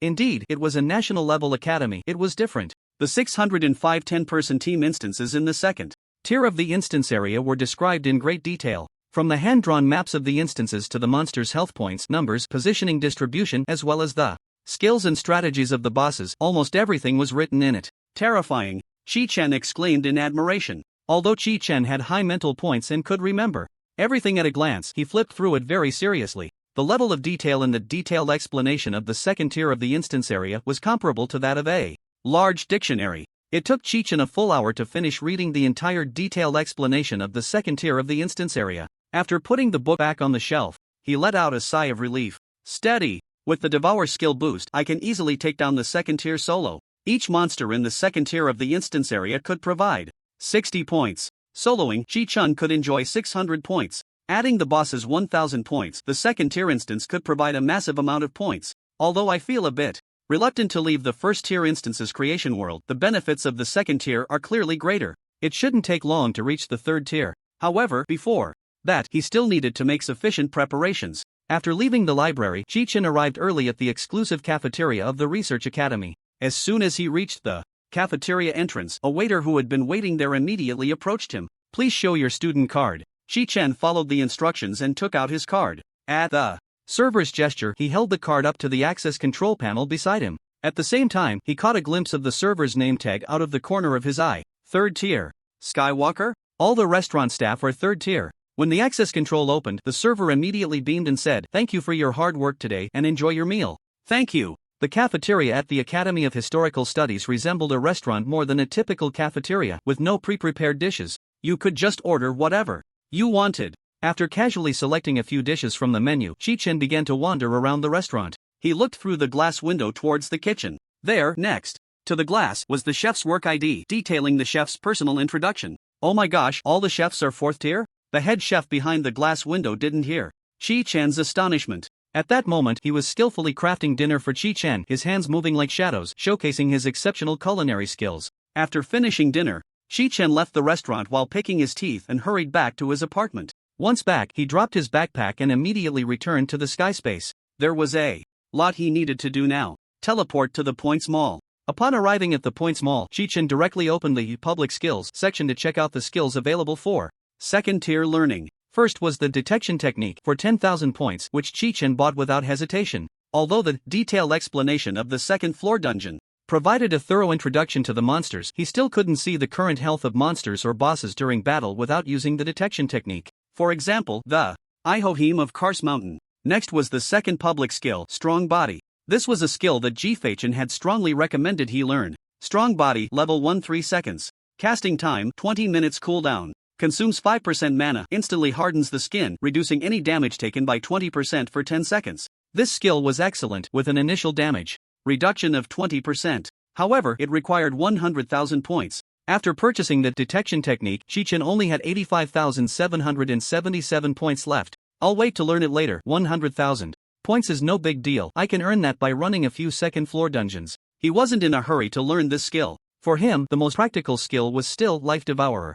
Closing the public skills section, Chi-Chen opened the exclusive skills area. The 3 skills available for a second-tier priest were Passive Skill, Form of Light, Cure Disease, and Link Healing. Form of Light, passive skill. When casting Light Shield, it increases the target's movement speed by 30% for 4 seconds. When using Cure Disease on a target, it can additionally dispel 1 poison effect. Cure Disease, instant cast, consumes 100 mana points, removes 1 disease effect from an ally target. Link Healing, 1.5 seconds casting time, consumes 800 mana points, restores 1000 health points to both an ally target and the priest himself. Purchasing second-tier skills costs 1000 points each, and learning each requires 2 skill points. Chi-Chen didn't hesitate to buy all 3 skills. Current level up progress 181/1000. Current level up progress 183/1000. Current level up progress 185/1000. Current remaining points 79,777. After learning the skills, Chi-Chen left with a pained smile. To be honest, among these 3 skills, his favorite was Form of Light.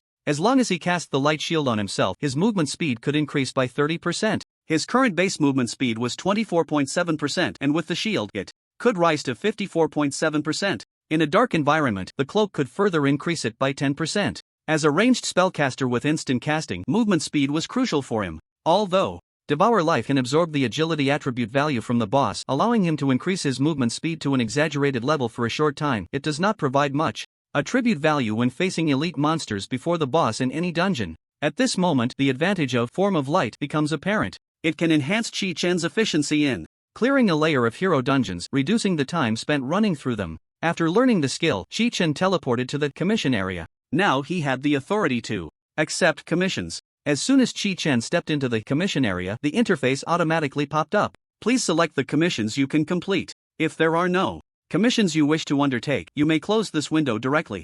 After closing the prompt, one commission after another appeared. The commissions released in the commission area are divided into 2 main categories. One type is Sky Vault Space commissions, which are issued by the Sky Vault Space. The other type is Sky Vaulter commissions, which are issued by the Sky Vaulters. To publish a commission, 100 points are required, and the rewards for completing the commission can be anything besides points. Once a Sky Vaulter accepts a commission, they agree to the reward conditions set by the commission issuer. The Sky Vault Space automatically generates a contract and starts the timer. If the Sky Vaulter completes it on time, they can submit the commission directly in the panel's commission section. If they fail to complete it on time, the Sky Vault Space will deduct 100 points from the Sky Vaulter who accepted the commission as compensation for the issuer. Furthermore, depending on the difficulty of the published commission, the Sky Vaulter who accepted it will face penalties ranging from point deductions to attribute point deductions. This is to prevent Sky Vaulters from maliciously accepting commissions. Whether it is a Sky Vault Space commission or a Sky Vaulter commission, they can be further categorized into long-term commissions and time-limited commissions.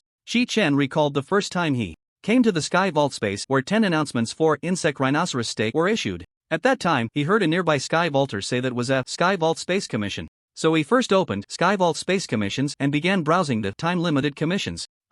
Soon, Chi-Chen found a very interesting commission. Time-limited commission. Please submit at Ihohim, Bloodbone Arbiter. Reward 30,000 points. Ihohim, Bloodbone Arbiter? The Sky Vault Space wants this?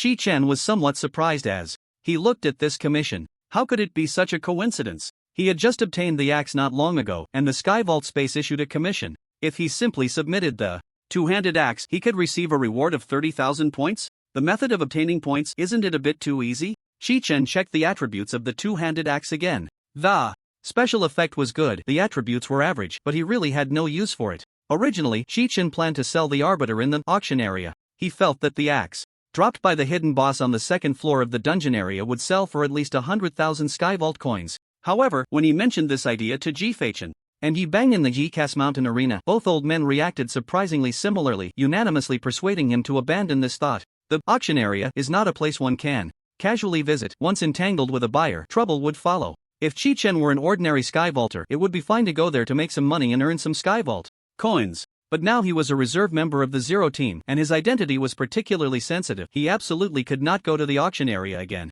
Once he entered the Zero Team, he wouldn't have to worry about financial issues anymore. The country would cover his daily needs, and he could focus on improving his personal strength. Forget it, I'll exchange it for points.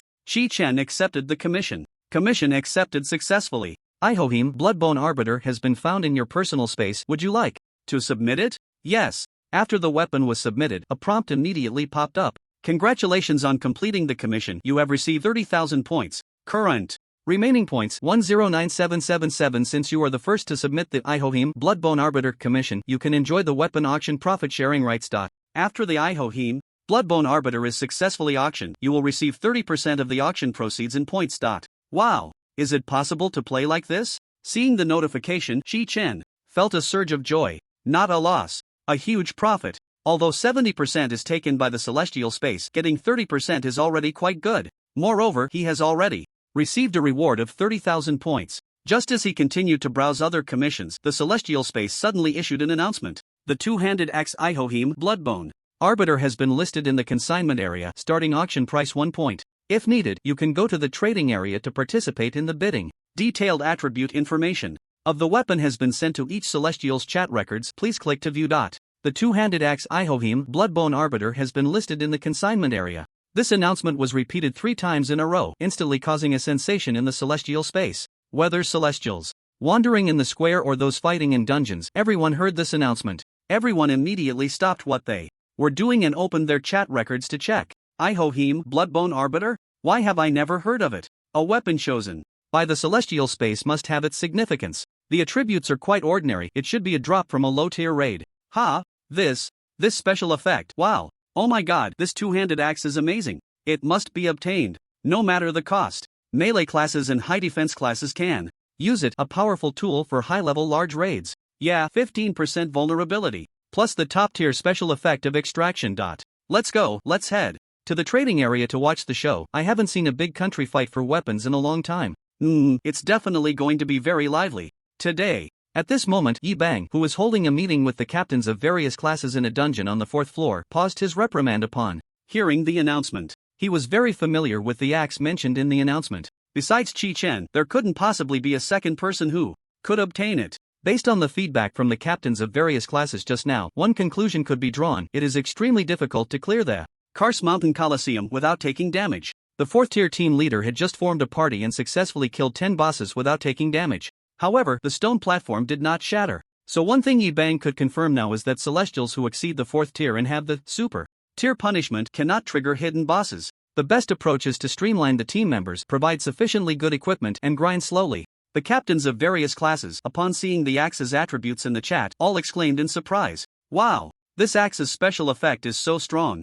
Vulnerability increased by 15%, a must-have for boss battles. If I could get the extraction special effect onto my two-handed sword, we should have an easier time in 9 Heavens Tower. As long as we get this weapon, we can definitely defeat the Lingyun Sovereign who has been holding us back for half a year. Don't even mention the Lingyun Sovereign, his puppets are just too tough. Thinking about it gives me a headache. How many points do you have? I have 400,000 points, not sure if I can get it. 400,000 and you think you can get it? I advise you not to dream. The application range of this weapon's special effect is extremely broad. It will definitely trigger a scramble among the big countries. At the very least, it can sell for 1,000,000 points. A million points? You underestimate the strength of the big countries too much. It will definitely be more than that. It's all about participation. Let's see if our country's celestial treasury minister will take action. I see the axe's base attributes aren't high. Could it be from a low-tier dungeon? Or it's from doesn't matter. Look at the special effects. Special effects. Who on earth got that double-handed axe? I really want to meet him. I don't think it would be too high since it could be hit by the Skywarder. It means there will be more in the future. That's hard to say. What if it's the only one in existence? Do you think Uncle Fu will take action? It's hard to say. It depends on what the higher-ups think. Uncle Fu is already quite old. Perhaps this time he really will be asked to step in. The Uncle Fu mentioned by several team leaders is actually In Fu, a third-tier Skywarder, 80 years old this year. He is a national-level Skyward mobile points repository for the Dragon Kingdom, one of the Skyward points reserve holders. To put it simply, he is equivalent to a humanoid mobile points treasury established by the Dragon Kingdom in the Skyward space. The points they carry can only be used to purchase various strategic materials released in the Skyward space. Some strategic materials must be fiercely contested by the country. If certain important materials fall into the hands of competing nations, it could lead to very serious consequences in the future. And Fu possesses 500 million points. That's right, 500 million. What does 500 million points mean? If all the points were exchanged for attribute points, it would amount to a staggering 1 million. 1 million. And Fu could instantly elevate his personal strength to the 6th tier. To become a Skyward Points reserve holder, one must meet the following 3 criteria. 1. Loyalty to the country. Family members must have made significant contributions to the country for 5 generations, and collateral relatives and descendants must have no ties to foreign forces. 2. Extremely strong psychological quality. To become a reserve holder, one must remain calm, emotionally stable, free of desires, possess strong willpower, and be able to endure 24-hour monitored captivity. 3. Must be from a production profession. The profession cannot be combat-oriented, and the talent must be one of the country's designated inferior types. All 3 points are non-negotiable and are strict requirements. Once selected as a Skyward Treasury holder, it means that he will no longer have a social life, will no longer belong to himself, and can only coexist with the country. And Fu was selected as a Skyward Points reserve holder after rigorous screening by the Dragon Kingdom and is under special protection. Since the day he successfully changed his profession at 17, every aspect of his personal life has been arranged and allocated by the state. That's right, even his wife was assigned by the state. This has been the case for 63 years. His daily work consists of just one task: to earn at least 22,000 points. There are generally 2 channels for earning points. One is to follow a team to quickly clear various dungeons. The other is to submit the materials collected by the state to the designated area to earn points. Only when the points are exhausted can they truly be free. Seeing Chi-Chen in the Skyward space, Yi Bang immediately sent a message. Chi-Chen, is the announcement just released in the Skyward space related to you? Yes, it was a commission I completed, and I received a reward of 30,000 points. Sigh. I said one less thing, and this kid just... Upon receiving Chi-Chen's reply, Yi Bang shook his head helplessly. In fact, he had long had the idea of acquiring the double-handed axe. It was just that he forgot to remind Chi-Chen in advance when they parted. He originally planned to apply to his superiors first to secure a suitable weapon or equipment for Chi-Chen before discussing it. As the commander of the National Defense Corps, he did not want to deceive or oppress his subordinates. They would be working together in the future. Commander, do you want this weapon? Seeing the message from Chi-Chen, Yi Bang readily admitted. Yes, the weapons. Special effect is very good. The craftsmen of the National Defense Corps have the extraction skill, which can strip the special effect from the double-handed axe and attach it to other weapons. This would greatly enhance the efficiency of melee members from other teams in clearing dungeons. Upon seeing Yi Bang's reply, Chi-Chen suddenly understood. No wonder this weapon could be auctioned off in the Skyward space. It turned out to be like this. I'm sorry. No, you did nothing wrong. This matter is my fault. I was in such a hurry today that I forgot to remind you to keep the weapons. But since they've been sold, there's no point in discussing it further. After sending the message, Yi Bang suddenly thought of something and continued to ask, Chi-Chen, after you complete the commission, can the Sky Vault space send you a prompt for the points distribution? Chi-Chen saw the 2 messages that came in, raised his eyebrows, and murmured, well, it seems that profit sharing is an old tradition of the Sky Vault space. It has been proposed. What is the distribution? 30%. 30%. After seeing this message, Yi Bang suddenly had a bold idea. I understand now. You focus on grinding the dungeon for now, and contact me if anything comes up. He turned to the captains of the various teams and said, the meeting ends here for today. Go back and properly arrange your teams, and aim for a no-damage clear of the Kars Mountain Arena next week. Yes. The captains immediately stood at attention and saluted. Captain, what's the purpose of clearing the arena without taking damage? One of the captains couldn't help but ask. As a soldier, he knew that obeying orders was his duty. But seeing how much Yi Bang valued a no-damage clear, he couldn't help but want to know the reason. Want to know? Yes. Then shall we sign an agreement? As Yi Bang's old subordinate, the captains could easily pick up on the implication in his words. The captain was hinting that there was a big secret involved. Aha, no need, we guarantee to complete the task. The questioning captain saluted again. Good. Go back and make sure to assemble the reserve team quickly. Don't be stingy with the equipment and supplies, you must create the most reasonable team, understood? Yes. Dismissed. Under the watchful eyes of the captains, Yi Bang left the sky vault space. After he left, several captains huddled together and whispered, could it be that there's a big secret inside Kars Mountain? That we need to kill 10 bosses without taking damage? Absolutely. The captain wouldn't waste time on low-level dungeons just for fun. Do you think this order is related to the axe that the Sky Vault Space just mentioned? I say, can you stop playing detective every day? I'm just curious. Why are you so anxious? After leaving the Sky Vault Space, Yi Bang arrived at the Sky Vault Strategic Bureau of the Dragon Kingdom. Guided by the director's assistant, he walked into the director's office. Upon seeing Yu Mingda, Yi Bang immediately saluted. Director Yu, have a seat. Yes. After sitting down, Yi Bang took out 2 confidentiality agreements from his document bag. Seeing this, Yu Mingda picked up a pen and signed the agreements. Is there something you need? It's about the 2-handed axe auctioned by the Sky Vault Space. Go ahead. Yi Bang sat up straight and recounted everything from the moment he met Chi-Chen to the palace beneath the deep pit of Kars Mountain. After listening, Yu Mingda frowned deeply. He picked up the documents on Chi-Chen from the table, glanced through them carefully, and asked, so what are your thoughts? I want to ask the state to step in and purchase the 2-handed axe at a high price. After pondering for a few seconds, Yu Mingda decisively refused. No, why not? This axe is indeed good, but Chi-Chen has just joined the Zero team and needs to be observed for a while. It's not appropriate to cultivate him so early. Director, this is a rare opportunity. I think this kid is good. I can vouch for him. Olji, how long have you known him? If it were you, or if it were Tian Bin, Zhang Yu, or Suemo from Team 1 completing the commission, I would agree to your proposal without hesitation. No matter how many billions it takes, as long as we can produce a 6th-tier Sky Vaulter for the country, I would invest without counting the cost. But he's not ready, at least 3 years of observation is needed. Seeing Yi Bang a bit dejected, Yu Mingda stood up and walked to his side, patting his shoulder in comfort. Olji, I understand how you feel, but you absolutely cannot act impulsively. If another defection happens, what will you do then? You just said that he indeed has suspicions of killing classmates in the Sky Dome space. Although our hands are stained with blood, we still need to observe for a while longer. Yes, I understand, sir. Yi Bang instantly wilted. Don't be so down. There are so many copies on the 2nd floor. Chi-Chen might be able to produce another weapon in just 2 days, and then we can discuss based on the actual situation.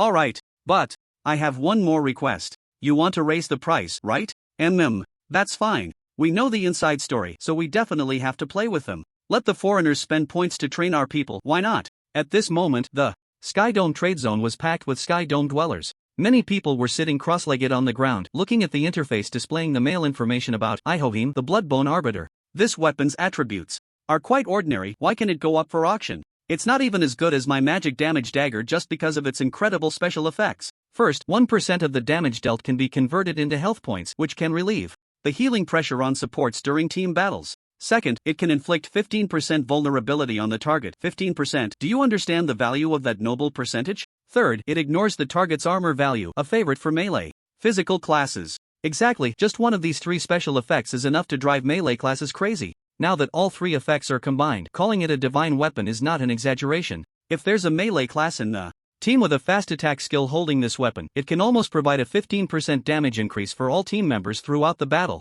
This weapon is definitely not something ordinary Sky Dome dwellers like us can possess. I hope we can witness a grand game of power today. It's really lively. Just a few days have passed and we can hear the Sky Dome announcements again. Oh, the price has risen to 100 points now. 101, 102, 103. TSK, what do these people mean? Can't they just bring out something bigger? These are just us poor folks making a fuss for fun. Soon, the high-ranking Sky Dome dwellers from various countries will come down. Just as they said, when the bidding price rose to 1,400 points, the number suddenly skyrocketed to 15,000. Oh, it's starting, many Sky Dome dwellers shouted excitedly. Wow, 15,000. That's 30 attribute points. If I had 15,000, I would definitely go learn the public skills first. 20,000. 20,000. Alright, that's already exceeded my point limit. I'm out. A Sky Dome dweller shrugged. His voice was loud, as if proclaiming to those around him that he had a lot of points. A wave of cheers erupted in the trade zone.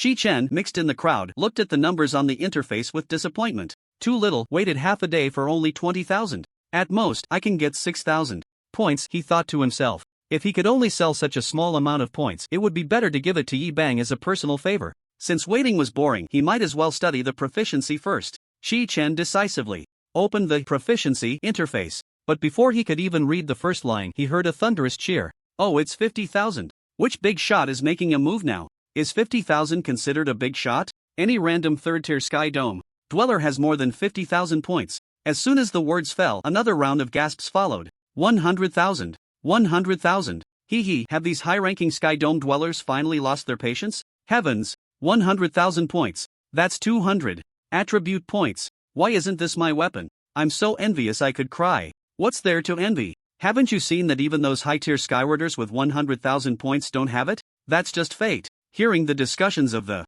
Skywarders beside him, Chi-Chen lost interest in studying mastery. He opened the auction interface again, staring at the bid of 100,000 points. If it could go up again. 200,000. Another big shot has entered the fray. In a corner of the trading area, a captain from Yi Bang's professional team participated in the bidding. It was he who had just input the 200,000 points. He clasped his hands together, speaking earnestly, "Bless me to win this axe. Amit Ba, God.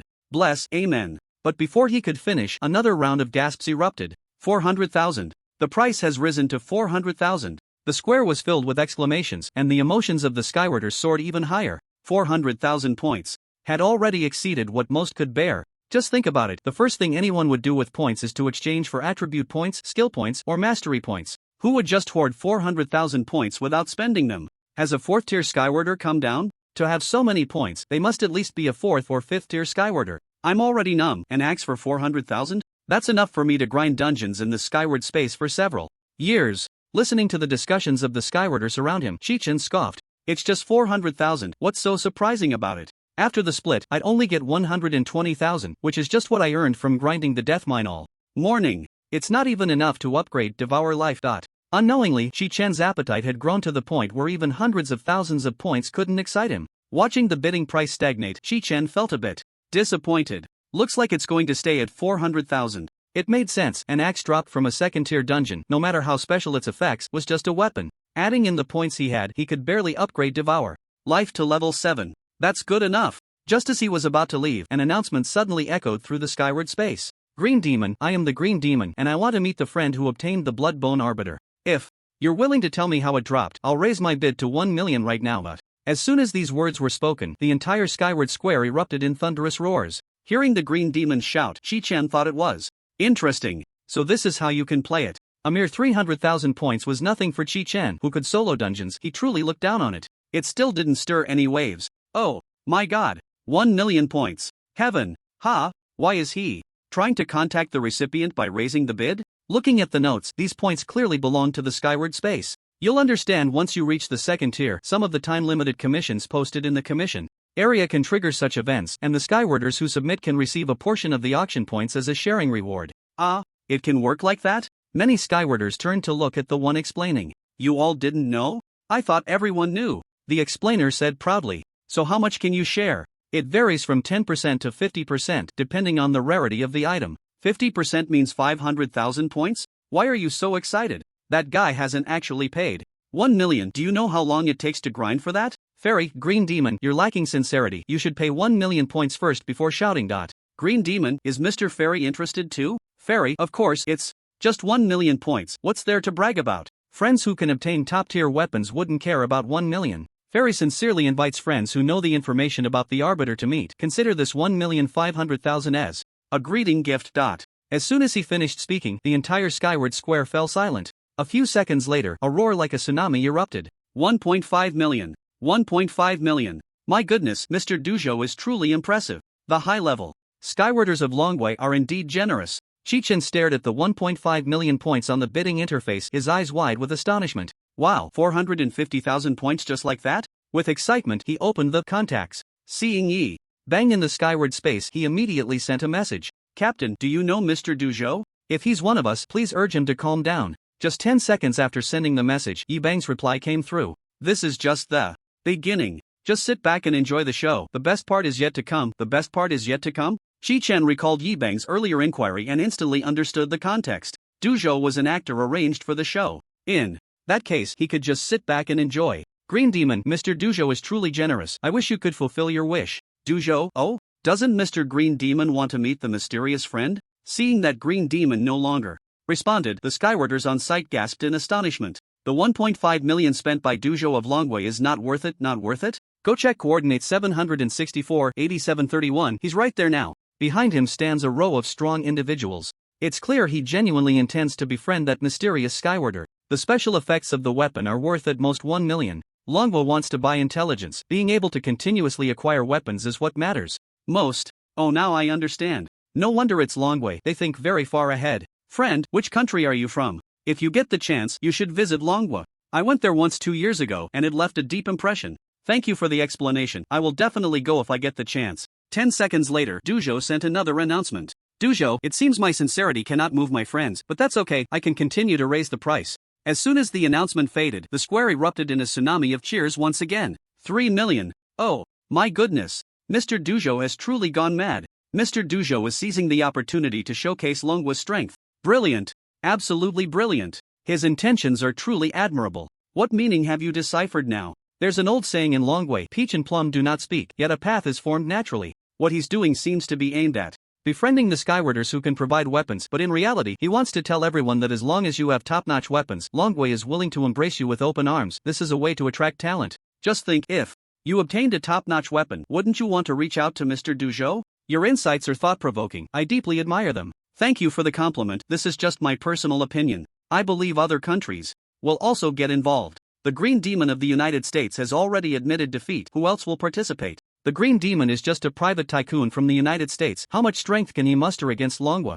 In the Skyward Square, similar discussions were happening everywhere. Observant individuals could already see that Longwa had elevated this auction event in the Skyward space to a new height, showcasing strength, attracting talent. Indeed, the bidding price of 3 million points had already sparked fantasies among many foreign Skywarders. In the headquarters building of the Skywarders in the United States, in the lobby on the first floor, a dozen well-dressed, astute white men were gathered around a conference table, engaged in intense discussions. This equipment has already exceeded the value of 1.5 million points, it can't go any higher. So what is Longwa's goal? I've researched past history. Although Duzhou and other Skywarders from Longwa often appear, they would never engage in a losing deal. I believe we should not miss this opportunity. We must showcase the strength of the United States. If the Green Goblin had maintained this stance from the beginning, it would have been fine, but now he has chosen to give up. 15 minutes have passed, missing the best opportunity to strike. If he acts now, he will surely be seen as a clown who can't handle defeat by the Celestials. I completely agree with this viewpoint. We must uphold the dignity of the United States and not fall into the trap set by the Dragon Kingdom. Let's connect with Mr. Liang from the International Relations Research Institute and hear his insights. 1 minute later, a face of a Dragon Kingdom citizen appeared on the screen in the center of the conference table. I am honored to receive your invitation. How may I assist you? Mr. Liang, you are aware of the news regarding the items being auctioned in the celestial space, right? I am keeping a close watch on it. Very good, we would like to hear your opinion. Don't mind me, this is an old trick of the Dragon Kingdom, Mr. Liang said disdainfully. They pride themselves on having thousands of years of civilization, but they actually love to scheme. Their hearts are the dirtiest, and they are not gentlemanly at all. I know them well. What they are doing is merely to showcase their so-called great power. Today's seemingly clever but actually foolish actions are just attempts to display their strong capabilities to attract the uninformed to serve them. So how do you think we should handle it, Mr. Liang? We can let our allies take action to test the waters while we observe the changes. Mr. Liang's words led to contemplation among the dozen or so white individuals. Mr. Liang's viewpoint is very valuable. Thank you very much. It is my honor to serve you all. After the call ended, one white individual scoffed, disgusting yellow-skinned monkeys, truly ugly. But his viewpoint did give me some inspiration. What? The Dragon Kingdom might be trying to pull in the creator at this opportunity? That reasoning is quite sufficient. Let our allies from the peaceful core take action. It's time to show their sincerity. I'll make contact. Time passed second by second in the celestial space. Less than 30 minutes remained until the transaction time. To extend the auction time, new bids were needed. Otherwise, the double-headed axe of the auction would fall into the hands of the Dragon Kingdom. It seems it's about to end. It's strange, why hasn't the bidding battle I was expecting appeared yet? What's so strange? Great powers can negotiate, but they aren't fools. 3 million points is not a small amount. That makes sense, let's disperse. Then, the Dragon Kingdom is indeed bold. If I can get good equipment in the future, I will definitely contact the Dragon Kingdom. First, many Celestials, seeing there was no show to watch, began to leave the trading area. Chi-Chen still stood in the rushing crowd, starting to think about how to allocate his points. 900,000 is enough for me to upgrade Devourer to level 8. The remaining 400,000 will be used to upgrade Divine Refinement and learn Strengthening. According to Yi Bang's words, Chi-Chen knew that the country was taking care of him. Because celestial points could not be traded, he needed to seize this rare opportunity. He had to ensure that the points could be transferred to him without appearing too deliberate. He needed to strike a balance. and not raise suspicions from other countries. They really put in a lot of thought. Chi-Chen expressed his gratitude. But just then, a sudden gasp erupted from the crowd. 4 million. It's finally starting. Oh, has the United States finally come to its senses? Just as the Celestials were suspicious, a voice echoed in the celestial space. I am Tojo Kanade, offering 4 million points to assist Lord Dujo. Upon learning that it was a bid from the Peaceful Corps Celestials, many Celestials were quite puzzled. What is the Peaceful Corps doing joining the fun? Tojo Kanade, as a friendly nation of the Dragon Kingdom. I am also a friend of Mr. Dujo. Are you still unwilling to show yourself, my friend? Do you have some misunderstanding about the Dragon Kingdom? If there are concerns, I am willing to act as a guarantor. Many of the Tianqiang people in the Tianqiang Square sneered at Dong Jiaquan's words. What kind of nonsense is this, acting all mysterious here? Exactly, who has a misunderstanding of Longhua? Aren't you the ones who slander it on a daily basis? Not to mention, Pingegwo is particularly fond of spreading rumors, their mouths are notorious. He offered 4 million points, he must be trying to compete for talent. Yeah, the high-level Tianqiang people in Pingegwo are gradually declining. It won't be long before they become a third-rate country. Every day they just scare themselves, pretending to be victims. But Longhua hasn't even bothered with them. Dujo, Mr. Dongjiao. If you want to make new friends, just express your sincerity. Since I extended the invitation, how could I let you spend your money? A cheer erupted again from the crowd in the square. 450 million. Mr. Dujo has raised the bid again. This time, it's just an increase of 50 million. It seems like it's coming to an end. I thought the Peacock country would come out to compete, but it's surprisingly quiet. Yeah, when it comes to making a scene, my brother K is the best. Dong Jiaquan, I understand Mr. Dujo's intention. In that case, I will be a good person to the end. I sincerely invite friends to join my Pingegwo. As long as you are willing to come, Pingegwo will meet any of your requests and provide you with a dreamlike life. 500 million. Pingegwo has finally shown its fangs. A weapon for 500 million points. Is this the strength of a powerful country? Pingegwo can provide a dreamlike life? It can't be that aspect, right? If you mean the aspect everyone knows, then it is. Indeed Pingegwo's trademark, and it still has a certain appeal. It seems Pingegwo really has no way out. A Tianqiang who can obtain top-notch weapons wouldn't care about that? That's right. Dujo, Mr. Dongjio is indeed generous. But there is one thing I find puzzling. Since there are so many points to invite talent, why not cultivate some newcomers within Pingegwo? Dujo, I heard that a few years ago Mr. Fudian, before his death, caused serious pollution to the ocean due to his inability to control his power, and it has not stopped until now. Dujo, Mr. Dongjio should immediately start cultivating a group of domestic Tianqiang experts specialized in detoxification. Addressing the pollution issue should be the priority. Dujo, my friend, although we have not met yet, please be cautious of Pingegwo's warm hospitality. The delicacies presented may contain the deadly poison left by Mr. Fudian. 600 million. Mr. Dujo has made another move. Someone shouted first. Immediately, the crowd erupted in cheers and some even clapped. Shrimp and pig heart. Just a few days ago, there was a report saying that Pingegwo has been unable to control the spread of the deadly poison for the past 2 years and can only choose to discharge it into the sea. They've been secretly discharging it for a long time. I know the inside story of this matter. A few years ago, there was a high-level Tianqiang in Pingegwo named Fu Dianzang who was a poison master. He used to call the shots in the country and acted recklessly. It is said that he completely collapsed due to his unwillingness to die of old age, and in the end, his power went out of control, leading to the deaths of tens of thousands, leaving behind a poison core that still cannot be cleared.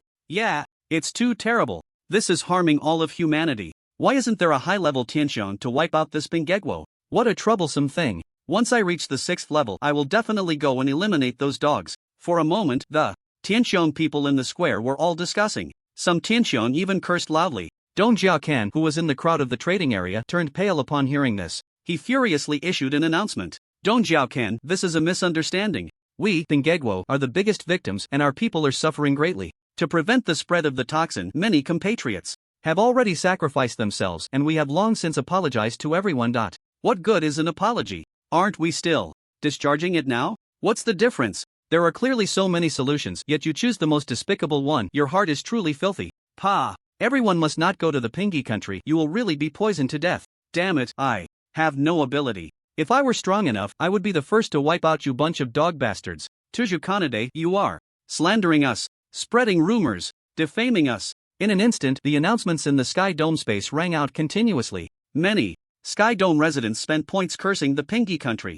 Listening to the deafening curses, Tuju Kanade gritted his teeth in hatred. He tried to explain several times, but his voice was drowned out by the curses. Just as the curses began to fade, a loud voice rang out. Tuja Kanade, you don't need to quibble anymore. Everyone knows about the illegal discharge from the Pingy country.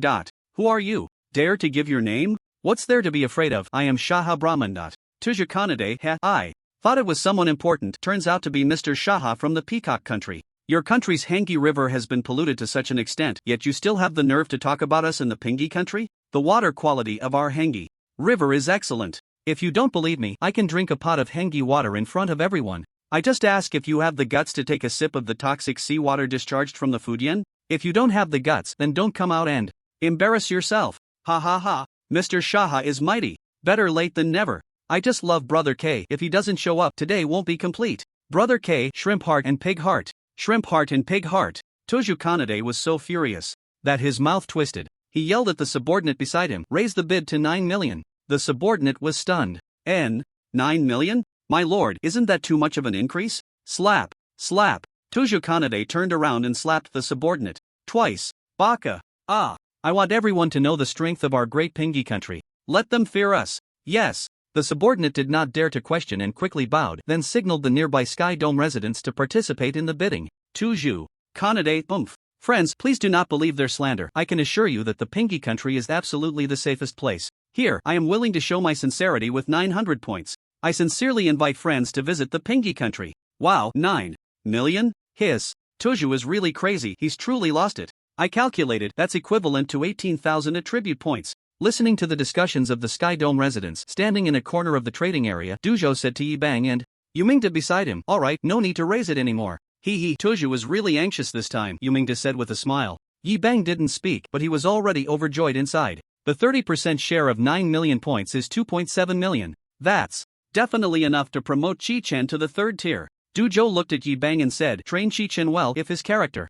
is fine, send him to break through to the 6th tier. Yes. Dujo opened the interface again. Mr. Tuju's enthusiasm truly moves me. Dujo wishes Mr. Tuju success in achieving his wishes. After sending the announcement, he pressed the seal and left the Sky Dome space. Shaha Brahman, Mr. Tuju, if there's a chance, I will personally bring a pot of pure Hangi water to drink with you. Amidst the deafening laughter, this time the auction event in the Sky Dome space came to an end. No matter how sarcastic Tuju Kanade was, neither Dujo nor Shaha Brahman paid him any more attention. Crying search. How dare you? Tuju Kanade's eyes were bloodshot with anger. But at that moment he received a message from the representative of the United States. After receiving the weapons, send them to me immediately. Hi. Tuju Kanade immediately lost his anger and bent down to reply to the message. An hour later, amid the incessant calls of the broken defense from Tojo Kanade, Chi-Chen received the points distribution from the space. He received a reward of 2.7 million points. Goodness, how can there be such fools? Ha ha, Chi-Chen laughed while holding the points. He initially thought earning over 1 million points would be satisfying enough. Unexpectedly, he ended up with 2.7 million. Just as he was contemplating the distribution of the points, a message from Yi Bang came through. Chi-Chen, don't waste those 2.7 million points. First, upgrade your rank to Tier 3, this is very important for you. Got it. Tier 3, huh? Chi-Chen looked at the 2,809,777 points in his account and smiled happily. His current progress for rank advancement was 184/1000. He still needed 816 points to reach Tier 3. That means 400,000 points would be enough. Since opening the 3rd world creation was still a long way off, it would be better to upgrade to Tier 3 first. The 3rd layer of the dungeon area would have a new hero mode, and perhaps he could even create a world, so there was no need to be fixated on the 1st layer of the dungeon. Quickly improving his strength was the way to go. Chi-Chen no longer hesitated and decided to enhance his personal strength. He opened the mastery interface. During the time he was waiting for the bidding to end, Chi-Chen had thoroughly studied mastery. Mastery, as the name suggests, can enhance the corresponding abilities of his profession, making him more proficient in that field. The priest profession has 3 branches of mastery: divine punishment, radiance, and discipline. Divine punishment specializes in killing, radiance specializes in healing, and discipline specializes in damage mitigation. Among them, discipline cannot be directly enhanced. One must first fully upgrade either divine punishment or radiance to unlock discipline. According to the explanation in the mastery section, exchanging 1 point of mastery requires 10,000 points, which translates to 20 points of rank advancement. Although the cost is high, the benefits are immense. Chi-Chen believes that the priority of mastery is much higher than simply adding attribute points, especially the mastery that specializes in increasing damage, divine punishment, which provides a qualitative enhancement as long as it is strengthened. Divine punishment has a total of 9 levels of specialization. The first level of specialization is Blazing Light. 0/5 increases light damage by 5%. Fully upgrading to level 5 will increase light damage by 25%. A permanent 25% increase is very important for Chi-Chen, who primarily focuses on solo play, especially when he can plunder mental attributes through Life Devour. His magical damage will reach a terrifying height. After fully strengthening Blazing Light, the second level of specialization will be unlocked. Radiant Blaze. 0/5 increases critical damage by 20%. Fully upgrading to level 5 will increase critical damage by 100%.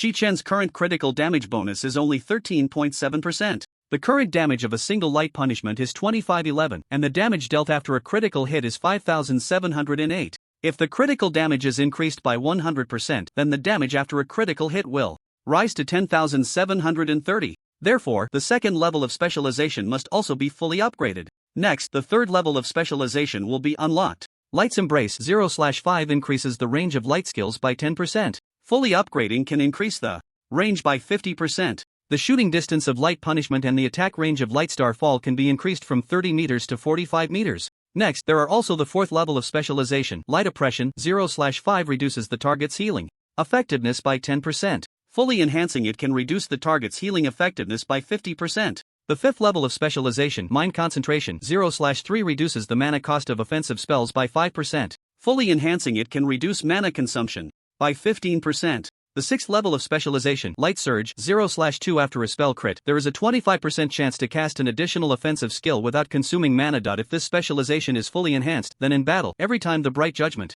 hits a target, there will be a 50% chance to deal an additional hit that does not require mana. Seventh level specialization. Mental Guidance. 0/5 increases spell damage by 5% of your spirit value. Eighth level specialization. Aura of Repentance. 0/3 after a spell hits a target, there is a 2% chance to make the target lose their will to fight, dropping their weapon, with the effect lasting for 10 seconds. This specialization seems to have a low chance, and even at full, it's only 6%. But for someone like Chi-Chen, who can easily deal 700 or 800 hits, a 6% chance is not low at all. The ninth level specialization is a passive skill. Divine Punishment. 0/1 The Will of Light descends Divine Punishment. A priest who unlocks the ninth level specialization will gain the power of Divine Punishment every 30 seconds, increasing their critical hit chance by 20% for 5 seconds. Each specialization under Divine Punishment represents a qualitative leap for Chi-Chen. From the first level to the ninth level, there are almost no ineffective specializations. Chi-Chen was still troubled about when he could max out his specializations. Now, with 2.8 million points, he can say it's a breeze. Don't say 10,000, even 100,000 should be added. Chi-Chen sat in the Celestial Plaza, continuously clicking on the mastery interface. He began to enhance his specializations layer by layer. Exchanging 1 mastery point, deducting 10,000 points. Exchanging 1 mastery point, deducting 10,000 points. Current upgrade progress 204/1000. Current upgrade progress 224/1000. 244/1000. 264/1000. 284/1000. Current upgrade progress 864/1000. Discipline Mastery has been unlocked. When the upgrade progress reached 864, the Discipline Mastery was successfully unlocked by Chi-Chen. Chi-Chen looked at the changes on the panel. His spell damage increased to 2,835 due to mental guidance, while his light damage rose to 3,561 thanks to Blazing Light. I still have 2,469,777 points left, leaving 69,777 points is enough to upgrade to the third tier. The rest of the points will all enhance Life Devour. Determined, Chi-Chen closed the mastery page and opened the skill bar. Life Devour successfully upgraded to level 7. Deducting 160,000 points. Life Devour successfully upgraded to level 8. Deducting 320,000 points. Life Devour successfully upgraded to level 9. Deducting 640,000 points. Life Devour successfully upgraded to level 10. Deducting 1,280,000 points. Life Devour has reached max level. Seeing the prompt, Chi-Chen's heart raced. He quickly clicked to view the skill description. Life Devour, passive skill, max level. When the skill hits a target, the creator will steal 10% of the target's total attribute value. The target that is robbed will receive the fatigue effect, reducing attack speed, movement speed, casting speed, evasion, and parry rate by 10%. This effect lasts for 5 seconds and can stack up to 10 layers, refreshing the duration of the effect after the skill hits the target. After seeing the skill description, Chi-Chen covered his mouth and cried. This was the scene he had long anticipated, often replaying in his mind. He had played this scene in his mind countless times. After taking a deep breath, Chi-Chen sighed, I'm finally invincible. That's Right, just 10 hits can steal 100% of the target's attribute value. What's the difference from a one-hit kill? Who can withstand 10 hits of bright judgment in front of Chi-Chen? This book can finally come to an end. Thank you to all the readers for your support.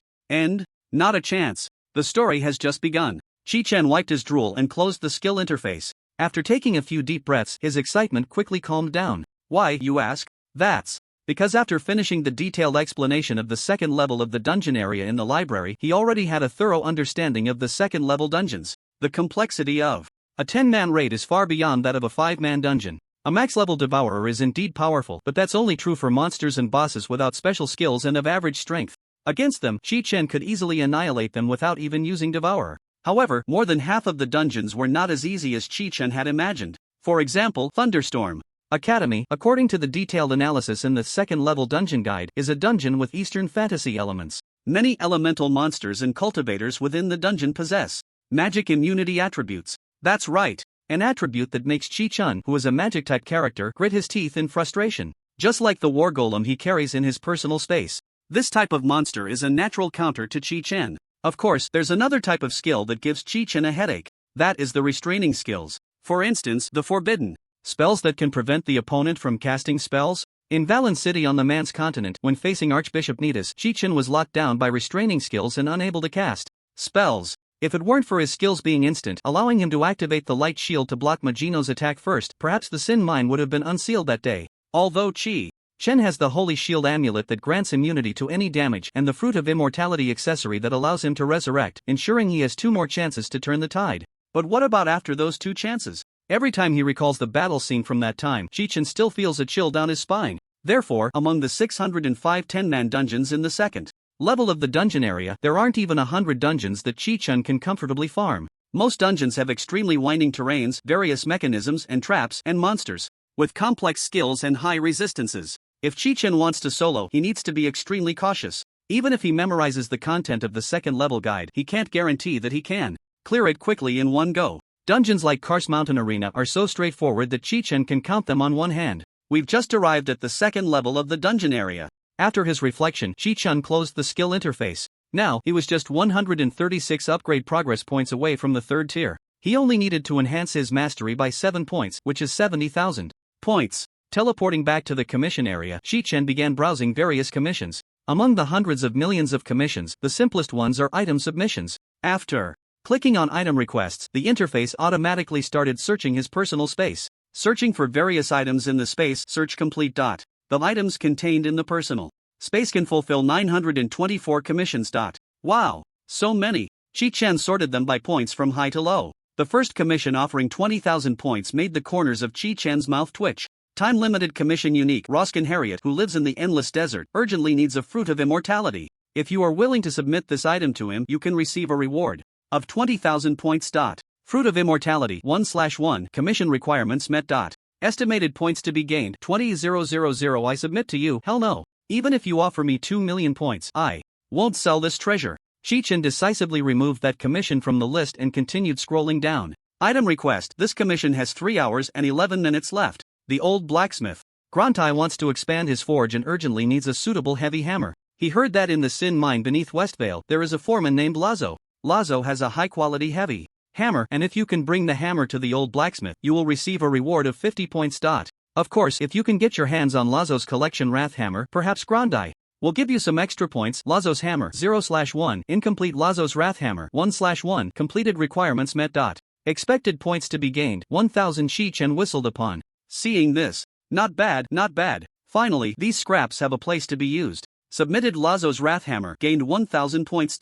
Current points remaining 70777. Nice. Chi-Chen nodded in satisfaction. Being able to exchange the high-quality equipment produced from hero dungeons, which are bound and non-tradable, 4 points was the best news for Chi-Chen. Originally, these pieces of equipment had given him quite a headache. To get rid of them, he could only find a production class to decompose them. But there were too many items in his space and the decomposition fees were secondary. The main issue was the time it took. So Chi-Chen had just left them pile up in his personal space without dealing with them. Now that he was in the National Defense Zero group, he hardly needed Skycoins. All his attention was focused on points. He couldn't even bear to look at these items. Of course, if the equipment could be exchanged for points, that would be a different story. Chi-Chen continued browsing the next commission. Item request: there are 5 hours and 7 minutes left for this commission. Honkai Daoist from Dongli Country is currently compiling the Universal Weapon Atlas and urgently needs various materials to fill the book. Please collect the following equipment as soon as possible. For each piece of equipment successfully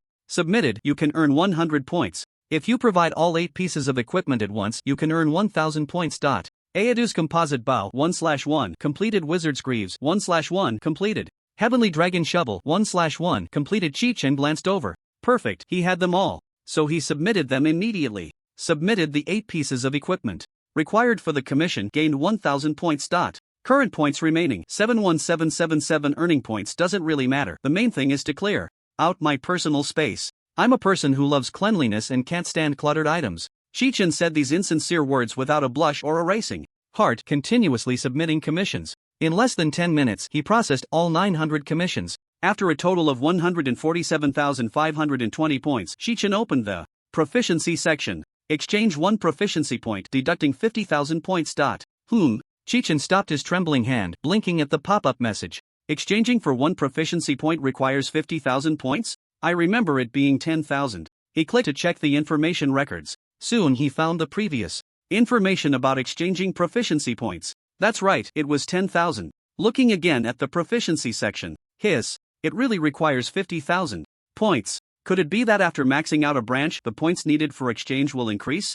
Chi-Chen opened the contacts and saw that only Yumuching was currently in the Sky Dome dungeon, so he immediately sent a message. Old classmate, sorry to bother you, but I want to ask, will the points needed for exchanging proficiency increase? Yumuching, who was serving as a support in the team dungeon, was bored watching the team members fight monsters. She had just yawned when she saw the message from Chi-Chen. Upon seeing that Chi-Chen had reached the 2nd tier, her eyelids twitched a few times. Just 6 days after changing jobs, and he was already at the 2nd tier? This kid's leveling speed is terrifying. After reading the message, Yumuching quickly replied, yes. Once you max out a branch, the points needed to exchange for proficiency will increase from 10,000 to 50,000, and after you max out the 2nd branch, it will rise to 100,000. So prioritize strengthening the unlocked proficiency. Chi-Chen, so expensive. Yumuching, it's okay, the corresponding promotion progress will still be calculated at a ratio of 500 to 1, which won't affect the advancement. Chi-Chen, thank you, teacher, I understand. Yumuching was about to close the contact list when she suddenly thought of a question. Yumuching, Chi-Chen, have you maxed out a proficiency branch? Chi-Chen, yes. Yumuching, then you should be close to the 3rd tier. Your points are accumulating quite fast. Chi-Chen, I got lucky and submitted a weapon, earning a share of the rewards from the Sky Vault space.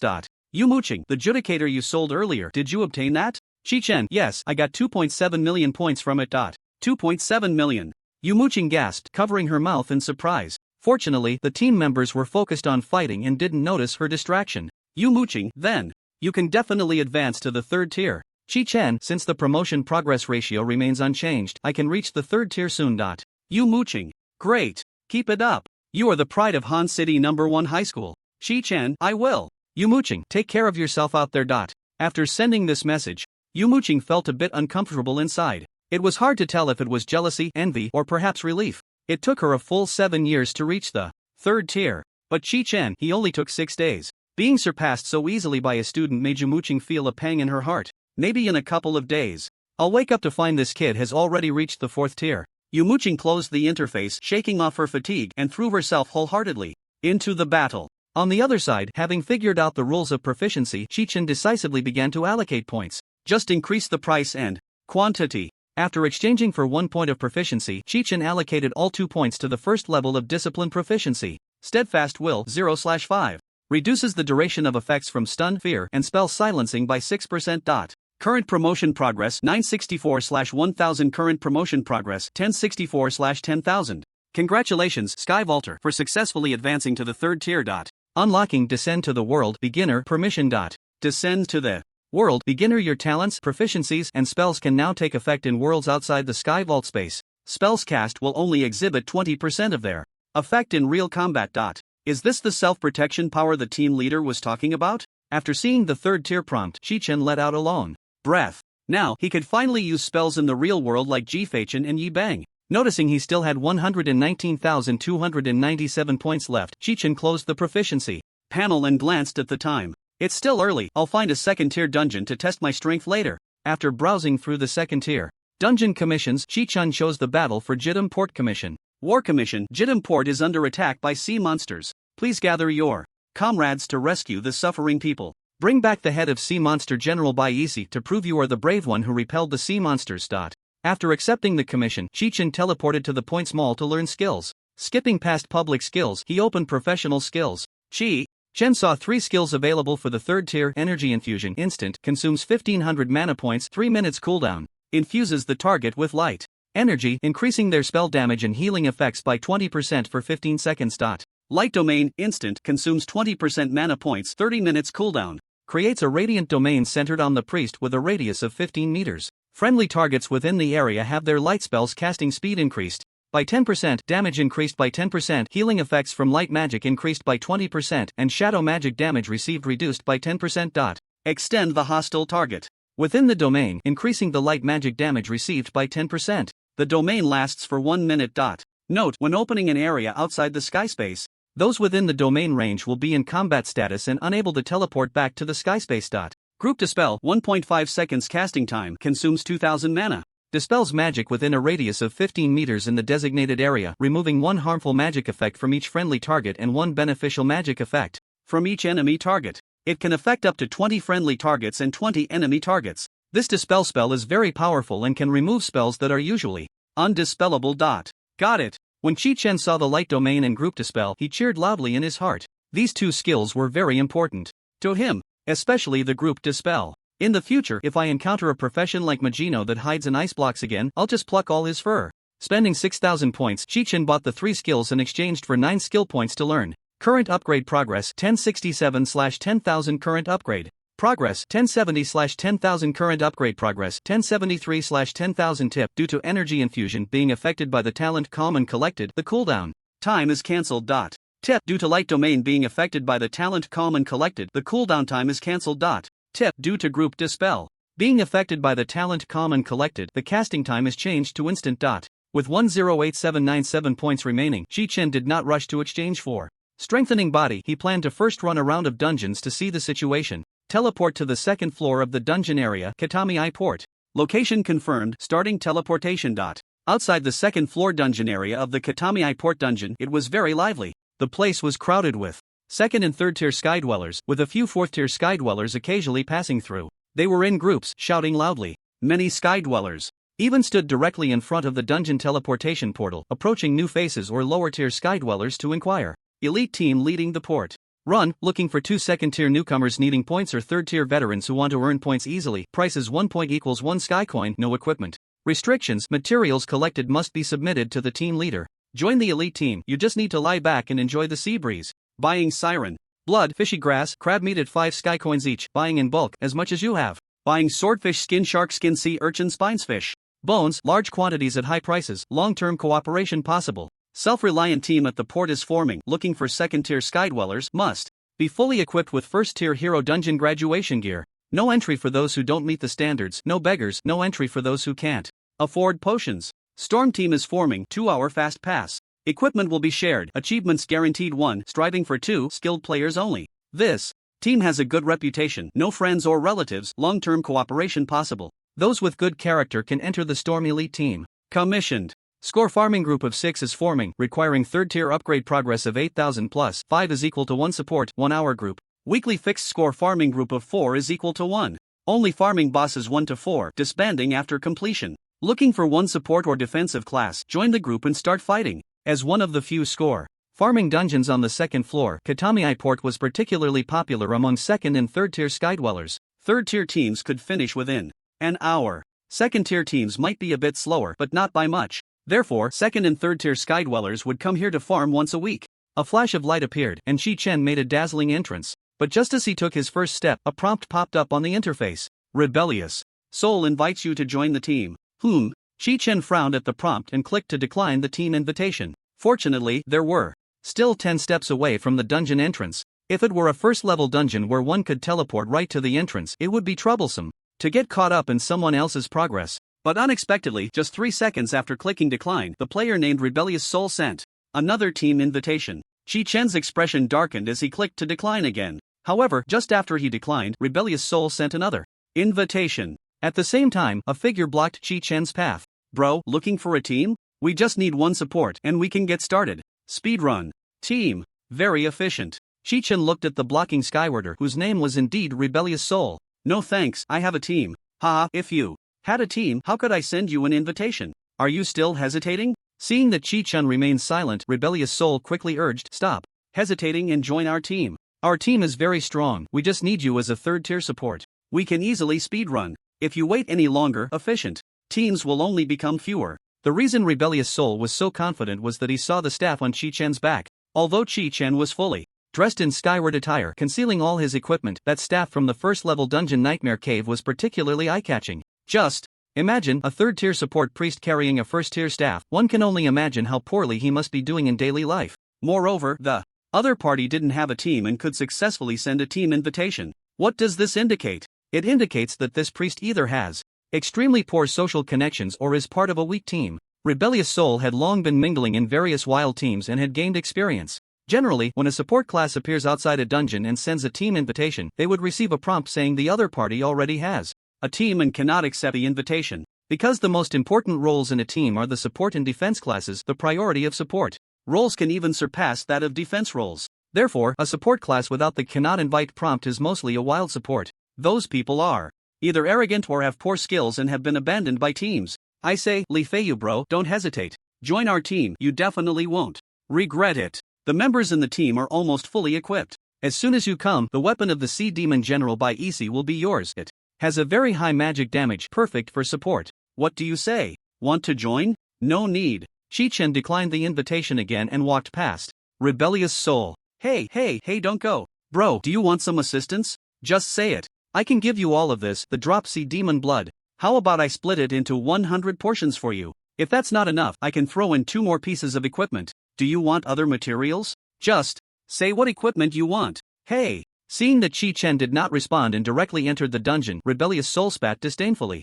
Pretentious, do you really think I can't see through you? Who are you trying to impress? While Rebellious Soul continued to search for other supports, a Skywarder from the United States, squeezed in the crowd at the dungeon entrance, hurriedly pressed the mark on the back of his hand and left the Skyward space. After returning to the headquarters of the Skywarders in the United States, he rushed to the center of the hall, standing in front of a wooden board with dozens of sketch portraits. After confirming that the appearance of the Skywarder he saw matched exactly with the one on the board, he immediately reported to the officer sitting next to the board. Officer, I found Li Feiyu outside the second-level dungeon, Katami Port.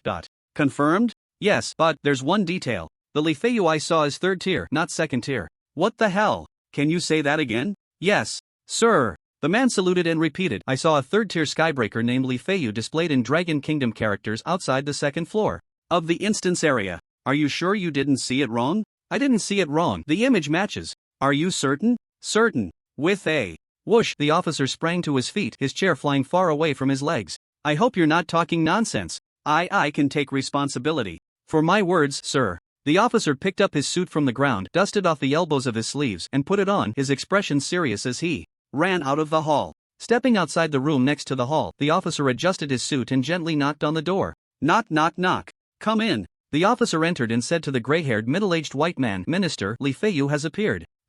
He has already reached the third tier. What the fuck? Can you say that again? As Chi-Chen entered the instance, he felt his ears finally quiet down. In their place was the sound of waves lapping against the shore and the melodious calls of seagulls in the sky. Breathing in the salty, fresh scent of the sea air, he stepped towards the port of Katami, bustling before the battle began. Armored guards were busy transporting crossbow bolts, cannonballs, and gunpowder up to the towers. 10 minutes until the battle begins. Please enter the combat area as soon as possible. Seeing the information prompt on the interface, Chi-Chen quickened his pace. Are you one of the heroes summoned by the governor? A guard stationed at the door asked upon seeing Chi-Chen. Yes. Come in quickly. The battle is about to start. A generous bounty awaits you, the guard said excitedly.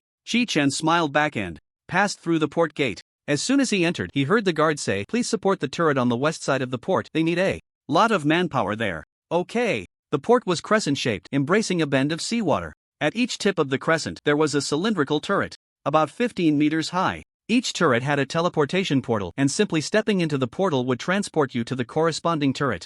Chi-Chen donned the light shield and, under the passive effect of form of light, ran towards the west turret at a speed of 54.7%. As he ran along the coast. Chi-Chen recalled the strategy written in the second floor analysis. The battle process at Katamiai Port was much more complex than at Kasi Mountain Arena. They had to fend off 7 attacks from the sea monsters. The first 6 were small boss battles, and the 7th featured the Sea Monster General by Issei himself. Each time the team repelled an attack from the sea monsters, they would gain 2 minutes of rest time. The targets of the sea monsters' first, 5th, and 6th attacks were the turrets on both sides, while the 2nd, 3rd, and 4th attacks targeted the walls within the port. According to the battle strategy provided in the second floor analysis, the sea monsters' first attack would send giant shrimp and crab swarms to assault the 2 turrets. Therefore, the 10-person team needed to split into 2 small squads, each stationed at one of the turrets, to coordinate with the guards to repel the attacking sea monsters. If one team was unable to defend properly and the sea monsters successfully boarded the turret, the other team could use the teleportation portal built under the turret to rush over for support.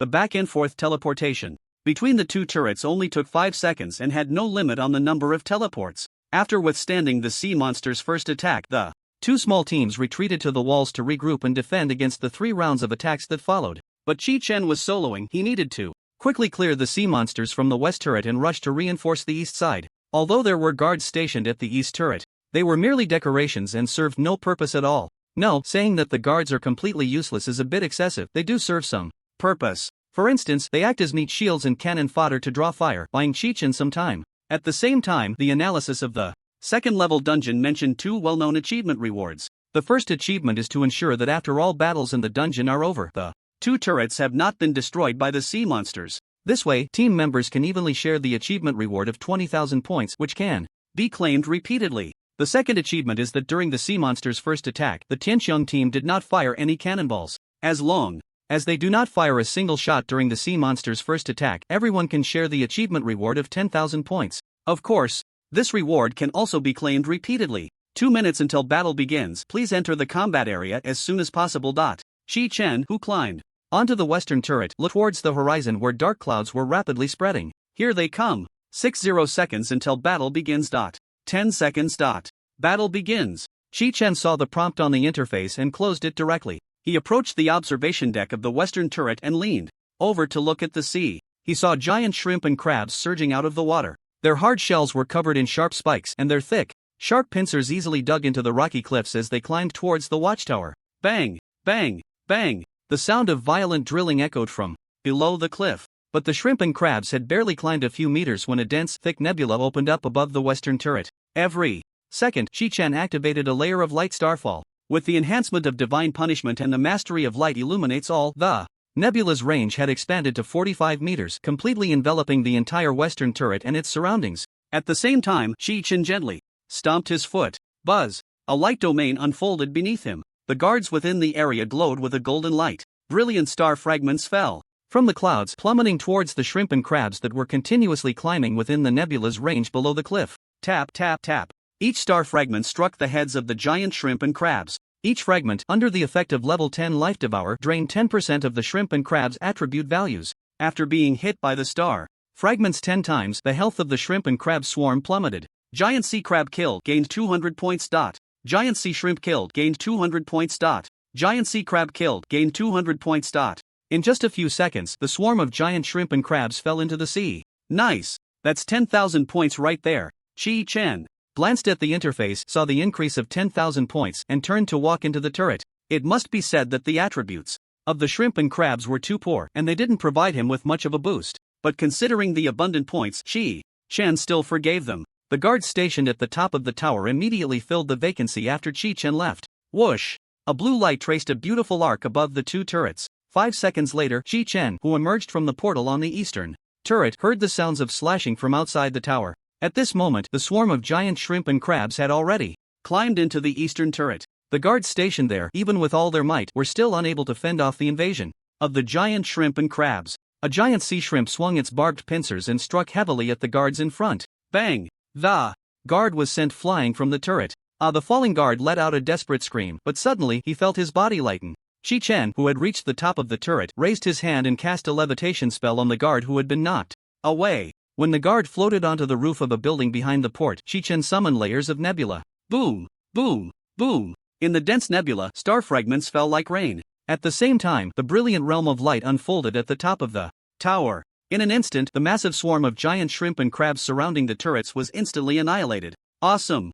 Another 20,000 points. After killing 100 shrimp and crabs, Chi-Chen cast a minor healing spell on the guards inside the tower. Once their health was fully restored, Chi-Chen stepped back into the teleportation array at the tower's base. The blue arc of light once again swept across the harbor, flying towards the western watchtower. Upon returning to the western watchtower, Chi-Chen heard the sound of the giant shrimp and crabs climbing outside the turret. He hurried up to the lookout and saw the soldiers standing at the ready. The soldiers in the realm of light radiated a faint golden glow. Armed with long spears and pikes, they awaited the appearance of the shrimp and crab swarm. However, Chi-Chen did not give them a chance to act, summoning layers of luminous starfall once more. A dense nebula enveloped the sky above the western turret again. Seeing the fragments of stars falling from the clouds, Chi-Chen immediately dove back into the portal, flying towards the eastern watchtower.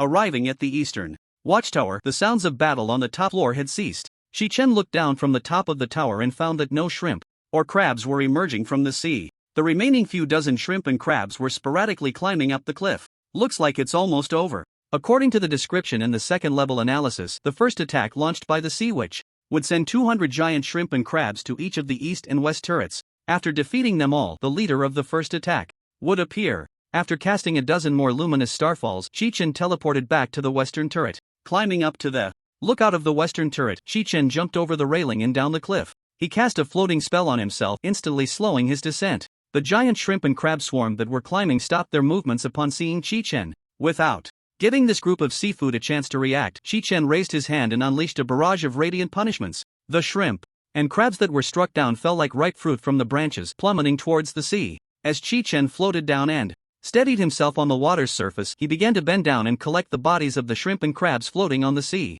Obtained sea witch blood. Obtained delicious crab meat. Obtained delicious shrimp meat. Obtained sea witch blood. Obtained complete crab claw. Obtained broken crab claw. Obtained complete crab shell. Obtained broken crab shell. But before he could collect many giant shrimp and crabs, he heard the sound of huge waves crashing outside the harbor. 2-liter-level crabs emerged from the sea, swimming towards the harbor. Upon seeing the 2 leaders clearly, Chi-Chen's eyes widened, and wiping the drool from the corner of his mouth, he said, "You can tell they're delicious just by looking." After casting another floating spell on himself, Chi-Chen activated his light shield and quickly pursued the 2 leaders. He would collect the fallen shrimp soldiers later when he had a moment to rest. When he caught up to the 2 leaders, he did not rush to attack but first cast 2 detection spells. Sea Crab King Health 1 575 350 damage 8 222 defense 10 770 skills Spiked Shell Reflection Armor Piercing Claw Strike Bubble Spray. Sea Shrimp King Health 1 311 150 damage 10 880 defense 6 550 skills Water Spike Charge Double Claw Sweep Swift Swim. The detection spell is indeed useful. Chi-Chen was very satisfied with the effects of the detection spell. Upon sensing the magical effect of the detection spell, the Sea Crab King and Sea Shrimp King immediately stopped swimming and turned to look back. Upon seeing Chi-Chen approaching through the waves, both the Sea Crab King and Sea Shrimp King launched their attacks simultaneously.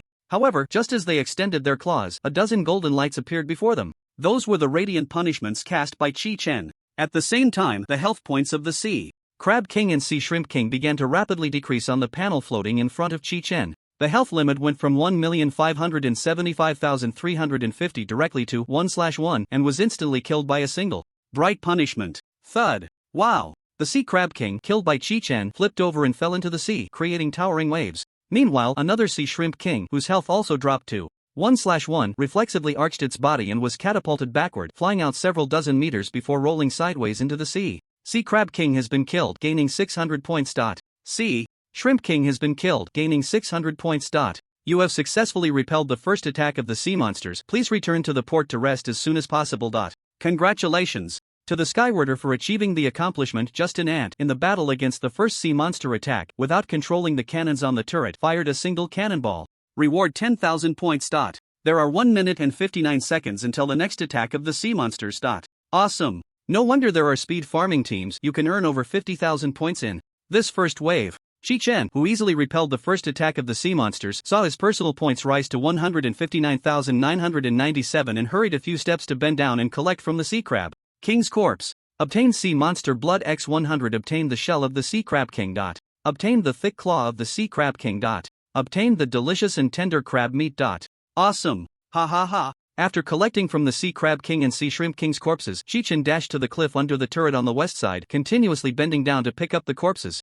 of the shrimp and crabs. Although Chi-Chen didn't like skyward coins, he really enjoyed the thrill of looting corpses. Of course, he also couldn't stand waste. Crab shells, and crab and shrimp claws could be crafted into high-quality armor, and they were also important auxiliary materials for the epic quality equipment dropped by each boss. Sea monster blood was a super healing potion, one of the main materials for special effect healing potions. Crab meat and shrimp meat were the main ingredients for the cooking profession. The sea monsters could be said to be treasures all over. Although his friend Xiao Bang was well off and didn't lack ingredients, Chi-Chen still planned to find the right opportunity to send some to Xiao Bang. As for Dan Liang, since he could solo dungeons, he definitely wouldn't lack resources, so he planned to send him some cooked food later, which could provide some buffs for his dungeon runs. After collecting the 200 shrimp and crabs under the west turret, Chi-Chen hurriedly looked at the interface. He found that there was less than 30 seconds until the second attack of the sea monsters. Movement speed is too slow. I'll wait until after the second attack to collect the shrimp and crabs from the east turret.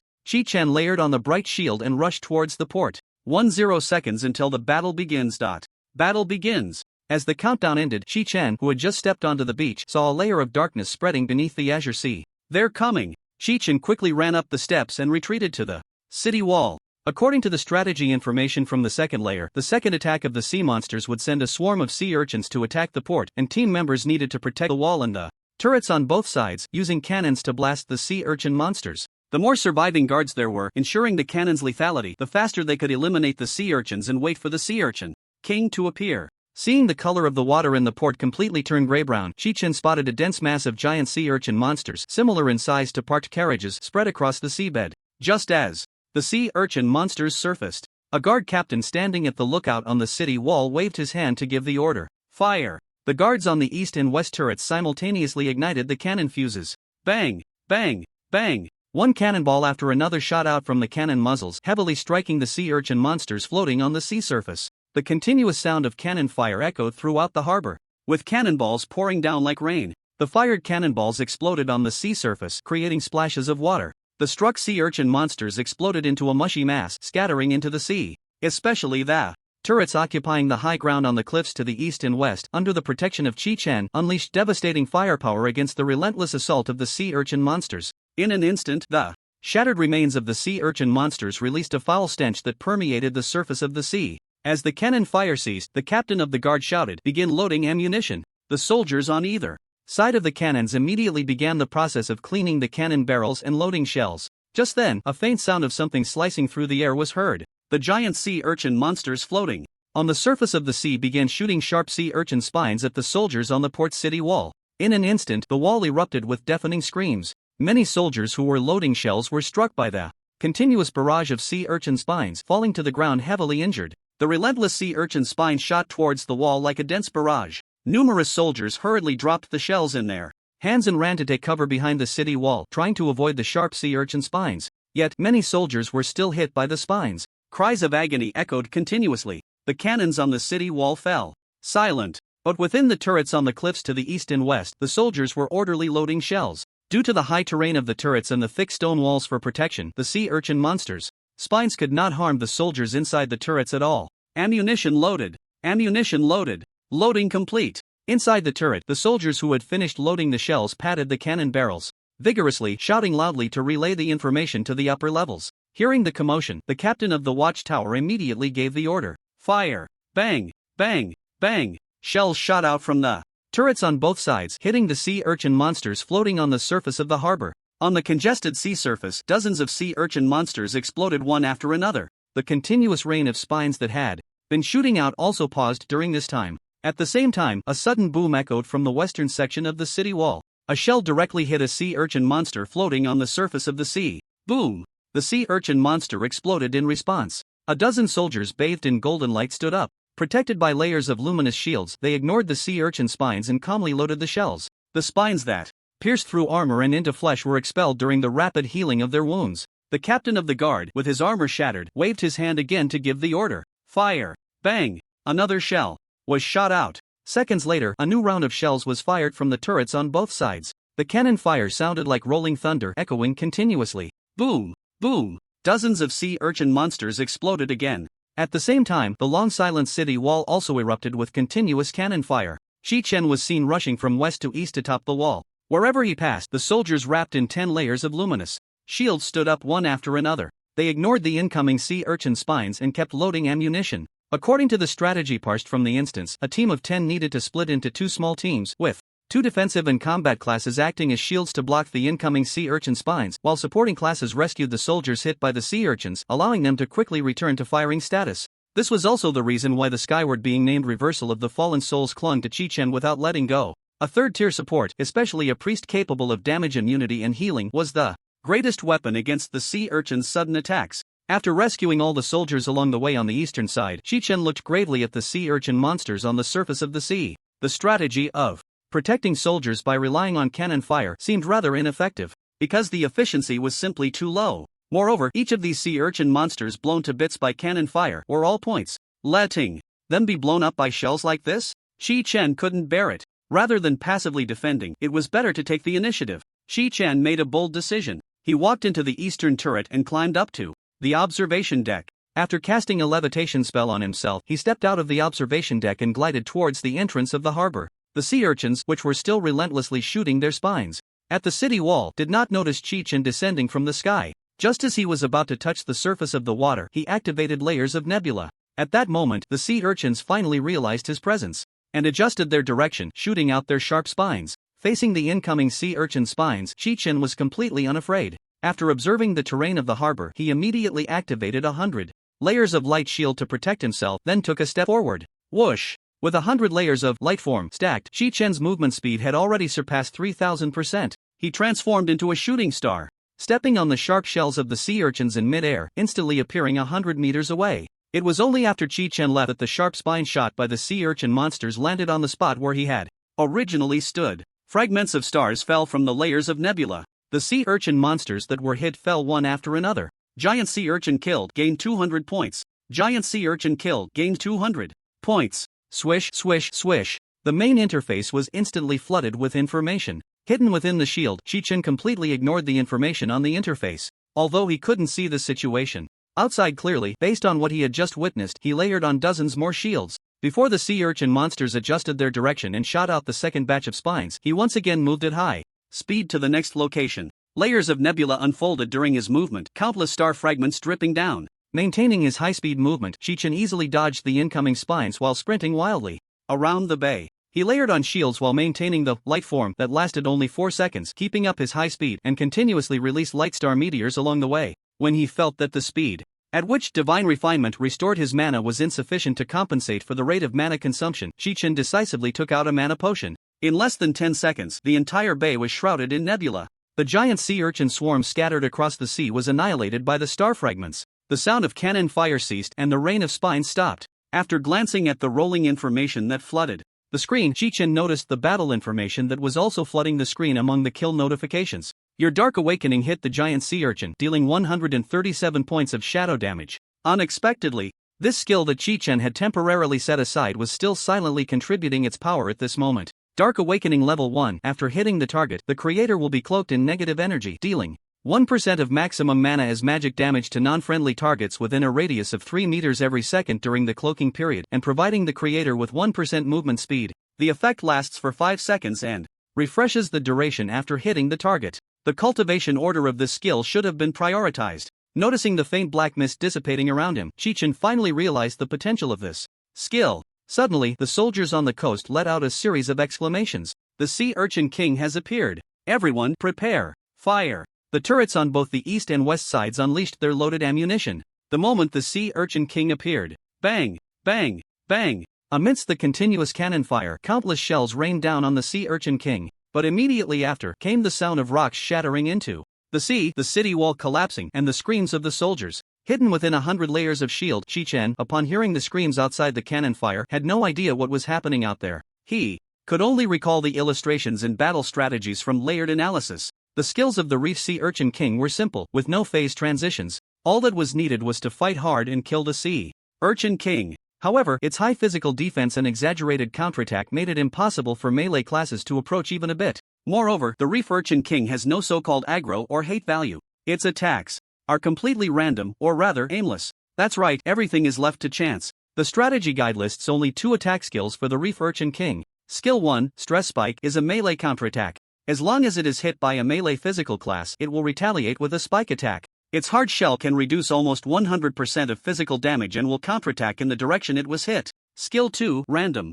Spike Barrage is a ranged attack skill. Because the Reef Urchin King has no hate value, it will shoot spikes indiscriminately. According to the guide, from the moment the Reef Urchin King appears, it will randomly shoot spikes at the guards on the city wall. The combat method is very simple. Ranged magic classes initiate the attack. With long-range magic attacks, there's no need to worry about stress spike, allowing for bold and confident strikes. As long as the ranged magic classes do not get greedy for damage output, keep moving, and avoid the damage range of random spike barrage early on, they can almost achieve a no-damage run. As long as they are not hit by the spikes, they won't be killed, and they just need to wait for the passing support healers to restore their health. Meanwhile, melee and ranged physical classes need to lead the support classes to pull out the spikes from the city wall. The Reef Urchin King's skill, Random Spike Barrage, will shoot a giant spike in a random direction every 30 seconds. The area hit by the spike will suffer massive destruction, making it a city-destroying weapon. Therefore, the task of melee and ranged physical classes is to break the spikes embedded in the city wall. The task of the support classes is to quickly revive the guards to ensure their cannon firing efficiency. After breaking the Reef Urchin King's spiky shell with cannon fire, the Urchin King will receive a vulnerability effect, increasing all damage dealt to it by 100%. At that point, melee and ranged physical classes will swarm into focus fire and kill the Urchin King. This is the entire process of defeating the Reef Urchin King. Chi-Chen, who was unclear about his position, only saw the situation outside after the shield disappeared. At that moment, dozens of giant sea urchin spikes were embedded in the city wall. Beneath the rubble, injured guards lay beside the giant spikes. Seeing the Reef Urchin King shooting wildly in the bay, Chi-Chen cast a detection spell on it. Reef Urchin King health for 826, 750 damage, 12, 150 defense, 79, 900 skills, stress spike, random spike incredible, 5 million health? What a pity, you have no magic immunity. Chi-Chen raised his hand and unleashed 10 beams of holy retribution. The full health Reef Urchin King's health instantly dropped from 4.82 million to 1 point. Boom! A cannonball shot from the eastern turret, accurately hitting the Reef Urchin King's surface, which had only 1 point of health. Gurgle, gurgle. The Reef Urchin King shook a few times. Its body began to swell like a balloon. Then, with a bang, it exploded. The liquid inside splattered everywhere, covering the coast. Reef Urchin King has been killed, earning 600 points.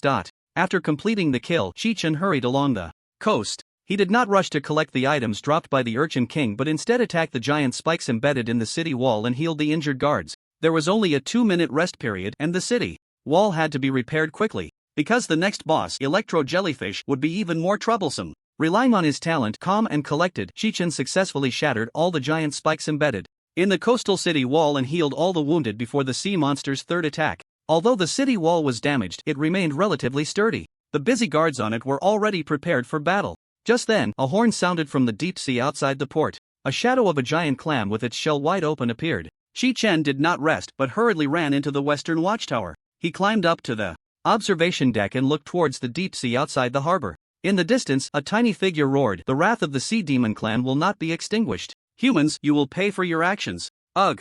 Chi-Chen watched as the small figure waved its limbs and a towering wave surged forward. Within the colossal wave, blue arcs of electricity flickered, revealing the currents of the explosive electric jellyfish hidden within. The roar of the giant wave was deafening, growing louder as it approached. When the wave crashed into the harbor flanked by twin towers, it struck the cliff rocks, sending up a spray of water. Standing in the watchtower, Chi-Chen was drenched by the splashes. After the first wave entered the harbor, Chi-Chen turned to look at the inner harbor's city wall. Is this the third attack? What a hassle! He saw the surging seawater instantly engulf the entire harbor. When the water receded, countless explosive electric jellyfish were scattered across every building and street in the harbor. The jellyfish continuously released electric currents, attacking the nearby harbor residents and guards. Faced with the third attack from the sea demons, Chi-Chen could only grit his teeth and wait for the waves to subside. To be honest, he really had no quick solution for this attack, because there were still 3 more waves to come. According to the analyzed strategy, these 4 waves were initiated by the leader, the Sea Demon General, by Isi. It was an unavoidable plot progression. Chi-Chen had considered launching a surprise attack on the Sea Demon General, by Isi. He had the floating technique and could try to take the initiative during the 2-minute break to ride the waves and strike. Interrupting by Isi's spellcasting at the source would prevent the wave attacks. Unfortunately, the strategy clearly stated that this plan was not feasible, because a fully leveled 10-person team had once attempted it. They piloted their warship close to the Sea Demon General, Baisi, intending to strike first. But unexpectedly, when they were less than 1,000 meters from Baisi, the giant clam would quickly close and dive into the sea. After they left, the clam would resurface. If they lingered too long, the jellyfish would rise from the depths and unleash high-intensity electric attacks on the ships. Therefore, Chi-Chen could only wait in the turret until the waves ended before taking action. After 3 waves surged into the harbor, Chi-Chen looked at the giant clam sinking into the sea and had an idea. Maybe I can give it a try next week. He cast the floating technique on himself, jumped down from the turret's observation deck, and floated towards the inner harbor. As the receding seawater pulled many residents and guards into the depths, they struggled for survival but were paralyzed by the electric currents released by the explosive electric jellyfish. Watching the residents and guards being dragged to the seabed by the jellyfish, Chi-Chen raised his hand and cast a lesser healing spell on the nearest individuals. The blurry figures that had sunk underwater began to struggle vigorously. When Chi-Chen stood at the edge of the shore, dozens of jellyfish extended their electrified tentacles towards him, but before they could get close, they were shattered by the light punishment he unleashed. Chi-Chen targeted the tentacles entangled around the residents and guards, casting light punishment one after another, killing all the jellyfish. Explosive electric jellyfish killed, 200 points gain. Chi-Chen climbed onto the city wall and looked towards the inner harbor behind it. It had turned into a marsh, with countless residents and guards struggling desperately. The solution provided by the strategy was to quickly clear the drainage pipes to expel the seawater from the harbor. If all the residents and guards in the harbor died, this dungeon journey would come to an end. The Sea Demon General by Isi would no longer appear and the quest would fail. Chi-Chen approached the nearest drainage pipe and saw the explosive electric jellyfish blocking it with its body. Many guards wanted to clear the area, but they were paralyzed by the electric tentacles of the jellyfish. Chi-Chen cast restoration on the guards who had been shocked, using holy judgment to clear the blockage caused by the explosive electric jellyfish in the drainage pipes. Just as he finished off one batch, another wave of explosive electric jellyfish came flowing in, blocking the drainage pipes once again. After repeating this several times, Chi-Chen gave up. TSK, what a hassle. There were too many jellyfish in the inner harbor, and the drainage outlets were spaced too far apart. This method of clearing was not effective. According to the strategy provided, a team of 10 should split into 2 groups, each responsible for clearing 2 drainage pipes, which would drain the water in 10 minutes. But for Chi-Chen, who was soloing, this was of no help at all. What to do? Chi-Chen scratched his head, pondering a solution. Suddenly, when he spotted a section of the city wall about to collapse, his eyes lit up. That section of the wall was damaged by the giant spike shot by the previous boss, the spiny urchin king. Although it had been repaired by the guards, a large amount of seawater was still flowing out from the cracks. Chi-Chen just needed to slightly assist to create a huge gap. This might work. With that thought, Chi-Chen sprang into action. He found a spot next to a cannon that had not been soaked by seawater and was relatively dry, and began to load ammunition. He then adjusted the trajectory, aimed at the collapsing section of the wall, and lit the fuse. Sizzle. Boom. A cannonball shot out, creating a massive gap in the wall. Boom! The seawater in the inner harbor poured out through the gap. The explosive electric jellyfish that were rampaging in the inner harbor were swept towards the gap by the suddenly turbulent water. Seeing this, Chi-Chen quickly cast float on himself and rushed towards the gap with a shield. They were all points, after all. He couldn't let them escape. He reached the gap and began to cast Starfall. A dense nebula spread out above the gap, with a diameter of 45 meters. Star fragments fell like rain, shooting towards the jellyfish flowing out of the gap. Meanwhile, Chi-Chen continuously cast float and lesser heal on the residents and guards in the water, successfully rescuing those on the brink of death. Hee, when I come back next week to farm the harbor, it will be easy. Explosive electric jellyfish killed, gained 200 points. Explosive electric jellyfish killed, gained 200 points. Watching the screen flood with jellyfish kill notifications, Chi-Chen nodded in satisfaction. In just a few minutes, the seawater in the inner harbor had completely drained into the sea through the gap created by Chi-Chen's cannon. Many explosive electric jellyfish that had remained on the streets and the outer walls of buildings quickly shriveled and died after being removed from the seawater. When he saw that no more star fragments were falling from the nebula, Chi-Chen knew there were no more jellyfish nearby. He opened the interface and nearly gasped in surprise. The points displayed at that moment were an astonishing 560,597, 10,000, 56,000? Why so many? Looking at the extra 400,000 points, Chi-Chen's mouth nearly stretched to his ears. To be honest, he never expected that the randomly selected dungeon would yield so many points. Jitai Harbor, although I can only farm it once a week, this is just too good.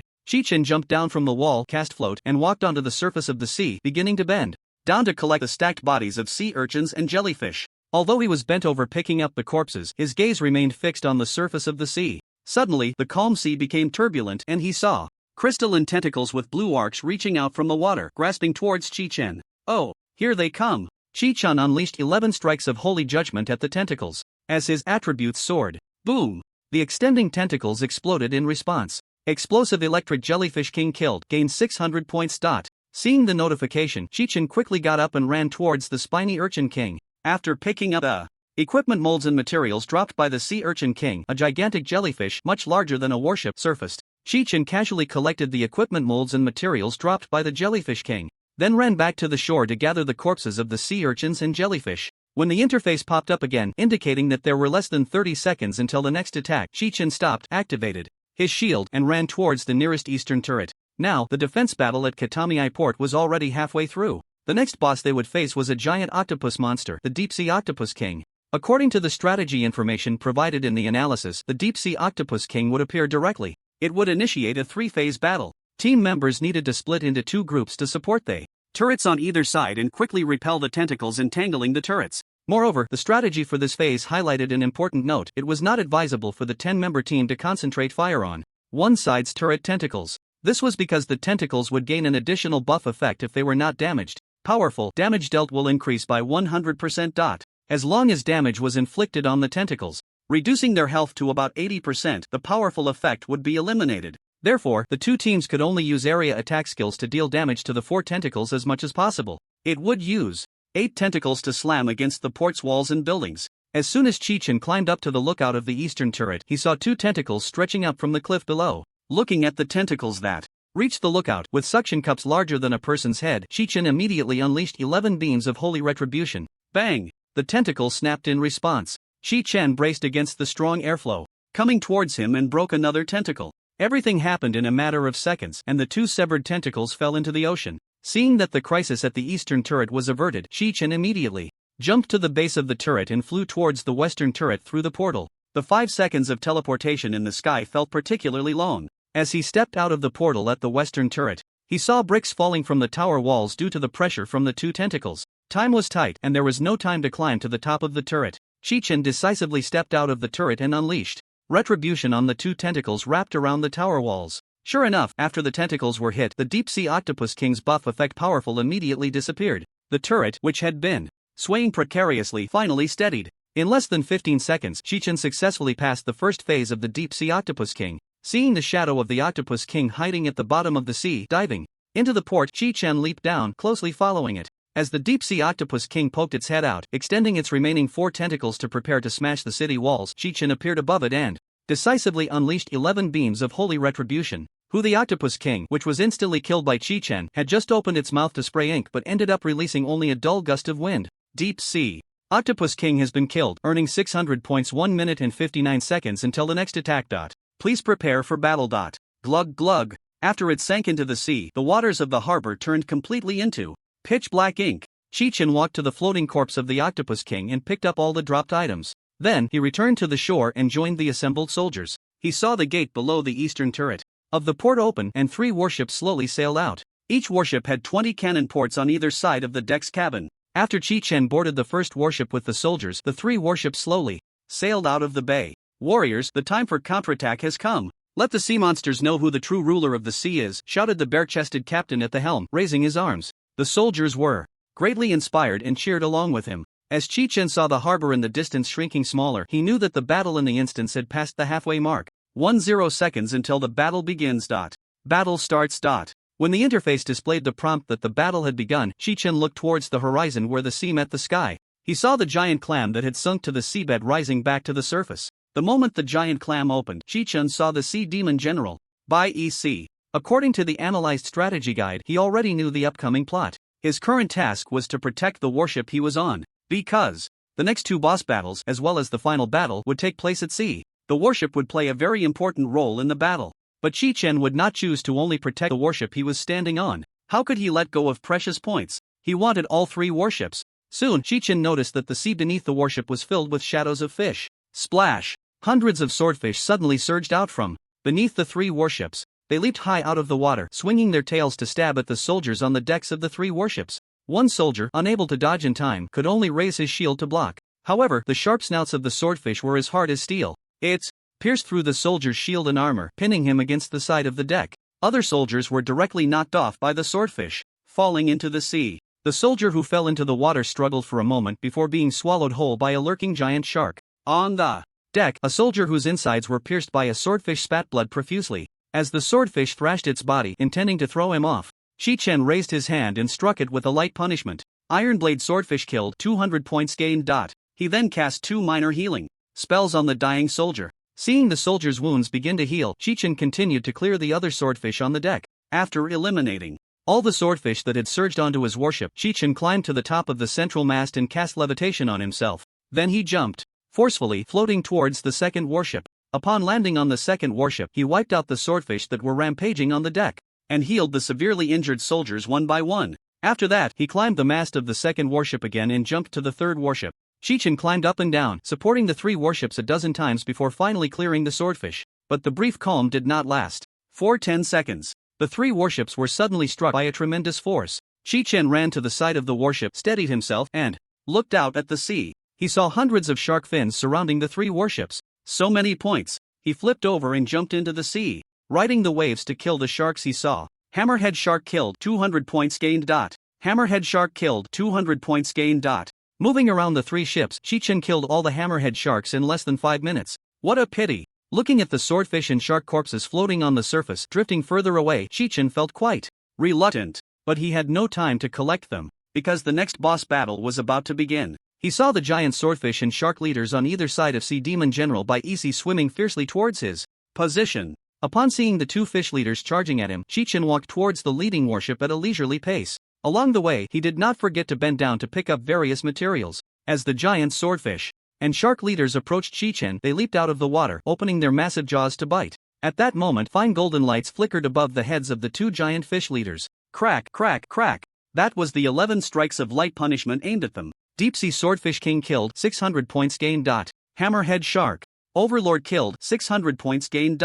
Congratulations on achieving the accomplishment unscathed. During the 5th and 6th attacks of the sea monster, none of the 3 warships sank. Reward 10,000 points. Congratulations on achieving the accomplishment elite. Troops. During the 5th and 6th attacks of the sea monster, the number of fallen soldiers was less than 5%. Reward 10,000 points. Oh, there are rewards? Chi-Chen was somewhat surprised, as these 2 achievements were not mentioned in the strategy guide for the second layer. Boom! The bodies of the 2 fish leaders that were killed instantly crashed heavily onto the sea surface, creating splashes of several meters. It's finally coming to an end. After picking up the bodies of the 2 fish leaders, Chi-Chen ran towards the location of the giant clam. The 3 warships behind him lined up in a row, facing the side of the giant clam, extending their cannons from the ship's cabin. Sea Monster General Bai Isi saw Chi-Chen walking on the sea and angrily said, "Damn human race, don't think that by defeating these incompetent servants, you can challenge the authority of the Sea Monster King." Chi-Chen ignored it, and directly raised his hand to cast detection spell. However, beside Bai Isi, no attribute panel appeared. It turned out that outside the giant clam, there was a transparent barrier blocking the way. This must be the invincible barrier mentioned in the strategy guide. It seemed that after the plot began, Chi-Chen cast a floating spell on himself and stood with his arms crossed. Sure enough, the bare-chested captain at the helm of the warship shouted loudly, "I've heard that drinking the blood of the sea monster general can prolong life. I wonder if I'll have the fortune to drink a cup. Bai Isi, if you have the ability, don't run away, fight me to the death. Ha ha ha." The bare-chested captain drew his sword from his waist and pointed it at Bai Isi, shouting, "Fire! Bang! Bang! Bang!" The 3 warships, lined up side by side, fired simultaneously at Bai Isi. The rain of cannonballs struck the transparent barrier. Waves of ripples appeared, overlapping and undulating on the barrier. Humans are truly despicable. Bai Isi raised the trident in his hand and forcefully swung it down towards the 3 warships from a distance. 3 whirlpools formed beneath the 3 warships. Fire! Fire! Ignoring the swaying of the warship, the bare-chested captain shouted like a madman with red eyes, continuously waving his sword to give orders. It seemed that inspired by the captain, the soldiers on the 3 ships also ignored the violently shaking vessel and skillfully loaded ammunition. Soon, the second round of cannon fire was unleashed, and the rain of cannonballs struck the transparent barrier once more. After the second round of cannon fire ended, Chi-Chen saw a line of prompts appear on the interface. The protection of the Sea Monster King has been broken. Now's the time. He immediately cast 10 layers of shields on himself, stacking the form of light into 10 layers, and then charged towards Bai Isi with a speed of 325.7%. Passing through the barrier, Chi-Chen squinted his eyes and unleashed 11 strikes of radiant punishment aimed at Bai Isi, enough to kill instantly. The Devour Life effect activated, directly absorbing 100% of Bai Isi's attribute values. When the 11th strike of radiant punishment hit Bai Isi, a painful groan escaped from its mouth. Ugh! Just when Chi-Chen thought the battle was finally over, Bai Isi suddenly gripped the trident tightly with both hands, struggling to hold up its collapsing body. At the same time, a pink bubble enveloped it. Wisps of blood energy evaporated from within the giant clam, flowing into Bai Isi's body. Ha! There's this cutscene? Chi-Chen was slightly surprised. While continuing to attack Bai Isi, he recalled the dungeon analysis. According to the information in the strategy guide, as long as the barrier was broken by cannonballs, the final boss battle could be initiated. Bai Isi had 3 skills: Water Tornado, Throw Trident, and Summon Sea Elementals. As long as he dodged the skills well and focused fire on the summoned sea elementals, he could successfully defeat it with the cooperation of the 3 warships. However, this scene before him was not recorded. In the guide, Chi-Chen glanced at the battle prompts on the interface. Bai Isi is immune to the damage caused by the light punishment. Immune. Sure enough, it seems I really triggered the hard mode. Chi-Chen quickly dodged backward, starting to think about the cause of the trigger. The hidden mode of the Cass Mountain Arena could be activated because he perfectly killed 10 statue bosses. So the question arises, what variable caused Bai Isi to trigger the hard mode? Chi-Chen began to recall the previous 6 attacks. He had followed the strategy guide without causing any trouble. The only thing was blowing up the city wall, but that shouldn't count, right? Could it be the killing of the sea urchin monster? Chi-Chen muttered to himself. Suddenly, the previously calm sea became turbulent. An angry voice emerged from the depths of the ocean. Bai Isi, you cannot be so easily defeated by the human race. Harness my power in the anger of our fallen kin and kill them. Yes, Master. Bai Isi, hiding in a pink bubble, looked up at Chi-Chen. Its cyan skin turned a deep reddish-brown. Upon hearing this, Chi-Chen found the answer. It seems I acted too quickly. Indeed, just a moment after the barrier shield broke, Chi-Chen unleashed 11 light punishments, directly reducing Bai Isi to 1 drop of health. Logically, Bai Isi should have been instantly killed by Chi-Chen like the previous 6 bosses. But it was the final boss of this dungeon. How could it easily be taken down? Thus, this action triggered a hidden plot, enraging the unforgiving Sea Demon King. The pink bubble disappeared, and the giant clam sank to the seabed. Floating on the surface of the sea, Bai Isi let out an angry roar. Ah! Seeing this, Chi-Chen quickly cast Detection. Sea Demon General Bai Isi Health 6754220/6754220 Damage 31150 Defense 18331 Skills Sea Tornado Deep Sea Trident Summon Sea Elementals Sea Clan Shield Water Bubble Throw. That's right. Bai Isi's health was almost on par with Ihorium. Moreover, it had gained 2 new skills. Human Race. Let me show you the Wrath of the Sea. After finishing its line, Bai Isi raised its hand to summon 8 elemental monsters formed from seawater.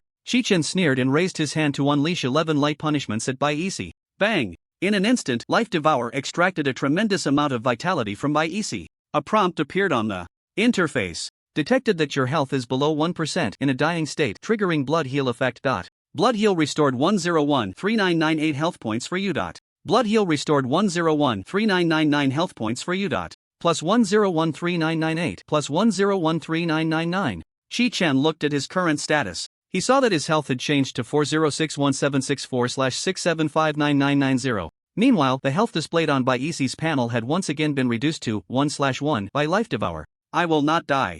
Ha ha ha. Bai Isi laughed loudly. I am one with the sea. Ugh. Bai Isi roared, protected within the Azure Pure Sea Clan shield. Sea Tornado. Seeing the seawater beneath him starting to swirl, Chi-Chen quickly activated his shield and ran away at high speed, facing Bai Isi, whose attack power had reached 31150 and was undying. Chi-Chen, with a real health of only 5770, dared not be the slightest bit careless. Therefore, while moving, he continued to use light punishment to attack Bai Isi, ensuring the 4-second Life Devour effect remained active. Splash! A water column with a diameter of 100 meters shot up into the sky, instantly submerging Chi-Chen. Bai Isi's water tornado dealt 30,455 water damage to you. The water vortex unleashed by berries collapsed with a thunderous roar. Chi-Chen, who had been sent flying into the air, quickly fell back down. He wiped the seawater off his face and scoffed. I thought you'd be more impressive when you got angry, but it turns out it's just over 30,000. With the enhancement of Life Devourer, Chi-Chen's health had reached over 6.7 million. Coupled with the continuous triggering of the blood healing effect, he no longer worried about applying the light shield. As long as the opponent couldn't take away 20% of his health in one hit, he wouldn't die. Solid as a rock. The reason he hadn't made a move until now was that he wanted to personally experience how much damage the boss on the second level of the dungeon could inflict on him in hidden mode. Now it seemed all was well. As long as he had the max level Life Devourer, he could rampage through the second level of the dungeon, referring to those monsters that didn't have annoying magic immunity, etc. The 8 sea elements beside berries seized the opportunity and began to condense seawater. A series of magical arrows formed from seawater shot towards Chi-Chen. Seeing this, Chi-Chen hurriedly cast levitation on himself multiple times. But just as the levitation effect took hold, not even a second had passed before. The magical arrows shot from the sea elements came directly at him. The water magic arrow from the sea element dealt you 6,775 points of magical damage. You lost the levitation effect due to the attack. Minus 8,775 cast. Levitation minus 4,912 levitation effect disappeared. Minus 6,635. Splash. Chi-Chen fell into the sea. Damn. This skill is so trash. That's right. Other skill effects stack, like the light shield. The more mana you have, the more layers you can stack. But what about levitation? The same effect overrides each other. No matter how many you cast, only one effect will exist. After surfacing, Chi-Chen spat out seawater. But berries didn't give him any time to adjust and cast the water vortex again. Seeing the swirling chaotic currents around him, he shook his head helplessly. Alright, I'm done playing. Boom! Minus 37,750 Chi-Chen was once again hurled into the air by the water vortex. But at the same time, 683 light judgments instantly appeared above the shield over Barry's head. The dazzling light turned the deep blue seawater into gold. Crack! With a critical hit accumulating up to 6 million points of light damage, the light judgment splashed the deep sea shield. But immediately after, the accessory he wore, Power of Ihorium, also activated. Special effect: after the skill hits the target, there is a chance to trigger the Power of Ihorium, summoning one of the 10 beasts to fight alongside. Chi-Chen's side saw over 50 blood-colored 10 beasts repeatedly manifest. Because they were in blood shadow form, they could ignore the seawater and charge towards the 8 sea elements beside berries. Eagle cries, tiger roars, wolf howls. The blood-colored beasts directly scattered the 8 sea elements. Then, they surrounded the thin shield around berries and launched their attacks. This wasn't over yet, because Chi-Chen's specialization, Light Surge, also activated at this moment. Light Surge, 2 halves after a spell critical hit, there is a 50% chance to unleash an additional offensive skill without consuming mana. Another 503 light judgments appeared out of thin air outside Barry's thin deep sea shield. The seawater turned golden once more. Crack! The shield completely dissipated. Barry's, with only 1 point of health left, was entirely engulfed by the golden light. No! The desperate and unwilling roar faded away along with the dissipating golden light. What remained was only the floating corpse of Barry's the sea witch. Barry's has been killed, earning 600 points. We won! We won! The bare-chested captain cheered loudly upon seeing Barry's killed. The soldiers on the 3 warships erupted in cheers. Slowly descending, Chi-Chen ignored the atmosphere crew behind him. He stared at the interface filled with anticipation. However, no information popped up on the interface. Is that it? It shouldn't be. I was using hidden mode. At least give me something. Before he could finish his sentence, the interface instantly filled the screen with information. Congratulations, you have successfully killed the Sea Demon General by EC. In the battle against the Sea Demon General by EC, your performance was outstanding, earning you a first kill reward of 50,000 points. Repeated kills will not grant additional first kill points. Congratulations, Skywalker has achieved the achievement Invincible Fleet in the battle against the Sea Demon General by EC. Rage state: all 3 ships remained intact, reward 30,000 points. Congratulations, Skywalker has achieved the achievement Total Victory in the battle against the Sea Demon General by EC. Rage state: the soldier casualty rate on all 3 ships was below 10%, reward 20,000 points. Congratulations, Skywalker has achieved the achievement Twin Pillars of Clear Sky in the entire battle at Katamiai Port. The turrets on both the east and west sides were not destroyed by the sea demons, reward 20,000 points. Congratulations, Skywalker has achieved the achievement Wrath of the Deep Sea, successfully attracted the attention of the Sea Demon King Borsali, reward 50,000 points.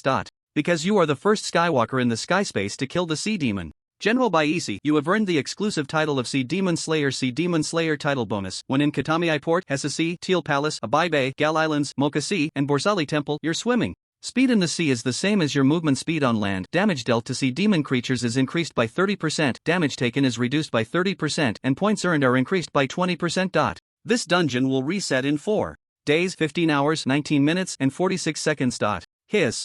Chi-Chen looked at the information on the interface, feeling completely dazed. The amount of information displayed in the achievements was overwhelming, and he found it hard to digest. Hessa Sea, Teal Palace, Abai Bay, Gal Islands, Mocha Sea, Borsali Temple?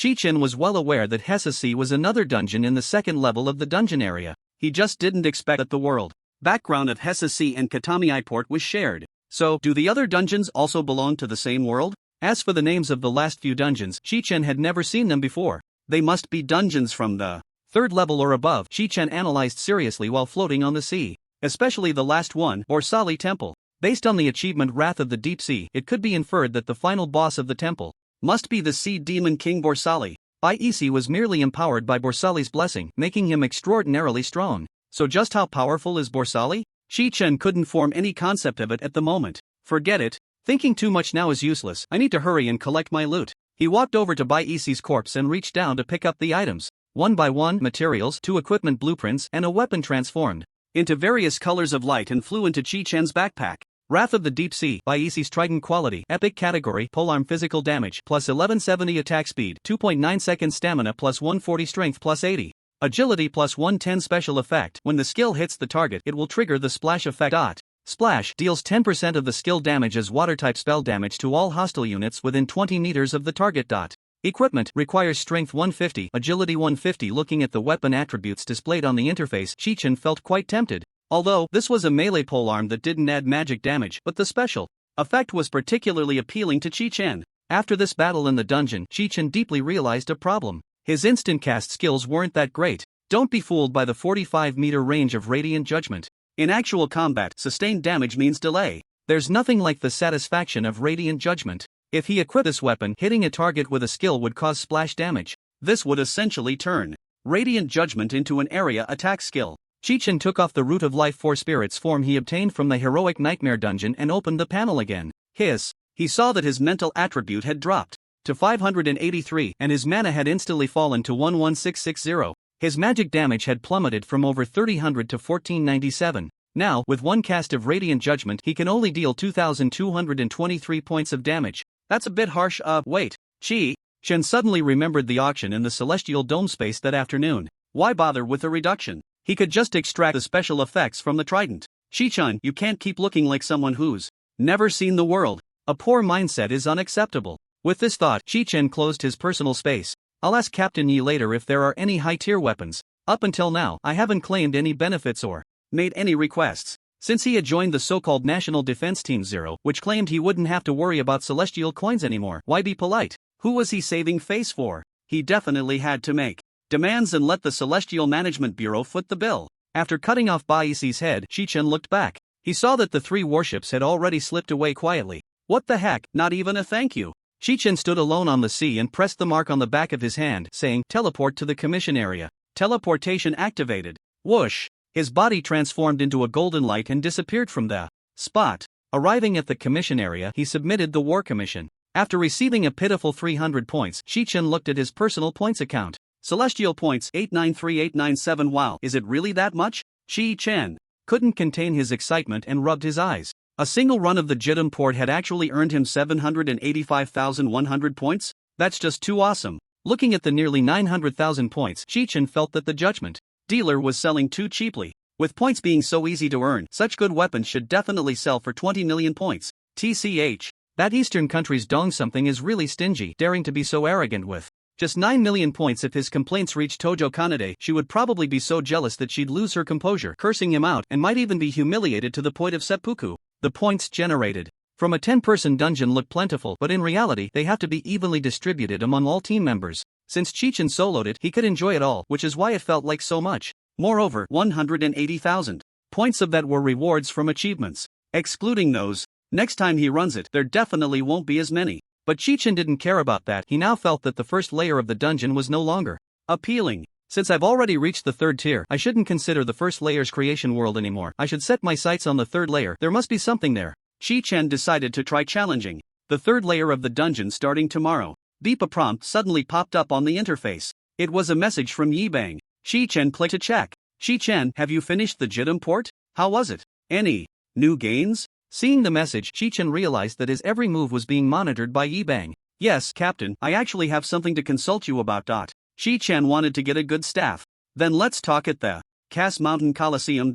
After closing the contact list, Chi-Chen teleported to the Cass Mountain Coliseum. He hadn't been there long when Yibang also teleported in and entered the dungeon. Since the two were at the same progress, there was no need to team up, and they could enter the same dungeon together. Outside the dungeon, the Skywarders of the United States hurriedly reportedly Feiyu's movements back to the real world. However, since Yibang appeared only after Chi-Chen entered the dungeon, he fortunately did not attract the attention of the Skywarders. Yibang arrived at the edge of the Kars Mountain pit and saw Chi-Chen waiting there.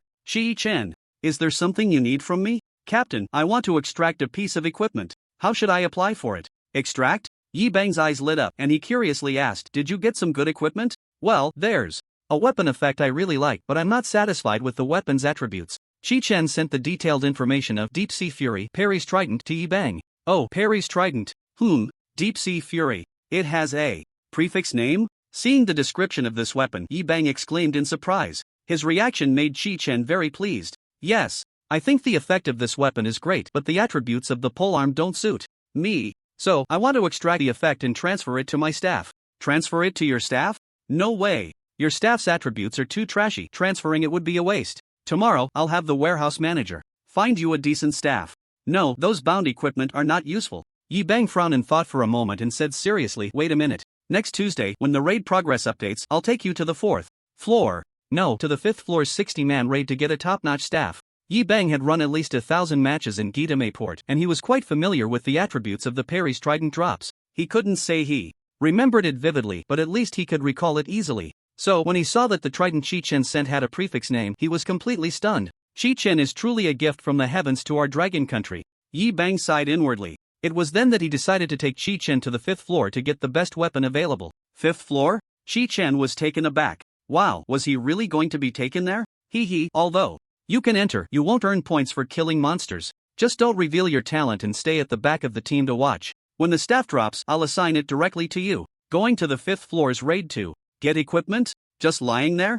Chi-Chen was very excited upon hearing this. Thank you, Captain. What are you thanking me for? This is what you deserve. Tomorrow, I'll go to the bureau to apply for a set of high-level equipment suitable for you. The thunderstorm set you're wearing is good, but how should I put it? The thunderstorm set doesn't allow you to unleash your true power. Not only is the spell damage bonus too low, but the trigger rate of the thunderstorm envoy effect is also appallingly low. It's barely acceptable for fighting a first-floor heroic dungeon. But your skills can be instant cast, so you definitely need to maximize your spell damage.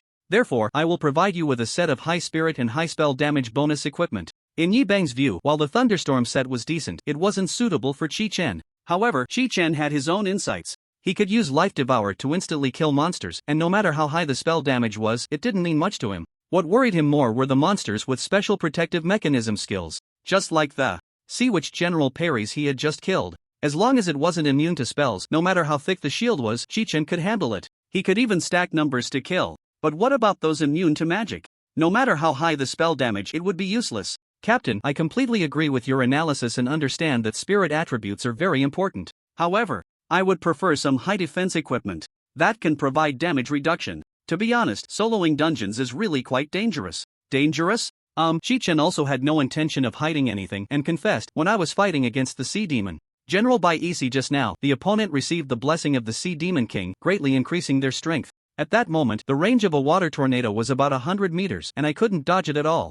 In fact, Chi-Chen could have dodged. As long as he stacked the passive shield of Form of Light, he could instantly escape the range of the water tornado. But then, his attributes would revert. After all, Life Devour has a very short duration, only 4 seconds. With over 5,000 health points, he didn't dare to risk entering the area of the water tornado. How much? The range is 100 meters? The shocked Yi Bang keenly caught the key information. The attack range of the water tornado is 100 meters? Yes. If it weren't for my ability to stack shields, Bai Isi with 30,000 damage could have killed me in one hit with a water tornado. Moreover, during the transition phase, it triggers a storyline, and during that time, I can ignore any attacks I make against it. Even if I have high magic damage, it doesn't mean much against a boss with a special mechanism. Hearing Chi-Chen's key information, Yi Bang's eyes darted around, and a thought gradually took shape in his mind. He glanced at the time on the interface, felt it was still early, and said, Chi-Chen, could you please tell me about the specific battle process? Sure. Of course. Chi-Chen recounted the details of the battle. During this time, Yi Bang listened attentively, nodding repeatedly. I haven't actually experienced your battle, so my judgment is indeed not accurate enough. Your thoughts are correct. However, Yi Bang paused, thinking of something. What is your strength value? High-level damage-reducing equipment and the staves dropped from the 5-layer dungeon have very high requirements for strength and spirit. Currently, the equipment that meets your requirements can only be selected from defensive classes. So, it seems that the Thunderstorm set was indeed the best solution before. Excluding the Thunderstorm set, my strength attribute is only 85 points. That's too low. You need to raise your base strength to at least 300. The staff from the 5-layer dungeon requires 170 points of strength to equip. No problem, I was planning to improve it evenly. Do you have enough points? You should have used up most of the 3 million points you got today, right? It's fine, I just farmed over 800,000 again. Cough cough cough. Yi Bang coughed violently upon hearing this. How much? Over 800,000? Does a team dungeon really provide that many points? Terrifying. Could a single Kaitai port provide over 800,000 points? If it's a 10-person team, each person could get 70,000. What does that even mean? Chi-Chen was quite open about it, recounting the process of farming sea urchins and jellyfish. You cleared all the sea urchin monsters? Yi Bang was somewhat stunned to hear this. He could understand killing jellyfish, but killing sea urchin monsters, what was going on? Is this the killing power of instant skills? The fact that killing sea urchin monsters could yield points was something Yi Bang, who had been farming Kaitai port for decades, had certainly tried before. But that was 1,000 sea urchin monsters, 1,000. Each could provide 200 points, so 1,000 would be 200,000 points. Averaged out, that's 20,000 points per person. Over the years, including Yi Bang, countless teams have thought about farming points from sea urchin monsters, but not a single team has succeeded. As for why, the reason is actually quite simple. The hate value of sea urchin monsters is shared.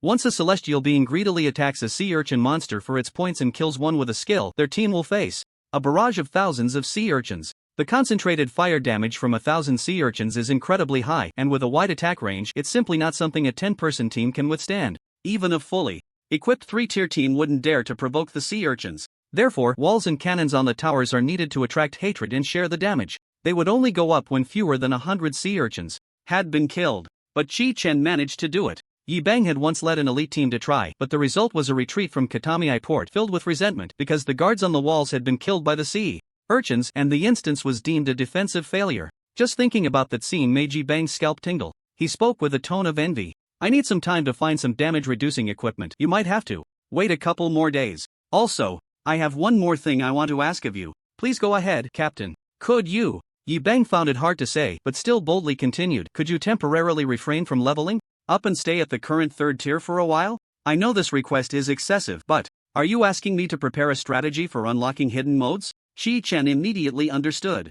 Communicating with smart people is such a relief. That's right. I would like to ask you to create a strategy for unlocking hidden modes in the 2nd tier instances for the Celestial Bureau so that future recruits can quickly enhance their personal strength. The requirements aren't high, just filter out a dozen or so relatively simple team instance strategies. You don't need to provide specific tactics, just write down how to unlock them and the monster information. Sure. Chi-Chen agreed readily. Yi Bang was very grateful because even if Chi-Chen didn't agree, he wouldn't dare to make things difficult for him. After all, improving strength was the most important thing. Thank you. It's the duty of the 0 team members. Is there anything else? Actually, there is. Chi-Chen recalled the achievements he had obtained. I want to ask about the tiers of the instances. Teal Palace, Abai Bay, Gal Islands, Mocha Sea, and Borsali Temple. Gal Islands? Mocha Sea? Yi Bang's mouth twitched at the mention. Chi-Chen knew that Katami Port and Hessa Sea were instances in the 2nd tier. But for Teal Palace, Abai Bay, Gal Islands, Mocha Sea, and Borsali Temple, he wasn't sure which tier they belonged to. Yi Bang's pupils trembled upon hearing this. This time, he was truly stunned. Why do you want to ask about this? Wait, how did you know the names of these instances? The names of the instances Chi-Chen mentioned were not recorded in the library of the Celestial Research Academy. Detailed information was stored in the archives of the Celestial Bureau. Especially Borsali Temple. This was the first time he had heard of this instance. After clearing Katami Port, one of the achievements mentioned it. I was just curious. An achievement? Since it was an achievement, it made sense. Teal Palace is a 3rd tier instance, Abai Bay is in the 4th tier, Gal Islands is in the 5th tier, Mocha Sea is in the 6th tier, and as for Borsali Temple, I'm not sure either. It might be in the 7th tier. The 7th tier? A universally accessible instance could actually stretch 7 tiers in the celestial space. Chi-Chen felt like he had discovered something, a still vague idea taking shape in his mind. The 6th tier Mocha Sea is currently only being explored by the Special Operations Team of the United States. I've heard they have already defeated the 2nd boss. Our country's national defense team plans to try it this weekend. Could there be a connection between these instances? Yi Bang keenly caught the key information. It should be. Chi-Chen's answer filled Yi Bang with anticipation. This was a major discovery. He firmly believed that the key to surpassing the United States lay with Chi-Chen. I'll bring you the information on the instances you mentioned tomorrow. It's getting late, you should rest early and not tire yourself out. Okay. After Yi Bang left, Chi-Chen sat by the giant pit of Cass Mountain, gazing at the sea of clouds, letting his thoughts soar. The explanation of the special effect for the title Sea Demon Slayer is enough to indicate one thing. That is, the world's common dungeons definitely do not consist of just this one. Tomorrow, I'll go check out the Hessa Sea area and try to find some more clues. His current task was very simple, he just needed to focus on grinding the 2nd level raid and create a few strategy guides. Returning to the Sky Dome Square, Chi-Chen arrived at the Point shop. He first spent 100,000 points to purchase Strengthened Body. Strengthened Body, level 1 3 seconds. Casting time 20 minutes cooldown. Consumes 5% mana, instantly hardens the skin, reducing any damage taken by 20%, lasting for 10 seconds.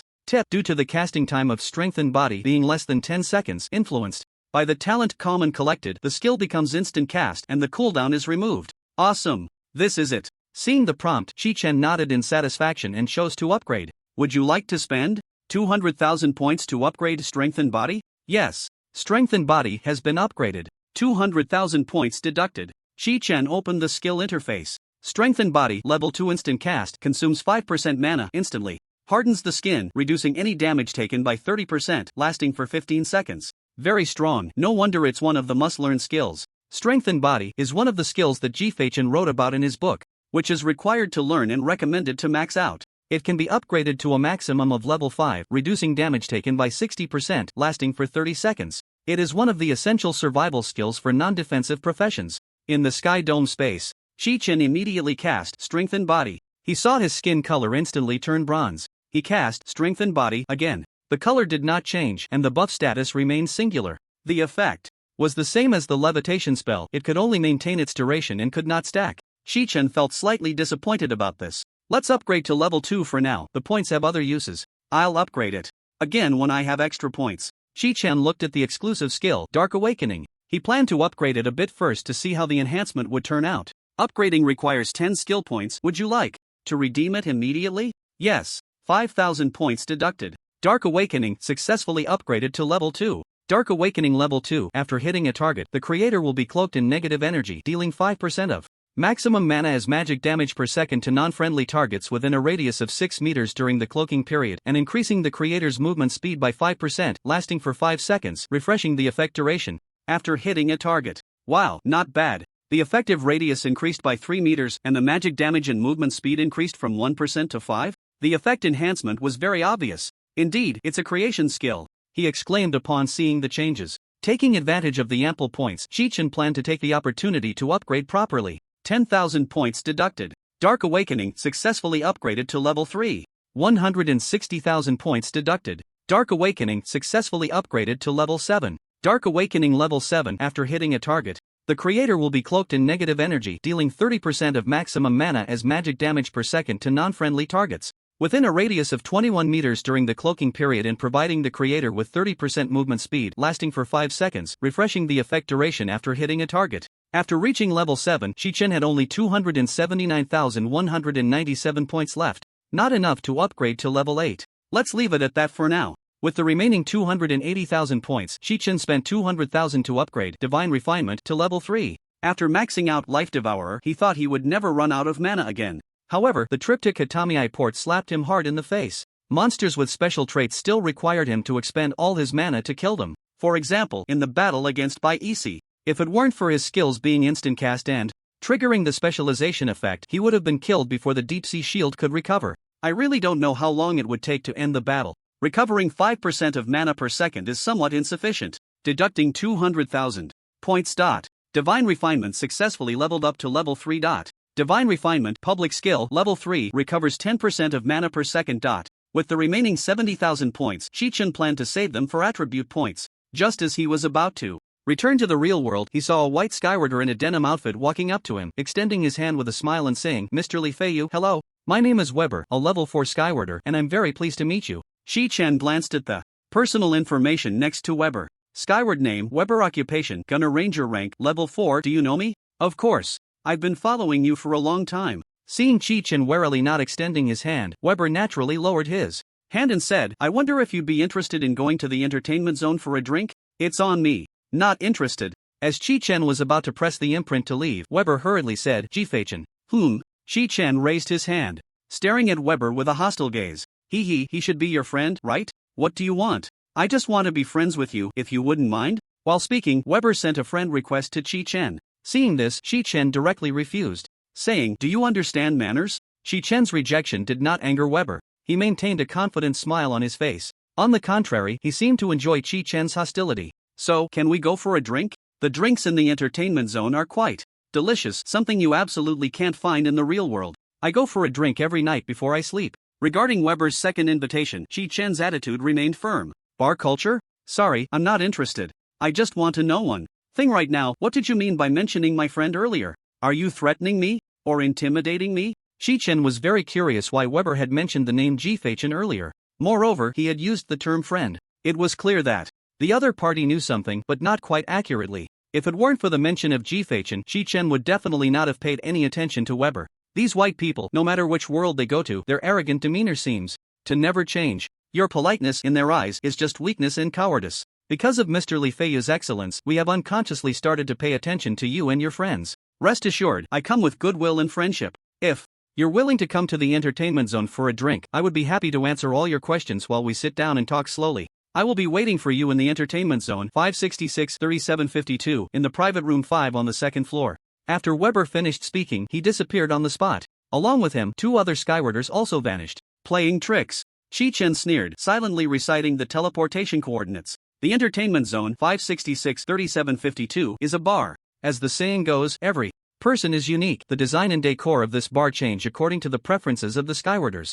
Chi-Chen stood outside the elegantly decorated bar filled with Eastern charm, watching the variously styled Skywarders come and go. The sound of silk and bamboo music wafted from inside. This was Chi-Chen's second visit to the entertainment zone. The first time he came to the entertainment zone was right after he had just changed jobs and was familiarizing himself with the various areas of the Skywarders. Inside the entertainment zone, beautiful men and women of all styles were everywhere. Without the concern of revealing their true appearances, they did their utmost to attract every Skywarder who came here. By meeting the needs of others, they earned Skyward coins and other rewards. Ignoring the strikingly different styles around him, only dressed in a few pieces, the stunning celestial being, Chi-Chen walked into the bar. Please choose your preferred style. Quiet, warm, loud, random generation. Chi-Chen chose quiet. Please select the level of quiet. 0, no one. 1. Scattered presence. Chi-Chen chose again 0, no one. Generating, the environment of the Chinese-style bar began to change. After 2 seconds of transformation, an empty, fresh, and elegant garden was created. Winding paths lead to secluded spots with clear streams and delicate bamboo. Based on your requests and personal preferences, the layout has been generated. Are you satisfied? Satisfied.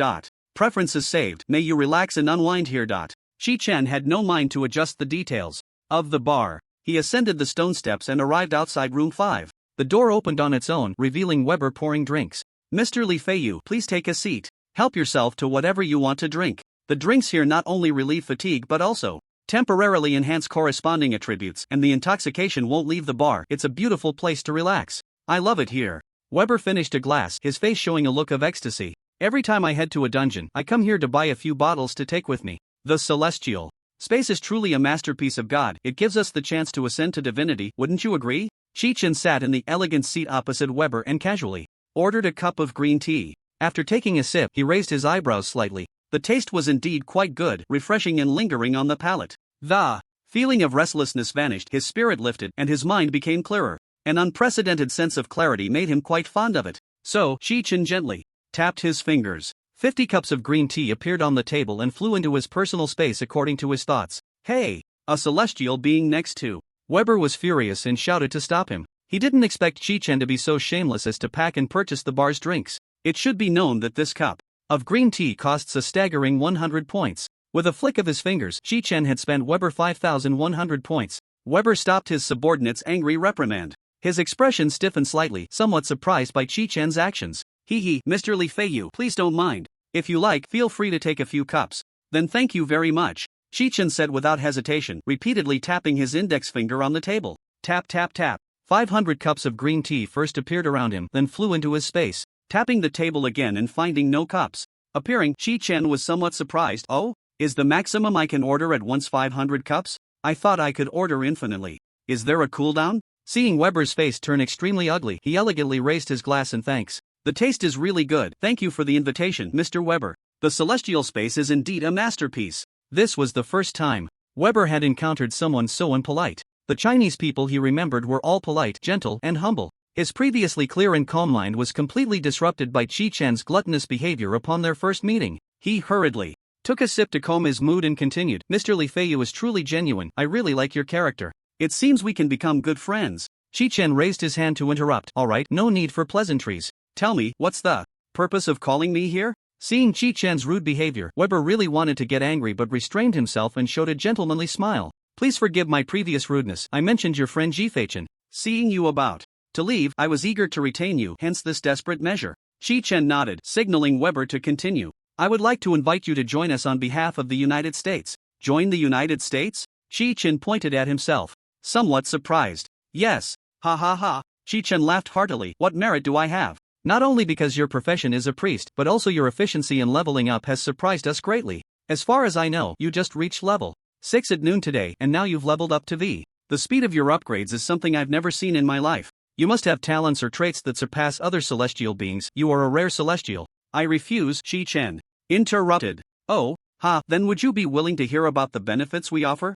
Chi-Chen's response did not displease Weber. Why? Of course, he was used to it. He had seen this loyal, devout, hostile, and vigilant demeanor far too many times. I'm not interested in benefits. Moreover, I believe Mr. Weber may have misunderstood something. Chi-Chen lightly tapped the table, and after another cup of tea appeared, he picked it up and took a sip with satisfaction. Oh, please, enlighten me, Mr. Li Feiyu. Regarding leveling up, have you not considered that I might have saved points for several years and leveled up all at once? Impossible. Weber shook his head firmly, because we have checked the information of everyone around Mr. Chi-Chen, and there is no information similar to that of Mr. Li Feiyu. This indicates that you are very likely a student from Han City No. 1 High School. As Chi-Chen listened to Weber's words, he had already confirmed some of his suspicions. It seemed that the United States had quite a few spies embedded in the Dragon Kingdom. Since Weber dared to speak so openly, it was enough to prove that he was completely unconcerned about whether the Dragon Kingdom could uncover these spies. Although Han City was not a first-tier city in the Dragon Kingdom, it was still of quasi-first-tier status. It was quite easy to embed some spies in a quasi-first-tier city. Mr. Li Feiyu, let me be straightforward. As long as you are willing to join the United States, we will meet all your demands, whether it be wealth or women. Once you set foot on the land of freedom, you will definitely. Are donuts delicious? Chi-Chen rudely interrupted, leaving Weber momentarily stunned. Weber did not understand why Chi-Chen suddenly cared about the taste of donuts. I don't know what flavor of donuts you like. I can. Isn't the air sweet? The air is sweet? Weber frowned in thought. Could it be that Mr. Li Feiyu has specific requirements for the taste of air? Does he want air that smells like donuts? Your special requirements for the environment are not difficult to fulfill. I can. Ha ha, no need. Chi-Chen crossed his arms and laughed. What you are saying is just what comes with becoming stronger, right? You are absolutely right. It comes with becoming stronger. So, as long as you come to the United States, I can guarantee that you will become stronger, quickly stronger, and level up to 2 in a short time. Your proposal is good. However, I'm not interested, and Chi-Chen stood up. If you dare to harm my friends, even if you are in the United States, I will dare to make some noise that will make you uncomfortable. Regarding Chi-Chen's harsh words, Weber scoffed. Mr. Li Feiyu, some things are better left unsaid. The Dragon Kingdom and the United States have a deep friendship. You cannot. Chi-Chen disdainfully waved his hand. Don't elevate this to the level of national interests. If you provoke me, I will deal with you. Are you threatening me? You can try. Weber was shocked. He did not expect Chi-Chen to be so arrogant. Behind him, a white man dressed as a mage pointed at Chi-Chen and shouted, "Yellow-skinned monkey, don't be so arrogant. Do you really think you're something special? It's your honor that Mr. Weber can look up to you. Are you done? If you're done, I'm leaving." Chi-Chen yawned. He wanted to log off and inform Yi Bang about the situation here. Mr. Weber, please allow me to teach him a lesson. Weber, who had lost tens of thousands of points, was also a bit angry at this moment. His non-committal silence could be taken as an agreement to his subordinate's request. Chi-Chen had intended to leave, but after hearing Weber's subordinate, he felt a surge of curiosity. Teach me a lesson? That's right. The subordinate flicked his wrist, and a blood-red short sword appeared out of thin air, embedding itself in the table in front of Chi-Chen. I, Spencer Virgil, hereby challenge Li Feiyu to a duel. Beep. A notification popped up on Chi-Chen's interface. Blood Spirit Mage Spencer Virgil has challenged you to a level 5 duel. Level 5 duel details, no rules, free combat. The first to reduce their opponent's health to 1 is declared the loser. Level 5 duel rewards. The winner can take all of the loser's equipment and demand that the Sky Vault space deduct 100 attribute points from the loser. Note, if you refuse to participate in the duel, all your equipment will be forfeited to Spencer Virgil, and 100 attribute points will be deducted from you by the Sky Vault space. If the deducted attribute points exceed your total attributes, your attributes will turn negative. Please respond within 10 minutes. Rule 1. Both parties involved in the duel cannot exit the Sky Vault space during the duel. Rule 2. The challenger has the right to cancel the duel. Rule 3. To gain the right to set the duel's terms, you must pay a higher cost weight than your opponent. Rule 4. It is prohibited to demand the loser's Sky Vault points in duels below level 9. A duel? This feature exists? Chi-Chen was astonished. What do you say, yellow-skinned monkey? If you're scared, apologize to Mr. Weber now, Virgil said arrogantly.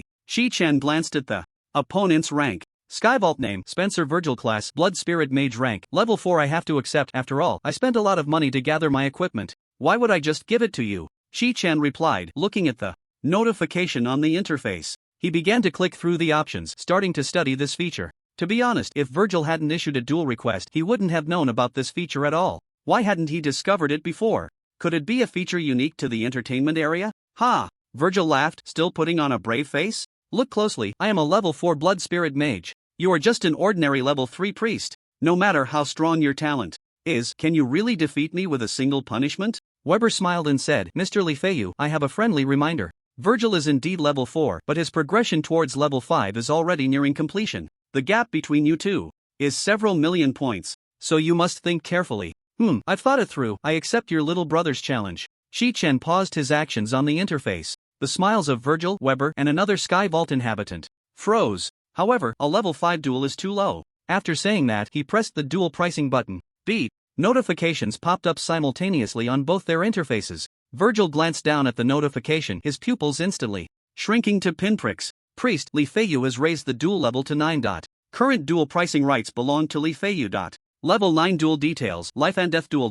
Level 9 duel rewards, the winner obtains all items from the loser including Sky Vault points. Note, if you refuse to participate in the duel, all items will be forfeited to Li Feiyu, and the Sky Vault space will strip you of your life, erasing you permanently. Please respond within 20 minutes. Virgil roared loudly, are you crazy? Challenging me to a level 9 duel? Weber was stunned when he heard level 9, looking at Chi-Chen in shock. But at that moment, he and another Sky Vault inhabitant behind him received simultaneous notifications. Priest Li Feiyu challenges you, David Weber, to a level 9 duel. Priest Li Feiyu challenges you, Jack Eden, to a level 9 duel. Please respond within 20 minutes. What the fuck? Weber was stunned. He looked at Chi-Chen with a gaze full of disbelief. This Dragon Kingdom person, has he gone mad? Mr. Li Feiyu, do you know what you are doing? Of course. Chi-Chen pointed at the T and then at his own head. This gesture was meant to convey to the other party, I am very calm right now, every action is taken after careful consideration, without a hint of impulsiveness. Seeing Chi-Chen's composed smile, Weber angrily shot a glare at Virgil beside him. After downing a drink to regain his composure, he said, it seems Mr. Li Feiyu's personality is quite impulsive. Do you realize the trouble your actions could cause? Regardless of who dies after the duel begins, it will lead to diplomatic disputes between our two countries. So what? Chi-Chen shrugged, looking indifferent. I can just take this opportunity to become famous. You think you can win? If I can't win, why would I raise the duel level? Of course, it's to surrender to you. Once I kill you, I can change the image of the sky here and go out.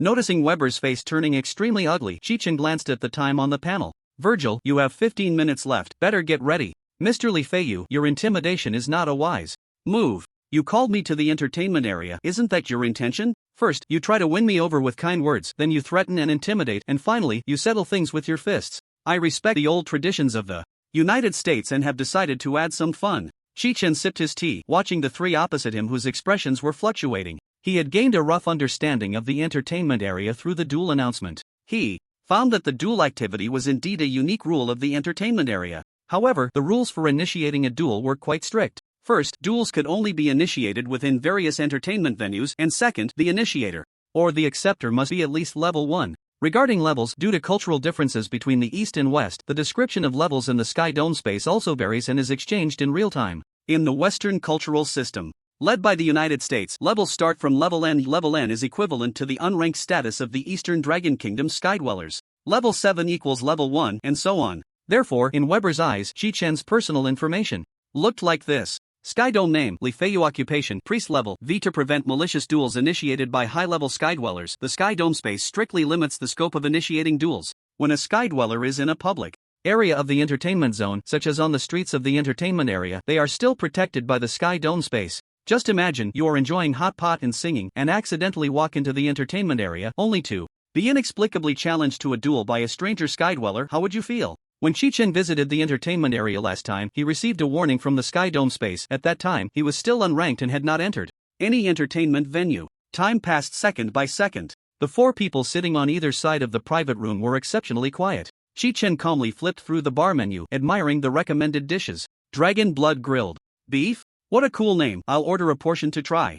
Chi-Chen spent 300 points to order dragon blood grilled beef. After just 1 second, a beautifully presented dish appeared before him. Do I need to use a knife and fork? Can I have chopsticks instead and have the meat cut up? After Chi-Chen finished speaking, he saw the utensils change from knife and fork to plate and chopsticks. At the same time, the dragon blood grilled beef transformed into meat pieces the size of a fingertip. The three of them watched Chi-Chen tasting the delicacies with an air of composure, and they were even more shocked. Wonderful, Mr. Li Feiyu's display of determination truly impresses me, Weber said with a smile, clapping his hands. Aren't you going to eat something? The dishes taste really good, I highly recommend them. To be honest, I originally thought that the food in the celestial space was just for show, that it would be no different from chewing wax, but it seems I'll have to visit here more often. Chi-Chen spoke as if he were dining out with friends, without a hint of resentment. Noticing that the three of them did not respond, he pointed his chopsticks at Virgil and said, "You should eat something too, or you'll starve on the road to the underworld." "Oh right, you don't have a road to the underworld over there, it's hell." Virgil's face turned pale and flushed as he listened to this. "Humph, you're only a third tier, do you really think you can win against me? I could kill you with one move." "Oh, is that so? I hope you can back that up. There are still 7 minutes left." Every word Chi-Chen spoke felt like a blade approaching the necks of the three, sending chills down their spines. For some reason, the 3-4-level, 4th-tier, celestial beings felt a sense of fear facing a 3rd-tier priest. "Virgil, how many minutes are left until the duel starts?" 5 minutes. Virgil began to feel uncontrollably nervous, his voice trembling slightly. Weber's mind raced. He wanted to resolve the current dilemma, so he looked at Chi-Chen and smiled. "Mr. Li Feiyu, why not cancel the duel? I truly admire the determination you've shown, and I believe that once you join the United States..." "Join?" Chi-Chen wiped the soup from the corner of his mouth. "I could kill all three of you and I could still join the United States? You really have big dreams. There are still 3 minutes left." The arrogant Chi-Chen leaned back in his chair, stretching lazily, his eyes full of provocation. Weber's smile finally vanished. "You will pay for your arrogance." He opened the contacts and began to make calls. "Ah, right. Right, you bunch of white-skinned dogs are always right." Chi-Chen was too lazy to argue, resting his head on his hands and closing his eyes to relax. He thought to himself that dragon blood burning flame beef not only tastes good, but after eating it, he would also gain a 1% health recovery effect per second, which is quite valuable. Before the next dungeon run, he should drink a cup of icy dew plum juice, restores 1% mana per second for 5 minutes. In less than a minute, Chi-Chen noticed the door to the private room being pushed open from the outside. He opened his eyes and saw a bearded white man in splendid armor, sizing him up. Chi-Chen also glanced at the personal information next to the bearded white man. Celestial name, Lazy Ghost, occupation, Death Whisperer, tier, 5th tier. Interesting. Chi-Chen crossed his arms and sat back, sizing up Lazy Ghost from head to toe. "You were challenged to a 9th tier duel by a 3rd tier priest?" Lazy Ghost glared disdainfully at Weber and the others. He didn't even look at Chi-Chen. "Mr. Taylor." Weber quickly stood up and saluted, saying, "This is Chi-Chen, a celestial being from the Dragon Kingdom who went from 2nd tier to 3rd tier in just a few hours. I intended to invite him to join the United States, but I didn't expect." Weber concealed the fact that Virgil was the one who initiated the duel. "Incompetent." Chi-Chen looked at the countdown on the interface. 1 minute left. Upon hearing this, Virgil unconsciously began to tremble. Meanwhile, Weber and Eden, who had remained silent behind him, grew increasingly tense. The countdown for the three of them was less than 30 seconds apart. "Dragon Kingdom person, you better cancel the duel, otherwise." Beat. The interface popped up. "Death Whisperer, Lazy Ghost challenges you, Li Feiyu, to a 9th tier duel. Please respond within 20 minutes. Good. I'll be waiting for you." With 10 seconds left, Chi-Chen clapped and laughed. Then, he and Virgil simultaneously transformed into white light and disappeared from the private room. "It seems he really wants to kill all three of you. The lazy one said, hands behind his back. "Can he win? We'll find out soon enough. Tell me, what exactly happened?" "Yes." Weber felt his neck tighten and hurriedly loosened his collar. "Due to the 3 9th-level duels approaching, they will be arranged in the order they were initiated." In the pitch-black space, a bright light suddenly shone down from above. On the illuminated ground, Chi-Chen and Virgil emerged from 2 bursts of light that appeared out of nowhere. They stood facing each other, one looking relaxed, the other serious. "The duel will begin in 3 minutes. Please prepare for battle." Hearing the voice from the void, Virgil began to manipulate the interface. "You will regret this. Is that a pre-battle threat? Foolish yellow-skinned monkey." Chi-Chen narrowed his eyes slightly and launched an attack at Virgil. 75 seconds until the start. You cannot attack your opponent for now. Seeing the prompt, Chi-Chen stopped his attack.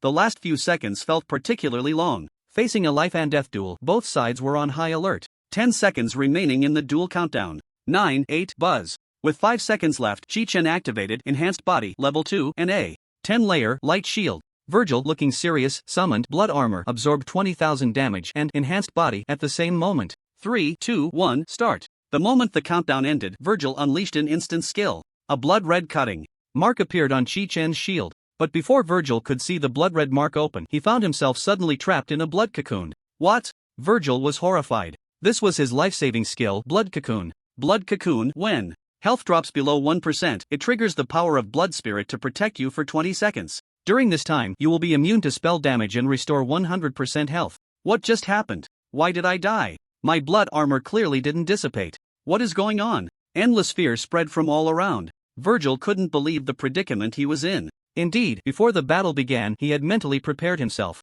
Never underestimate any enemy. The first battle is the decisive battle, one strike to determine the outcome. Therefore, he directly unleashed his ultimate move, Blood Cut. But unexpectedly, in just 1 second, he entered the blood cocoon state. Virgil hurriedly looked at the battle information. Li Feiyu's light punishment dealt 3,314 points of light damage to you, 3,314 points absorbed, but Li Feiyu's life devour effect devoured 10% of your health. Your blood rift hit Li Feiyu, dealing 27,511 points of magical damage, 27,511 absorbed, but Li Feiyu's light punishment dealt 3,785 points of light damage to you, 3,785 points absorbed. Li Feiyu activated Life Devour to devour 10% of your health. Li Feiyu's light punishment dealt 3,329 points of light damage to you, 1 point absorbed, 3,328 points excess damage, but your Blood Oath passive skill has been triggered. Seeing the information, Virgil was completely stunned. What is Life Devour? His talent?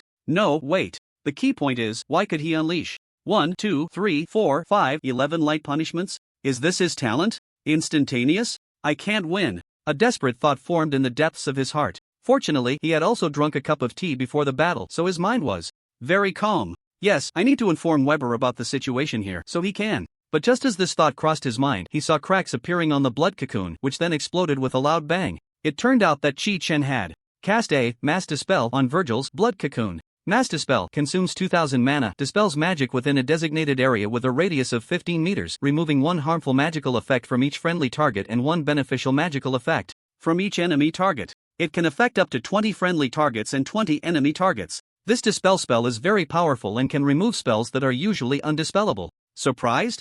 Chi-Chen, whose shield's glow had dimmed significantly, grinned, but his gaze grew increasingly fierce. The moment the blood cocoon dissipated, the light of retribution struck down again. Please forgive me, Master. Virgil, seeing the light before him, closed his eyes in despair. Bang! After being hit by the light of retribution, Virgil vanished like a bursting balloon. Whoosh! Countless beams of various colors surged from his body, flying into Chi-Chen's personal space. Virgil has been killed, earning 389 points. Winning. Sighed Li Feiyu, huh? Only 389 points? Chi-Chen was directly teleported out of the pitch-black space. He felt a blur before his eyes. When his vision cleared, he found himself back in the private room. Chi-Chen's appearance left Weber and Eden utterly despaired. Both of them thought simultaneously, this Dragon Kingdom Skywarder, he is serious. He has the ability to kill us. The lazy man was also somewhat surprised to see Chi-Chen appear. It's your turn, Weber. To Weber. Chi-Chen's grim smile looked like the smile of Satan. Mr. Lazy, if I die, please. Whoosh! Weber and Chi-Chen transformed into 2 balls of white light and vanished from the private room. In the now empty private room, Eden, who had also seen Chi-Chen's smile, completely broke down. He first grabbed his hair and shouted in despair, then kept pressing the mark on the back of his hand. No, no, no, I don't want to die. Mr. Lazy, please think of a way. Shut up, the lazy man scolded sharply. In the pitch-black duel arena, the moment the 2 balls of light appeared, a bright white light shone down from above. Chi-Chen and Weber stood facing each other. Weber quickly retreated, putting distance between himself and Chi-Chen. As he stepped back, the area illuminated by the bright light continued to expand. The duel will begin in 3 minutes. Please prepare for battle. Chi-Chen closed the interface and opened his personal space. He hadn't had the chance to check the items he had just acquired. Only over 300 points? Virgil really used everything up. Based on the prompt information at the end of the battle, Chi-Chen guessed Virgil's intention. That was to use up as many accumulated points as possible before the battle began. 1. To enhance his strength. 2. Even if he was defeated and died, he wouldn't become a philanthropist, allowing his opponent to inherit his points. 100 meters away, Weber raised the firearm in his hand, aiming at Chi-Chen's forehead. In front of him stood 2 red-skinned fiercehounds. Chi-Chen buried his head in his personal space, ignoring Weber's actions. Suddenly, a blood-red staff, topped with a bat figure and a skull wand that Spewed fire from its eyes appeared in Chi-Chen's hands. Two top-notch weapons, Mr. Weber. Chi-Chen smiled and raised the newly equipped staff towards Weber in the distance, swinging the skull wand. But to Weber, Chi-Chen, standing in the center of the duel arena, looked like a demon. Chaos Wand of Sorcery Quality, Epic Category, Wand Physical Damage, plus 1800 Spell Damage, plus 5900 Attack Speed, 2.8 seconds Stamina, plus 190 Spirit, plus 380 Ruby Socket, Dragon's Blood Marrow. Spell Damage plus 4000, Sapphire Socket, Morningstar, Spirit plus 100, Yellow Gem Socket, Arcane Secret, Damage Reduction plus 2%, Inlay Bonus, Spell Damage plus 1500 Equipped, Casting Speed increased by 15% Equipped, requires Strength 170. Spirit 200 Hellfire Skull Wand Quality, Epic Category, Wand Spell Damage, plus 3850 Casting Speed, 1.20 seconds Stamina, plus 110 Spirit, plus 200 Equipped, requires Strength 30 Yellow Gem Socket, Arcane Secret, Damage Reduction plus 2%. Inlay Bonus, Spell Damage plus 400 Equipped, Casting Speed increased by 8% Equipped, requires Strength 80, Spirit 160. Virgil is truly a good person. If it weren't for him initiating the duel, Chi-Chen wouldn't have swapped for such good equipment. He finally replaced his cookie stirring stick. The Root of Life for Spirit form can also be submitted for a quest now. Moreover, during the preparation period, he switched to 2 rings and a cloak. Ring of Shadow Punishment. Quality, Epic Category, Ring Stamina plus 80 Spirit plus 100 Equipped, requires Spirit 100 Crystal Suppression Ring Quality, Epic Category, Ring Stamina plus 70 Spirit plus 140 Equipped, requires Spirit 120 Cloak of Greed and Prestige. Quality, Epic Category, Cloak Defense, 239 Stamina plus 80 Spirit plus 130 Equipped, requires Strength 40. In fact, the equipment Virgil is wearing has very high attributes and a significant spell damage bonus. However, it is not suitable for Chi-Chen to solo as it does not add strength and has low cloth armor defense. His current score is only 59,586 points, all spent on increasing strength, barely reaching 200 points. Although spell damage has increased, other attributes have decreased significantly. Overall, it's not worth it. After all, Devour Life can solve opponents in 10 hits, so there's no need for a last-minute change. Moreover, he also discovered a necklace with excellent special effects. Helios. Meditation Quality, Epic Category, Necklace Stamina plus 110 Spirit plus 85 Equipped. When skills hit a target, there is a chance to trigger Meditation. Meditation, gain the enlightening power of Helios, restoring 1300 mana per second for 10 seconds. What a good necklace. Chi-Chen genuinely liked the attributes and effects of this necklace. Restoring 1300 mana per second means 13,000 over 10 seconds. Although Chi-Chen's Divine Refinement has already reached level 3, restoring 10% per second, who would complain about having less? He wondered if he could extract the effect of the Holy Shield Amulet onto this necklace. If possible. Chi-Chen thought about it and almost couldn't help but laugh out loud. He didn't rush to equip this necklace. After all, in actual combat, the Holy Shield Amulet is still more important. After changing his equipment, Chi-Chen looked at his stats. Now his health is 11,070, mana is 30,740, spell damage is 19,423, and due to specialization, his light damage is 24,191. A layer of light shield can absorb 24,323 points of damage. A single radiant punishment can deal 24,209 points of damage. If it's a critical hit, it can deal up to 111,720 points of damage. This is just by equipping a staff, a wand, a cloak, and 2 rings. If he were to wear Virgil's magic damage gear, Chi-Chen didn't dare to imagine. No wonder Virgil could deal nearly 30,000 damage even while under the effect of his level 2 Strengthen, which reduces damage by 30%. And that was without a critical hit. If it were a critical hit, perhaps Chi-Chen's Holy Shield Amulet would activate on the spot. A pure magic damage-based 4th-tier magic class is truly terrifying. 10 seconds left in the duel countdown. Chi-Chen looked at Weber, who had retreated 100 meters away, and smiled. Are you ready? Ready to send you to meet God. Weber replied, raising his gun. With 8 seconds remaining, he looked through the scope, aimed at Chi-Chen's forehead, and whistled. Woof! Woof! The 2 hellhounds, hearing the whistle, charged towards Chi-Chen with a roar. Their sharp fangs, once they bit into Chi-Chen's legs, would pin him in place, unable to move. At that point, Weber could unleash his firepower without restraint. Meanwhile, with 3 seconds left, Chi-Chen activated 10 layers of shields and level 2 strengthened simultaneously. With a movement speed exceeding 300%, he instantly created distance from the hellhounds. The 2 hellhounds could only strain to chase after him again. Weber had not anticipated that a priest could have such a fast movement speed. Damn it! Seeing Chi-Chen had run out of shooting range, Weber could only run towards him to close the distance. 3, 2, 1, start. The moment the battle began, Chi-Chen unleashed 11 beams of holy retribution at the 2 hellhounds charging at him. Before the hounds could even bark, they were instantly killed. What? The F*******.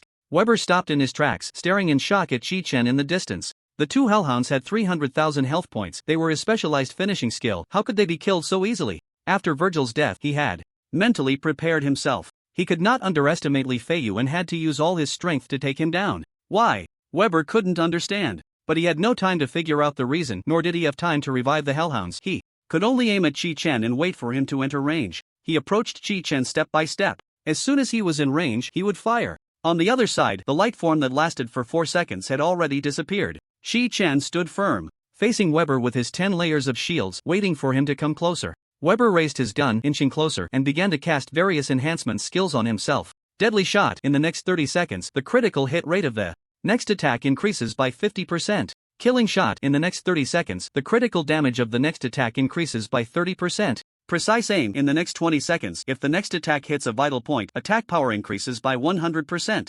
The moment he entered shooting range, Weber pulled the trigger of his gun. Bang! The bullet shot out with a bang. The instant Chi-Chen heard the gunshot, he activated a 50-layer shield capable of absorbing 1,210,000 damage, transformed into a golden sun with the enhancement of 50 layers of light form. His movement speed instantly surged to 1,524.7%. He took a step forward and reached behind Weber in just 1 second. Although the bullet, enhanced by all skills, had already penetrated the layers of shields before Chi-Chen moved, the brilliance of the shield merely dimmed slightly. What the F***?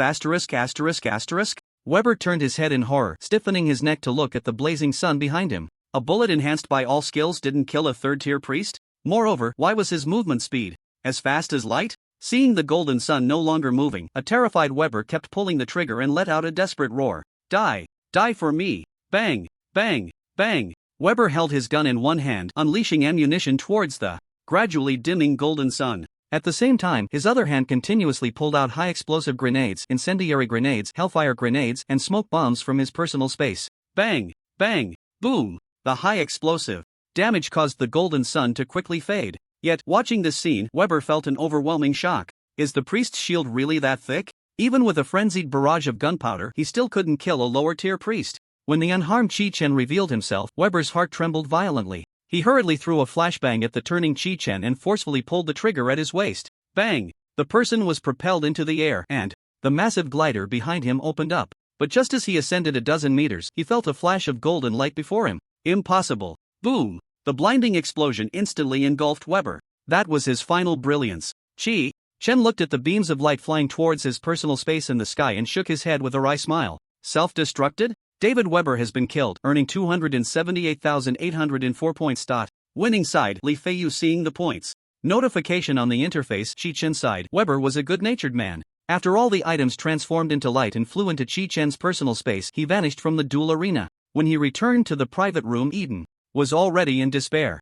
Chi-Chen looked at Lazy Ghost and said, "I'll be back soon, please be patient." As Chi-Chen and Eden disappeared, Lazy Ghost fell into contemplation. Less than 10 minutes remained until the duel he initiated. Killing a level 4 with a level 5, it has happened before, but not as easily as this. Lazy Ghost knew the strength of Weber and his companions. They were the main forces of various financial conglomerate teams. A priest from the Dragon Kingdom? Quite unexpected. Eden was much weaker than Weber and had no chance of winning. Seeing that his intimidation of Chi-Chen had failed, Lazy Ghost realized it was pointless to stay here. Dragon Kingdom. He decisively cancelled the duel he initiated against Chi-Chen. Pressing the mark on the back of his hand, Lazy Ghost left the celestial space. A few minutes later, Chi-Chen returned to the private room alone. Before fighting Eden, he had already seen the notification pop up on the interface. Lazy Ghost has cancelled the level 9 duel initiated against you. Very perceptive but also quite disappointing for Chi-Chen, who had won 3 consecutive matches. Lazy Ghost's timely withdrawal allowed him to temporarily set aside his worries. However, to be safe, the current celestial image was no longer usable. Chi-Chen decided to reset his celestial image. Such a handsome image, but it's no longer usable. Would you like to redesign your celestial image and name? Yes, 5000 points have been deducted. Please state your celestial name. Chi-Chen pondered for a moment, tapping his chin. I might need to change my image again in the future, so let's just pick something random. Crescent Moonworm. Based on your concept, the following image has been generated. Please choose. Chi-Chen selected an image of a young man in casual attire. Seeing his image completely change, he left the entertainment area and returned to the celestial square. Opening the contacts, he found that besides Sha Liang, no one else was in the celestial space. Chi-Chen then pressed the mark on the back of his hand and returned to the real world. It was already deep into the night. Back in his apartment, Chi-Chen took out his phone and dialed Ji-Feichen's number. Principal Ji, there's something I need to report to you. On the other end of the line, Ji-Feichen lay in bed listening to what Chi-Chen had to say. I understand, hurry and tell Yi Bang about this so he can prepare. Before ending the call, Chi-Chen added, Chi-Chen, you did nothing wrong. It's just 3 celestials from the United States, killing them is no big deal. Putting down the phone, Chi-Chen walked to the window and chuckled, the younger generation is truly formidable. Late at night, the director of the Dragon Kingdom Sky Management Bureau received a report from Yi Bang.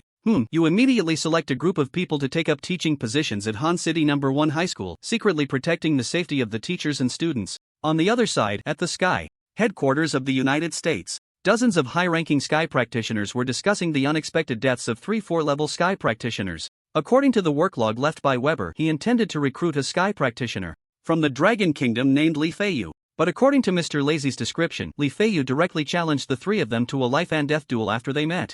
Mr. Lazy said the battle ended quickly, proving that Li Feiyu possesses extremely powerful talent. The opponent is a V-level priest with no useful information available. It is speculated that the opponent is an 18-year-old high school student. What should we do about this? Do we need to issue a statement? Keep it under wraps for now and send a casualty report to the families of the 3. Time quickly moved to the next day. Han City No. 1 High School, Class 8 of the second year. Confident Shan Liang finished a hearty breakfast and arrived at the classroom. He had just returned to the dormitory from the Sky Space at 5 o'clock this morning. Currently, his assets had accumulated to 8,550 Sky Coins, with 1,182 points remaining. Promotion progress. 9 out of 10. As long as he wanted, he could promote to the first level at any time. I only took 7 days to reach the first level. I asked, who else can do that? Thinking of this, he became even more proud, scanning the various seats in the class. Before long, several classmates took their seats one after another. Shan Liang looked at the empty seat beside him where Chi-Chen usually sat, his gaze filled with anticipation. This guy didn't oversleep, did he? Shan Liang imagined the scene of boasting. At 8 o'clock, when Yamuching walked into the classroom, Shan Liang felt a slight unease. Why hasn't Chi-Chen come yet? Could something have happened to him? It shouldn't be. Just as Shan Liang was lost in thought, the class monitor stood up and said, Teacher, Chi-Chen hasn't arrived yet. Sit down. I know about Chi-Chen, he has already asked me for leave. Everyone, please open the first layer of analysis. Today we will master the Instance Emerald Corridor. For auxiliary professions, there are 3 key difficulties in Emerald Corridor that must be noted.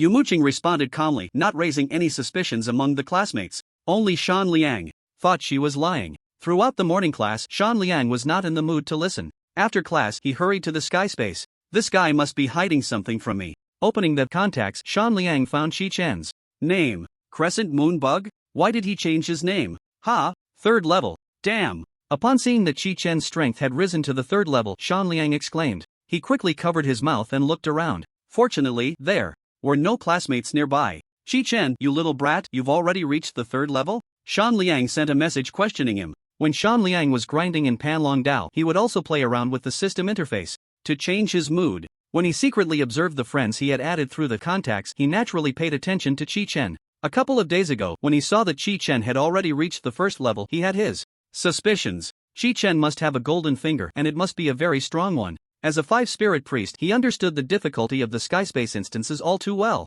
It was almost like climbing to the heavens. However, Shan Liang did not stoop to asking Chi-Chen what kind of golden finger he had. That was his privacy. If he didn't want to say, there must be his reasons. Even if Chi-Chen could do something, it would only add to his discomfort. As the saying goes, comparing oneself to others can be infuriating. Shan Liang didn't want to seek trouble for himself. Moreover, when the two met on campus, Chi-Chen had repeatedly offered to help him. It was Shan Liang's strong pride that led him to refuse Chi-Chen's kind offer. He believed that as long as he could grit his teeth and get through the tough times, he would never trouble his friends. Therefore, when Shan Liang flipped through the complete guide to layered dungeons and found the special terrain dungeon, Panlong Path, he knew his spring had come. As long as he worked hard, he was sure he could catch up to Chi-Chen. Even if he couldn't catch up, at least he could shorten the distance between them. Everyone is grinding dungeons to level up. My profession isn't bad either. I can definitely keep up. Little did he expect, after just a day or two of not checking, how did Chi-Chen level up to tier 3? Shan Liang was broken. He couldn't hold it in this time and finally sent a message.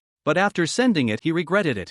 Chi-Chen leveling up to tier 3 was his own ability. Was it really appropriate to ask like this? Just as he pondered how to explain, a message from Chi-Chen came in. Ha, surprised or not? I'm waiting for you in the dungeon Zerwa Temple. Let's meet and chat. Yueya Tianchong invites you to join the team. Since they were friends, they could directly invite each other through the contacts. Meeting is fine. Shan Liang accepted immediately. He planned to take advantage of the free time to see Chi-Chen. After all, Chi-Chen had already taken leave from school and they probably wouldn't meet in a short time. Okay, wait for me a moment, I'll look for where Zerwa Temple is. He hadn't enhanced his attribute points to level up yet and hadn't activated the teleportation function, so he can only run there. At layer 1, 67971. 24863. Based on the coordinates Chi-Chen sent, Shan Liang quickly found Zerwa Temple. When he saw Chi-Chen's celestial form in the dungeon, he was momentarily stunned. You are Chi-Chen? Yeah, this is my celestial form. Once you level up to tier 1, you'll unlock this feature. How is it? Pretty cool, right? It is quite cool. Hey, is this what you looked like in your previous life? Looking at Chi-Chen's East Asian features, Shan Liang curiously asked. That's right. I looked like this in my previous life. It feels a bit nostalgic at first glance. But I have a question. Why does your real-world appearance differ from your celestial form? Look at our old classmate Yu Muqing. Her appearance in class is the same as her celestial form, just different clothing. Well, that's related to rank. Once you level up to tier 2, your celestial form can influence your real-world appearance. Ah, so that's how it is. Shan Liang felt as if struck by lightning. After a few seconds of silence, he weakly asked, so, my wife Hui Yu sure, could her real appearance be that of a big ugly woman? Hui Yu sure? Chi-Chen tilted his head in thought. Oh, you mean Dr. Hua? Seeing Shan Liang nodding dumbly, Chi-Chen couldn't bear to shatter his illusion but also couldn't lie to his brother. How to put it? I wouldn't say she's ugly, just like your current appearance. Isn't it quite handsome? Dr. Hua could also be a beautiful girl, but women, have no limits when it comes to beauty. Okay, fine, as long as she's good looking. Could it be you two are already? Chi-Chen suddenly thought of something and curiously asked. Not at all, it's just me being mouthy. The two exchanged glances and burst into laughter. After ending the small talk, Shan Liang circled around Chi-Chen. Wow, is this the radiance of a tier 3 powerhouse? It's truly terrifying. Cut it out, can you be normal for once? Ahem. Shan Liang cleared his throat twice, a smile forced out by envy and jealousy. Sorry for hiding this from you all along, Chi-Chen said apologetically. What are you apologizing for? I'm genuinely happy for you, although I'm extremely envious and jealous right now. I'm still really happy. Thanks. Chi-Chen scratched his head. Shan Liang opened Chi-Chen's personal panel information and was instantly shocked by the epic quality equipment covering Chi-Chen's body, exclaiming in awe. Damn it, an 8-piece set? Crazy thunder? What the hell, is this plate armor? Epic quality. This is really freaking awesome. Holy crap. This staff. What the hell, this staff is too much. Casting speed increased by 15%? Spell damage can also be increased. Let me calculate. 5,900 plus 4,000 plus 1,500. A staff adding 11,400 spell damage? No, I calculated wrong. There's also the embedded gem adding 100 spirit, and the staff itself adds 380 spirit. Damn, how much spell damage does that add? Let me calculate. Dan Liang was so envious he was breathing heavily, calculating the spell damage added by the witchcraft chaos staff. Chi-Chen felt embarrassed to interrupt Dan Liang and could only stand by with a smile. If I can wield this staff, those monkeys in the dragon spiral path, wouldn't I just take them out with a lightning arrow? And I wouldn't even have to dodge around, just go in and smash them. Damn. Holy shield amulet. Good necklace. 10 seconds of immunity to any spell? What the hell? That's too exaggerated. The downside is, it has a 1-hour cooldown. A 1-hour cooldown is a downside. I mean, you really shouldn't. Thick gift crab. Eternal fruit. Damn, it even brings resurrection? You're both invincible and can resurrect. Isn't that invincible? Oh, it is invincible. Then it's fine. Ha, holy crap. Oh my goodness, power of Ihohim? What an awesome accessory. The effect is a bit exaggerated. Ha, Ihohim, that name sounds familiar, like I've seen it somewhere. Dan Liang scratched his chin for a few seconds, realizing he really couldn't remember. He waved his hand and continued, you're really amazing. Holy crap, this whole set of equipment is top-notch. Holy crap. Dan Liang, unfortunately, lacked culture. And a single holy crap could shake the world. He didn't hide his envy at all, looking at Chi-Chen's gear from top to bottom, his envious eyes nearly popping out. Chi-Chen listened to his brother's boasting, hands on his hips, chest out, nose held high. He was thoroughly enjoying this moment, feeling great inside. Once Dan Liang's emotions stabilized, Chi-Chen smiled and said, I also think I'm very lucky. But before, I couldn't tell you the truth, so I had to keep it a secret. I understand, as traversers, we must act cautiously, we can never be flamboyant and exposed. I've read a lot of web novels and know this well. Dan Liang wiped the drool from the corner of his mouth. Old Dan, I have a set of equipment to give you now. Do you want it? I hope you won't refuse again. Yes. Why wouldn't I want it? Dan Liang said seriously. The reason I didn't want your stuff before was that I thought you were in a tough spot. Now that you're this amazing, would I refuse? I'm not an idiot. Dan Liang explained earnestly, placing both hands on Chi-Chen's shoulders, looking serious as he said, you are my golden finger. Brother, I have to hold on tight as the saying goes, those who know the times are heroes. If Dan Liang were to refuse Chi-Chen's kindness again now, that would be ungrateful. Yes. Must have it. 360 degrees, rolling on the ground, throwing a tantrum. Must have it. I got 3 pretty good sets of equipment last night, take a look at which one suits you. Chi-Chen sent the several sets of equipment he got from Weber, Virgil, and Eden one by one into the chat box. But there were too many pieces of equipment and it was troublesome to send them, so Chi-Chen simply threw them all on the ground. You can take a look and see which set is more useful. Oh, right, there are also a few weapons here, swords, daggers, firearms, you can check them out. As Chi-Chen kept throwing the equipment from his hands, the entire ground was already piled high with equipment and weapons. Hiss. Dan Liang gasped, because the whole ground was filled with epic quality equipment. Goodness, so much equipment? Did you rob some rich guy? Dan Liang extended his trembling hand, bent down, and began to examine each piece of equipment. It's about right. Chi-Chen scratched his cheek, feeling a bit guilty. Although Dan Liang didn't guess correctly, it seemed that he wasn't wrong based on the outcome. Not only did he get some equipment, but he also accumulated a bunch of points. Dan Liang picked up all the equipment on the ground and started checking them one by one.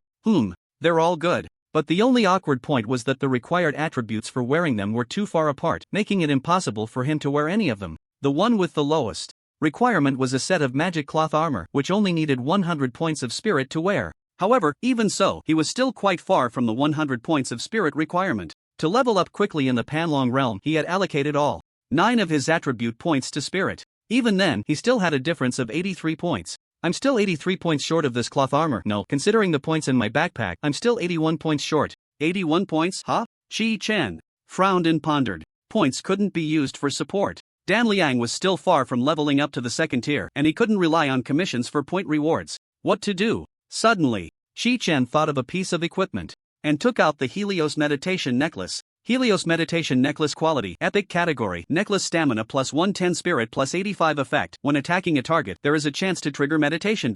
Meditation.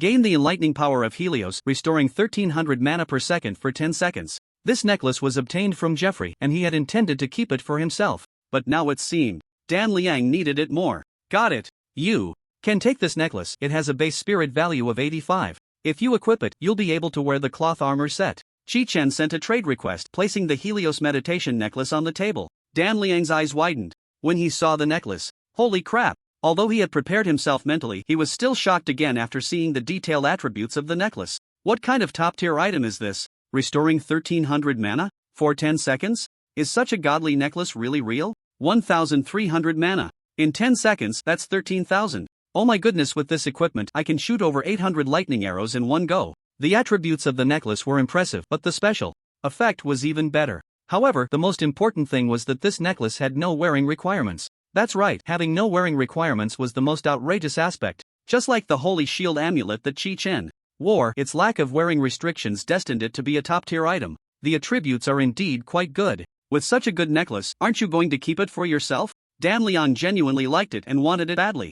But reason told him that this necklace was worth much more than the several sets of equipment Chi-Chen had just shown. How should I put it? It's just icing on the cake. I prefer the Holy Shield amulet. Chi-Chen kept his thoughts about extraction to himself.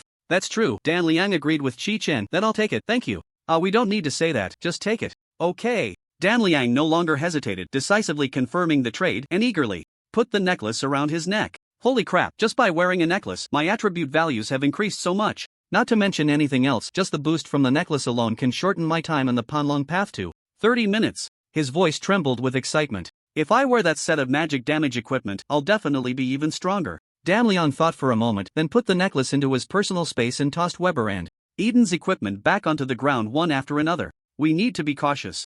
Chi-Chen picked up the equipment on the ground and asked, do you want Tianqiang coins? No need. I have some. I sold the equipment from the Panlong path and have already earned a few thousand Tianqiang coins. Actually, there are many pieces of equipment I could buy, but the improvements don't feel significant enough. I can manage, so I just exchanged everything for mana potions. That's good. If you run out of Tianqiang coins, just ask me. I'll definitely have enough. With this set of equipment on, do I still lack Tianqiang coins? Shan Liang looked at the equipment in his personal space and began to envision the future. According to the description of the 5-spirit priest profession in the Complete Guide to Professions, once I reach the first level, I can learn new skills. One is Chain Lightning and the other is Rebirth. As long as I learn these two skills and wear the equipment you gave me, I can take off right from where I am. Especially Rebirth. It's a unique skill of the 5-spirit priest that allows me to resurrect myself after death and restore 20% of my health and mana with a cooldown of only 30 minutes. This skill is incredibly useful. Once I die, the 5-spirit priest will enter a soul state, allowing me to observe the surroundings.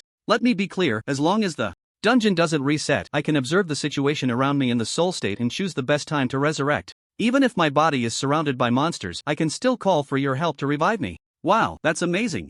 Chi-Chen gave a thumbs up. He had experienced the taste of death himself. Even the fruit of immortality couldn't determine when to resurrect. As soon as a death event was triggered, the fruit of immortality would take effect immediately. After picking up all the equipment on the ground, Chi-Chen reminded him, "Old Sean, even if you switch to good equipment, safety should always come first when running dungeons. Also, it's best not to let your teammates know about the equipment you got. Don't worry, I'll apply to leave the team with you mooching this afternoon." "Ha? Leave the team?" Chi-Chen was taken aback. "Time is precious. I plan to invest all my time into solo runs, taking advantage of my good equipment to earn more points." Chi-Chen did not agree with Shan Liang's idea. He saw in Shan Liang a reflection of himself from a few days ago. Indeed, he had the same thoughts. "Have you thought this through?" "Of course. Each dungeon run only gives a few hundred points, and I can only take 1/5 of that. It takes at least 5 hours, or up to 8 hours a day. If I do it solo, the points I can earn will definitely be more than now." Chi-Chen did not directly dismiss Shan Liang's idea but said, "The second layer is all 10-man dungeons, and each mini-boss has between 1 million to 2 million health points, while the small monsters have around 100,000 health points. Do you have confidence in handling it all by yourself?" Shan Liang was momentarily speechless. Moreover, all equipment except weapons needs to be crafted before you can wear it, and that requires finding someone to craft it. "Can you trust a team formed by strangers 100%? I understand what you mean. Alright, I'll continue to follow the school's team and secretly accumulate points." Shan Liang was also a smart person. He quickly calmed down. After receiving the equipment from Chi-Chen, he had indeed felt a bit inflated. It was true that there was a significant difference between the first and second layers of the dungeon. It was better to be cautious before truly engaging. He wanted to ask Chi-Chen what his talent was, but since Chi-Chen was unwilling to share, he buried that thought in his heart. "Just endure a little longer and I'll ask after entering university." "Okay. Then I'll try to draw and see if I can handle the hero difficulty. By the way, is hero difficulty hard? Can you run the Panlong path without taking damage now?" "Without damage? That's too easy, no problem at all." Dan Liang patted his chest confidently and said, "Although I've only played a few dozen times, I've already achieved a no damage clear." Chi-Chen nodded. That's right, if Dan Liang could clear the Panlong path on normal difficulty without taking damage, then he wouldn't be far off from doing the same on hero difficulty. Perhaps he really might trigger the creation difficulty. The reason he can solo is definitely due to his profession's special skills. If he rashly triggers the creation difficulty, it might bring trouble, Chi-Chen deduced. In his mind, before reaching 99 on the second tier progress, don't rashly solo on hero difficulty. It's best to follow the team for a round first, as hero difficulty is still quite formidable. Got it. Dan Liang listened to Chi-Chen's advice and nodded in agreement. Just then, Chi-Chen received a message from Yi Bang asking to meet. "It's getting late, you should go meet up with your teammates, right?" "Damn, is it already this late? I need to hurry." "Don't worry. I won't tell anyone about your message. Brother, thanks a lot today. Feel free to keep in touch, whether there's something or not. Remember to hide your gear well." "Don't worry about that."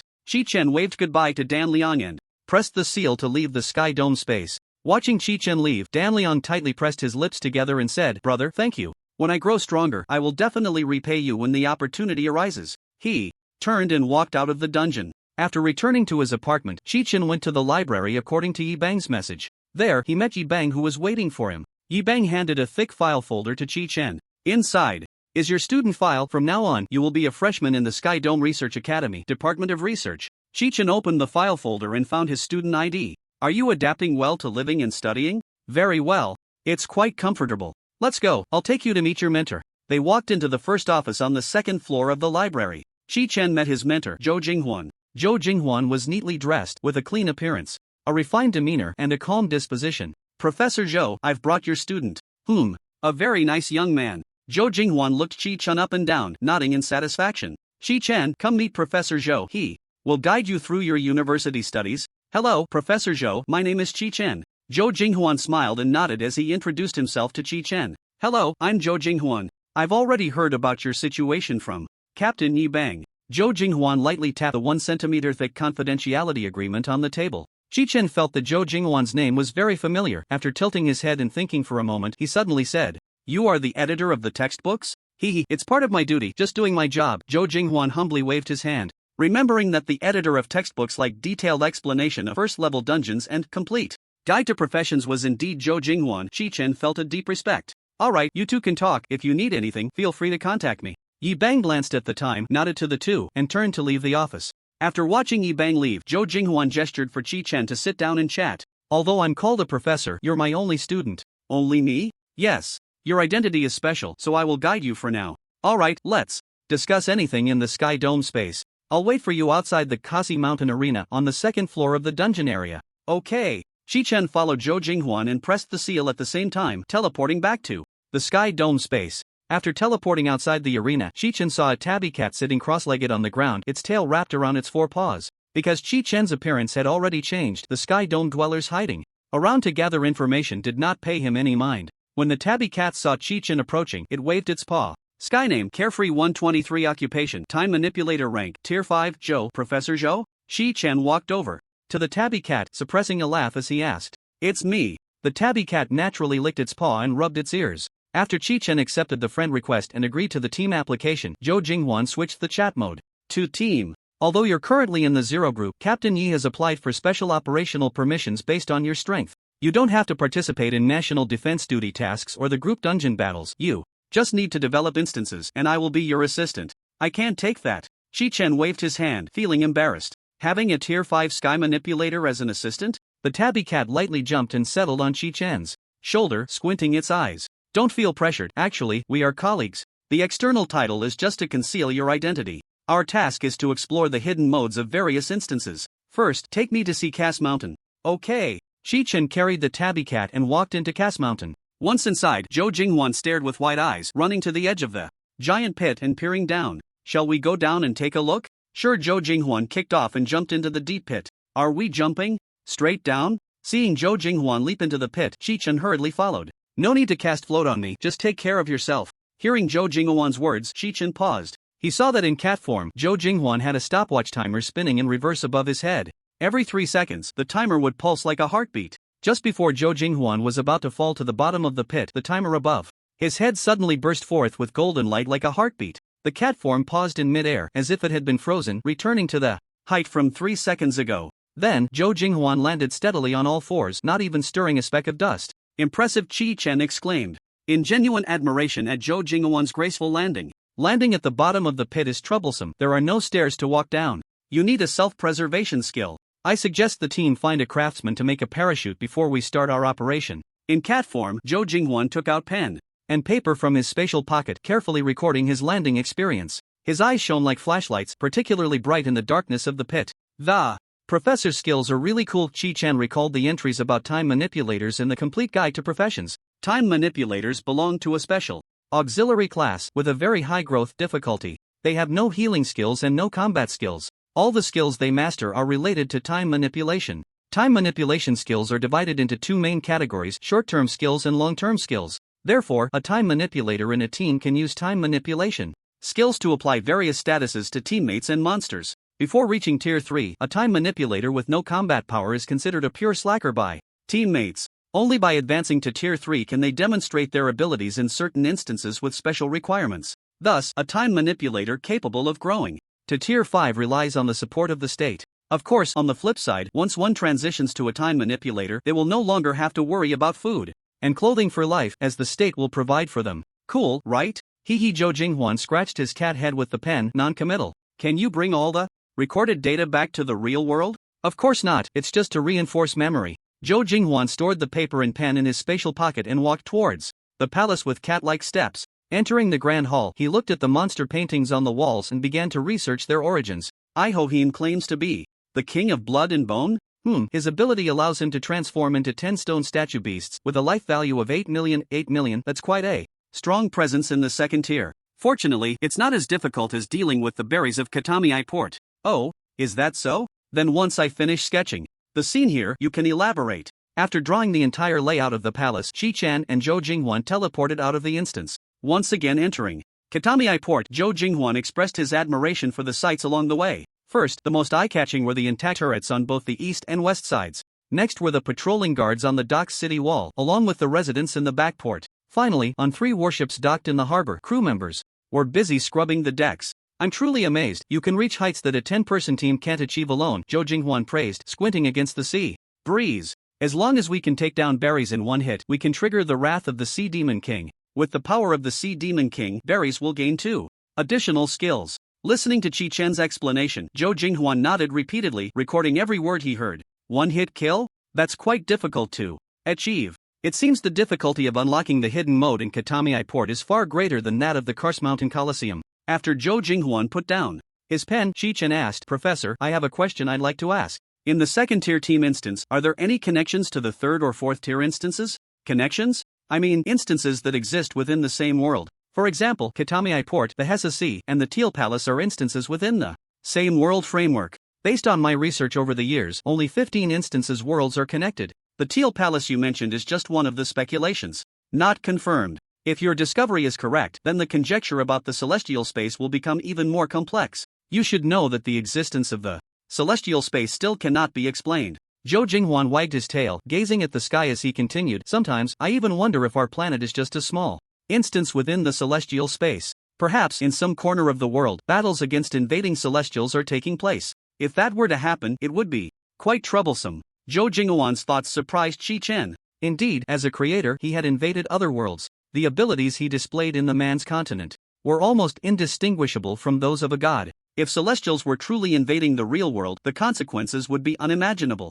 Alright, thank you for your company this morning. Let's call it a day. I need to return to the office to organize some materials. Okay. Which instance do you plan to tackle today? The Hessa Sea. Let me know if you make any new discoveries. Aren't you coming along, Professor? No, you can explore on your own. First, I can't share your points, and second, your combat style is solo, which isn't suitable for other teams to reference. Just tell me about your new findings, and I'll compile the information based on your descriptions so other teams can figure out a suitable collaborative approach. Alright, let's leave it at that for today. Go have some lunch. After returning to the office with Zhou Jinghuan, the two headed to the cafeteria together. After lunch, Zhou Jinghuan went to his office alone, while Chi-Chen returned to his apartment. Considering the time, Danyuan should be back in Moonstream Town. I should go check.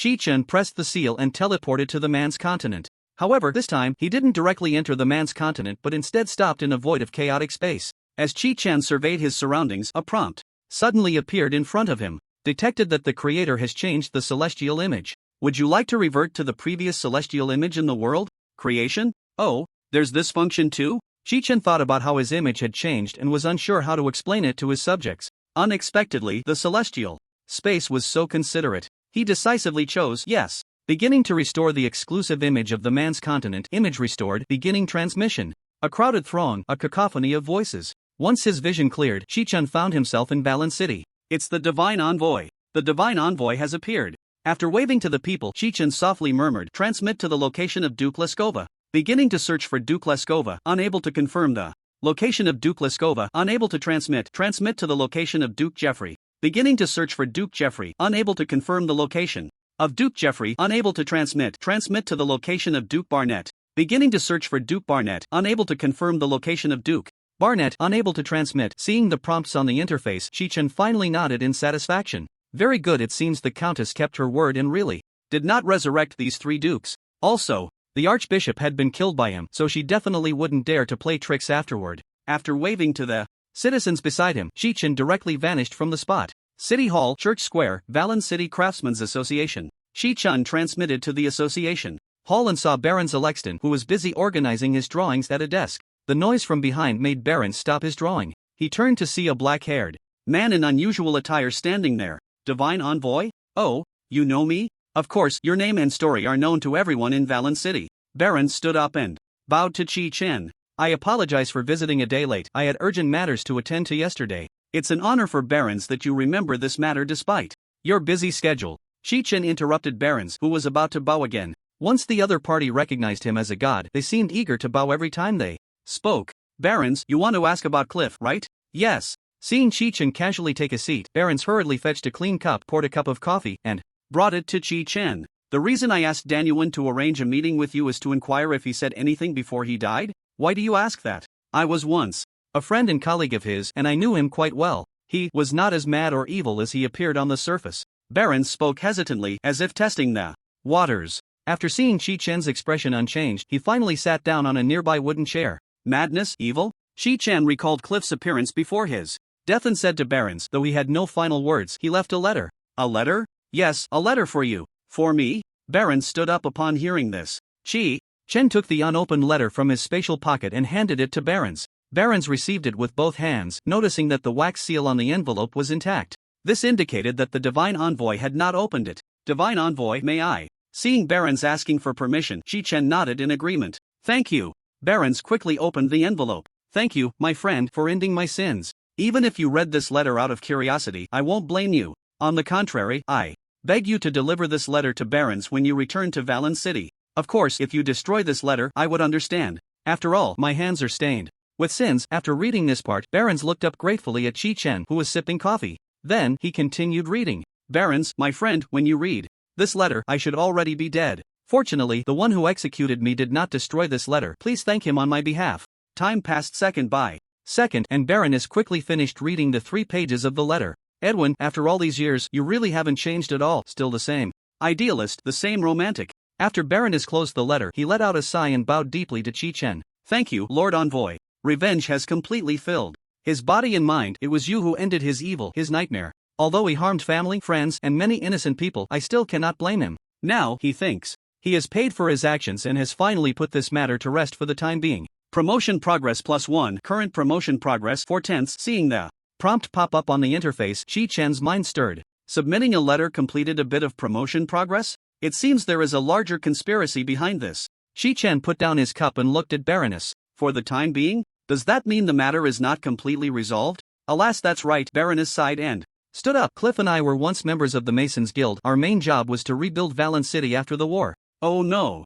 Chi-Chen saw the long-winded look on Baroness's face and knew he was about to tell a story. Sure enough, when we completed our duties, we found that we had been completely deceived. The nobles refused to pay us for our work, and some elders of the Masons Guild were promoted to officials. But Cliff, out of loyalty to all the guild members, refused them. After several failed requests for payment from the nobles, he became extremely angry and organized a large-scale riot. Even the queen who came to mediate the conflict. At this point, Baroness looked quite sad. Seeing Chi-Chen listening intently, he adjusted his emotions and continued in a calm tone. Eventually, he led the guild members away from Valen City. He vowed to take revenge, to make those nobles who oppressed the guild members pay the price. But later, the conflict escalated, and the guild members who followed him either fled or died. As for what happened later, I'm sure you've seen it. The revenge against the nobles had already begun. To expand their numbers, many thugs and bandits joined, committing all sorts of atrocities, not only robbing but also kidnapping and plundering. He realized the problem but could no longer turn back, only able to deceive himself and persist in moving forward.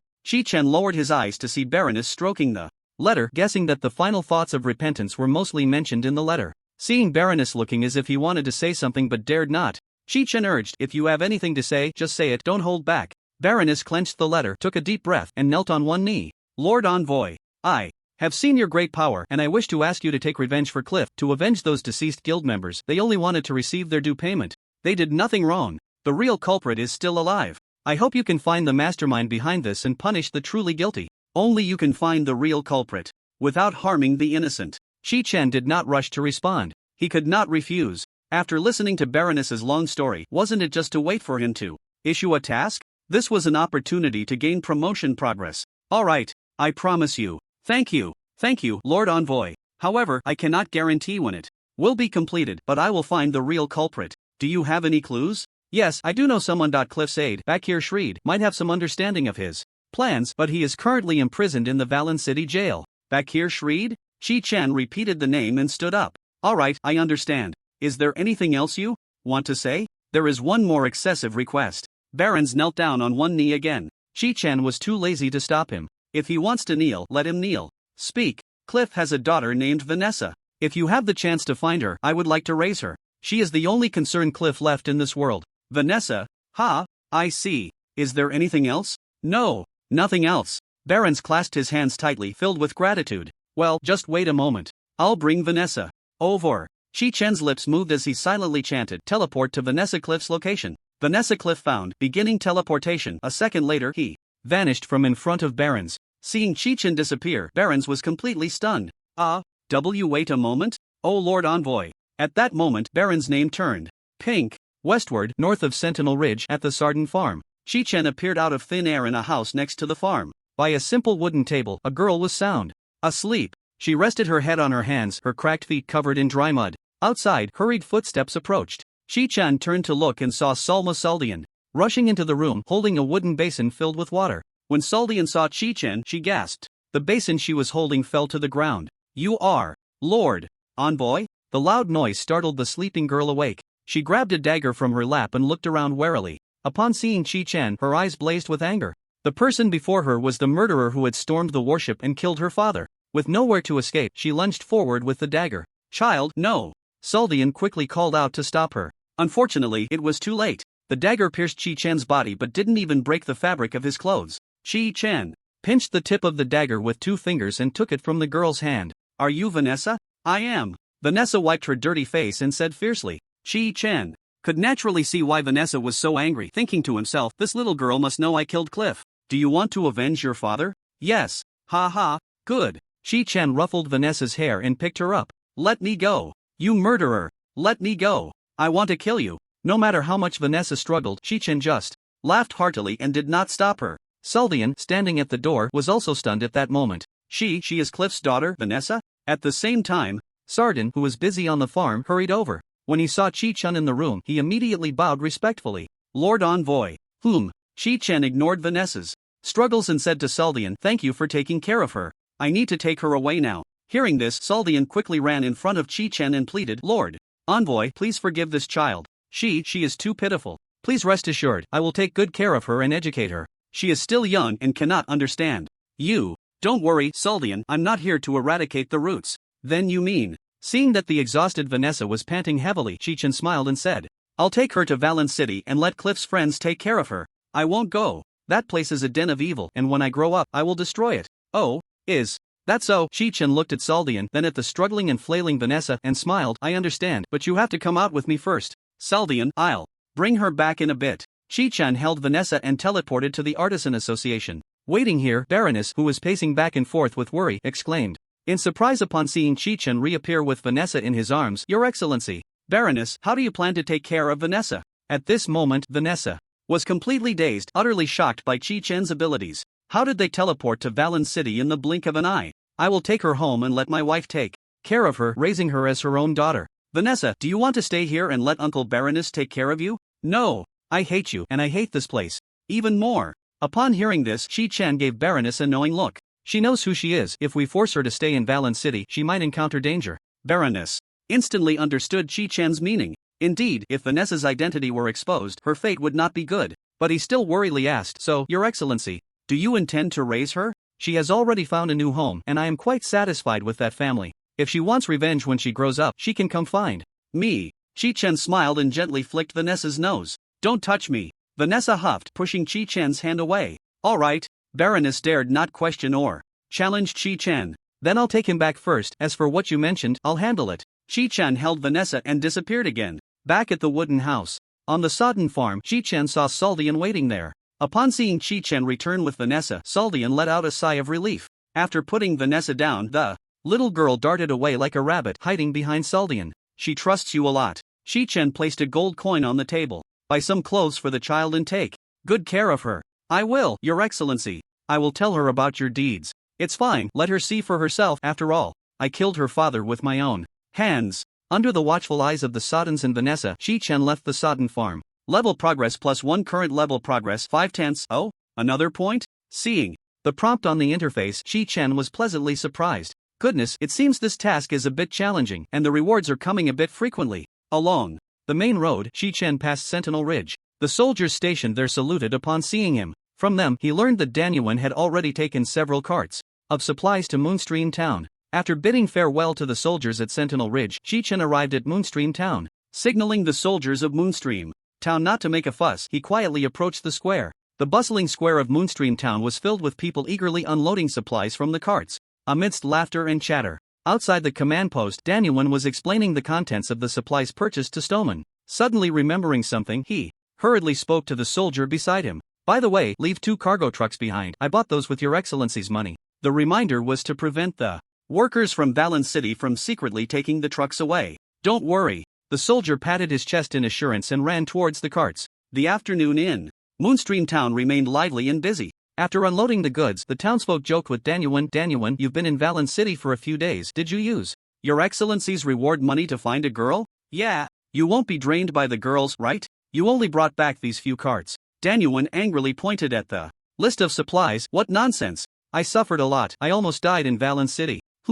Almost died in Valen City? How could this happen? The people, already starved for news, became even more interested and gathered around Danyuan. Even the officers like Stoneman felt curious. Danyuan deliberately teased everyone's curiosity and walked over to the delivery workers who were unloading and preparing to leave. He offered them a water bottle and said, "Friends, you've traveled all night and must be tired. Why not take a break?" "Sure, thank you." The delivery workers gulped down the water and sat down to rest. Indeed, the Westwood area, free from banditry, is full of hope. When I return, I'll discuss with my family about settling here. I hope to buy a piece of farmland. Buy? The farms here all belong to the divine envoy. You can only buy from him. Ha ha, there are plenty of abandoned farms here. You should come pick one soon, or we'll snatch them all up. After joking with the workers from Valen City, everyone surrounded Danyuan again. Quick, tell us what happened in Valen City. Yeah, when the divine envoy saw you weren't coming, he teleported to find you, which made us very worried.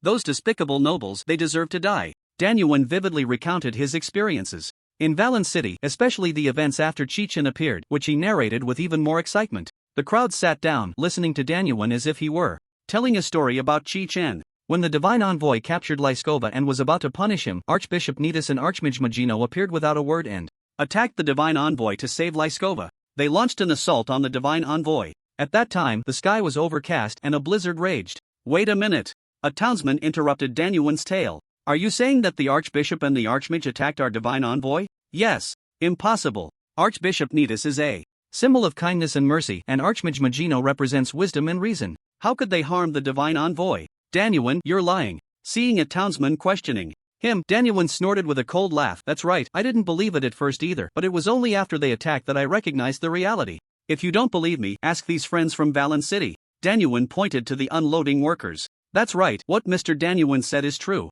The Archbishop and the Archmage indeed attacked the divine envoy. However, the divine envoy's strength far surpassed theirs, easily defeating the Archbishop and the Archmage. Upon hearing this, the townspeople gasped in shock. What? Defeated? The divine envoy killed the Archbishop and the Archmage? They couldn't believe that Chi-Chen had actually killed the high-ranking Archbishop and the Archmage of the Valen City Mage Association. Ha ha, of course. But he quickly resurrected them. He gave the two of them a profound lesson. Yes, the Archbishop and the Archmage planned to protect Duke Lyskova, which truly disappointed us. Long live the divine envoy. Long live the divine envoy. Among the townspeople, someone led the cheer, causing everyone to join in the celebration. Once everyone calmed down, another person asked, "But we all know Duke Lyskova's crimes, and I believe the Archbishop knows too, so why would he still protect the Duke?" Fool! The Dukes provide the Archbishop and the Archmage with a comfortable living. They must be on the same side. Who cares about us? Yes, I heard that the nobles offer the Archbishop divine protection money and various gems every year.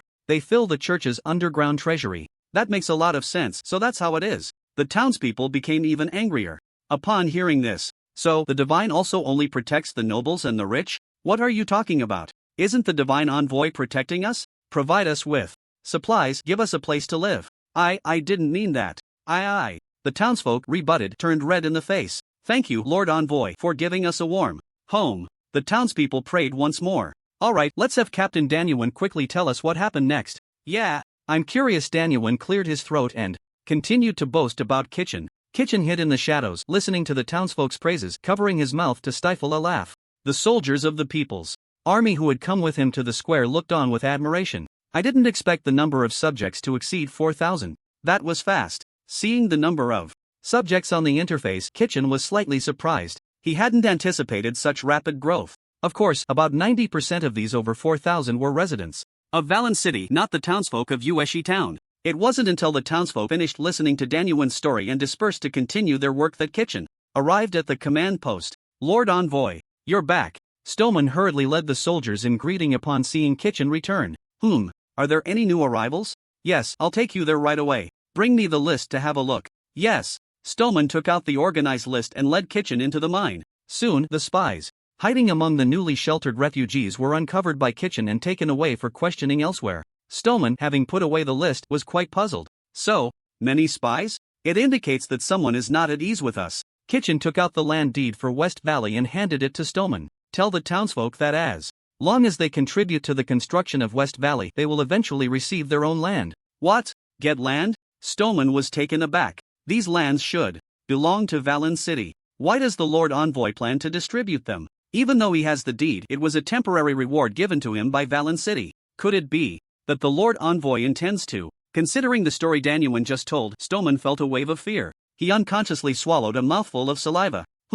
Regardless of gender, anyone who contributes can obtain land. You go ahead and draft the specific details, then submit them to me for review. Yes. Stoneman accepted the task, feeling extremely excited. Suddenly, he thought of something and hurriedly asked, Lord Envoy, what should we do with the warship parked in the cave? We have already started training sailors as you requested. However, there are still many functions we haven't figured out. The warship? Chi-Chen smiled calmly. In a few days, someone should be coming. Just make sure to receive them well. Yes. Stoneman quickly agreed. The person Chi-Chen referred to was Huhou. Huhou could not only repair war golems but was also skilled in various equipment manufacturing. If he could join, the armed forces here would be greatly strengthened. Continue searching for the refugees scattered outside. Yes. Chi-Chen thought for a moment and then asked, are there any unresolved hazards or bad rumors in the vicinity? Currently, there are none. After giving a few more instructions to Stoneman, Chi-Chen left Yueshi town alone. He needed to meet with Bakir Shreed from Valen City Prison. Teleport to Bakir Shreed's location. Starting to locate Bakir Shreed, unable to confirm Bakir Shreed's location, unable to teleport, can't find Shreed? Seeing the information on the interface, Chi-Chen had a guess in his mind. Is he dead? Considering the poor sanitary conditions in the dungeon, he felt it was quite possible. Teleport outside Valen City Prison. Starting transmission, Chi-Chen felt a flash before his eyes, and he found himself back in the prison of Valen City. As soon as he appeared, he heard a clatter of metal armor. The guards outside the prison cautiously retreated, looking at Chi-Chen with fear. Lord Envoy? Why are you here? Again? The guard who spoke had a trembling voice, revealing his inner terror. They had witnessed Chi-Chen's magic firsthand and dared not provoke him. Chi-Chen turned to look at the speaker and noticed that this person wore armor that was more exquisite than that of the other guards. Are you the warden here? Why yes, the warden gulped down a mouthful of saliva, barely managing to respond calmly. What's your name? My name is Selvat, Lord Envoy. Is Shreed dead? At this, Selvat's heart trembled, and after gathering his courage and taking a few deep breaths, he answered in a low voice. Why yes. Shreed's injuries relapsed last night and he has died. Oh? Chi-Chen narrowed his eyes at Selvat, causing the warden to shudder in fear. Where is his body? It's already been burned. Burned? Could it be to silence him? It seems the mastermind behind this is not simple. They did a clean job. Chi-Chen had already formed a guess in his mind. Most likely, after he killed Lyskova, it startled the person behind the scenes. To quickly clear the suspicion, they dealt with anyone who could potentially cause trouble. However, through Selvat's words, Chi-Chen caught a point of suspicion. He stood outside the prison, beginning to ponder. First, Shreed definitely had a significant secret. He was just a prisoner locked up in a cell. How much power could he possibly have? If it really involved Cliff with serious crimes, he should have been executed, and there would be no reason to keep him alive. Why claim that his injuries relapsed and he died of illness? This was clearly a cover-up. The warden Selvat's earlier words were likely a slip of the tongue due to panic or a lie. If Shreed couldn't leave the dungeon yet had a significant secret, then there should be an intermediary who could provide him with information from the outside or relay intelligence to him. Show me the visitor list. Ha? The list? You don't have the authority to view the list. Upon hearing this, Selvat panicked, instantly breaking into a cold sweat, nervously avoiding Chi-Chen's gaze. Seeing this, Chi-Chen's suspicions were further solidified. He walked into the prison office and saw a stack of documents piled on the table. A nearby guard attempted to step forward to stop him but was frightened away by Chi-Chen's gaze. Chi-Chen flipped through the dirty documents and found a thin booklet that was moldy and stained with blood.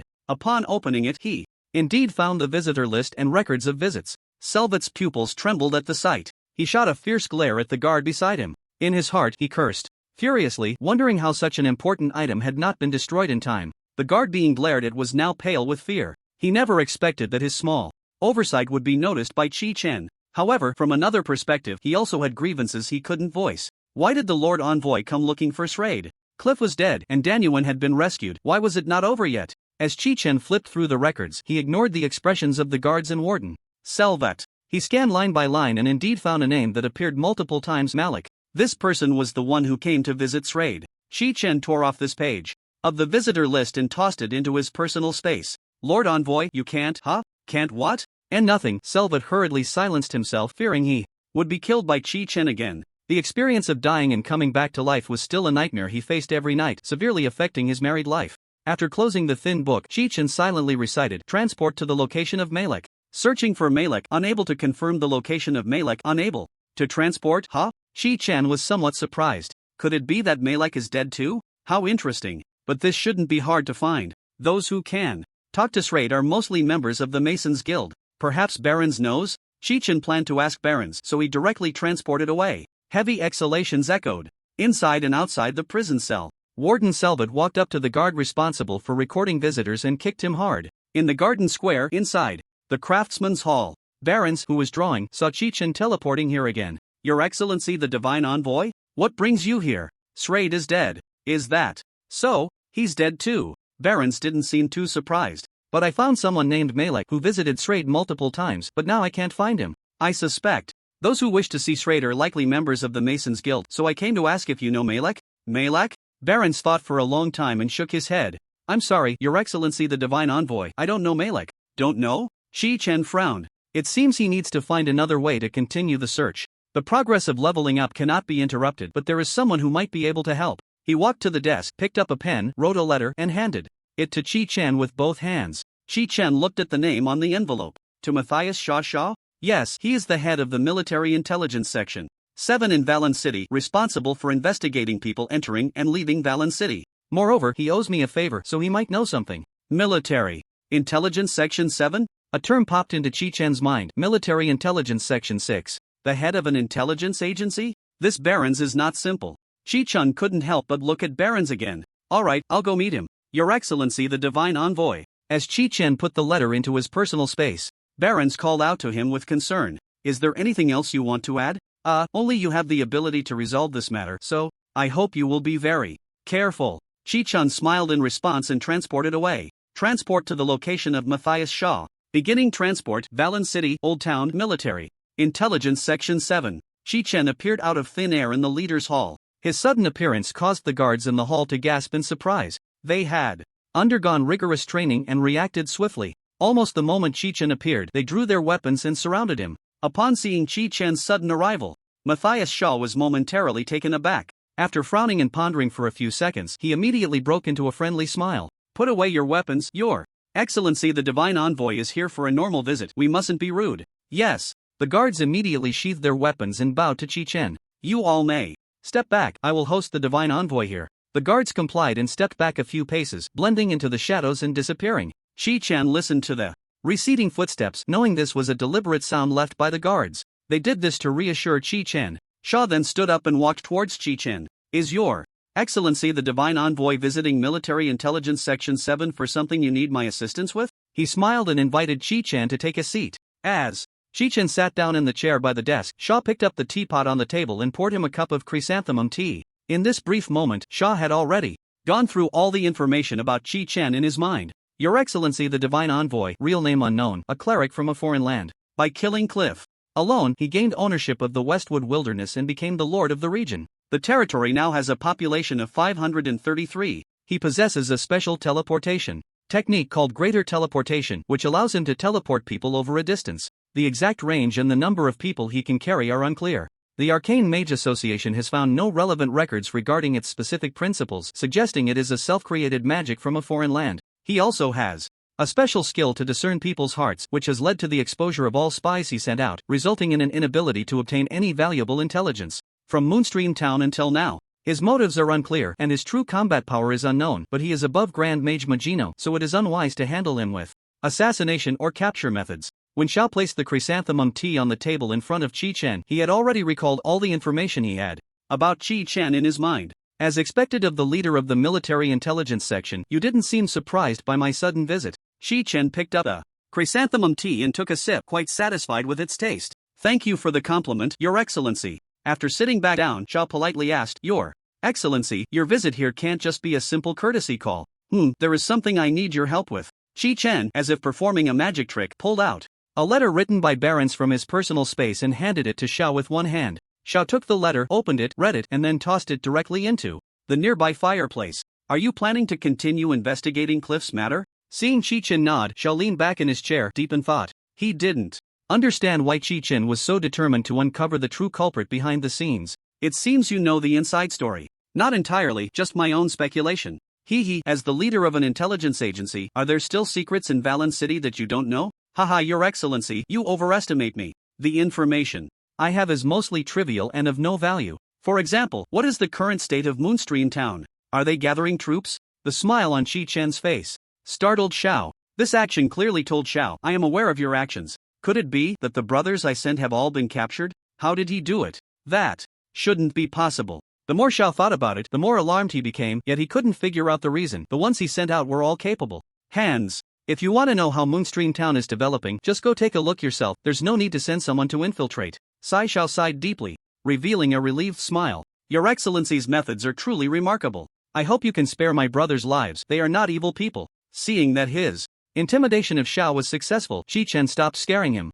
I will let them go after I return tonight. Thank you. I promise that nothing like this will happen again in the future. Alright, Chi-Chen raised his hand to interrupt. Tell me about Malric, share all the information you have. Xiao opened a drawer, took out a thick stack of files, and flipped through them until he found a piece of paper. Malric is an assassin. His real name is Marcin, and he was hired by Lord Leskova. Noticing Chi-Chen's eyebrows raise slightly, Xiao continued with a smile. That's right, the Duke you executed publicly, the most notorious noble in Valen City.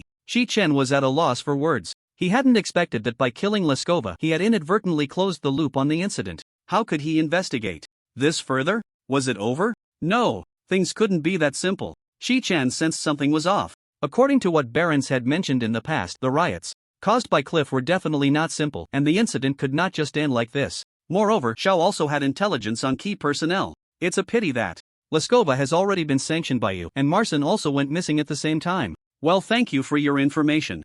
Chi-Chen stood up, but I'm curious why you let him go. My duty is to protect the safety of Valen City. Without solid evidence, I won't easily disturb the target. Of course, that's because we don't have the powerful abilities like the Divine Envoy. Is that so? Well, thank you for the information. I will visit again when I have the chance.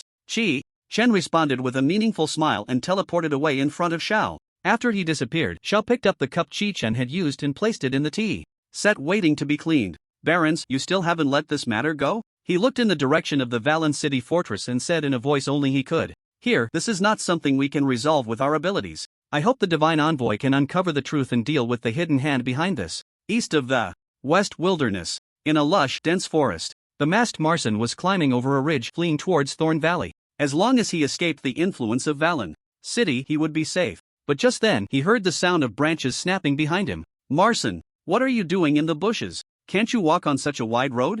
Marcin was startled and quickly turned around. When he saw that the person who had suddenly appeared was Chi-Chen, his hair stood on end in fear. Divine Envoy. Sir, you know me too? How could Marcin not know who Chi-Chen was? When Lyskova was captured, he rushed to the scene immediately and blended into the crowd. When he saw Chi-Chen easily kill Nidus and Magino, he knew Lyskova was doomed. So, to save himself, he decided to run away. He just didn't expect to still be found by Chi-Chen. Marcin, do you want to die or live? Chi-Chen asked with a smile. Just as Chi-Chen found Marcin in the Valen City fortress in the council chamber, the nobles were having a heated discussion. Why should we give our land to a foreigner? He has no right to the land. The West Wilderness belongs to Valen City. It is ours. Count Presto, you must give us a satisfactory explanation. That's right. You must clarify why you want to give the territory to him. That land was bought by my grandfather for 100 gold coins. Bang! A portly middle-aged noble slammed the deed heavily on the round table. Presto sat in the chair of the speaker,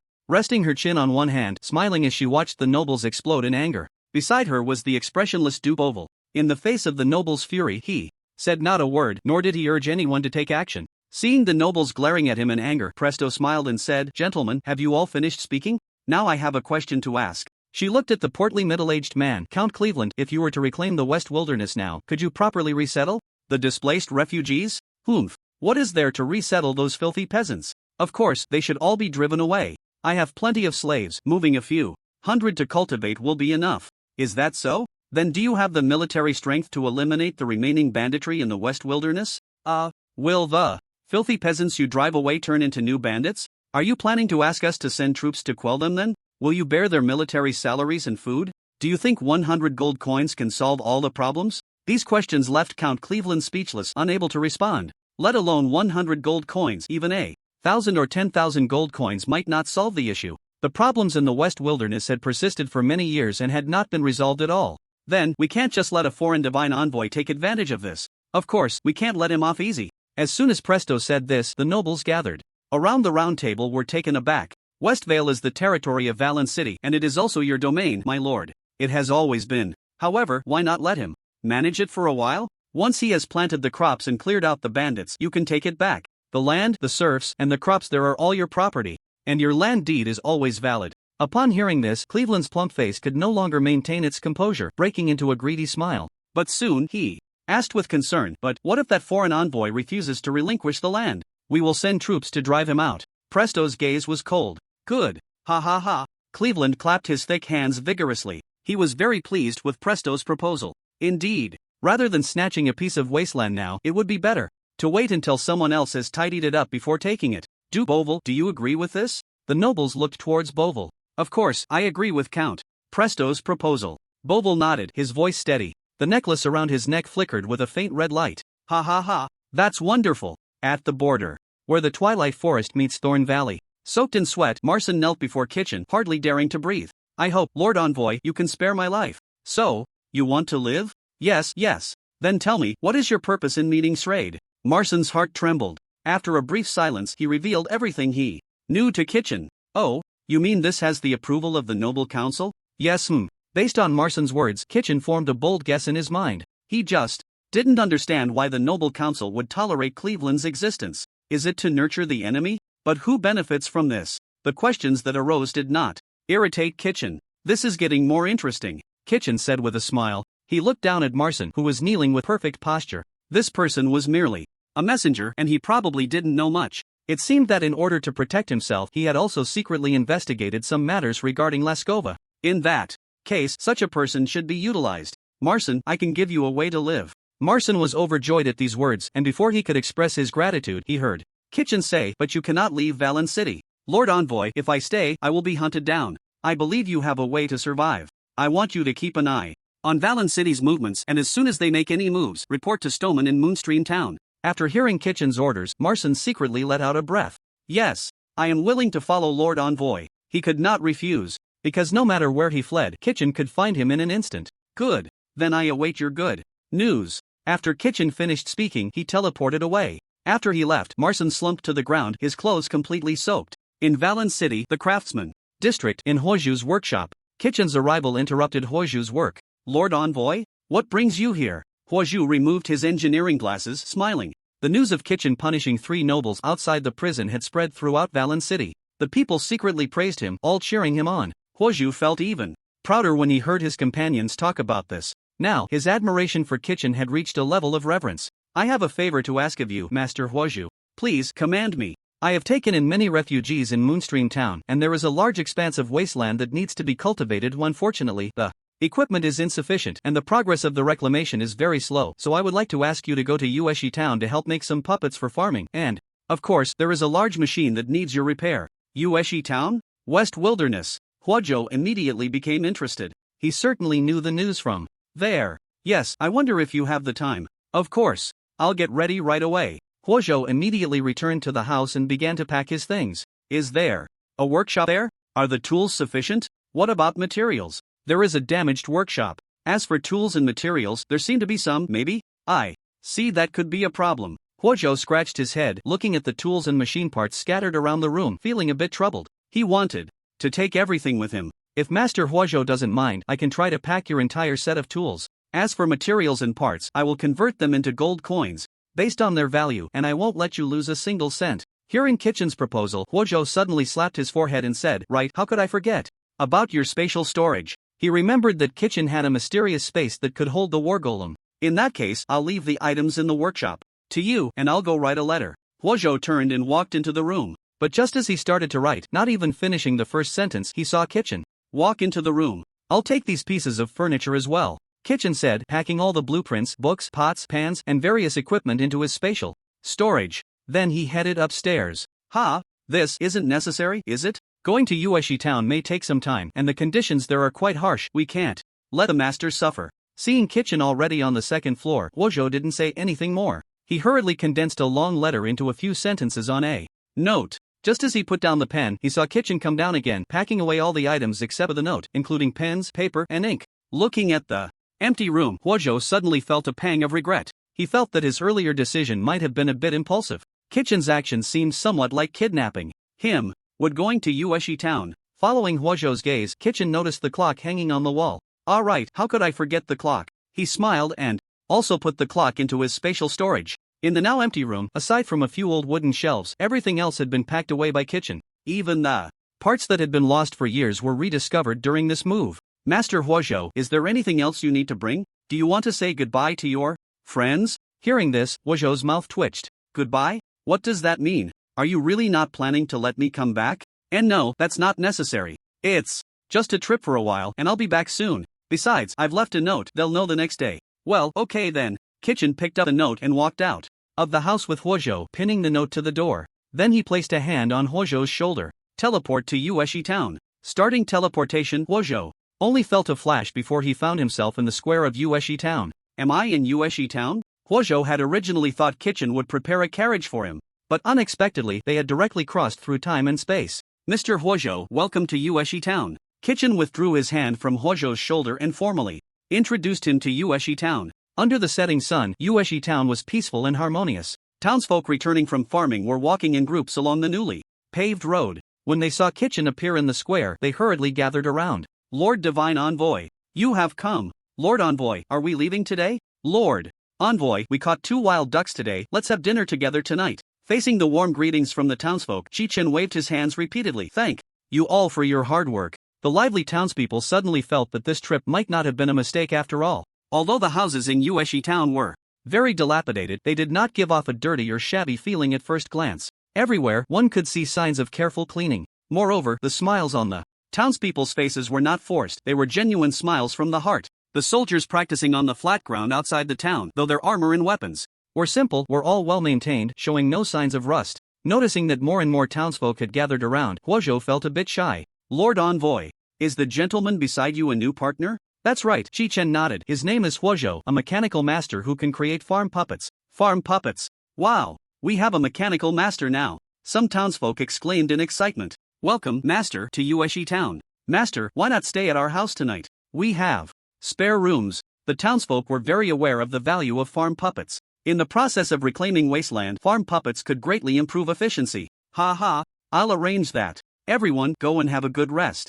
Just as the townsfolk began to disperse, they saw Rennie running over, holding up her skirt. Lord Envoy, what would you like to eat tonight? I'll prepare it for you right away. After politely greeting Huozhou, Rennie looked at Chi-Chen with eager anticipation. I probably won't stay for dinner, so no need to prepare. Oh, really? Rennie's mood visibly dropped at his words. Huozhou observed the various reactions of the townsfolk and gained a new understanding of Chi-Chen. This vibrant Yueshi town was a first for him. He had traveled to many places and naturally understood the local customs and culture, but he had never seen a place as full of life and vitality as Yueshi town. After bidding farewell to Rennie, Chi-Chen took Huozhou to the command room. Upon entering, he saw Stoneman and Danyuan saluting him. Lord Envoy. The two spoke loudly, especially Danyuan, whose gaze towards Chi-Chen was filled with reverence and admiration. Let me introduce you to this gentleman beside me, Master Huozhou. Huozhou stood up in response and waved slightly to the two. Master Huozhou? Is it really you? Stoneman was extremely shocked. Chi-Chen had just mentioned the idea and brought him here directly? The efficiency was astonishing. Master Huozhou? Danyuan was equally astonished. He clearly did not understand what was happening. From now on, we will be working together, so if you have any ideas, don't keep them to yourselves. Be sure to communicate openly and work quickly to develop Yueshi town. Yes. Then, Chi-Chen introduced Huozhou. Stoneman is the commander of the People's Army and also serves as the mayor of Yueshi town. If you have any requests, feel free to ask him. If he is busy, just find Danyuan. Okay. After Huozhou sized up the two, he looked at the documents laid out on the table. The two commanders are busy, so I won't disturb you. I'll just take a stroll around the town. No. As the three exchanged pleasantries, Chi-Chen picked up the documents on the table. This is the land allocation plan? You worked quickly on this. Stoneman hurriedly began to explain. Yes, based on the Lord Envoy's ideas, we have already set up a rough allocation plan and are preparing to have you review it once it's completed. Upon hearing this, Huozhou perked up his ears, intrigued. What is the land allocation plan? Huozhou was very interested in the land allocation plan and instantly became enthusiastic. Danyuan could no longer contain his excitement and enthusiastically introduced to Huozhou, the divine envoy has obtained the rights to the West Valley from the council and has decided to distribute the land to every townsfolk. Distribute to the townsfolk? Yes, all of it. After spending these few days together, Chi-Chen had gained some understanding of the man's continent. The civilization in this world was still in a feudal serfdom system where the people and the land belonged to the nobility. He planned to break this rule and distribute the land. Astonishment, shock. Huozhou took the document Chi-Chen handed over, read it carefully, and widened his eyes as he looked at Chi-Chen. The so-called commoners and slaves could actually own their own land? Mr. Huozhou, please make sure to create more puppets to assist the farmers in their work. Sure, I will do my utmost. Huozhou handed the plan to Stoneman, increasingly admiring Chi-Chen. Perhaps this foreign divine envoy could truly change the atmosphere of Valen City and make the human race stronger. He thought to himself. Alright, Master Huozhou and I will go check out his workshop. You all continue with your tasks. I'll go with you. Danyuan, you keep organizing the plan. After Stoneman spoke to Danyuan, he followed Chi-Chen out of the command room. Outside, Chi-Chen signaled for Cullen, who had been waiting here, to join them as they headed towards the mine. The pit had been cleaned over the past few days and was free of filth. The torches lit along the way illuminated the mine tunnel. This is truly an excellent refuge, Huozhou observed along the way. Deep in thought, once the puppets are built, I will start transforming this place. Of course, I need to reinforce the mine tunnel first and then install lighting along the way. He had already considered himself a part of Yueshi town. Upon arriving at the smelting room, Huozhou was once again awed by the towering furnace. Before him, the furnace had currently stopped operating and had completely cooled down. Divine Envoy, didn't you say that the workshop in Yueshi town was severely damaged? How come I find this place even more complete than my workshop? It's best if you like it here. Once I familiarize myself with the layout, I can start working. Seeing that Huozhou was very satisfied, Chi-Chen immediately opened his personal space and took out all the tools and various items from Huozhou's room. Stoneman, Cullen, and the accompanying soldiers quickly joined in to help organize and move the items. Cullen, from now on, you will be responsible for taking care of Master Huozhou. Yes. Cullen accepted the order. After Chi-Chen finished speaking, he opened the door leading to the cave and said to Huozhou, Master Huozhou, there's one more thing I need your help with, please follow me. Huozhou set down the tools in his hands and immediately followed. When he and Stoneman arrived in the cave, a massive warship came into view. A warship? Huozhou was once again stunned. That's right. It's the warship that Cliff secretly built before. I hope Master Huozhou can try to repair the warship in his spare time. It sustained considerable damage in the previous battles. Divine Envoy, you don't mean to launch an attack on Valen City, do you? No, I wouldn't do such a thing. However, I need the means to protect myself and safeguard the townsfolk of Yueshi town. Stoneman also stepped forward, saying, the Divine Envoy is considering the long term. There are some situations I will explain to you in detail. Please trust us, Master Huozhou. I have no doubts about the Divine Envoy, just a bit surprised. Upon boarding the warship and seeing the soldiers training there, Huozhou spoke seriously, Divine Envoy. For such a massive project, I need to select a few townsfolk as assistants and apprentices. Of course, you can make any requests to Stoneman. Huozhou did not say much more. He did not rest but immediately returned to the smelting room to immerse himself in the design of the puppets. After parting ways with the fire axes, Chi-Chen and Stoneman returned to Moon Creek town. Stoneman, once the farmland is cleared, gather the townsfolk to strengthen the combat power of the people's army. Rest assured, my lord, I have already begun preparations. With the addition of the fire axis master, progress will be even smoother. However, Stoneman looked somewhat worried. Are we really going to war with Valen City? Get ready, arm yourselves as soon as possible and enhance your combat capabilities. Chi-Chen then shared the intelligence he had obtained from Marsong with Stoneman. No wonder. Stoneman gritted his teeth. He instantly understood why Valen City had been so slow to send troops to support the people's army. They never intended to support you from the beginning. A surge of hatred welled up from the depths of his heart. At that moment, Stoneman wished he could personally wield a knife and wipe out the scoundrels of the Noble Council. I have instructed Marsong to secretly gather intelligence. Make good use of him. Yes, build Moon Creek Town well. This is fundamental. Seeing that Moon Creek Town was already on the right track, Chi-Chen left with satisfaction. Before it got completely dark, he returned to the Craftsmen's Association. Upon seeing Chi-Chen's sudden appearance, barons had already grown accustomed to it. Welcome, my lord. I have met with Marsong. Chi-Chen briefly mentioned Marsong's situation to barons. After listening, barons was first shocked by Chi-Chen's efficiency. Then he was stunned by the intelligence conveyed by Marsong. The reason I did not follow Cliff and chose to accept the position of city architect was precisely because I disagreed with Cliff's views. It turns out, the nobles had long been aware of his every move. Baron shook his head with a bitter smile. He did not understand why the Noble Council would do such a thing. And your appearance, my lord, has disrupted their plans. I wouldn't say I've disrupted their plans. Chi-Chen looked towards the fortress, revealing a meaningful smile. My current position is merely a replacement for Cliff. The master of West Valley has changed from Cliff to me.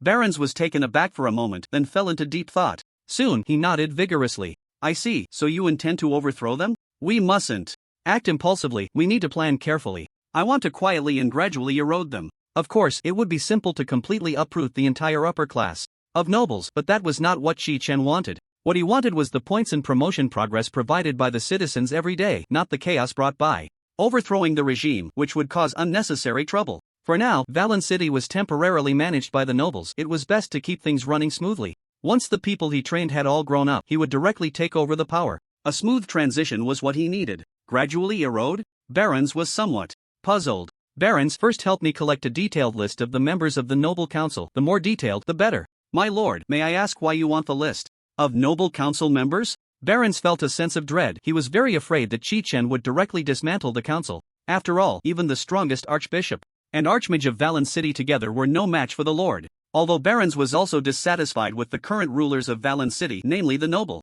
council, believing they were corrupt and indifferent to the suffering of the people. He did not wish for a change in rulers, especially not to a foreigner. That was something he absolutely could not accept. What? Do you think I will seize the throne of Valen City? Noticing Chi-Chen's sharp gaze, Barons lowered his head in guilt.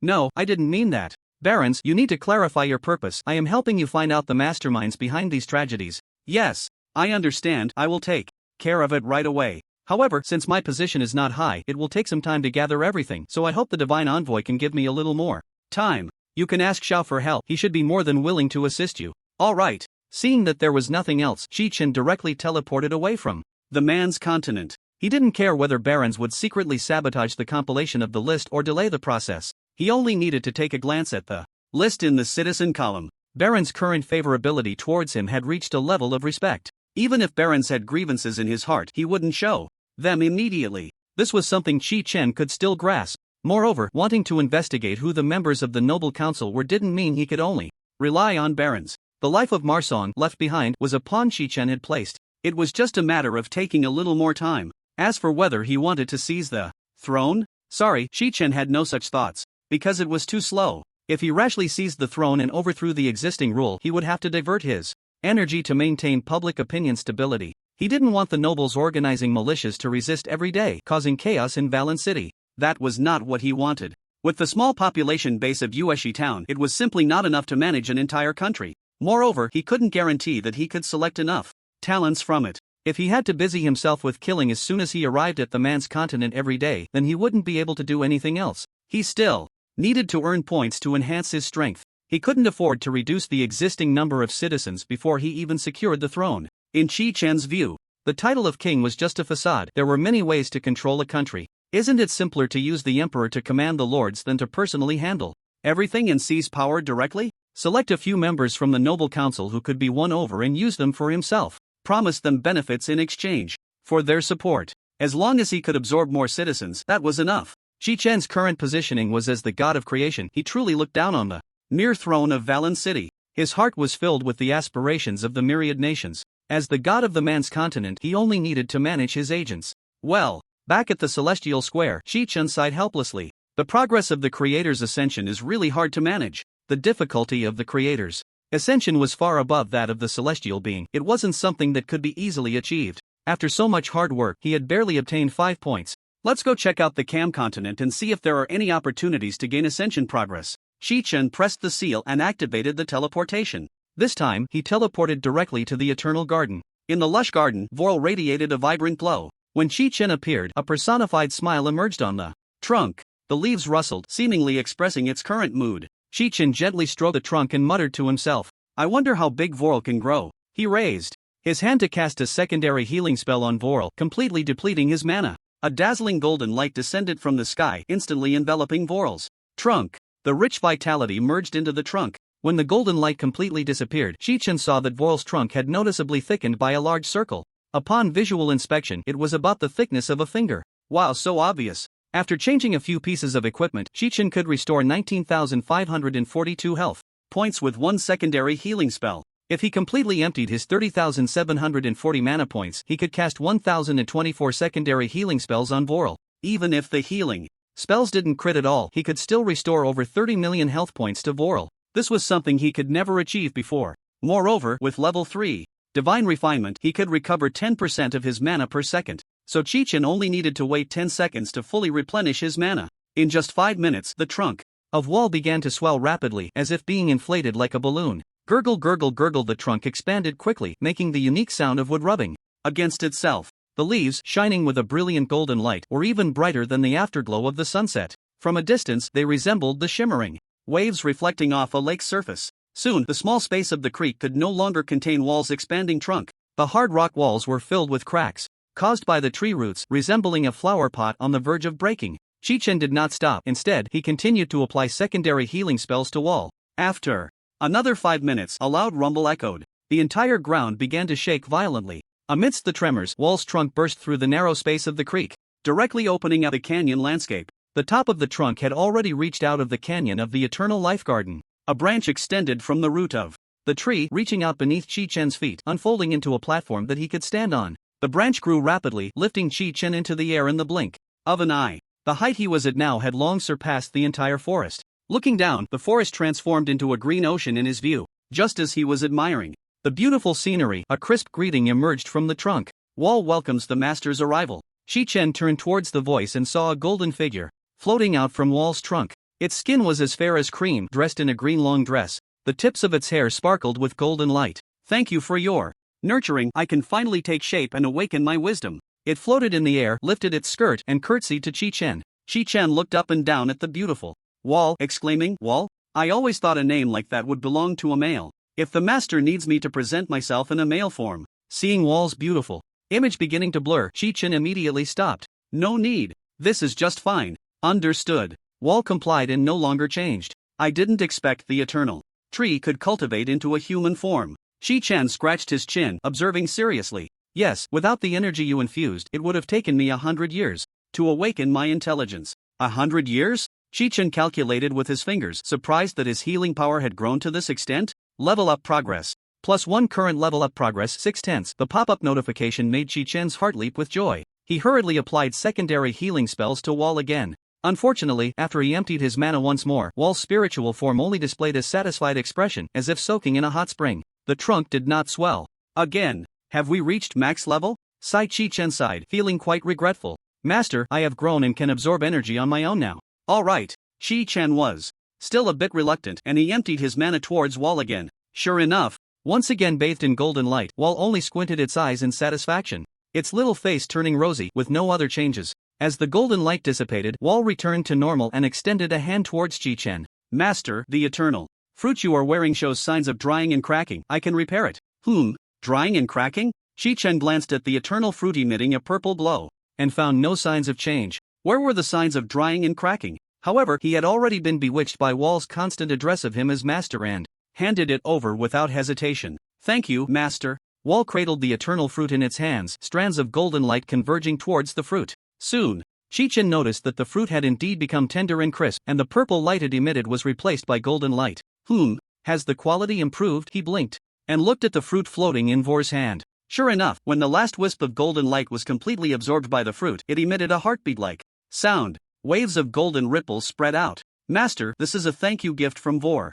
Chi-Chen hurriedly caught the drifting, eternal fruit. Whoosh! The golden light flew into Chi-Chen's personal space. Chi-Chen opened his personal space to take a look. Eternal fruit, quality, legendary, category, accessory, stamina +10%, spirit +10%, strength +10%, agility +10%. Effect 1. Each time a healing skill is cast, 10% of the healing amount will be converted into the life limit of the fruit bearer. This effect can stack up to 99 layers and can be overridden by higher healing amounts, with no duration limit. Effect 2. When the fruit bearer dies unexpectedly, they will immediately resurrect at the spot, with a cooldown time of 1 hour. During the cooldown period, each time the bearer casts a healing spell on themselves, they can reduce the cooldown time by 1 second. Hiss. Looking at the description of the fruit, Chi-Chen felt a bit dazed. It was the first time he had seen equipment of legendary quality. Moreover, the two effects of the fruit were somewhat overbearing. Chi-Chen skipped over the 10% increase in 4 attributes and directly focused on effect 1. As long as he cast a minor healing spell on himself, 10% of that spell's healing amount would be converted into his life limit, stacking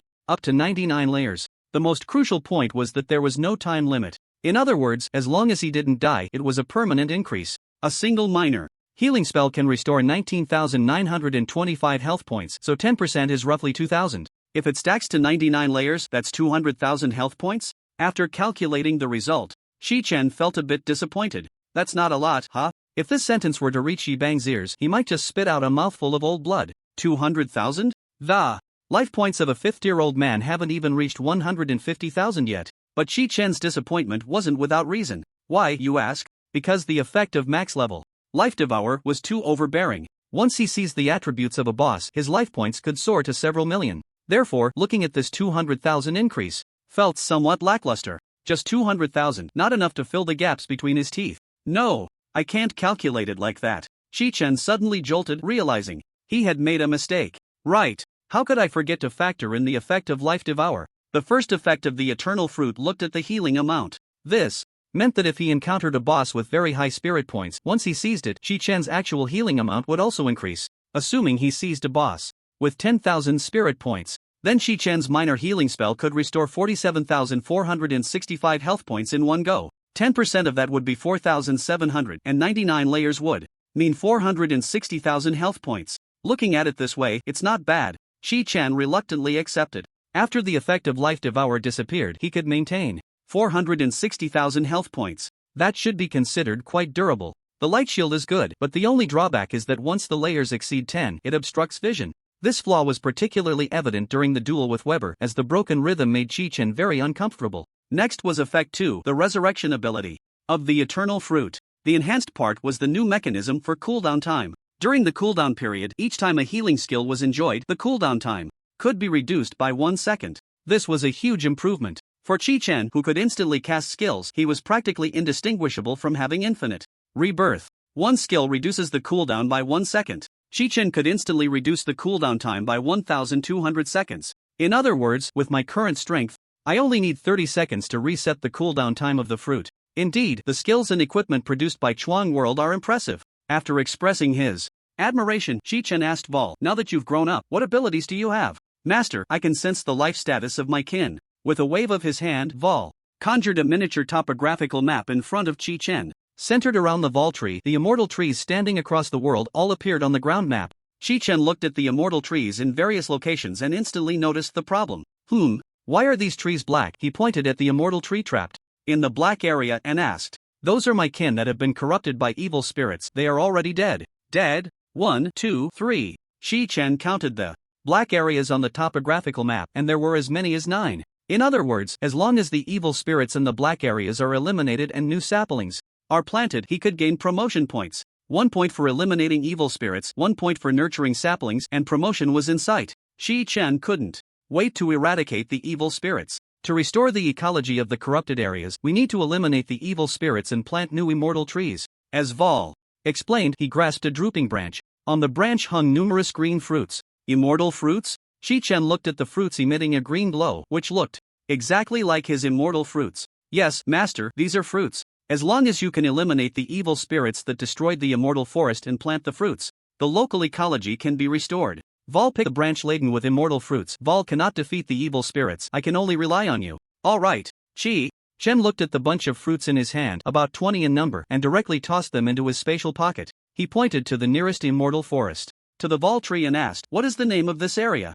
"I don't know." You don't know the name?" Chi-Chen felt a bit troubled. Without knowing the name, he couldn't teleport. Although he had seen the map provided by Fendi's, there were hardly any immortal trees marked on it. Moreover, there was still quite a distance to the forest Chi-Chen intended to go to. "I can only sense the presence of my kin, but I don't know their names. They have not yet developed intelligence and cannot communicate with me." "I see." Chi-Chen thought for a moment and decided to find Fendi's. Since he couldn't go directly to the target location, he would have to explore the map first. Just then, a few shouts came from the roots of the Vol tree. "Is it the High Priest?" Chi-Chen recognized the voice as that of Priest Pizes. It turned out that the commotion caused by Chi-Chen while nurturing Vol was too great. Even Fendi's territory felt a noticeable tremor. Once everyone calmed down from the panic, they all noticed the towering Vol tree. Fendi's and Andra had to stay behind to soothe the emotions of the people in the territory, so they could only send Pizes alone to check the situation. Upon arriving at the base of the tree, Pizes naturally saw the changes in the area. The only one who could make the Vol tree grow instantly was the High Priest.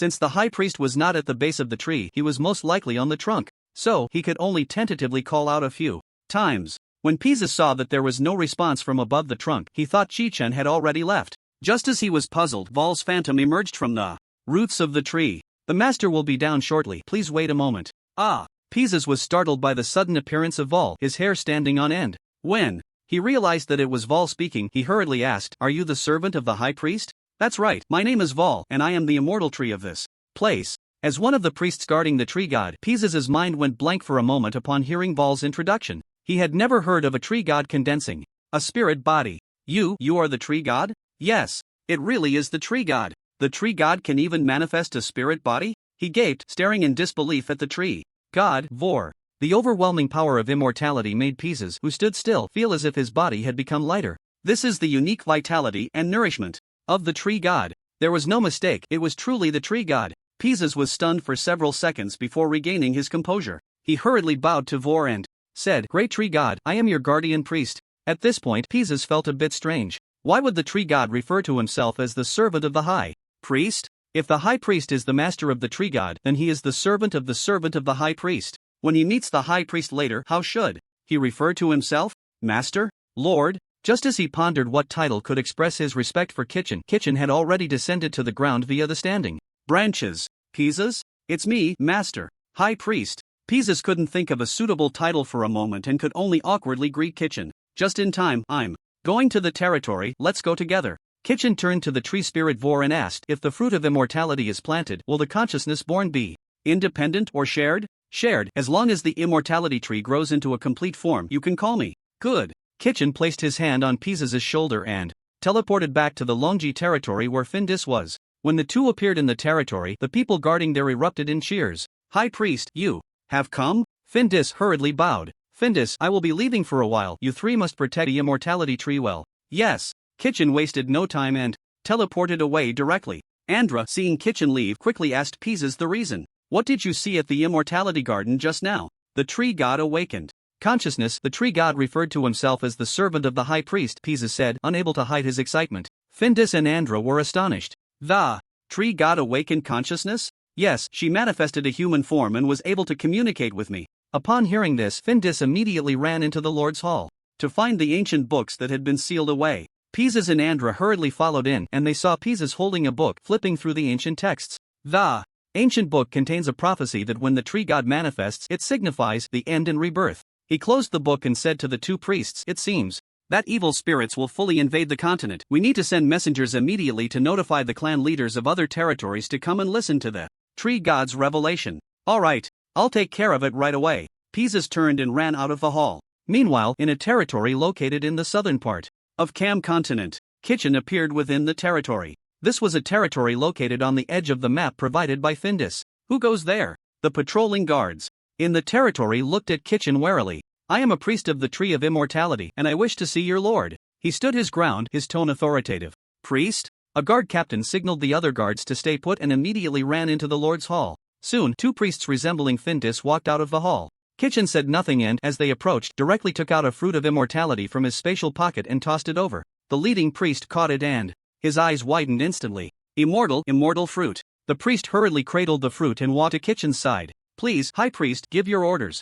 After securing the fruit, Chi-Chen commanded, "I want to see the map of the surrounding territory." "Yes." Even though Chi-Chen did not display any priestly magic, the guards in the territory dared not show any disrespect. They hurriedly dispersed, escorting Chi-Chen into the Great Hall. Within a few minutes, Chi-Chen found the area he had chosen. He memorized all the place names marked on the map and returned it to the priest beside him. Teleport, Morning Dew Garden. Starting teleportation. Then, in front of the two priests and the guards, he directly teleported away. "Oh, is this the high priest? It seems we still need to work hard to study and strive to master the divine skills soon." That's right. The two priests were extremely excited. When Chi-Chen appeared outside the Morning Dew Garden, a burnt smell assaulted his senses. Looking around, charred corpses lay everywhere. Scattered throughout the garden, incomplete bodies were surrounded by various weapons. They all faced the center of the garden, where the eternal tree had long since turned to charcoal. Beside the tree, a giant flame evil spirit stood guard. Threads of life floated out from the eternal tree, merging into the body of the evil spirit.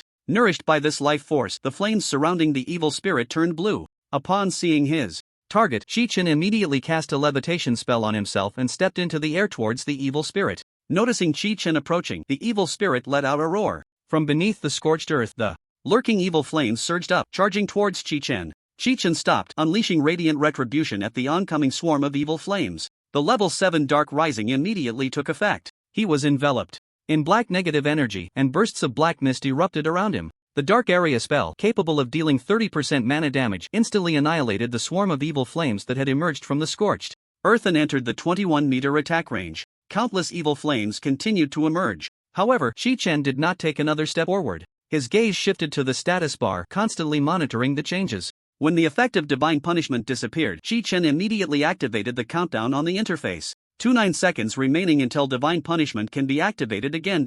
He needed to kill the flame evil spirit the moment he regained the effect of divine punishment in 30 seconds. Divine punishment, will of light, descending divine punishment. Activating the 9-layer specialization of the priest, gaining the power of divine punishment every 30 seconds, increasing critical hit chance by 20% for 5 seconds. To 0 seconds remaining. Chi-Chen stood outside the garden, casting radiant retribution at the surrounding swarm of evil flames. The swarm of evil flames fell like crashing waves, collapsing at a distance of 21 meters from Chi-Chen. 10 seconds remaining.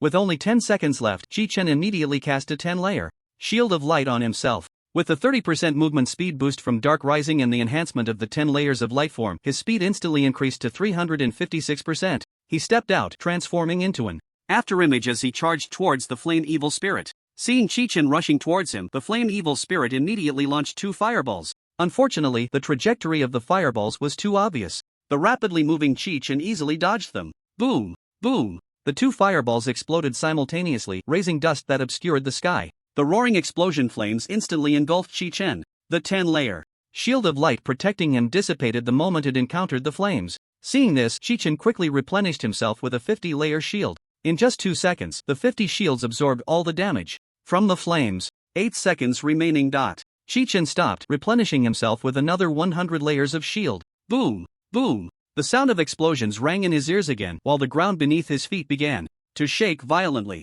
The flame evil spirit launched 2 more fireballs, accurately hitting Chi-Chen. The searing flames instantly engulfed him. Not bad. It seems the evil spirit's spirit value is quite high. Seeing the 100 layers of shield rapidly decreasing, Chi-Chen nodded in satisfaction. 3 seconds remaining. With only 10 layers of light shield left, he directly unleashed radiant retribution at the flame evil spirit. Bang! Bang! Bang! 11 radiant retributions were cast, and the flames surrounding the flame evil spirit were immediately extinguished. It transformed into a charred stone block, struggling a few times before shattering with a loud bang. Level up progress +1 current level up progress 6/10. However, Chi-Chen paid no attention to the prompt and instead focused on the floating status bar beside him. You have gained the power of divine punishment. Now's the time. Thud, thud, thud. Chi-Chen immediately cast a minor healing spell on himself. The flame evil spirit he had just killed was a magic-type evil spirit. Through Life Devour, Chi-Chen had plundered 35,000 points of mental value from the flame evil spirit. With less than 2 seconds remaining on the Life Devour effect, he immediately unleashed 99 minor healing spells on himself under the effect of divine punishment. Now, his minor healing spell could restore 116,242 points of health. After the 99 minor healing spells were cast in an instant, the effect of Eternal Fruit was triggered. Chi-Chen noticed that 99 layers of transparent golden body outlines suddenly appeared around him. When the golden body outlines merged into his body, he saw a 99-layer Eternal Fruit icon appear at the bottom of the status bar. The Life Devour effect disappeared. Divine Punishment effect disappeared. But his health value had changed from 12,170 to 2,302,839. Just as I thought. Seeing the increased health, Chi-Chen knew his idea was correct. A critical hit from the minor healing spell could deal 232,610 points of healing.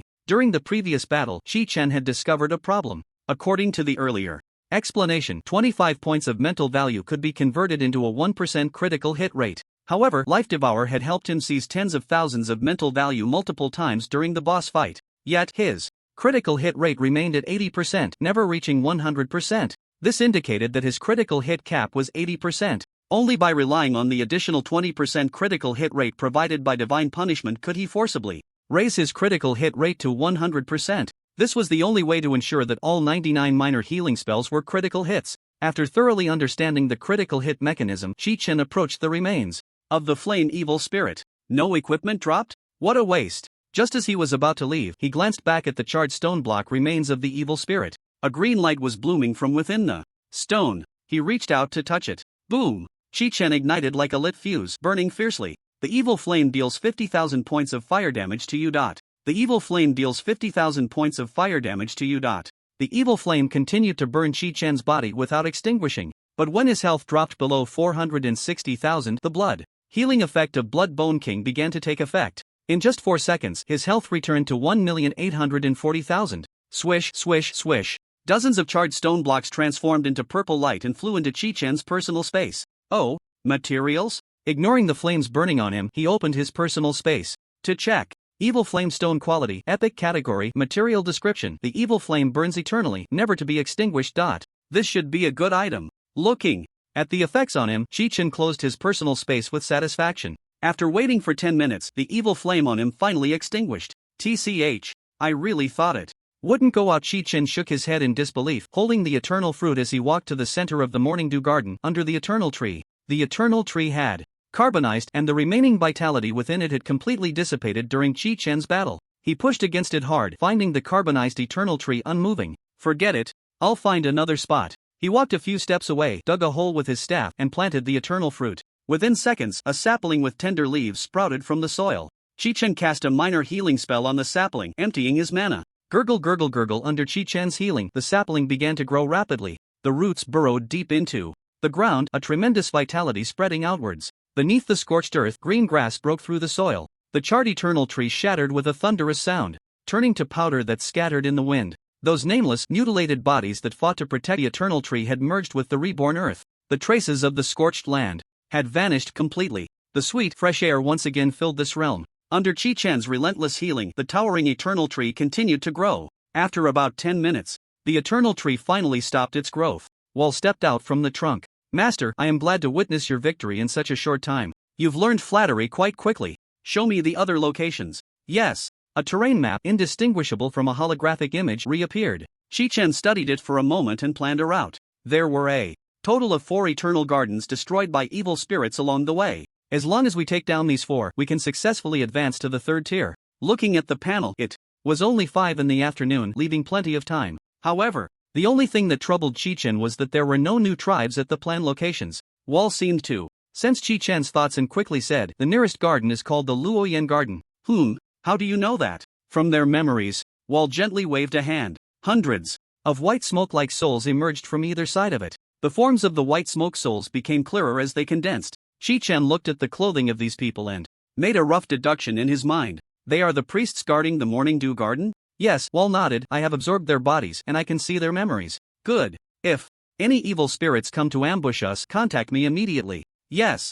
Chi-Chen silently recited Luoyan Garden and activated the teleportation again. Snap, snap. When Chi-Chen teleported outside Luoyan Garden, the first thing he felt was the slickness and mud beneath his feet. At the same time, the air was filled with a pungent, acrid smell and a foul odor. Looking around, he was met with writhing maggots. White maggots were piled together, covering the entire garden. Chi-Chen looked down at his feet and found them covered with maggots the size of his calves. 2 of them had even been crushed under his sudden appearance. The slick, muddy sensation was coming from the bodies of the maggots. Chi-Chen felt a chill run down his spine. In all the time he had spent in the celestial space, this was the first time he had encountered such a scene. Ugh! Chi-Chen felt his stomach churn violently, nearly vomiting up bile. He hurriedly cast a levitation spell on himself, trying to distance himself from the maggots beneath him. However, the maggots had already entered a state of alert. They all raised their front bodies and sprayed Chi-Chen with a stream of corrosive liquid. Sizzle sizzled. The acidic liquid clinging to his clothes began to evaporate rapidly, and the acidic gas seeped through the gaps in his gear, starting to corrode Chi-Chen's body. -1500, -1873, -3300. On the interface, the damage values began to flood the screen. Hundreds of maggots continuously spewed at him. The levitation effect disappeared due to the damage, and his health rapidly decreased. Seeing this, Chi-Chen immediately cast Radiant Punishment. The effect of Dark Awakening erupted, killing all the maggots within a radius of 21 meters in just 1 second. However, the corrosive liquid that clung to Chi-Chen's body did not disappear. It continued to inflict damage on him. Chi-Chen quickly activated 10 layers of shields, but the shields lasted less than 5 seconds before all dissipating due to damage absorption. Soon, his health dropped below 20%, triggering the blood healing effect. Chi-Chen's health entered a delicate balance. Waves of radiant punishment struck the writhing mass of maggots annihilating them all. Chi-Chen tried to move, but the ground beneath his feet was already covered in worm slime. He took a step and nearly slipped. Struggling to steady himself, he looked around. Soon, he found the decayed branches and rotten trunk of the eternal tree. Beneath the withered trunk, 2 black pupae were hanging. Their slender mouthparts were deeply embedded in the trunk. Noticing they were about 500 meters away, Chi-Chen did not rush to act. He continuously cast light punishment, clearing the nearby worms. Once the acidic liquid on his body had completely evaporated and the corrosive effect disappeared, Chi-Chen cast levitation on himself again and donned 10 layers of shields, rapidly floating towards the eternal tree. On the trunk of the eternal tree, the black shells of the 2 giant pupae deepened in color, appearing indistinguishable from the rocks. Chi-Chen's approach seemed to disturb them. Their worm-like abdomens began to twitch slightly, and the mouthparts embedded in the trunk started to vigorously absorb the life source of the eternal tree. Soon, the nearby maggot swarm sensed the signal emitted by the pupae and gathered towards them, intending to block Chi-Chen's approach. Looks like you 2 aren't full yet. Chi-Chen's speed was incredibly fast. In just 1 second, he dashed 200 meters. So much so that the dark surge, which erupted every second, couldn't clear the worms lining the path in time. However, it was precisely this high-speed movement that allowed Chi-Chen to leave those worms far behind, unable to attack him as they were left crawling slowly behind him. 200 meters. 100 meters. Whoosh! In less than 3 seconds, Chi-Chen stood between the 2 giant pupae. Just as he unleashed 11 strikes of light punishment on the pupae to his left, the one on his right suddenly exploded. A giant fly, dripping with slime, emerged from the pupal shell. However, it was a bit too late for it to emerge. At that moment, Chi-Chen had already finished casting 11 strikes of light punishment on the unbroken pupae. Simultaneously, he caught a glimpse of the fly's appearance out of the corner of his eye. The fly that had just emerged from the shell had its wings tightly folded and was desperately trying to spread them. Due to the tearing, it was covered in holes of various sizes. Its body, still partially attached to the pupal shell and not fully matured, was torn apart by the sticky threads, with slime flowing everywhere. Clearly, it had not grown into a complete fly. Instead, it had to force its way out of the shell to escape Chi-Chen's sudden appearance and avoid being attacked. Damn, it really is a fly. Chi-Chen looked at the fly covered in wounds, feeling increasingly nauseated. The pupae struck by light punishment trembled violently for a moment before falling silent. Chi-Chen's health points instantly rose from 2.3 million to 3.4 million, and his mana points increased to 1.2 million. Thanks to the effects of Life Devour, his attributes had finally received a comprehensive boost. Bang, bang, bang. Before he could make a move, the attack effect of the Dark Surge intensified again, dealing 360,000 spell damage to the fly every second. The giant fly, which had not fully emerged, was shredded by the swirling dark energy. For seconds later, the Life Devour effect disappeared. The giant fly that had emerged halfway from its shell was instantly killed. After the 2 giant flies died, Chi-Chen gritted his teeth and began to clear the swarm of maggots that had come running from all directions. After more than half an hour, by the time the sun set, Chi-Chen had completely cleared the maggots inside and outside the garden. Promotion progress +1, current promotion. Progress 7 out of 10, sigh, it really only gives 1 progress point. Chi-Chen had thought that restoring 1 garden would yield 2 progress points. Killing an evil spirit would give 1 point. And planting a tree would give another. So he thought that if he saved 3 gardens, he could advance to the 3rd tier. But unexpectedly, the reality was that he only received 1 progress point for killing the evil spirit, and the replanted eternal tree did not grant any. Wait. If I heal the eternal tree instead of planting the eternal fruit of Vol, will I be able to gain progress points? After this thought crossed his mind, Chi-Chen hurriedly floated back to the withered eternal tree. He tried to cast a secondary healing spell on the eternal tree. However, he found that he was unable to cast the spell. It felt as if he were talking to a stone. He carefully observed the eternal tree in front of him and immediately found the reason. It must be dead. Chi-Chen then attempted to cast a resurrection spell on the eternal tree but discovered that the spell still could not be cast. Forget it. Let's restore the ecology of this place first. Chi-Chen took out the eternal fruit and planted it, beginning to cast the secondary healing spell. About 15 minutes later, the second eternal tree finally grew into a towering tree. The land, filled with insect goo and the bodies of maggots, was absorbed by the lush tender grass that sprouted. Vol emerged from the trunk. Master, 3 kilometers west of the garden, there is a territory where you should be able to find information. Chi-Chen waved his hand, urging, show me the topographical map of the continent first. Yes. Vol displayed the entire continent's topography. Chi-Chen looked at the area where the eternal tree was located. The regions that had turned black indicated that the eternal tree was dead. Then, he noticed that surrounding the black areas, there were several areas of dark yellow with withered leaves. Just as I thought.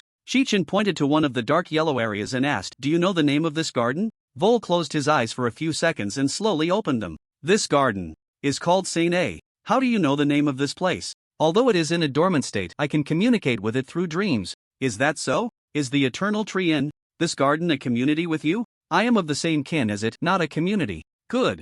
Chi-Chen immediately said, teleport to Sainte Garden. Teleportation starting. The Sainte Garden was in chaos. At the center of the garden, 4 priests guarding under the eternal tree were all injured. One of the priests had fainted due to severe injuries. He leaned against the trunk of the eternal tree, with strands of life flowing from the trunk, slowly healing his wounds. The other 3 were casting spells while directing the soldiers to fight against the demons surrounding the eternal tree. Behind the demons were humanoid apparitions dressed in black cloaks. These humanoid apparitions wore uniform attire, their faces shrouded in darkness beneath their hoods. Only a pair of pale, bony feet were exposed. The apparitions waved their hands, and streams of black mist floated out from their sleeves. The black mist gathered and quickly coalesced into large, strong demons. The newly formed demons roared as they charged towards the eternal tree. They swung their claws, slaughtering the soldiers outside the eternal tree as if they were mowing grass. The 3 priests, seeing the endless reinforcements of the demon army, could only grit their teeth and continue fighting. The sounds of battle around them were gradually replaced by desperate screams.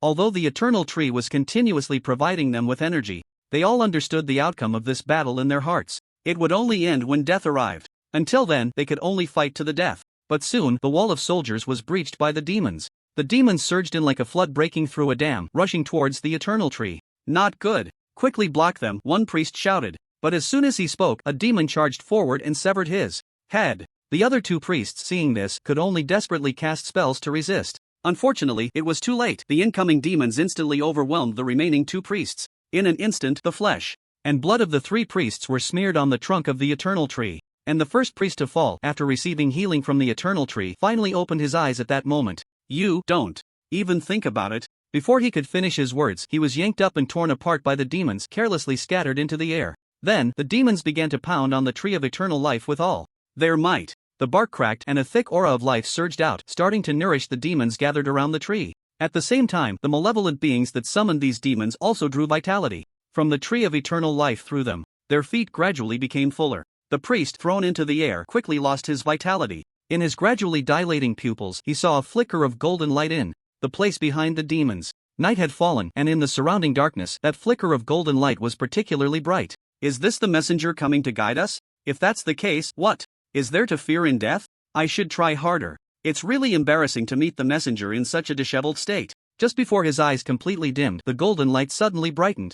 He saw many black-robed malevolent beings illuminated by the golden light turning around at that moment. They recalled the demons attacking the tree of eternal life and charged towards the golden light. Soon, the flickering golden light became more and more dazzling. A golden sphere moving rapidly on the ground instantly merged into the demon army. The priest stared at the golden light until his head fell to the ground. He did not see the direction of the light sphere, as the black-robed malevolent beings fell like cut grass in large patches. As the black-robed malevolent beings fell, the demons they summoned also disappeared, one after another. The rapidly moving black sphere spewed forth violent black gas, annihilating all nearby demons and malevolent beings within range. In less than 5 minutes, the malevolent beings besieging the Sainte Flower Garden were all killed in an instant. Level up progress +1 current level up progress 8/10. Chi-Chen glanced at the prompt, quickly ascended the steps, and arrived in front of the tree of eternal life. Looking at the tree trunk full of cracks yet brimming with vitality, Chi-Chen immediately began to cast a secondary healing spell. Gurgle gurgle gurgle, a familiar sound once again emanated from the trunk. Chi-Chen felt a surge of joy in his heart. It can work! Ha ha ha! With excitement, he continuously cast a secondary healing spell on the trunk. The wounds on the trunk healed rapidly, and the trunk grew thicker and thicker. When the tree of eternal life finally grew into a towering tree, Vor's spirit emerged from the trunk. Master, a sweet call made Chi-Chen's heart tighten. He hurriedly looked at the interface. No level up progress prompt. Vor, didn't you say it was your kin? Why is it still you that came out? Seeing that it was still Vor who appeared, Chi-Chen's eyes filled with disappointment. This explained why he hadn't gained a new progress point. Not a single opportunity given. Although Vor was unaware of Chi-Chen's thoughts, he promptly explained. Because your great power has revived this tree, and it is filled with your strength. I can resonate with your power, which allows me to manifest. So that's how it is. Chi-Chen covered his head, feeling speechless. Although it hasn't died, its growth to full form is due to your great power. So, no need to explain further. I understand now. So to say, you have successfully taken over the body of your kin? What does taking over mean? Vor tilted his head and asked. It means to occupy. Vor immediately nodded. Yes, your great power is incredibly strong. Having erased the small and fragile spirit of my kin, it was only just 300 years old. Goodness. 300 years. is still considered young? This time, Vor did not wait for his master to give an order and displayed the topographical map. Master, the nearest garden still in battle is called White Light. Chi-Chen looked at the remaining 6 areas on the map, waved his hand, and said, let's wait a moment until I revive these priests and soldiers guarding you. Yes. Anyway, even if I rush over in time to save the tree, I would only get 1 progress point, so what's the rush? Chi-Chen cast a resurrection spell on the scattered flesh beside the trunk. The pieces of flesh, enveloped in golden light, began to attract and converge. Oh, it's a female priest? Chi-Chen discovered that what was gradually taking shape within the golden light was actually a woman. Since her armor had been torn to shreds by demons during the battle, the female priest was completely bare as she slowly regained her form. Seeing this, Chi-Chen signaled for Vor to bring some leaves to cover her. He then began to use the resurrection spell on the other pieces of flesh. The female priest floated in the golden light, her hair billowing. She did not open her eyes until the wounds covering her body had completely healed. I am not dead? Her vision shifted from blurry to clear. The first thing she saw was Chi-Chen, who had his back to her, and the 3 companions gradually recovering in front of him, bathed in golden light. Fight! I must protect the tree god. Her hazy consciousness instantly cleared, and the female priest immediately stood up, looking around, disregarding the leaves that slipped from her body. A gentle breeze swept by. The air was filled with the sweet scent of vegetation. Looking around, there wasn't a trace of any evil spirit. The battle is over? Did we hold our ground? Or have I already gone to heaven? The female priest looked at the tranquil garden in disbelief. Then, her gaze turned back to Chi-Chen and the 3 companions who were waking up one by one. Excuse me, are you a deity? The female priest hurriedly asked. A deity? I suppose so. Chi-Chen knocked on the trunk, and Vor stepped out from it. The moment the female priest saw Vor, she gasped and immediately knelt down, bowing respectfully to him. You explain it to them. Chi-Chen stepped down the stairs and began to use the resurrection spell on the scattered flesh in his sight one by one. Yes. Vor raised his hand to take a few leaves and covered the female priest with them. Only then did the female priest realize she was not wearing any clothes and hurriedly wrapped herself in the leaves. After seeing all 4 priests looking at him, Vor finally spoke. You have indeed died in battle, but you have been resurrected by my master. I know you have many questions, but for now, please rest easy. The evil spirits here have all been cleared by my master, and the danger has passed. Hearing Vor's words, the 4 priests finally relaxed, as if all their strength had drained away, and they sat down on the ground. Their gazes unconsciously turned to Chi-Chen, who was resurrecting soldiers at the bottom of the stairs. Suddenly, one of the priests looked at the towering eternal tree and exclaimed again, has the eternal tree fully grown? The other 3 turned back at the sound. They clearly remembered that the eternal tree they were guarding could not be this large. It wasn't until deep into the night that Chi-Chen resurrected all the soldiers here. Is it already this late? Chi-Chen glanced at the time. It was already 10 o'clock in the evening. Just from resurrecting the soldiers here. Footsteps approached from behind. The female priest led the 3 priests draped in leaves towards him. Holy Flower Garden Guardian Priest Eliza. Thank you, Divine Lord. She gracefully bowed, clutching the leaves covering her body as she saluted Chi-Chen. Divine Lord? Chi-Chen looked at Vor standing under the tree and waved with a smile. No need for such formalities. Please get up. I have matters to attend to so you can return to your territory. Yes. Watching Chi-Chen pass by them and return to the trunk, Eliza could only retract her invitation for Chi-Chen to visit their territory. Then, they observed Chi-Chen and Vor exchange a few words before suddenly disappearing, and they immediately returned to under the tree. Vor smiled and retreated back into the trunk. An ethereal voice came from within the trunk. Thank you for your guardianship. Please return and rest. Yes. Eliza had no choice but to lead her team away. After returning, tallied the number of fallen soldiers. Did you all remember the appearance of the deity just now? Be sure to draw it and pass it on to future generations. I didn't expect that we are not the only ones guarding the tree god. How shameful. We are so incompetent that we are not worthy of the priesthood. If it weren't for the deity arriving in time, the consequences would be unimaginable. While they were discussing, Chi-Chen had already teleported to the next location, the White Light Garden. The eternal life tree here had been uprooted by the evil spirits and pushed aside. A vast vitality nourished the evil spirits surrounding the tree trunk. However, after Chi-Chen appeared, he cleaned up all the evil spirits in just 5 minutes. The rampant slaughter brought no pleasure. Promotion progress +1 current promotion progress 9/10. This time, Chi-Chen did not rush to resurrect the fallen guardians but first planted the eternal life fruits. When the eternal life fruits grew into towering eternal life trees again, he asked the manifested Vorl, Vorl, you can communicate with these eternal life trees that haven't died. Why didn't you tell me in advance? Vorl looked up at Chi-Chen, remaining silent. Seeing Vorl's behavior, Chi-Chen pressed on. What exactly are you hiding? When rescuing the Holy Garden, Chi-Chen had overlooked doubts in his eagerness to validate his thoughts. Now, as he calmed down and recalled the matter, he felt something was off. Vorl could have directly told him. The names of the places, yet it made him ask around the territories one by one? Of course, it was understandable that the dead eternal life trees could not communicate, but why didn't it proactively tell him that he could contact the eternal life trees that were under attack by evil spirits? What was Vorl really thinking? Chi-Chen stared at Vorl, waiting for its answer. The reason Chi-Chen was so proactive was primarily to gain promotion progress points. The sooner he could unlock a new creation world, the sooner he could acquire new creation skills. His ability to defeat Weber and the others relied not just on the talent of the instant skill of remaining calm. The key was the percentage instant kill brought by Life Devour. Without Life Devour, it would be difficult to achieve a higher level kill relying solely on instant skills. That required mana as support. Therefore, to live freely in the celestial space, one had to quickly enhance personal strength.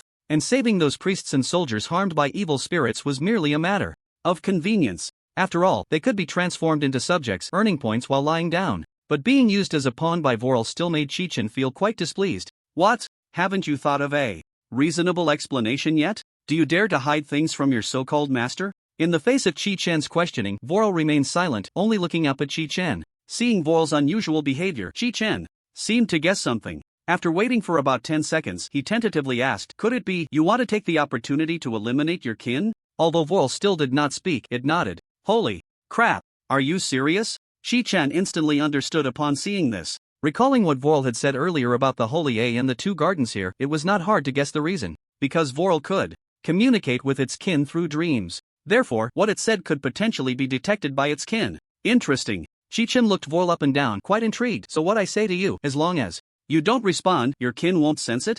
Vorl nodded. Is it because they haven't grown to their complete form? Vorl nodded vigorously again. At this point, Chi-Chen completely understood Vorl's thoughts. Alright, since you want to rise to power, I will naturally support you. After all, I am your master. Chi-Chen shook his head speechlessly as Vorl showed a mischievous grin. He spent over an hour resurrecting all the priests and soldiers of the guard in this place. Amidst the worship of the priests and the guards, Chi-Chen teleported away after harvesting a wave of followers, heading to the next location. Ascending to the third tier was still the priority. The night was deep, yet the sounds of battle erupted inside and outside the Dragon Tooth Garden. Outside the Tree of Eternal Life, spells flew, mixed with roars and cries of slaughter. When Chi-Chen arrived here, he was stunned by the situation before him. Who would have thought the priests and warriors guarding the Dragon Tooth Garden had actually gained the upper hand? He saw 4 priests standing beside the Tree of Eternal Life, all transformed into the image of lizard dragons from Western mythology. They had lost all semblance of human form except for their ability to stand upright. They wielded staffs, murmuring incantations. As they recited their spells, beams of red light scattered like fine dust, drifting into the nostrils of the warriors outside the garden walls. The warriors who inhaled the red light dust began to swell. Their original human appearances transformed into lizard dragon forms. Their bodies grew larger and larger, directly surpassing the attacking evil spirits. This batch of evil spirits was in a shadow state. Beneath each evil spirit's body was a circular black shadow disc. They floated above the discs like inflated balloons. These shadow evil spirits ignored the rocks and walls surrounding the garden, moving freely on the battlefield. When they attacked the lizard dragon warriors, their bodies transformed into sharp knife and axe shapes. Some even burrowed into the black shadow discs, sneaking into the garden along the walls. Many lizard dragon warriors guarding the garden, upon seeing this, directly discarded their weapons. They charged headfirst into the walls, shattering them, and sending the trapped black shadow discs flying out of the garden. Then, these lizard dragon warriors roared as they burst through the wall openings, rampaging and tearing through the crowd of evil spirits. The shadow evil spirits, caught off guard, were actually torn apart by the lizard dragon warriors.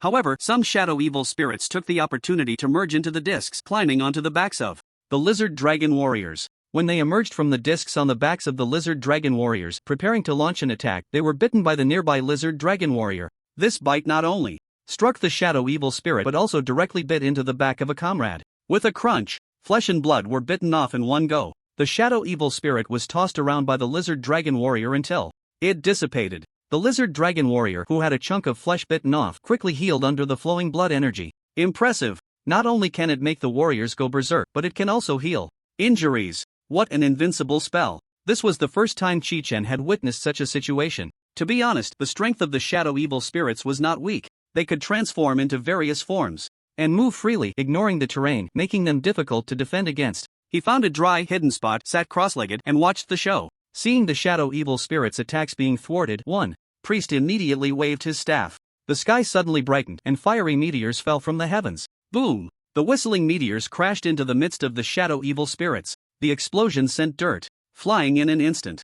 The ground shook, and even Chi-Chen, sitting at the edge of the garden, felt his body sway a few times. The shadow evil spirits scattered like splashed water. A gap opened, but it was filled by the berserk lizard dragon warriors. At this moment, under the stimulation of the red dust, they all entered a frenzied state. Their sweeping claws shredded large groups of shadow evil spirits. Strong. Chi-Chen watched with great interest. Moreover, he noticed that the tree of eternal life emitted a vibrant green light in the darkness. Under the nourishment of this life force, the 4 lizard dragon priests waved their staffs faster and faster. Meteor after meteor crashed down, seemingly aiming to eliminate all the shadows gathered here. But the situation did not develop as the priests had envisioned. The number of shadow evil spirits was simply too great. Taking advantage of the gap in the attack, they still infiltrated the garden in their disc form. Quietly, the Everlife tree, radiating the light of vitality, was covered by one disc after another climbing up. Seeing the Everlife tree completely shrouded by the shadowy evil spirits, Chi-Chen knew the outcome was sealed. It's over. He stretched lazily, stood up, and began his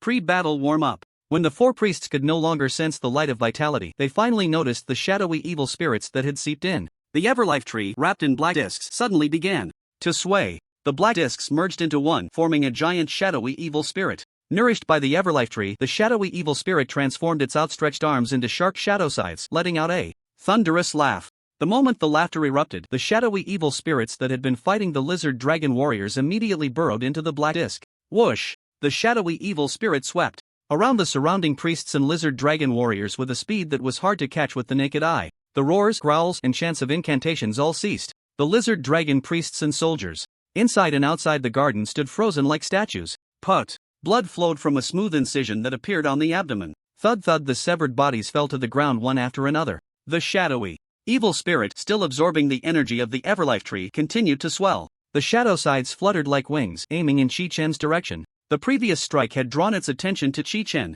who was hiding in the distance. A chill ran through Chi-Chen's abdomen from 100 meters away. The interface in front of him immediately popped up a combat information prompt. The sweeping attack of the shadow dealt you 1,371,105 points of shadow damage. 1.37 million damage? Fortunately, he had the life value bonus from the Everlife fruit. Otherwise, he would have triggered the effect of the Holy Shield amulet by now. So strong. Using 70 minor healing spells, he restored his life value to full. He stared in astonishment at the shadowy evil spirit 100 meters away, never expecting its attack range to be so far. Just as the shadowy evil spirit prepared to launch another attack, Chi-Chen cast a levitation spell on himself along with 100 light shields. After increasing his movement speed by 300%, he shot out like an arrow. Seeing the golden blazing sun rushing towards him, the black evil spirit swung its shadow scythe again. One slash. The golden light dimmed. Another slash. The golden light vanished completely. When the third slash came, Chi-Chen, who had revealed himself and charged into the garden, was already at low health.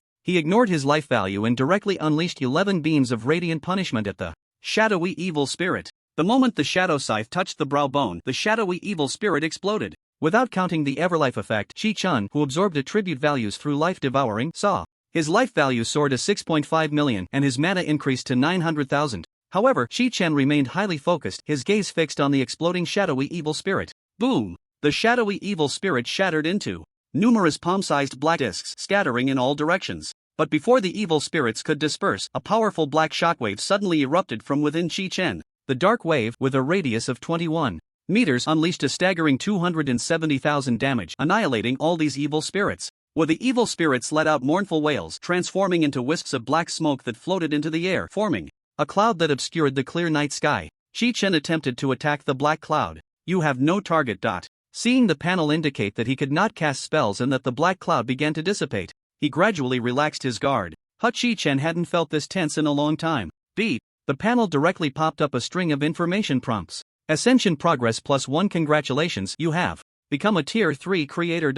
Current Ascension progress 10/50ths. You have gained a new boon, Blessing of World Creation, level 2. Blessing of Man's Continent, level 2, increases spell damage by 5%. Blessing of Cam Continent, level 2, increases maximum health by 5%. The number of worlds you can dominate has increased and you can currently dominate 2/3 worlds. Please unlock the third world as soon as possible to save your suffering people. You have gained a new power, Enlightened Subjects. Enlightened Subjects, select a servant from the subjects who have a worship level of favorability, grant them divine power, arm them, and teach them skills. Note, you can only teach subjects professional skills and public skills. Creation skills cannot be taught. The cross-profession skill purchase permission in the points mall has been unlocked. You can now purchase skills from other professions in the Points Mall. Creators cannot learn skills from other professions. Enable subject status bar function. When you observe subjects, their personal details will appear in the status bar next to them. Chi-Chen wiped the sweat from his forehead and carefully looked at the information on the interface. Damn! Enlightened subjects? Chi-Chen opened his personal panel and found the subjects section. There was no obvious change in the section. He closed the interface and looked at the information prompt again. So, if I want to check the status of my subjects in the future, I won't need to compare them in the subjects section anymore? That's awesome. Just thinking about the need to investigate the identities of the infiltrators among the refugees found in Yueshi Town made Chi-Chen quite annoyed. Now with this function, as long as the status bar isn't displayed, everything can be closed off. And I can teach my subjects skills now? With this thought, Chi-Chen's eyes lit up. This is truly a great feature. As for the points needed to purchase skills, does Chi-Chen lack points? Of course he does lack them, but he can still afford the points for skill books. After all, with the current number of subjects he has, the system generates a small amount of points every night. It's completely reasonable to withdraw a small portion of those points to buy skills. Simple, easy, happy. Great, I won't have to worry about saving people anymore. I can just directly teach skills to the subjects I choose. Wait, Chi-Chen shook his head vigorously. Not only can I improve the residents' self-defense capabilities, but I can also seize power. With this thought, Chi-Chen felt a surge of joy again. The problems that the Noble Council of Valence City had been troubling him with seemed like they could be resolved more quickly. Let's talk about that. After eliminating these evil spirits, the current task is to wipe out all the evil spirits on the continent. Chi-Chen happily closed the interface and went to the Eternal Tree. Having delayed for a while, the Eternal Tree should be about to die, right? Chi-Chen tentatively patted the Eternal Tree. Crack, crack, a series of crisp sounds came from the cracked bark. The bark, as if dried, crumbled into fragments at the touch. Watching the life force of eternity evaporating from the trunk, Chi-Chen did not reach out to heal it. He took out an eternal fruit and buried it in the soil at the base of the eternal tree. A stream of golden light flew into the eternal fruit. A few minutes later, a new eternal tree sprouted from the ground. The continuously growing eternal tree directly devoured the nearby eternal tree. The merging of vitality caused the new eternal tree to swell dramatically. This time, it took less than 10 minutes for Vol to emerge from the towering eternal tree. Master. Vol smiled sweetly. Chi-Chen pointed at the dead priest and soldiers and said, "Do you know these lizards? Should we save them?" Please wait while Vol checks. A root segment emerged from the base of the eternal tree, wrapping around a priest's corpse and dragging it into the ground. The raised mound of earth shifted a few times and soon became level. After reading the memories of the priest, Vol said, "Master, they are not the tribesmen guarding the tree of eternal life, but the dragon lizard tribe living in Dragon Lizard Mountain. The tribesmen who originally protected the garden were the ones they exterminated." He waved his hand, and a topographical map appeared nearby, pointing to a mountain for Chi-Chen to see. "I see, they want to compete for the energy of the tree of eternal life, right?" "Yes." "Can these dragon lizards be converted?" Wall shook his head. "What's the use of not being able to convert them? I'll leave it to you to handle." "Yes." Chi-Chen rubbed his hands eagerly and said, "Quickly tell me the name of the next garden. I want to finish this quickly. I have too many things to do." In the United States, New York, inside an inconspicuous office building that has been around for about 100 years. Zizizi, the needle printer's pointer shook wildly. Once the document was finished, a dark-skinned secretary pulled it out with her delicate fingers. After reading the contents of the document, the secretary gently patted her trembling chest a few times. Oh my God. She hurriedly put down the document and pressed her hands on the armrests of her chair. "Hey!" With a loud shout of encouragement, the secretary finally pulled her 512-pound, 232.24 kilograms body out of the chair. Just as she picked up the document and was about to leave, she quickly took a mirror out of the drawer. After checking her stunning appearance, she swayed her curvy hips and walked to the office door. Knock, knock, knock. "Come in." A mature male voice came from inside. "Betty, what's the matter?" Betty, looking worried, placed the document on the table. "Sir, there's some very bad news." After returning a charming smile, Mike-Han picked up the document. His eyes quickly moved, and after browsing through the contents, the smile on the man's face completely froze. "What the hell? 3 agents are dead?" Looking at Macon's shocked expression, Betty's eyes were filled with love and concern. "It's really heartbreaking. I was also shocked when I saw the report. This matter must be thoroughly investigated." On the Cam continent, inside a cave on the west side of the glazed flower garden, a giant magic mole king was gnawing at the tree of eternal life while continuously digging through the soil. The dirt blocked the cave, burying the entrance. Behind the Mole King was a group of magic moles feasting on the corpses of the guard soldiers. When the Mole King finally cleared out a satisfactory cave, it bit down on the tree of eternal life. A rich vitality quickly spread, filling the entire cave. The magic moles gnawing on the soldiers' corpses were nourished by the vitality, and their appearances became sharp and fierce. Soon, vibrations came from below the cave. Countless magic mole pups broke through the soil, sniffing and pressing tightly against the tree of eternal life. Their bodies were visibly growing at a rapid pace, but at that moment there was a violent tremor above the cave. It seemed that a heavy object was striking the ground. The Mole King roared, scaring the pups to quickly burrow underground. The Mole King did not know that above its kingdom countless thick roots were rapidly probing downwards. Boom! The dense, spiderweb-like tunnels were breached by the roots. Collapse, subsidence. The hurriedly fleeing magic moles hadn't dug very far before being buried by the soil. The soft earth became tightly packed as the robust, downward-growing roots pressed down. The magic moles, originally trying to save themselves by digging out space to breathe, were now all squeezed by the soil and unable to move. The pressure increased again, causing many magic moles' eyes to bulge and their internal organs to be vomited out. But this was not the end. The thick roots sprouted fine, soft roots that pierced into their bodies, beginning to absorb their flesh and blood. Hundreds of thousands, even millions of magic moles were instantly killed and absorbed by the roots. Meanwhile, the trapped Mole King was struggling desperately.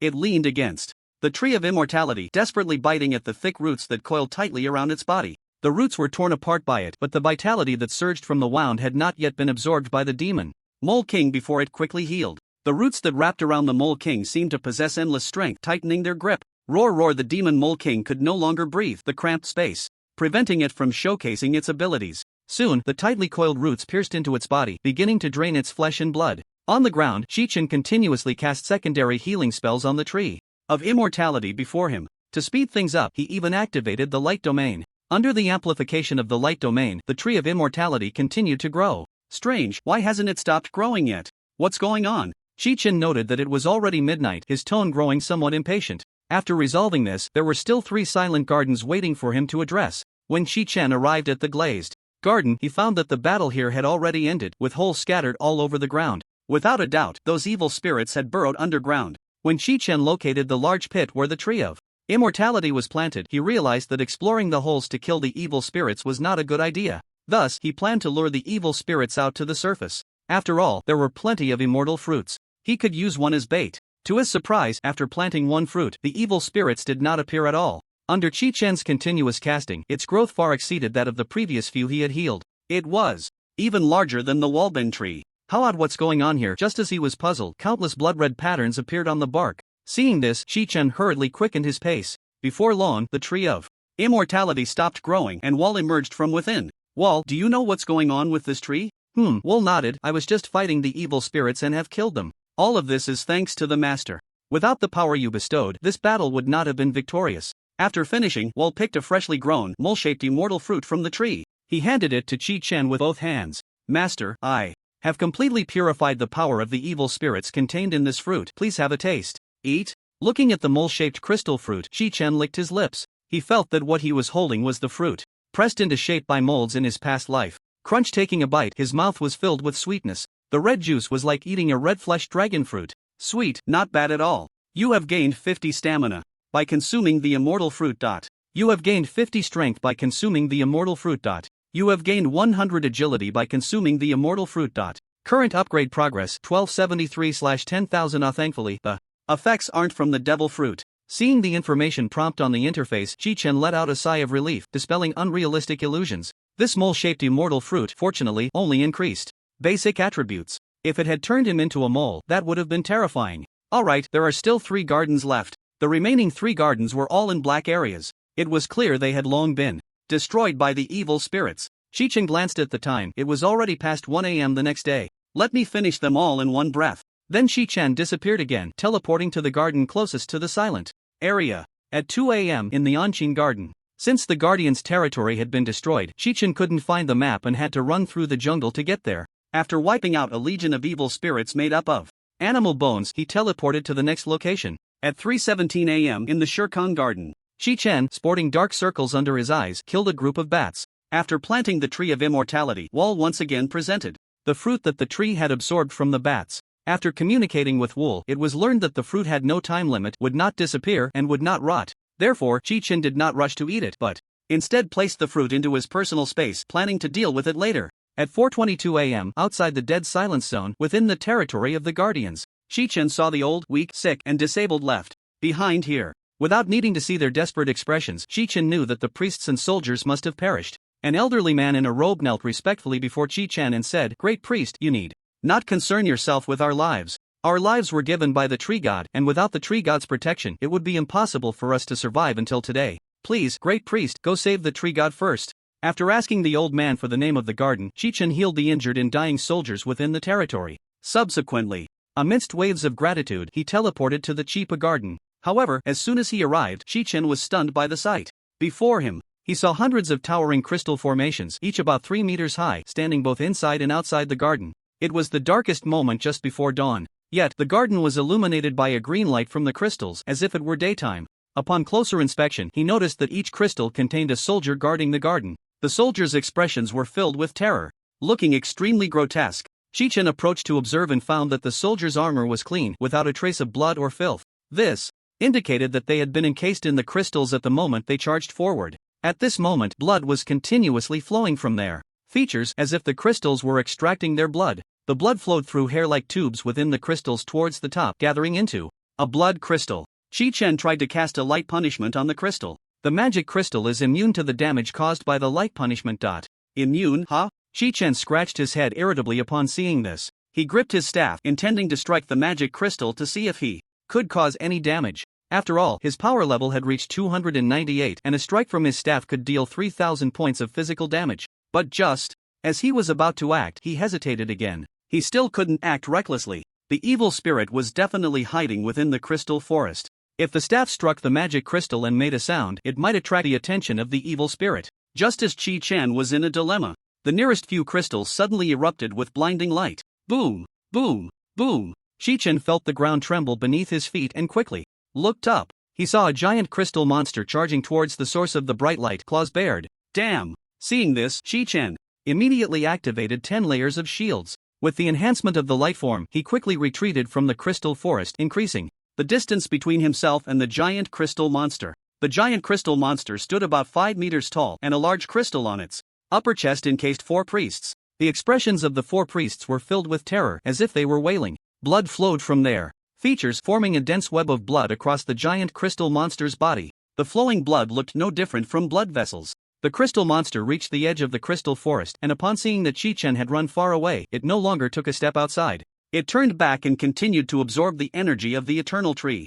At this moment, the eternal tree had also crystallized a faint light connecting it to the crystal monster. Nourished by the life light, the crystal monster walking through the crystal forest began to absorb. The blood crystals condensed on the crystals it passed. The absorbed blood crystals made the crystal monster's body grow larger and larger.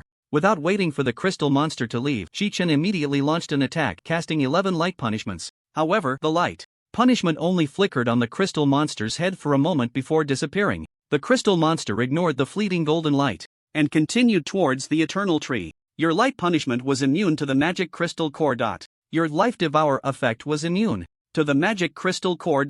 Seeing the prompts, Chi-Chen cursed under his breath, but he was not discouraged and cast group dispel at the crystal monster. However, the group dispersal had no effect on the magic crystal core. This indicated that the magic crystal core was not protected by any special immunization spells externally. It was composed of materials that were immune to magical effects. As expected, this thing is immune to magical attacks. My skills and those of Dark Chi, she can't trigger anything. This was the most frustrating situation for Chi-Chen. He tentatively stepped into the crystal forest again. Buzz! The crystals beside him immediately erupted with bright light. The magic crystal core, which had just made it halfway, turned around and roared as it charged back towards Chi-Chen. At the same time, crystal spikes began to form around it. Whoosh whoosh whoosh. Dozens of egg-sized crystals shot rapidly towards Chi-Chen. Seeing this, Chi-Chen quickly retreated behind his shield. Thud thud thud. The crystal spikes followed the path he retreated on, leaving a trail of crystal traces. The crystals quickly melted, spreading out to form a crystal road.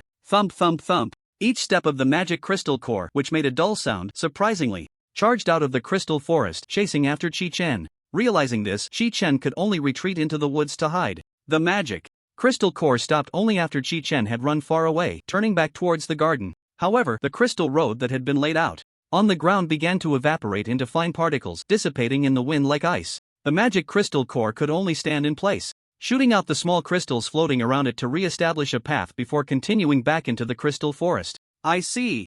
Chi-Chen thought of a way instantly. If I can lure it out, maybe I can. But just as the thought formed, Chi-Chen dismissed it. He shook his head in frustration. Even if I lure it out, I still can't kill it. This thing is immune to magic, what should I do? There was only one garden left. If left unchecked, the nearby gardens might be destroyed by the magic crystal core. It would be even harder to deal with then. I can't let this drag on. Suddenly, while Chi-Chen was deep in thought, a flash of inspiration struck his mind. A powerful weapon stored in his personal space might be able to deal with the magic crystal core. So you can immunize against magic, huh? Surprised? I have that too. Chi-Chen directly took out the war golem from his personal space. War golem level 1 quality, epic type, elemental puppet health, 60,000 physical damage, 3600 physical defense, 4000 magical defense, magic immunity usage requirement, creator usage, summon the war golem to fight for you. Looking at the stats of the war golem, Chi-Chen felt a bit guilty. He had previously used Devour to steal the attributes of every evil spirit he encountered. He knew well that those evil spirits had attributes in the tens of thousands or even over 100,000. But now, the situation left him no room for hesitation, because the crystallized tree of immortality was almost completely absorbed by the magic crystal core. To resolve this, he needed to implement a strategy to lure the tiger away from its mountain. Yes, this was the plan Chi-Chen thought of. Lure the magic crystal core out, then quickly plant the fruit of immortality. Let Vor's complete form attack the magic crystal core. Because Vor's attack skills were all physical attacks. By then, Chi-Chen could just hide on the side and heal Vor. After all, he had already planted 8 offspring for Vor. It wasn't too much to ask the parent to do some work, right? With this in mind, the best helper to execute the plan was naturally the war golem. Chi-Chen patted the thigh of the war golem, speaking gently, "Little golem, it's not that I'm heartless, but I have no other choice. Brother, I'm counting on you this time." The war golem seemed to understand Chi-Chen's words, its eyes suddenly glowing with purple light. "Alright, enough, brother." Chi-Chen immediately ordered the golem to attack the outermost crystal of the crystal forest. Watching the war golem begin to move, Chi-Chen crouched low and quietly circled towards another direction, approaching the crystal forest. The war golem took heavy steps, thudding its way to the side of the crystal forest. It raised its hand and struck down hard at the crystal in front of it. Bang! Crack! The crystal hit by its punch shattered explosively. The encased warrior also turned into shards of crystal, along with the broken crystal. In an instant, several nearby crystals erupted with blinding blue light. The war golem twisted its body and struck down hard at another crystal. Bang! Crack! Bang! Crack! The war golem was having a blast, smashing one crystal after another. Sure enough, noticing the crystals exploding, the magic core stopped absorbing the vitality of the eternal tree once again. It angrily charged towards the war golem that had unleashed the bright light. Awesome! Chi-Chen observed the movements of the war golem, inching forward on the other side. When he saw that the magic core was less than 100 meters away from the war golem, he immediately cast 10 layers of shields on himself. With the enhancement of the light form, he took a step forward. Whoosh! After increasing his movement speed to 336.4%, Chi-Chen instantly dashed into the depths of the crystal forest. In just 2 seconds, he reached the side of the magic core of the eternal tree. The crystals along the way lit up one after another, bursting with blue light. But the magic core paid no attention to the blue light, triggered by Chi-Chen. It was currently enraged by the war golem and only wanted to smash it to pieces. Whoosh, whoosh, whoosh. The condensed crystal spikes all shot towards the war golem. Clang, clang, clang. The war golem was hit by the crystal spikes and immediately swayed a few times. Several large holes appeared on its chest armor. Although the level 1 war golem had a defense of 4000, it was utterly unable to withstand the magic core's attack. After barely stabilizing itself, it punched at another crystal. Bang! Crack! The crystal burst again. Watching all of this, Chi-Chen quickly dug a pit and planted the seed, then immediately activated Light Domain and Energy Infusion. Under the influence of Energy Infusion, his whole body erupted with blinding blue arcs of electricity. Energy Infusion instant consumes 1500 mana points. No cooldown. Infuses the target's entire body with light energy, increasing its spell damage and healing effects by 20%, lasting for 15 seconds. With the dual enhancement of the domain and energy infusion, Chi-Chen unleashed a flurry of secondary healing spells on the eternal fruit. Not knowing how long the war golem could hold out, Chi-Chen had no time to restore his mana. He took out a nearly moldy super mana potion, restores 11500 mana points from his personal space. Downing 2 bottles at once, he tilted his head back and drank. Thud, thud, thud. Thud, thud, thud. Rustle, rustle, rustle. Golden light enveloped the eternal fruit. Thud, thud, thud. Rustle, rustle, rustle. Thud, thud, thud. Rustle, rustle, rustle. As the eternal tree grew wildly and rapidly. On the other side, the war golem attracting firepower had already been battered to the ground by the magic core. Its body was riddled with holes and the crystal core had been sent flying into a pit 100 meters away. Bang, bang, bang. The magic core raised its crystal arms and smashed down on the war golem with force. The fragile war golem couldn't hold out for long and was smashed into pieces by the magic core. Little demon, you won't die in vain. After downing 3 bottles of mana potions, Chi-Chen looked at the war golem and said, gulp gulp gulp. The grown eternal tree quickly thickened. It even directly crushed the nearby crystallized eternal tree. Bang! The scattered remnants of the eternal tree crystals immediately caught the attention of the magic core. That faint chain of vitality was completely severed at this moment. Roar!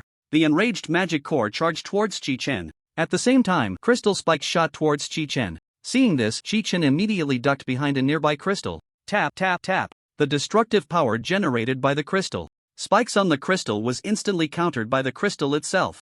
Chi-Chen held the mana potion and tilted his head to pour it into his stomach, dodging the attacks from the magic crystal core while continuing to heal the eternal tree. Soon, noticing the newly grown eternal tree, the magic crystal core fell into a dilemma. It glanced at Chi-Chen, then at the eternal tree, and immediately changed its target, starting to attack the eternal tree. The crystal spike that hit the trunk immediately initiated crystallization. However, the rapidly expanding trunk tore apart the crystallized areas by continuously thickening. Bang! The crystallized parts turned into crystal powder and fell from the trunk, dissipating in the wind. The wounds exposed on the trunk were filled and healed by a rich golden life force. Seeing that it could not suppress the growth of the eternal tree, the magic crystal core shifted its target again and began to attack Chi-Chen. However, at this moment, Chi-Chen had successfully circled to the back of the trunk, starting to play a game of dodging with the magic crystal core. Chi-Chen circled around the trunk, keeping an eye on the movements of the magic crystal core. As soon as he saw the body of the magic crystal core, he quickly moved. Moreover, he was constantly monitoring the remaining time of the light domain and energy infusion, continuously healing the eternal tree. Under the persistent golden light, the eternal tree grew rapidly. The diameter of the trunk soon reached 15 meters. Light domain, energy infusion, boom, boom boom. After another round of explosion, Vor finally emerged from the eternal tree. Hurry up and finish it, Chi-Chen ordered immediately without waiting for Vor to speak. Yes, master. The magic crystal core saw Vor floating towards it and immediately stopped, shooting out crystal spikes. Whoosh whoosh whoosh. Hundreds of crystal spikes shot through Vor's transparent body. Just as they were about to hit the trunk, a suddenly sprouted branch with wide leaves unfolded and caught all the magic crystal core's attacks. Crack! The crystallized branch fell from the trunk, shattering into crystal shards and dissipating in the wind. Vor pointed at the magic crystal core and said softly, "Go." The branches above the trunk twisted and intertwined into dozens of giant drill heads, stabbing towards the magic crystal core. Seeing this, the magic crystal core wanted to retreat, but the roots that burst from the ground immediately wrapped around it tightly. Faced with the impending drill heads, the magic crystal core could only condense into a solid crystal shell in front of it to block the attack. However, the thin crystal shell, fragile as an eggshell, shattered the moment the drill head made contact. Boom! The first drill pierced into the head of the magic crystal core, directly shattering it. Crack! The second and third drill heads pierced into its body and expanded, pulling out the 4 priest corpses that had been absorbed. The fourth, fifth, sixth all penetrated various parts of the magic crystal core. How a rich, pure mist floated out and dispersed from the remains of the magic crystal core. Bang bang bang! The harsh sounds of explosions echoed in the garden. One by one, the crystals scattered throughout the garden shattered, turning into crystal powder. Level up. Progress +1. Current level up progress 14/50. Seeing the prompt on the interface, Chi-Chen let out a long breath and sat down on the ground, exhausted. Finally, it's over. This fight was really tiring. Damn. If it weren't for this thing's magic immunity, I would have killed it long ago. Chi-Chen couldn't help but complain. Vor directed his tentacle-like arms to sweep the shattered remains of the magic crystal core together. At the same time, a root lifted a purple crystal core and moved it to Chi-Chen's side. Sigh, I didn't expect such a big magic statue to be left with so little. Chi-Chen stored the purple crystal core in his personal space. After glancing at the remaining eternal fruits in the space, he suddenly had an idea and blinked at Vor. Vor, I mean, if I take the fruits you gave me to another continent or to another world in a different space, will the seeds be able to grow? As long as there is soil, I can grow. I see. Chi-Chen was initially delighted but then thought of a question. Is it still you who is planted? Yes. If the distance is far enough to cross time and space, will the you born there retain memories? Vor did not immediately answer Chi-Chen's question but tilted its head in contemplation. After a moment, it replied in an uncertain tone, if it truly crosses time and space as the master said, perhaps it will not retain memories. All my memories come from the eternal garden. Master, are you going to a very distant place? Yes, with your wisdom, you should be able to guess that I do not come from this world. Vor nodded vigorously upon hearing this. It pondered for a moment and waved at the trunk. A fruit radiating a purple glow was handed to Chi-Chen through the extending branches. This fruit contains all the memories I have up to now. You can take it to another time and space to plant. As long as the composition of the other world is similar to here, I should be able to grow normally. When the time comes, if the master needs to exchange memories between the two continents, you can ask me for the fruit that contains memories. Got it. Synchronized data. Synchronized data? It's nothing, it's just my hometown's way of saying synchronizing your memories between the two realms. Chi-Chen stored the fruit in his personal space and stood up, pulling on the branch that Vor extended. Seeing that the sky had lightened, Chi-Chen finally saw the outline of Vor's tree. I've noticed something. Why does the tree keep growing bigger as it is planted? Because my power is increasing. I see. Chi-Chen seemed to have another guess and nodded knowingly at Vor. Vor smiled back and pointed to the 4 corpses on the ground, saying, Master, do you want to resurrect them? Yes, resurrect them. Their loved ones are still waiting for them. Understood. This time, Vor did not wait for Chi-Chen to act but directly shook the trunk, scattering a flurry of leaves. As the leaves fell onto the corpses scattered throughout the garden, they immediately transformed into green light, enveloping the bodies. Oh, you can resurrect them now? Great! Chi-Chen was very pleased that he did not have to do it himself. After absorbing the vitality granted by Vor, the 4 priests opened their eyes one by one. We are not dead? They sat up and looked around, seeing the lush, towering eternal tree as well as Vor floating in midair and Chi-Chen dressed in unusual attire, gazing at the rising sun. Tree god? And who is this? He is my master, Vor replied. Ah, the tree god has manifested. The 4 priests immediately bowed in reverence. Upon learning that it was Chi-Chen who resolved the magic crystal core, the 4 priests felt deeply ashamed. It is our lack of strength that has let down the tree god, let down the high priest and them. The leading priest looked at the broken weapons scattered across the wasteland, his tone filled with sorrow. Then tell them the story here, bring them here, and I will explain to them, Vor comforted. Yes. After bowing to Vor and Chi-Chen, the 4 priests left with heavy steps towards their territory. Alright, I will take my leave now. Under Vor's watch, Chi-Chen took the remnants of the magic crystal core and left the Cam continent. By the time he returned to the apartment, it was already 6 in the morning. Although he had fought all night, he was still in relatively good spirits. After taking a shower, Chi-Chen headed to the cafeteria for breakfast. Although the National Normal University was on break, many students remained on campus. Through the wall, Chi-Chen could hear the sounds of basketball being played from the playground outside the Tianqiong Research Institute. Perhaps the students playing basketball could never have imagined. Just a wall away, the Research Institute actually belonged to the National Defense Zero Group. Upon entering the cafeteria, Chi-Chen saw Zhou Jinghuan and Yi Bang having breakfast there. As soon as they saw Chi-Chen, they waved for him to sit down. Oh, you're up so early? Zhou Jinghuan asked first. Yeah, I'm used to getting up early. After breakfast, I'll head to the sky space. Chi-Chen casually ordered 2 dishes. Are you getting used to living here? Very satisfied. If you need anything, just let me know. Got it. A few minutes later, the waiter brought the dishes Chi-Chen ordered. Chi-Chen looked around the empty restaurant and asked, Captain, is it just the 3 of us in the research academy? Yi Bang put down his chopsticks and took a sip of water. The members of Team Zero were scattered all over the country. When needed, I'll summon them to the sky space. Oh, your life in the research academy is also temporary. Once you reach the 5th tier, the upper management will assign you to protect a certain city. If I hadn't restricted you, you might have reached the 5th tier in half a year. Haha, Yi Bang changed the subject, but I hope you can stay in the research academy for another 2 years. Don't be in a hurry to go to the field, there are too many trivial matters there. Okay. Zhou Jinghuan put down his bowl and joined the conversation. Why not let Chi-Chen stay in the research academy and do research with me? When he retires in the future, he can become a professor here. Let's talk about that later. After the 3 finished their meal, Chi-Chen returned to the apartment alone. His current task was very simple, he just needed to clear the 2nd tier dungeon.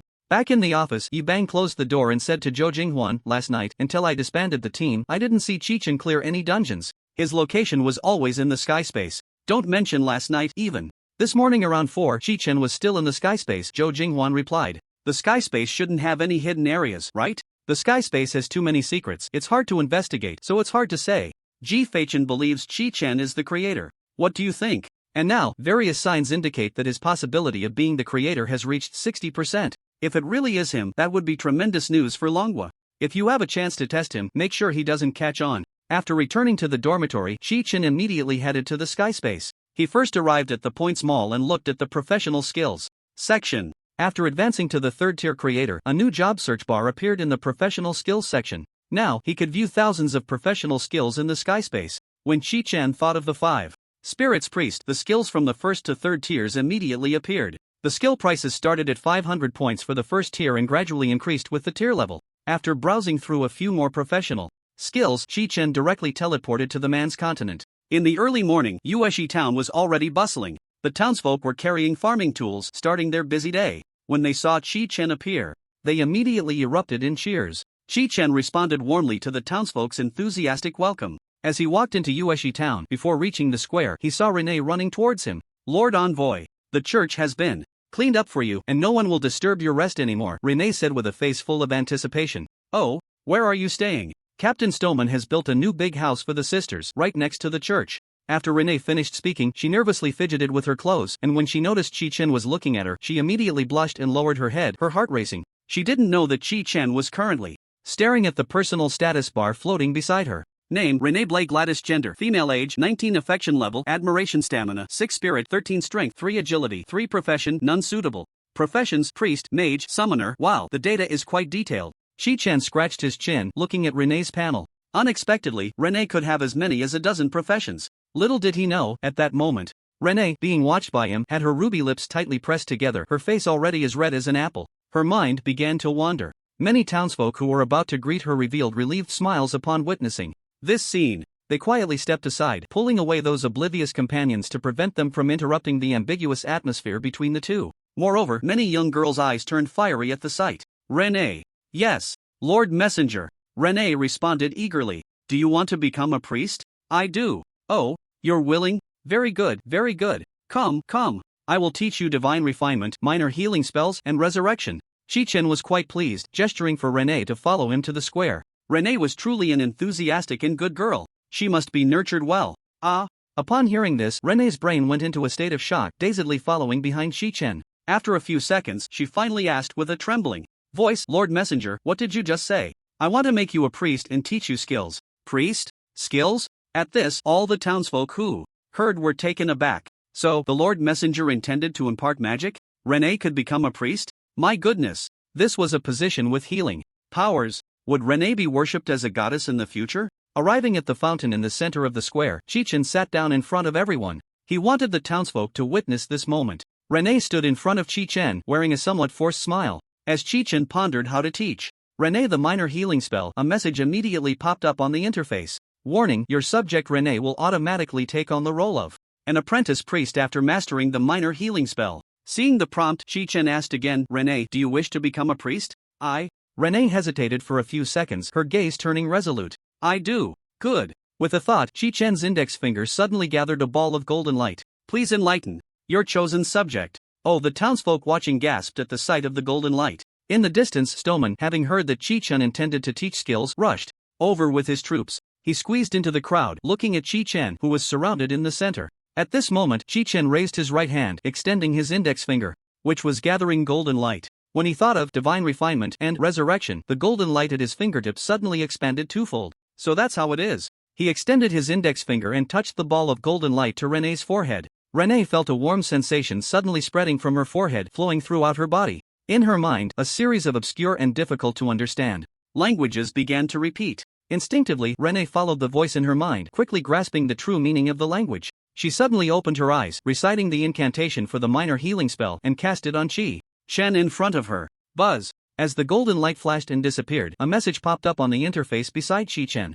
Renee's minor healing wave healed you for 0 health points, 66 points of excess healing, very good. Renee, you learn quickly. Hearing Chi-Chen's praise, the townsfolk surrounding them erupted into thunderous cheers. 5 hours, 59 minutes, and 59 seconds until the next enlightenment. Renee has become an apprentice priest. The Lord Messenger has taught Renee divine skills. Lord Messenger, please look at me. I am also your follower. Me too. In an instant, the already restless square became even more fervent. In the center of the crowd, Renee's cheeks burned. Just now, when she cast divine power on the Lord Messenger, she felt her soul trembling slightly. Is this the power of the Lord Messenger? With her hands pressed against her wildly beating heart, Renee's eyes brimmed with tears. The selfish thoughts she had just entertained filled her with immense shame. Renee, from now on, the health of the townsfolk in Moonstream Town will be entrusted to you. Yes, divine envoy. Renee clasped her fingers tightly, her gaze earnest. Although the nearby townsfolk cheered loudly, they dared not step forward. They only hoped that Chi-Chen could bestow upon them divine power.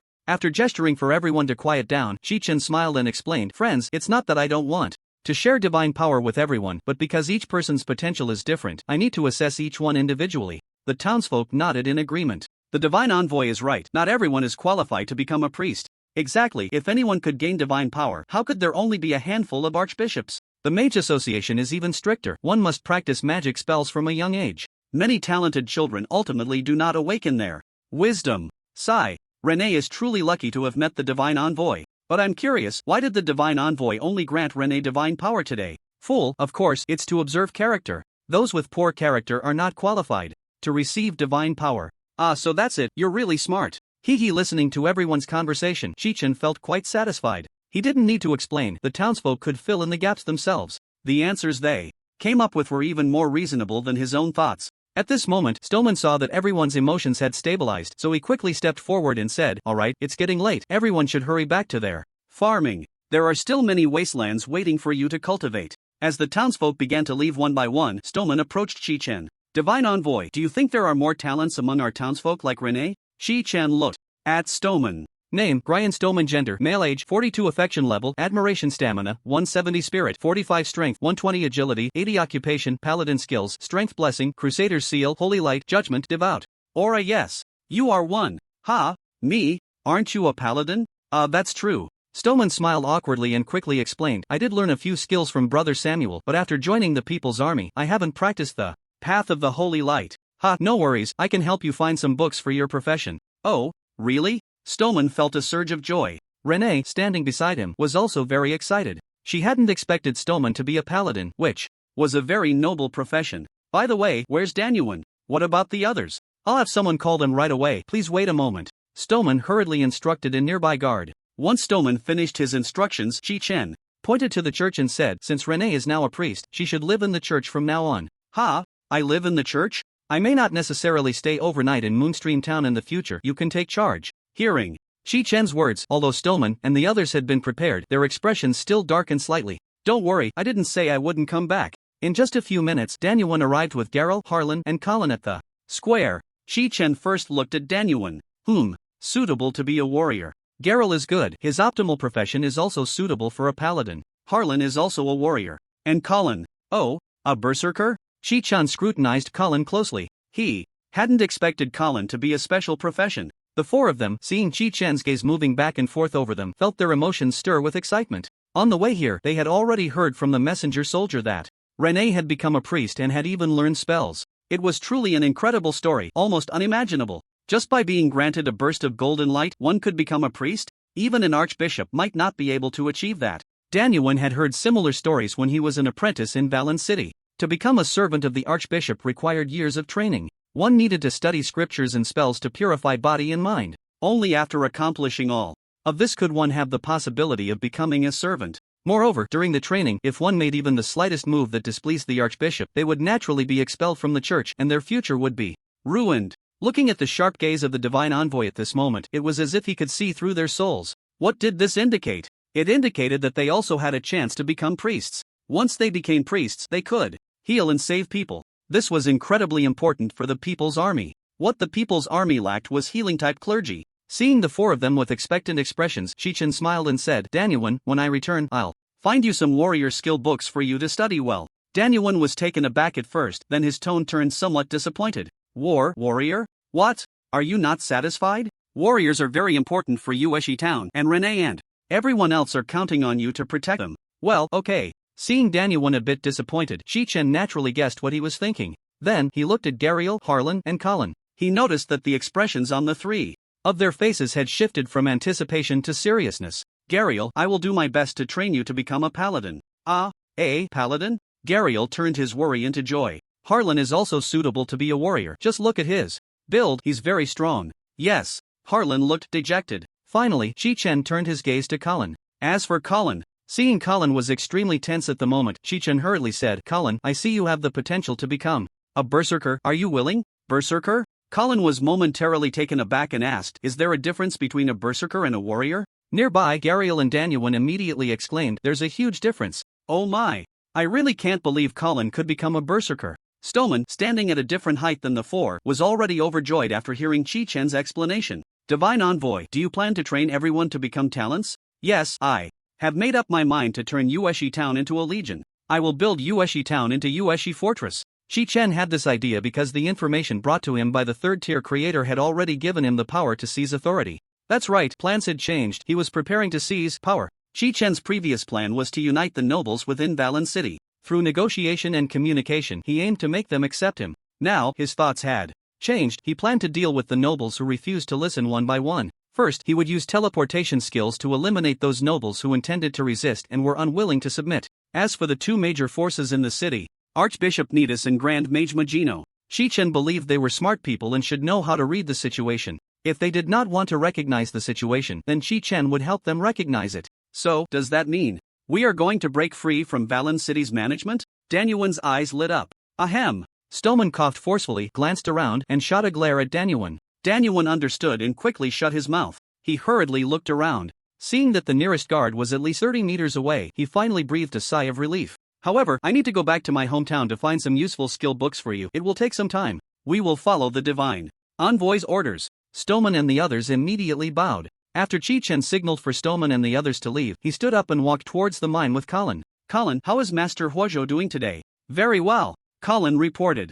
Excitedly, the master didn't want to leave the smelting room last night. I had to drag him to the cabin to rest. Then, early this morning, he got busy again. He said we can't delay the season and must produce the first batch of farming function puppets this morning. Make sure to treat him well. Don't worry, my lord. Master Huhou is cheese and sausage with every meal. There's plenty of bread too. The bedding is all new, made of high-quality silk. Hearing this, Chi-Chen nodded in satisfaction. As the two approached the smelting room, they heard the sound of Master Huhou hammering metal. Upon arrival, they indeed saw Huhou surrounded by parts. Master Huhou, the divine envoy has come to see you. Huhou took off his protective goggles, nodded at Chi-Chen, and then continued to focus on assembling the puppet. Nearby, 3 apprentices were assisting him. One was cleaning parts, another was polishing screws, and the last was working on the puppet's frame. Chi-Chen did not disturb them but stood by waiting. Before long, after Huhou finished assembling the puppet at hand, he wiped the sweat from his forehead. He sent the 3 apprentices to debug the puppet and then came over to Chi-Chen. Is there something you need, divine envoy? Yes. Chi-Chen smiled awkwardly and took out a crystal core from his spatial pocket. Huhou blinked and looked at the crystal core. This is the driving core of a war golem? Yes. Seeing Chi-Chen's forced smile, Huozhou's mouth twitched sharply. Could it be that your war golem has already? Yes, this is all that's left of it. Chi-Chen stuffed the core into Huozhou's arms. What? Such a powerful war golem has been destroyed? Huozhou's sharp voice echoed in the smelting room, startling even the 3 apprentices debugging the puppets. I encountered a strong enemy in battle yesterday and had no choice but to use the golem to withstand the damage. Unexpectedly, it didn't last a few seconds. Oh my! Huozhou clutched the few strands of hair on his head, nearly crying from the pain. I wonder if Master Huozhou can build another statue. I really need it. Of course, it would be even better if the configuration could be upgraded. Huozhou felt heartache but understood the reasoning. Let me think of a way. After all, there are still plenty of parts left. Are those the same parts? Chi-Chen was somewhat dissatisfied. I want to create a stronger war golem. What materials do I need? Oh, by the way, I do have some materials here. You might want to see if they can be used. Chi-Chen dumped the materials obtained from killing the evil spirit onto the floor of the smelting room. Boom! The dumped evil energy flame stone ignited instantly upon touching the ground. The temperature of the entire metal floor rose sharply, and within 5 seconds, a large hole was burned through. Quick! Throw it into the furnace. It can't stay here. Huozhou retreated, holding onto a nearby puppet. Seeing this, Chi-Chen immediately grabbed the flamestone and tossed it into the furnace. He only touched the flamestone briefly, and his body ignited. It's on fire. Divine envoy, you're on fire. Quick, put it out. The smelting room was thrown into chaos. However, everyone first protected the puppets piled up there. Chi-Chen signaled for everyone not to panic. He walked into the cave and jumped directly into the water. To his surprise, the magical flames did not extinguish but instead burned a vacuum area in the seawater. The guards in Huozhou were all taken aback at this scene. It was the first time they had seen such a situation. After about 10 minutes, the magical flames finally extinguished. He returned to the smelting room, now glowing green, and hurriedly asked, Master Huozhou, how about this material? It is extremely rare. No, it is the first time in my life that I have seen such a material. Moreover, I have no experience or knowledge in refining this material at all. Is that so? Then do you know who has experience in this area? Well, perhaps only the great craftsman Makoto can solve this. Makoto? Chi-Chen repeated the name. Of course, if you have the time, maybe you can take me to meet him. Great craftsman Makoto is the most skilled. He is our leader, our idol. As Huozhou spoke, he became increasingly excited. That would be wonderful. After retracting the flamestone from the furnace into his personal space, Chi-Chen placed his hand on Huozhou's shoulder. Teleport to the location of great craftsman Makoto. Beginning teleportation, whoosh. The two of them were teleported from the smelting room to Dark Furnace City in just 1 second. As Chi-Chen and Huozhou appeared, they immediately attracted the guards' reprimands. Who dares to intrude into Dark Furnace City? Once his vision cleared, Huozhou quickly raised his hand and shouted, "It's me, Lillian Huozhou." Huozhou? Upon hearing Huozhou's voice, Makoto immediately called off the guards. After signaling the guards to leave, Makoto approached Chi-Chen and Huozhou. "Why aren't you staying safely in Valen City? What are you doing here?" he said while sizing up Chi-Chen. "Great craftsman, hello. This gentleman is, the divine envoy from Ueshi Town. I came to visit you with him because there is a material that exceeds my capabilities and I cannot refine it." "Great craftsman, hello." Chi-Chen nodded and saluted Makoto. "Divine envoy?" Makoto repeated the words twice, his eyes widening slightly. "You are the foreign divine envoy who defeated Nidus and Magino? Oh, you know me?" Chi-Chen was somewhat surprised. He didn't expect his name to have reached Dark Furnace City.